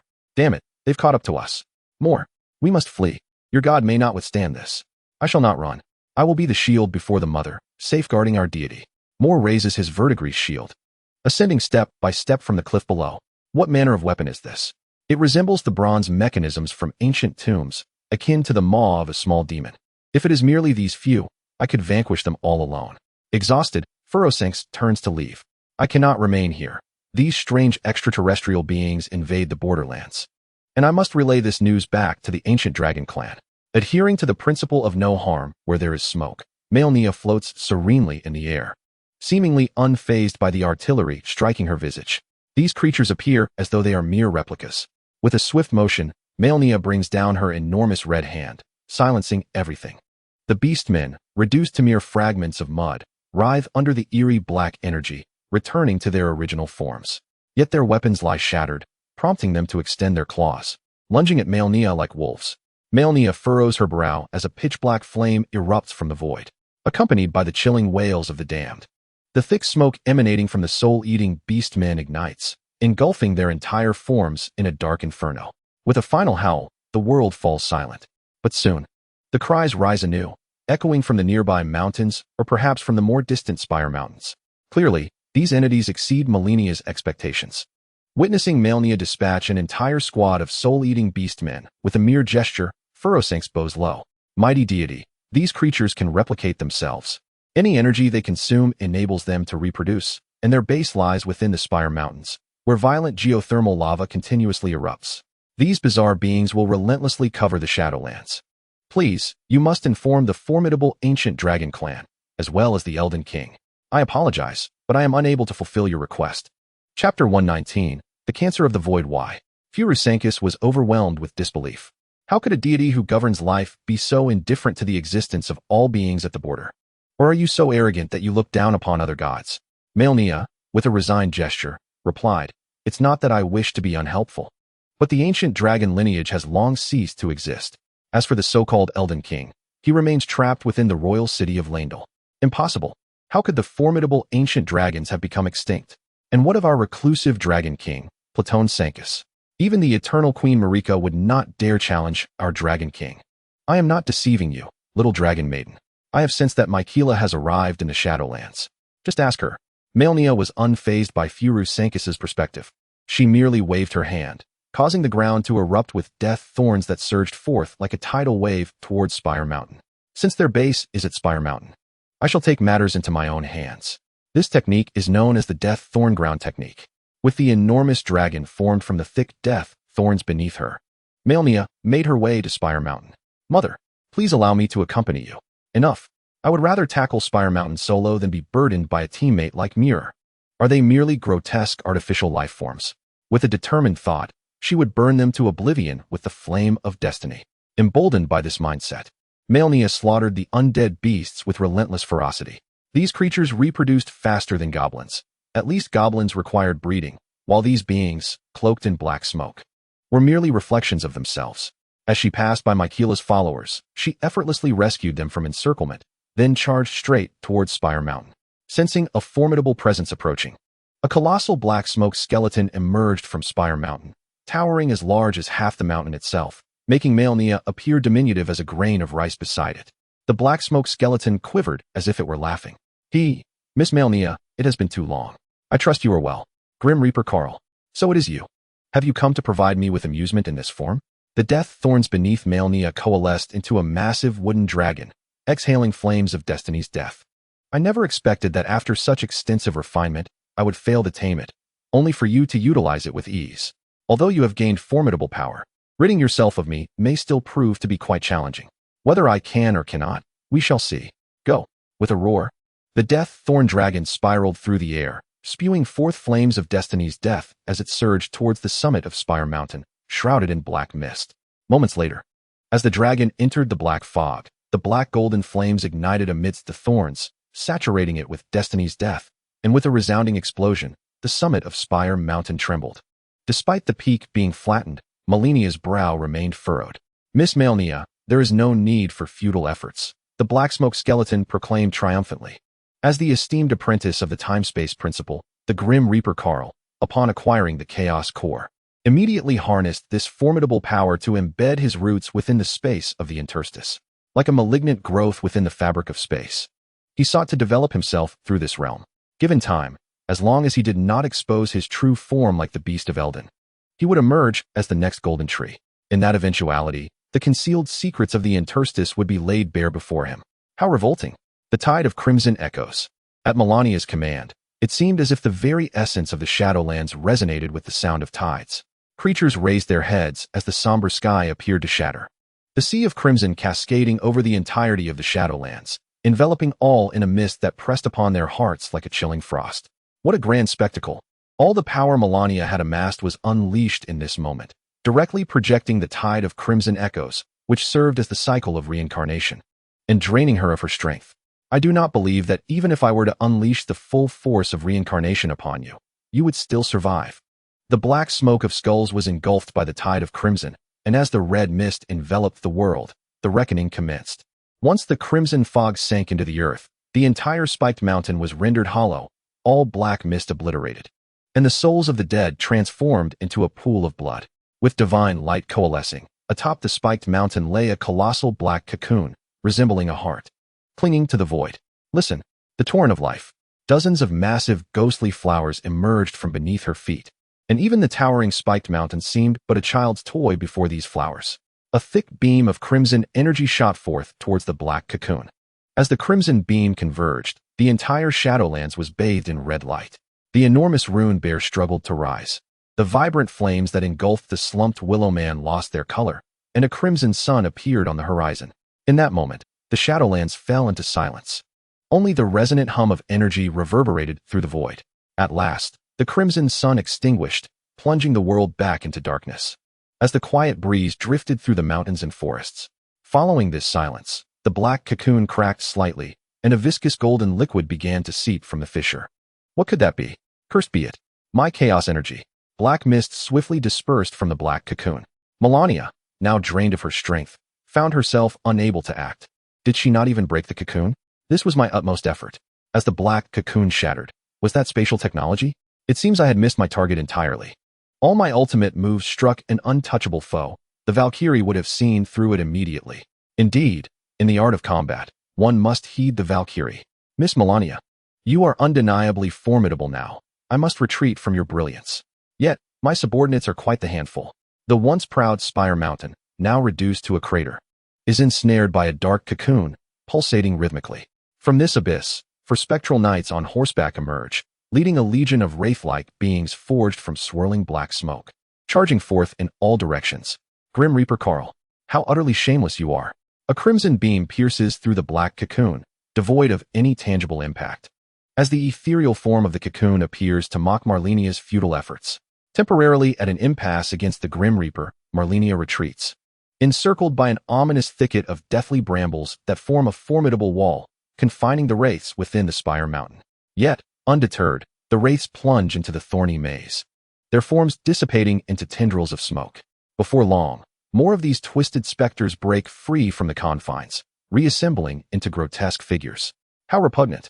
A pure radiance descends from the east, akin to a meteor streaking across the night sky. This pristine aura envelopes Malenia in an instant. As the light dissipates, a slender girl with delicate golden hair, clad in an aristocratic robe, materializes at her feet. The crimson adornments on her neck and wrists starkly contrast with the girl's pure golden essence. It is none other than the pure Miquella. Chapter 120, A Wish of Purity. Malenia. So this is where you are. The petite South Liang, barely reaching Malenia's waist, gazes up in disbelief at the aloof beauty before her, a blend of solemnity and grace replacing her former wildness. Yes, glorious Miquella, Malenia responds with gravity. The loathsome tactics of the Grim Reaper Carl make her feel as if she had been bitten by a toad. Even the arrival of Miquella fails to lift her spirits. Seeing Malenia finally adopt a serious demeanor brings relief to Miquella, who then turns her gaze to the dispersing shadows. Are you concerned about those eerie black fumes? My powers can counter them effectively. Allow me to give it a try. No, what if you were captured by the Grim Reaper? Hey, sister, surely I'm not that weak. Captured in the blink of an eye? Well, if it were brother, it wouldn't be impossible. Malenia. Miquella stomps her foot in frustration, having hoped that Malenia had changed, only to find her still believing herself to be the fragile one in need of protection. I am your brother. Please, have a little faith in me. Besides, you are here too. You will protect me, won't you?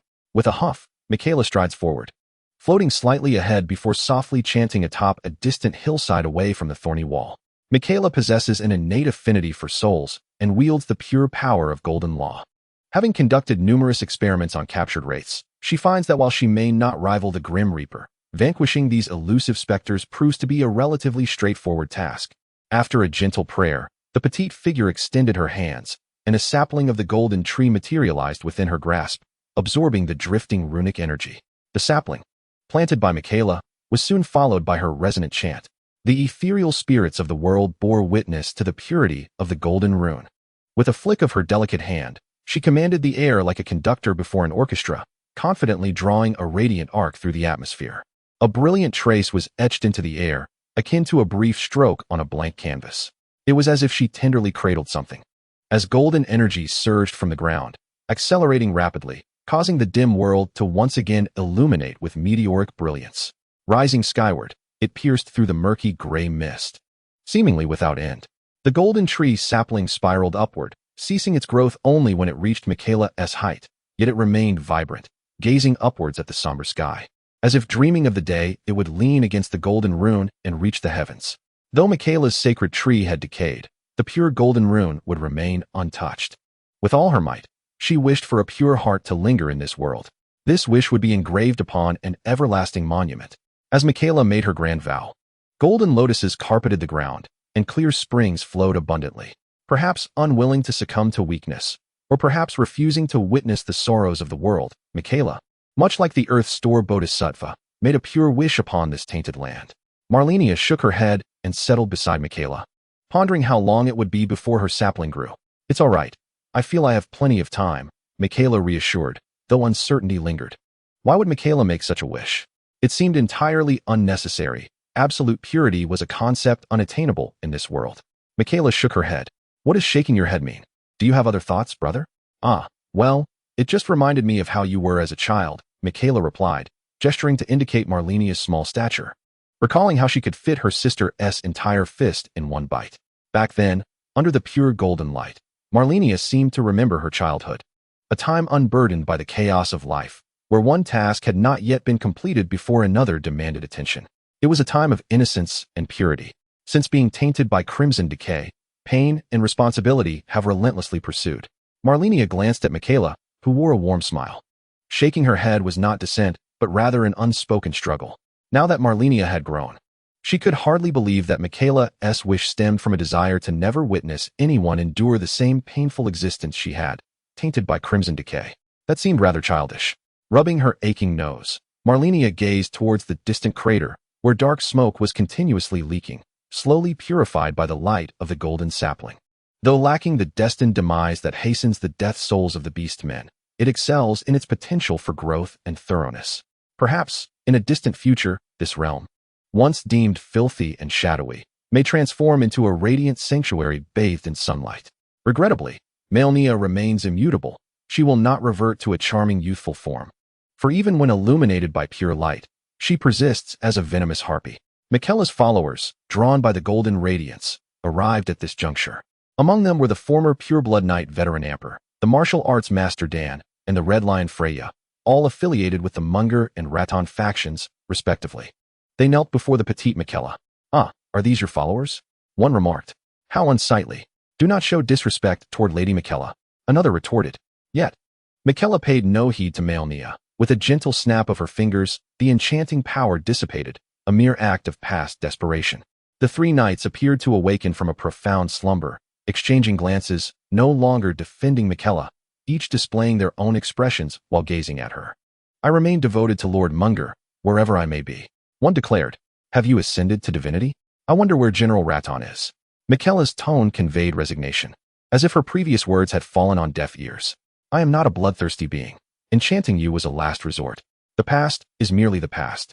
As for Radahn, he is likely challenging formidable foes beyond the stars. And Munger? Who knows where he has scuttled off to? The Valkyrie is still in pursuit of his elusive form." The pureblood knight Amper gazed at Miquella in disbelief. "Is that the Miquella, the blade of the Valkyrie Malenia? She cannot even find her."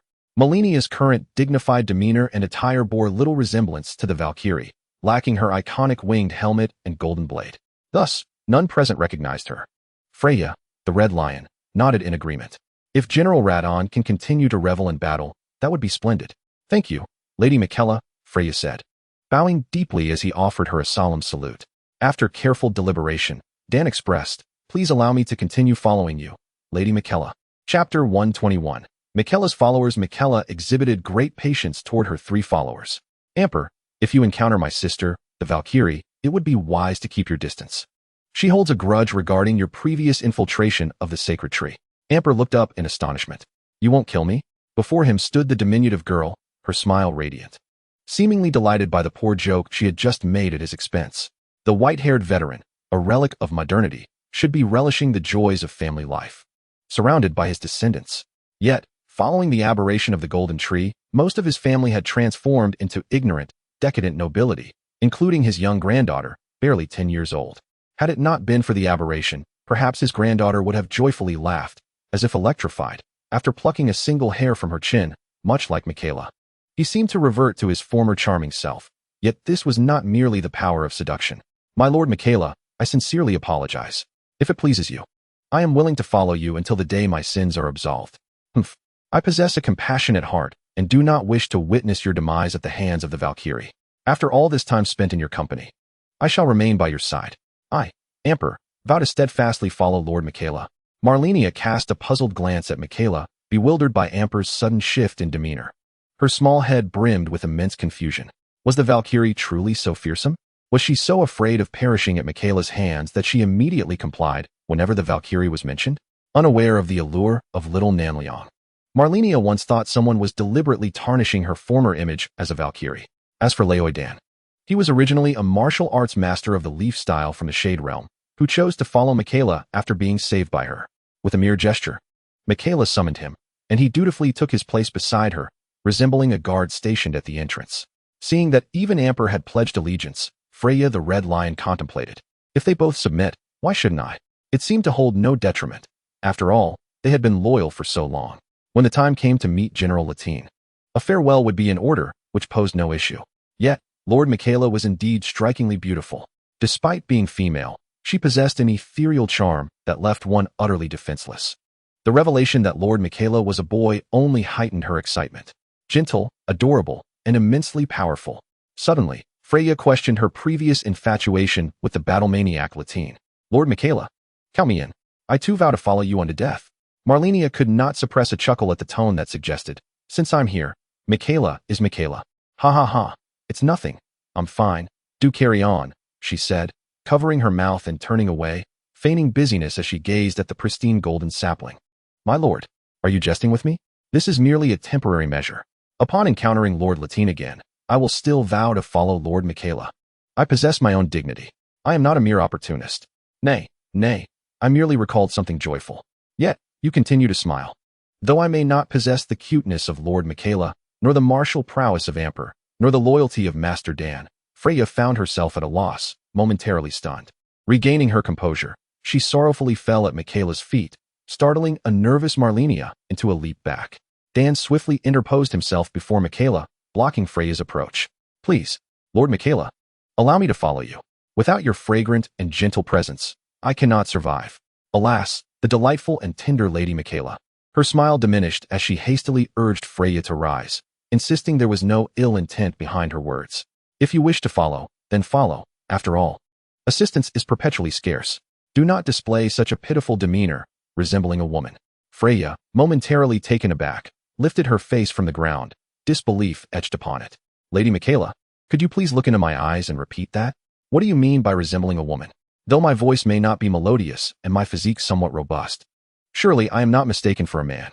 At this, even Amber and Dane could not stifle their laughter. Despite her boisterous nature, Freya was indeed a woman.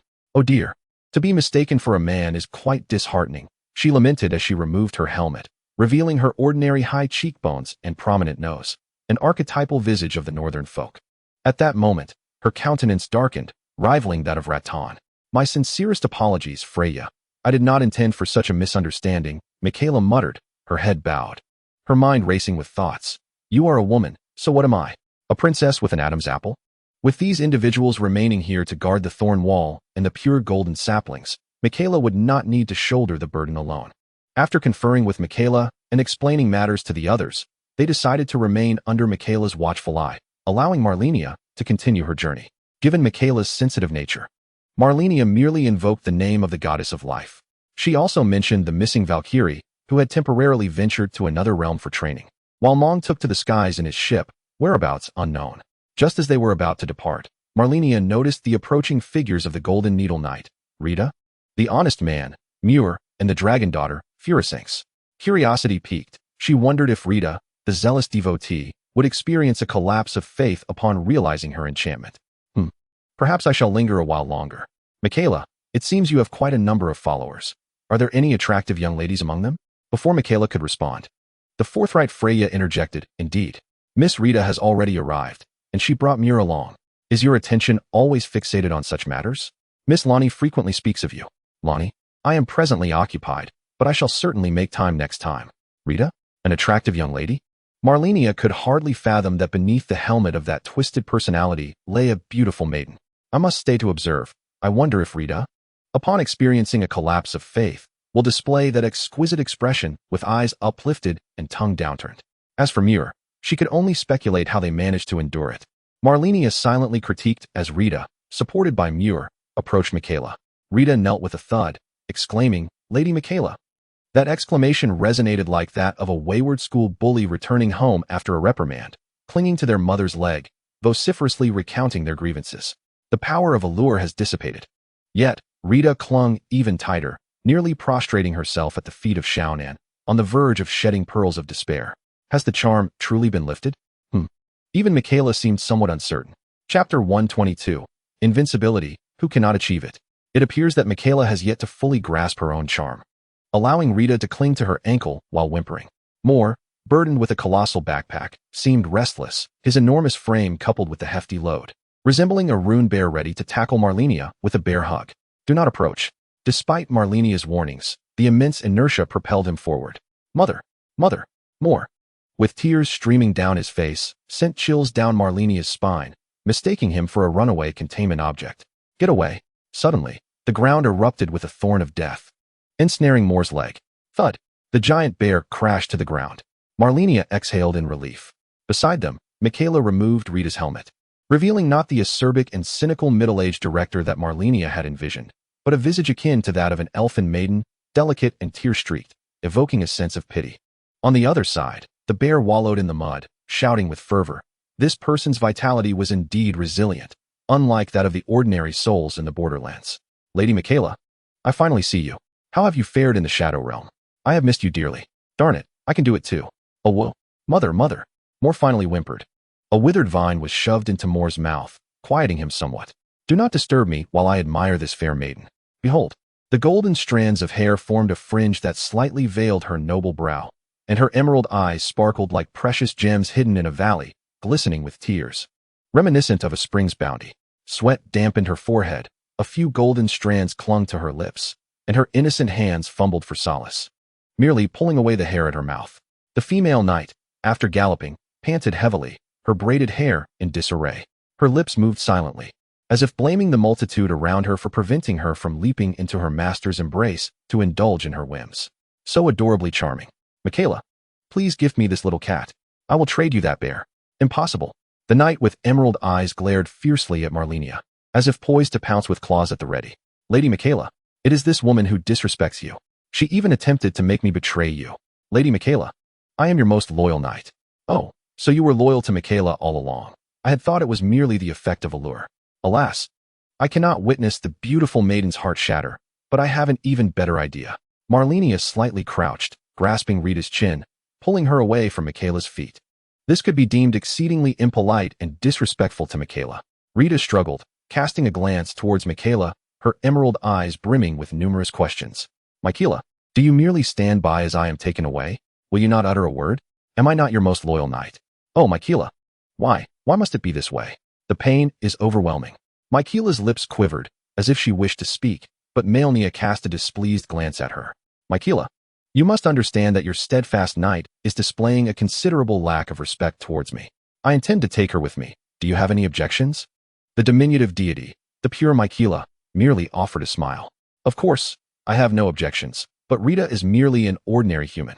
Given your lax methods of care, I fear you may struggle to nurture this little green-eyed kitten. Humph, why do you concern yourself with my affairs? You are bound to remain here, unable to leave. When I tire of her, I shall return her to you. Malenia grasped the scruff of the kitten's neck, rendering Rita immobile. Once I have cleared the Shadow Realm, I shall return for you. Do take care of that foolish bear and the little dragon girl as well. Malenia floated in the air, casting a glance at the distant, fog-shrouded Spike Mountain crater. Upon my next return, I shall slay that indestructible pest. To Miquella, it sounded akin to a younger sibling's childish attempt to prove her maturity. Miquella watched as Malenia departed, along with the tearful knight. Although the followers found it hard to believe, Miquella truly intended to hand Rita over to Malenia. She was undoubtedly the most exceptional knight among this group of followers. Strength, loyalty, and beauty all coalesced within her, making her an invaluable captain. However, with the inexperienced young Nanliang now at the helm, her significance seemed somewhat diminished. Miquella offered no further explanation, merely directing everyone. My followers, we shall reside here for an extended period. Miquella's voice was youthful yet resolute. Without mentioning the myriad of thoughts swirling within Malenia's mind, the moment had finally arrived to bully this proud and loyal knight, devoid of any guilt. Now, with the emergence of the Chaos Corps, the one from the green-skinned starship had already been taken by the Death Knights under the Grim Reaper's command. What remained, the Chaos Corps within the Starmoon Alliance, appeared to be within our grasp. The sole obstacle in our path is the virus-infected artificial intelligence, Nova. Beyond that door lies Nova's core chamber. Xing, A2A, and Miss Dixie, please exercise utmost caution. The chibi avatar of Silver Wolf flashed across Xing's communicator, indicating a severed connection. The gray-haired girl squinted, waving her fingers with her other hand. Fear not, Silver Wolf. I have faced the Star God directly. There is no need for concern. Oh, has the call ended? The battle music has already begun, Xing. Have they arrived? Prepare to witness the prowess of the galactic baseball hero. Meanwhile, Dixie had already vanished into some hidden corner. In the spacious hall, the surrounding lights flickered to life, encircling the two figures as if engulfing them in a radiant embrace. Suddenly, something darted past, a fleeting shadow, concealed in the darkness. Dixie was struck by an unseen force, tumbling through the transparent air to the ground. The lights converged, and in an instant, a terrifying surge of energy incinerated Dixie into ethereal ashes. Run! Seizing the fleeting moment when the lights shifted, A2A and Xing exchanged a swift kick and rolled towards the exit. A fierce gust of wind rushed past A2A's ears.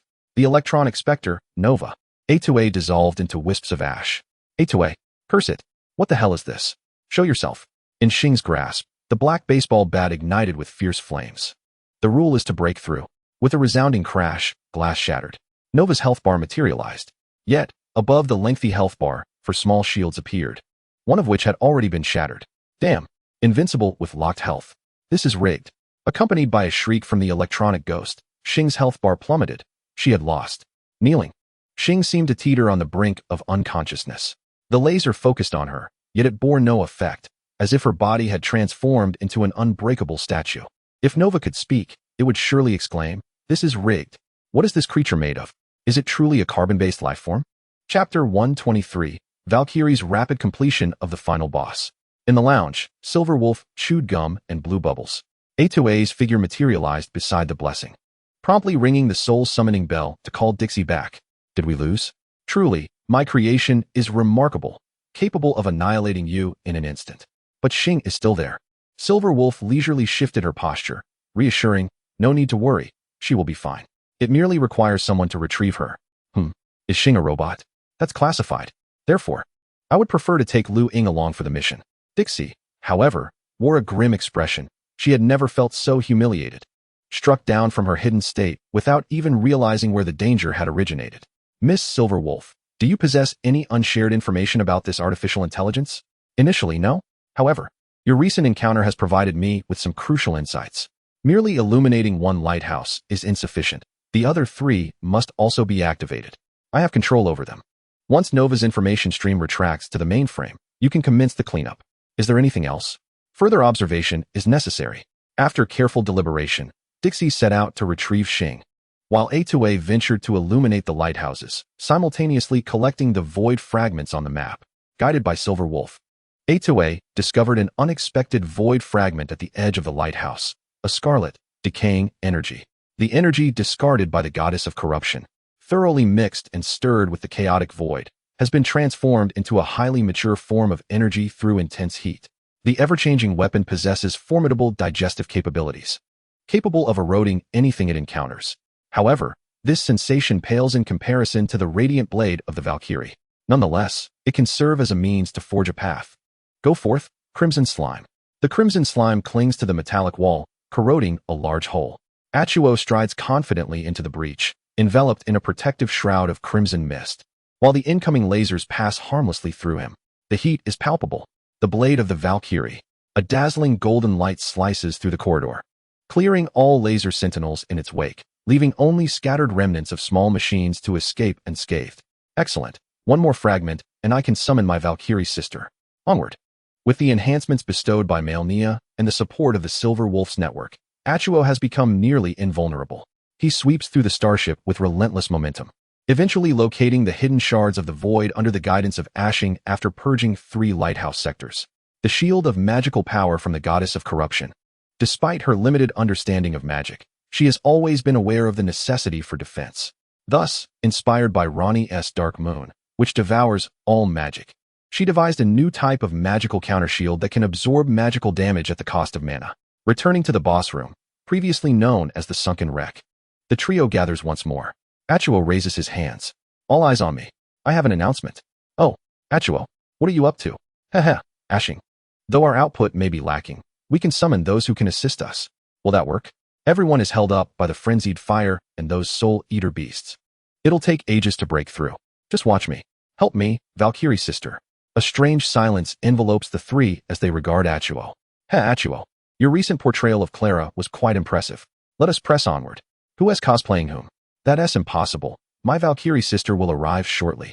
Meanwhile, having consoled Miss Medusa, the Valkyrie acknowledges that it would be disingenuous to claim she holds no resentment, especially as those other individuals returned without a word. Left to confront a task she is ill-equipped for, even Miss Exine, the agent, finds herself at a loss with the unyielding Malenia. She can only secretly plan for the next performance, armed with financial resources and robust familial support, uncertain of how she might fail. The Valkyrie senses Malenia's summons, but chooses not to rush to her aid. Let that fellow wait. When urgency strikes, I shall go. After all, being called merely to run errands and having my strength siphoned is hardly acceptable. Perhaps I shall reconsider and proceed now. The Valkyrie's tolerance for little Huahua remains surprisingly high. After a moment of calm acceptance amidst a whirlwind, a modern, all-metal room came into view. The cacophony of anguished cries echoed in the air. The Stargazer girl, lying on the ground, succumbed to exhaustion as her energy was depleted, dissipating into ethereal ashes under the relentless bombardment of electronic phantoms. Only a Xing remained, destined to turn into a statue upon defeat. Atu, please, don't leave me. What am I to do without you all? Oh no, I can't bear this. Hey, who are you, elder sister? The Valkyrie's lips curled into a slight smile. Was it finally time for battle? drawing forth a golden prosthetic blade from the void. She turned, her Valkyrie armor enveloping her form. With a swift slash, a blinding light streaked past Xing, akin to a flashbang, rendering her vision momentarily blinded. The world transformed into a blinding white, as if the next moment would reveal the words "me family" alongside a notice regarding anti-addiction measures. After a breath, Xing regained her sight. The once complete room had been cleaved in two. The diagonal strike splitting the artificial intelligence supercomputer room behind the wall and even severing the power reactor, revealing the ship's layers as if a millefeuille had been sliced apart. Through the myriad of metals, the outer barrier glimmered with a healing glow alongside the breached walls of the royal city of Radahn. Wow, your power surpasses that of the will-o'-the-wisps. You are truly formidable. I am Xing, a pioneer belonging to the train group. It is an honor to meet you. Merely a trifle. I am Valkyrie Millicent. Where has Atu gone? So you are the Valkyrie.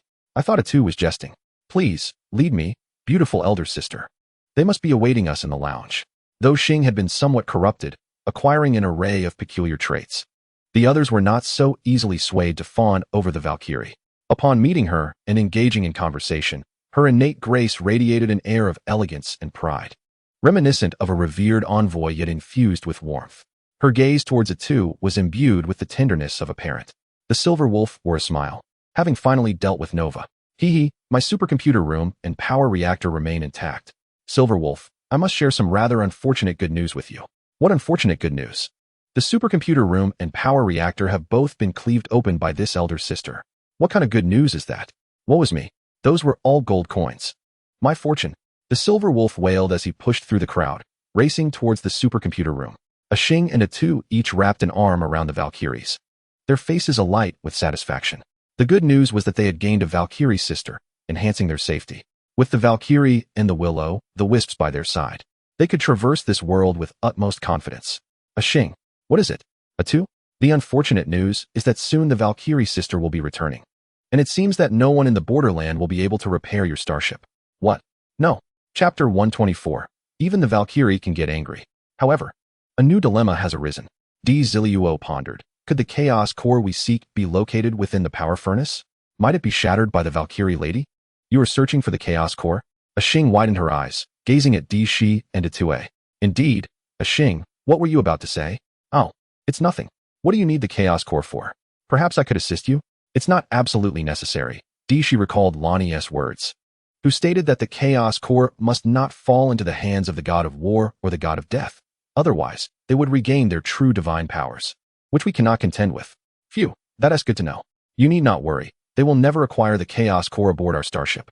Xing wiped her brow, explaining that the entire vessel does not operate on the chaos core, but rather on a more advanced star god core.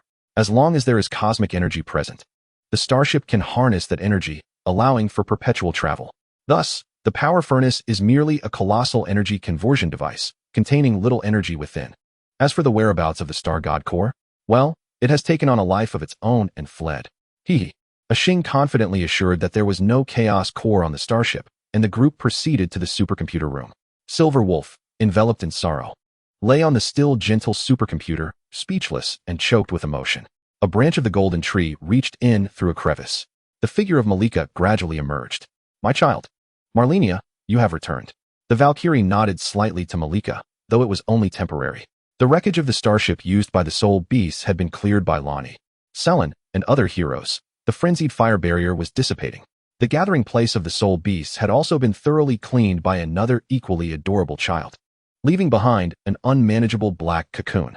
Miss Luiying, in pursuit of the god of war Ares, burst forth from the borderland. She is in great danger.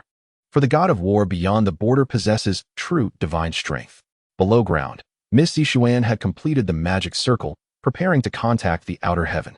Finally, after the barrier of the borderland was forcibly breached by two starships, it began to fade rapidly, while the creatures beyond the starry sky were eyeing the borderland hungrily. Luiying, will she be all right? Xing hurriedly approached Malika, the blinding lights failing to distract her, as she only heard that Luiying was in peril.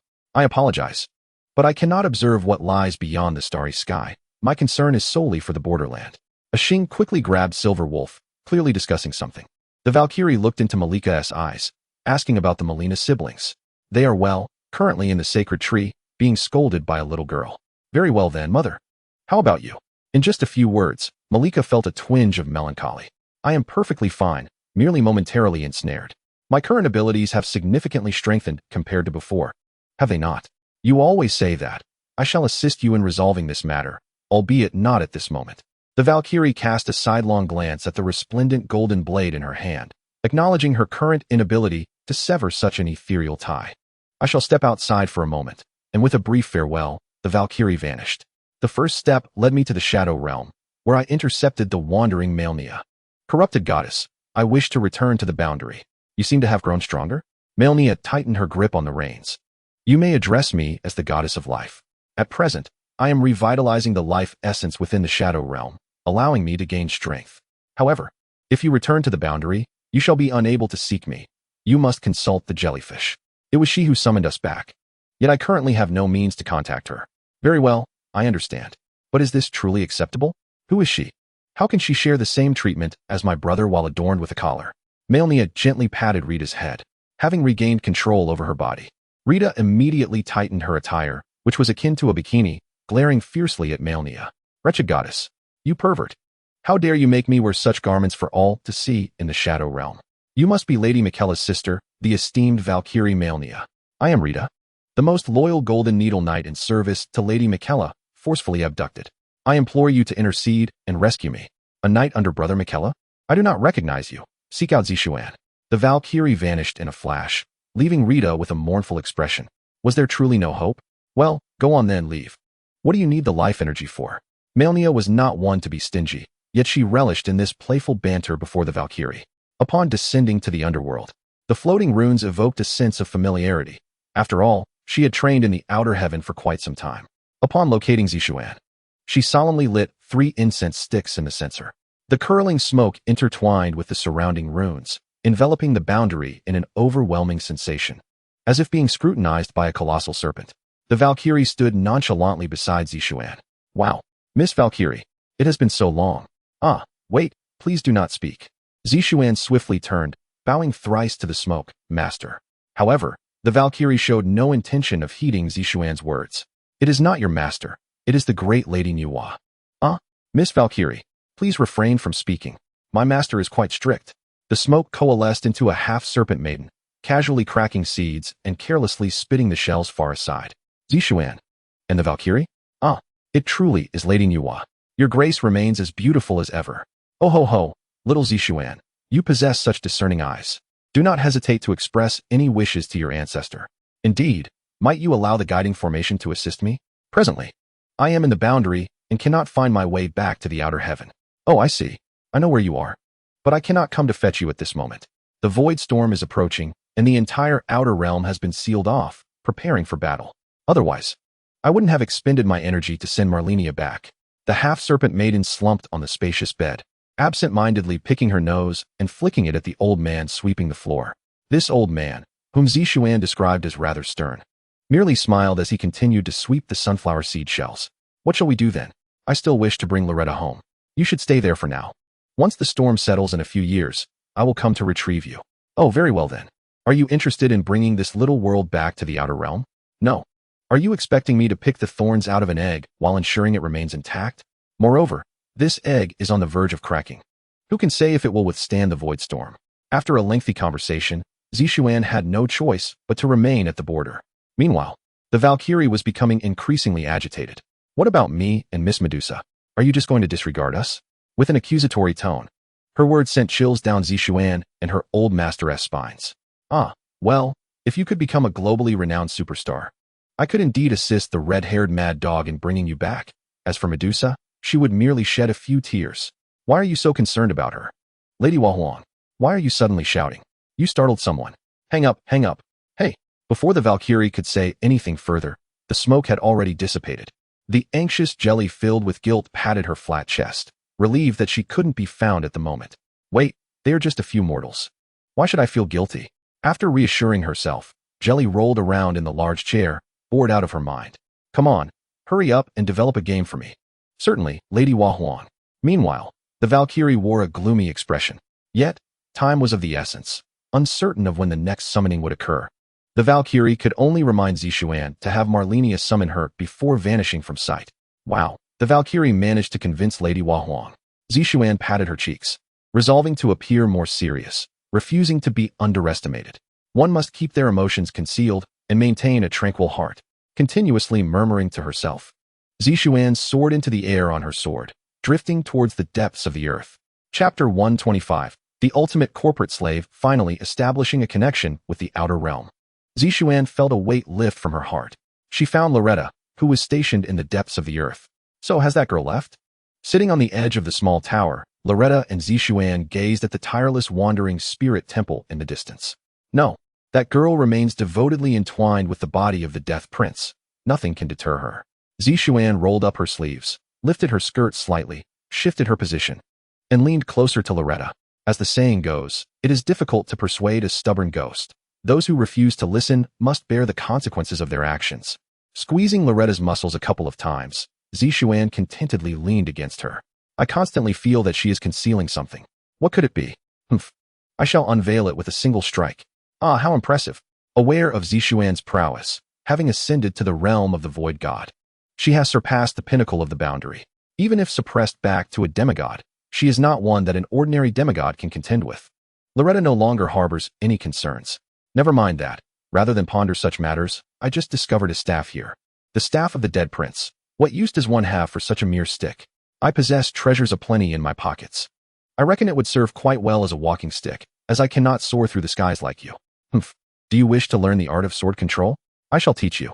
Basking in the gentle reflections upon the lake's surface, Zixuan's face radiated joy, far exceeding her happiness within the sect. Yet, I still harbor some worry for that girl. Shall we return to check on her later? Woo-woo. With my enchanting beauty as a celestial being present, how can you still concern yourself with others? It saddens me. No amount of affection can mend this.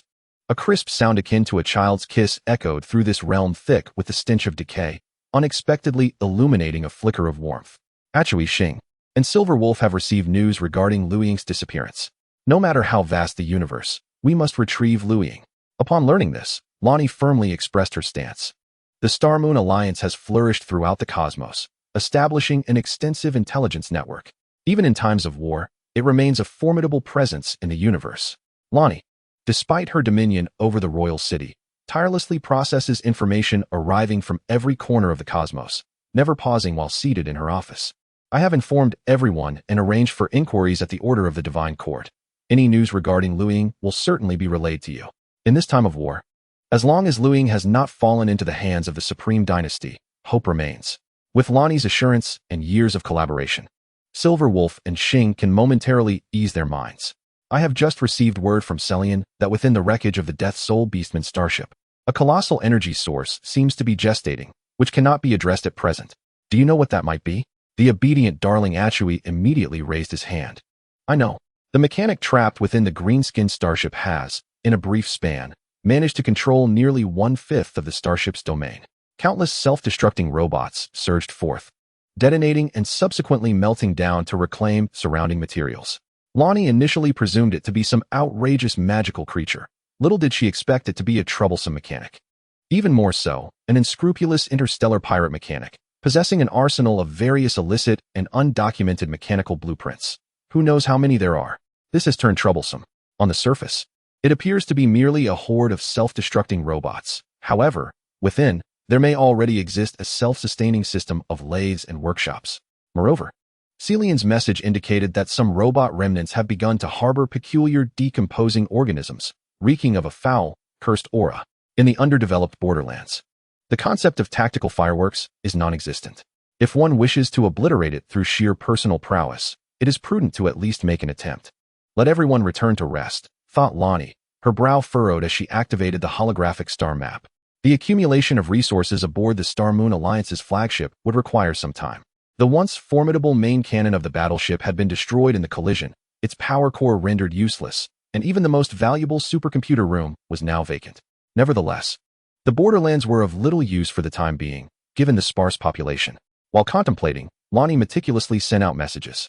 The points of light within the star map began to shift, indicating that the conflict with the Supreme will extended far beyond the borders. No one could fathom that such a vast cosmic war was under the control of a mere girl. A message arrived from the outer realm. Just as Lonnie felt a sense of relief, she was met with unfortunate news that left her momentarily speechless. Even the terminal chimed in. Lady and you, are you all right? I'm fine, she replied. In less than 2 years, the Outer Realm would enter a state of complete closure, and the goddess Nuwa would no longer be able to oversee the borderlands. At that point, with no star deity to protect them, the borderlands would confront the Supreme Will directly, a dire predicament indeed. This was undoubtedly grave news. Currently, the goddess Nuwa kept the Supreme Will at bay, and even if the borderlands were invaded, they had yet to reach a point of despair. However, once Nuwa withdrew her forces and the Supreme Will truly descended, it would spell catastrophe. Malenia, are you dead? If not, I might as well be. With one hand tangled in her hair, Lonnie scribbled notes, while her other hands operated the terminal and navigated the star map. Her petite frame was buried amidst a multitude of instruments, revealing that 4 hands were barely sufficient. Lonnie, what troubles you? I'm in the Shadow Realm and cannot break away. Malenia's reply was met with a torrent of complaints from Lonnie. She dared not disclose her activities of planting flowers and trees in the Shadow Realm, but continuously reassured Lonnie. Although the people of the Borderlands generally did not experience issues such as menstruation, Malenia suspected that Lonnie might be at that time. The Borderlands lacked red sugar, painkillers, and even sanitary pads. The scarcity of supplies was indeed overwhelming, with the population tragically low. Ironically, this world was teeming with treasures that had attracted the attention of some absurdly powerful beings. These treasures, inherited from ancestors, were not fully divulged by Sister Baiji. She only revealed fragments, leaving Lonnie to piece together the puzzle. In the absence of available personnel, maintaining the status quo was the only option. Unable to divert her attention, Lonnie assigned Celine to manage the royal city while she focused on confronting the supreme dynasty in the cosmos. As for the mechanic, Celine had arranged for several idle archmages to cast explosive spells and summoned countless magical servants to guard the green-skinned battleship, diligently watching over that heap of green metallic mass day and night. The Alliance warriors diligently cleared the area of various monsters. Otto, accompanied by a group of heroes, tirelessly explored the shadowy corners of the royal city. After several days, a moment of respite allowed Ronnie to receive news from the Order's royal court. The second sister among the 4 siblings, Imi, who claimed to be the goddess of wisdom, Athena, personally sent a message to Ronnie. The god of war, Ares, had met his demise, leaving not even a trace behind, and the ashes of the Mother of Truth had been swept away by the chaotic currents of time and space. They had recovered Latine and the Firefly, but only brought back Latine, leaving the Firefly behind, unknown and likely lost to the relentless time streams of the Chaos Sea. Please accept my condolences.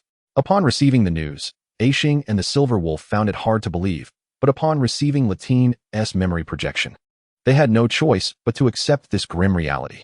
The Pioneer train crew and the Star Corps hunters fell into silence. Kafka, both the leader of the Star Corps hunters and a parental figure to the entire group, was too apprehensive to divulge her oversight to Aishing. The Firefly suffered from entropy syndrome, a genetic disorder that curtailed her lifespan significantly compared to an average person.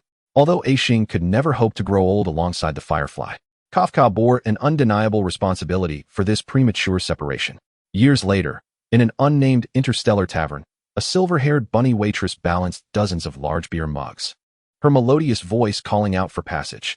Delicate hands, encased in wine-red gloves, failed to steady the beer tower, but instead grasped the bunny girl's slender hands, allowing a heart that had been suspended by crimson threads to finally find peace. Chapter 126, The Dark Lord, Tarina. Over the course of several days, the entire realm of Radahn was turned upside down, with even the sewers beneath the royal city being cleansed by Syrian's flood. Consequently, the water level of the moat outside the city rose dramatically.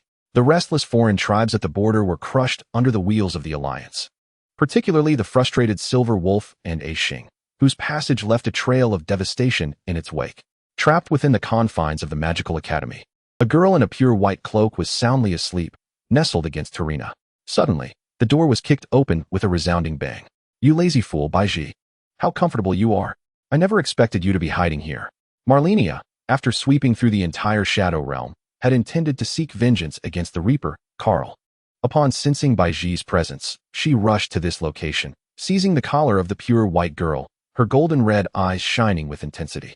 Submerged in a realm of dreams, a mystical space infused with purple light swirled with bubbles of various colors. The tendrils of the dreamscape intertwined with the dreams of every individual. Happiness and joy, pain and sorrow, fear and confusion intermingled, creating a symphony of sounds akin to waves, constructing this extraordinary domain. Guided by intuition, Malenia moved through her surroundings, searching for the master of this enchanting realm. Suddenly, I looked up to see two young girls peacefully entwined in slumber within a dream bubble that exuded a familiar aura. Their pure white and delicate lavender strands intertwined, unfurling a soft, ethereal canvas. Baiji, Tarina. The dream bubble flickered and shattered. Oh, my dear sister, you have disturbed my rest. Ah, Sister Malenia, I've been running about all day, and you are here sleeping? Have you slept for 180 days? You unreliable snake. Soon, the Supreme will shall come crashing in. If a yawn is coming, let it come. I cannot fight it off. My divine form has been taken. And I can only lie here. Divine form? Is this what you refer to as a spider? Malenia produced a pure white crystal miniature spider, crafted as though by the finest artisan in existence. No human could replicate such a masterpiece. Even machines would struggle to carve it with such beauty. It seemed as though the mysteries of the universe coalesced within Malenia's palm, the resplendent, delicate exterior embodying the very essence of enigmatic beauty, rendering it undeniable to all. The moment she unveiled this exquisite artifact, Tarina's eyes were instantly captivated by it. Do you like it, Tarina? If you do, I shall gift it to you. I desire it, but it resides in your grasp, Malenia. I still need Baiji to return to being a star god. The pure white maiden's eyes flickered, as if contemplating how to evade this responsibility. Baiji, you shan't escape. If we must perish, let us perish together. Oh, my dear sister, it's not that I wish to avoid conflict. It's simply that my combat prowess is insufficient to confront that old fiend. I cannot possibly contend with him. The pure white maiden squinted, offering a wry smile. Moreover, after my escape, this form has become ill-suited for me.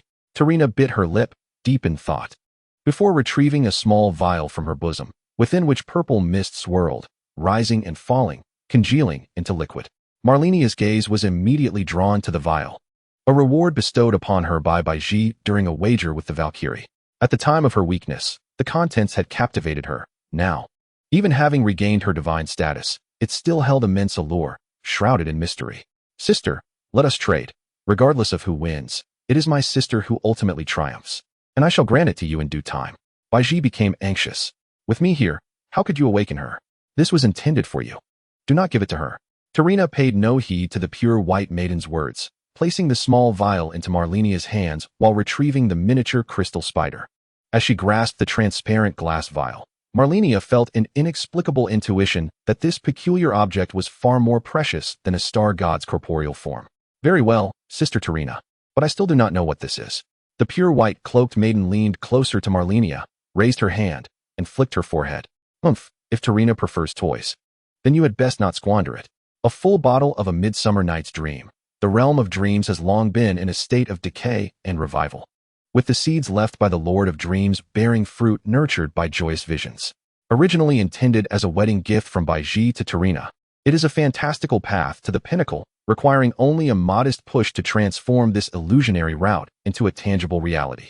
Much like the programming on a 3D printer, the architectural designs of towering edifices are meticulously sketched, awaiting only the venue and materials for their swift construction. This venue could be Achui's world, unblemished by interference and replete with higher summits.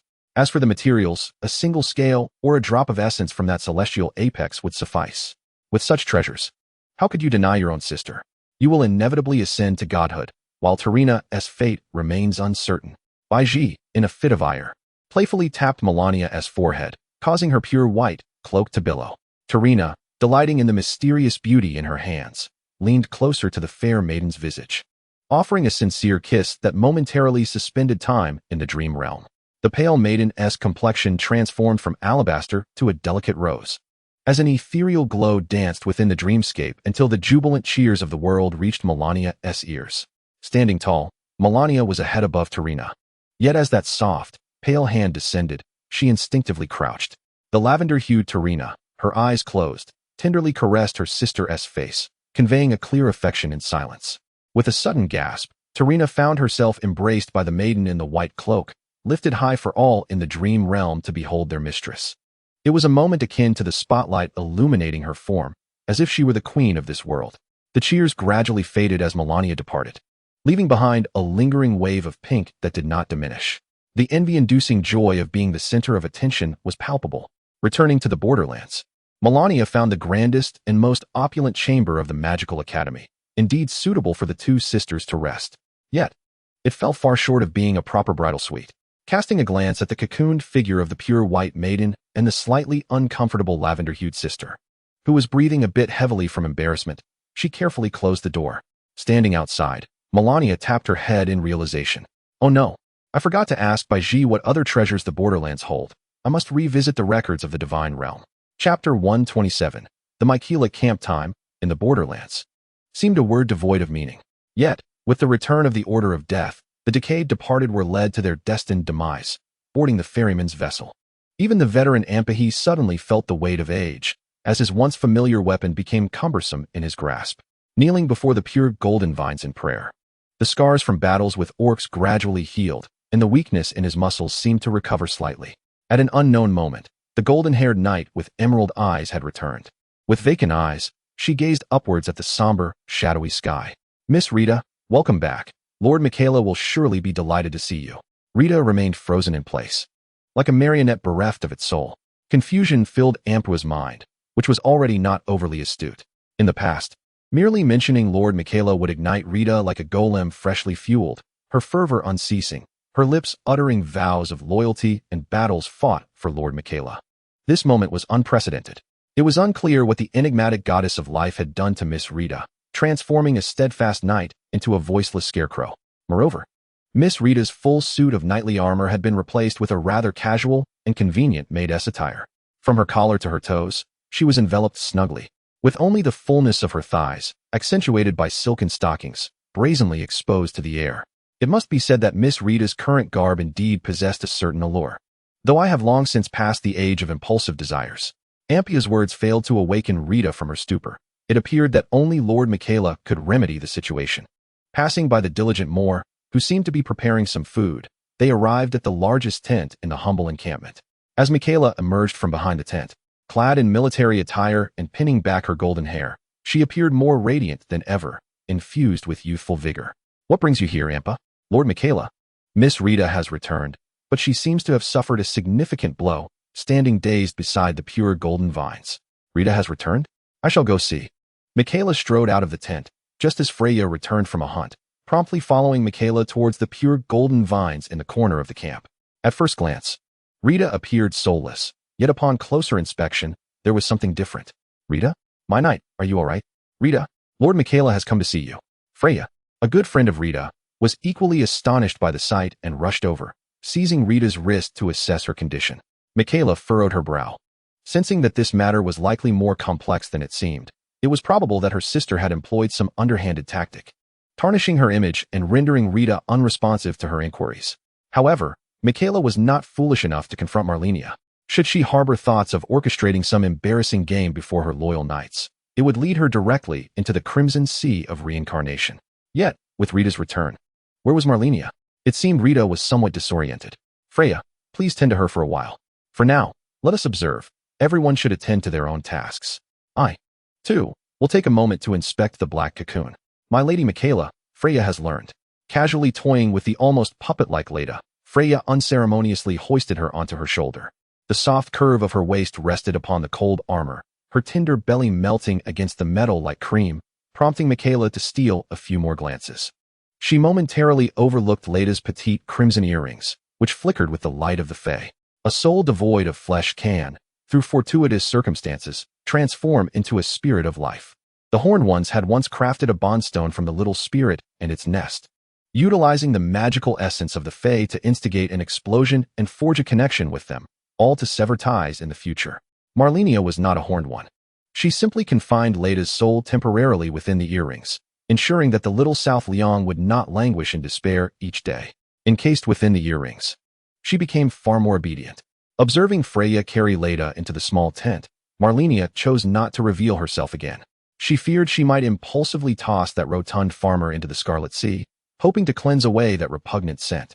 Malenia approached Miquella, wrapping her arms around her neck. Miquella, I have returned. Welcome back, Malenia. Despite inhabiting Tarina's body and fully transforming into a girl, did she still harbor hopes of returning to her former self?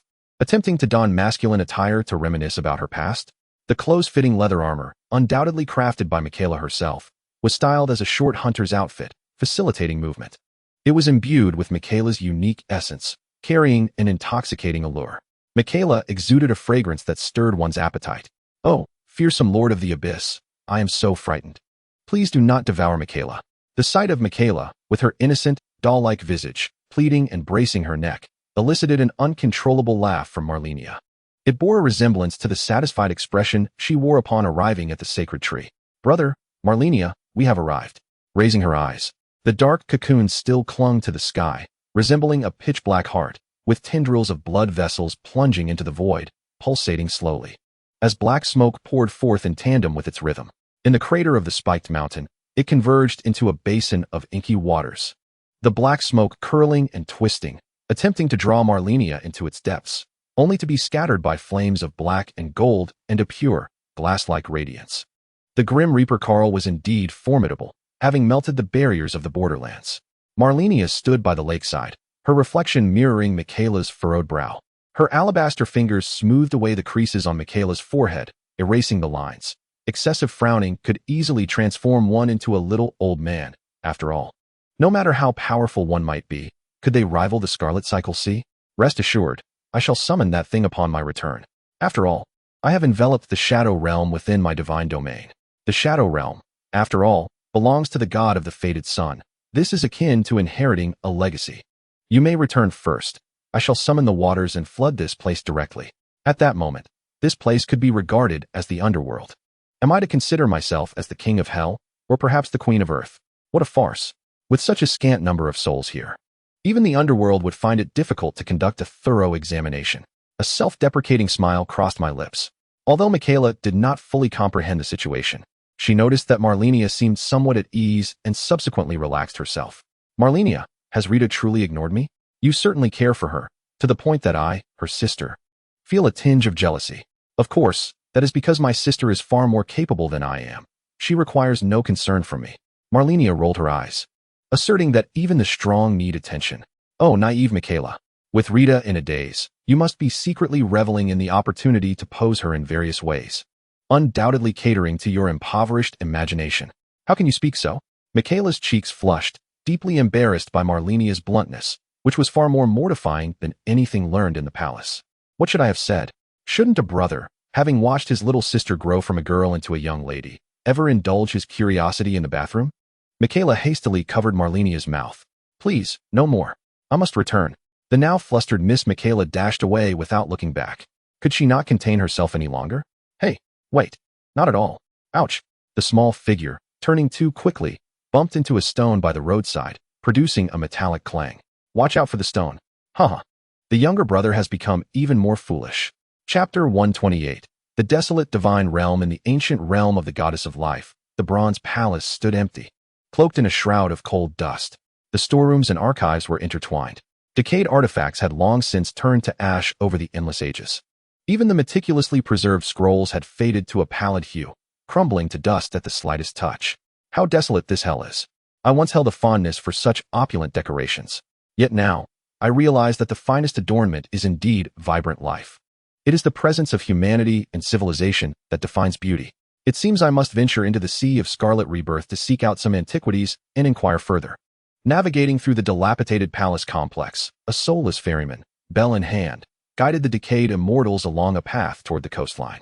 The somber toll of the soul bell echoed hollowly among the rocks and trees.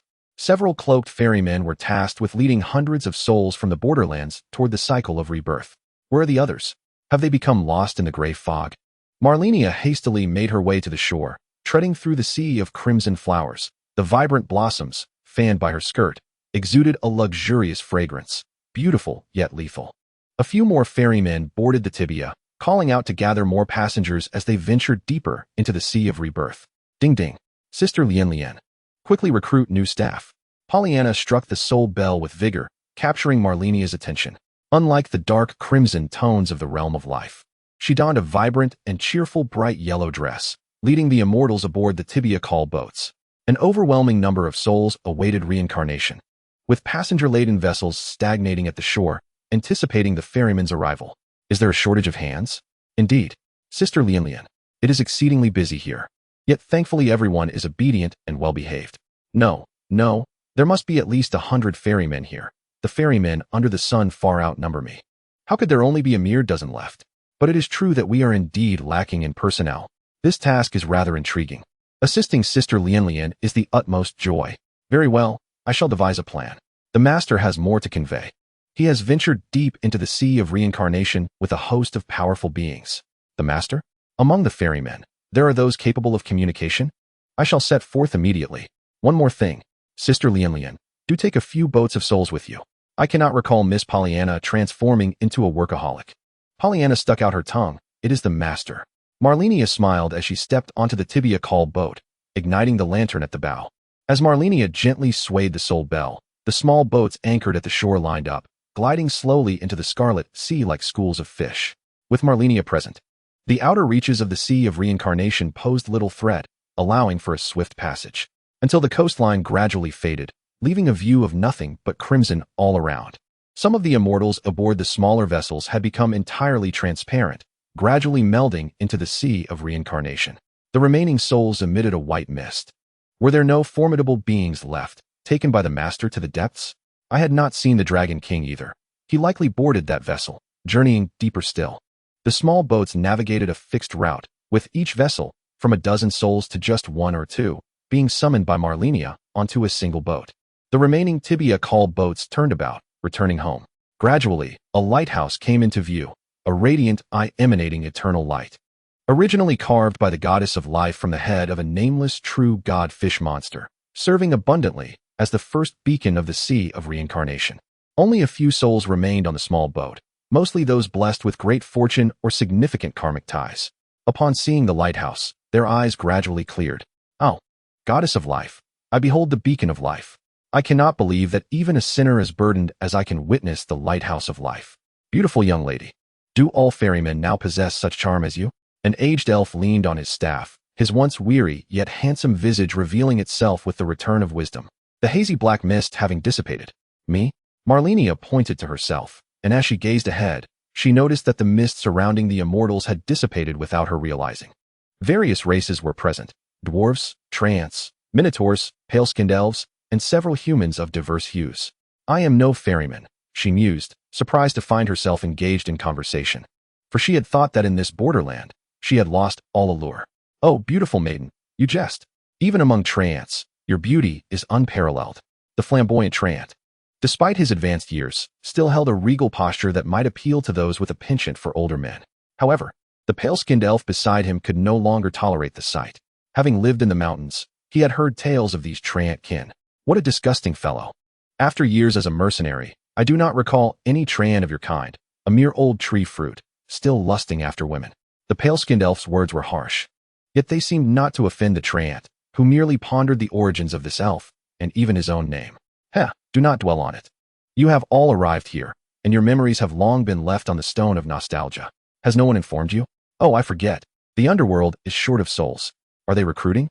The pale-skinned elf appeared relatively young, likely someone who had perished in the prime of life, still clinging to remnants of ambition. Yes, they are recruiting, but you have already boarded the ship. There is no turning back. Ah, what a pity, came the collective lament. Yet, there remains a glimmer of hope. If you strive hard enough, you might leave behind a fragment of your essence in this borderland and make your mark. Malenia swayed the bell tied to her lantern, its sound dim. The borderland now harbors little life. Perhaps these peculiar races hail from the world beyond the gray mist, where wandering beings might still dwell upon the shattered islands. What brings you to such a conclusion? In my mind, the three gods should still preside, and civilization ought to flourish. Malenia's voice was tinged with melancholy, her tone heavy with solitude. For I am the last of the life goddesses. 2 of the 3 have departed. One lies in the sea of reincarnation, and the other is in eternal slumber. Meanwhile, I, the life goddess, am profoundly weakened. The small vessel glided past the lighthouse. The radiance of that singular eye unsettled Malenia. In the presence of a long-dead true deity, even the most insignificant of stars struggled to maintain composure. Turning her gaze, she called out to Tibia on the ship, as several figures slowly faded, leaving only the 4 who had spoken first: the old priest, the burly man with a furrowed brow, the flamboyant old treant, and the laboring pale-skinned elf. Chapter 129. The Crimson Sea of Reincarnation. For a moment, silence enveloped the air. None believed that Malenia could be the life goddess. She bore no semblance of divinity. Appearing as an ordinary human, devoid of any divine essence, entirely human in her demeanor. Malenia initiated the conversation, saying, "Since you likely do not recall, allow me to elaborate a bit more. The Sea of Reincarnation was not created by the three gods. Rather, we merely appropriated it to enhance the laws of reincarnation. The power and wisdom embodied within you are the rewards. Who you become in your next life is entirely contingent upon the magnitude of the rewards you leave behind. Furthermore, to avoid tainting the Crimson Sea, you must first leave your memories on the shore. Though these memories may seem few, they accumulate over time into something substantial." With a tone akin to that of a tour guide, Malenia enlivened the discussion. "Is the Sea of Reincarnation essentially a mercenary?" inquired the fair-skinned elf, feeling a mix of amusement and disbelief. The exalted realm of reincarnation turned out to be merely a place that trades for rewards. It resembles a mere tool. Devoid of wisdom, solely engaged in labor, remarked the flamboyant elder Trant with a smile. How astonishing that even the three gods rely on external means. One could hardly believe it. What is so strange about this? Humanity has always advanced through tools, let alone the divine. Gods too possess emotions and desires. This is indeed an affront. The old priest bowed, as if confessing to the goddess of life he idolized. "My lady, since you claim to be the goddess of life, could you elucidate why, despite my countless transgressions in life, I may behold the beacon of life merely for repenting before my demise?" "Huh, what beacon of life?" "It is merely a guiding signal, akin to a lifeless fish's eye," Malenia interjected. "You shall not defame the sacred beacon of life," the deity declared. "Only the righteous may see the beacon after death." The old priest glared at Malenia, a steadfast believer who never questioned his deity even in adversity. "Indeed, your reasoning holds merit, yet there exists another scenario. The strong may also attain it. Your transgressions stem from your formidable strength, necessitating a longer period to cleanse your sins, rather than merely a fleeting thought of goodness granting you passage to paradise.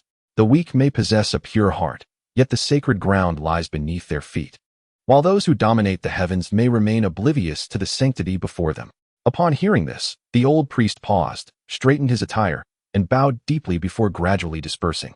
The robust man, however, wore an expression of indignation, casting a resentful glance at Malenia, his eyes darting with mischief. Suddenly, he grasped the lantern and bell at the bow of the boat and tugged fiercely. To his surprise, his strength was excessive, causing him to lose his balance and tumble overboard. "Ah!" His cries faded as he sank deeper, the small vessel drifting further away. No one offered him pity. They merely observed as his hands, worn and disfigured, ultimately succumbed to the depths of the Crimson Sea. How laughable. He claims to have had a moment of enlightenment. Yet I believe a dog cannot change its nature. The fair-skinned elf mocked the unfortunate man, with the elder Trant echoing the sentiment. In that moment, the two elves ceased their musings on past matters, while Malenia shook her head in disapproval. "Everyone is destined to cycle upon the ship. Yet you alone must plunge into the Crimson Sea, never to be reborn. If you were in the shallows, there might be a chance of survival, but past the lighthouse, unless one surpasses the formidable Malenia, there exists no hope of escape. I sense that my time is drawing near as well." The fair-skinned elf, who had just been laughing, now finds herself unable to smile. "You go ahead, I shall follow shortly. It would be best if you are reborn as a girl," the flamboyant old tree spirit proclaimed, raising 2 fingers to her forehead with a grin. "Leave. For as long as the wind and tumbleweeds roll, you shall roll with them." The fair-skinned elf lay at the bottom of the boat, reminiscent of her youth, as if reclining on a grassy slope, hands behind her head, quietly observing the vivid crimson sunset, flocks of sheep grazing, and wild geese soaring across the evening glow. She gently closed her eyes, and everything felt as tranquil as in days of yore. Only 2 souls remained on the small vessel. The tree spirit languidly leaned over the side of the boat, inquiring, "When shall I depart, O goddess of life?" "Oh, you are truly exquisite. I hardly dare to gaze upon you. Why do you hesitate to look? If I continue to behold you, I fear I shall lose interest in all other maidens, beautiful goddess of life. Such sweet words should be reserved for other girls. You are merely afraid that I might not resist the temptation to cast you overboard. Ah, you have perfectly discerned my thoughts. More beautiful than flowers and wiser than sages. O goddess of life, how enchanting your words are. Alas, I possess no worthy gifts for you. My collection once held many treasures, yet they have lost their essence over time." Malenia removed the bell from the bow of the boat and handed it to the tree spirit. "In your next life, would you be interested in becoming a ferryman? Someone as charming as you would surely excel at appeasing the grievances of the prematurely departed." The tree spirit received the soul bell with a hint of melancholy, Why does it feel as though your words are not meant to praise me? Huh. You are overthinking it. I have not extolled your virtues. This certificate of employment personally bestowed by the goddess of life is one I shall cherish. But how shall I carry it with me? Malenia tapped the bell in the tree spirit's hand. It remained silent, nodding in affirmation. It is fine. Simply hold it in your hand. Why does it not ring when in my grasp, when it was just chiming? You are not a ferryman. So of course it won't ring. From afar, the sound of the soul bell echoed, accompanied by a low murmur.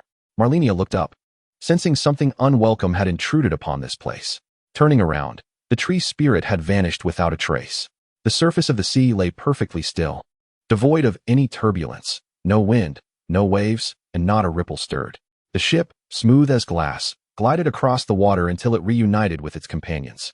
Beneath the surface lurked a deep crimson shadow, extending its tentacles from the depths to seize the old boat. The bell at the bow rattled incessantly, producing a cacophony.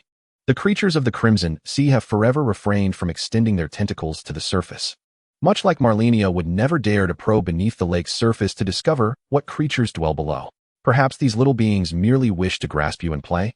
Malenia approached the tibia call, the vessel of the old skeleton, her tone laced with a hint of mockery. My esteemed goddess, I sense it is not toying with me. I am, after all, a seasoned ferryman. On the return journey, it is best not to provoke the creatures of the Crimson Sea, a fundamental principle I have learned over the years. The master ferryman, as mentioned by Pollyanna, was once a mere skeletal creature in Malenia's service, possessing the oldest credentials of a ferryman, often personally escorting the most perilous souls to the depths of the Sea of Rebirth. Weren't you once boastful, claiming even the Crimson Leviathan would yield to you? How is it that now a mere horned starfish dares to halt your vessel? My goddess, the old bones have never known fear. It is just that this humble craft pales in comparison to my long-lost companion. He chuckled. Ah, are you lamenting that I did not provide you with a grander ship? The venerable skeleton, cloaked in dark robes, squirmed awkwardly, pleading for mercy. Haha, very well, I shall not press you further. This is merely a contract established by the goddess of life. I shall handle these trivial matters. Let us exchange vessels. You may return aboard mine. Yes, my goddess. The two exchanged ships, and Malenia turned to the old skeleton. Do you not have something to convey to me? Did you not instruct Pollyanna to leave a message for me? I dare not, goddess of life. That was merely an excuse to prevent Miss Pollyanna from venturing into the sea. She is but a novice, yearning to explore the waters daily. And I truly could not permit it. You show wisdom. I feared some master had issued commands, Malenia remarked. The old skeleton promptly prostrated himself upon the ground, pleading fervently. Malenia remained silent, extinguishing the lantern at the bow, allowing the tibia call to be drawn into the depths by the horned starfish. Chapter 130. The altar of the three sisters. It was not until Malenia's small vessel became a mere speck that the old skeleton rose, wiping non-existent cold sweat from his brow, hastily turning the ship around. Oh dear, my loose tongue only knows to boast. I never imagined Pollyanna could truly converse with the goddess. I had thought her an inexperienced novice. The old skeleton murmured as he navigated back toward the lighthouse. Meanwhile, the other small vessel veered off the established course of the tibia call, heading toward an unknown destination. The surface of the Crimson Sea, smooth as glass, reflected the equally crimson sky. Suddenly, jagged rocks emerged, like blemishes upon the Sea of Rebirth. As the coastline gradually revealed itself, the red mist was slowly unveiled, and a skeletal island presented itself before Malenia. Countless pink starfish clung to the shoreline as the small boat gently ventured inward from the sea's mouth. The essence of the goddess of life permeated the air. A violent tremor resonated from the towering cliffs, accompanied by a rumbling sound, as the cliffs sprouted tendrils, lifting Malenia's small vessel. Long time no see, great starfish. Your condition has worsened. You are already half petrified.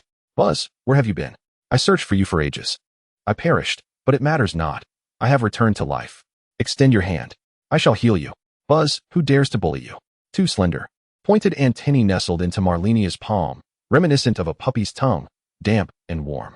I shall exact my revenge myself. It is not the creatures of the Cycle Sea that will do it for me.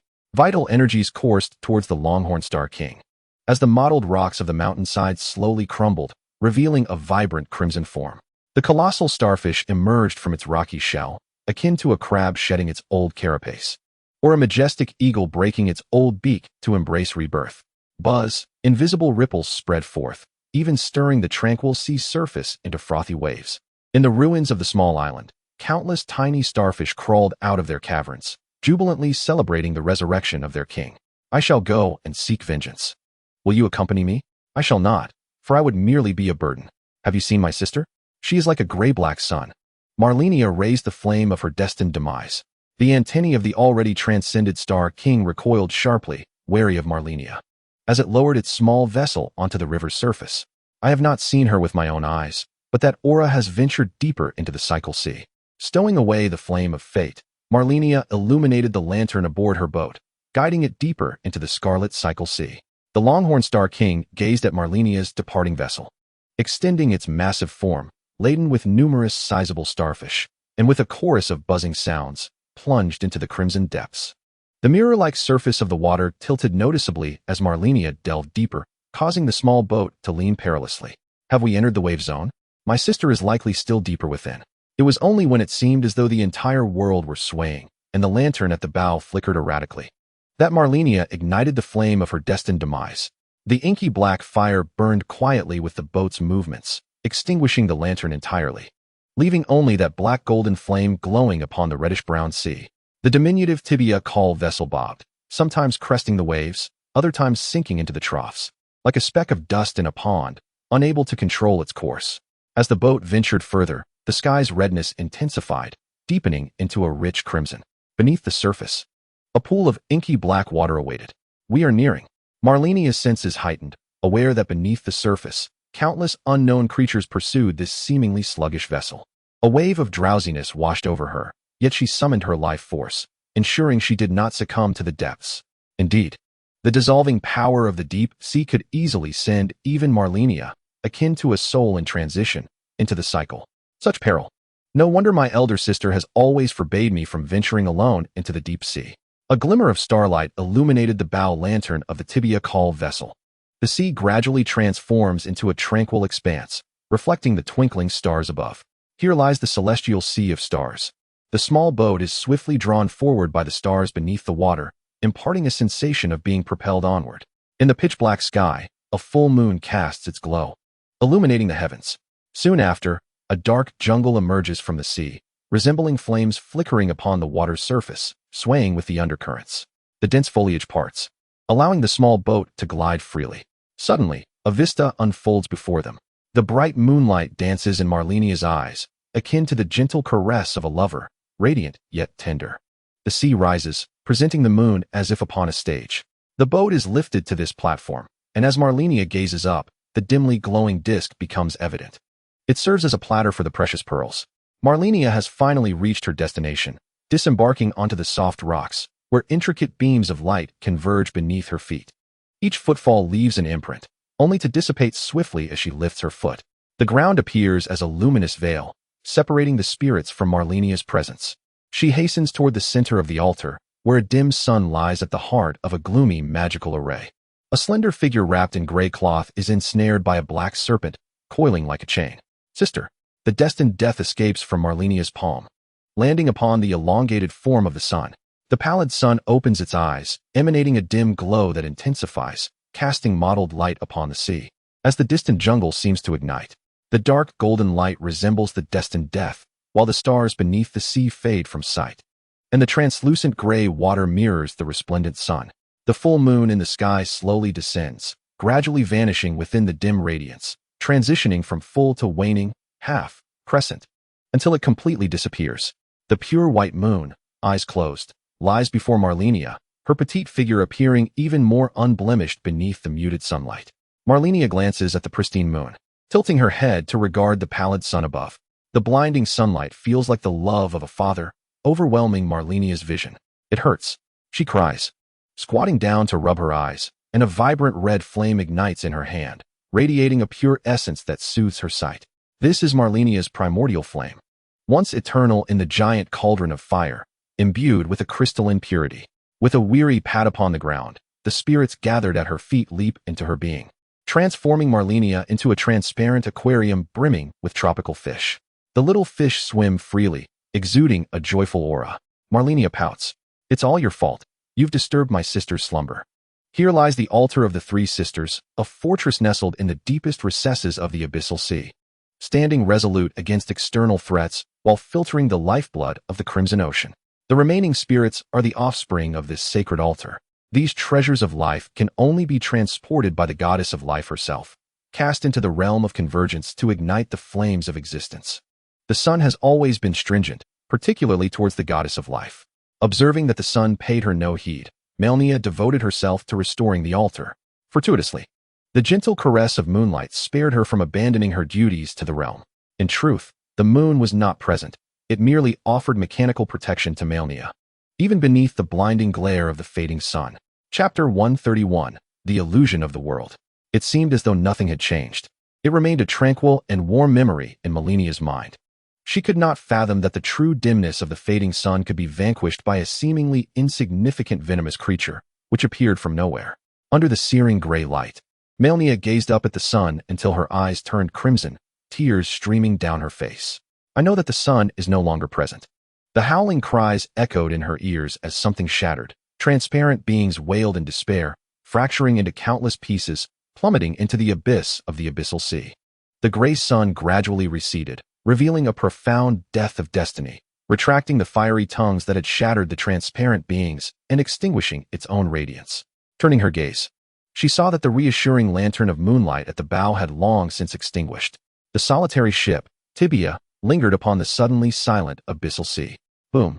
Malenia vanished, her feet touching the distant water's surface.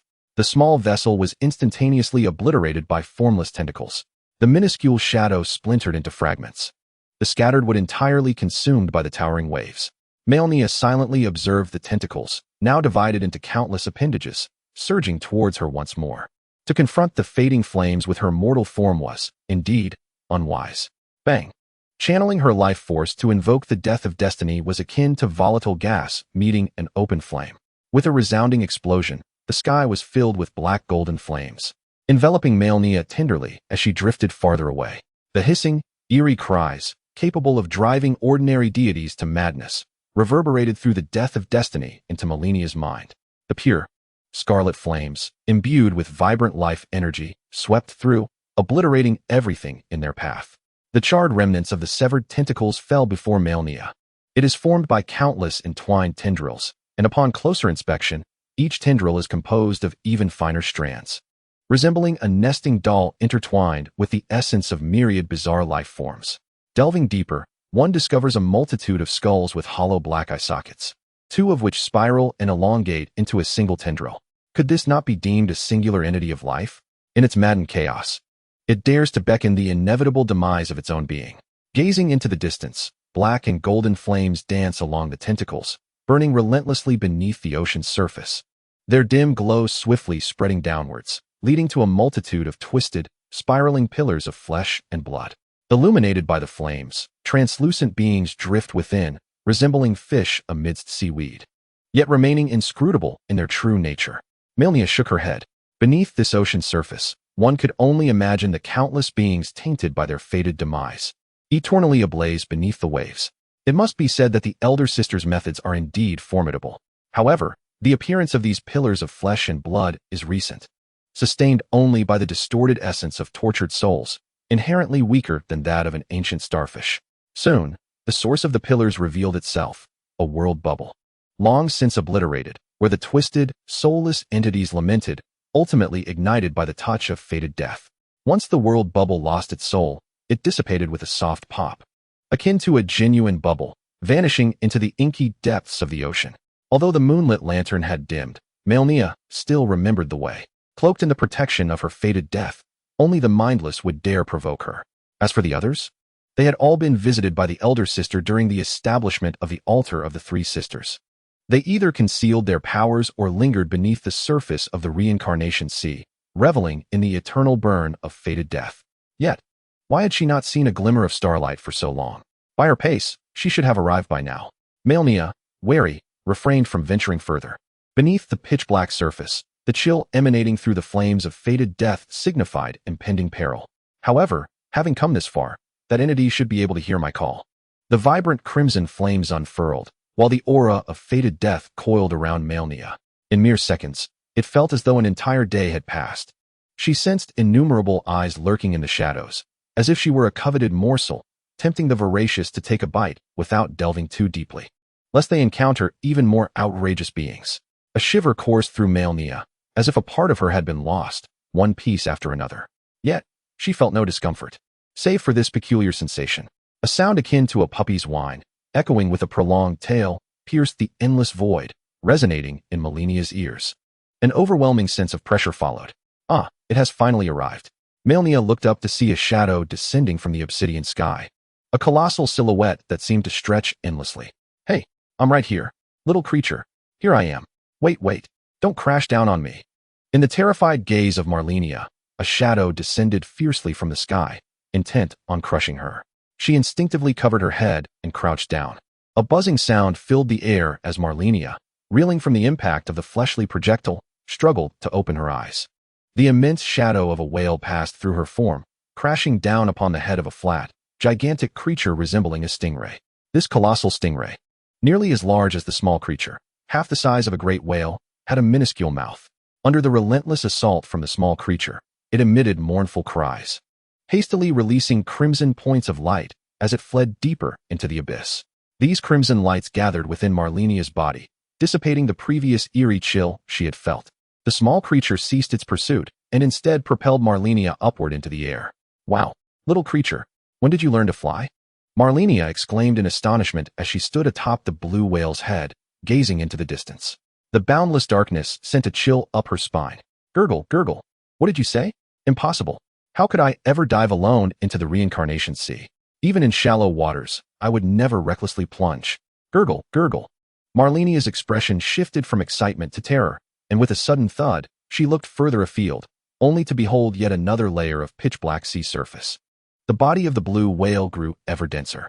Beneath the dark waters lay the origin of Malenia's journey, where she could still perceive a flicker of a fated demise swirling and burning. This sensation of breaking through the water's surface grew increasingly frequent.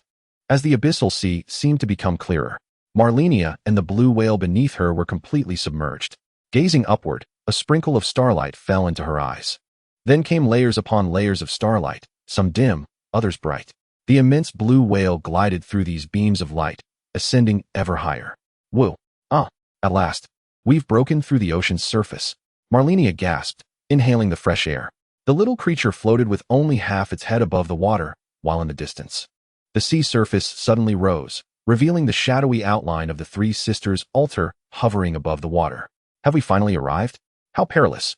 Upon closer inspection, Malenia realized her hands had become somewhat translucent. When she overlapped them, she could see through. It was as if the little creature could penetrate her, just as it had struck that strange stingray. Little creature, what has happened to me? I seem to be turning transparent. Quickly, take me to the altar. Chapter 132. The daily death automatically returns. The Valkyrie Malenia stumbled and ran, stirring up clouds of dust upon the dilapidated altar. The omnipresent power marks had long since vanished, leaving the vast altar riddled with cracks, and the once cyclical rise of the sun and moon had ceased. It felt as though the divine consciousness sustaining Malenia was gradually extinguishing.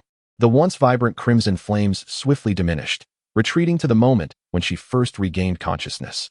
Even weaker than before, her strength dissipated like a vanishing mirage, eluding her grasp. No, this is not right. Why is there nothing at all? Am I to descend once more into the depths of the cycle's sea? The altar's center lay shrouded in dust. Malenia felt herself becoming one with that dust. Like a fish drowning, a suffocating sensation enveloped her. Thud! Malenia collapsed to the ground, her thoughts growing increasingly hazy, teetering on the brink of death. In this near-fatal moment, countless silhouettes flickered before her eyes, akin to a revolving lantern. The shadow of a girl with blue skin lingered the most vividly, perpetually swirling in her mind. I'm so sorry, Lonnie. At last, I must pay for my reckless foolishness. Malenia had always considered herself a fortunate soul, for she was the youngest in her family, sheltered beneath the watchful gaze of the sun and moon, never knowing the meaning of danger. The most perilous moment had been when she succumbed to depression, contemplating self-destruction. What had sustained her then? Was it the quest for Miquella? No, that was merely the desire of the Valkyrie. Was it the thrill of tormenting the fated? That held some intrigue, yet it was merely a source of amusement for the Valkyrie. Or perhaps, when surrounded by friends at the Magic Academy, basking in joy? How grandiloquent. It was simply the Valkyrie's way of seeking entertainment. I truly deceived Lonnie. I am indeed a villain. Ultimately, the goddess of life should have vanished, leaving only Miquella's blade-wielding Valkyrie, Malenia, as the true essence. You seek me? A soft, gentle voice whispered in Malenia's ear. As if the one before her had just consoled a shy young girl with patience, her breath tender. The Valkyrie? Yet, you ignored my calls before. And now that I am fading, you wish to remember me? You are fading? When did that happen? Let me see. No, wait. With a sudden jerk, she opened her eyes, and the Valkyrie had traversed the expanse, appearing beside Malenia at her summons, cradling her fragile, translucent form in a princess carry. Ah, you've arrived in such a delicate state? Is this real? You must return. You too shall become transparent. The Valkyrie rolled her eyes, enveloping Malenia within herself, nurturing her with the divine essence of the celestial realm. I do not feel that way. I only sense danger and thrill here, my blade eager for action. That great whale over there possesses formidable strength. Do not engage. Let us converse. It is but a baby. The Valkyrie tilted her head. 100-meter-long baby? What is it crying about? Is it declaring war on me? With a flourish of her cloak, the blade beneath shimmered with golden light. No, do not overthink it. The transparent waters around them exuded a thrilling sense of danger, causing the Valkyrie's dormant bloodline to surge. She could hardly contain the urge to burst forth from this small island and wreak havoc. May I borrow your body for a while? You must promise me that we shall engage in a proper duel afterwards. Very well. I shall agree to your request. Humph, my dear little flower. Currently, Malenia finds herself in a state of dependence, refraining from engaging in disputes with the Valkyrie. Moreover, she exhibits no abnormalities, appearing as sharp as ever. Controlling the Valkyrie's body feels entirely different from her own. It is akin to the distinction between savoring a hearty meal and indulging in a delightful dessert, with a vast difference in the feeling of fulfillment and sweet happiness. Although Malenia and the Valkyrie possess some differences, outward appearances can be altered at any time. However, the Valkyrie's wardrobe contains only ethereal, ancient garments gifted by her junior sister from the realm above. The few modern outfits available are merely casual t-shirts and the like. Little lion, you truly are an antiquated soul. Cease wearing this unflattering Valkyrie ensemble. Fine. I prefer to don this attire while fighting. It gives me a sense of connection. Shall I conjure a few outfits for you? No. That would be no different from being bare. I refuse. The Valkyrie may object. Yet Malenia feels an uncomfortable constriction in her drab Valkyrie attire. Surely, the garments in your storage space must suffice. With quick reflexes, Malenia selects a beautifully embroidered chi-pao adorned with cloud patterns, complemented by sheer stockings and high-heeled woven sandals. She styles her hair into a crescent bun, securing it with a blood-red jade hairpin, from which tendrils of icy blue silk and crimson locks cascade down beside her ears, feeling cool to the touch. The Valkyrie muses, as a beauty akin to red jade approaches, stepping gracefully upon the soft back of a colossal blue whale. If seen by others, they would likely wish to be beneath her feet instead. Whether influenced by the Valkyrie or not, Malenia's words now exude an air of refined allure, reminiscent of a noble who has just emerged from the court of Rodel, still retaining the etiquette of nobility in her mind. This little creature was adopted by me and my two sisters not long after this altar was established. Though much time has passed, we have yet to name her, continuously referring to her as Little One. Oh, the Valkyrie, still immersed in the beauty of her own appearance, seems to be captivated by Malenia's influence, suddenly taking an interest in her own charm, which feels somewhat amiss. Lonnie will cry. Miquella will too. What do you mean by do you not wish to hear my stories from the past? Well, go ahead. Malenia feels a twinge of disappointment, akin to a young girl seeking validation from adults, only to be met with indifference. I suddenly find myself unwilling to share. The Valkyrie, being straightforward, responds to Malenia's reluctance, stating that it is indeed more important to attend to their current task. Malenia gazes helplessly towards the distant, dark horizon where sea meets sky, reminding the blue whale not to stray off course. With the little one around, the long journey remains tranquil and serene. Malenia lifted her head, ceaselessly gazing around her. Even as she distanced herself from the infernal jungle, akin to a predestined demise, she continued to observe the familiar yet strange reflections of the starry sky, yearning to share this vista with the Valkyrie. However, the Valkyrie remained silent, leaving Malenia to seethe in her own frustration. Yet, how could one be angry at oneself? How could she remain oblivious to her own thoughts?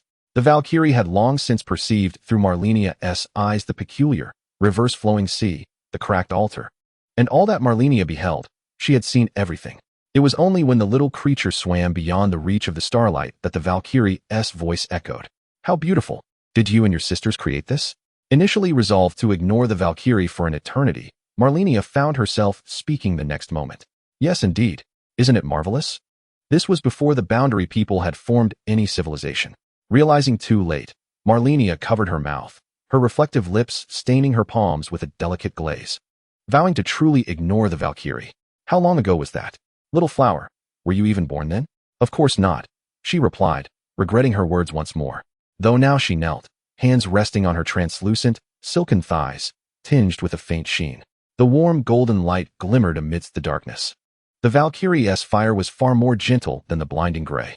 Seemingly solitary, the atmosphere was punctuated by the occasional sound of snoring and the murmurs of self-reflection. Chapter 133. The ancient pact with the longhorned starfish. The somber sky gradually transformed into a scarlet hue, while the sea shifted from inky black to a vivid crimson. They had arrived in the crimson waters, where the omnipresent sense of danger diminished considerably. Malenia rose to her feet. Little one, you may return now. It suffices to have brought you this far. Venture further into the open sea, and tread carefully to avoid stranding. The blue whale emitted a series of unintelligible calls, releasing a shower of iridescent scales that floated upon the water's surface. All right, thank you. Next time, I shall bestow upon you a lovely name. Do not worry. In the open sea, no one can capture me.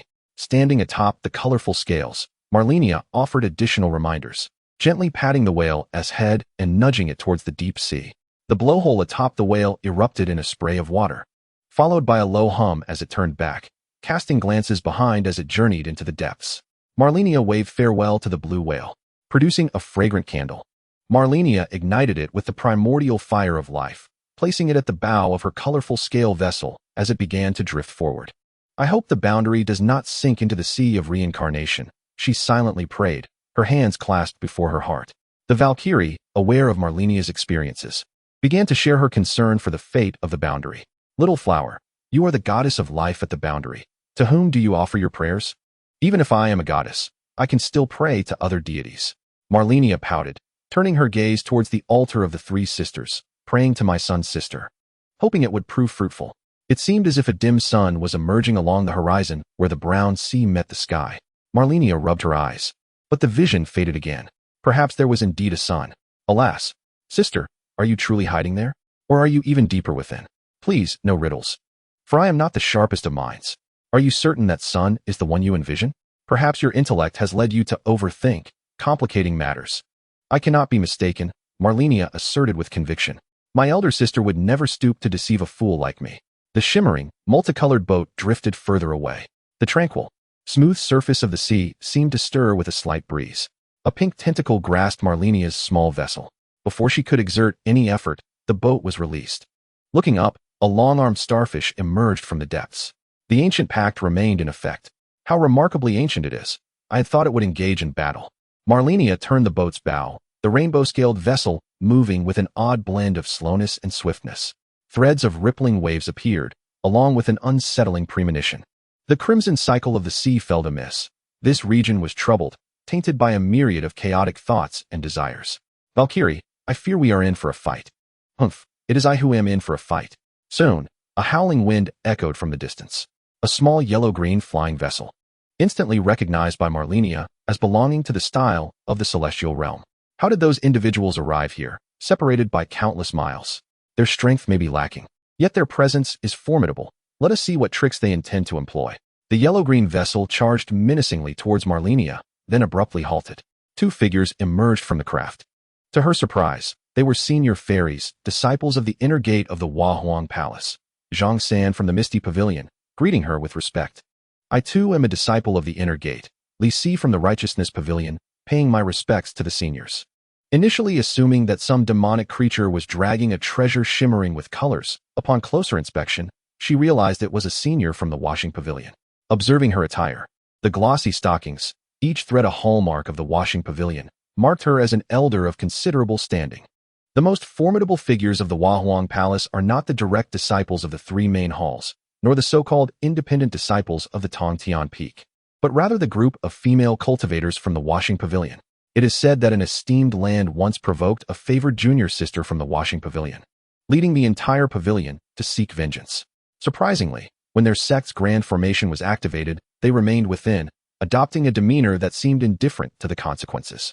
Though the female cultivators of the Huang Palace are all stunning beauties, the pinnacle of beauty belongs to the washing pavilion.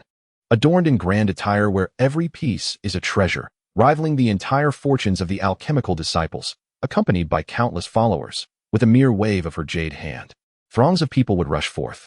Half of the disciples followed the steps of the Huansha Pavilion, blocking the entrance of that unfortunate sacred ground. Countless cultivators reduced the place to ruins, prompting the higher-ups of the Huang Palace to intervene, preventing the sacred site from being discredited. However, the aftermath of this conflict left it reeling, fading into obscurity within the realm of cultivation. Despite the striking presence of the celestial maiden's iridescent scale boat and the allure of her lustrous, jade-like stockings, the two figures dared not lift their gazes. Malenia was uncertain if this Huang Palace was indeed the one she recognized, prompting her to respond with caution. Millicent, it is you, Senior. Might you also be here to partake in the relic development?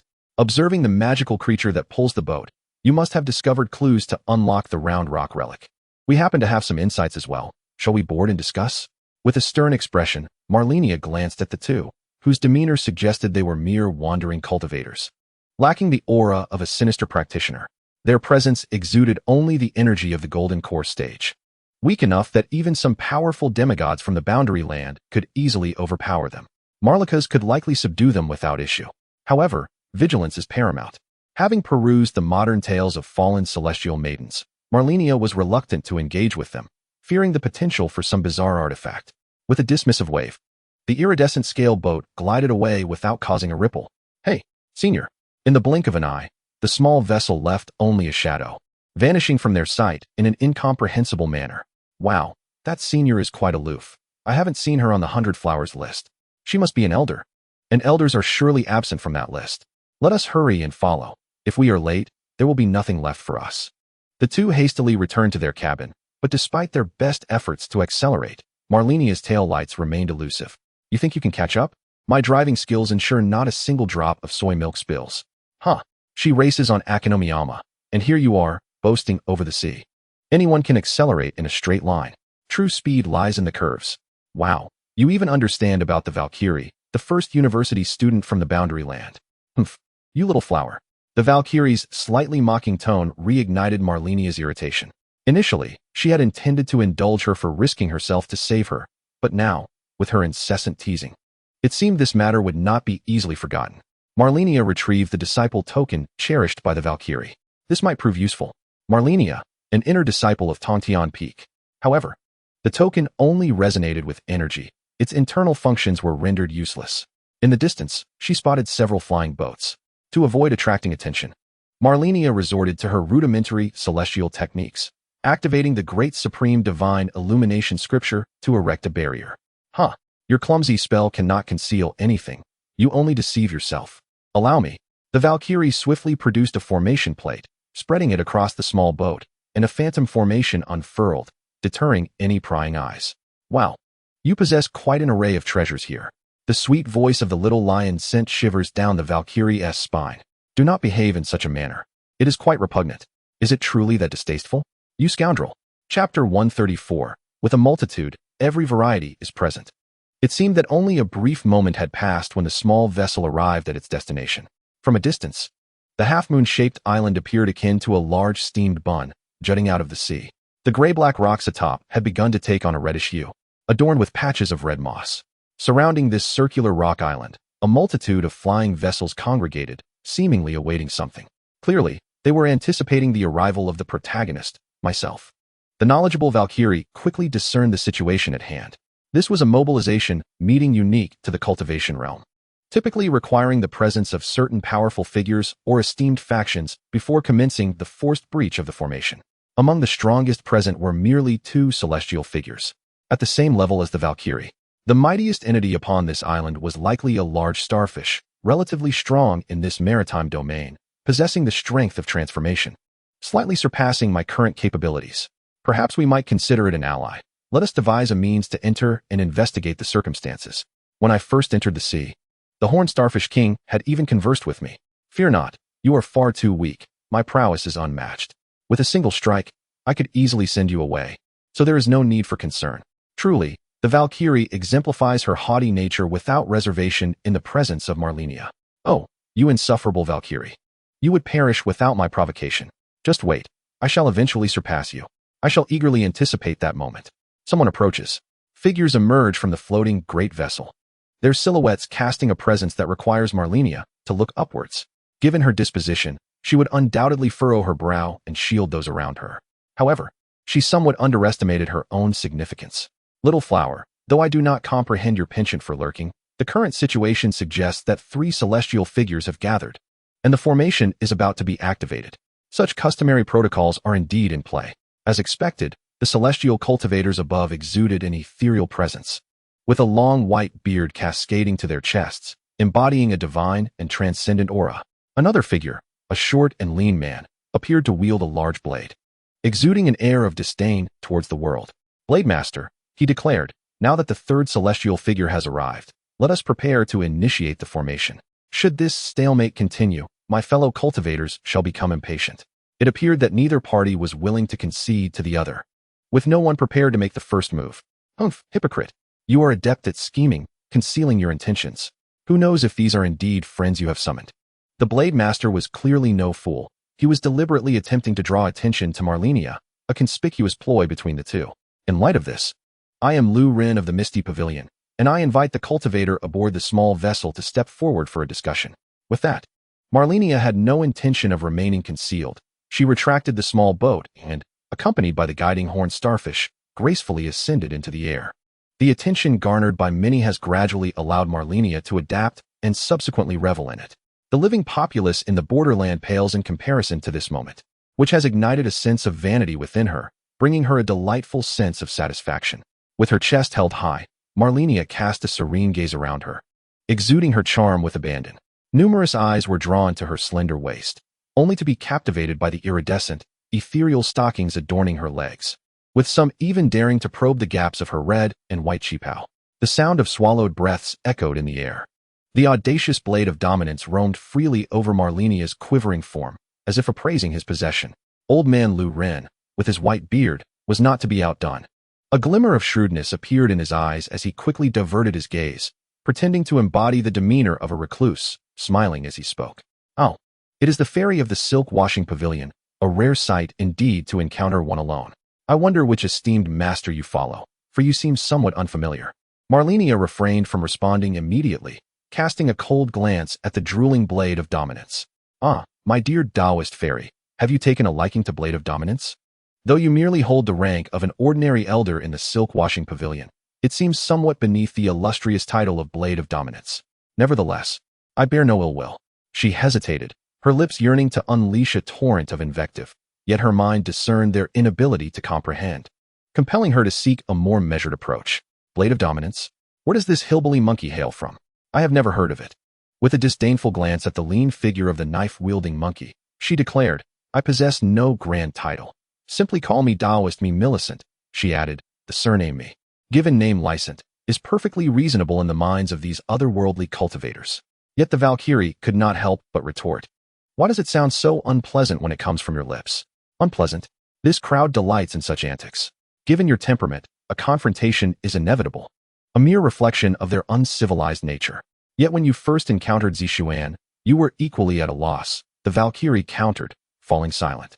Although she possessed experience in the realm of cultivation, she was notoriously aloof, typically ignoring others and less engaged in combat. The lean man, Blade of Dominance, seemed unperturbed.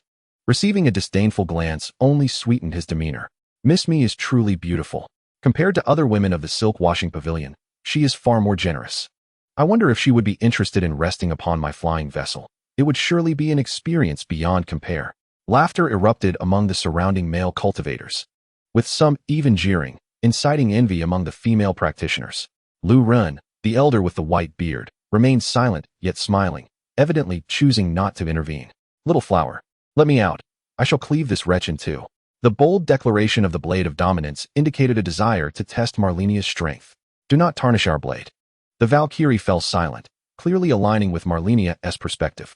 Had it been another beauty who failed to meet the standard, she would have likely faced a swift conclusion to her story. The standards are lacking in Malenia's means, making it rather challenging to reach her prowess. However, incited by fury, the Valkyrie struck decisively, eliminating him with a single blow, which attracted the ire of others. In face-to-face confrontations, the Valkyrie remains unafraid. Yet, who can fathom the multitude of schemes that lie in wait? What with the female special attack treasures, the mesmerizing arts of hypnosis, and the calling of elders upon striking the young? Malenia raised her gaze slightly, opting to first gauge the abilities of the disciples from the palace of Wahuan. Naturally, she also intended to assess her own strength. A scarlet flame drifted before her, the primordial fire, the life essence of the goddess. I see you are courting death. Ha! Little fairy, do you intend to burn me with that feeble flame? I'm trembling in fear. Come forth, dear husband, I await your arrival. The Blade Emperor laughed heartily, clearly dismissing Malenia's threat. Malenia gritted her teeth in determination. She had changed her mind. Rather than worrying about the possibility of becoming a defeated thermal weapon, she felt she would suffocate if she did not vent her anger now. It was crucial to remember that this was within the Crimson Rebirth Sea, her domain.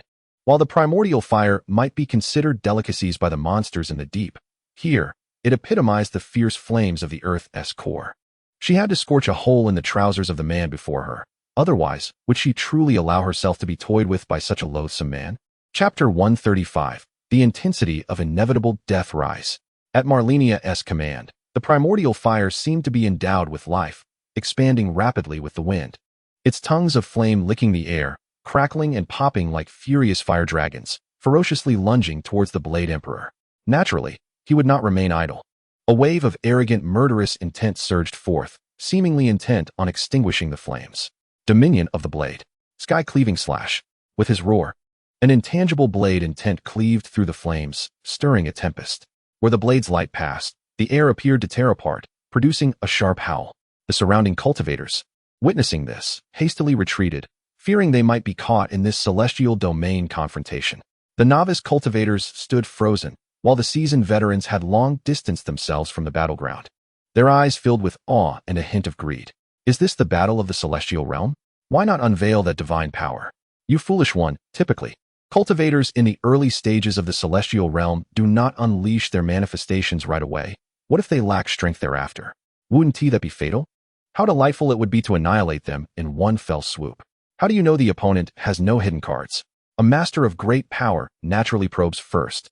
That astonishing blade intent cleaved and surged, shattering the primordial fire, scattering sparks like meteors across the surroundings, illuminating the crimson sky. These sparks traced beautiful arcs through the night, resembling festive fireworks, carelessly landing in the palms of the onlookers, appearing less like weapons and more akin to pets. Is this the extent of Fairy Me's capabilities? With just one move, discerning eyes could see Malenia's true strength. Alas, it seems this resplendent beauty, akin to a celestial fairy, is destined to become a captive songbird. A truly lamentable fate. Even the onlooking cultivators are quick to express their pessimism. Meanwhile, an elderly man with a white beard, who had fallen silent, suddenly radiates a divine light from his eyes. My dear friend, you have arrived at your conclusion far too soon. As anticipated, sparks erupted all around, once again igniting brilliance, soaring upwards to coalesce in the sky, reminiscent of a phoenix undergoing rebirth through flames. Under the guidance of Malenia, these phoenixes swiftly gathered, encircling the Dominator like a wall of fire. In terms of raw power, Malenia may seem weak. However, when it comes to tenacity, even the Valkyrie must furrow her brow. With a melodious cry, the elegant phoenixes unleashed torrents of flame, their beaks spewing forth pillars of fire. Humph, have you underestimated me? The Xianlong Celestial Tower. The Dominator produced a pitch-black tower, crafted entirely from a dark metallic substance, intricately adorned with dragon patterns, exuding an aura of solemn antiquity. As he summoned the Xianlong Celestial Tower, its form rapidly expanded, transforming into a colossal shadow that enveloped him entirely. The dragon patterns on the tower seemed to come alive, with ethereal dragons gliding along its surface, emitting deep roars and exhaling dragon breath to counter Malenia's fiery phoenixes. Then, a surge of formidable blade intent erupted, its potency surpassing that of before, akin to a colossal elephant trampling through the fray. With the Xianlong Celestial Tower looming overhead, he charged through the encirclement of phoenixes, barreling straight towards Malenia. Observing this, the fiery phoenixes dove towards the Dominator, igniting flames in an explosive onslaught. Yet, under the protection of the obsidian tower, the resultant explosion failed to inflict even a scratch upon him. Elder Lu Rin squinted his eyes, stroking his white beard as he regarded Malenia's graceful form. The Shinlong Celestial Tower had cost the Dominator his entire fortune. With such a premier defensive artifact at his disposal, he could wield his blade with reckless abandon, presenting a genuine challenge. It remained uncertain whether this female cultivator could withstand the onslaught. The Dominator appeared intent on a serious confrontation, prompting the necessity for early strategizing. In the midst of his charge, the Dominator instilled a semblance of pressure upon Malenia. Should he close the distance, it would indeed spell disaster for her, as her melee capabilities were only suited for dealing with lesser foes. Truly, there was not a single weakling within the palace of the goddess. As the scarlet flames erupted, they merely caused the Dominator to momentarily halt. Curse that lion, what kind of artifact is this? How can one even combat it? The Valkyrie offered no response. Only the sound of laughter resonated from the depths of her heart. In such a dire situation, you still find amusement? Malenia, resigned to her fate, thought, very well. Let me bring a conclusion to this absurd battle. That crimson figure stood beneath the scarlet heavens, one hand raised high, as black and gold flames blazed fiercely in her palm. The predetermined death shimmered with a mysterious and ancient radiance, akin to the torch of a primordial goddess. Imbued with boundless power, the entire realm's hues dimmed in the presence of a singular black-gold flame, illuminating this ephemeral battlefield. The heavens and earth seemed to plunge into the abyss, casting an indelible shadow. Humph, what a ruse. The atmosphere surrounding was suffocatingly heavy, yet the Dominator charged forward, wielding his blade with a ferocity akin to a shattering wave. The intent of his blade transformed into a tempest, surging directly towards his adversary, seemingly intent on cleaving Malenia in twain. In an instant, the howling blade sliced through the air, carrying with it a chilling aura. Just as his sword was poised to descend, the black-gold flame quivered unexpectedly, erupting outward with a guttural roar, surging forth like a tide. Time stood still in that moment. A gray mist enveloped the world. In this domain, the black-gold flame held absolute dominion. Zarvoldo. The world, Malenia could not help but exclaim. The power of predetermined death coursed through her, filling her with an overwhelming sense of omnipotence. In this dim world, only she could move. And the sensation of wielding control over existence was intoxicating. Malenia covered one eye, her arm contorting in ways unfathomable to the average human. An overwhelming sense of dramatic flair spilling from the screen. Frenzy. Grant you predetermined death. A silent flame ignited within the Dominator, everything unfolding naturally. The understatedly opulent black gold flames seemed like a ghostly noblewoman from antiquity, elegantly devouring everything in her path. Humph. I've long desired to do this. Did your previous actions hold any particular significance? Groundhog squeals. You didn't see it, did you? Valkyrie. As Malenia's spirit surged, the predetermined death rapidly coalesced. Buzz. The world regained its clarity, the gray mist dissipating in an instant. How could this be? The Dominator murmured, his voice barely audible, akin to the last flicker of hope in despair. That diminutive form was reduced to an empty shell, unwilling to leave behind anything but his final words. With a resonant shattering sound, the shell transformed into ethereal ash, sinking into the abyss. Only the drifting garments and the fallen artifacts in the water remained to tell the tale of his existence. Surrounding cultivators stood in stunned silence, some questioning the veracity of their own eyes. They exchanged glances, their expressions morphing from shock to terror, rubbing their eyes in disbelief. What transpired? In an instant, the tide had turned, rendering the fate of the Dominator inscrutable. Hiss, this fairy's prowess is utterly terrifying. The restless men reined in their gazes, each observing with keen intent. The white-bearded Lu Run found himself caught off guard. The situation slipped from his grasp, leaving him in a state of disquiet. The once easily attainable beauty furnace now beyond reckoning. Chapter 136. The sharp-headed Humph. Am I not formidable? I can dispatch him without your aid, even without your words. I can hear you, the Valkyrie remarked. No need for you to say. Like a powerful beauty akin to a celestial maiden, she hovered in the air and abruptly exclaimed. The onlooking white-bearded Lu Rin initially prepared to approach and greet this enchanting figure, but upon hearing Malenia's unexpected words, he hesitated, unsure of her intent.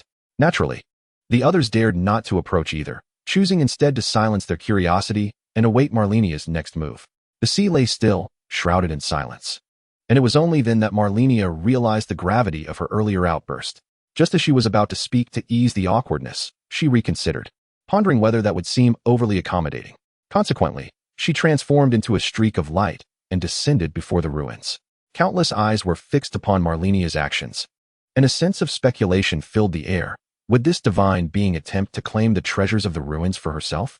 In such a case, the gathered crowd would be left with nothing, yet even then, they could hardly voice their grievances against Malenia. Fortunately, she harbored no such intentions, believing instead that the realms beyond were allies. Are you not coming? Must I extend an invitation to you, esteemed elder? Lurin finally reacted, hastening to assist in breaking the formation. In mere moments, the two of them, united in purpose, dismantled the protective barrier surrounding the ruins. At the very instant the barrier fell, an eerie will permeated the atmosphere, akin to chaos emerging from the abyss, forcefully invading their minds and filling them with a cacophony of bizarre and bewildering thoughts, leaving their minds in disarray.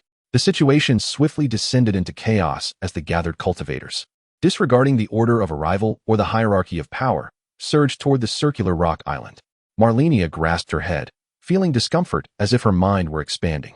Meanwhile, Lurin had already darted into the depths beneath the circular rock, while Malenia remained stationary. Why are you all so sharp-headed? She inquired, pointing at those unable to enter the opening, a silly smile gracing her visage. The individuals she pointed at momentarily forgot their rush, scratching their heads in confusion. Indeed, I have a sizable bump on my head. One exclaimed. Me too. Hee. I've grown taller. In an instant, the cultivators began to glance around, some fidgeting with their garments while drooling, and others sprawled on the rocky ground, their limbs splayed, seemingly oblivious to their identity as proud cultivators. Malenia tugged at the transparent strap on her shoulder, the sensation of pulling and tightening bringing her a peculiar delight. What are you doing? A clear voice resounded in Malenia's mind. I ask you, what are you doing? Unable to tolerate Malenia's antics, the Valkyrie seized control of her body, and the pointed head that had emerged faded away. Back in her mind's sea, Malenia appeared puzzled. Where's my strap? What happened? In the blink of an eye, everything has turned to this ghastly state. The Valkyrie began to chant a purifying incantation, summoning a power potent enough to cleanse an entire island. A gentle breeze swept through, yet it stirred not a single ripple. Is this not a case of spiritual pollution? It seems I must venture inside to investigate. The Valkyrie descended, gradually entering the subterranean cavern beneath the circular rock. The cave was cold and damp, imbued with an eerie atmosphere. The air flowed within, as if it were entering someone's nostrils, the chilling breeze relentlessly sweeping beneath her skirt. Accustomed to the weight of her garments, the Valkyrie felt an unusual chill in her thighs, which the encasing socks and boots did little to mitigate. This attire was indeed a treasure, gifted to her when she was the esteemed senior sister of the celestial peak of the outer heaven by the younger sisters of the washing silk pavilion. Had she not firmly declined, such ethereal garments would have amassed into a mountain within her storage space. However, ultimately, she could not withstand the insistence of her elders and accepted the precious cloud-dyed illusion silk robe, whose inherent defensive capabilities could withstand assaults from beings below the transformation realm. The swirling cloud aura accentuated her figure, yet any attempt to discern further details was but a haze of obscurity. The items were indeed remarkable, and faced with this unknown circumstance, the Valkyrie chose not to change her attire. Delving deeper into the cavern, scattered practitioners from the outer heaven lay prostrate on the ground, sniffing about like eager little dogs in search of sustenance. Should the seekers from beneath the Hua Huang Palace of the outer heaven catch sight of this, they would surely be plunged into despair. Truly absurd. What on earth is this? Why have I not been affected? Pressing onward, she found herself in a broad expanse. In the center of the cavern lay a vast square sandpit, its peculiar arrangement evoking memories of an old-fashioned television set. The bearded elder, Lurin, sat before the box, incessantly grinning as though something splendid were unfolding within. The Valkyrie cautiously maneuvered to the front. The sandpit was shrouded in darkness, devoid of any contents. Lurin's incessant grin directed at the pitch-black void was genuinely disconcerting. The Valkyrie surveyed her surroundings, finding no alternate paths. Could it be that she must explore this sandpit to uncover its secrets? Suddenly, a gust of wind swept in, as if someone were racing through such a confined space. A familiar yellow-green vessel emerged, upon which two individuals were shouting loudly. Colleagues, run! A yellow blocky creature is approaching. Huh, Senior, you have not been deceived? Li Si. What are you talking about, Senior?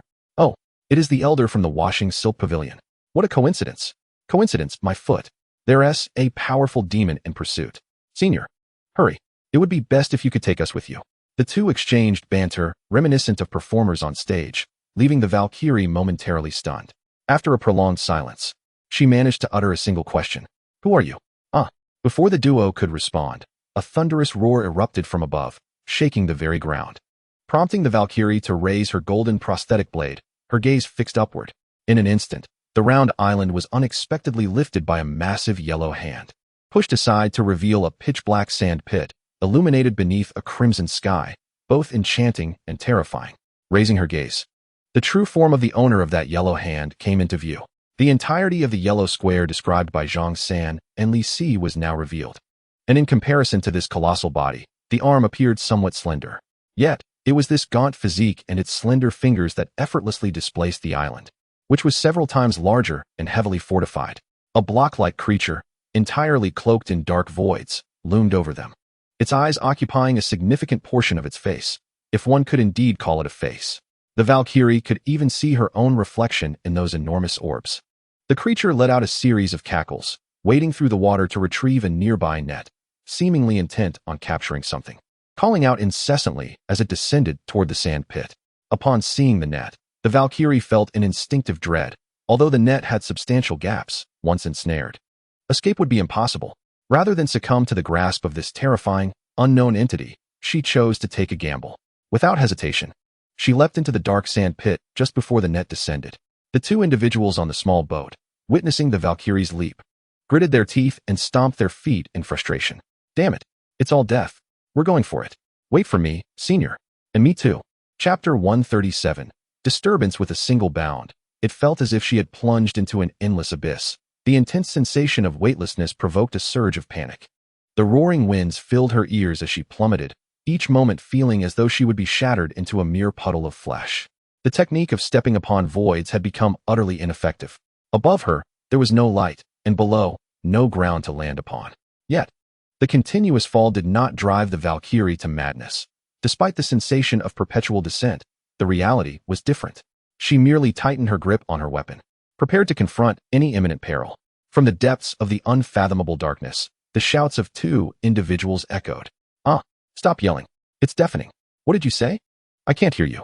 I said, stop shouting. It was those two minor disciples. The Valkyrie surmised that since she had leapt first, they must have followed suit shortly after. Logically, if they were indeed in free fall, they should not be able to catch up to her unless they sought a swifter demise. Thus, she realized she had reached a standstill. Though the sound of wind beneath her feet led her to believe she was still in descent, it felt as if she had entered a wind tunnel. She had reached a point of equilibrium, no longer falling. The Valkyrie adjusted her posture, maintaining her balance while her mind cautiously ventured forward. Li Si, this is it. Are we going to die from this fall? Why haven't we hit the ground yet? I say, don't be so eager to die. Let us hold on a bit longer. At least we have a senior ahead. If we do hit the ground, she'll surely be the first to go. If we land, we might hear a loud thud, followed by another. Are we not akin to that enchanting senior, intertwined as we are? Ah, indeed. She is quite the celestial beauty. In the pitch-black abyss where one cannot see a hand before one's eyes, Zhang San and Li Si, even in their final moments, do not forget the primal instincts of humanity, casting aside the fear of death. Suddenly, a brilliant golden light streaks past them, illuminating the fleeting figure of the Valkyrie. Zhang San, still shaken, gingerly touches his bald head. The icy scalp makes him almost oblivious to the existence of his own mind. My goodness, senior, you are here as well. You are as lovely as a flower, as ethereal as a celestial being, as captivating yet distant as an illusion. Li Si, ever the quick talker, offers a flurry of flattery before the Valkyrie can speak. Silence. Something approaches. The Valkyrie fixates on that radiant glow, which collides with an unseen object, erupting in an explosion akin to fireworks, dissipating into the surrounding darkness. A deafening roar erupts, and the winds beneath their feet intensify, a bizarre howl sending tremors through their very souls. The ferocious aura emanating from below suggests that the entity disturbed from its slumber is not pleased, voicing its discontent in a rather extreme manner. Tentacles adorned with suction cups lash out, an overwhelming pressure suffocating them. Yet, it seems the three are too insignificant. A chaotic wave sweeps past, rendering their sense of direction utterly confounded. In an instant, the Valkyrie realizes that this creature rivals the colossal yellow square above. However, the primitive nature of its attack brings her some relief, for it is merely a primal being. To her astonishment, the creatures here possess far greater strength than those lurking beneath the ocean's surface. A dazzling blade of light arcs through the air, but upon striking the immense tentacle, it leaves no mark. The Valkyrie's attack is woefully insufficient, failing to breach its defenses.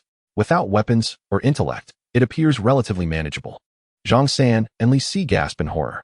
This is a transcendental demon. Senior, you are but a celestial figure. There is a vast chasm between your realms. While one may hear tales of battles across tiers, one does not encounter such interdimensional conflicts. Zhang San's words ring true. Senior, if you possess any life-saving techniques, now is the time to employ them. Death would render them moot. The Valkyrie's expression darkens. In the darkness, the two cannot discern her countenance. Yet they continue to bicker, rummaging for useful survival tools. Although the Valkyrie prefers to operate independently, there are certain invaluable resources that cannot be overlooked. This is the self-cultivation expected of a disciple from the lineage of the Queen of the West. Though their movements are hindered, they find it relatively easy to evade the primal creature's strikes. The two chatter incessantly, as if striving to utter every word left unspoken in their lives within this fleeting minute, creating a cacophony of anxiety. The Valkyrie retrieves 3 incense sticks of divine blessing, uncertain of their efficacy, yet prepared to attempt a trial. O revered ancestors of Tongtian Peak, I, the 128th direct disciple, Malenia, beseech you for assistance in igniting the flames of hope. The 3 incense sticks of divine blessing exhibited no reaction whatsoever. The relentless strikes failed to subdue the primal creature beneath them, which grew increasingly frenzied, roaring as it surged upward. The pillar-like tentacles strained backward, seemingly intent on hauling the beast aloft. It was hopeless. The space talisman proved ineffective here. I should have never leaped down. It was also useless beneath that yellow creature's net. I had already attempted it. Oh, Sister Fairy, your method is futile. It is evident that you possess a counterfeit incense of the Celestial Peak. The Celestial Peak has long sealed its pathways, and it has now been passed down for 150 generations. I have yet to hear of a direct disciple possessing for characters. This incense can only be used by the original owner. If it is seized, it serves no purpose. Li Si added. The Valkyrie calmed her mind and repeated the incantation. Yet the divine incense remained unresponsive, indicating something was amiss. Roar! The ferocious aura beneath surged forth, the outline of the creature in the shadows reflecting a glimmer of light as it lunged upward. 8 tentacles surrounded the 3, an overwhelming force emanating from below. Without a doubt, they were in danger of being drawn in. Oh, Sister Fairy, let us try another approach. The Valkyrie reluctantly produced a piece of jade talisman inscribed with heavenly 9 skies, bordered with crimson patterns, identical to the talisman that Zishuan had retrieved upon their first encounter. Go! Boom! A distant rumble echoed within the boundless void, as if the annihilating thunder from the 9 skies had descended, tearing through the fabric of space and plummeting below. Roar! A violent explosion resonated from beneath, a blinding purple radiance illuminating the ground, revealing that the creature below was a grotesquely formed giant squid. Its serrated teeth quivered from the thunder's force, and the immense pull was abruptly halted. A nauseating torrent of blood erupted, seemingly rupturing the squid's maw, inciting its fury further. The Valkyrie observed the scene with a sense of regret. Indeed, the power was insufficient. This giant squid, at the divine transformation level, possessed an overwhelmingly formidable physique. Had Zishuan genuinely utilized it back then, it would not have been so easily overturned. Suddenly, inspiration struck the Valkyrie's mind. Esteemed ancestors of the Celestial Peak, I, the 128th generation direct disciple Zishuan, beseech your assistance with this incense. In an instant, 3 flickers of flame emerged, igniting the divine incense fervently, followed by spirals of violet smoke ascending. A brilliant aura enveloped the Valkyrie, akin to a rare treasure emerging into the world, the incense radiating a gentle glow. Imbued with ethereal essence, the phantom of a divine general materialized behind her, with the Valkyrie's celestial aura forcefully expanding the surrounding atmospheric pressure. In a flash, the Valkyrie transformed into a venerable elder with flowing white hair, wielding a whisk, exuding an aura of celestial wisdom. The elder's slitted eyes opened wide, divine light piercing the heavens and traversing the void, calming the surrounding space into silence. No more winds could be heard. Who dares to bully my disciple? It was Zishuan's master, who was also the Valkyrie's mentor. Familiar yet unfamiliar shadows illuminated the surroundings, revealing the unmistakable form of the colossal squid. Its mottled gray scars blossomed like ink-soaked fabric, exuding a decayed aura accompanied by a sinister mist. Its pillar-like tentacles, adorned with suckers reminiscent of wild vines, writhed with a ferocity that threatened to crash down upon us. The elder, with long beard, stared momentarily at the Valkyrie, a flicker of confusion crossing his features. However, with a flick of his dust-covered robe, he summoned the formidable power of the laws of nature, solidifying the void around us.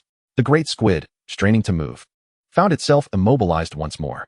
Who knows how you have fallen into such peril, beset by such a ferocious beast? Let us return you to safety. Master Zishuan waved his hand, enveloping the three of us in his grasp and transforming into a beam of golden light that soared skyward. The Valkyrie glanced downward, and it appeared that a pink shadow was clinging to the squid's form.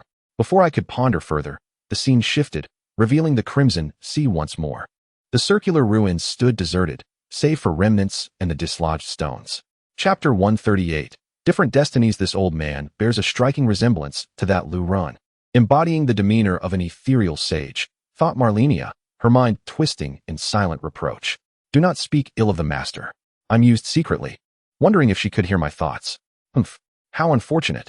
It seems to have inflated her pride. The connection with the Valkyrie appeared to have grown closer. A stark contrast to the past. I privately chastised the Valkyrie for her foolishness without detection. You mustn't speak ill of me either. TSK. The boundary of this surface sea is undoubtedly dissimilar from my original realm. Even that octopus in the block must belong to some artist with a penchant for the clarinet. Alongside his raucous neighbor, the octopus, typically amiable, had never exhibited such ferocity before. Awakening to clarity, Malenia began to assess the underlying anomalies. Could you persuade Master Zishuan to let us explore the boundary? Unlikely. I'm not even certain he recognizes me. The more he adopts that sage-like demeanor, the harder it becomes to approach him. It seems, little lion, you have thoroughly grasped this old man's essence. Perhaps there are two mere bystanders nearby? The Valkyrie remained indifferent to the gazes of Zhang San and Li Si, yet Malenia instantly discerned their awkward glances filled with longing and fervor. Oh dear, I am indeed handsome, I mused. I beg to differ, and besides, this incense of blessings cannot be used indefinitely. After a stick's duration, he must return. A stick of incense? Does he possess a map? If he is unfamiliar with the route, that time may not suffice to escape the crimson reincarnation sea. The Valkyrie hesitated, her faith in Malenia's words wavering. After all, the elder was a consummate being beneath the merging of forms, a being of supreme strength, even in a mere incarnation.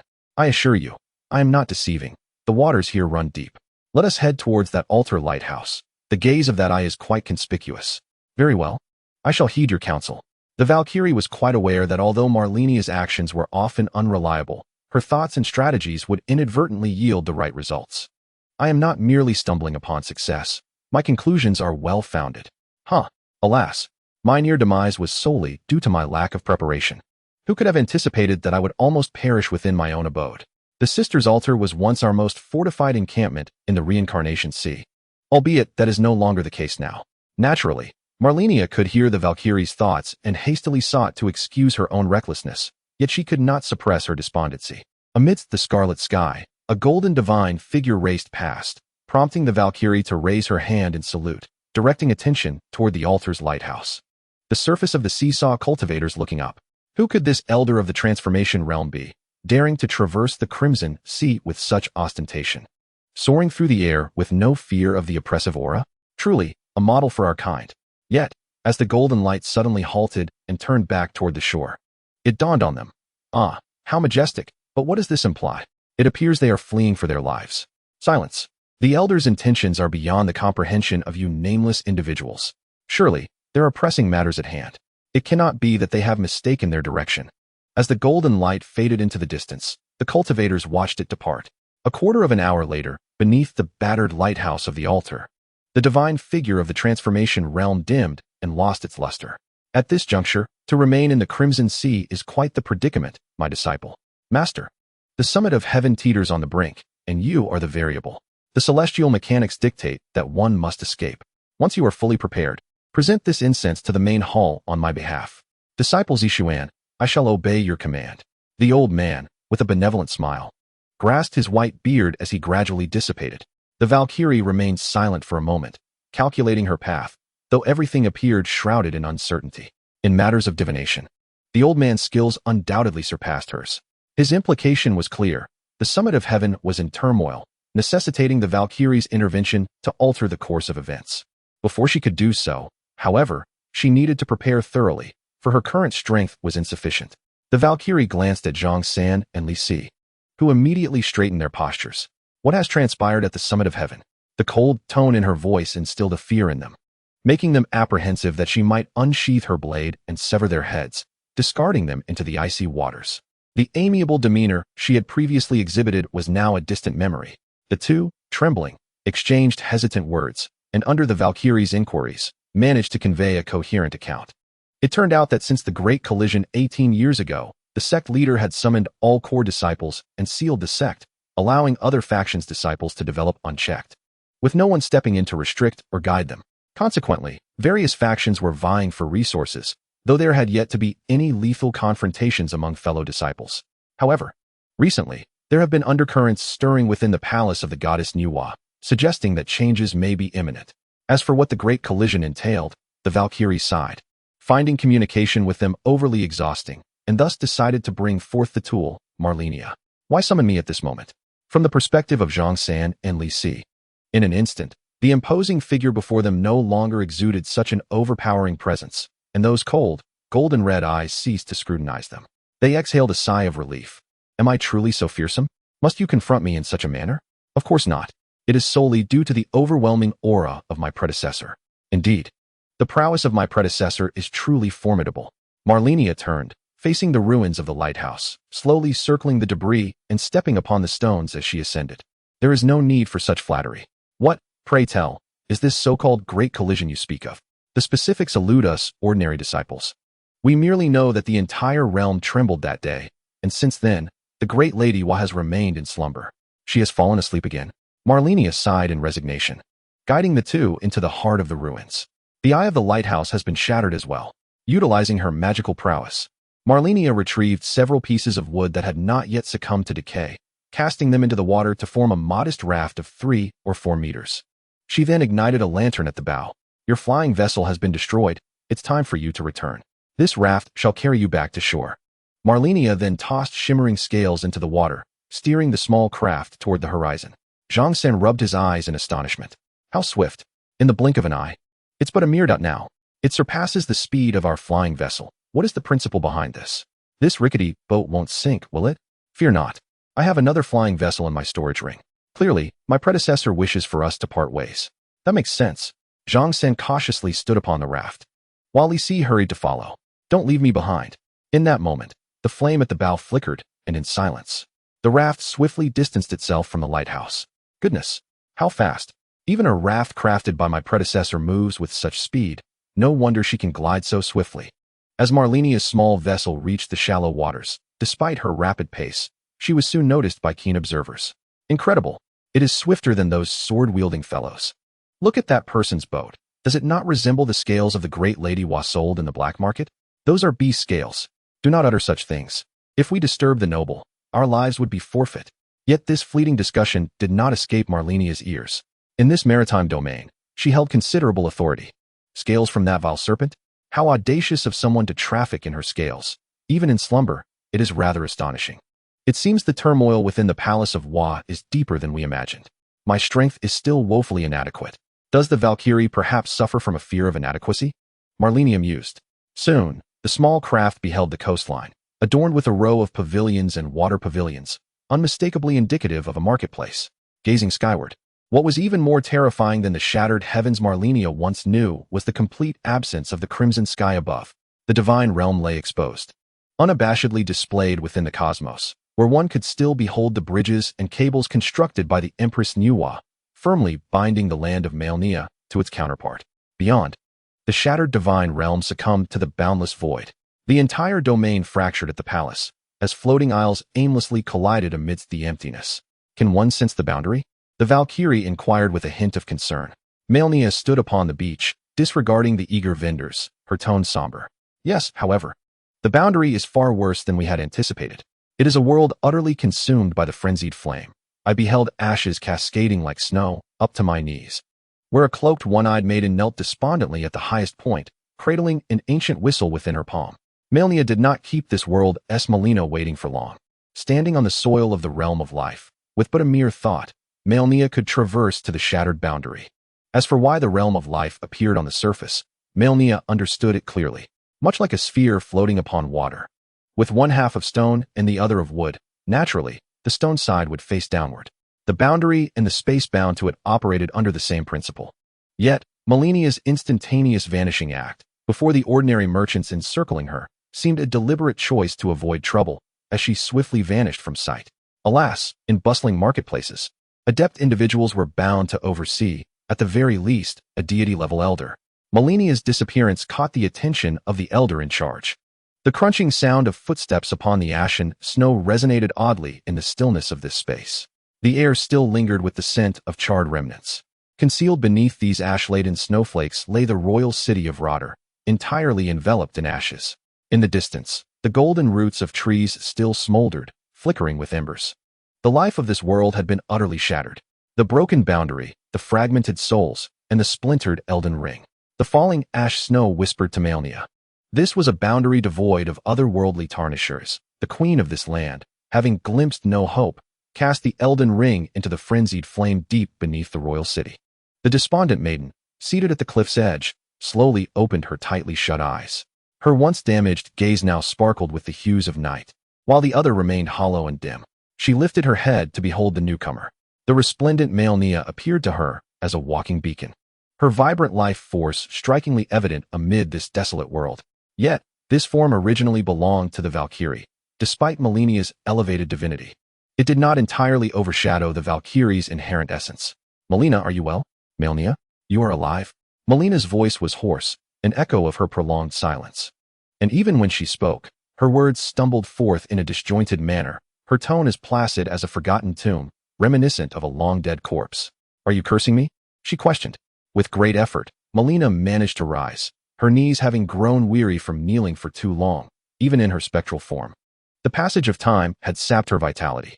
Malenia, filled with compassion, helped Malenia to her feet, her once plump arms now gaunt, resembling dried twigs. Beyond the mist, did the sacred tree of Miquella still thrive? Malenia strained to gaze at Malenia, her hollow eyes glimmering with a flicker of hope, as if seeking the truth of Malenia's words within her gaze. The spark of hope within the girl was a far cry from her previous, withered state. "Indeed, my dear Malenia, beyond the mist, in the depths of the Scarlet Sea, Miquella's sacred tree continues to flourish." Malenia maintained a serene smile, reminiscent of the first encounter with a gluttonous witch, radiating joy that enveloped the spark of hope standing before her. "You have not deceived me." Malenia grasped Malenia's arm tightly, her eyes alight with the glow of redemption. "Certainly, but the journey is long. Will you accompany me to witness it?" Malenia beheld the golden-red depths of Malenia's eyes, filled with compassion, sincerity, and an unwavering affirmation. She had assumed the tears within those eyes had long since dried, never to flow again. But after receiving Malenia's nurturing presence, she realized that it was not the tears that had dried, but rather the lack of nourishment. Her parched throat rendered her speechless. Malenia despised herself immensely. Decades of silence had left her unpracticed in the art of conversation, making her attempts to speak now painfully dry and choked.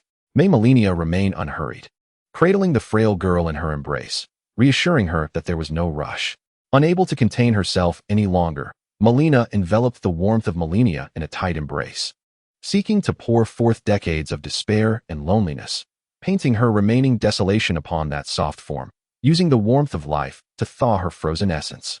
In this silent, desolate land, the withered flames and gentle light communicated in hushed tones.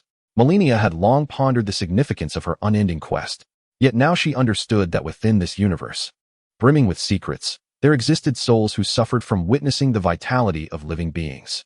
Perhaps she had been waiting for an ending, a conclusion shrouded in silence, or the promise of redemption. "I have failed. I did not fulfill my mother's wishes." "What task did the formidable eternal queen, Marika, assign that was beyond your capabilities?" It seemed absurd to seek a being capable of saving the lands between, be it a fated one, an ancient dragon, or any unknown creature from the depths of the fog, as long as it can bring salvation to the lands between. Malenia articulated those words with an effortless fluency, as if she had recited them countless times before. "Yet, I have failed." Malenia gently brushed off the white dust from Malenia, assisting her to her feet. "It is all over now. I am still alive, and I shall undertake this task. Entrust this mission to me." Malenia tilted her head, gazing at Malenia, assuring her, "Trust me, I can accomplish this." But it was too late. Nothing is ever too late, as long as we begin now. The boundary no longer exists. Let us forge a new one.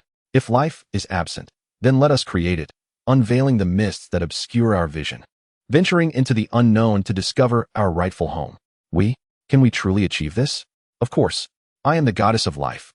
You are not the Valkyrie, Malenia. Malenia averted her gaze, feeling a pang of guilt. Even if I am not, what of it? Indeed, she had never shown such tenderness towards her. So, are you here to reclaim me? In this world, Malenia did not recognize Malenia, the former corrupt goddess. As Malenia seemed on the verge of succumbing to despair once more, Malenia understood that if Malenia surrendered now, there would be no salvation left. Wait, it is not as dire as you think. My foolish sister, Valkyrie, truly a critical condition, and still requiring drastic measures, necessitating the involvement of the Valkyrie. With a blink, the warm flame of life became blinding, stinging the very essence of existence. And her tone lost its gentleness. Even Malenia nearly stumbled, and the Valkyrie merely extended a hand to grasp Malenia's arm. Let me handle this. What can I do? There is nothing left on this land worth fighting for. I still need to train. I have no time to coddle my sister. The frigid golden-red eyes instead brought a sense of relief to Malenia. This familiar tone, this disdainful attitude, unmistakably belonged to Miquella's blade, the Valkyrie Malenia. Why do you stare at me so? I am not endowed with her patience. Look any longer, and I shall pluck out your eyes. Unsure how to address her sister's yearning for affection, the Valkyrie awkwardly issued a few threats. It was akin to encountering an unfamiliar relative during the new year, where the beloved sister yearned to play with a precious figurine. Reason urged refusal, while emotion wrestled in fervent struggle. Oh dear, the wretched corrupt goddess. Hurry. I do not know how to lead anyone to the Crimson Sea. Rarely seen, the Valkyrie retreated, returning to the sea of consciousness. If she wished to allow both of them to fall, Malenia would have no objections, but Malenia could not be permitted to falter. Malenia swiftly took control of their shared body, yet Malenia could barely sustain herself, and they both collapsed. In an instant, Malenia shifted their positions, landing with a thud upon the ground. It did not hurt. The ground was covered in ashes, merely a stain on their garments. Seeing Malenia lying atop her, seemingly frightened, with her eyes tightly shut and hands gripping Malenia's waist, Malenia mused, a mere fall, and you are already terrified? I fear that Malenia is indeed quite timid. I fear you may be an illusion in this land long since bereft of life, dear sister, reunited after a lengthy separation. Chapter 140, The Catastrophic Surge of the Searing Sauce. This land should be rife with the wails of tormented souls. Yet, where have those souls vanished? Have they all been consumed by the frenzied flames? Malenia tapped her head in contemplation. Perhaps they have descended into the cycle of reincarnation, or are hiding within the realm of shadows. No, Malenia quietly countered Malenia, maintaining her customary, meticulous demeanor. Those souls, in that fleeting moment, were reduced to ashes, never to coalesce again. Malenia's vacant gaze ascended to the heavens, as though she were recalling the terror of that day. The boundary lay in ruins, and in this fractured world, only the resplendent flames remained, consuming all in their path. Malenia gently ruffled Malenia's hair, urging her to cease her thoughts. For those days were behind them. Since there were no souls left to gather, Malenia had no intention of lingering. In the distance, within the cracked golden tree, the spark of the frenzied fire continued to burn. Malenia keenly sensed that it seemed to harbor life within. Not life as a race, but rather something far more extraordinary. Could it be the genesis of a new universe? Might a cosmic explosion ensue? A cosmic explosion? What is that? It is the explosion that occurs in the fleeting moment after the universe collapses. That is truly terrifying. Is it? I agree. Malenia took Malenia's hand, her frail fingers evoking a pang of sympathy. She must nurture Malenia back to her former, plump self. Subsequently, Malenia led Malenia away from the ruins beneath the water's surface. They returned to the shattered realm of the life god. As soon as they touched down, Malenia looked skyward. Simultaneously, she felt her spatial mobility restricted. To her astonishment, someone lay in wait for her. Huh, is this your way of hospitality? An elder in a flowing robe, adorned in gray and white with cloud patterns, hovered in the air, cradling a verdant array plate in one hand while the other formed incantations. Surrounding the grand formation were numerous disciples observing with rapt attention. Could this be some celestial demon from beyond? Perhaps they can deceive ordinary disciples, but to fool us elders of the celestial peak? They are woefully inadequate. Wasn't it said that the celestial peak had entered seclusion? How can there still be someone outside? Before Malenia could inquire with the Valkyrie, the array in the sky became tumultuous, a myriad of energy converging into a verdant beam of light that shot towards Malenia. Within it was likely a wind-based spell, moving with astonishing speed. Given Malenia's agility, she would typically choose to dissipate into mist to evade, but with Malenia at her side, such primitive tactics would not suffice to protect her. Allow me. amidst the shimmering golden light. The Valkyrie wielded her golden prosthetic blade with one hand, while embracing Malenia with the other, gracefully traversing the void. As the wind-based spell recalibrated its target, it veered towards the Valkyrie. Is this the extent of your abilities, Elder? Only those who have undergone the sacred trials of Lady Nuwa may ascend to the rank of Elder of Tontion Peak. The Valkyrie cast a disdainful glance at the elderly figure before her, her lips curling in derision, and with a single stroke, she shattered the approaching spell. So feeble. Her haughty demeanor incited the Elder's brows to rise in indignation. Meanwhile, Malenia gazed at the Valkyrie's profile with wide-eyed admiration. The onlookers outside the grand formation could not hear the exchange, but were captivated by the spectacle unfolding within. What audacity! To engage in battle while cradling her sister. How enviable! They murmured. I wonder if this Tontion Peak Elder is truly formidable. What if he is an impostor?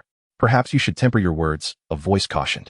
Watching from a higher vantage point were a group of youthful cultivators in the process of transcending, standing atop a rainbow-hued cloud, proudly declaring themselves as the new disciples of Tontion Peak.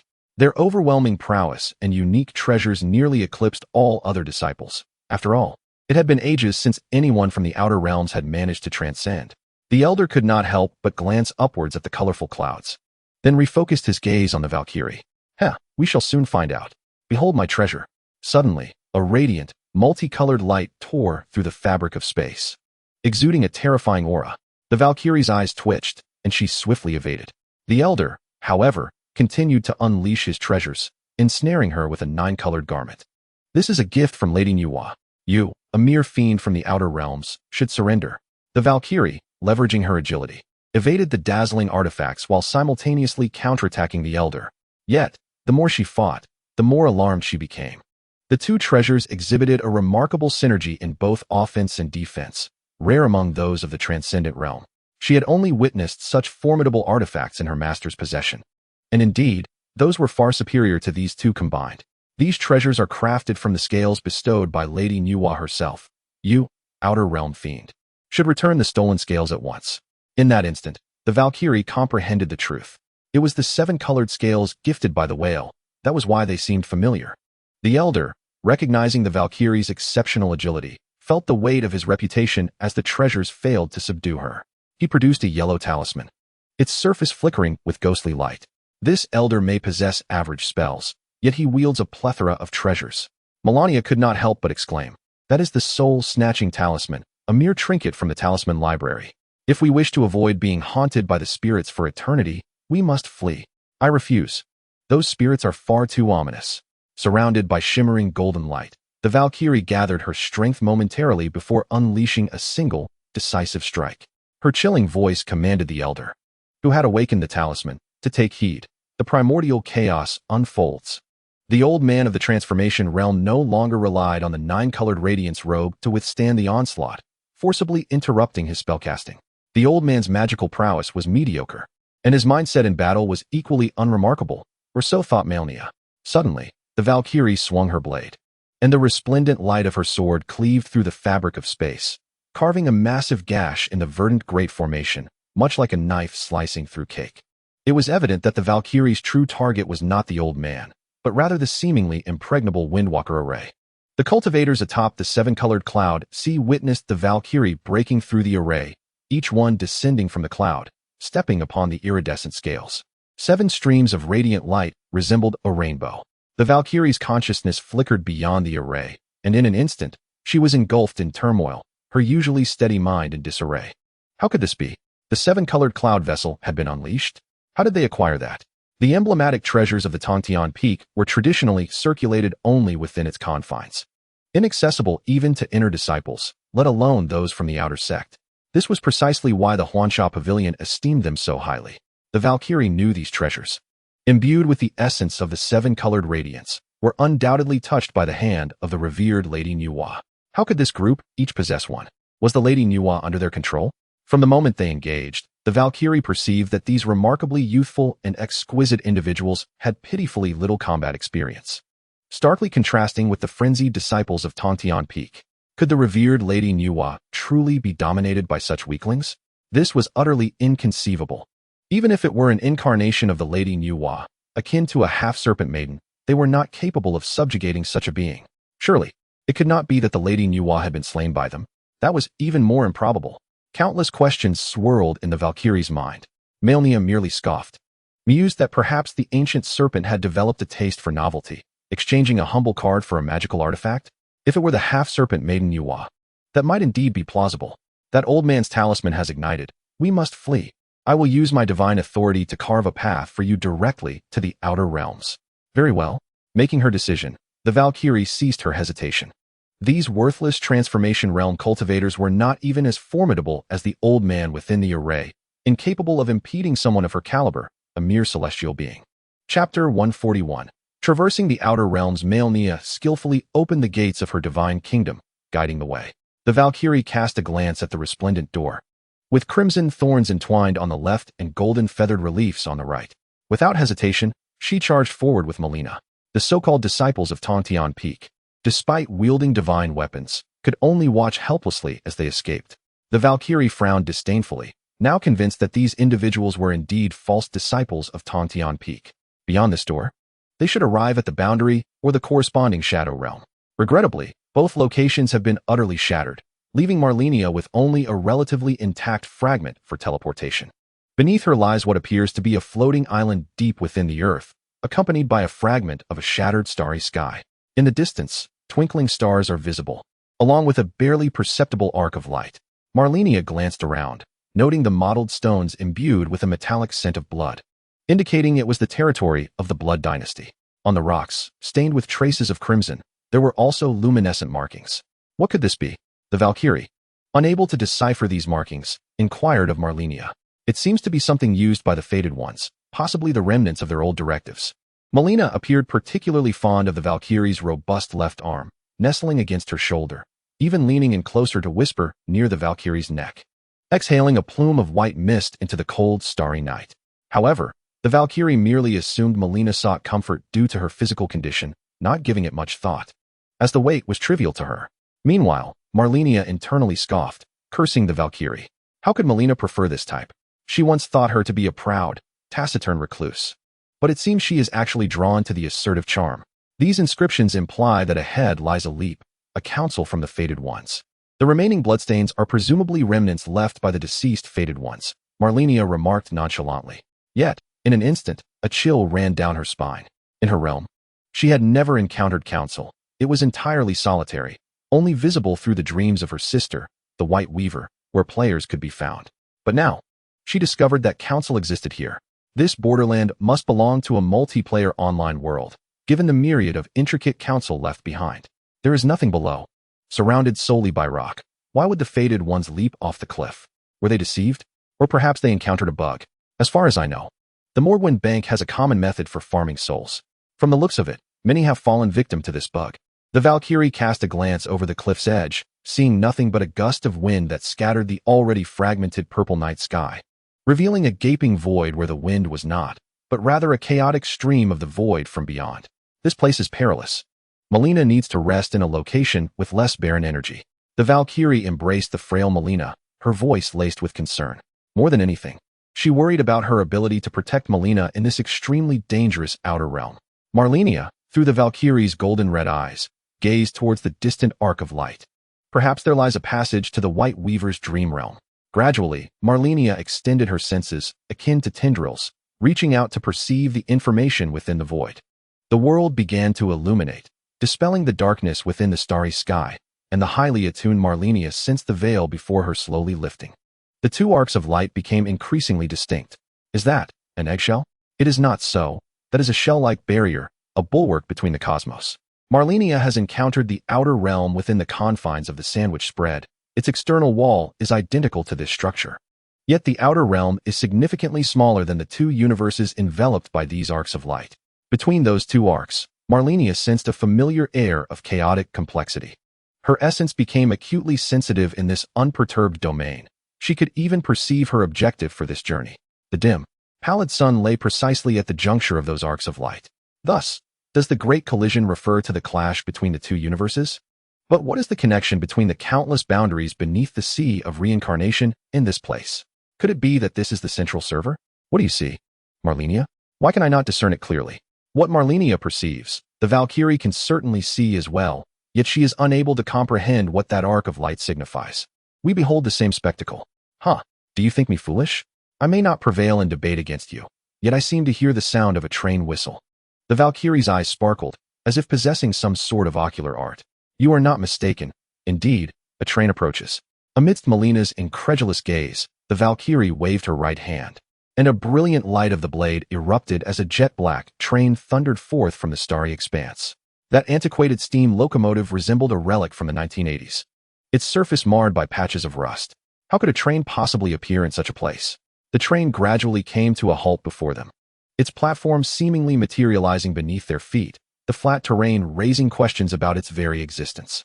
Subsequently, the train doors swung open, revealing a doll-like creature, a plush rabbit, standing only half a person high, with short limbs and a two-headed stature. Its long, brown-black ears drooped down to either side as it waddled forward on its stubby legs. Dressed in a red conductor's uniform, a large red hat perched perfectly atop its plush head, making it appear exceedingly fitting, while its deep blue eyes curiously surveyed the Valkyrie and Malenia. Pam, esteemed guests from distant star realms, welcome aboard the Pioneer. Please step inside. With its exclamation, a red carpet unfurled, and several floppy-eared rabbit dolls flanking either side began to play music. Pioneer, who are you?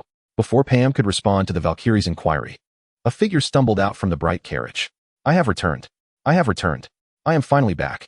The individual wore a simple black coat, yet their body was adorned with grotesquely twisted horns and bore a familiar scent of blood. Pam, guests, we have yet to cure your affliction. It is best that you do not disembark for the time being. However, the individual paid no heed to Pam, instead kneeling upon the floor, gasping for breath. How could this be? I have returned. Why is it still? The person resembled a fish washed ashore, sprawled on the ground, clutching at their throat in a desperate struggle for air, ultimately succumbing to unconsciousness. At that moment, Malenia finally beheld the person's face. Mong. Clad in a different outfit, they were nearly unrecognizable. You may call me Pam. Do you two know each other? Indeed, we do. That's fantastic. We found this individual amidst the starlit expanse, afflicted by peculiar ailments, exhibiting symptoms akin to a vanishing disease, to the extent that they themselves are unaware of their identity. A few rabbit plushies even carried a stretcher, quite convincingly transporting the unconscious Mong away. With Mong leading the way, the Valkyrie followed the floppy-eared rabbit plush named Pam aboard the Pioneer. Chapter 142. Boarding the train upon stepping onto the train.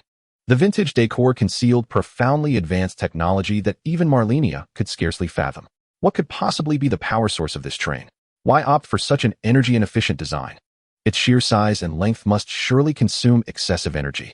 Moreover, the name Pioneer seems somewhat linked to the self-proclaimed pioneer, a Xing. Could this possibly be a Xing-esque train? After both individuals underwent inspection in one carriage, Malenia was escorted to the adjacent infirmary for treatment, while the Valkyrie was in perfect condition, aligning splendidly with Malenia's expectations. Would it not be prudent for your companion to undergo an examination as well? Certainly. I happen to have a few inquiries for you. As a sole entity, Malenia willed herself to step directly out of the Valkyrie's corporeal form. Within this train, Malenia felt the ethereal sensation of disappearance dissipate. Perhaps this Mong is the same Mong from her own borderland. The masked female doctor regarded Malenia with astonishment, her hands directly probing Malenia's form, an overt action that rendered Malenia somewhat uncomfortable. Pam, with sapphire blue eyes brimming with curiosity, exclaimed, "How marvelous! How is this possible? Do tell. You must share your secrets. While I am aware of my own charm, your actions are indeed making me feel a tad uneasy." Malenia retreated a step, evading the doctor's incessant explorations. Yet, the doctor's penetrating gaze proved difficult for Malenia to endure. Surely, she wouldn't pounce upon me? Malenia sidled sideways, partially concealing herself behind the Valkyrie. Nevertheless, the masked doctor continued her scrutiny unabated, and Malenia even sensed a familiar essence, an aura of desire. Madam, a thorough and meticulous examination is essential. Allow me to assess your body. This defies all common sense. Malenia urgently sought the Valkyrie's aid, her mind frantically pleading for rescue. The Valkyrie stood motionless, resembling a wooden figure, fixated on the orange resting upon the coffee table. Malenia, sensing the urgency of the situation, tugged at the Valkyrie's garment, desperately signaling with her eyes. "This orange is truly vibrant," the Valkyrie exclaimed, then took 2 steps forward and seated herself on the sofa, scrutinizing the orange with meticulous attention. How infuriating! Just wait, Valkyrie. Malenia seemed to perceive the Valkyrie's current thoughts, an audience to a spectacle. However, I believe we should take a gradual approach. Shouldn't we first come to understand one another? For instance, I am already in a relationship with a partner of considerable merit. Malenia's intent in uttering these words was to decline the overly audacious advances of the female doctor. Oh, is that so? The doctor lowered her gaze, her fidgeting fingers momentarily ceasing their dance. Yet, Pam's expression nearby left Malenia perplexed. Why were her eyes filled with panic, and why was she incessantly tapping her communicator? This enchanting lady, no wonder you exude a subtle, endearing charm. If you already possess a partner, that is even more splendid. Ah, no, that is worse. You require a more thorough examination. Oh no, a spouse enthusiast. In Malenia's incredulous gaze, the doctor's middle and ring fingers seemed to twitch erratically, as if electrified. Gulp. Malenia swallowed hard, glancing at the Valkyrie, who sat with a commanding posture akin to that of a man, a veritable female overlord, despite sharing a striking resemblance. How could she evoke the essence of a married woman? Is it because her form-fitting dress is too revealing? Or is it my hair, styled in a sideswept manner, too unruly? Or perhaps my subtle eyeshadow lacks refinement? Something feels amiss. It is exceedingly strange. Surely, my attire is sufficiently ordinary. As Malenia spiraled into self-doubt, she momentarily shut down, oblivious to the doctor's encroaching presence. Let me assess, madam, whether your health is satisfactory. Please, do not approach. Malenia scrutinized the doctor, surprisingly finding her appearance rather appealing. I am undeniably a respectable woman adhering to marital fidelity. Why is there still someone so eager to pry into my affairs? Valkyrie, I sense you are actually somewhat exhilarated, aren't you? How long has it been since you returned? Are you not afraid of my revealing your secrets? Malenia, silence. I am terrified.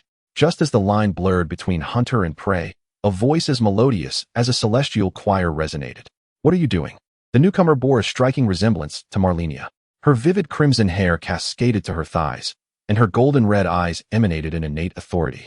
Clad in a pure white gown akin to blossoming flowers, the inner fabric a rich rose hue, she donned a black and gold coat. Her stiletto heels, black with red soles, accentuated her already statuesque figure, radiating the aura of a commanding presence.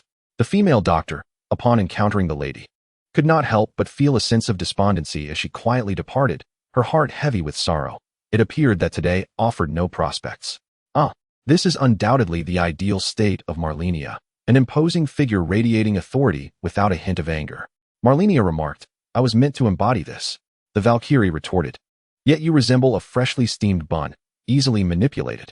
Setting aside other matters, do you recognize the wanderer adorned with horns? Indeed, his name is Mong. Why do you inquire? That is splendid. I am Kiko, the navigator of the Astral Express. She extended her fair hand, her nails painted a vibrant crimson, as striking as the spirited lady herself. Within her palm lay an unusual silver-gray device, emanating a faint greenish glow. Have you encountered this? She inquired. I acquired it from the horned wanderer. Malenia rested her chin on her hand, gently tapping her cheek. This aura feels reminiscent of what my beloved described as the scent of the Firefly Lady. Is that Star-Core hunter called Firefly?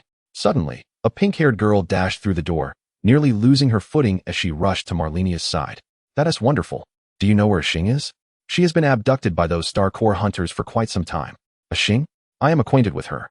They are currently scouring the border for the whereabouts of Miss Firefly, Malenia replied, her previously smiling demeanor darkening as she glanced at the Valkyrie. Valkyrie, it seems we must settle both old scores and new. An orange fruit remained suspended in the air, and in the next moment, it landed securely on a tray. The Valkyrie had already shifted to Malenia's side, her sharp aura causing Pam to bristle. Ladies, before we proceed, might we first navigate to the control room? Let us hasten. The Valkyrie stepped forward, positioning herself slightly ahead of Malenia, subtly shielding her. Chapter 143. Distant conversations. Malenia and the Valkyrie followed Kiko through the carriage. The lively pink-haired girl, March 7, trailed behind, unable to suppress her curiosity. Has a Xing been faring well in the borderland you mentioned? She wouldn't still be rummaging through trash like a beggar, would she? Malenia chuckled softly, her tone gentle yet tinged with a hint of exasperation. A Xing is indeed quite unique. However, she has been managing well in the borderland, at least she isn't starving. As for rummaging through trash, a Tue has often complained about a Xing's penchant for overturning clutter. I haven't witnessed it myself. Does she truly have such a hobby? March 7 straightened her posture, feigning unfamiliarity with the Xing, yet her concern was evident. That girl is always like this. Although she is generally reliable, she insists on seeking treasures everywhere. The Valkyrie maintained her silence as she walked ahead, yet her lips curled slightly at March 7's words. Before long, they reached their destination. The door to the star map room slowly opened before them, a soft light spilling through the crack, as if beckoning them into a realm brimming with mystery and the unknown. Malenia stood before the door, pausing momentarily before stepping inside. The Valkyrie followed closely behind, her vigilant gaze sweeping the surroundings. In the center of the star map chamber, a colossal holographic star map rotated slowly, countless starlights twinkling in the void, as if encapsulating the mysteries of the entire universe. Malenia looked up at the star map, a flicker of admiration crossing her eyes, though it was overshadowed by a sense of reverence for the unknown. The grandeur of the star map was truly breathtaking, she murmured, her tone tinged with emotion. March 7th excitedly trailed behind, her eyes brimming with pride. Kizuna turned and said, "Welcome to the core of the Astral Express. Here lies the most comprehensive star map in the cosmos, a testament to the efforts of all pioneers." Malenia surveyed her surroundings, her gaze steady and focused. The technology of the pioneer is indeed astonishing. "Valkyrie, what do you think?" The Valkyrie stood beside her, arms crossed, her gaze sharp as a blade. She merely nodded slightly, responding succinctly, "Indeed." Kizuna appeared somewhat puzzled. "Pioneer?" Her gaze then shifted to Pam, the welcoming attendant. The floppy-eared rabbit perked up, hastily scurrying away, exclaiming, "It's Aster. Pam made me do this." Unfortunately, she was swiftly restrained by Kizuna. "Haha, Miss Kizuna, we still need you here." Malenia called out to Kizuna, who stood before the vast console. Kizuna narrowed her eyes, warning Pam, "I'll deal with you later." She then turned her attention back to Malenia. "Here we are." Kizuna approached the star map, smiling at Malenia. "This is one of the cores of our Astral Express. Through this star map, we can pinpoint any coordinates in the universe, even transcending the barriers between worlds. However, it requires a certain finesse to operate." Malenia nodded, positioning herself beside Kizuna, her tone humble. "I possess only a rudimentary understanding of star maps and would greatly appreciate your guidance. Previously, Lonnie taught me some basics, but it pales in comparison to your expertise." Kizuna sensed the gentle and benevolent aura emanating from Malenia, a sincerity that could not be feigned. She smiled, gently tapping the star map, causing a starlight to illuminate. "No worries, I will teach you. You are a deity filled with wisdom. We need to adjust the star map's frequency to synchronize with the boundary. You need not stand so far away. I am entirely different from the doctor you just met." Malenia merely smiled, feeling a kinship. "I am merely creating space to delineate the coordinates of the boundary." A radiant crimson light emerged before Malenia, points of brilliance coalescing into a scene reminiscent of what she had once displayed at the Astronomical Observatory of the Magic Academy. At the same time, she retrieved the treasured star moon ring from her being, activating its power. The once blurred crimson star map gradually transformed into an incomprehensible form for Malenia. Yet, Kizuna only needed a glance, seemingly discerning something, guiding a beam of crimson starlight, and then immersed herself in the search within the star map. The intricate patterns shifting within the room. The Valkyrie stood by, arms crossed, her demeanor resolute. She possessed only a superficial understanding of the star map and chose not to elaborate, instead observing the interaction between Malenia and Kizuna in silence. March 7 approached Malenia with curiosity, inquiring, "How do you know about the star map?" Malenia smiled gently, her tone soft. "My fiancée, Ronnie, is exceptionally knowledgeable. She has explained to me the purpose and positions of the star map. However, I am not as clever as she is. I can only rely on rote memorization to navigate these matters." Kizuna, as the train navigator, was well versed in star maps. Her brows furrowed, clearly having arrived at a conclusion. With a heavy tone, she remarked, "The boundary between your realms lies in such a location. No wonder we have searched for so long without success in finding a Xing." Turning to face Malenia, she continued, "The chaotic sea. It is the most unstable region in the universe, where small worlds are born and perish every moment. I truly wonder what those star core hunters find intriguing there." At that moment, the star map flickered unexpectedly. A magical force beyond Kizuna's comprehension began to spread. Malenia abruptly looked up, seemingly catching sight of a purple finger knocking at the door. "Is that Ronnie?" Kizuna glanced at the limiter, questioning whether this was truly Miss Malenia's fiancé. "However, I regret to inform you that we cannot release the limiter on the Astral Express. I cannot gamble with its safety." Malenia nodded in understanding. A crimson star illuminated the star map room, touching the ethereal purple finger. just as Malenia and Ranni had not yet met. Space could not hinder the transmission of emotion. In the distant boundary, Ranni sat in her magical tower, cradling an ancient star map tome in one hand while the other supported her weary head. Though fatigue marred her features, her gaze was already cast out of the window. Ever since Malenia had resolved the Shadow Realm's chaos, she had single-handedly managed the tumultuous affairs of the boundary, dealing with countless intricate matters. The boundary had finally settled. But with the approaching deadline for the celestial closure, tranquility was on the verge of shattering. Each day, she awaited news from Malenia. Yet 478 days had passed without a word. "Where have you gone?" "I am so tired," Ranni murmured softly, her fingertips lightly brushing the edge of the book, as if such a gesture could evoke Malenia's presence. Suddenly, her fingertips trembled slightly, and she set the book down, swiftly raising her hand adorned with the star-moon ring. The star map unfolded within Ranni's magical tower. Her hands moved swiftly across the star map, attempting to lock onto that familiar frequency. Starlight flowed around her fingertips, gradually coalescing into a clear signal. Ranni's breath quickened, yet she endeavored to maintain her composure, whispering, "Malenia, is that you?" Within the star map, the crimson glow flickered gently, as if responding to her call. A glimmer of joy sparkled in Ranni's eyes, though her tone remained calm, tinged with a hint of faint mockery. "Finally willing to show yourself? I thought you intended to never come to me." The scarlet glow flickered once more, as if attempting to justify itself. Ranni chuckled softly, a hint of helplessness lacing her tone. "Over 400 days, not a single word. Do you have any idea how long I've searched for you? Do you know how many star charts I've scoured and how many souls I've inquired of?" Her fingers gently tapped upon the starry moon ring adorning her hand, seemingly reproaching a disobedient child. "You always act on a whim, departing whenever you please. Have you ever considered that I might worry? That I might fear?" The scarlet glow dimmed slightly, as if expressing remorse. Ranni sighed, her voice tinged with fatigue. "Well, it's of little use to dwell on this now. Since you've returned, it signifies that you still remember me, does it not?" The starlight flickered anew, its radiance transforming into a warm and gentle embrace. A faint smile graced Ranni's lips, a glimmer of tenderness sparkling in her eyes. "However, should you dare to vanish again, I shall not so easily forgive you." She paused for a moment, her tone suddenly lightening, as if discussing the most mundane of matters. "By the way, when shall you return home?" Chapter 144. Ranni's struggles. Ranni stood before the window of the magical tower, gently caressing the starry moon ring in her hand. The ring's starlight flickered softly as her gaze drifted afar, her eyes brimming with intricate emotions. "It has been over 400 days, Malenia. Just a few hurried calls before the connection was severed. How vexing, to receive no definitive answers about what you are truly engaged in, something of greater importance than me." She murmured beneath the moonlight, the pointed tip of her snowy witch's hat resting against the windowsill, her heart laden with questions.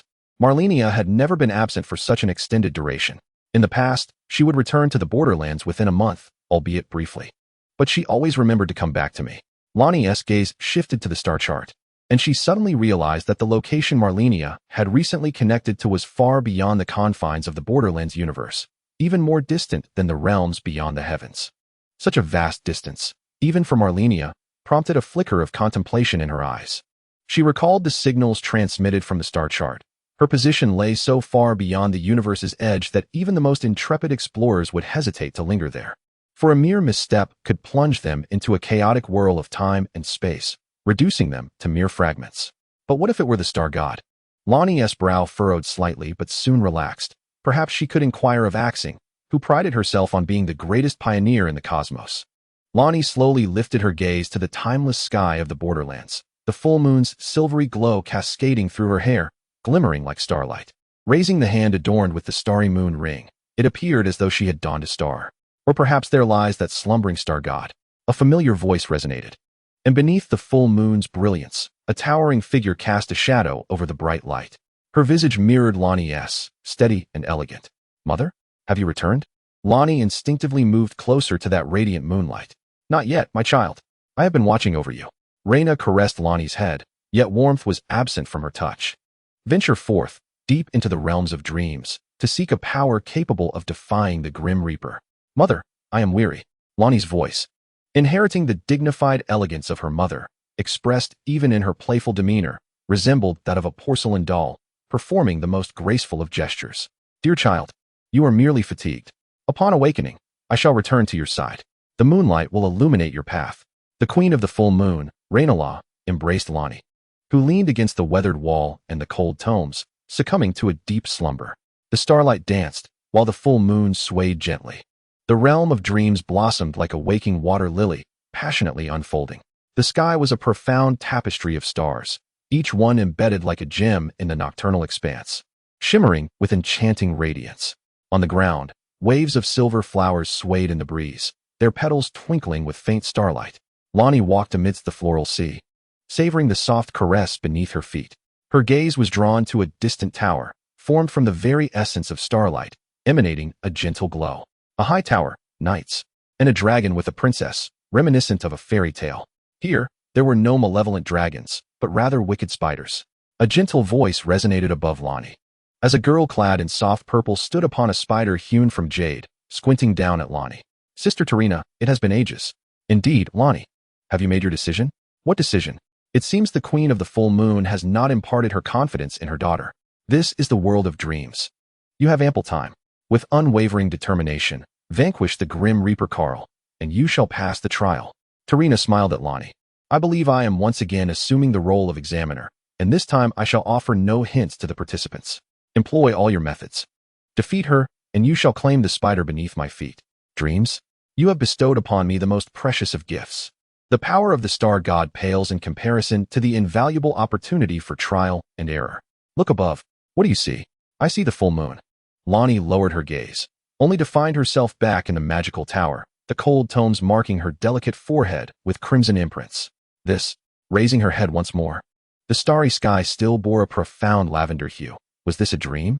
A series of crisp knocks echoed, followed by the roar of Wolf Brother. The Grim Reaper. The Grim Reaper has awakened. Lady Lonnie, you must prepare yourself. Lonnie sprang to her feet. Beneath the deep lavender full moon, that eerily familiar figure stood, treading upon the void, surveying the entire borderland. The lavender-clad girl sat amidst the silvery floral expanse, her triangular swing swaying with her every movement, as she sighed softly. I have attempted countless times, yet I have not produced a perfect conclusion. Even with the perfect card of Malenia, the best outcome remains elusive. Lonnie, use your wisdom to guide the borderland forward. On the starry train, the sudden loss of signal left Malenia feeling somewhat disheartened. Lonnie was indeed significant, yet she had even greater matters to attend to. She followed the fading sun into this world, and it must hold profound significance. The half-serpent maiden once proclaimed that the Supreme will seeks to transcend the shackles of divinity, requiring a complete microcosm. In the chaotic conflagration at the boundary, a small universe is born after a frenzied consumption of all that exists. Here, the chaotic fire has devoured everything, and after a fleeting silence, a new universe shall emerge. The Supreme Will is poised to act, its actions already underway. But what connection does this have to the grand collision? Malenia feels a vital piece of the puzzle is missing, leaving her unable to grasp the true intentions of the Supreme Will. To comprehend, one must ascend to a higher vantage point, and the only perspective loftier than that of the Supreme Will is her own. The final piece lies with that loathsome serpent. Despite her contemplations, Malenia's focus did not hinder their movements. She and the Valkyrie gazed down upon Mong. The chaos in his eyes fully awakened upon the sight of the Valkyrie, and a profound terror drove him to crawl frantically beneath the bed. Why? Why? I have escaped here. How can you still find me? Mong grovels towards the embrace of the Mother of Truth, his obsequious demeanor a testament to his fear of the Valkyrie. That nightmarish shadow has clung to him since he first touched the blood of a demigod. He is perpetually haunted by the blade of this Valkyrie. Invincible, undefeated. The dazzling golden blade, akin to the sword of Damocles suspended above his head, could fall at any moment. As long as the Valkyrie exists, his dynasty shall never return to the surface of the boundary. Alas, Mong ultimately could not escape. He lacked even the courage to raise a weapon, collapsing to the ground, trembling. The resplendent golden blade hovered above his head. Do you recognize your sins? I shall grant you the most merciful death. Wait, hear me out. There are more pressing matters to discuss. A wine-red thread entwined with the golden blade. A tall female agent leaned against the doorway, smiling, a smile so universal that it disarmed any malice. Kafka. Miss Himiko eyed the newcomer warily. No need to be alarmed. Himiko, it's been a while since we last met. Why not sit down and reminisce? Rest assured, no one has been harmed. Yet Himiko remained unconvinced. Glancing at the silent, dark-haired man behind Kafka, the blade nodded slightly. Only then did Himiko relent. Very well, I appreciate your assistance, Miss Valkyrie. The Valkyrie, not devoid of humanity, nodded in acknowledgement. Let us proceed. There are more important matters to attend to. Chapter 145, Parting Ways. If it were a matter of creating life, Malenia could showcase her exquisite skill in shaping souls. However, when it comes to interrogation, she would prefer to remain oblivious. When the woman clad in burgundy donned her gloves, Malenia initially perceived her as someone of great refinement, yet her impressions soon shifted. After Monk's escape from the Boundary, serendipitously piloting a spacecraft away from the Chaos Sea, he, much like Malenia, lost his anchor and, subsequently, his memories, leading to a gradual dissipation of his physical form. Miss Lu Ying, upon awakening, suffered from a vanishing ailment that stripped her of most of her memories. Due to their differing life forms, she could not receive Monk's blessings, but, unexpectedly, could serve as a cosmic anchor for him. However, two amnesiacs were never meant to traverse the same path. Thus, after harshly belittling Monk's existence, Miss Lu Ying randomly alighted at a tavern midway through her journey. Concurrently, Malenia gleaned a fragment of the truth surrounding the Great Collision during a straightforward interrogation. From the perspective of you interstellar travelers, the Boundary lies within the Chaos Sea, which has been nebulous and unfathomable since ancient times. Only I can guide you to perceive the location of the Boundary. So, why do you place such trust in me? The choice to advance is indeed ours. Himiko's response had already addressed Malenia's query. The risks are considerable, are you certain? Himiko, it would be unwise to toy with the safety of the entire train crew. Yang adjusted his glasses. Yet if you are resolute, I shall support you. Himiko chuckled lightly, always quick to douse enthusiasm. But isn't Xing also a member of our crew? Clap, clap. The sound of leather meeting palm was uniquely characteristic of Kafka's applause. Do you mind if we accompany you? Kafka waved her gloved hands, gazing into Himiko's eyes. Humph, feel free to have me along. It's not my first time. Kafka shrugged, turning to lead the stellar hunters in selecting suitable quarters. Malenia cast a glance at the Valkyrie emerging from Monk's room. Will you help me exact some retribution, little lion? None. The Valkyrie responded with a frosty demeanor, devoid of any charm, and Malenia remained unfazed. Stealing a glance at Monk's chamber, she surmised that no life lingered within. The Astral Express redirected towards the boundless Chaos Sea, aiming for the singularity of the Great Collision. Not long ago, two celestial deities had clashed right here. Thanks to Malenia's rapport with the Night Star God, Baiji, the chaotic fluctuations of power lay bare before her. Additionally, there were the forces of the Empress Nuwa and the fated Sun. The temporal turbulence that regularly dwelled in the Chaos Sea was kept at bay by the train. Malenia chose not to traverse the Crimson Sea, opting instead for a less troublesome yet safer route. Himiko, a professional navigator, could easily comprehend the circumstances with Malenia observing from outside and providing brief explanations. After numerous trials, the clock on the train had made several revolutions. Malenia seemed to sense something familiar. When she was forcefully delivered to the borderlands by the half-snake maiden, a swift passageway was left behind, one end leading to the borderlands and the other to the celestial realm. This passageway now lay before them. On the platform, Malenia and the Valkyrie disembarked. Malenia gazed at the Scarlet Passage, then turned to face the train crew and the Starcore hunters. Esteemed companions, our journey together concludes here. It has been a delightful experience sharing time with you. Malenia embraced the somewhat recovered Melina. You too. Go with them. Are you not coming along? I regret to inform you that this was a decision made long ago by the Valkyrie and me. Please, Kiko, send my regards to Lonnie, and inform her that I have resolved matters here and shall return home. Kiko nodded. The Astral Express gradually receded into the distance, leaving behind two remarkably similar figures, Malenia and the Valkyrie. Let us proceed, Valkyrie. I have lost many things along this path. Now, I must reclaim them all. The Valkyrie's golden red gaze trembled slightly. It is not merely your lost belongings. I see numerous runes. Runes? What runes? Malenia looked upward toward the passage, where the scarlet corrupting force resembled her own bloodstains, mingling with the primordial power of the goddess Nuwa. The scripture you practice, the Great Divine Illumination Sutra, bears witness within these traces. After merging with the belief and heart force I cultivate, it seems, the Valkyrie's palm radiated golden light, illuminating the scarlet corrupting force, causing subtle changes. The once mottled bloodstains began to writhe, and to Malenia's astonishment, these stains gradually acquired life. Malenia hastily grasped the Valkyrie's hand, halting her continued release of golden heart force. I understand you practice a certain belief technique, but why are you appropriating my abilities? Do you aspire to become the goddess of life? The Valkyrie's expression shifted instantly. Oh dear, I have no desire for that. Just reclaim those bloodstains you left behind. Do Do you remember what Lady Nuwa once said? What did she say? Lend me some more money. Or ATM Medusa. Oh dear. Malenia clutched her forehead. The Great Divine Illumination Sutra is akin to the Creation Sutra. Therefore, if you comprehend the power of Lady Nuwa contained within, you might also become a deity of creation. Since when has your understanding improved so much, Valkyrie? Yet, without a material foundation, it remains merely a fantasy of god-making. Ultimately, it is futile. The Valkyrie cast a scornful glance at Malenia. How could you have fought alongside me for so long without noticing how I cultivated? Malenia stared intently at the Valkyrie's face. You did that on purpose, didn't you? The Valkyrie feigned another strike, but this time, Malenia instinctively shielded her head and crouched down. I truly do not know. The wider my name spreads, the higher my power ceiling rises. The stronger my belief, the greater my strength becomes. Isn't this all merely a pedestal without a foundation? That foundation is supported by me, all right. Malenia stood defiantly, glaring at the Valkyrie, asserting her divine nature, as she was inherently a celestial being, born a true deity.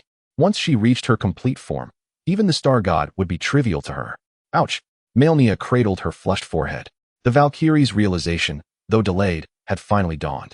We are but two halves of a whole. Otherwise, why do you think your power has surged so rapidly? You, an innate divine entity, are like an empty vessel, filled only by the force of your belief. Once full, you must surely take action. Malenia pondered, likening herself to a newly opened grand establishment. The Valkyrie summoned her first customer through her belief, utilizing the creation principles of the goddess Nuwa as her operational model, while she herself prepared to serve, initiating the process. Yet, how to commence? The Valkyrie raised her hand once more, and Malenia instantly awakened to the realization. Gathering the residual energies around her, she began to enrich herself, simultaneously emulating Nuwa's divine creative powers to truly wield her own strength. As fuel was poured in, the crimson primordial fire ignited, reminiscent of the dim chaos flames, nurturing the embryonic form of the world within. The Valkyrie embraced the tightly closed-eyed Malenia, guiding her into the depths of her heart, gazing upward towards the crimson passage ahead. A tumultuous storm brewed within. She resolutely ascended, allowing the elements to temper her, while also clearing the stagnation within this vital conduit. Golden light radiated, akin to an unquenchable lantern at the threshold of home, illuminating brilliantly. Chapter 146. Seeking vitality. The borderland remained tranquil for 2 years, with a Xing and a 2A present. All forbidden monstrosities had been eradicated. With a reliable group of companions, a 2A no longer needed to blanket the borderland with tombstones. Of course, the spaceship remained inoperative for the time being. Otherwise, a Xing would have already piloted it beyond the border to search for the fireflies. Marika gathered all blessings from the borderland atop the withered golden tree, forming a superlative boon larger than the round table hall. Numerous heroes and fated ones congregated here. Queen Marika, the star-gazing maiden, gazed dreamily at the dim chaos flames, entranced. Your Majesty, what materials do we still require to repair our starship? A Xing asked, wielding a baseball bat, smiling at the shadowy figure within the golden tree thicket. The flames flickered fiercely, awakening A2A, who lowered his head. The membrane of the dragon's wings is inadequate. I need 10 massive octopus tentacles to attempt to repair the core area again. Understood, Your Majesty. The shadowy figure turned to A2A. Fated one, you ought not to lose yourself in the chaos flames. They will consume your will to nothingness. Queen Marika, how much longer can you endure the flames? Once, Marika was the eternally beautiful and alluring queen, yet now she was reduced to but a silhouette. Like a candle flame in the cold wind, poised to extinguish at any moment. The chaos flames threatened to obliterate this world, returning everything to the void of chaos. A2A still remembered. This matter does not require your concern. Achui gazed defiantly at the eternal queen, tilting her head upward. It does. I cherish the realm of the borderlands. I wish to protect it. Over the past 2 years, I have witnessed the northern snowfields awakening, the southern jungles birthing numerous magical creatures, and in the vale, lost souls beginning to stir.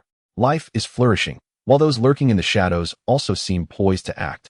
If we were to lose your eternal will, I shudder to think of what the borderlands might become. Moreover, I wish for everyone to witness the rebirth of the borderlands, including you. However, Marika did not respond to the stargazer's hopeful plea. The dim silhouette dissipated, offering no further acknowledgement, leaving the two small figures bewildered, who eventually walked out of the room in indifference. Axing patted the stargazer's shoulder, saying, "Oh, do not fret. We shall hasten the repairs of the starship. If the borderlands become uninhabitable, We can simply relocate everyone aboard and escape. Thank you, Axing, but everyone is attached to their homeland, myself included. I shall return to contemplate a solution. The Stargazer girl tapped her silver metallic bracelet and vanished from the borderlands. Is this the end? Axing placed the baseball bat on the windowsill, propping his head up to gaze outside as a familiar train whistle echoed. A train? He looked up in confusion, only to see a familiar steel locomotive racing toward the Yadin Plateau. The train was emitting sparks and producing a cacophony of metallic clashing sounds, its body trembling, clearly in a poor state. Is that the train? Suddenly, the chaotic flames blazed brightly, spewing tongues of fire from the branches of the golden tree. Even the magical academy at the center of Lake Lienia witnessed the rise of a dark moon. Axing hurried into Queen Marika's prayer chamber, exclaiming, "Queen Marika, my friends are aboard the train. Please, allow them entry." The chaotic fire tree of the royal city of Marika, the stargazing platform of the magical Academy Lani, and the pure tree of Miquella in the Vale collectively maintained the stability of the borderlands. The arrival of the train group seemed to herald the onset of an imbalance. The dormant death god's egg pulsed with life, as if on the verge of awakening, and the unshackled death god Karl appeared to be accompanied by a time and space star deity. To think that it could marshal the forces of the entire private song academy to intercept the fleet of the Order Star God in the chaotic seas. The great dragon Lady Lansanx wandered underground, gradually enveloped by the mists of death, until she finally encountered her brother, the dead dragon Volsanx. However, that form was no longer familiar. Under the malevolence of the time and space star deity, the dead dragon seemed to have truly transformed into the legendary Nidhogg, the death dragon that gnaws at the roots of the world tree. Veiled by the mists of death, it relentlessly devoured the roots of the golden tree day and night, its body having grown into a towering behemoth that filled half the underground. Lansanx unfurled her 3 pairs of petrified wings, returning to her true form. Although she appeared as insignificant as an ant before the dead dragon, the dignity of the ancient dragon clan could not be trampled upon. The proud ancient dragon charged forth against an invincible foe. The despairing dragon beheld a vibrant life and, with a gaping maw, consumed it. Much like a child who has smeared cream on the corners of their lips, they licked their fingers and continued to savor the decayed golden tree, a grand cake. Ebony chess pieces descended upon the board. A diminutive, pallid puppet stood at the heart of the white pieces, gazing in despair at the encroaching adversaries.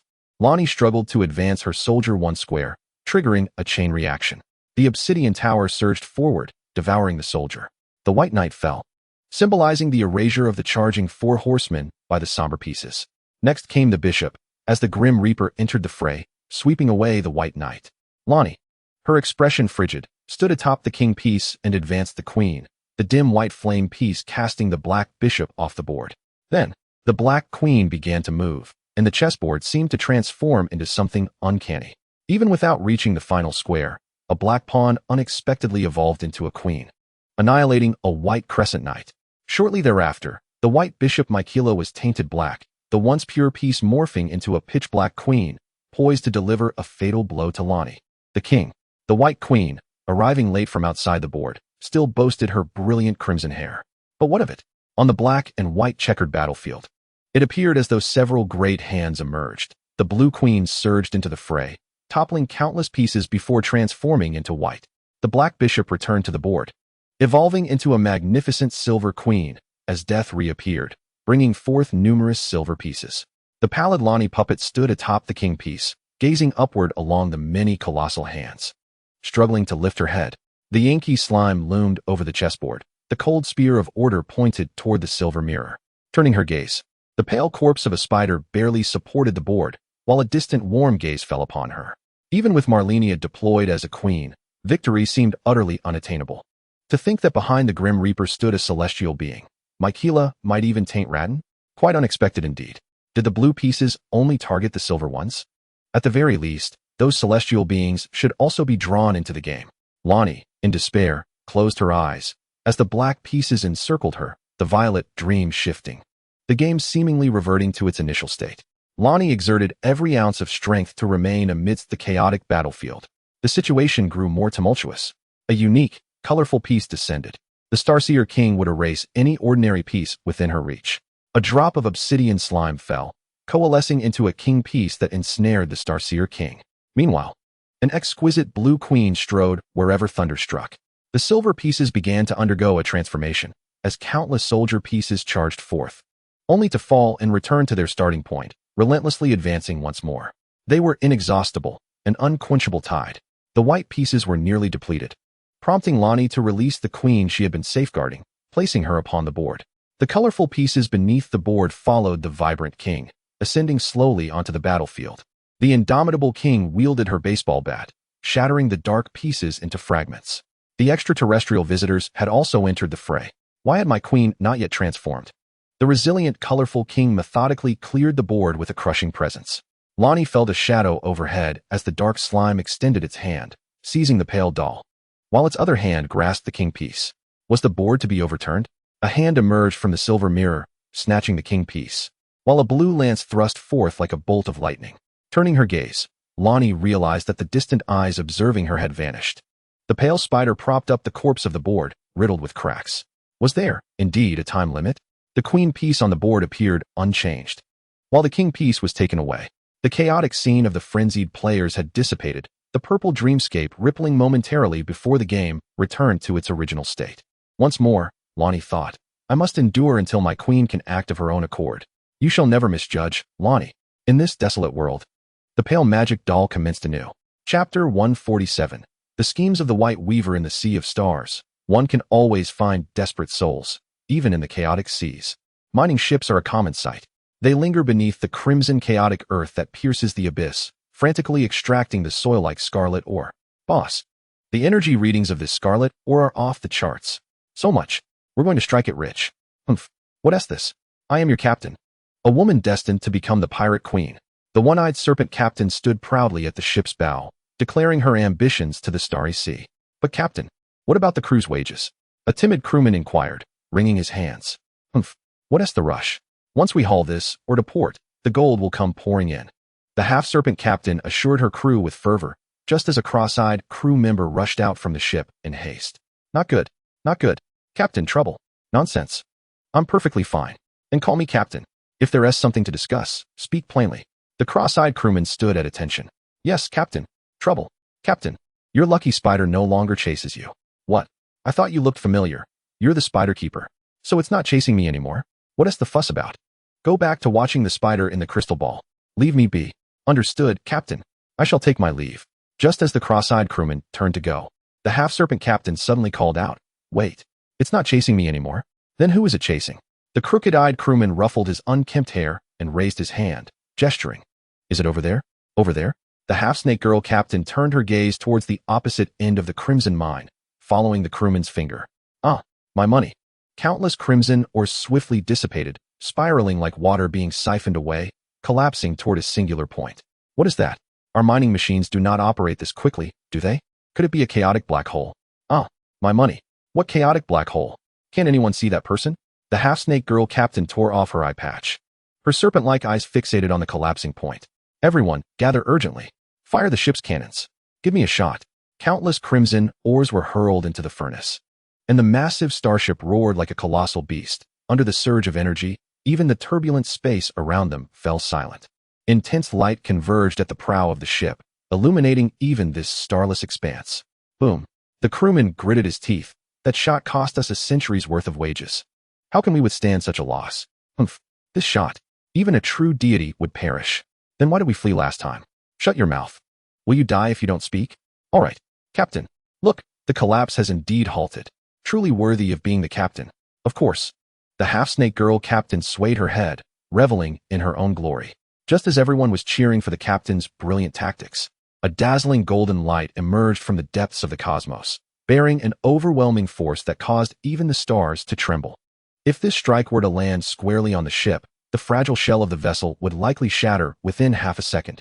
At that moment, this band of outlaws would become nothing more than inconsequential dust in the chaotic sea. Boss, what should we do? Everyone prayed for divine mercy, or looked to their erratic captain standing at the helm. The half-snake captain's eyes widened in fury. You dare not touch my crew. She raised her head and howled.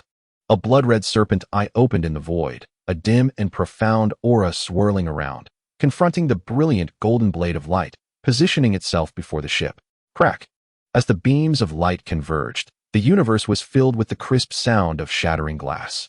When the brilliance faded, the crooked-eyed crewman, kneeling and covering his head, Checked his body, huh? Captain, I'm alive. The half-snake girl captain slumped at the ship's prow, lowering her eye patch, blood seeping from beneath it, weakly supporting herself. As long as we're safe, let us flee. We've truly encountered a formidable foe. Boss, your eye? I'm fine. Hurry and run. The crewman hurriedly descended to issue commands, leaving behind the crooked-eyed crewman. The half-snake girl captain's other eye, still intact, began to shimmer. A rift resembling an eye opened at the ship's bow, evidently leading to a passage beyond the chaotic sea. Gurgle, gurgle. It seems that the sound of glass resonates once more from within the spacecraft. The crew holds their breath, and the half-serpent captain tenses every muscle in her body. Before them rolls a crystal sphere, roughly the size of a human head, within which a beautiful, pure white spider scuttles. Ah, it is my lucky spider. How it startled me.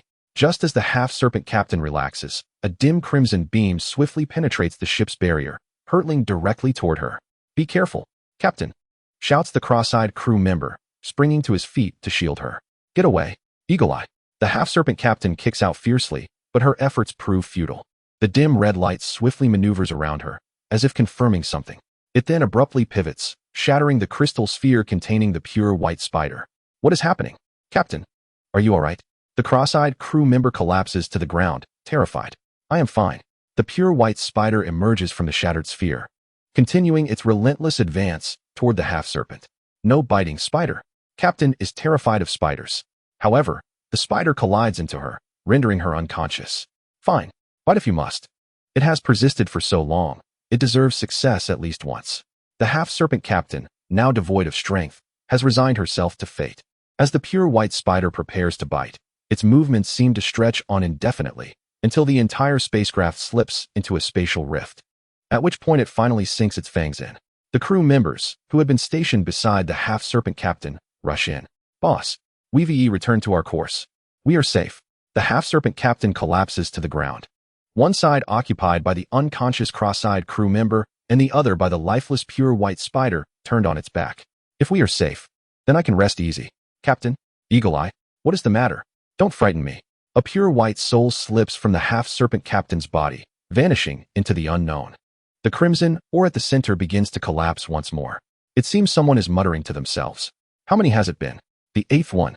Why is the filling sauce splattered everywhere? It almost allowed her to escape.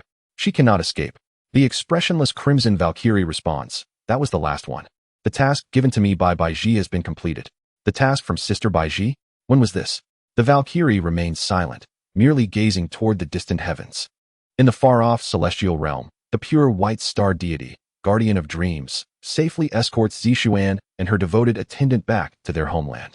Observing the celestial realm diligently repairing the barrier, Baiji lifts her gaze to the sun hanging high above. Yet, what is the sun but a serpent's eye? The pure white deity of dreams parts her lips. Teacher, I wish to bite you as well. The serpent tail seizes the pure white goddess and drags her into her palace. Are you unwell? Running a fever? The half-serpent captain lies in bed, gently stroking Baiji's head. If Malenia can bite, why can't I? Be quiet. Do not assume I am oblivious to your intentions. I am wary of you. Have you poisoned me again? Taking advantage of my unconsciousness, what do you think you're doing? Baiji leaned against the half-serpent maiden, declaring her innocence. Oh, but why then did I say again? Surely, you must have been bitten by someone else, right? Silence. I simply do not care. Malenia is harmless, merely a child. How old are you? Yet, in the presence of my teacher, I too am but a child. Aren't I, teacher? Did you hear that? Who? Baiji turned around, only to see a translucent mirror reflecting the figure of a lilac-haired girl. Chapter 148. Companionship time in the chaotic sea is difficult to discern. As a crimson figure leaves behind a long trail of footprints, the desperate souls wandering the chaotic sea suddenly realize that following this crimson mark posed no danger, allowing life to flourish even in the universe's most perilous abyss. The direction in which the scarlet mark extended remained unexplored by anyone.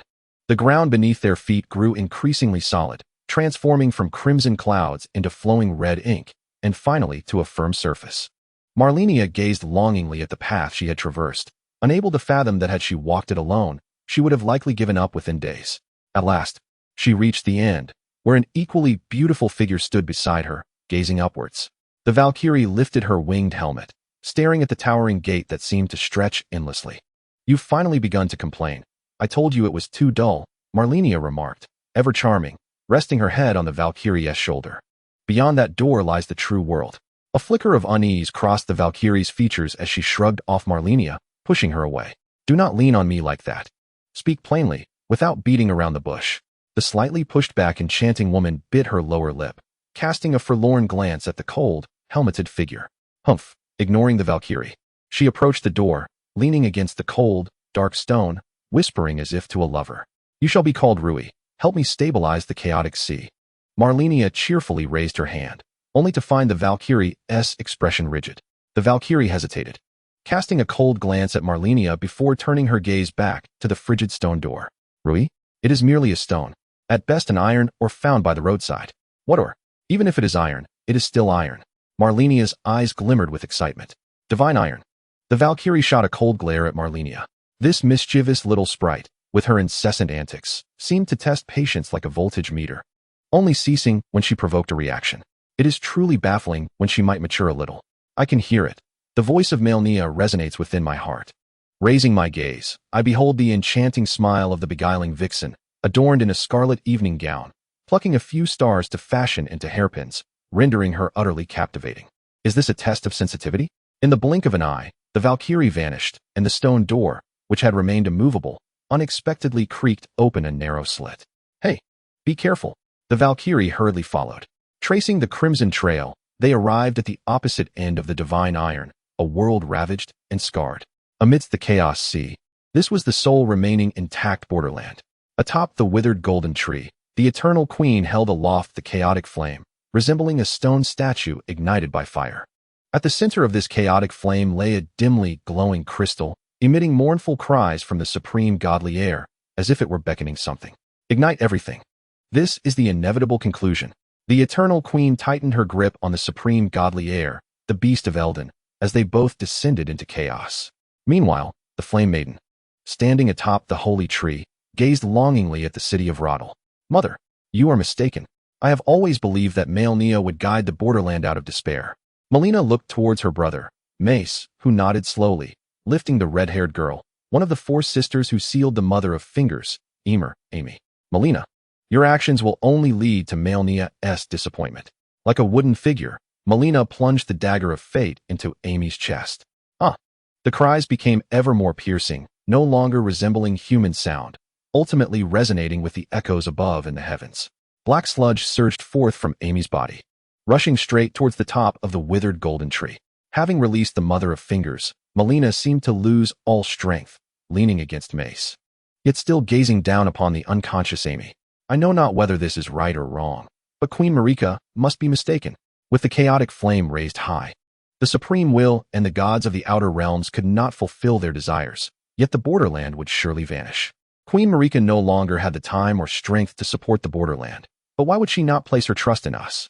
A sigh echoed from the heavens, as the statue of the eternal queen was shattered by the frenzied mother of fingers. The beast of Elden escaped the grasp of the chaotic flame, which had engulfed the entire borderland, now losing its fuel, slowly retracting until only a faint ember remained, scattered across this land. Malenia retrieved a mottled stone, the heart of Platon Sanctus, the Dragon King, in gratitude to his younger sister Pollyanna for ushering the ancient dragon clan into the Sea of Rebirth, gifted her this obstinate heart of the ancient dragons, which eventually found its way into Malenia's hands. The entire borderland trembled, after years of painstaking recovery. It now teetered on the brink of collapse due to the erosion of the Chaos Sea. The dagger of fate pierced the dragon's heart, forcefully extracting the crystallized blood, which dripped into the decaying heart of the holy tree. The shores of the Sea of Rebirth remained bustling, untouched by the tremors of the borderland. Pollyanna, lingering by the shores of the Cycle Sea, gazed up at the sky with confusion, for countless roots descended and took hold in the Cycle Sea. Before she could comprehend the situation, the roots of the corrupted sacred tree began to siphon the power from the depths of the Cycle Sea, radiating a crimson brilliance. The boundary fell into an eerie silence, as if all was as it should be. Yet, the lament of the supreme divine air echoed above, rousing the slumbering maiden from her dreams. The witch, clad in a white nightgown, abruptly opened her eyes. I saw it. I saw it. Lonnie recalled the final match, exclaiming, "The supreme will has bled. Even the gods can bleed." The blue-skinned witch rose with excitement, rushing to the windowsill. We will succeed. Malenia, right? Lonnie caressed the purple finger in her embrace, reminiscent of the chess piece she had been fondling in her dreams. The cherished entity that occupied her thoughts now found her speaking to herself. You are me, and I am you. What is there to divide us? Malenia shamelessly leaned closer to the Valkyrie, not merely due to the surrounding darkness. The inky corridor behind the door obscured what lay ahead, compelling them to move forward. You certainly ran quite swiftly just now. The Valkyrie wrapped her arm around her companion's slender waist, questioning her own self-doubt. Was her waist truly so slender? Of course. I can encircle you with just one hand. Malenia always wore a cheerful smile. If only you'd shed that pile of belts, you'd be just like me. The Valkyrie fell silent beside Malenia. She knew all too well that any slight loosening of her waistband would render it unfastenable. This seemingly innocuous little feline was far more terrifying than the succubus depicted in the Little Yellow Book. You still read the Little Yellow Book, Valkyrie? After a moment of silence, the Valkyrie continued to embrace Malenia and advance. Hey, Valkyrie, have you heard of Pangu? No. What? You've never heard of him? A single eye that transforms into the sun, illuminating all, and another eye that becomes the moon, soothing all beings. Surely you have heard of this supreme deity? Really? Then do you know what his blood transformed into? What? I won't tell you. Chapter 149. Amidst the sky at the end of the dark corridor lay a thin, gray membrane, through which faint light filtered, resembling an eye that sent chills down one's spine. Are you ready, Valkyrie? The path ahead will not be so easy. You still haven't told me the answer. I will tell you next time. Malenia stood before the gray membrane, beyond which they would glimpse the true cosmos and the real realms beyond the heavens. But you must eliminate all the Malenias. Eliminate you? The Valkyrie's tone faltered, then hesitated again. Indeed. After all, there is more than one Malenia. Malenia spoke these words as if jesting. I understand. I shall not hold back. Malenia gazed intently at the Valkyrie, seemingly unperturbed by any doubts. The Valkyrie, too, perceived the truth in Malenia's words. As long as it is your command, I shall act without hesitation. She exclaimed. Ah, how touching. If only you had shown me such tenderness sooner. Malenia turned to face the gray veil. Sister, I am ready. Please, open the door. The gray veil slowly receded, revealing a colossal gaseous sphere obstructing the way. Yet, in Malenia's eyes, it was the once majestic sister, now withered, stubbornly blocking this small aperture. Soon after, countless crimson figures surged toward the Valkyrie. The scene was awash in scarlet, rendering it impossible to distinguish one from another. The Valkyrie's prosthetic blade remained poised, unable to strike. At least tell me where you are.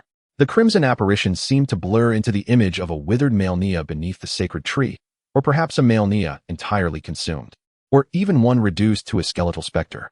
Ignoring all, she aspired solely to be the singular entity that could pierce through the chaotic sea. Everything within the chaotic sea trembled, giving birth to innumerable liminal spaces, and consequently, countless Malenias. The so-called Great Collision was a clash between the cosmos, indirectly leading to the quaking of the chaotic sea. It resembled a plucked string, with countless strings colliding, space fracturing and slicing. To breach the barriers, one must inevitably sacrifice something. For instance, Munger lost the memory of the original liminal space, while Malenia forfeited the stability of her soul within the liminal realm. Emerging from the trembling chaotic sea, which strand of dust from the strings would it be? Malenia followed the fading sun's silhouette, leaving the Valkyrie behind. She lifted her gaze and beheld the divine. The once flawless deity now appeared hollow, with protruding bones reaching skyward. The empty skull gazed upward, skeletal fingers cradling the precarious heavens, fragmented scales cascading into the river of blood, which flowed toward the chaotic sea, the very source of the scarlet cycle. Mingled with dissonant dark matter. Turning away, her vision clouded with filth, Malenia's spirit trembled. That shadow, draped in an unknown darkness, surged forth from the night cloak, its swollen black form scattering mud into the chaotic sea and mingling with the crimson blood. Suddenly, those muddy spots appeared to be nothing more than a piece of yellowed stationery, with droplets of tears pouring forth love, symbolizing the bonds between partners, or perhaps an ancient, withered staff, its worn wooden shaft still warm with the hope of its previous owner, a resplendent golden goblet, brimming with a glorious vintage, seemingly destined for the victorious warrior's hand. Yet, after a dazzling moment, one could sense an infinite desecration with a mere glance. Love transformed into hatred, couples estranged, deep affection giving rise to profound resentment, plunging into an abyss of endless suffering. The staff, now stained with blood, saw hope turn to despair. As emotionless beings resembled a muddy rabbit doll, descending into a chaotic sea, the goblet, filled with filth, turned fine wine into poison, and glory into a dagger, shattering all beautiful visions into mere illusions, leaving behind a landscape of dirt. That being was the embodiment of all corruption, merciless and unfeeling, plundering everything in sight like a scavenger, consuming all before it. Such is the supreme will. The collision of universes cannot transpire in silence, for the divine Nuwa wedged her form in the cosmos, acting as a buffer to prevent mutual annihilation of two realms. Yet, this deity of the universe collapsed. Akin to a human fainting in an ant nest, this supreme will was like the relentless ant swarm, incessantly gnawing at Nuwa's remnants. The heavens had long shattered.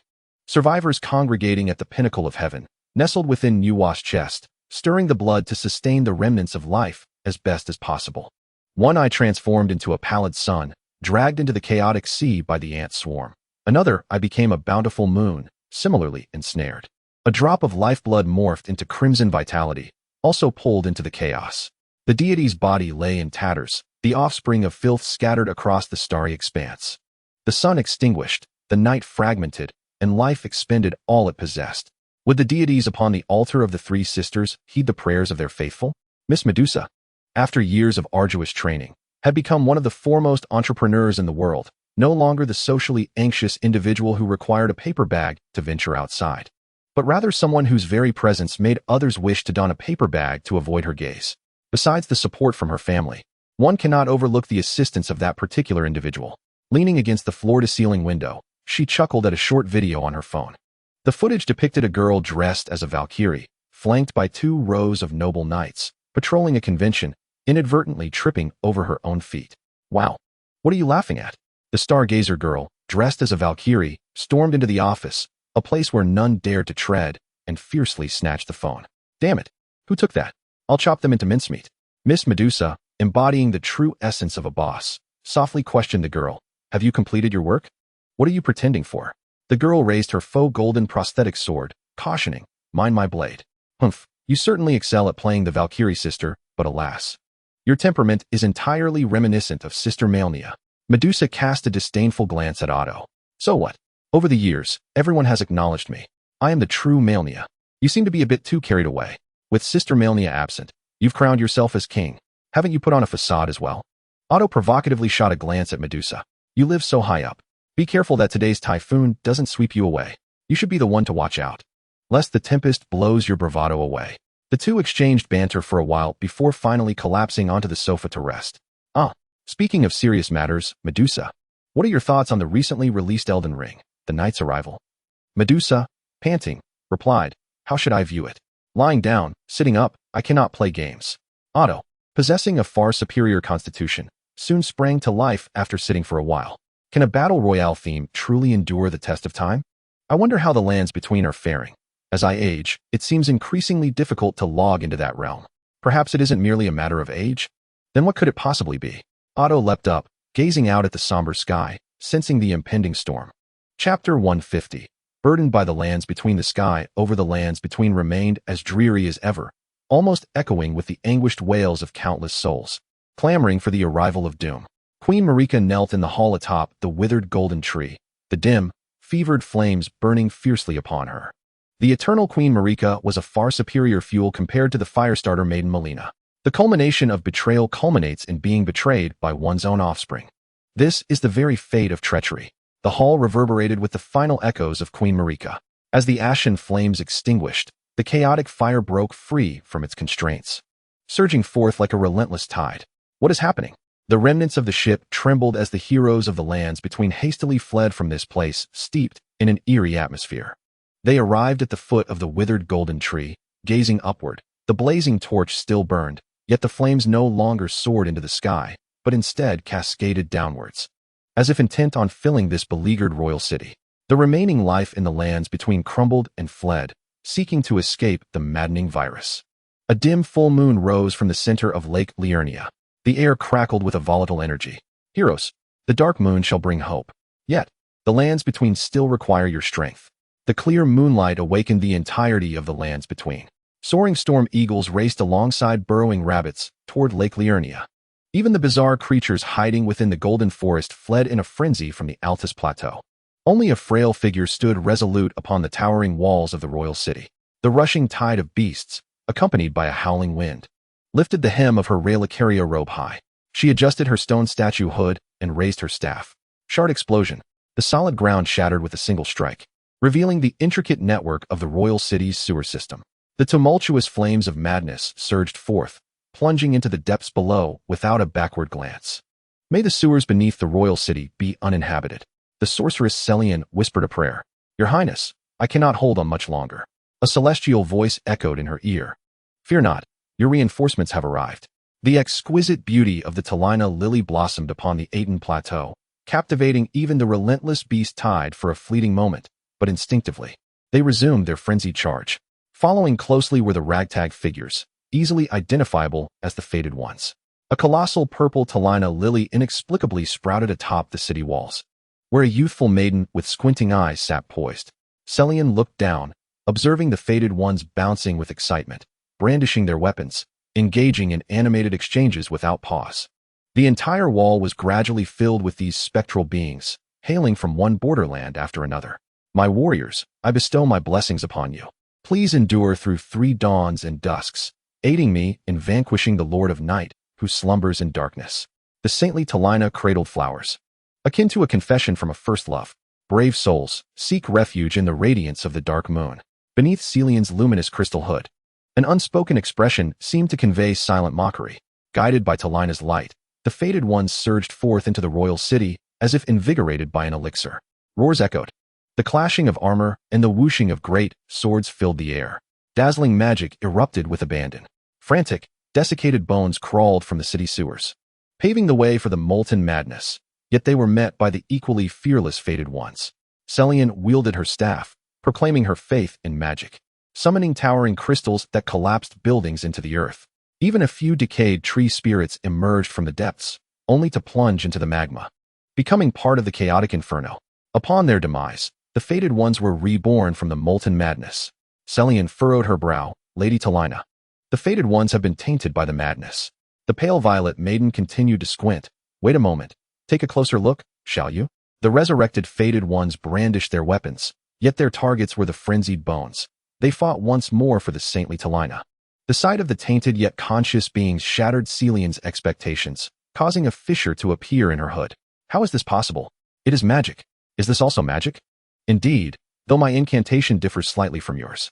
Celian hesitated, glancing at the crystal staff in her hand. After toiling endlessly for half a day, it seemed futile compared to a mere utterance from another.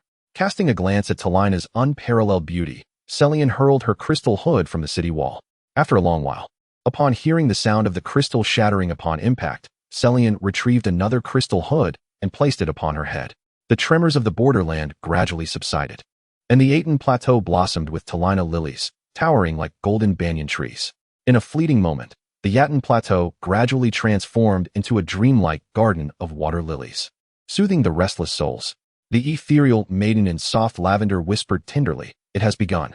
The boundary realm lay eerily tranquil, as islands shrouded in gray mist slowly emerged, not due to the dispersal of the fog, but because the entire boundary was ascending. On a train traversing the outskirts of this realm, a Shing gazed longingly towards it. "Jeezy, look, the boundary has sprouted legs." A sharp clap resonated as the navigator, akin to a Valentine rose, retracted their hand and silently sipped coffee. The boundary was being carried by some creature, a pure white spider. Jeezy suppressed her voice, realizing the gravity of the situation. The boundary is fleeing. We must follow. That must be a celestial deity. We are about to witness the deity in action. Quick, find out which celestial being manifests as a white spider. Remarkably, there is no hint of danger. If Malenia were here, she would uncover even more astonishing revelations.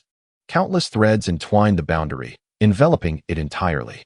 These causal lines, originating from the chaotic sea, firmly bound the realm, while the celestial vessel showed no signs of retreat, steadfastly propping itself up with insectal limbs.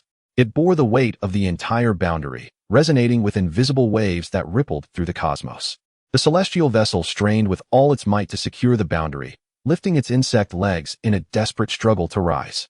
The celestial vessel traversed a path of crimson, swifter than the ordered celestial deity's eight-legged carriage, more breathtaking than the temporal deity's transpositions. It pulled and twisted the causal lines, like a tank forcefully cutting through a thicket of vines, undaunted in its charge. As one causal line snapped after another, the boundary linked to the other and swiftly vanished, only to re-emerge from the gray mist. A spider alighted upon the trembling strings of a harp, exerting its full strength to calm the vibrating chords. Causality was imposed upon it. The world converged, and only through effort could reality be preserved. Lonnie, I shall carry the boundary with me.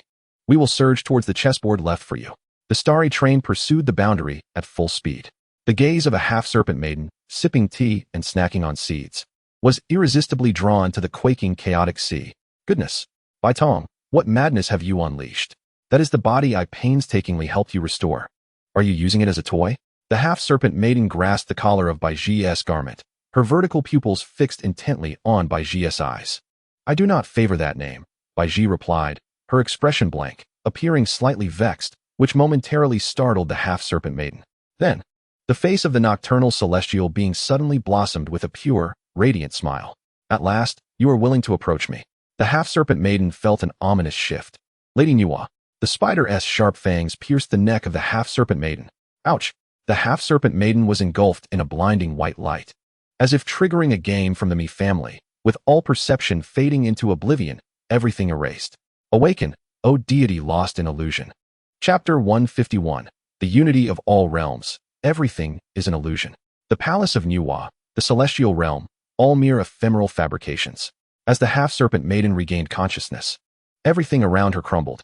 Zixuan was showcasing her unique night to her brothers and sisters when, in the blink of an eye, her elder friends, who had accompanied her throughout her growth, flickered away like a malfunctioning television screen. No, what is happening? Zixuan exclaimed, rushing towards the main hall. There. An elderly man smiled warmly at her. Old man, my brothers and sisters. The main hall began to flicker and fade, not just the palace, but the pavilions. The flora and fauna, even the very ground beneath her feet, gradually vanished. No, it cannot be. Master, do not jest with me. What is going on? Lord Nuwa, the towering celestial peak reflected in those eyes before abruptly disappearing. The pure white star god grasped the half-serpent maiden by the shoulders as they both flickered away, leaving nothing behind. Was it the white star god who brought Lord Nuwa here? It is my fault, all my fault. The entire world collapsed, shrouded in cold desolation. A pair of icy armored hands firmly grasped Zixuan. Zixuan, stay calm. Loretta, you are still here. Oh, you are still by my side. I am here, I am here. Do not leave me. I sense a doppelganger challenging my dominance, Loretta remarked as she removed her cold helmet. I may need to rest for a while. Loretta? Loretta? The tall knight's eyes gradually lost their focus, leaving Zixuan alone, clutching the cold armor and weeping silently. Meanwhile, the boundary fell into an eerie silence. All beings succumbed to slumber, save for the manic flames and the fated one, silently charging forth, dying again and again. Lonnie sat poised at the astronomical observatory of the Magic Academy. Ancient parchments lay strewn in dust. The decaying wooden shelves creaked with the earth's tremors. Friends, the moment of unity has arrived. Thank us. Shadows of four-armed puppets entered Lonnie's body, the dim full moon becoming ever more complete. All for the freedom of life. The whispers of the princess echoed hollowly within the library. The sorceress Celine stood atop the high tower of the royal city, chanting ancient incantations. With the fusion of countless counterparts, the prism magic gradually reached completion. Celine's obsession with prism magic far surpassed her recognition of human form, even going so far as to refine herself into a piece of prism. Of course, she no longer needed it. The prism crystals spread across the walls of Rodel City, like ice crystals blanketing the earth. The entire Rodel royal city gradually transformed into a colossal cauldron of flames. Within the cauldron swirled the yellowish chaotic flames, an embodiment of eternal madness. The purple water lilies, their eyes narrowed in delight, swayed gently as they admired Cerulean's creation. The temporary calm of the boundary was a result of the fissures adorning the shell of the night star deity. This shell bore the weight of the boundary, akin to a life-saving ring cradling a drowning child, ascending fervently. Even the relentless pull of causality and the continuous expansion of the boundary could not hinder its upward trajectory. Not even the swiftly advancing train could keep pace with the traces of the boundary. The scarlet path resembled the fiery trail of a jet, heralding the unification of the boundary. Not enough. Not enough. I have arrived. Malenia seemed to hear a roar echoing in the distance.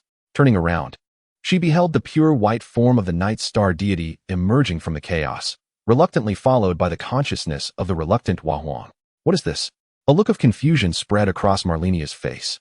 The elder sister, the colorless sun, bore a countenance colder than that of a Valkyrie. She adjusted her gray robe and cast a glance at the white-woven fabric, an icy approval escaping her lips. Indeed, casually, she crumpled Hua Huang's essence into a ball, clasping it in her hand. Then, she directed her gaze back at Malenia, disdainfully remarking on her association with humanity. The cold, piercing disapproval was reminiscent of years gone by.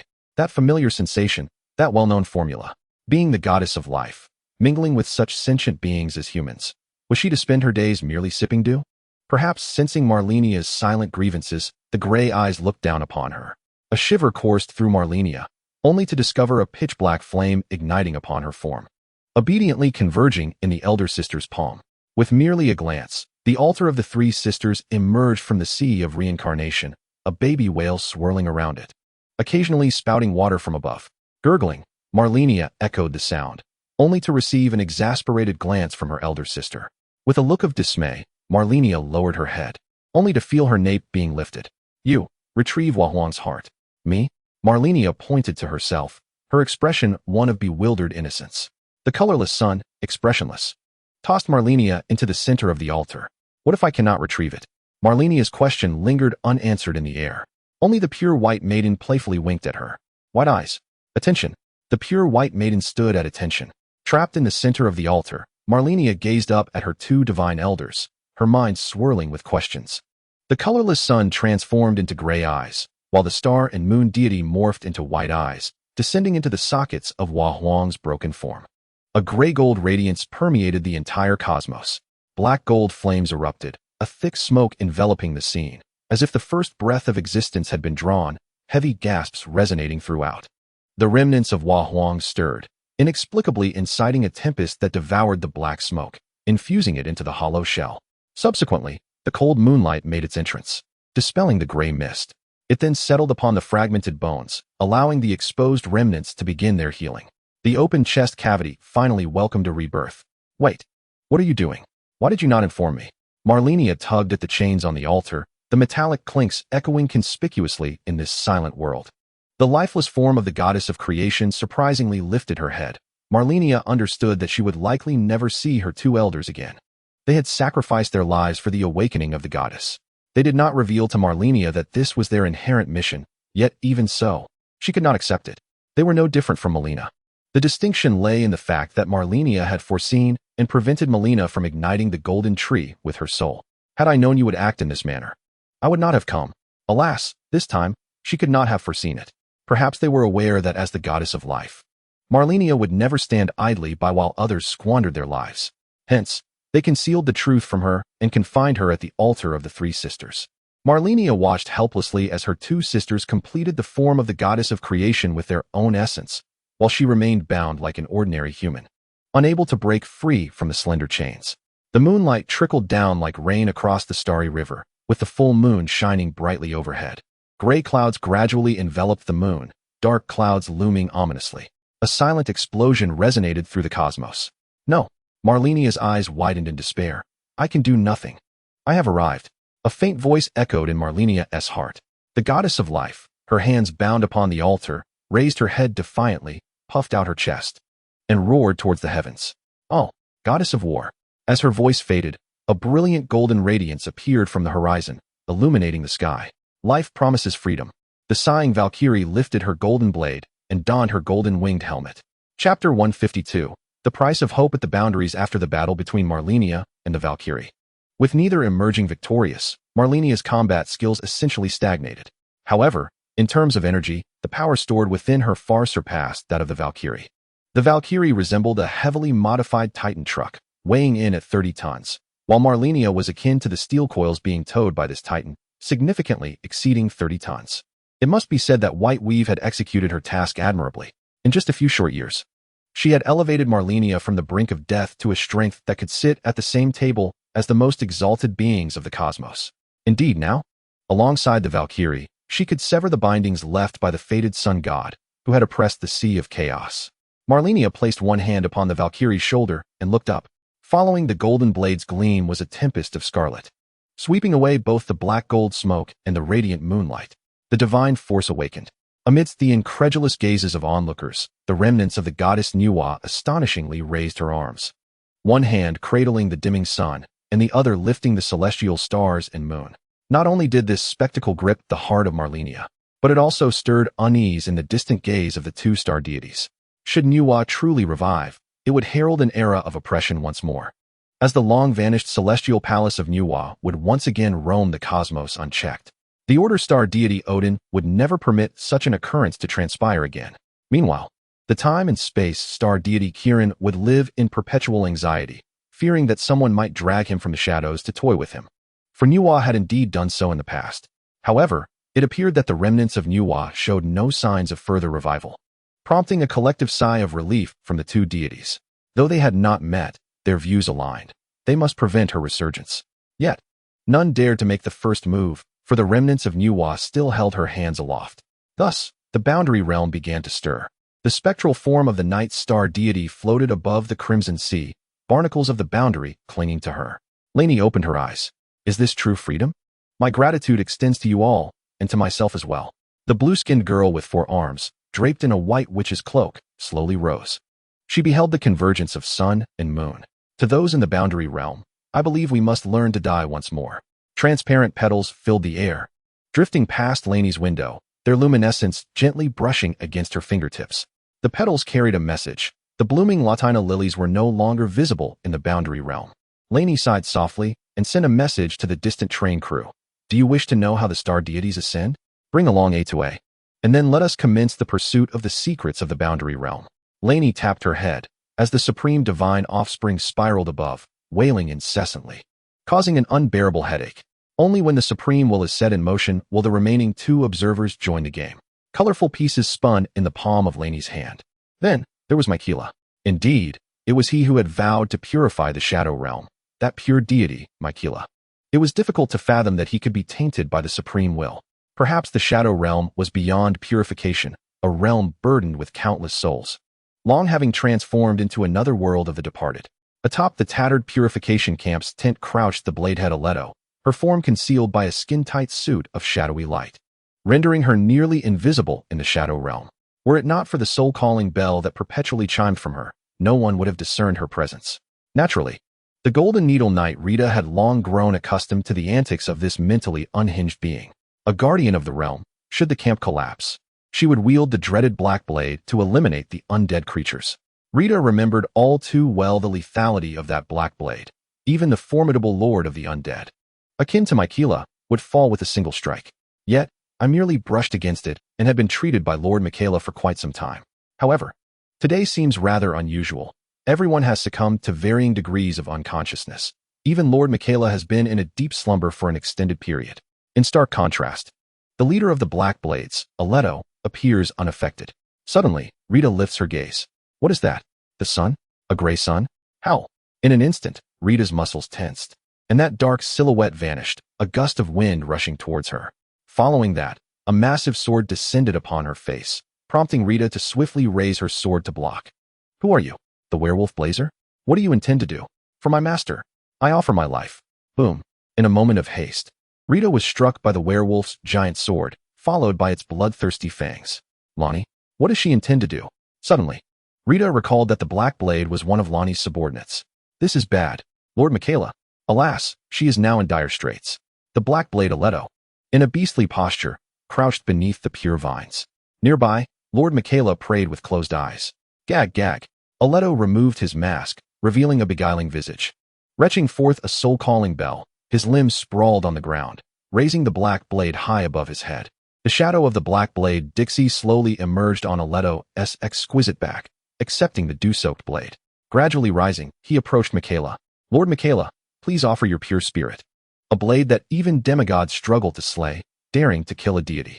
If you are not a spirit, you would not even have the chance to touch me. Miquella's gaze was frigid. After the convergence of all realms, he ultimately became the shadow behind the King of Promises. This was nothing more than an exceedingly simple task. Dixie's voice was far colder than her mother's. Miquella felt suffocated. Opening his eyes to find the Black Blade no longer in Dixie's hands, but embedded in his own chest, he gazed skyward. Impossible. The colorless sun had returned. The black gold flames blazed fiercely, refining mottled, shattered pure crystals.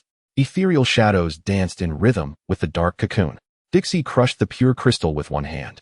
Her entire arm transformed into a transparent hue. Subsequently, she grasped the vine reaching towards the heavens, the black blade slicing through the surface tissue, droplets splattering, falling into Dixie's hands. Yet, merely a moment later, they dissipated into smoke, swirling away. Humph, it seems I am not the pure person Lady Lonnie described. So be it. Fortune is mine to gain, peril mine to lose. One arm will suffice. Dixie then turned her head sharply. Wow, what a surprise. Is pure desire also considered pure? Aletto cast a languid glance at Dixie, continuing to conceal his semi-transparent face with the mask. But Dixie halted him. Hey, no, what I desire is a transparent person. The tip of the black blade danced upon the fated sun's devotees, as viscous droplets slid from its point to the fingertips. A mournful melody accompanied the clash between the wolf and the beauty, heralding hope at the boundary, yet they struck the final chord. The tide of death receded with pure radiance, washing over the walls forged of vines, spilling forth from the spiked mountains and the serrated basins. It submerged the frenzied dance of the pure-hearted believers, drowned the oaths of the werewolf's glory, and extinguished the fleeting life of the shadowy blooms. It also engulfed the knight in Inches, who had finally resolved to embark on the path of love. While her sister perhaps might catch a glimpse of her old friend before being utterly overwhelmed by death, the pulsations of the ebony cocoon quickened. The skeletons, clad in dark leather, advanced toward the boundary without a backward glance. Chapter 153, Rodel's Frenzied Forge. As long as the black-bladed assassin wished to remain undiscovered, no one in the boundary could unveil her presence. It was so in the past, and it remained so today. Even after the return of the fated sun, not even the Reaper Carl, a being merely beneath the celestial deities, sensed her arrival. Of course, this was not solely due to that.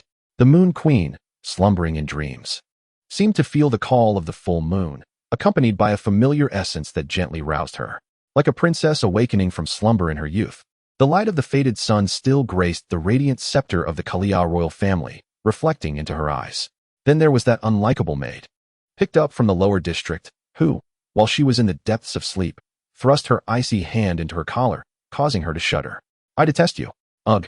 Aletto, don't be so close. Dearest Princess Rhaenyra, it's time to rise from magic class. No. The thought of that stern-faced wizard, seemingly named Emer, who always doted on her sister while casting cold glances at her, made Rhaenyra wish to remain in bed. Your Highness, if you refuse to wake, I shall indulge in this royal delicacy of wind spirit cupcakes, just as I've been indulging more and more lately. Not allowed. Rhaenyra abruptly opened her eyes, only to be met with darkness. She groped around, stirring up a cloud of dust. Cough, cough. What is this unpleasant scent? Rhaenyra wiped her eyes. What is going on? Has she left? Indeed, a soul-calling bell lay quietly amid a handful of dust. Rhaenyra picked up the bell. You return to me. Clang, clang. The antiquated bell failed to produce a clear sound, echoing instead with the muted clangor of a rusted ancient giant. You return. Come back. From the dark cocoon above, threads of silvery moonlight burst forth from the crevices. One strand, two strands, then hundreds, thousands. Come back, until the brilliance of the full moon fully blossomed. At this moment, the hand that wielded the staff tightly clutched the soul-calling bell, shaking it recklessly in a desperate attempt to summon that insufferable being once more. Return, return. A peculiar sound echoed from the bell. Subsequently, it shattered, and strands of pure light slipped through fingers like ink droplets. The once rampant specter of death, akin to a shattered vampire, transformed into bats and fled in a frenzy. Yet, beneath the radiance of the full moon, the entire world was illuminated, especially the pervasive aura of death. Only by distancing oneself from the borderland might there be a glimmer of hope. The embodiment of death appeared as a youthful scholar, bowing in deference. Principal, I have failed. I foresaw this inevitable conclusion, but it is not over yet. Principal, I once witnessed your demise. Thank you, Principal. Carl retreated, frantically seeking an escape. He could not accept the demise of the god of death. Kieran shook his head, lamenting the impatience of today's youth, who still required further tempering. In his frantic retreat, Carl's steps faltered suddenly, plunging into a temporal black hole that had appeared unbeknownst to him, vanishing without a trace. Rather than await death, I might as well bestow it upon you. It is absurd for the master of death to fear death. The essence of death continued to surge above the borderland, drawn inexorably towards another source of mortality. Lonnie, her ethereal form gliding upon the dim moonlight, ascended to the highest point of the withered Lotus Sea. Upon the walls of Radahn, Perhaps it should no longer be called Radahn, for it had transformed into a landscape reminiscent of a giant's cauldron of flames. Upon the battlements, a statue raised a long faded flower bud. Lonnie gazed at her two former companions, letting out a faint sigh. Soon, I shall reunite with you. In Lonnie's chessboard, she too was merely a pawn, ready to be sacrificed at any moment. What Lonnie sought was precisely what lay within the chaotic cauldron of Radahn's frenzied fire.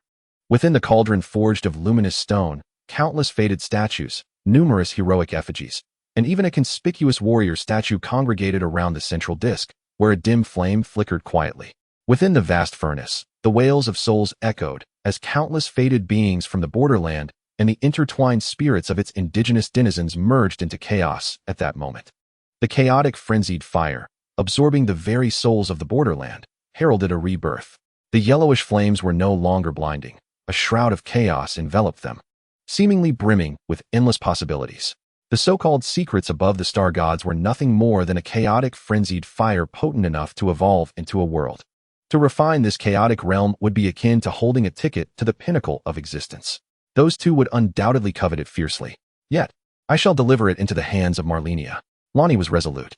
The earth trembles, and the once vibrant golden tree, now reduced to charred remnants, seems to seethe with fury.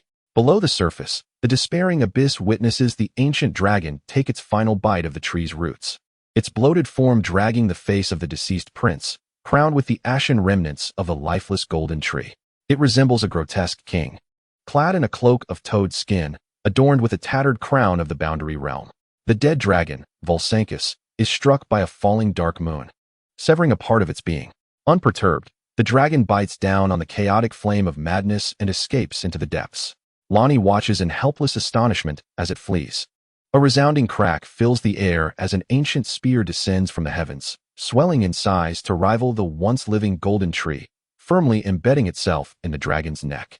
With a roar, the dragon tears itself apart, relentlessly pursuing the chaotic flame into the underworld, its deathly aura surging forth as its body begins to swell. The once mighty spear now appears insignificant by comparison. Its wielder descends from the sky, landing heavily beside Lonnie. She is none other than Jasmine, the second sister among the four, favored by the celestial god of order, the goddess of wisdom and warfare, Athena. Lonnie, what are you doing? You are destroying the entire boundary realm. Will you stand by and watch the chaotic fire spiral out of control?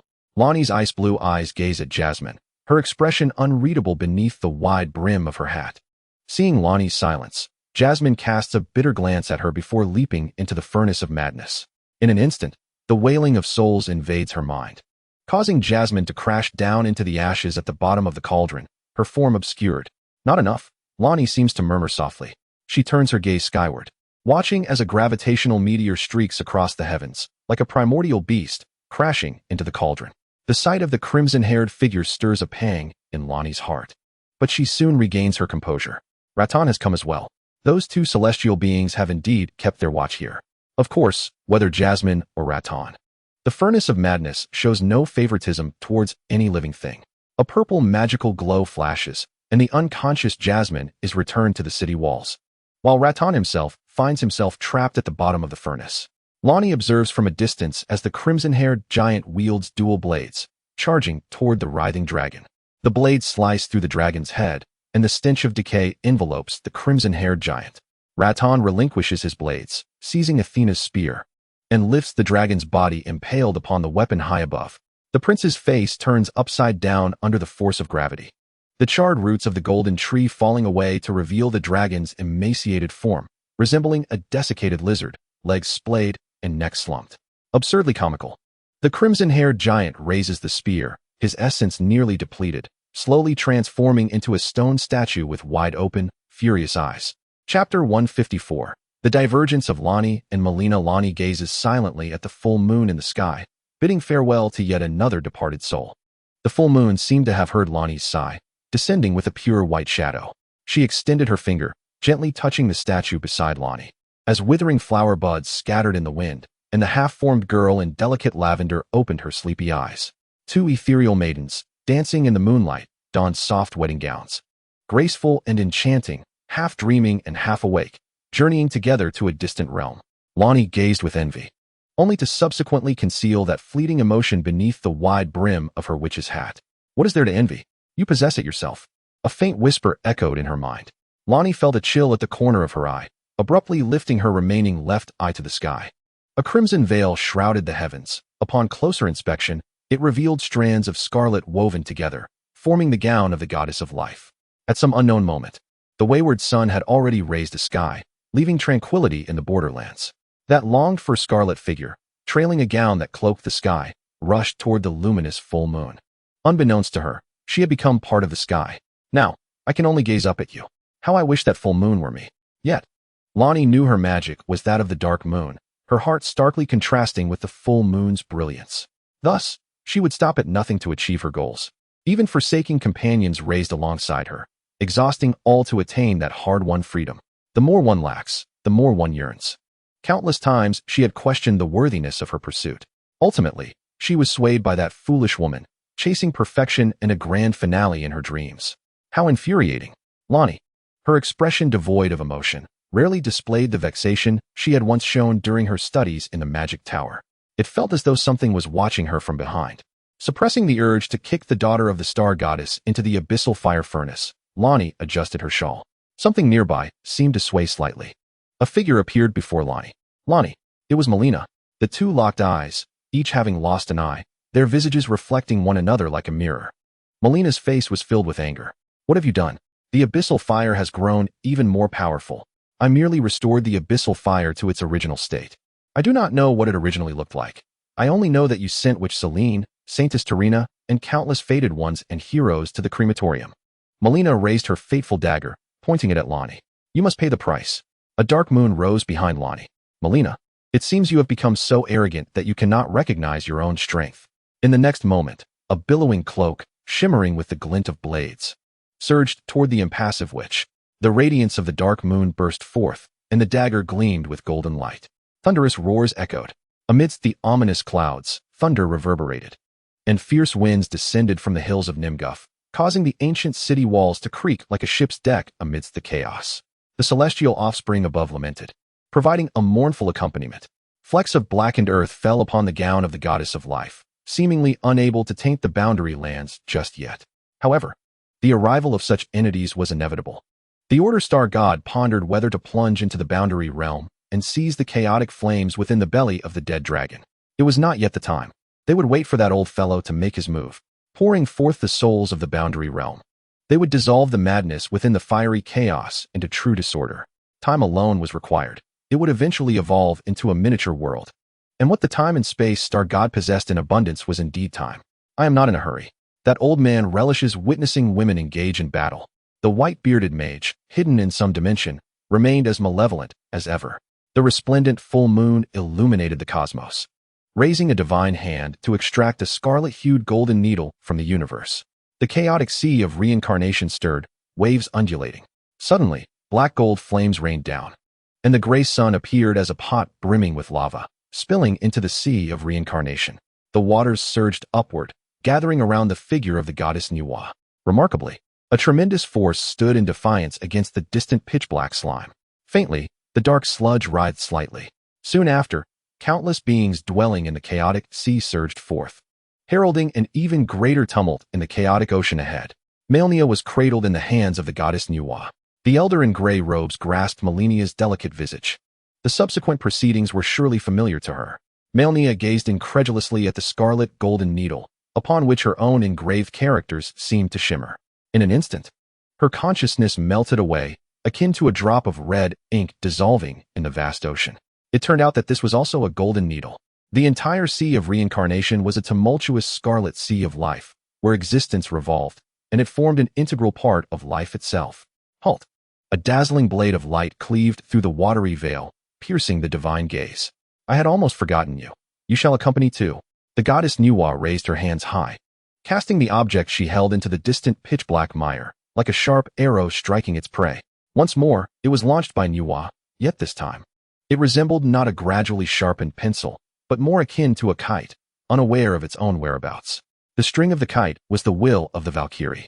Even as it rolled and was refined within the swirling sea of reincarnation, it continued to radiate brilliance. Steady your mind. Prepare to face the impact. The arrow plunged fiercely into the body of the dark creature, followed by a thunderous collision. The sky trembled silently. The dark entity fell, and the scarlet arrow emitted a series of crackling sounds akin to heated oil bursting, as if in a fleeting moment, or perhaps an eternity. Time within the cosmos came to a standstill, and no one could discern what they had just endured. Under the deliberate machinations of the black and white twin stars, even an assault at the cost of life merely left a crimson scar upon the body of the Supreme Will, without affecting any other life. The divine form of Nuwa gradually coiled, her hands falling limply, as the resplendent black and white radiance dissipated entirely. Her proud head continued to bow, as if the catastrophic upheaval she had just orchestrated was not of her own making. The body of the Supreme Will slowly writhed, seemingly revealing a barrier invisible to ordinary eyes. Only the star god comprehended its nature, a new, independent universe. No wonder that wretched entity had remained ensconced there.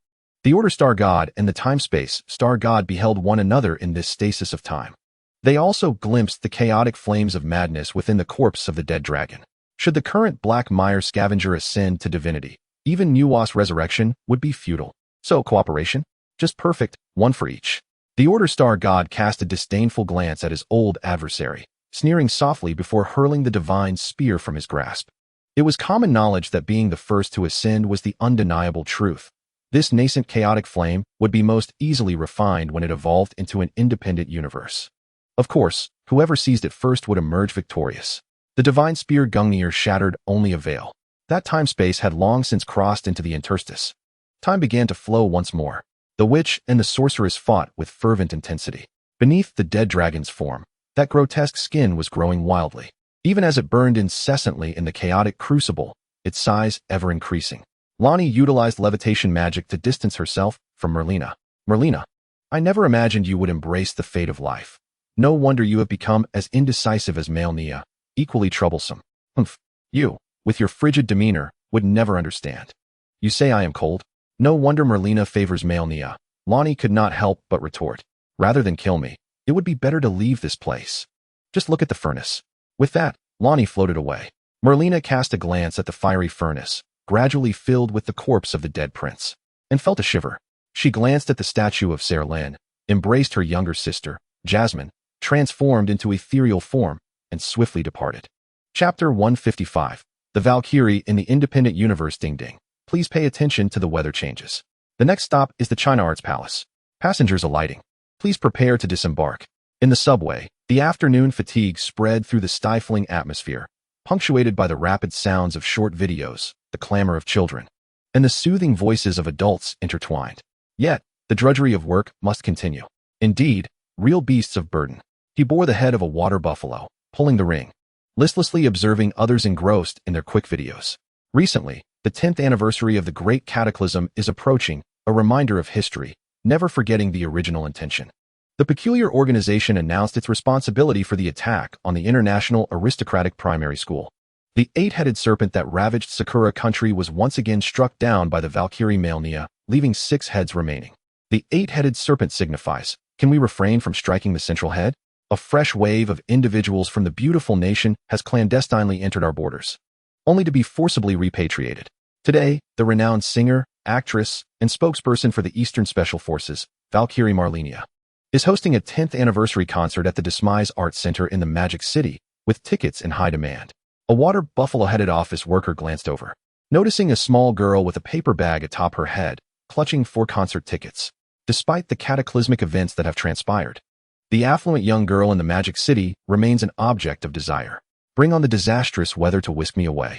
I have no desire to remain in this wretched class for even a second. Ever since that tempest struck a decade ago, anomalies have plagued the blue planet. Abnormal creatures have invaded society, causing ordinary humans to suffer from bizarre ailments, such as transforming into bull-headed beings, sprouting octopus limbs, or developing grass-like growths. Some have even transitioned into a ghostly state upon death, while others experienced rejuvenation or were cursed with petrifying gazes. Were it not for the rabbit family's chronic phobia of insufficient firepower, we might not witness a world where such monsters coexist peacefully with humanity. Naturally, this semblance of stability is predicated upon the omnipresence of armed soldiers. Ding ding, please pay attention to changes in weather. The Chinese Art Palace station has arrived. Passengers wishing to disembark, please do so. The bull-headed individuals exited the subway car, and the little girl with 4 concert tickets also stepped out. Upon seeing the paper bag girl seemingly reunite with her companions, the quartet of children gathered around her, cheering in unison. Wow, these are real concert tickets. The horn girl incredulously accepted a ticket from the paper bag girl. They are even VIP tickets. Medusa, I adore you. Bystanders merely perceived it as the innocent exuberance of children, dismissing the possibility that VIP tickets could have reached the hands of a few subway-riding youngsters. Medusa, is that the only 4 tickets you have? What about you? The paper bag girl paused momentarily, reassuringly stating, It's all right, don't worry about me. You all should go. Huh, how can that be? I'll return it to you. It's still mine. The paper bag girl hastily waved her hands, insisting, It's fine, I don't need it. I have plenty more in my bag. I don't believe it. Unless Medusa shows me. Medusa's motion to open her small bag abruptly halted. At that moment, a peculiar individual with a strange yellow bull had approached, producing 5 ordinary tickets from his bag. Little girl, are you unable to find tickets? Uncle has tickets here. I'll make a small concession. I'll exchange 5 tickets for your 4. Really? Uncle, I agree. Splendid. Now everyone can attend the concert together. I concur. And mine too. The 4 children simultaneously raised their tickets in unison. Goodness, this is remarkable. These are indeed VIP tickets. The yellow bull-headed uncle grinned as he scrutinized the tickets in the children's hands. Medusa was about to retrieve her phone from her bag when a girl with blue short hair and horns seized the hand of the scalper. Hey, old man, are you deceiving children? The scalper let out a pained scream. Ouch. That hurts. Medusa looked up, only to behold 2 towering figures. Wow, they are cows. I'm not. I'm merely exchanging them, everyone agreed. Humph. The police are here. Take your grievances to them. The 2 stern officers, with scowls upon their faces, regarded the scalper with disdain. Selling scalper tickets at the subway station?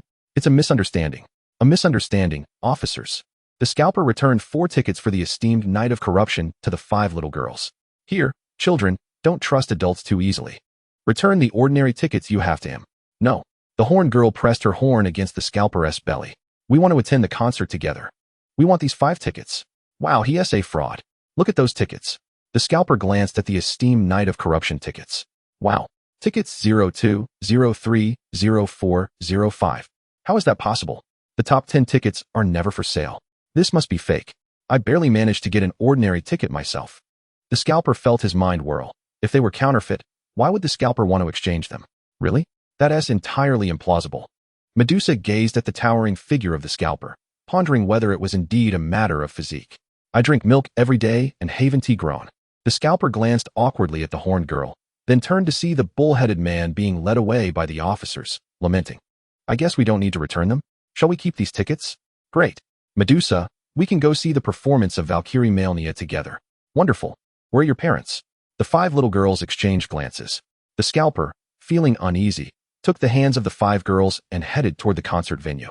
Since the great catastrophe, the sky had remained shrouded in gray, but today was a rare day of clear weather, with the golden sun shining brightly, gradually maturing to a rosy hue. Melodic verses echoed along the banks of the Huangpu River, the water rippling, while the shadows beneath the murky surface dared not surface. The sound of unicorn hooves resonated, heralding peace. Malenia's ethereal and unique voice filled the air, as if a cool morning breeze from the enchanted forest had wafted through. The laughter of the elves in their verdant skirts brought a touch of liveliness, while their supple red lips tasted the dewy buds, as though savoring the essence of moonlight. Refreshingly sweet. In the chaotic clamor of the world, a serene hush fell at that moment. Until the bright sun descended and the resplendent full moon ascended, the song lingered. People seemed to remain ensnared in the ancient verses, unable to extricate themselves. Ah, such beautiful melodies. Fool, the voice is delightful. Regrettably, one cannot behold the true visage of the Valkyrie up close. As the crowd stood, the sight of the Valkyrie remained obscured, revealing only projections. One could only wonder if the true Valkyrie would be visible by the conclusion of the concert. Medusa observed the 4 little ones, who, despite possessing tickets, insisted on staying until the end of the performance. However, their anticipation had been long-standing. Shall I take you to the front to see the Valkyrie? Medusa proposed, and with that, she took the 4 little ones by the hand, organized them into a line, and proceeded towards the front. Nyo-Nyo, not far behind, kept a watchful eye on them and hurriedly followed. A sudden crackle shattered the atmosphere, as all were aware that it heralded the emergence of an aberrant creature. Purple threads materialized from thin air, weaving through the sky. Greetings, my little cuties. Chapter 156. Confrontation. Medusa led the 4 young girls away from their seats. the golden hair beneath the paper bag swaying gently with each step. Nyo trailed at a cautious distance, pondering where these little ones were headed until a figure clad in a gray robe, resembling a faded being, emerged from the shadows. The figure stood at the entrance, the hem of the robe moving as if stirred by an unseen breeze. Before Nyo could react, the robed figure swiftly approached, expertly lifting Medusa as if cradling a beloved pet, exclaiming with exaggerated delight, "Wow, Medusa-chan, you're hiding here. You seem quite happy," wearing a smile. Medusa's petite feet swung in the air, her soft voice muffled beneath the paper bag. "I am not." The gray-robed figure chuckled softly, gently poking at her paper bag. All golden-haired Lolas, "It seems Medusa-chan has a penchant for blondes, doesn't she?" "I do not," she retorted, followed by a quiet clarification. "They are children who lost their parents in a villainous attack. I merely—" All right, no need to explain." The four little ones exchanged puzzled glances. Their trust in Medusa kept them from voicing their concerns, merely tilting their heads in curiosity. Meanwhile, Nyo was far less composed. "Hey, what do you think you're doing?" She dashed forward, reaching out to take Medusa back. "Medusa-chan, come here. Don't be deceived by him." Yet, rather than retreating, Medusa nestled closer to the gray-robed figure, the paper bag brushing against his chest, as if suggesting familiarity. Nyo stretched out her hand, intent on reclaiming Medusa. The gray-robed figure, however, effortlessly cradled Medusa with one arm while using the other to deftly grasp Nyo's wrist, his tone languid. "Oh? And who might you be? You possess quite a bit of strength." Nyo pulled back with all her might, yet remained immobile. Her heart sank, and her gaze instinctively rose, catching a glimpse of the lower half of the gray-robed figure's face. His vibrant red lips were exquisitely beautiful, a few strands of crimson hair framing a smile-filled jawline, eliciting an unexpected fondness. Her heart raced, and he seemed somewhat familiar. Nyo instinctively took a step back, her throat dry. Yet, witnessing the unguarded demeanor of Medusa and her four companions, she bravely stepped forward, inquiring, "Are you their guardian?" The figure in the gray robe appeared momentarily taken aback. "I am the guardian of Medusa?" Her voice suddenly took on a tone of amusement, leaving one perplexed. Just as Nyo was about to press further, a peculiar sound emanated from the heavens, reminiscent of fingernails scraping against glass, akin to high-voltage electricity surging through metal. The smile of the gray-robed figure vanished in an instant. "Greetings, little ones," a languorous female voice rippled through the air, sweet to the point of causing a tingling sensation on the scalp. In the next moment, luminous threads emerged from the void, imbued with the intoxicating fragrance of evening primrose. Each thread shimmered with iridescent hues in the twilight, resembling a spider's web stained by the dusk. However, as Nyo gazed at the exquisite threads, her retinas were pricked with pain, as if pierced by countless minuscule rifts in space. The gray-robed figure abruptly set Medusa down, exclaiming, "Step back." In an instant, she crouched low, her right foot stepping forward, and her left hand pressed against her waist. With a resounding metallic clang, a blade was drawn. Nyo's pupils constricted sharply. The gray robe suddenly unfurled into a myriad of petals, swirling like the last dance of wilting roses at dusk. Amidst this floral tempest, golden armor materialized from the void. The feathered adornment of a golden-winged helmet gleamed, while a golden prosthetic blade emerged, its surface entwined with thorny patterns, exuding a honeyed luminescence. Then, the crimson skirt blossomed like dew-kissed rose petals, revealing a figure draped in resplendent gold, head held high. The scarlet skirt surged like waves of blood, the golden-winged helmet refracting light as brilliant as the sun. As the golden blade was drawn, the air was sliced, leaving behind intricate trails of golden electricity. The Valkyrie, Malenia, made her entrance. Without a moment's hesitation, she soared into the sky. With a chilling whisper, her form became a blur, and the golden blade traced countless arcs of light, akin to a graceful war dance, enveloping her in a seamless barrier. The purple threads shattered upon contact with the blade's glow, dissipating into specks of light. Nyo gazed upward, utterly entranced. She is a Valkyrie? Her pupils dilated as she caught a glimpse of the ticket peeking from the pocket of the horned lowly, the 4 tickets shimmering with gilded patterns under the setting sun. The embossed text reading VIP seating for the noble knight, stinging her eyes. Could this truly be a VIP ticket? "It is the Valkyrie," the horned lowly exclaimed, bouncing with excitement, her little horn bumping against Nyo's chin. Yet, Nyo remained captivated by the Valkyrie's magnificent form.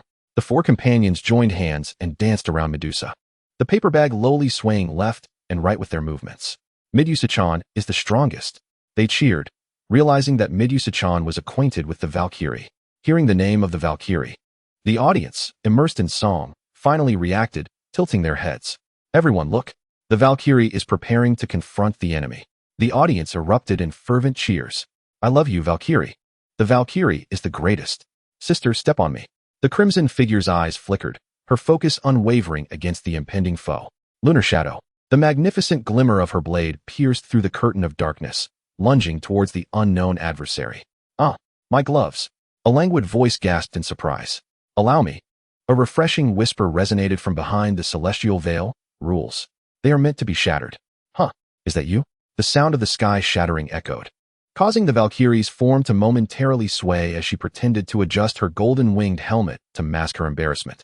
A gray meteor shattered the void, streaking across the sky and crashing down upon the Valkyrie. Indeed, a familiar face. Yet, to disrupt my concert is rather excessive. The Valkyrie gazed up at the gray meteor in the heavens, her lips curling into a defiant smile. Let me test your prowess. She hovered amidst the clouds, the cheers and shouts of the crowd seemingly converging upon the edge of her blade. This technique is called Vitality Slash. Come forth. Come forth. Stardust Explosion. Strike for me. The moment they encountered, it was a clash of wills, each intent on vanquishing the other with utmost determination. Boom. At the moment of their confrontation, an explosion akin to a missile erupted in the sky, sound waves radiating in dazzling circles. The fierce winds of their struggle whipped their garments into a flurry. The baseball bat and golden longsword met in a fierce embrace, their gazes locking in a moment of intensity. Star, with piercing eyes, scrutinized the faded pupils beneath the helmet. Huh, indeed it is you. Your attacks, still so feeble. How absurd. Your strikes are but a mere tickle. Do you think I have made no progress at all? Just take a look behind you. Are you trying to deceive me? Look behind you. Simultaneously, they turned, only to clash once more. Wow, there's nothing there. Despicable Fader. Wow, nothing at all. Despicable Pioneer. Crack. A sharp sound interrupted them. The Fader's golden prosthetic blade was but a mundane object, unable to withstand such a fierce confrontation. Bang. A tremor flickered in A2A's eyes. The golden blade shattered. The broken edge flew away. A2A could not evade in time, struck severely by the baseball bat, disintegrating midair into a cloud of ethereal ash. Haha, you are no match for me. Chapter 157. Victory is inevitable. Bang. At the instant the golden blade shattered, A2A's form crumbled under the force of the baseball bat, dispersing into a shower of spiritual ash. The audience erupted in astonishment. The four little girls huddled together in fright, while Nyo-Nyo's eyes widened in disbelief. The Valkyrie has been defeated? However, beneath the crimson remnants of the setting sun, they discovered a flower bud of the same hue. It is blooming.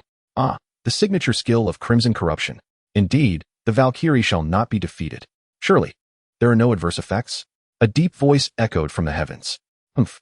The scarlet bud suddenly blossomed, surrounded by a multitude of Ionian butterflies, and the silhouette of the red-haired Valkyrie once again stood ethereally in the sky. The air instantly constricted. The waves upon the river ceased to flow. Buzz. A brilliant light emanated from the void, countless pale blue magical runes flickering in the air, resembling a starry sky. Xing looked up, a smile gracing her face. Had she finally revealed her true prowess? The gemstone magic? Xing, wielding a baseball bat, wore a manic grin. This was indeed intriguing. A blinding light erupted suddenly in the starry expanse, the gemstone comet. Boom. A robust blue beam shot forth from the tip of the staff, hurtling towards the stars like a comet. Xing's pupils contracted as she swiftly dodged, yet the beam grazed her shoulder, instantly scorching a corner of her uniform. TCH. It's nothing. She shook her arm, her fighting spirit igniting even further. Come at me again, I shall take it head on. Reverse gemstone. Countless massive gemstone crystals erupted from the ground, resembling thorns thrusting upward. Dreadful. To evade being ensnared, Xing had no choice but to keep dodging. However, the gemstone crystals relentlessly advanced, the thorns wildly growing towards her, seeking to ensnare. Xing leapt into the air, the bat spinning in her hand. She smashed the incoming crystals with force, yet more gemstones continued to sprout, blocking her retreat. How annoying. She growled, suddenly stomping down. An explosion of starlight erupting around her, star of expansion. In an instant, the sky seemed to tear apart, countless beams of starlight bursting forth from behind Xing, resembling a meteor shower. Upon closer inspection, it was a series of pitch-black trains emerging from the depths of the void, racing towards the Valkyrie in the sky. The gemstone crystals shattered under the onslaught of starlight, cascading into the river below. The audience was already trembling in fear, the little ones hiding behind Medusa, wide-eyed at this battle that surpassed comprehension. Even Medusa clutched a paper bag, concerned for that figure. Had this battle not been entirely devoid of impact on the ground, and the Valkyrie remained silent, the audience would have long scattered in panic. All eyes were fixed on the sky. In their hearts, the Valkyrie could not be defeated. Even if it were merely a performance, she would not falter. Then, I shall respond to all. The resplendent fireworks in the sky suddenly lost their color, time seeming to freeze, one moment after another. Only then did they notice the emergence of an object parallel to the moon, radiating a sharp brilliance. It was a scarlet gemstone full moon. 2 moons in the sky. Ashing felt the cosmic repulsion coalescing around her, suddenly alarmed. The entire space appeared to solidify, the air growing heavy. Even the falling starlight slowed to a crawl. Suddenly, a colossal gem array materialized between heaven and earth, with countless runes entwining like chains. What is this? Shing felt an unprecedented sense of oppression, as if the entire world were rejecting her. The runic chains appeared to be imbued with the very laws of existence. Atue, you truly are the child of this realm, but do not forget. I am the pioneer. It is over. Not yet. With the will of a pioneer, I shall shatter the rules. The gem-laden sky was upended. Boom. The heavens seemed to be torn asunder, as a torrent of radiant gemstones cascaded from the blood-red full moon, pouring down like a celestial river, directly crashing towards Ashing. Clenching her teeth, Ashing gripped her baseball bat tightly, the power of starlight surging fiercely within her as she embarked on the path of exploration. With the heavens and earth opening wide, she soared skyward against the onslaught of the gem torrent, transforming into a dazzling meteor, colliding head-on with the overwhelming force of the collapsing firmament. Boom! The deafening explosion reverberated through the clouds, and the residual force surged into the river, where a blinding white light erupted, as if the sun had plummeted into the water. The shockwave radiated outward in a circular manner, instantly tearing the water's surface apart. With towering waves rising like city walls, the spray vaporizing under intense heat, creating a realm of death shrouded in swirling white mist. In the distance, the cacophony of explosions echoed as if 1,000 colossal bells had shattered simultaneously. Following that was a sharp, piercing wail. The sound of air rapidly compressed, producing a sonic boom. Haha, got you. Ashing's maniacal laughter rang out, evading, lurking. Despicable fated one. Tattered and torn, Ashing, propelled by the tremendous shockwave, finally stood before the crimson figure. Congratulations, a gentle voice whispered in her ear. She seemed to recall a familiar scene, a harbinger of the moments before her defeats in battle against Kafka. Then, a shiver coursed through her body. Indeed, what she grasped was merely an illusion. Turning to look, she met a pair of deep violet eyes, fixated on her from afar. The blood-red full moon in the sky finally descended, and a resplendent golden-red blade of light surged upwards. Behold my hunting giant. This was the special treatment bestowed upon Ashing by the fated one. Akin to a tree-splitting tomcat, Ashing attempted to raise her weapon, but found herself unable to move, an incessant question swirling in her mind. Can a stone man be petrified by a petrification ray? Boom! The winds and clouds roiled as if a black dragon circled, the waves crashing mightily like a great beast stirring. Everyone felt their muscles tremble in silent vibration, yet not a sound reached their ears. After a considerable time, the cold, clear moonlight finally fell upon them, and when they looked to the north, everything had settled into silence. A tall, regal knight emerged from the stage. It was Finlay, the Valkyrie's manager and spokesperson. Ladies and gentlemen, the enemy has bowed down. The Valkyrie still brings victory. The scene fell into profound silence. Then, the crimson figure descended upon the stage. The Valkyrie is magnificent. This proclamation seemed to ignite the fervor within the crowd, akin to a fuse being lit. Valkyrie, magnificent. Oh, Lady Valkyrie. The once silent venue erupted with the ecstatic roars of the audience, pouring their collective passion into this moment. The crowd surged towards the stage like a mighty wave, surpassing even the tumultuous tides of the Huangpu River. Nyo Nyo could only shield a few young girls with her slender frame. Sensing the impending chaos, the crowd began to exhibit signs of losing control. The Valkyrie quickly gestured for calm. The performance has concluded. There is no crisis. Everyone be at ease. With that, the crimson figure vanished from the stage in an instant, leaving behind a bewildered throng. Only the spot where Nyo Nyo stood was now empty. In the blink of an eye, Nyo Nyo had been transported to the Rue Shuem milk tea shop. A gray-haired girl and 5 young girls gathered around the red-haired elder sister. eagerly placing their orders before the stunned staff at the counter. Where am I? A large cup of milk ice cream was placed before Nyo. Fear not. You are still in the magical city. Nyo looked up to see a mature woman with bright eyes and a charming smile, resembling a confident businesswoman who had just struck a deal. She was looking directly at Nyo, her demeanor both reassuring and trustworthy. You are Shu. This is a secret. I am Tue, just an ordinary person. Nyo hesitated in her response. Tue, after all this time working together, have I ever asked you for anything? The gray-haired girl in a short skirt fixated on the lemon tea in Tue's hand, or perhaps the mature woman behind it. Tue, with a hint of exasperation, set down the lemon tea and expertly lifted the purple-haired young girl to cover her chest. With her other hand, she playfully flicked Xing's forehead. Go away. Ouch. Chapter 158, The Void at the Crossroads. How infuriating. She has gotten her way. Tue then turned her gaze to Medusa. Medusa, is there something you wish to say? Though she appeared to be a 10-year-old girl, there was an inscrutable depth within her warm purple eyes. I may need to leave Blue Star for a while. Xing has brought news regarding the source of the anomalies on Blue Star. I must eliminate it. Is that so? You're leaving again? Yes. Tue placed the golden-winged helmet and the golden prosthetic blade on the table. The Valkyrie may not be on Blue Star, but anyone can embody the Valkyrie, right? Besides, I am not a Valkyrie. Miss Medusa grasped Tue's hand firmly. Do not underestimate humanity. Tue ruffled Medusa's purple hair and playfully adorned her with the golden helmet. How adorable. Well then, I shall take my leave. Miss Medusa's gaze darkened as it fell upon the golden prosthetic blade. Tue then tugged at Xing, who was fixated on Nyo's chest, and began her journey home. Vanished within the confines of this quaint tea shop. Where have they gone? Have they truly abandoned you here? Nyo embraces the horned lowly, embodying the epitome of irresponsible adulthood. It is unfathomable that a Valkyrie could be such a person. Suddenly, Medusa perceives what appears to be a line of subtitles rising before her. Blessing of the Goddess of Life, X1. You are no longer troubled by life's burdens. Breathe and regenerate health. Valkyrie's accompanying blessing X1. Your mental fortitude is compensated with vitality, enhancing your magic in accordance with your life force. If a Tue were to witness this, she would likely recognize the striking resemblance to the blessing she received upon first encountering Malenia. Wait a moment. They've already departed. Medusa wraps the golden prosthetic handblade and the golden winged helmet in a red cloth. Is she not a Valkyrie? She strides towards the exit of the shop. Medusa-chan, what troubles you? Are you unhappy? The four Lolas draw closer to Medusa. Nyo believes he is still a responsible individual and ought to take good care of these little ones. At that moment, a staff member hastily approaches. Hello. You haven't paid for your tea yet. I spent all my money on tickets. What an utterly unreliable adult.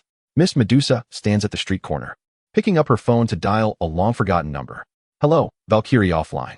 Now, Medusa, acting as the chief commander of the Eastern Theater Special Forces. Accompanied by the roar of helicopters, Nyo humbly remains behind in the tea shop, only to turn and find the five Lolas have already boarded the helicopter and taken flight. What? Have I been ensnared by capital? Malena's short blade is relentless. With the blessing of life, her soul freely teleports, rendering even Lonnie, now a complete deity, helpless against her. However, lacking a fated death, Lonnie swiftly recovers.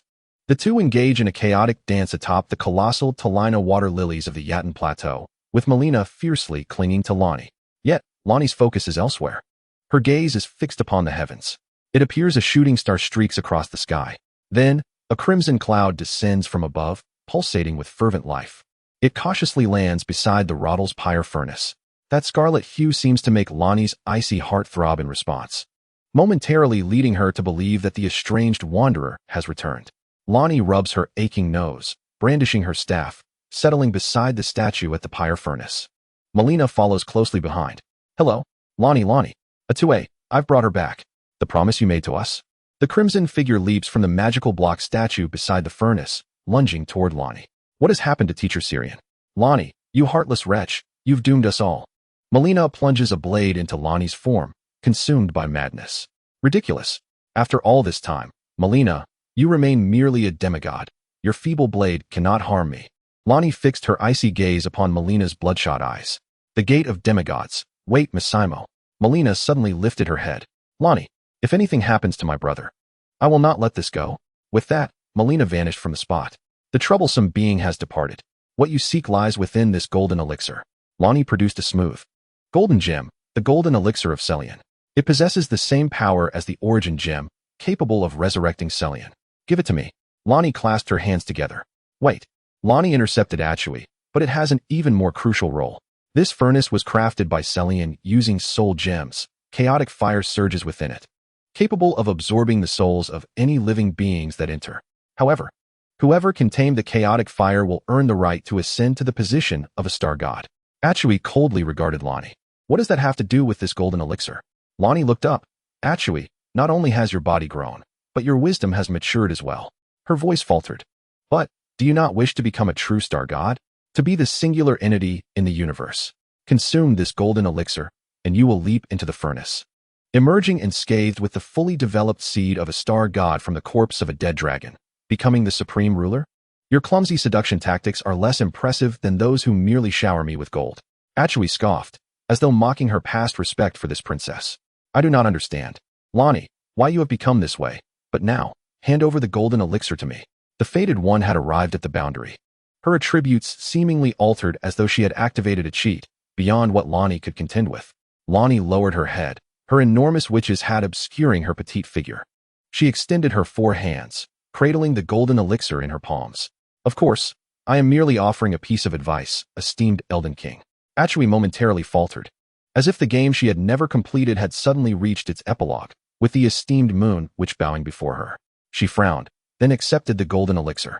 In that instant, the vibrant magical energy encapsulated within Celian's golden elixir vanished instantaneously. How could this be, Lonnie? Upon raising her head, a crackling sound filled the air. Lonnie, like a deflated balloon, emitted the sound of breaking bones, collapsing into a puddle of slime, seemingly weathering away, disintegrating into scattered pieces of paper in the air. In that fleeting moment, the petite witch with 4 hands crumbled into a heap of burnt paper money. Amidst the fragments lay a faded finger, distinct in its purple hue. Lonnie! Achui found herself at a loss. What is happening?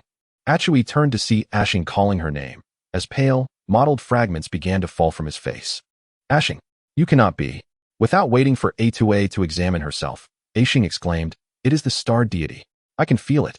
The gaze of the star deity. Train crew, Jeezy, quickly look at me.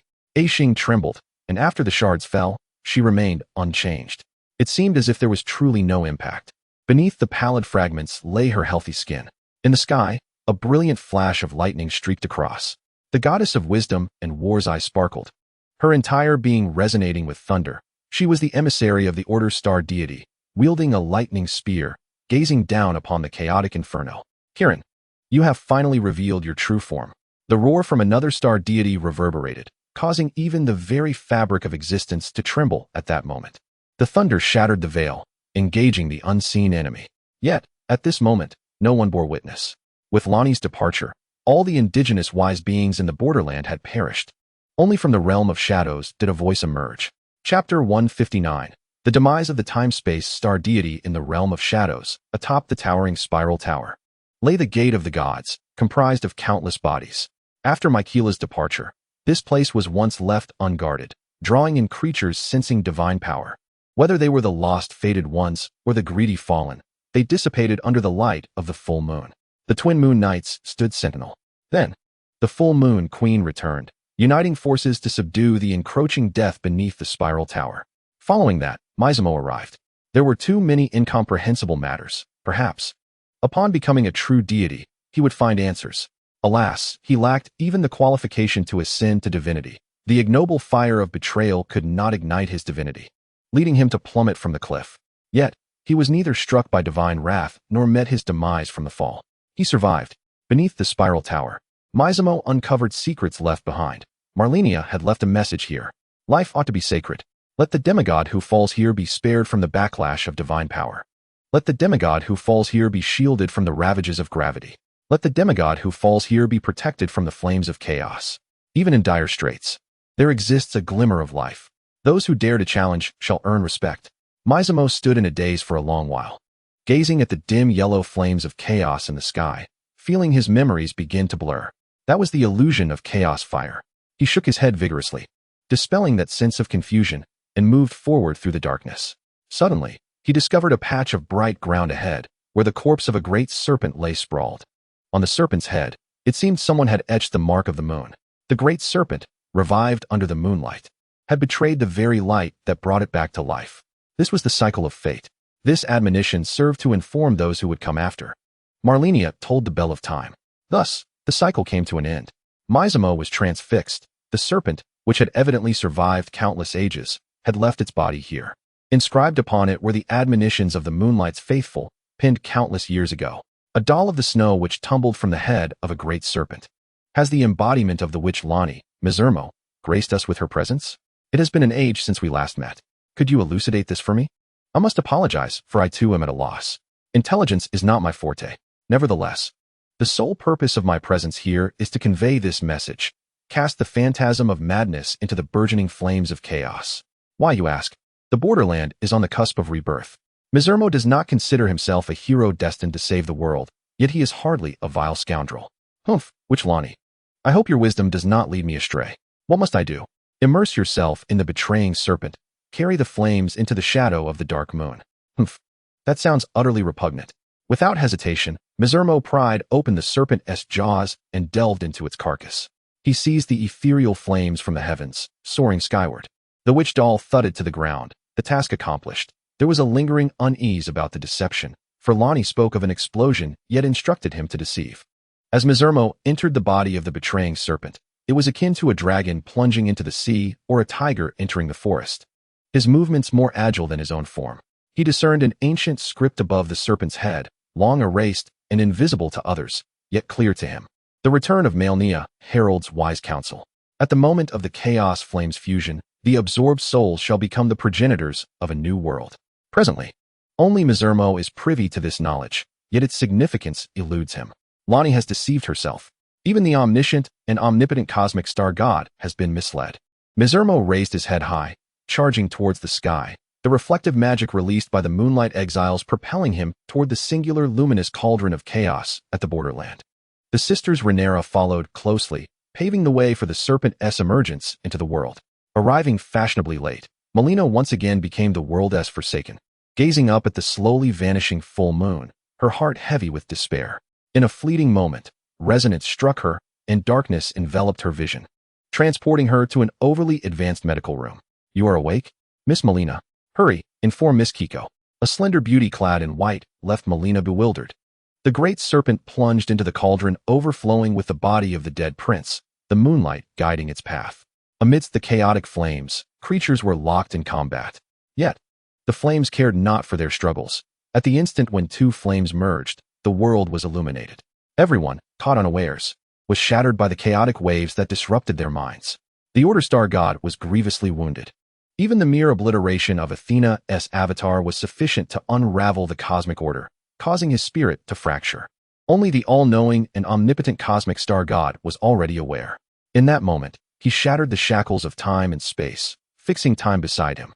He wove the clock of time to withstand the jubilant cries of the universe's rebirth. This simultaneously signifies the maturation of the chaotic flames, which have evolved into a tangible microcosm.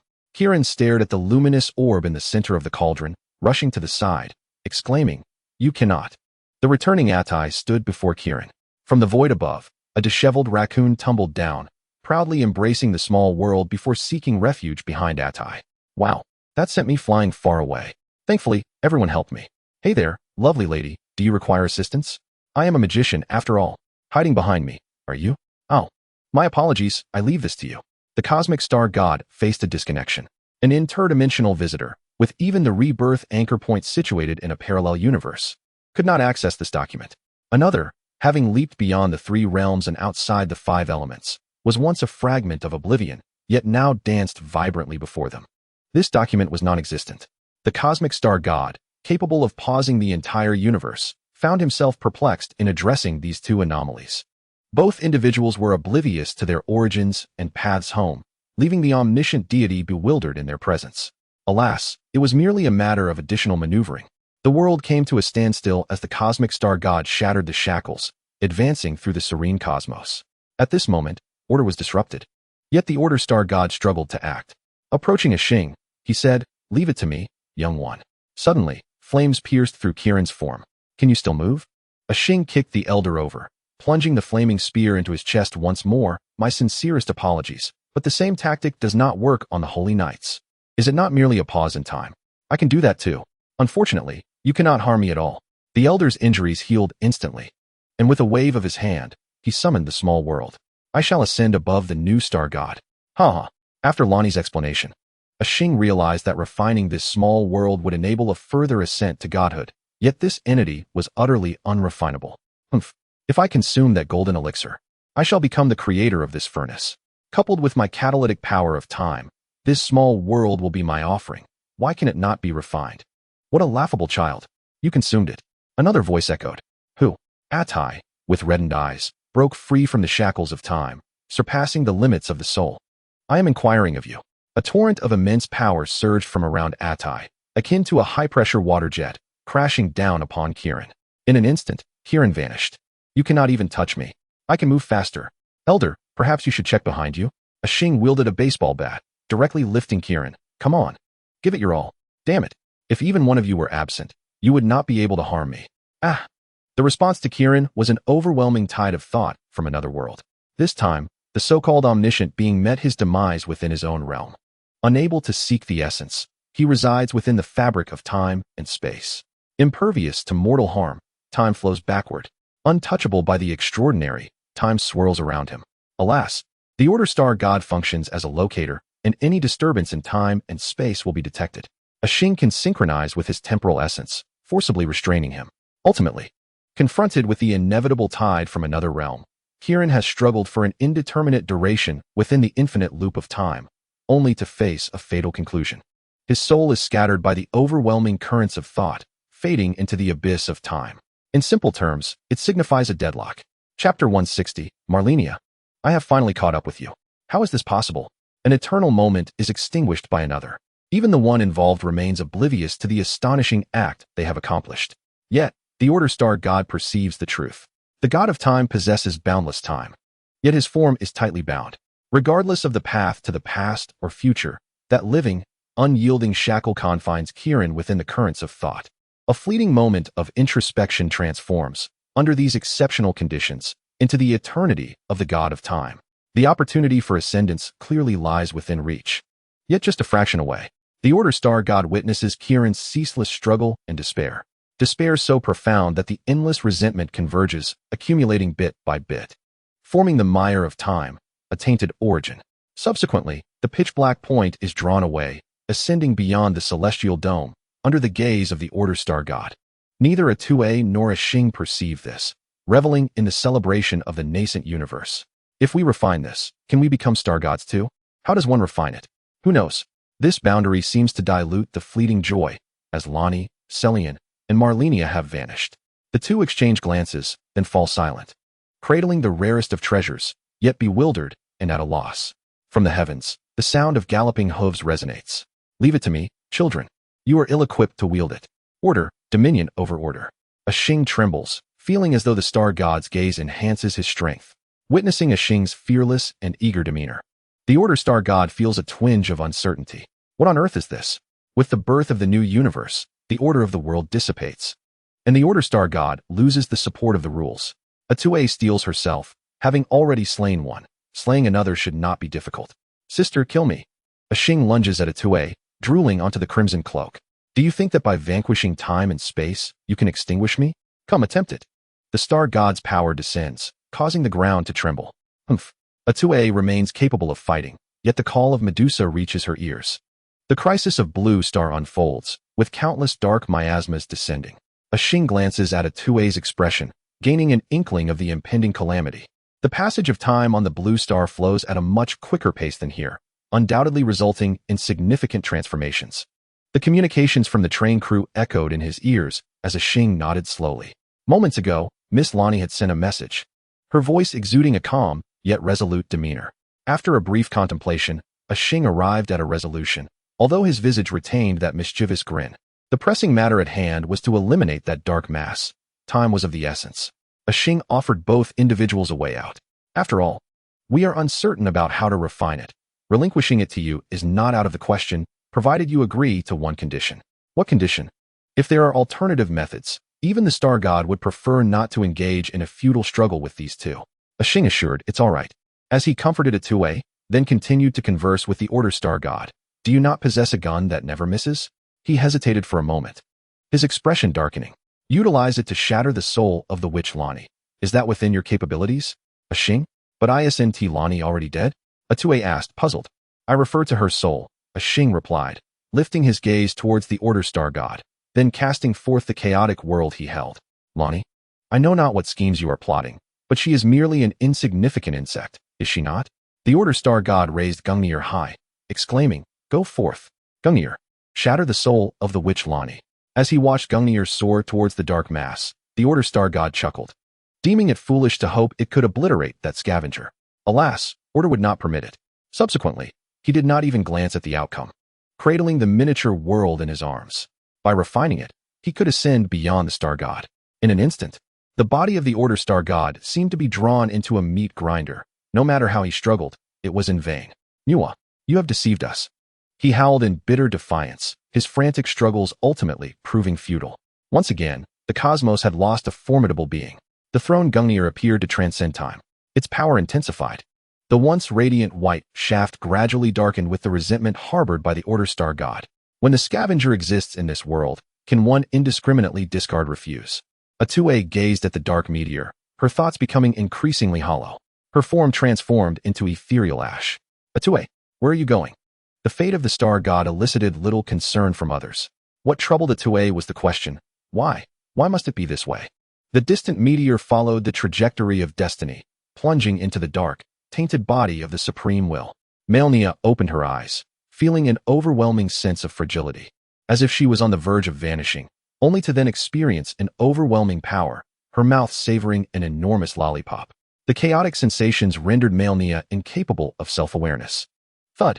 Howl. Malenia beheld a time bomb being shattered, awakening her from a chaotic world. A dark moon lingered in the sky. Lani, is that you? How did you end up here? Return home quickly, it is perilous. A frigid voice resonated from the dark moon. The goddess cherished by the witch, amidst endless hopes, had grown weary. The witch, in pursuit of freedom, would not be shackled by the bonds masquerading as guardianship. The witch, who bestowed new life upon the boundary, finally raced towards the deity, whose return seemed almost unattainable. In this moment, it was proclaimed, whether under the full moon or the dark moon, Princess Lani of the Kalia royal family would always stand by her beloved.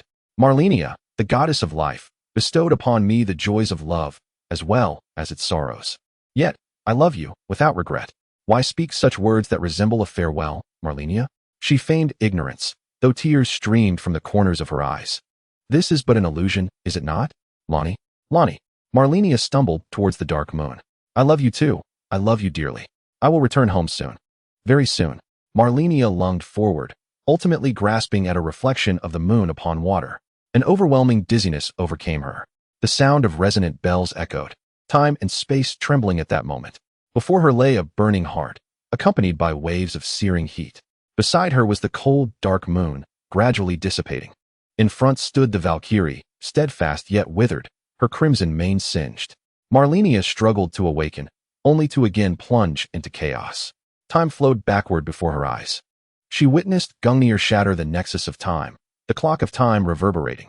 She saw the god of order consumed by the newly birthed world, witnessed the endless struggles of the god of time. She observed the bustling boundary, glimpsed the fateful end marked by black and white eyes, and beheld Lani's efforts alongside all others. The flow of time quickened, rendering Malenia unable to discern the unfolding events. Thud. Malenia collapsed onto the ground. In the pristine, white space, an intense heat enveloped her. The cauliflower serpent coiled before a fiery orb, seemingly on the brink of being cooked. A fresh gash marred its visage, the origin of chaos fleeing toward the horizon. The serpent cast a glance at Malenia, eyes wide with terror. Transforming cause into effect? Do not approach. With a mighty flick of its tail, like swatting a fly, Malenia transformed into a crimson meteor, chasing after the chaotic essence. Chapter 161. Conclusion. The cauliflower serpent writhed in the emptiness of its domain. Damn it. I never anticipated that even in my own realm, I would face such interference. Is it truly intolerable to see me thrive? Now, not only was the small world unable to be refined, but it also risked losing its life in the cosmic upheaval. The serpent covered its face with its hands, resembling Edvard Munch's The Scream, feeling as if its very essence was on the brink of demise. A pair of mixed-colored eyes brimmed with despair. It was all the fault of that wretched figure. enmeshed in the threads of fate, who caused a sliver of innate energy to leak. How detestable, ensnared by the celestial order. The cauliflower serpent raised its head, its gaze tracing the path of Malenia. A crimson meteor streaked across the sky, leaving behind a scarlet trail, reminiscent of an ancient road through the starry expanse, leading deep into the chaotic sea. A howl. Malenia tumbled into the snow, rubbing her rear in pain. Ouch! That cursed cauliflower serpent. It turns out that path was paved with my blood. The storm of wind and snow enveloped her, blinding her eyes. Malenia clenched her fists against the tempest, venting her frustrations, yet more so, her discontent with herself. How difficult it is, dear sister, Malenia murmured.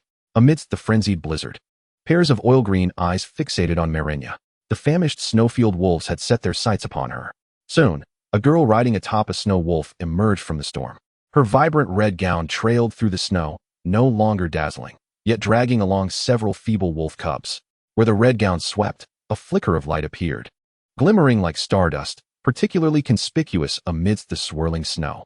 This was the long-ago borderland, during the reign of the ancient dragon kin, when the ice dragon Beryllius ruled over the blizzards of the forbidden snowfields. Those were the towns of the ancient stargazers. Alas, they would eventually succumb to ruin. Though the reasons remained a mystery, Malenia guided the way forward.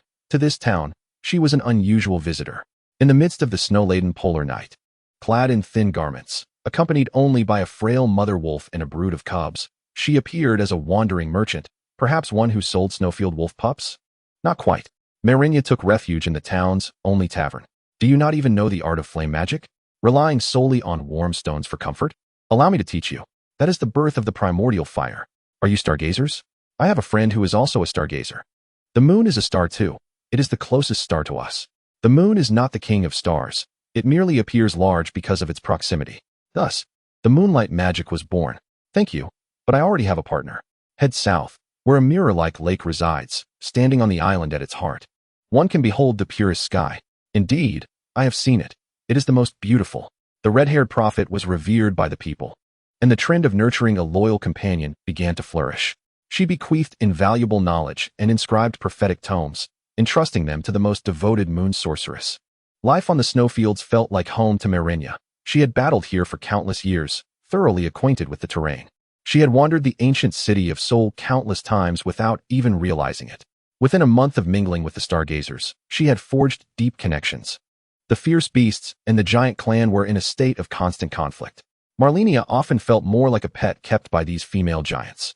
The most frequently heard question was, I heard your little wolf cub can do a backflip. May I come to your home to see?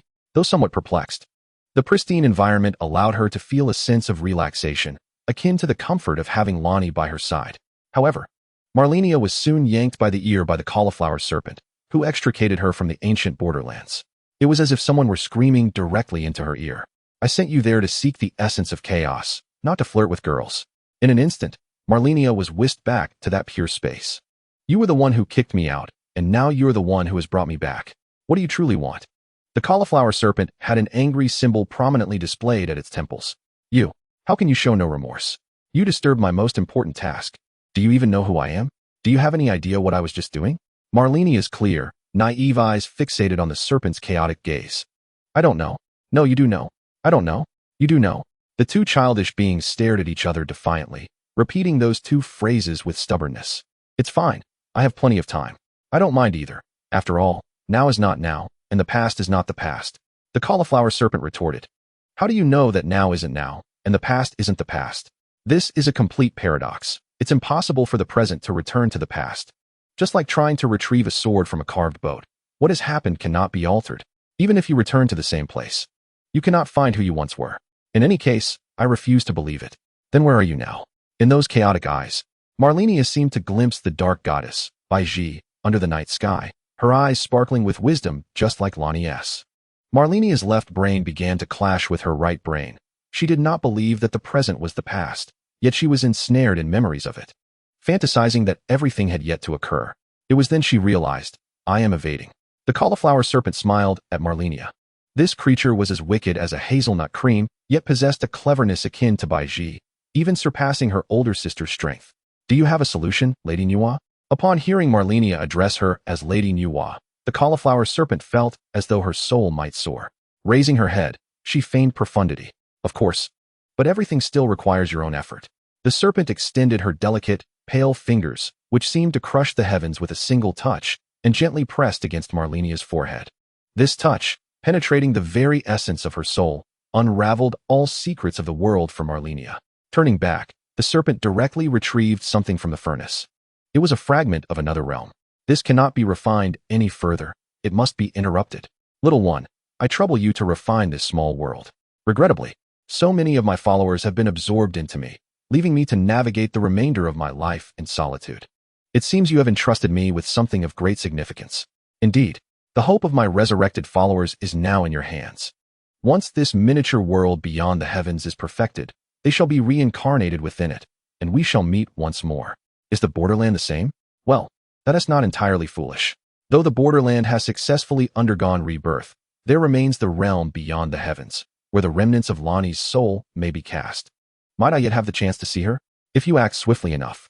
Malenia leapt up, embracing the cauliflower serpent and planting a fervent kiss upon it. I adore you. Can you send me back quickly? The cauliflower serpent touched its flushed cheek, then, with a focused gaze, closed its eyes. When you open your eyes again, you shall return. Malenia complied. In the next moment, she sensed something amiss. Yet it was too late. Malenia's consciousness crystallized instantaneously, her fragmented cosmos compressed into her heart. Take care of this little world for me. When you awaken, everything will be resolved. Malenia was engulfed in chaotic flames, awaiting the passage of time. How foolish. My heart is you. Silence enveloped everything. The cycle of causality was thoroughly bound. The discolored sun rose and set, the moon waxed and waned, before submerging once more into the crimson sea of chaos. The cunning creator, amidst the cosmic collision, lay scattered and fragmented. The lonely, burning flames spiraled out of control, absorbing the accumulated longing within the universe, the shattered remnants coalescing into an unconscious sweeping machine, until the clock of time and space was struck, awakening the beings slumbering in the black mire. Malenia awakened. The heart within the chaotic flames thudded with life. The entire world resonated with that singular sound. In the incredulous gaze of the Valkyrie, Malenia, who had just been swept into the temporal vortex, burst forth from the heart of the chaotic flames. Drink. Boom. The immense black mire erupted, and chaos ignited in the world. It transformed the mire into fuel, completing the final step. Malenia declared, a new world. Born in this moment. I am the world. Chapter 162. Rebirth, Final Chapter. The life witches of unknown origin sowed life upon this land, which they named the borderland. The fallen leaves carried tidings, as numerous life witches returned from the mists, guiding the mission of this land. In the ice-shrouded city of Kalia, a dark moon rose from the towering magic tower, shattering decades of silence. Cheers of young maidens resounded. Delicate dolls celebrated the arrival of the dark moon within the dusty, ice-enshrouded laboratory. Under the dark moon, there was no hiding. The rat-faced beings scattered throughout Kalia city chattered in haste, ultimately turning to mere ash. Regrettably, beneath the dark moon, the familiar figure remained elusive. As the moonlight waned, the girl-shaped doll stumbled forth from the magic tower, still failing to find that well-known silhouette. It was only when a snow-white witch's hat, draped over a wooden cross beneath the withered laurel tree, caught her eye that the heart of the faceless, heartless dark moon princess, long dormant, began to throb wildly at that moment. No. The dark moon princess clutched the snow-white witch's hat tightly, her doll-like form shedding no tears.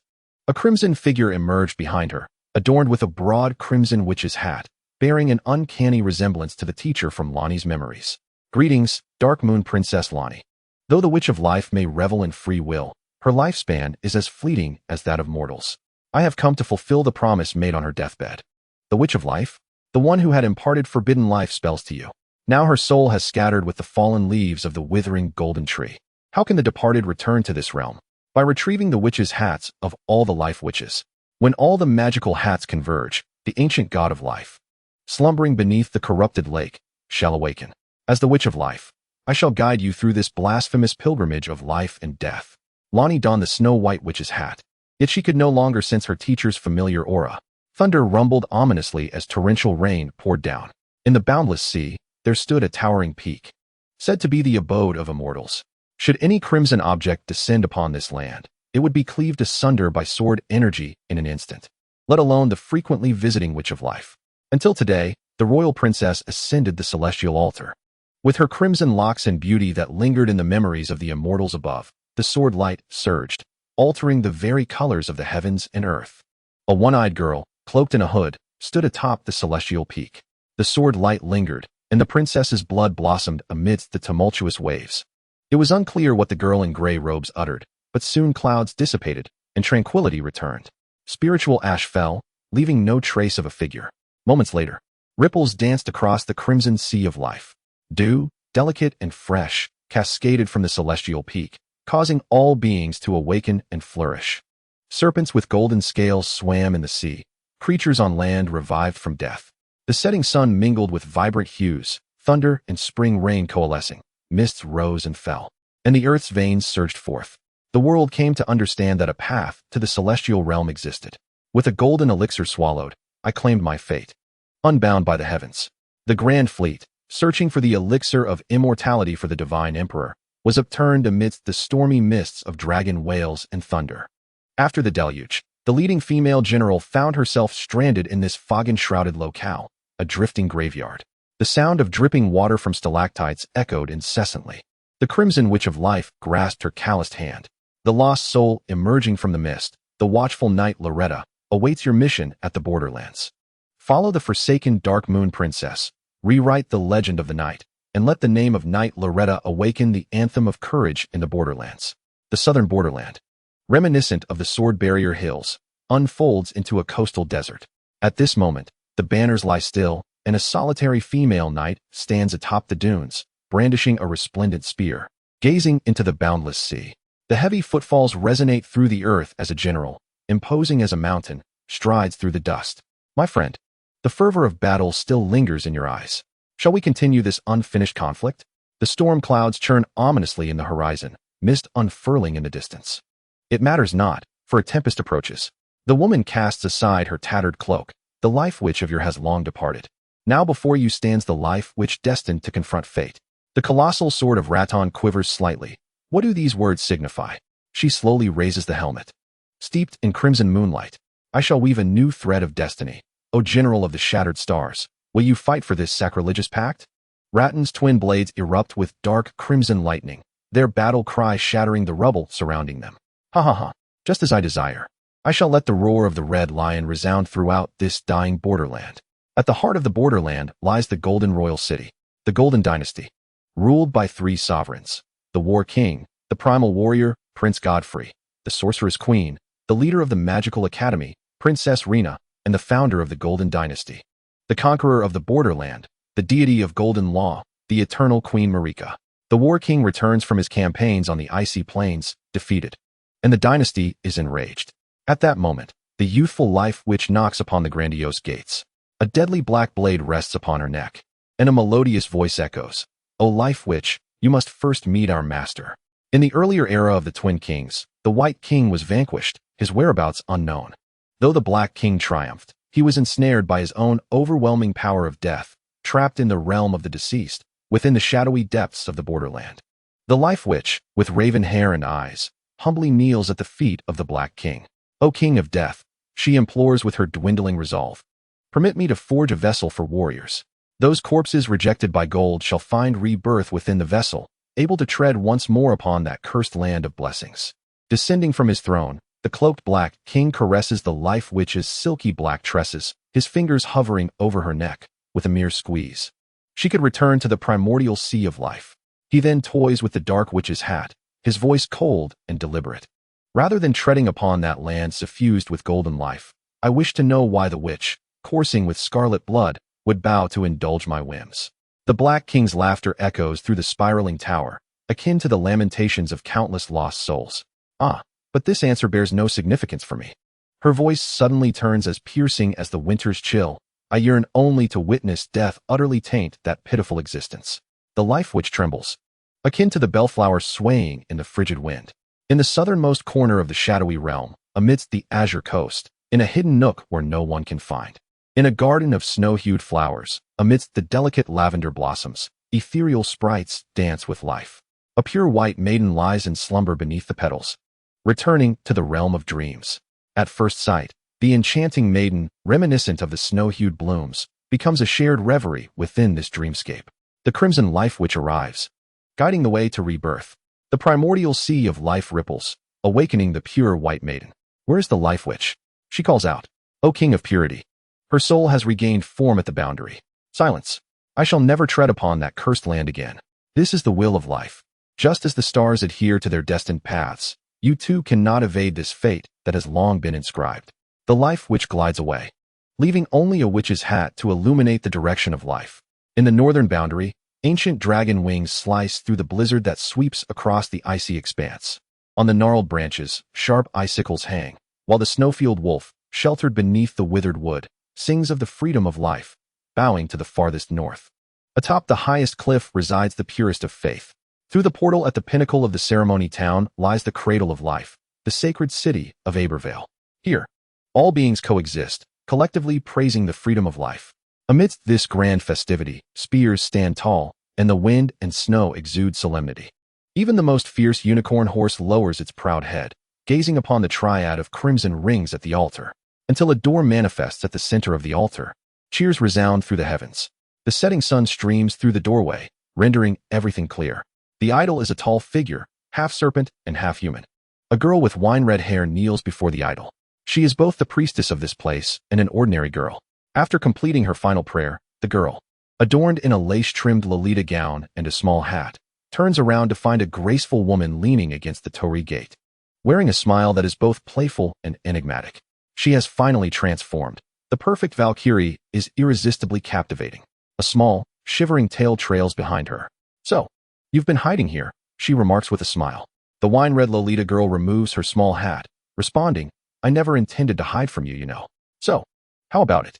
Will you join me, the undefeated Valkyrie, an ultimate villain of the boundary? Bullying children is hardly amusing.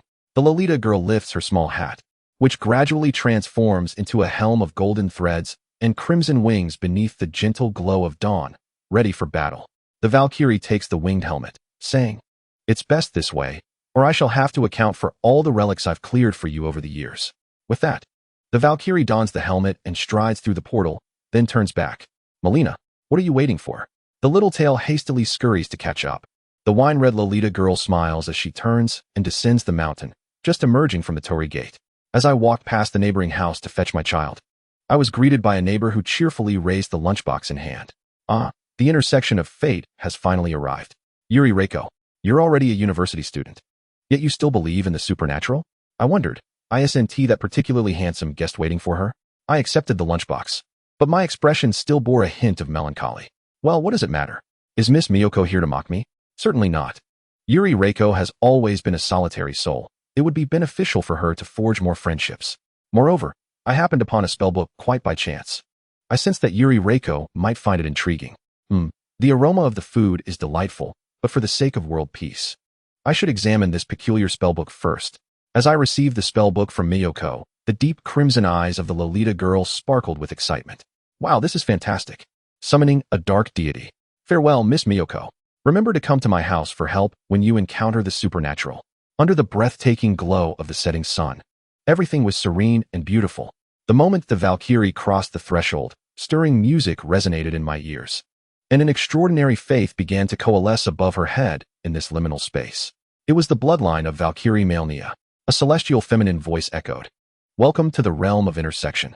I could sense the small Malenia resting atop my head, while ancient dragons spiraled in the skies of this domain. The fervent cries of the Haligtree's denizens filled the air, led by a valiant knight, the noble Sir Finley, standing beside the unicorn steed. Alongside them, Sophia Staller and Eldrin shimmered with the light of glory. A smile graced the Valkyrie's face as the crimson leaves of the holy tree scattered in the acrid winds, and the banners of the noble knights rustled proudly. By the blade of Malenia, let the honor of the noble knight order once again stain this tainted land. Fight for me. Fight for Malenia.